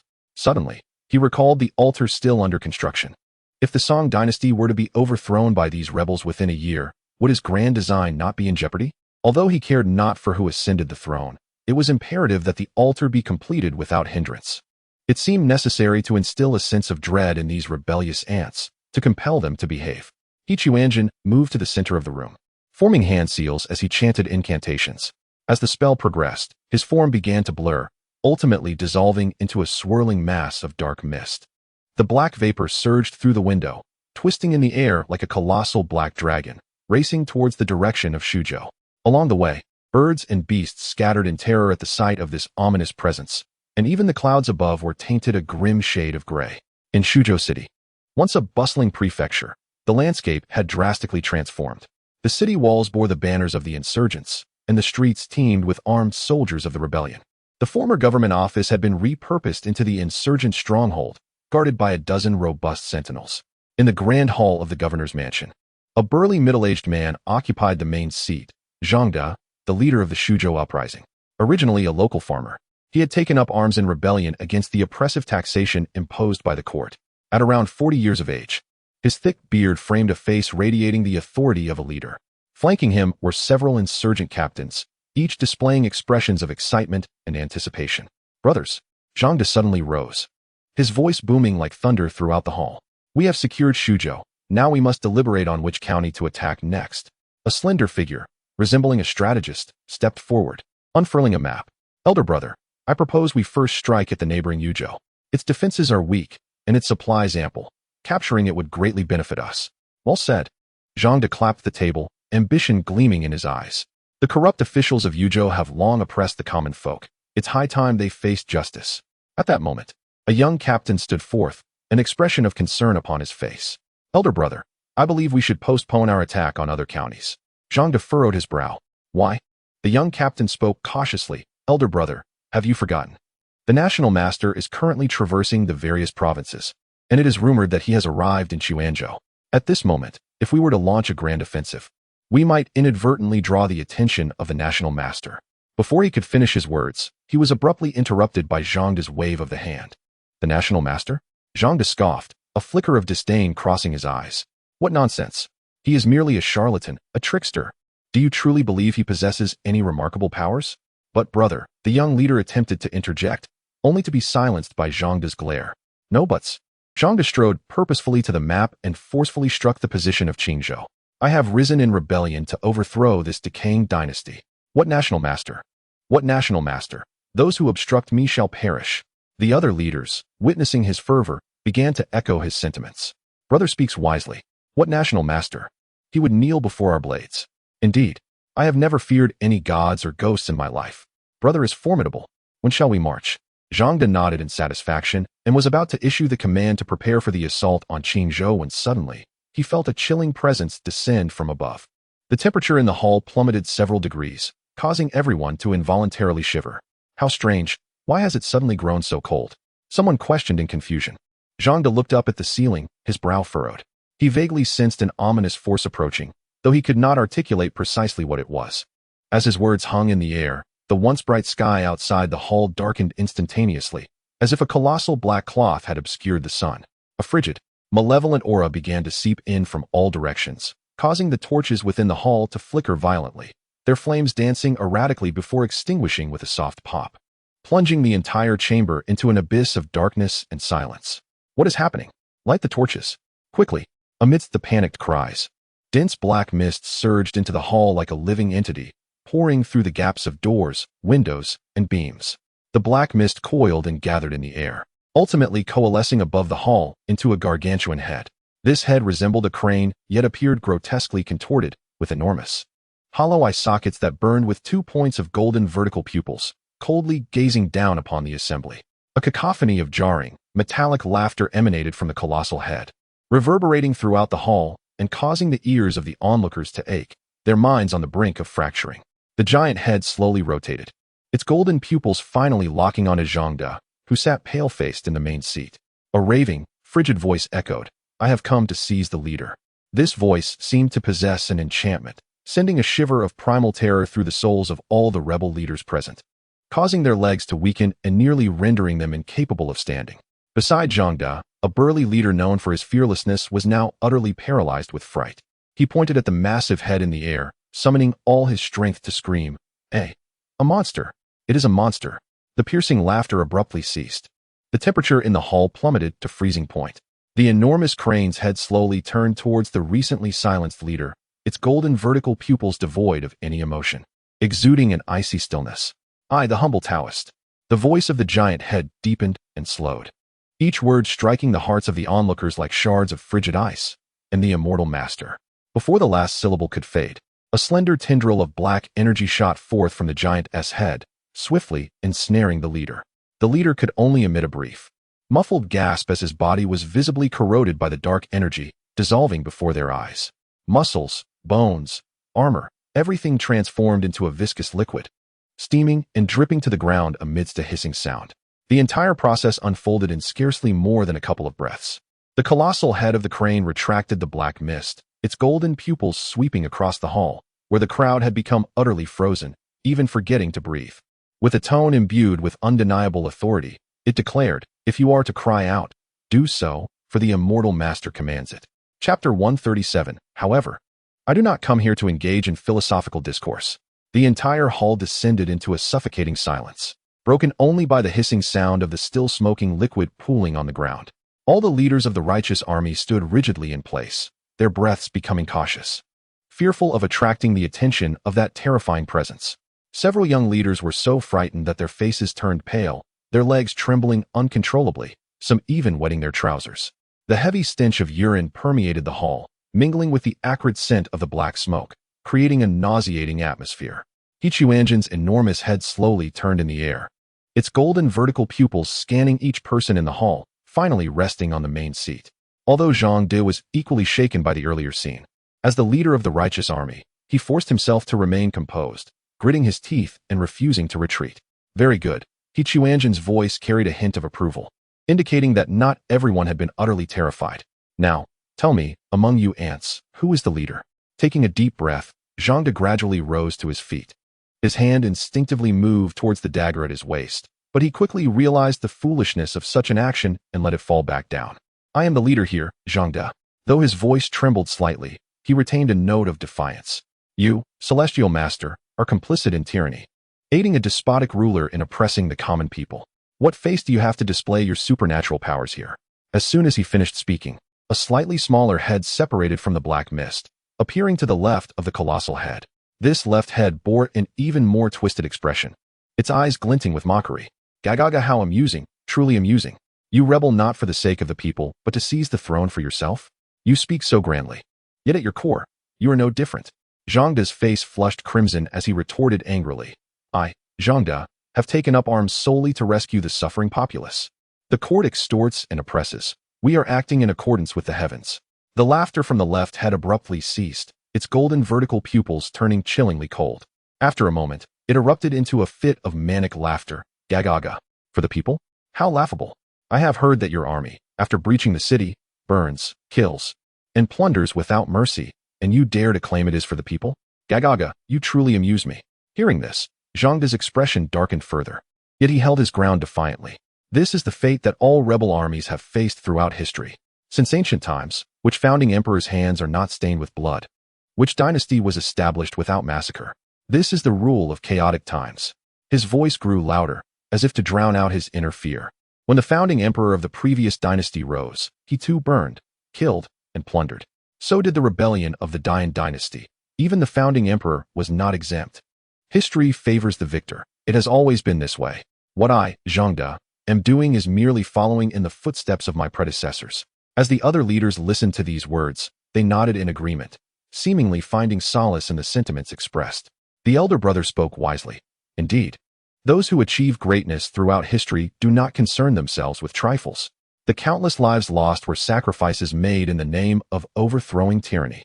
Quanzhen, the principal head, quietly absorbed these remarks, his golden slit-like pupils devoid of any emotional fluctuation. After a prolonged silence, he finally spoke. Oh, is that so? His voice remained calm, yet the temperature in the hall plummeted several degrees. Suddenly, the left head let out a light chuckle. Ha, there is merit in your words.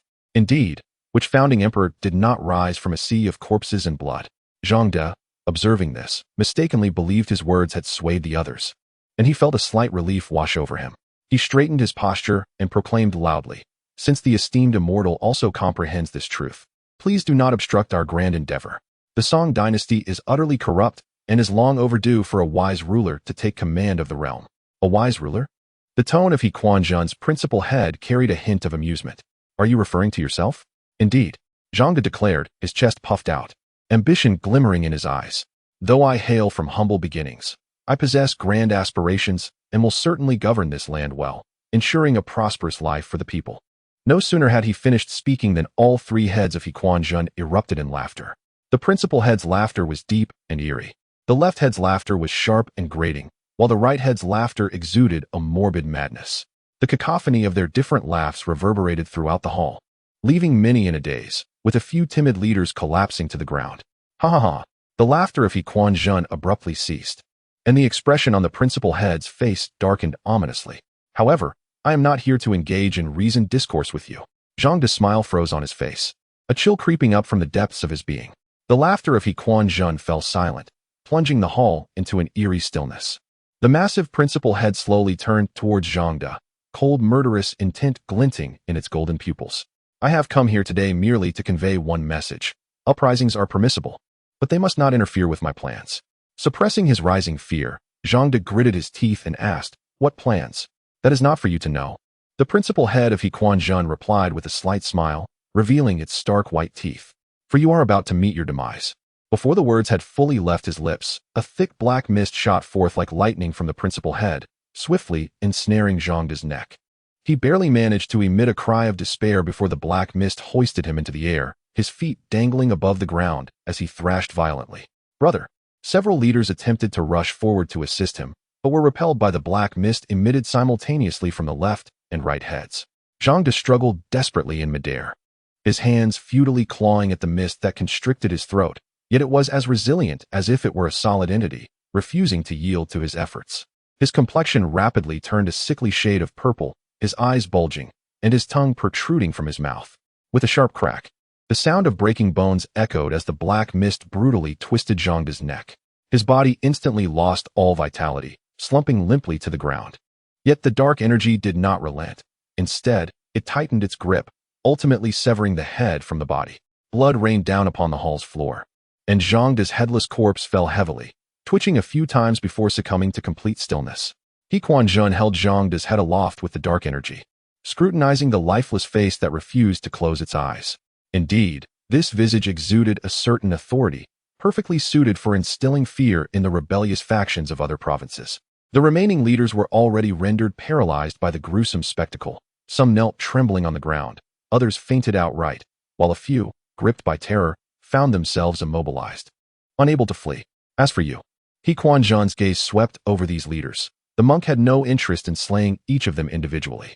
You may decide your own fates, but remember, from this day forth, Xia province is to return to the sovereign's rule. Should anyone dare to rebel within the year, this shall be their fate.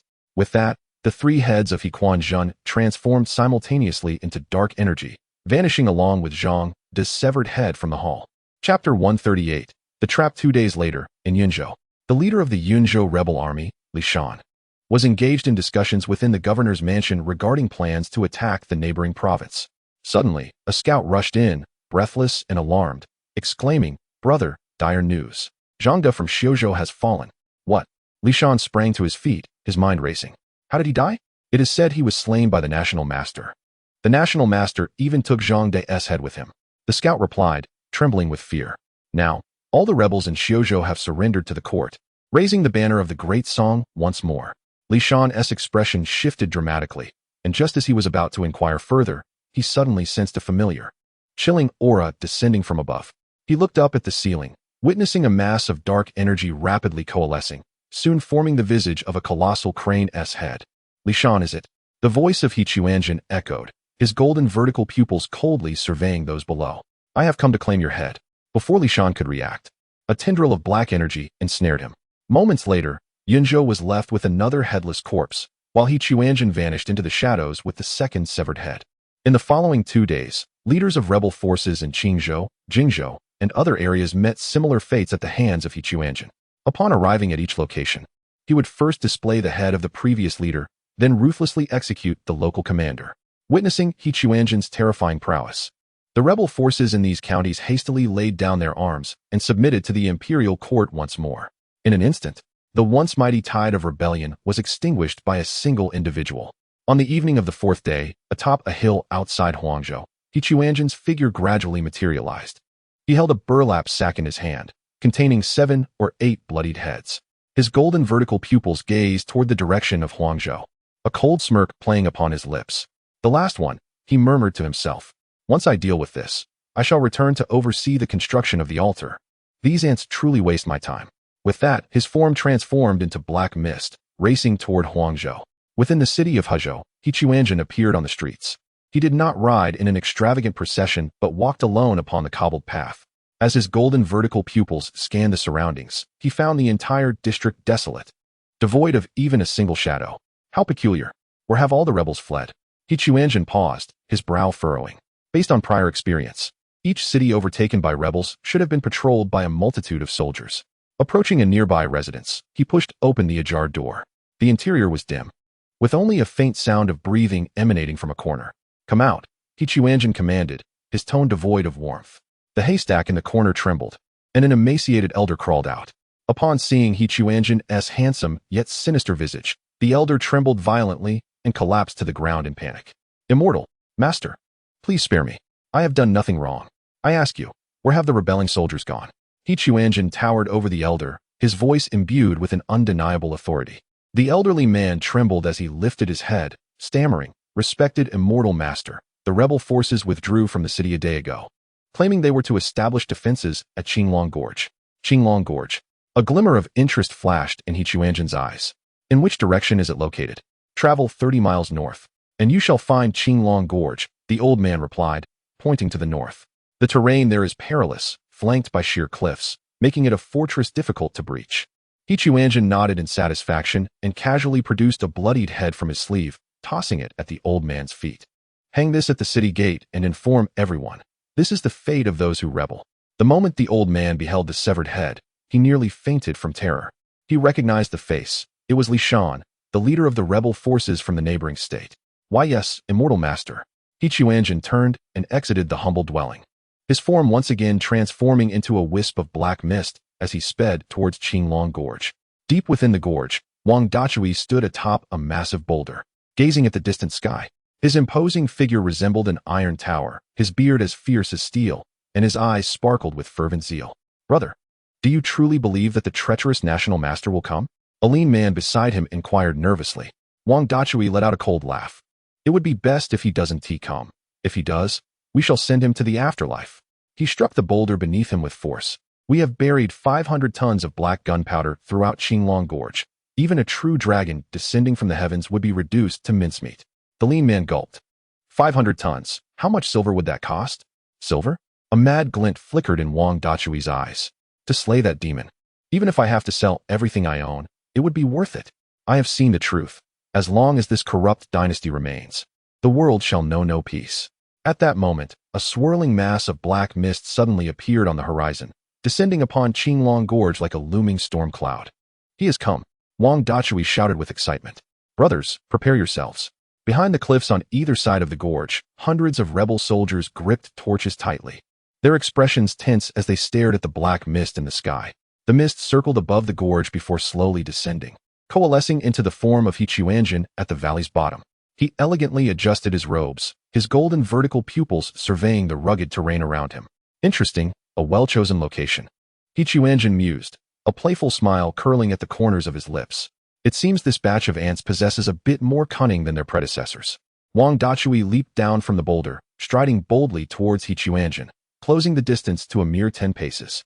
He glared defiantly into the golden pupils, his voice booming like thunder. You treacherous national master. At long last, you have arrived.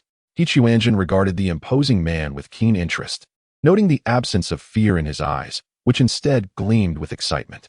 This caught him by surprise. Previous rebel leaders had been utterly terrified upon encountering him.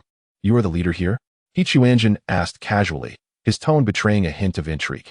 You possess quite the audacity. Wang Dachui erupted in laughter. I am Wang Dachui, leader of the Huangzhou rebels. Today, I have come to take your wretched life. He spoke, abruptly gesturing towards the sky with a sweeping motion. Instantly, the air was filled with a cacophony of horns echoing from both sides of the canyon. Old sage, roared Wang Dachui with a sinister grin. Do you have any idea what lies buried beneath your feet? 500 tons of black powder. Enough to obliterate this entire canyon. Today marks your demise. Upon hearing this, Quanzhen did not exhibit the slightest hint of fear. Instead, he let out a light chuckle. Black powder? Do you truly believe that such mundane contrivances can harm me? Let us see if that is indeed the case. A resolute gleam flickered in Wang Dachui's eyes as he raised his right hand, poised to issue the command to detonate. Chapter 139, Detonation Detonate. With a thunderous roar, Wang Dachui swung his right hand down vigorously. Soldiers of the rebel army, concealed behind the canyon walls, immediately hurled their torches at the meticulously arranged fuses. Countless fuses were ignited simultaneously, the sparks slithering along the rocky walls like serpents, emitting a sibilant sound. Quanzhen stood quietly in place, his gaze fixed intently upon Wang Dachui, seemingly amused by the unfolding spectacle, without even glancing at the burning fuses. Boom! The deafening sound of the explosion resonated through the heavens, causing the entire Qinglong Gorge to tremble violently. 500 tons of black powder detonated at once, generating a force capable of leveling a small mountain. A colossal fireball erupted into the sky, forming a mushroom-shaped cloud visible from dozens of miles away. The canyon walls crumbled under the force of the explosion, and countless boulders rained down like torrential raindrops. The valley floor was engulfed in raging flames and thick smoke, the temperature soaring to terrifying heights.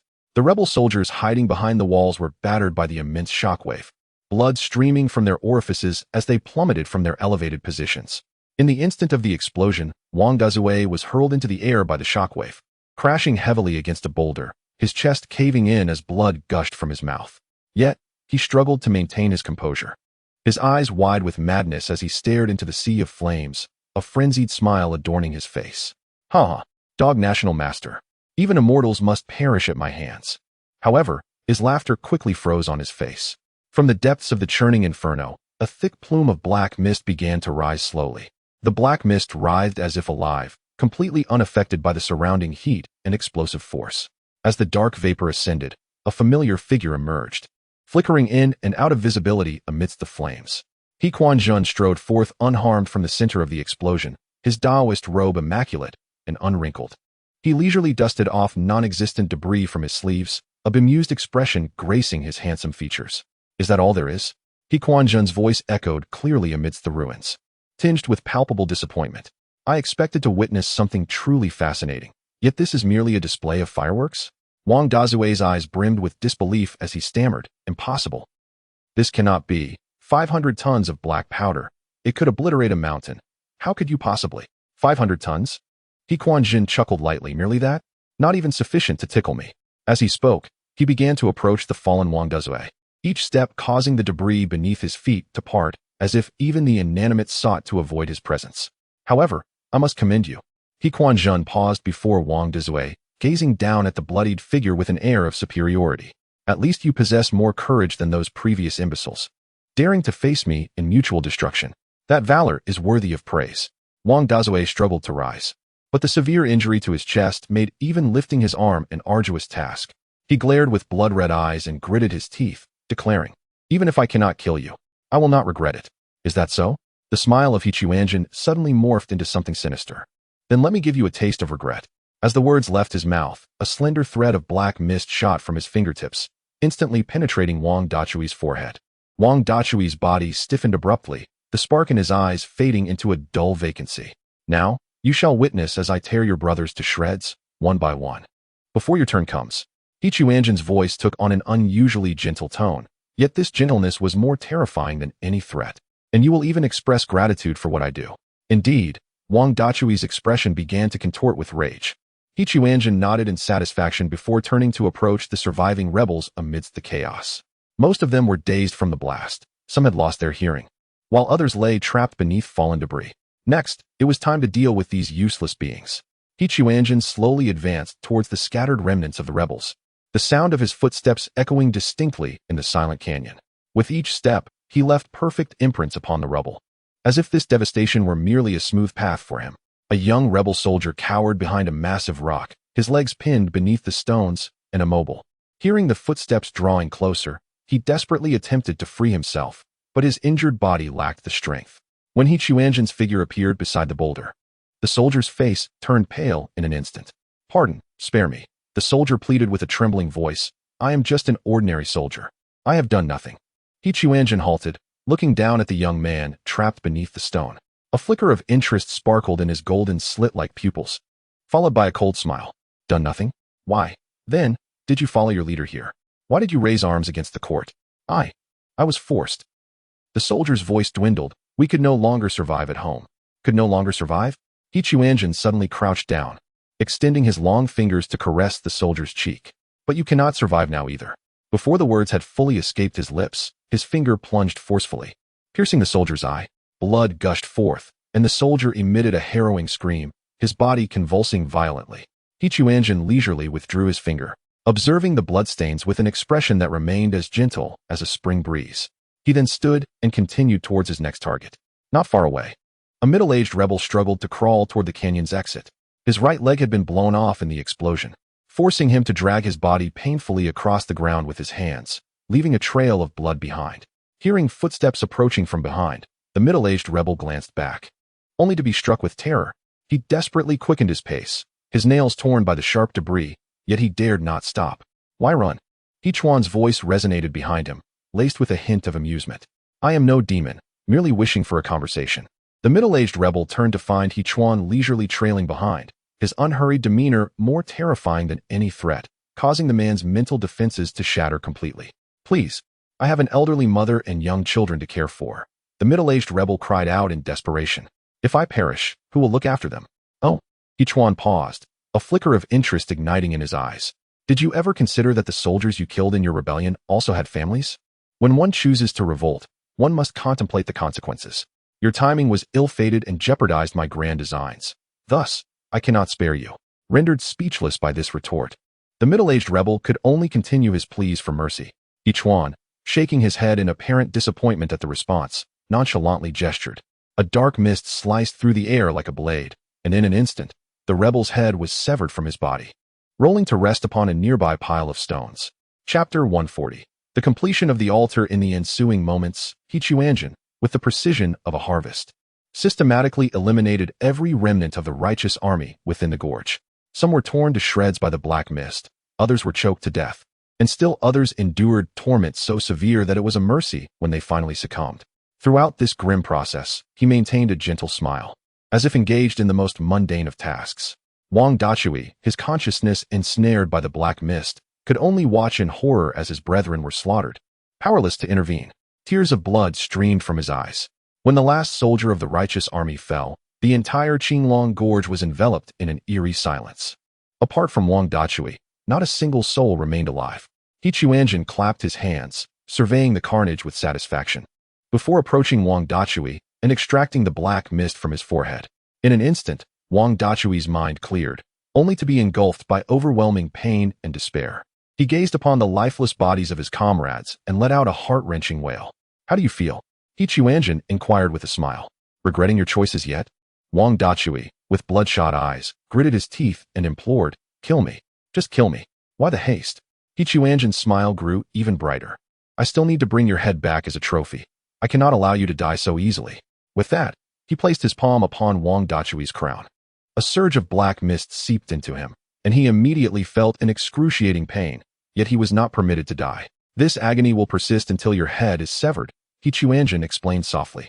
"I assure you, you will remain fully aware of every second of your torment." Wang Dachui longed to scream, but his throat betrayed him, producing no sound. All he could do was widen his eyes, enduring the torment that felt worse than death. Quanzhen nodded in satisfaction, and with a mere flick of his hand, a stream of black mist neatly severed Wang Dachui's head. The twisted visage, still alive with awareness, reflected despair and terror. "Excellent," Quanzhen remarked, placing the head into a burlap sack. "Now it is time to return. The altar awaits my oversight." He cast a final glance at the ravaged Qinglong Gorge before transforming into black mist and soaring towards the capital. Behind him lay a landscape of corpses and the heavy scent of blood, a testament to this one-sided massacre. A year slipped by in the blink of an eye. In the northern outskirts of the capital, a magnificent altar had begun to take shape. Towering 9 stories high, each level was constructed from exquisite white marble, intricately engraved with complex and enigmatic runes. The apex of the altar was octagonal, crowned by a black stone column rising 10 feet. Its surface densely inscribed with blood-red incantations that shimmered with an eerie glow under the sun. The entire altar spanned an area of 10 acres, surrounded by 8 trenches, each a yard deep, lined with specially crafted black stone slabs. According to the blueprints provided by Quanzhen, these trenches would be filled with blood during the sacrificial rites, channeling the national fortune of the Song dynasty into the altar's center. The construction site was a cacophony of voices, with tens of thousands of laborers engaged in the final touches of their endeavor. Most of them appeared gaunt and ragged, their hands blistered from the relentless toil. A year of strenuous labor had transformed these once robust men into mere shadows of their former selves, and many had succumbed to exhaustion, their bodies hastily buried in the mass grave near the altar. "Hurry, hurry!" The overseer brandished a whip, striding among the workers. "The Grand Master has decreed that we must complete this by the end of the month. Those who lag behind, beware of your heads." Upon hearing this, the laborers hastened their efforts, fearful that any lapse would invoke dire consequences. Over the past year, they had witnessed too many comrades executed for negligence, their corpses displayed on wooden stakes surrounding the altar, serving as grim reminders to work diligently. On a high platform to the east of the altar stood Quanzhen, clad in a pristine white Taoist robe, hands clasped behind his back, his golden vertical pupils scrutinizing the progress below. A satisfied smile graced his face. Every inch of the altar had been constructed to his specifications. When the moment of activation arrived, the fortunes of the entire Song dynasty would be within his grasp. "Grand Master," a respectful voice called from behind. The old emperor, supported by several eunuchs, ascended the platform slowly. A year had aged the sovereign considerably. His hair was completely white, and deep wrinkles etched his face. Yet, fervor still sparkled in his eyes, and each sight of the altar conjured visions of the invincible celestial soldiers sweeping across the realm. "Your Majesty," Quanzhen responded without turning, his tone tinged with impatience. The old emperor dismissed his demeanor, replying with heightened reverence, "Grand Master, The altar is nearing completion. When shall we commence the crafting of the celestial soldiers? I can hardly wait to behold those indestructible weapons. Quanzhen gradually turned around, the hem of his white robe billowing as if stirred by an unseen wind. His golden pupils, devoid of warmth, fixed upon the old emperor, scrutinizing him as one would a lifeless object, causing the surrounding air to thicken with tension. After a moment, he spoke, his voice as taut as a drawn string, clear amidst the din of the construction site. We are still lacking a final element, and the last procedure is yet to be completed. What procedure? The old emperor leaned forward eagerly, his voice hoarse with excitement. Human sacrifices. Quanzhen's lips curled into a humorless arc. 3,000 living souls. Their blood and flesh will fill the ditches surrounding the altar, while their souls will serve as the finest fuel to activate this stone pillar. He extended a slender finger, pointing toward the black stone column at the altar's apex, inscribed with blood-red incantations. Upon hearing this, the old emperor showed no hesitation. Instead, he nodded vigorously, rubbing his withered palms together. Rest assured, Grand Master, I have long been prepared. The condemned in the capital prison, the beggars and vagrants outside the city, along with some disobedient officials, will easily suffice to meet the 3,000 required. Excellent. Quanzhen withdrew his gaze and nodded, as if merely affirming a trivial matter. Thus, it shall be set for the hour of the rat 3 days hence. Your Majesty, do remember to witness the occasion in person. Certainly, certainly. The old emperor, trembling with excitement, eagerly responded, I wish to behold the birth of the celestial soldiers with mine own eyes. Chapter 141. Applying pressure as the hour of the rat approached 3 days hence, the borders of the Great Song were already rife with tumult. Along the frontier of the Great Ning Kingdom, an elite team of scouts clad in dark attire traversed the shadowy landscape under the cover of night. Leading them was Zhao Wuji, the head of the intelligence department of the Great Ning Kingdom, a master of lightness skill entrusted with the task of gathering intelligence from neighboring nations. My lord, the Great Song border lies just 5 miles ahead, a scout reported in hushed tones. Zhao Wuji nodded, a flicker of gravity crossing his visage. 3 months prior, scouts from the Great Ning had detected unusual fluctuations of spiritual energy emanating from the direction of the Great Song capital, with the intensity increasing steadily. Even more peculiar was the observation that the national fortune, which should have been evenly distributed across the Great Song, began to converge towards the capital. Remember, this mission is solely for reconnaissance. We must not engage with the Great Song army, Zhao Wuji admonished, urging his men to document their findings faithfully, regardless of what they encountered. Simultaneously, a contingent of scouts from the Great Zhao Kingdom infiltrated the Great Song from another direction. The National Master, Duan Qingyun, personally commanded the border, his hawk-like gaze fixed intently upon the capital of the Great Song. Master, the fluctuations of spiritual energy over there are intensifying, a concerned disciple remarked. And I sense an ominous presence, as if a malevolent spell is on the verge of activation. Duan Qingyun nodded slowly, his brow furrowing. The National Master of the Great Song is likely plotting something significant. Deploy all scouts. We must ascertain what is truly transpiring. In the far southwestern direction, the distant site of the Great Qi Kingdom's distant eye formation also captured anomalies. The supervising cultivator, pale-faced, hurriedly reported to the National Master. Esteemed National Master, an unprecedented disturbance of national fortune has appeared above the Great Song capital, as if something is forcefully gathering the fortunes from all corners. Scouts from various nations surged towards the Great Song like a tidal wave. Some disguised themselves as merchants, others masqueraded as refugees, while some employed invisibility techniques to infiltrate directly. Regardless of their methods, upon sighting the majestic altar in the northern outskirts of the capital, gasps of astonishment escaped their lips. Heavens, what is this? A scout from the Great Ning crouched behind a small hillock, observing the distant altar through a spyglass, his voice trembling.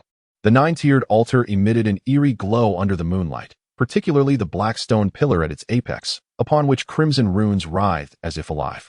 Even more astounding was the sight of thousands of artisans densely surrounding the altar, diligently engaged in final adjustments.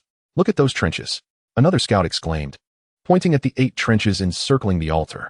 What runes are inscribed upon those black stone slabs? Why do I feel a chill coursing through me? Not far off, scouts from the Great Zhao also beheld the same spectacle. They transmitted their findings back to their homeland via specially crafted sound transmission talismans, their voices laden with astonishment. We report to the esteemed National Master. The Great Song has constructed a colossal altar, the scale of which is unprecedented. According to preliminary observations, this altar appears to be linked to the nation's fortune, and, The voice within the transmission hesitated momentarily, then continued with evident trepidation. Furthermore, we have discovered a substantial number of newly dug graves in the vicinity, estimated to be at least tens of thousands. It seems that the laborers who perished were buried on site. This news swiftly stirred a considerable uproar among the various nations. In the court of the Great Ning, officials exchanged uneasy glances, and a palpable tension filled the air. Your Majesty, this matter is of utmost gravity. The Chancellor stepped forward, eloquently asserting, the construction of such a grand altar by the Great Song undoubtedly indicates the initiation of a significant sorcery. Moreover, according to reports from our scouts, they have conscripted 1 million commoners, nearly draining the national treasury.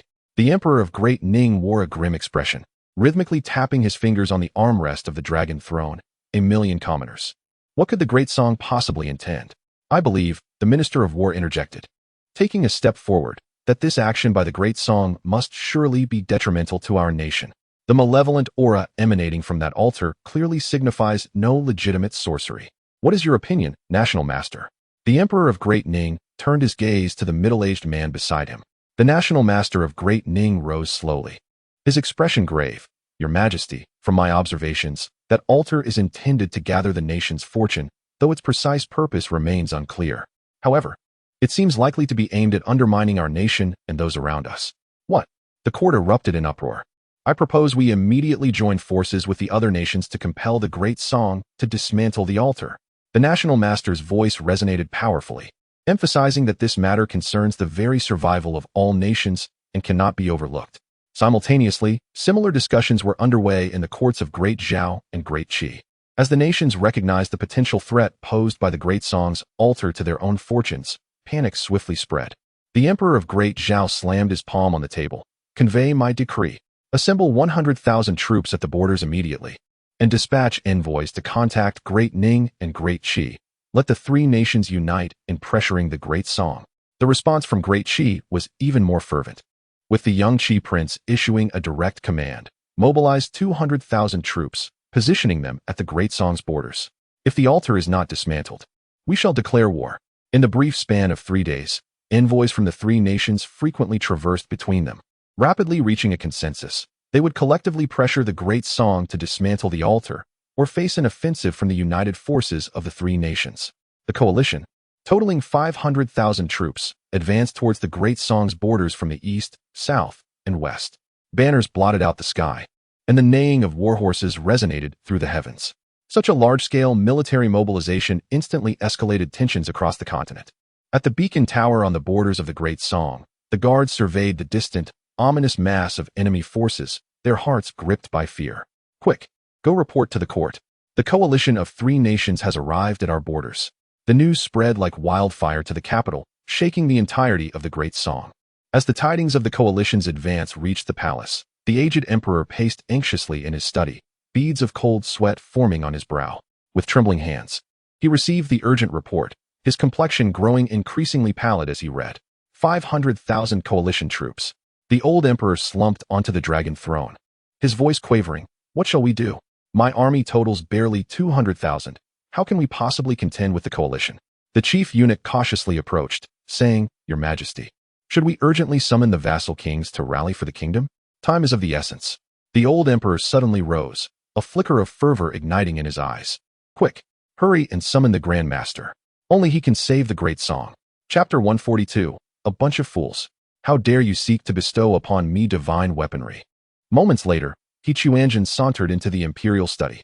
He retained his ethereal demeanor, clad in an immaculate white robe, his expression as tranquil as still water. Yet, upon closer inspection, one could discern a flicker of exhilaration in his eyes. Your Majesty summoned me for what purpose? Quanzhen's voice was calm. The old emperor hurried forward, nearly pleading, Great Master. The allied forces of the three kingdoms, numbering 500,000, stand at our gates, demanding that I dismantle the altar, lest they lay siege to the capital.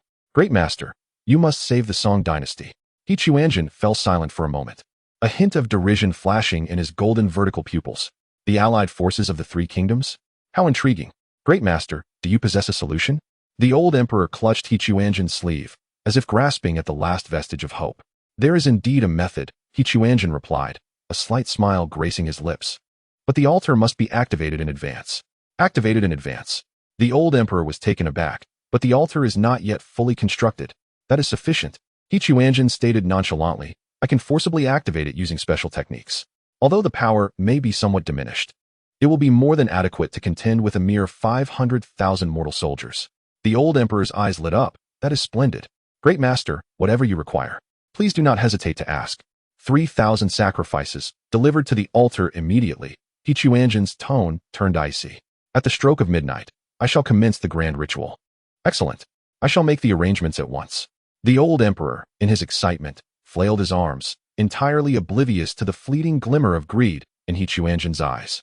That night, the area around the altar was ablaze with light. 3,000 ragged prisoners, shackled with iron chains, knelt beside the ditches surrounding the altar. Most of them were death row inmates and destitute souls, along with a few officials who had fallen afoul of the emperor. Their faces were etched with terror and despair. Some wept softly, others prayed fervently, while a few had succumbed to sheer panic. The old emperor, accompanied by his ministers and generals, stood upon the viewing platform to the east of the altar, their faces pale with apprehension. Though they were aware that human sacrifices were necessary, the reality of the scene before them sent shivers down their spines. He Quanzhen, adorned in a pristine white robe, ascended the 9-tiered altar with deliberate precision, stepping exactly upon the nodes of the blood-red incantations. As he walked, the altar began to emit a deep, resonant hum, as if some ancient beast was awakening. Upon reaching the summit, the black stone pillar erupted with blinding crimson light. The incantations on its surface writhed as if alive, exuding a nauseating scent of blood. Let us commence, He Quanzhen proclaimed before the pillar, his voice resounding in the night sky. No sooner had he spoken than he formed hand seals and began to chant an ancient incantation. The words were not of human origin, but rather the sinister utterances of a primordial evil. As the incantation echoed, the 3,000 prisoners surrounding the altar suddenly erupted into anguished screams. Their bodies trembled uncontrollably, blood gushing from their orifices and dripping onto the ground. Help! Help! I do not wish to die. I do not wish to die. Your Majesty, spare me. Your Majesty, I beseech you. The piercing cries echoed, only to be swiftly stifled by an invisible force. The prisoners, mouths agape, could utter no more, helplessly witnessing their lifeblood ebb away. The officials in the observation platform turned pale, with several faint-hearted individuals already succumbing to nausea. Yet, the old emperor remained transfixed upon the altar, his eyes gleaming with fervent intensity. He Quanzhen's incantations grew increasingly frantic, his eyes entirely transformed into a golden hue, radiating an inhuman glow.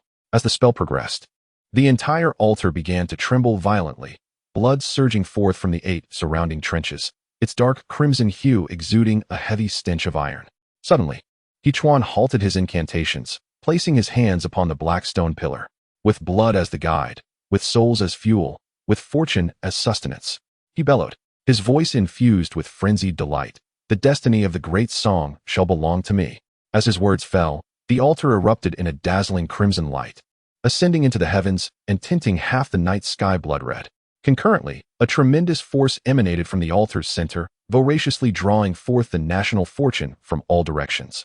In He Quanzhen's perception, the entire destiny of the great song surged toward the altar like a tidal wave. The golden currents were so dense they nearly took on a physical form, intoxicating him with their richness. Ha ha! He laughed maniacally, his voice brimming with uncontainable ecstasy. This is the essence of a nation's fortune. Exquisite. Simply exquisite. The old emperor on the observation platform beheld this spectacle, trembling with excitement. It has succeeded. It has succeeded. The national master indeed possesses boundless powers. However, he soon sensed something amiss. The celestial soldiers he envisioned had yet to appear. Moreover, as the national fortune coalesced, he felt his body weakening, as if something vital was being siphoned away. Despite the perplexities stirring within him, the old emperor maintained a facade of exhilaration. He staggered a few steps forward, his voice noticeably frail. National Master, where are the celestial soldiers? Where are the invulnerable divine troops? His complexion had turned as pale as parchment, cold sweat beading on his forehead, yet his eyes still sparkled with longing for the celestial warriors. To him, this discomfort was merely a normal reaction to the altar's activation. Once the celestial soldiers were forged, all would surely improve. Upon the altar, He Quanzhen was enveloped in swirling black mist, akin to countless venomous serpents dancing around him.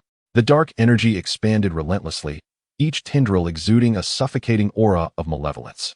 More astonishingly, Countless golden strands of national fortune surged from all directions like rivers, frantically pouring into his being. Boom! A muffled explosion erupted within Quanzhen, propelling his cultivation from the mid-stage of the nascent soul to the latter stage in an instant. Yet, this was far from the culmination. A torrent of national fortune continued to surge, elevating his aura ever higher. Following this, a resounding boom echoed, heralding his ascension to the peak of the nascent soul. Quanzhen's form shimmered within the dark mist, his visage, reminiscent of Yen Jing, contorted into a grotesque smile. He could distinctly perceive the nascent soul within him voraciously absorbing the essence of national fortune, his power ascending still, a mere step away from the god transformation stage. Ha ha ha! Quanzhen laughed maniacally, his voice laced with unrestrained madness and pride. Divine weapons? What divine weapons? Slowly, he turned to face the old emperor below, his golden slit-like pupils brimming with contempt, a cruel smirk curving his lips. You fools! Do you truly believe you are worthy of my bestowal of divine weapons? The dark mist surged violently around him, each tendril imbued with a chilling intent to kill. His voice turned sharp and grating, shedding the celestial demeanor of the former national teacher. Now, the entire fortune of the great song belongs to me. These foolish mortals, every blade of grass and tree upon this land, have become the nourishment for my breakthrough into the god transformation. His laughter grew increasingly deranged, echoing through the night sky like the wails of demons from the depths of hell. The fortune of a nation, so delectable, so rich. I can barely contain my anticipation to savor the fortunes of other realms. The civil and military officials upon the viewing platform paled instantly, their faces as white as paper upon hearing these words. Chapter 143. This humble monk shall govern the nation in your stead.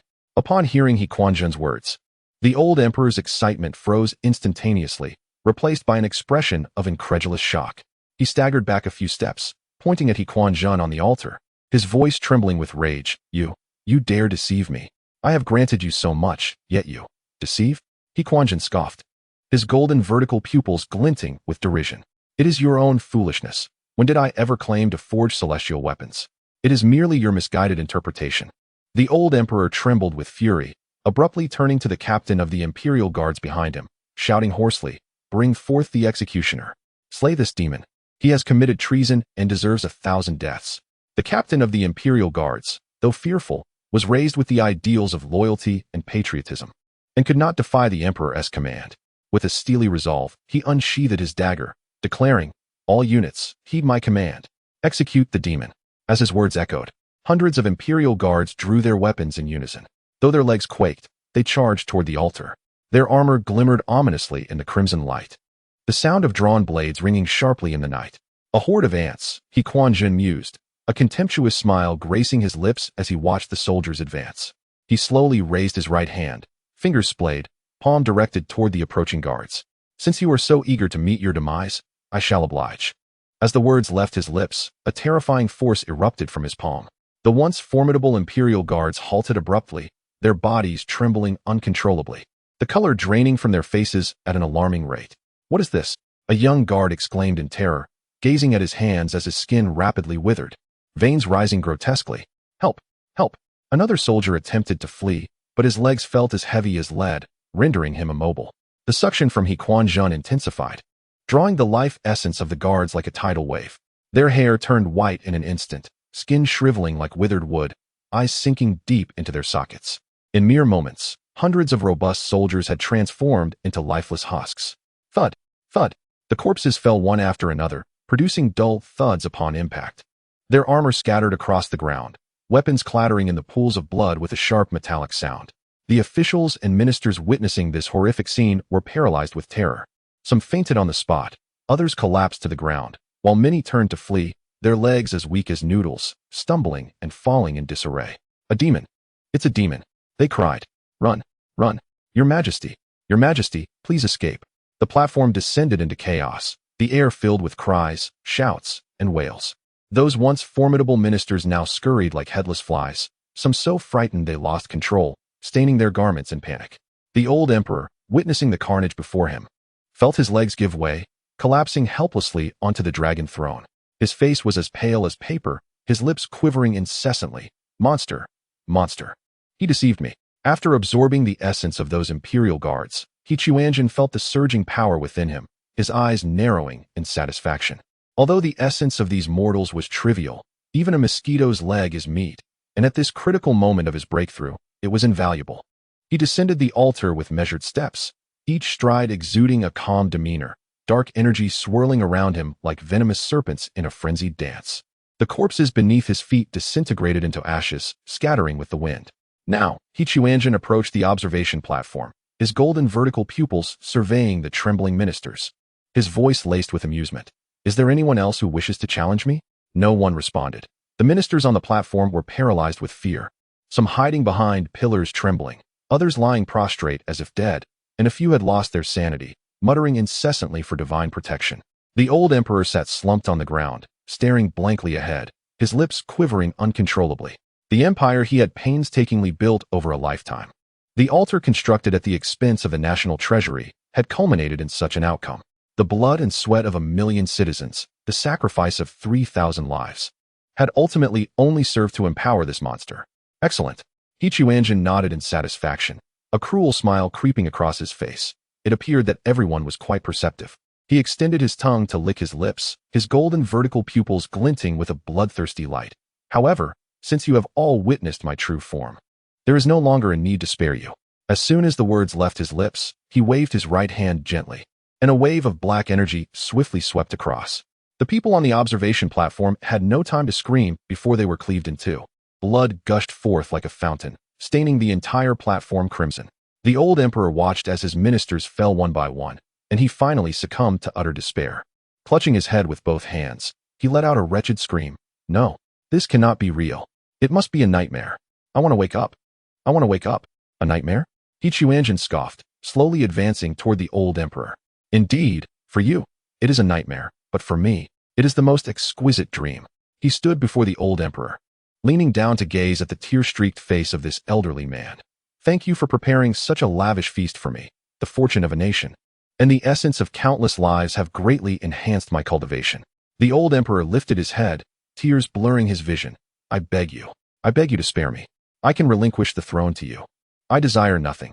"The throne?" Quanzhen laughed heartily. "Do you think I covet your pitiful throne?" He placed his hand on the emperor's forehead. "However, you are correct. This nation indeed requires a new master. And as the emperor, the aura of national fortune within you is far denser than that of an ordinary person, perfectly suited to provide me with the final push I need." "No, please don't." The old emperor struggled, but before Quanzhen, he was less than an ant. A dark aura emanated from Quanzhen's palm, voraciously draining the essence of life and the fortune of the old emperor. The emperor's skin withered at a visible pace, his hair instantly turning snow-white, and the once majestic visage of the dragon swiftly became as desiccated as decayed wood. "I shall govern this nation in your stead." Quanzhen's voice whispered chillingly in the emperor's ear, laced with a disquieting gentleness. "Of course, the methods of governance may diverge from your expectations." Moments later, the emperor was utterly bereft of vitality, his body collapsing to the ground like a ragged sack. Quanzhen retracted his hand, reveling in the renewed strength coursing through him. Nodding in satisfaction, he turned his gaze toward the palace, excitement flickering in his golden vertical pupils. "From this night forth, this nation shall belong to me." He tenderly brushed his fingers across the face that belonged to Yen Jing, a peculiar smile curving his lips. Yet, it was essential to continue masquerading as the national sage. For ruling these foolish mortals necessitated an appropriate guise. The night breeze swept across the altar, carrying with it a pungent scent of blood. Quanzhen stood amidst a mountain of corpses and a sea of blood, resembling a demon emerging from the depths of hell, as he began to devise his forthcoming schemes. Chapter 144. Transformation of the Divine. Quanzhen stood amidst a pool of blood, acutely aware of the surging power within him. Countless strands of golden national fortune continued to converge upon him, each thread propelling his cultivation to new heights. Boom! A thunderous explosion erupted within him, reverberating as though the heavens were being torn asunder. Quanzhen's form was instantly engulfed by an inexhaustible tide of black mist, which surged forth not as mere trickles, but as a tumultuous black tsunami. Transformation of the Divine. Quanzhen howled towards the heavens, his voice laced with uncontrollable ecstasy and madness. His aura swelled exponentially, causing the entire altar to tremble beneath his oppressive presence. The once sturdy white jade slabs began to fissure, and the blood-red inscriptions pulsated wildly. Transformation of the Divine. At last, I have stepped into the realm of the divine. His laughter echoed through the night sky. Imbued with a chilling madness, this sensation, this power, was utterly sublime. The black mist surged forth from his being, writhing in the air like countless colossal serpents. No longer confined to the altar's vicinity, it began to radiate outward, withering every flower, grass, and tree in its path, rendering the very air thick and frigid. Now that I am the sovereign of this realm, Quanzhen's golden vertical pupils cast a cruel glance towards the palace, a sinister smile curving his lips. These subjects shall be put to good use. He raised his hands high, chanting ancient and malevolent incantations. The words resonated with the sinister echoes of the abyss, each syllable infused with a nauseating malevolence. As the incantation progressed, the black mist emanating from him thickened, swirling in the air as if it were a tangible entity. With my blood as the guide, and the power of transformation as the source, Quanzhen bit his tongue, allowing a drop of black blood to fall onto the altar, proclaiming this city as the bastion of my diabolical legion. The moment the black blood touched the altar, a blinding crimson light erupted forth. An unending torrent of black mist surged outward like a flood released from a dam, instantly breaching the city walls and engulfing the entire capital. Within the city, countless citizens lay in slumber, oblivious to the unprecedented calamity quietly descending upon them. The black mist flooded every street, every dwelling, infiltrating through cracks in doors, windows, and even the minutest fissures in the walls. So cold. A merchant in deep sleep suddenly felt an icy chill, yet merely turned over, sinking back into slumber. However, the black mist had already infiltrated his nostrils and mouth, beginning its insidious transformation of his body and soul. Similar occurrences unfolded throughout the city simultaneously. Whether noble or commoner, whether robust men or infants in cradles, all were subjected to terrifying changes under the black mist's corrosive influence. Their skin grew pale as parchment, the light in their eyes gradually extinguished, replaced by an eerie void of lifelessness. More alarmingly, their bodies began to emanate a chilling aura, as the warmth of life ebbed away bit by bit. "Arise, my minions." Quanzhen stood upon the altar, his voice resonating through the dark miasma that enveloped the city, beckoning you to serve your new master. As his words echoed, an eerie silence fell over the capital. Instantly, countless doors and windows swung open, and figures emerged from their abodes. Their movements were unnaturally synchronized, as if puppets controlled by a singular will. In their eyes resided no emotions, only an unwavering obedience to their master. Men, women, children, nobles, and commoners alike transformed into Quanzhen's legion of malevolence. Excellent. Quanzhen nodded in satisfaction, feeling the mental connection with the hundreds of thousands of fiends. Now, it is time to pay a visit to those neighboring nations. He descended the altar with deliberate grace, each step imbued with composure. A gentle smile adorned the face of Jing, yet paired with his golden slit pupils, it appeared particularly sinister. "Dening de Zhao." De Qi Quanzhen gently stroked his chin, his tone as casual as if discussing dinner plans. "The fate of these three nations should be sufficient to elevate my cultivation to the late stage of transformation." Arriving at the city gate, he gazed upon the legion of fiends entirely under his dominion. Hundreds of thousands stood in perfect formation, silent, their breaths nearly imperceptible. March 4th. Quanzhen issued the command with a nonchalant air, targeting the kingdom of Dening. No sooner had he spoken than the legion advanced in unison, their footsteps resounding like thunder, moving with extraordinary speed, each stride covering several paces, utterly tireless. Even more terrifying was the potent aura of death and resentment that emanated from these fiends. Wherever they passed, flora withered, birds scattered, and the very air grew cold and oppressive. A coalition of three nations? 500,000 troops? Quanzhen chuckled softly, his tone dripping with sarcasm. "I shall relish the spectacle of how you intend to confront hundreds of thousands of fiends." The night deepened, and the legion surged towards the borders of Dening like a black torrent.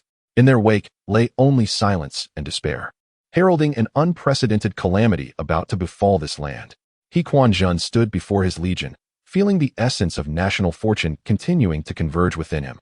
Golden currents flowed towards him from across the great song, each strand fortifying his cultivation further. Not enough, far from enough. He stroked his chin, his golden pupils gleaming with avarice. "While the fortune of a nation is delectable, I require more sustenance to push beyond the confines of the transformation realm." With a mere thought, the legion began to divide. 100,000 fiends advanced northward, targeting the borders of Dening. Another 100,000 veered westward towards Dezhao. while the remaining fiends surged southeast towards the Qi. Their speed was astonishing. Each possessed the physical prowess of foundation-level cultivators, gliding through the night like specters. They required no rest, felt no fatigue. Their sole purpose was to conquer all in accordance with their master's will. At the border of the Daming Kingdom, General Li Wu was conducting an inspection of the city walls. As one of the principal commanders of the Three Kingdoms Coalition, he had just received alarming news from scouts regarding an ominous blood-red glow emanating from the direction of the Song capital. "General, what is that?" a soldier exclaimed, his voice laced with palpable fear as he pointed into the distance.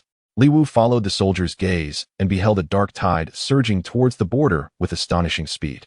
Within that shadowy mass, countless figures could be discerned, yet their movement was unnaturally swift, almost inhuman. "Enemy attack! Enemy attack!" The sentinel's voice rang out atop the walls, announcing the arrival of the Song army. In a state of urgency, Li Wu raised his telescope for a closer inspection. Upon closer examination, his countenance drained of color, becoming as pale as parchment. Each soldier charging forth bore a deathly pallor, their eyes devoid of any spark of life. More terrifying still, they exuded a heavy aura of death, causing even the wild grass beneath them to wither away. What are these creatures?" Li Wu's voice trembled with dread. "Quick, light the beacon. Alert the rear."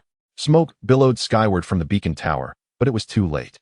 The malevolent horde had already reached the base of the city walls, scaling them with bare hands, devoid of any siege engines. "Fire! Shoot arrows!" Li Wu commanded hoarsely. Countless arrows rained down upon the fiends, yet despair gripped the hearts of the defenders as the arrows pierced their bodies without inflicting any harm. These abominations seemed to possess an immortal essence, continuing their relentless ascent. Help! A soldier stationed on the walls was seized by one of the encroaching fiends, instantly drained of his life essence. Chapter 145. Retreat at the border of the Great Zhao Kingdom. Master Duan Xingyun stood atop the city walls, gazing into the distance. As a cultivator of the nascent soul stage, his spiritual awareness extended far and wide, and he had long sensed the ominous surge of malevolence approaching. "It has arrived." Duan Xingyun narrowed his eyes, and the dust whisk in his hand stirred as if propelled by an unseen wind. But what, precisely, are these entities? On the distant horizon, a dark tide of malevolent forces surged forth. Each specter bore a pallid countenance, their hollow eyes exuding a nauseating aura of death. What astonished Duan Xingyun further was the sheer multitude of these monstrosities, stretching beyond the limits of sight. "Master, there is an alarming number of unidentified enemy forces ahead. They do not appear to be living," a general exclaimed, rushing up to the city walls in a flurry of panic. Without a word, Duan Xingyun leaped from the parapet, intent on capturing one of the specters for examination. "Stop!" he commanded, waving his dust whisk, which unleashed a surge of spiritual power that immobilized the foremost specter in its tracks. This specter, once a middle-aged merchant, now bore the visage of ash and exuded an aura devoid of any vitality. Duan Xingyun scrutinized the creature, his apprehension deepening with each passing moment. This abomination possessed the physical cultivation of the foundation establishment stage, yet its essence was saturated with evil and the stench of death. More alarmingly, its soul appeared to be entirely subjugated by a formidable will.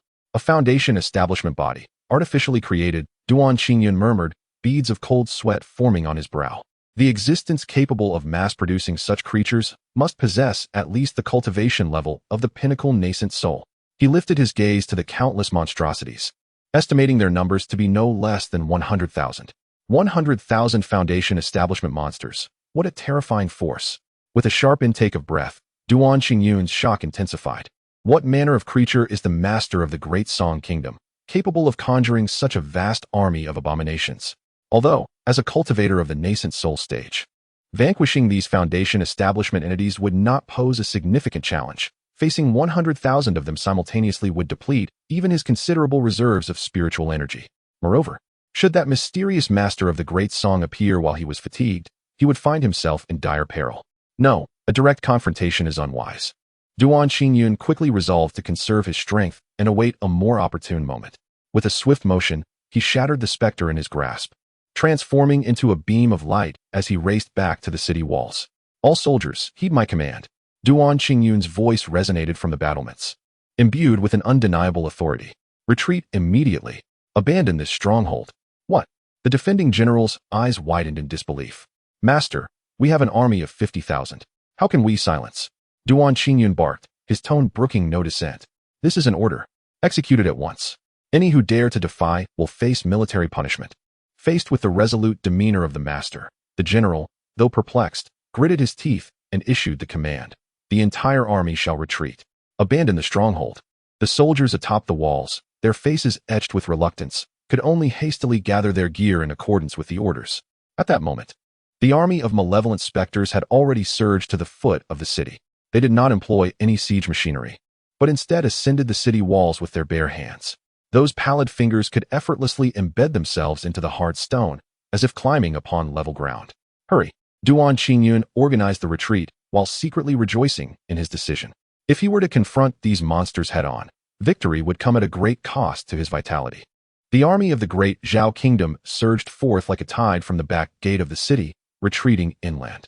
Meanwhile, the malevolent entities seized the vacant city, continuing their advance. Concurrently, similar reports emerged from the borders of the great Qi Kingdom. Report: a bloodied messenger stumbled into the tent of the grand sorceress of the great Qi Kingdom. My lady, the border has fallen. Those monsters cannot be killed. The grand sorceress, a woman who appeared to be in her 30s, named Lu Yan, held a position of great esteem and was also at the nascent soul stage of cultivation. Clarify the situation. What exactly has transpired? Lu Yan set down her teacup, her brow furrowed in concern. The enemy, they are not human. The messenger's voice trembled. Arrows cannot pierce them. Blades cannot harm them. Moreover, their strength is astonishing. One can rend apart 3 or 4 of our soldiers. Lu Yan's expression instantly grew grave. She calculated an omen, which foretold immense catastrophe, imbued with a heavy aura of death and malevolence. Monsters? Lu Yan suddenly stood, and they are part of a large-scale monstrous legion. She promptly exited the tent, channeling her spiritual awareness towards the border. Soon, she sensed an overwhelming wave of malevolence, accompanied by tens of thousands of Foundation-level creatures. This is impossible. Lu Yan gasped in disbelief. Who possesses the capability to create such a multitude of monsters? And each one at the Foundation stage. A surge of profound unease welled up within her. The presence capable of mass-producing such creatures must possess immense cultivation, and judging by the coordinated actions of these monsters, they were clearly governed by a singular will. Issue the order. Lu Yan commanded through gritted teeth. The entire army shall retreat 50 miles. Abandon the 3 border cities. My lady? The deputy general looked at her in disbelief. This is an order. Lu Yan's voice was resolute. Execute it immediately. The army of the great Qi Kingdom commenced a large-scale withdrawal, relinquishing the border cities to the malevolent army. Meanwhile, the situation at the border of the great Ning Kingdom was even graver. Due to the sudden nature of the attack, the army of the great Ning Kingdom could not organize an effective retreat and face the malevolent army head-on. The result was a one-sided massacre. These malevolent beings, tireless and unafraid of injury, operated as the most perfect machines of slaughter. They tore through armor with their pallid hands, siphoning the life essence from soldiers, transforming the living into desiccated corpses. Help! What are these monsters? Run! Run! The battlefield devolved into a hellish nightmare, as the 50,000-strong army of the great Ning Kingdom was annihilated within a mere hour. The malevolent entities trampled over the heaps of corpses, advancing deeper into the interior of the great Ning Kingdom. News of the urgent crises at the borders of the 3 kingdoms cascaded like snowflakes into their respective capitals, plunging the entire continent into an unprecedented state of panic. Chapter 146. Crisis in the Grand Palace of the Great Zhao Kingdom. The sound of hurried footsteps echoed outside. A bloodied messenger stumbled into the hall, exclaiming, Your Majesty! Your Majesty! Urgent news from the border. The messenger's voice was hoarse and filled with dread. Emperor Zhao Mingxian, engrossed in reviewing official documents, abruptly lifted his gaze upon hearing the commotion. Witnessing the messenger's disheveled state stirred an ominous premonition within him. Speak. What has transpired? Zhao Mingxian rose, his voice tinged with palpable anxiety. Your Majesty, all 3 cities at the border fell within a single day. The messenger knelt, his voice quivering. Those monsters are utterly terrifying. What? Zhao Mingxuan's complexion instantly turned ashen, his body involuntarily recoiling a step. You mean to say it happened in just one day? The officials within the hall exchanged incredulous glances, their faces etched with shock. The 3 border cities were crucial military strongholds, each housing tens of thousands of soldiers. How could they possibly fall within a single day? Your Majesty, it is indeed true. It happened within a day. The messenger's voice cracked with despair. Those creatures are not human. Arrows cannot pierce them, swords cannot harm them, and there are countless of them, stretching as far as the eye can see. Zhao Mingxian felt his legs weaken, barely managing to support himself against the dragon throne to avoid collapsing. He had ruled the great Zhao for over 20 years, weathering countless storms, yet he had never encountered such a horrifying event. Impossible. Absolutely impossible. The Minister of War abruptly stood, his voice rising. The three border cities together boast an army of 150,000.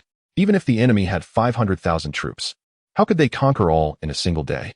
My lord, every word I utter is the truth. The messenger kowtowed fervently.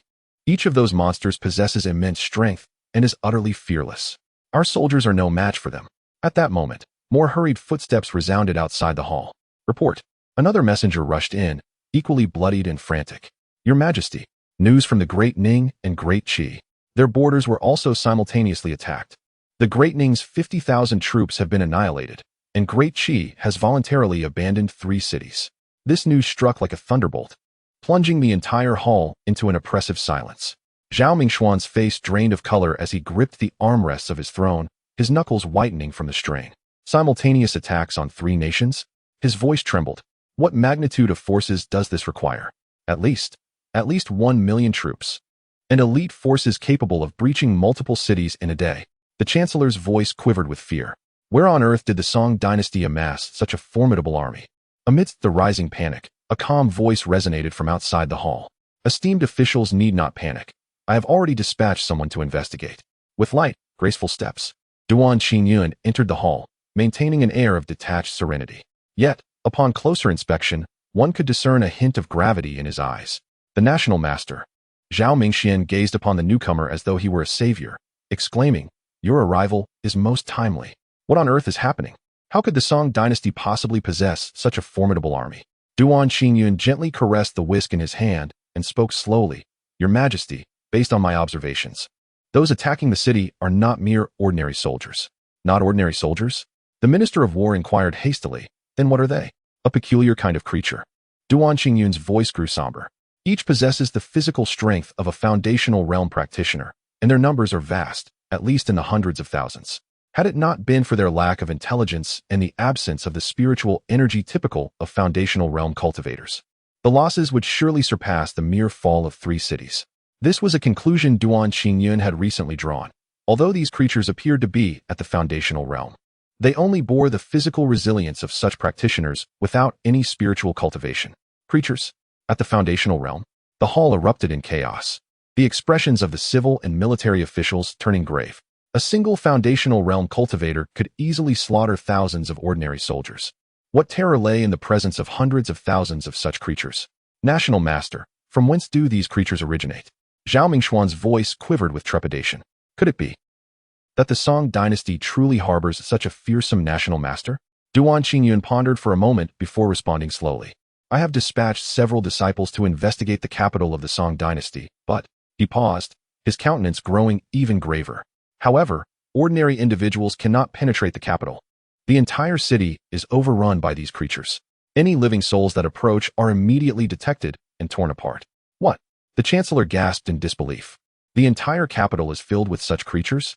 What of the common folk of the Song dynasty? Alas, Duan Qingyun shook his head.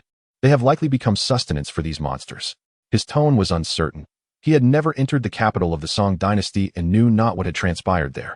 Yet he was convinced the source of these creatures resided within the capital, connected to the altar they had previously mobilized forces for. National Master, what shall we do now? His voice bore a distinct note of despair. Are we to simply await our doom? A flicker of complexity crossed Duan Qingyun's eyes before he regained his composure. Rest assured, Your Majesty, I shall devise a plan. The immediate priority is to consolidate the army, fortify our strongholds, and arrange formations. We must not allow these creatures to infiltrate the heart of our great Zhao. Yes, yes. Zhao Mingxian nodded vigorously. The National Master speaks wisely. Proclaim my edict to mobilize troops to the front lines for support. Furthermore, Duan Qingyun continued, I advise that we send envoys to establish contact with the Dening and Deqi kingdoms. The 3 nations must unite to withstand this calamity. Indeed, the National Master is absolutely correct. The Chancellor readily concurred. In the face of such a formidable foe, we must stand united. After delivering his counsel, Duan Qingyun gently stroked the whisk, a glimmer of contemplation in his eyes. Your Majesty, there is one more matter I must report.